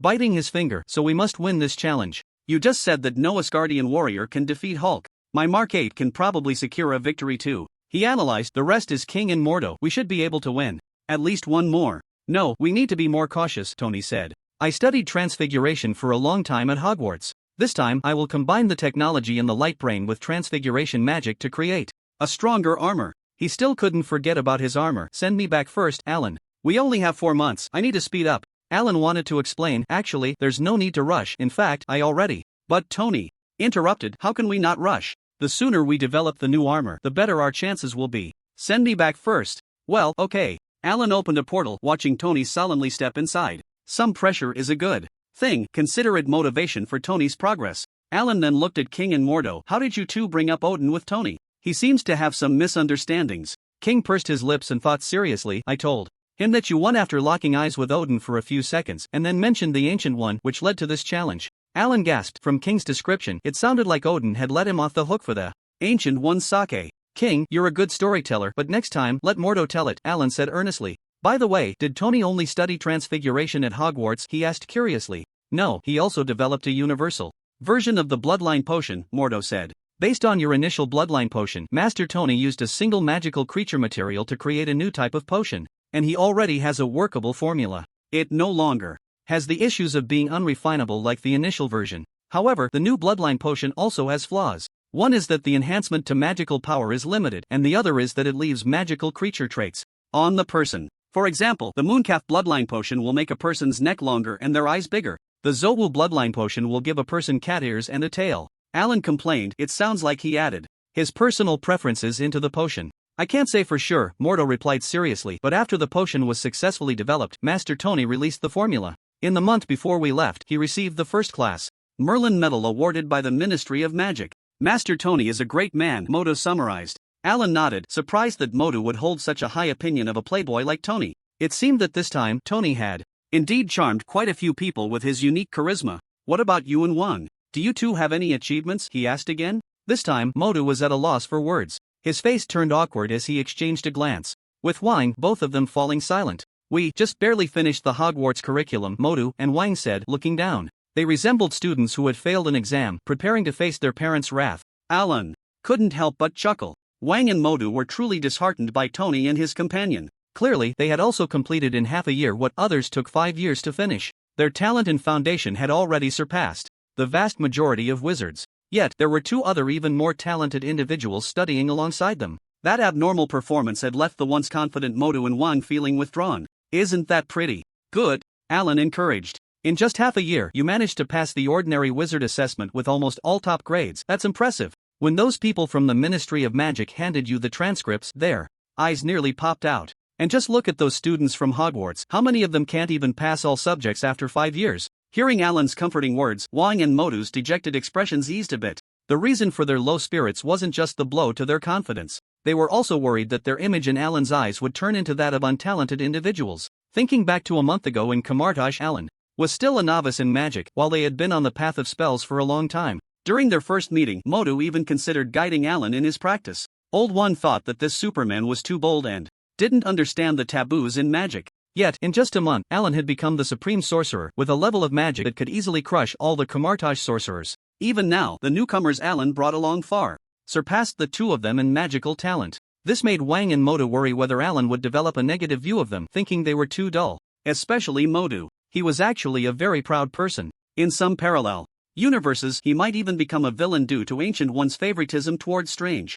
But now, his inner pride had undoubtedly been shattered. But we are still far behind Master Tony and the others. Mordo even felt a bit inferior. What's the point of comparing with them? One only knows how to forge battle armor, and the other only thinks about raising magical creatures. When it comes to passion for magic, it still depends on you and Old Wang. Alan was trying his best to find a way to praise them. He pressed down on their shoulders. Talent is just a small part of success. The most important thing is still hard work. Don't forget, you 2 are my hidden dragons and phoenix chicks. Not a single one can be missing. Even the task of popularizing the new magic system in Camartage later must be entrusted to you. Really, is that so? Wang felt a vague sense that something was off. It seemed that, without realizing it, the burden of work on him was getting heavier. But he was still very happy, pressing down hard on Alan's hand on his shoulder and nodding vigorously. I understand. Mordo's eyes sparkled with excitement at being recognized, and he nodded steadily. I understand too. That's good to hear. Alan smiled with great relief. Then you 2 will be responsible for teaching the new magic together. Remember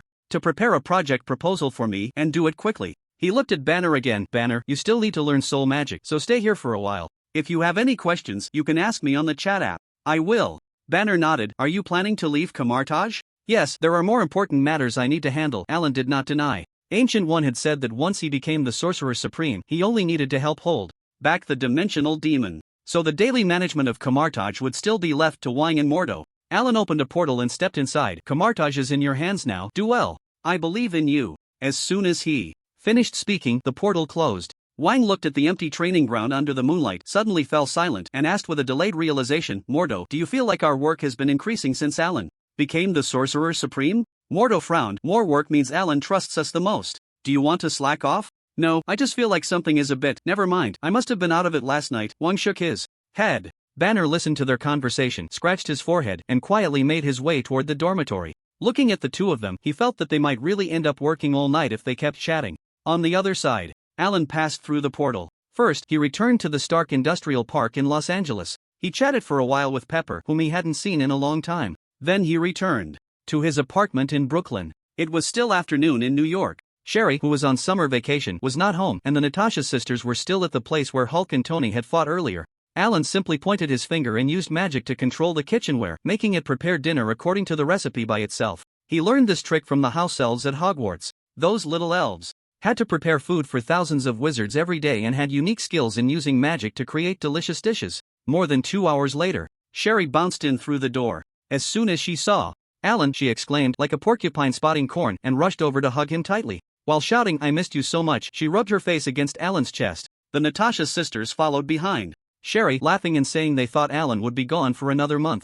After the four of them had dinner, they talked about Alan's experience learning magic all the way to Sherry's studies. Next semester Sherry is moving out, planning to send her to the middle school at Midtown High? Isn't that in Queens? Alan commanded the utensils to jump into the dishwasher by themselves. The three girls' eyes sparkled. They couldn't resist the magic of washing dishes. Natasha rested her chin on her hand, her gaze lingering on the plates lining up to be cleaned, and replied, "Although it's a bit far, it had the most excellent graduates among public schools nearby last year, and Sherry thinks it's good. But why not go to a private school? We all think public schools allow her to meet more people, which will be more meaningful for Sherry, especially considering her past experiences. She should interact with others more." "Alright then, I agree. Speaking of which, you have to enroll in half a month, right? A college student at Columbia University?" Natasha's amber eyes looked at Alan. "It's just going through the motions. Pepper thinks college life is very important for life and insists I should experience it." Alan shrugged. "In reality, I probably won't learn anything there. The students there probably won't relate to me.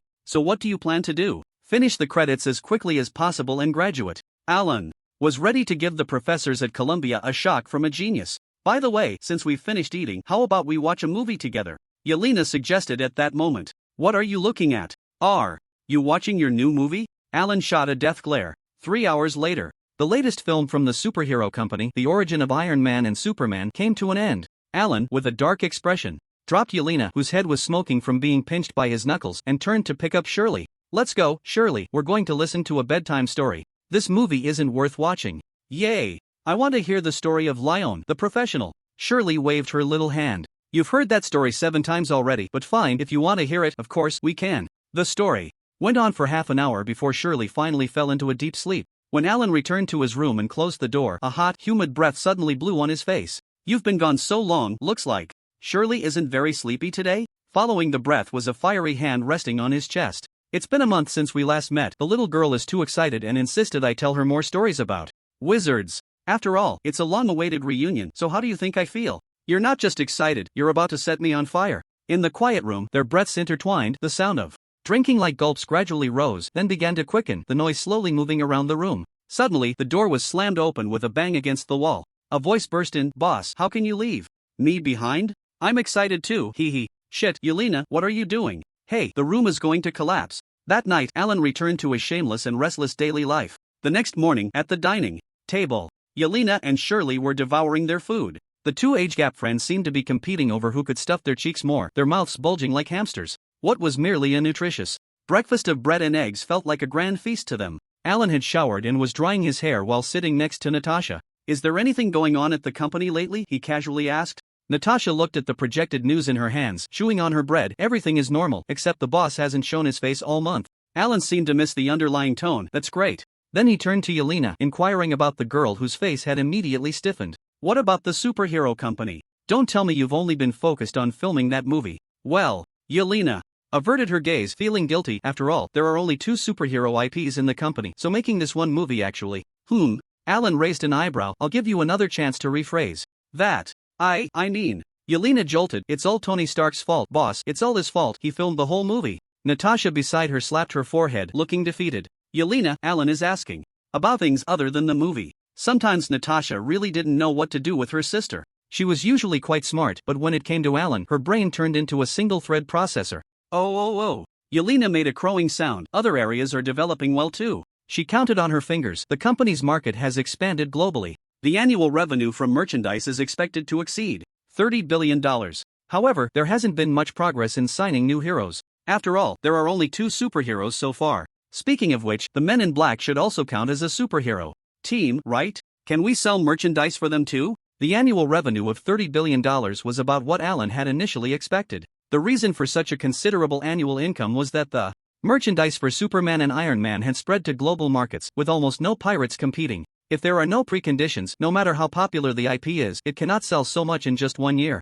For example, the Pokemon from his previous life. Such a popular IP earned $100 billion in just over 20 years. But if the market limitations and piracy issues are resolved, the revenue could definitely multiply several times. Aside from the movies, you can decide how to operate in other areas. The purpose of establishing this company was to provide funding for the agents in black, allowing you to be self-sufficient, Alan said. Oh, I understand, boss. Yelena nodded like a chick pecking at rice. What about the agents in black? Have those kidnapped by Hydra been returned to their homes? Alan asked again. Most of them have returned to their families, but there are still some special cases, Natasha replied, her tone shifting. Some of those kidnapped by Hydra due to brainwashing and other reasons have come to identify with Hydra. If we let these people go, they might become new seeds for Hydra. But if we kill them all, it would be too brutal. After all, they haven't done anything wrong.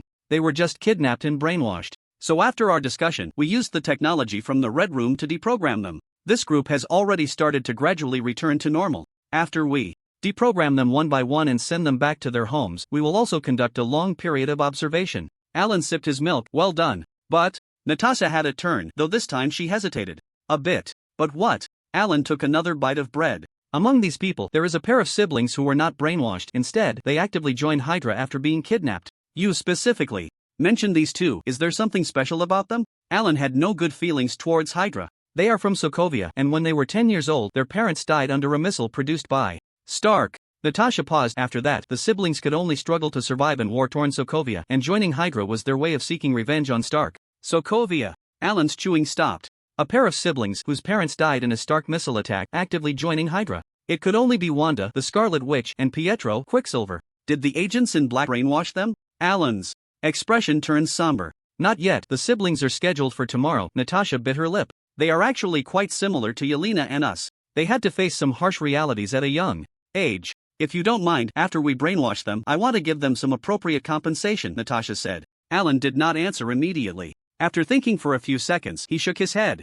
No need for brainwashing. The siblings do not genuinely identify with Hydra's ideology. They just want to use Hydra to take revenge on me and Tony. You know them? Natasha was taken aback. Alan pointed to his ear, casually finding an excuse. Heard it. Let the agents in black release these siblings. Stark indeed owes them. Then, arrange a place for them to stay and provide identification and give them $100 million, no, $10 million in compensation. Too much money will only make them wary. Natasha was confused. Are you sure you want to give that much? Of course, the money will be deducted from my account. Alan finished his milk in one gulp. But you have to tell them. The missiles in Sokovia were sold by Obadiah, and that guy tried to kill me and Tony a few months ago. He is the real culprit. Natasha's expression was strange. If I remember correctly, Obadiah committed suicide out of guilt? You remember correctly, and also, to prevent that pair of siblings from thinking about revenge, please reiterate that Alan Stark is Superman. Natasha realized. You want them to know that their true enemy is already dead and to retreat? Exactly, Alan shrugged. I am the same age as those siblings. I was only 10 when their parents died, so I can understand their feelings very well, but I believe they will come to understand.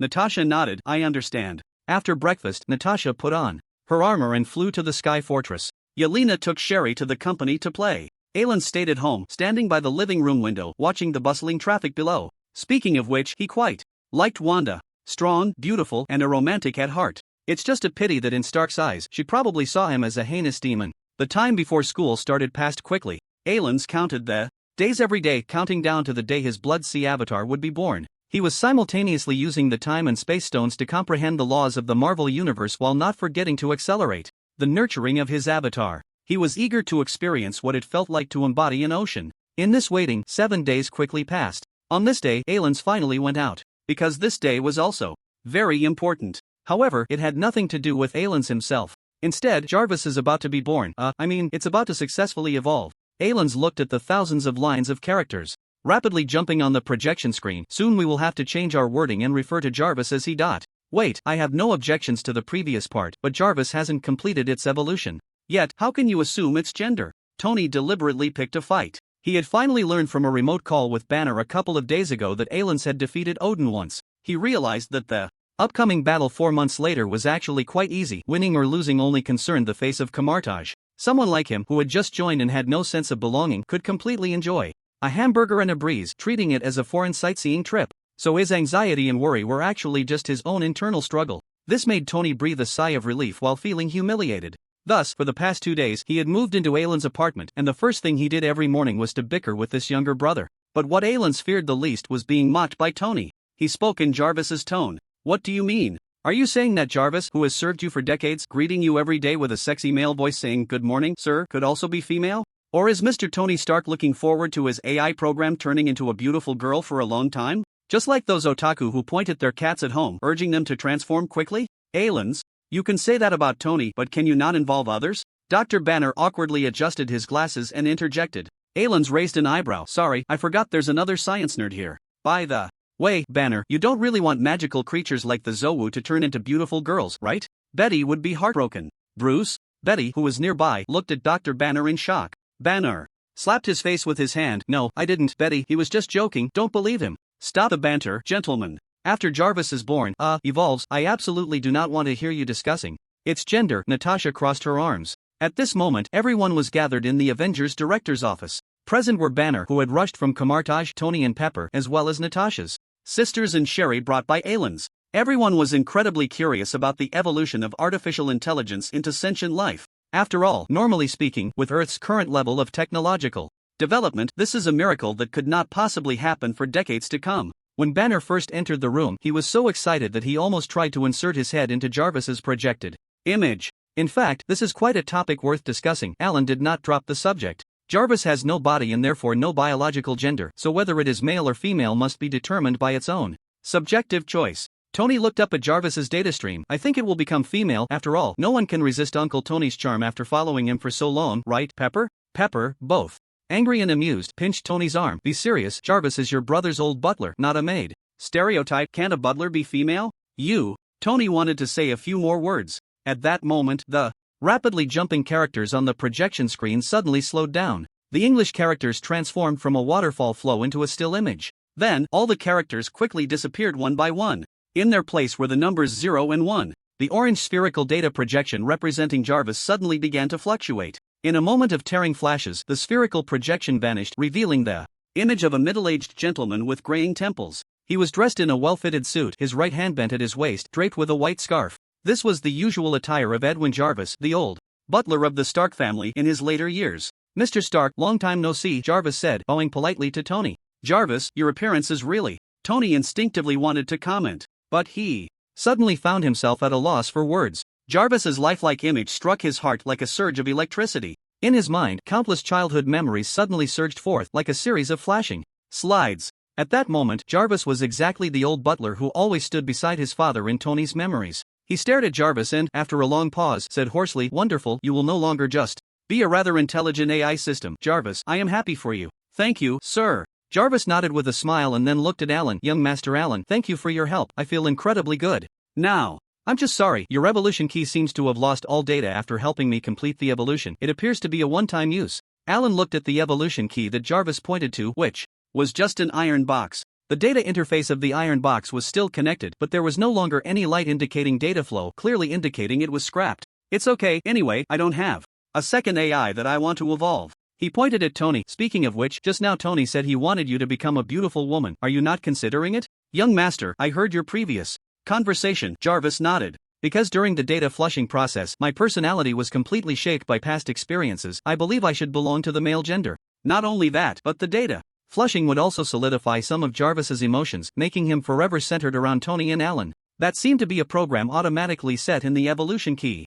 However, not only Alan, but even Jarvis himself did not realize this. Jarvis looked at Tony again. "Of course, if you request it, sir, I can also take on the appearance of your favorite fashion model." "Wow, a male version, wouldn't that be even better?" Alan thought to himself. But Tony shook his head firmly. No need. That was just a joke. You look great just the way you are, Jarvis." "All right, sir." Jarvis resumed his standing position and asked, "Dr. Banner, do you have any questions?" From the moment Jarvis spoke his first sentence, Banner's eyes were glued to him. It was as if he wanted to immerse himself in Jarvis's experience, to Understand how an intelligent program became a life form. Suddenly being questioned, Banner awkwardly took 2 steps back. I'm a bit curious, what does it feel like to transform from an intelligent program into a life? It's quite magical. Jarvis revealed a human-like astonishment. Under the wash of data, I gradually developed emotions and self-thinking. Now I can perform super-speed calculations relying on electronic devices, and I can also incorporate subjective thinking and emotions into my computations. Jarvis thought of a description. As Mr. Stark said, I am now like a ghost living in the digital world.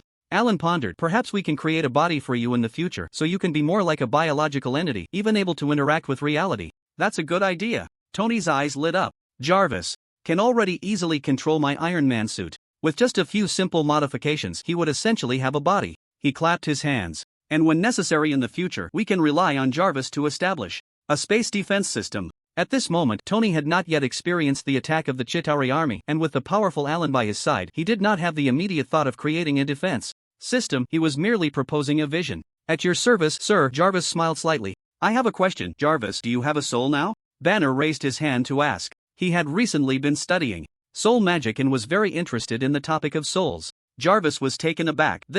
I'm sorry, I'm not sure. I feel like my core is more than just code, but about the soul. Not yet, Alan interjected, but perhaps in the future you can keep your expectations. Jarvis. Intelligent life in the starry world does not possess a soul. Even the father god of the mechanical race does not. But in Marvel, as long as one obtains the Mind Stone, it is quite easy to give Jarvis a soul. This is not a difficult task. It seems I will have to rely on you, young master, for help again. Thank you, Jarvis said. Seriously. It's nothing. When Tony left me on the sofa to go spend the night with a beautiful woman, you were the one who told the 2-year-old me stories. Alan chuckled. Although those stories were a bit boring, I always remembered them. There was such a thing? Pepper's eyebrows shot up. Tony? Why do you remember something from over a decade ago so clearly? Alan. Ouch. Pepper, be gentle. I've apologized for that many times. Ouch. Tony yelped as Pepper pinched him. Everyone present burst into laughter. They all enjoyed watching Tony, the playboy, get flustered. Next, everyone began to take turns asking Jarvis questions. Betty asked if he had formed a neural network in the computer. Pepper asked if he could help manage the company, and Sherry asked what he thought of the story Lyon, the professional. A lively day soon came to an end. As night fell, everyone gathered for a meal at Alan's apartment before dispersing. Having been reborn, Jarvis, with Tony's permission, began to roam the world's networks, experiencing feelings that were completely different from before. Another week passed. Time reached September. Alan strode into Columbia University with a swagger. The moment he stepped through the school gate with his left foot, over a dozen cameras simultaneously captured the scene of sunlight falling on his profile. The next day, this photo made the front page of dozens of tabloids. Major newspapers have all received news that they are required to refrain from reporting on the Stark family. Now, only the tabloids dare to write about Stark, and even they are doing so at great risk. Young Master Stark makes another appearance, looking arrogant. After a year off, Alan Stark finally dares to enter school. Is he a rising star in research or just a spoiled rich kid? Columbia girls, beware, the wolf is coming. With Superman absent for another long stretch, Tony's reputation as Iron Man is growing louder, especially after the release of the movie Iron Man and the Origin of Superman. The box office is booming. Iron Man is even more popular. People around the world are throwing popcorn at Iron Man, accusing him of being a capitalist distorting Superman. No one believes the movie's story of Superman being humiliated and Iron Man saving the day. Unfortunately, Superman is nowhere to be seen. Moreover, it is indeed quite amusing that Superman, who can withstand nuclear bombs, is portrayed as being humiliated in the film. As a result, the box office continues to rise, and the number of people criticizing Iron Man increases. This is great. As long as it's news about Iron Man himself, the hype is through the roof. And when news about his brother is published, dozens of tabloids sell out within half a day. Various stories about Alan begin circulating among the people. Every New Yorker starts to pay attention to this young master of the Stark family, speculating on what outrageous things he will do in college. For example, will he throw a party with an entire department of girls on the night of his enrollment? Will he throw cash in the professor's face on the first day of school? Will he? In the September monsoon blowing in from the Atlantic, all the gossip about Alan fills people's conversations over tea and meals. They are all looking forward to the superhero's ordinary family member causing some scandal to add a bit of fun to their lives. But the result is quite the opposite. On the first day of school, Alan quietly registers, doesn't even attend the welcome meeting, and politely declines anyone who tries to chat with him, remaining low-key as if he were just an ordinary handsome guy. This leaves countless onlookers sighing in disappointment. A spoiled young master who isn't spoiled is just no fun. However, the newspapers about Alan continue to sell like hotcakes. Only this time, the buyers have changed. Now consisting of female friends from New York City. From 60-year-old Aunt Susan to 7-year-old Michelle Jones, everyone is buying newspapers. On the front page, there's a photo of Alan casually strolling around campus in a relaxed shirt, his perfect muscle lines subtly visible. That night, countless people hung it on their bedroom walls as a poster. Even the headlines of the newspapers in the following days took a turn. Alan Stark's latest outdoor exposure. Young Master Stark makes another appearance on campus, accompanied by beautiful women yet remaining serious, fully displaying the demeanor of a noble young man. See the attached photo. Alan's latest super handsome photo. A perfectly good newspaper seems to have overnight transformed into a photo-selling business. However, this trend only lasted for 2 days. On the 4th day of Alan's enrollment. Shocking. Alan Stark impresses an economics professor with unknown means. The bearded professor is seen clinging to his leg, refusing to let go. Latest report: young Master Stark displays the aura of a super genius, defeating all department mentors in a single day. Crying out in agony, what made the Columbia professor scream that Alan Stark is not human? Nobel Prize-winning economist Gary Becker rushes to Columbia overnight, inviting Alan to join the University of Chicago. The latest newspapers have pushed Alan's story to new heights. From the initially ambiguous Alan impresses the professor to the later invitation from scholars in the academic community, everyone suddenly realizes that this young Master Stark is, in fact, a rare genius as well. Every day, when people open the newspaper, they see various analyses of Alan from the newspaper. From physique to personality to talent, and even certain reports taking a twisted path, such as inferring Alan's size from the size of his nose and estimating his endurance from his physique. The earlier reports were acceptable, but the latter ones were somewhat unsightly, though the latter had better sales. Thus, these tabloids were taken to court by Jarvis, who had gathered all the evidence. Without having obtained portrait rights, they would surely face bankruptcy under the fist of Stark's legal department this time.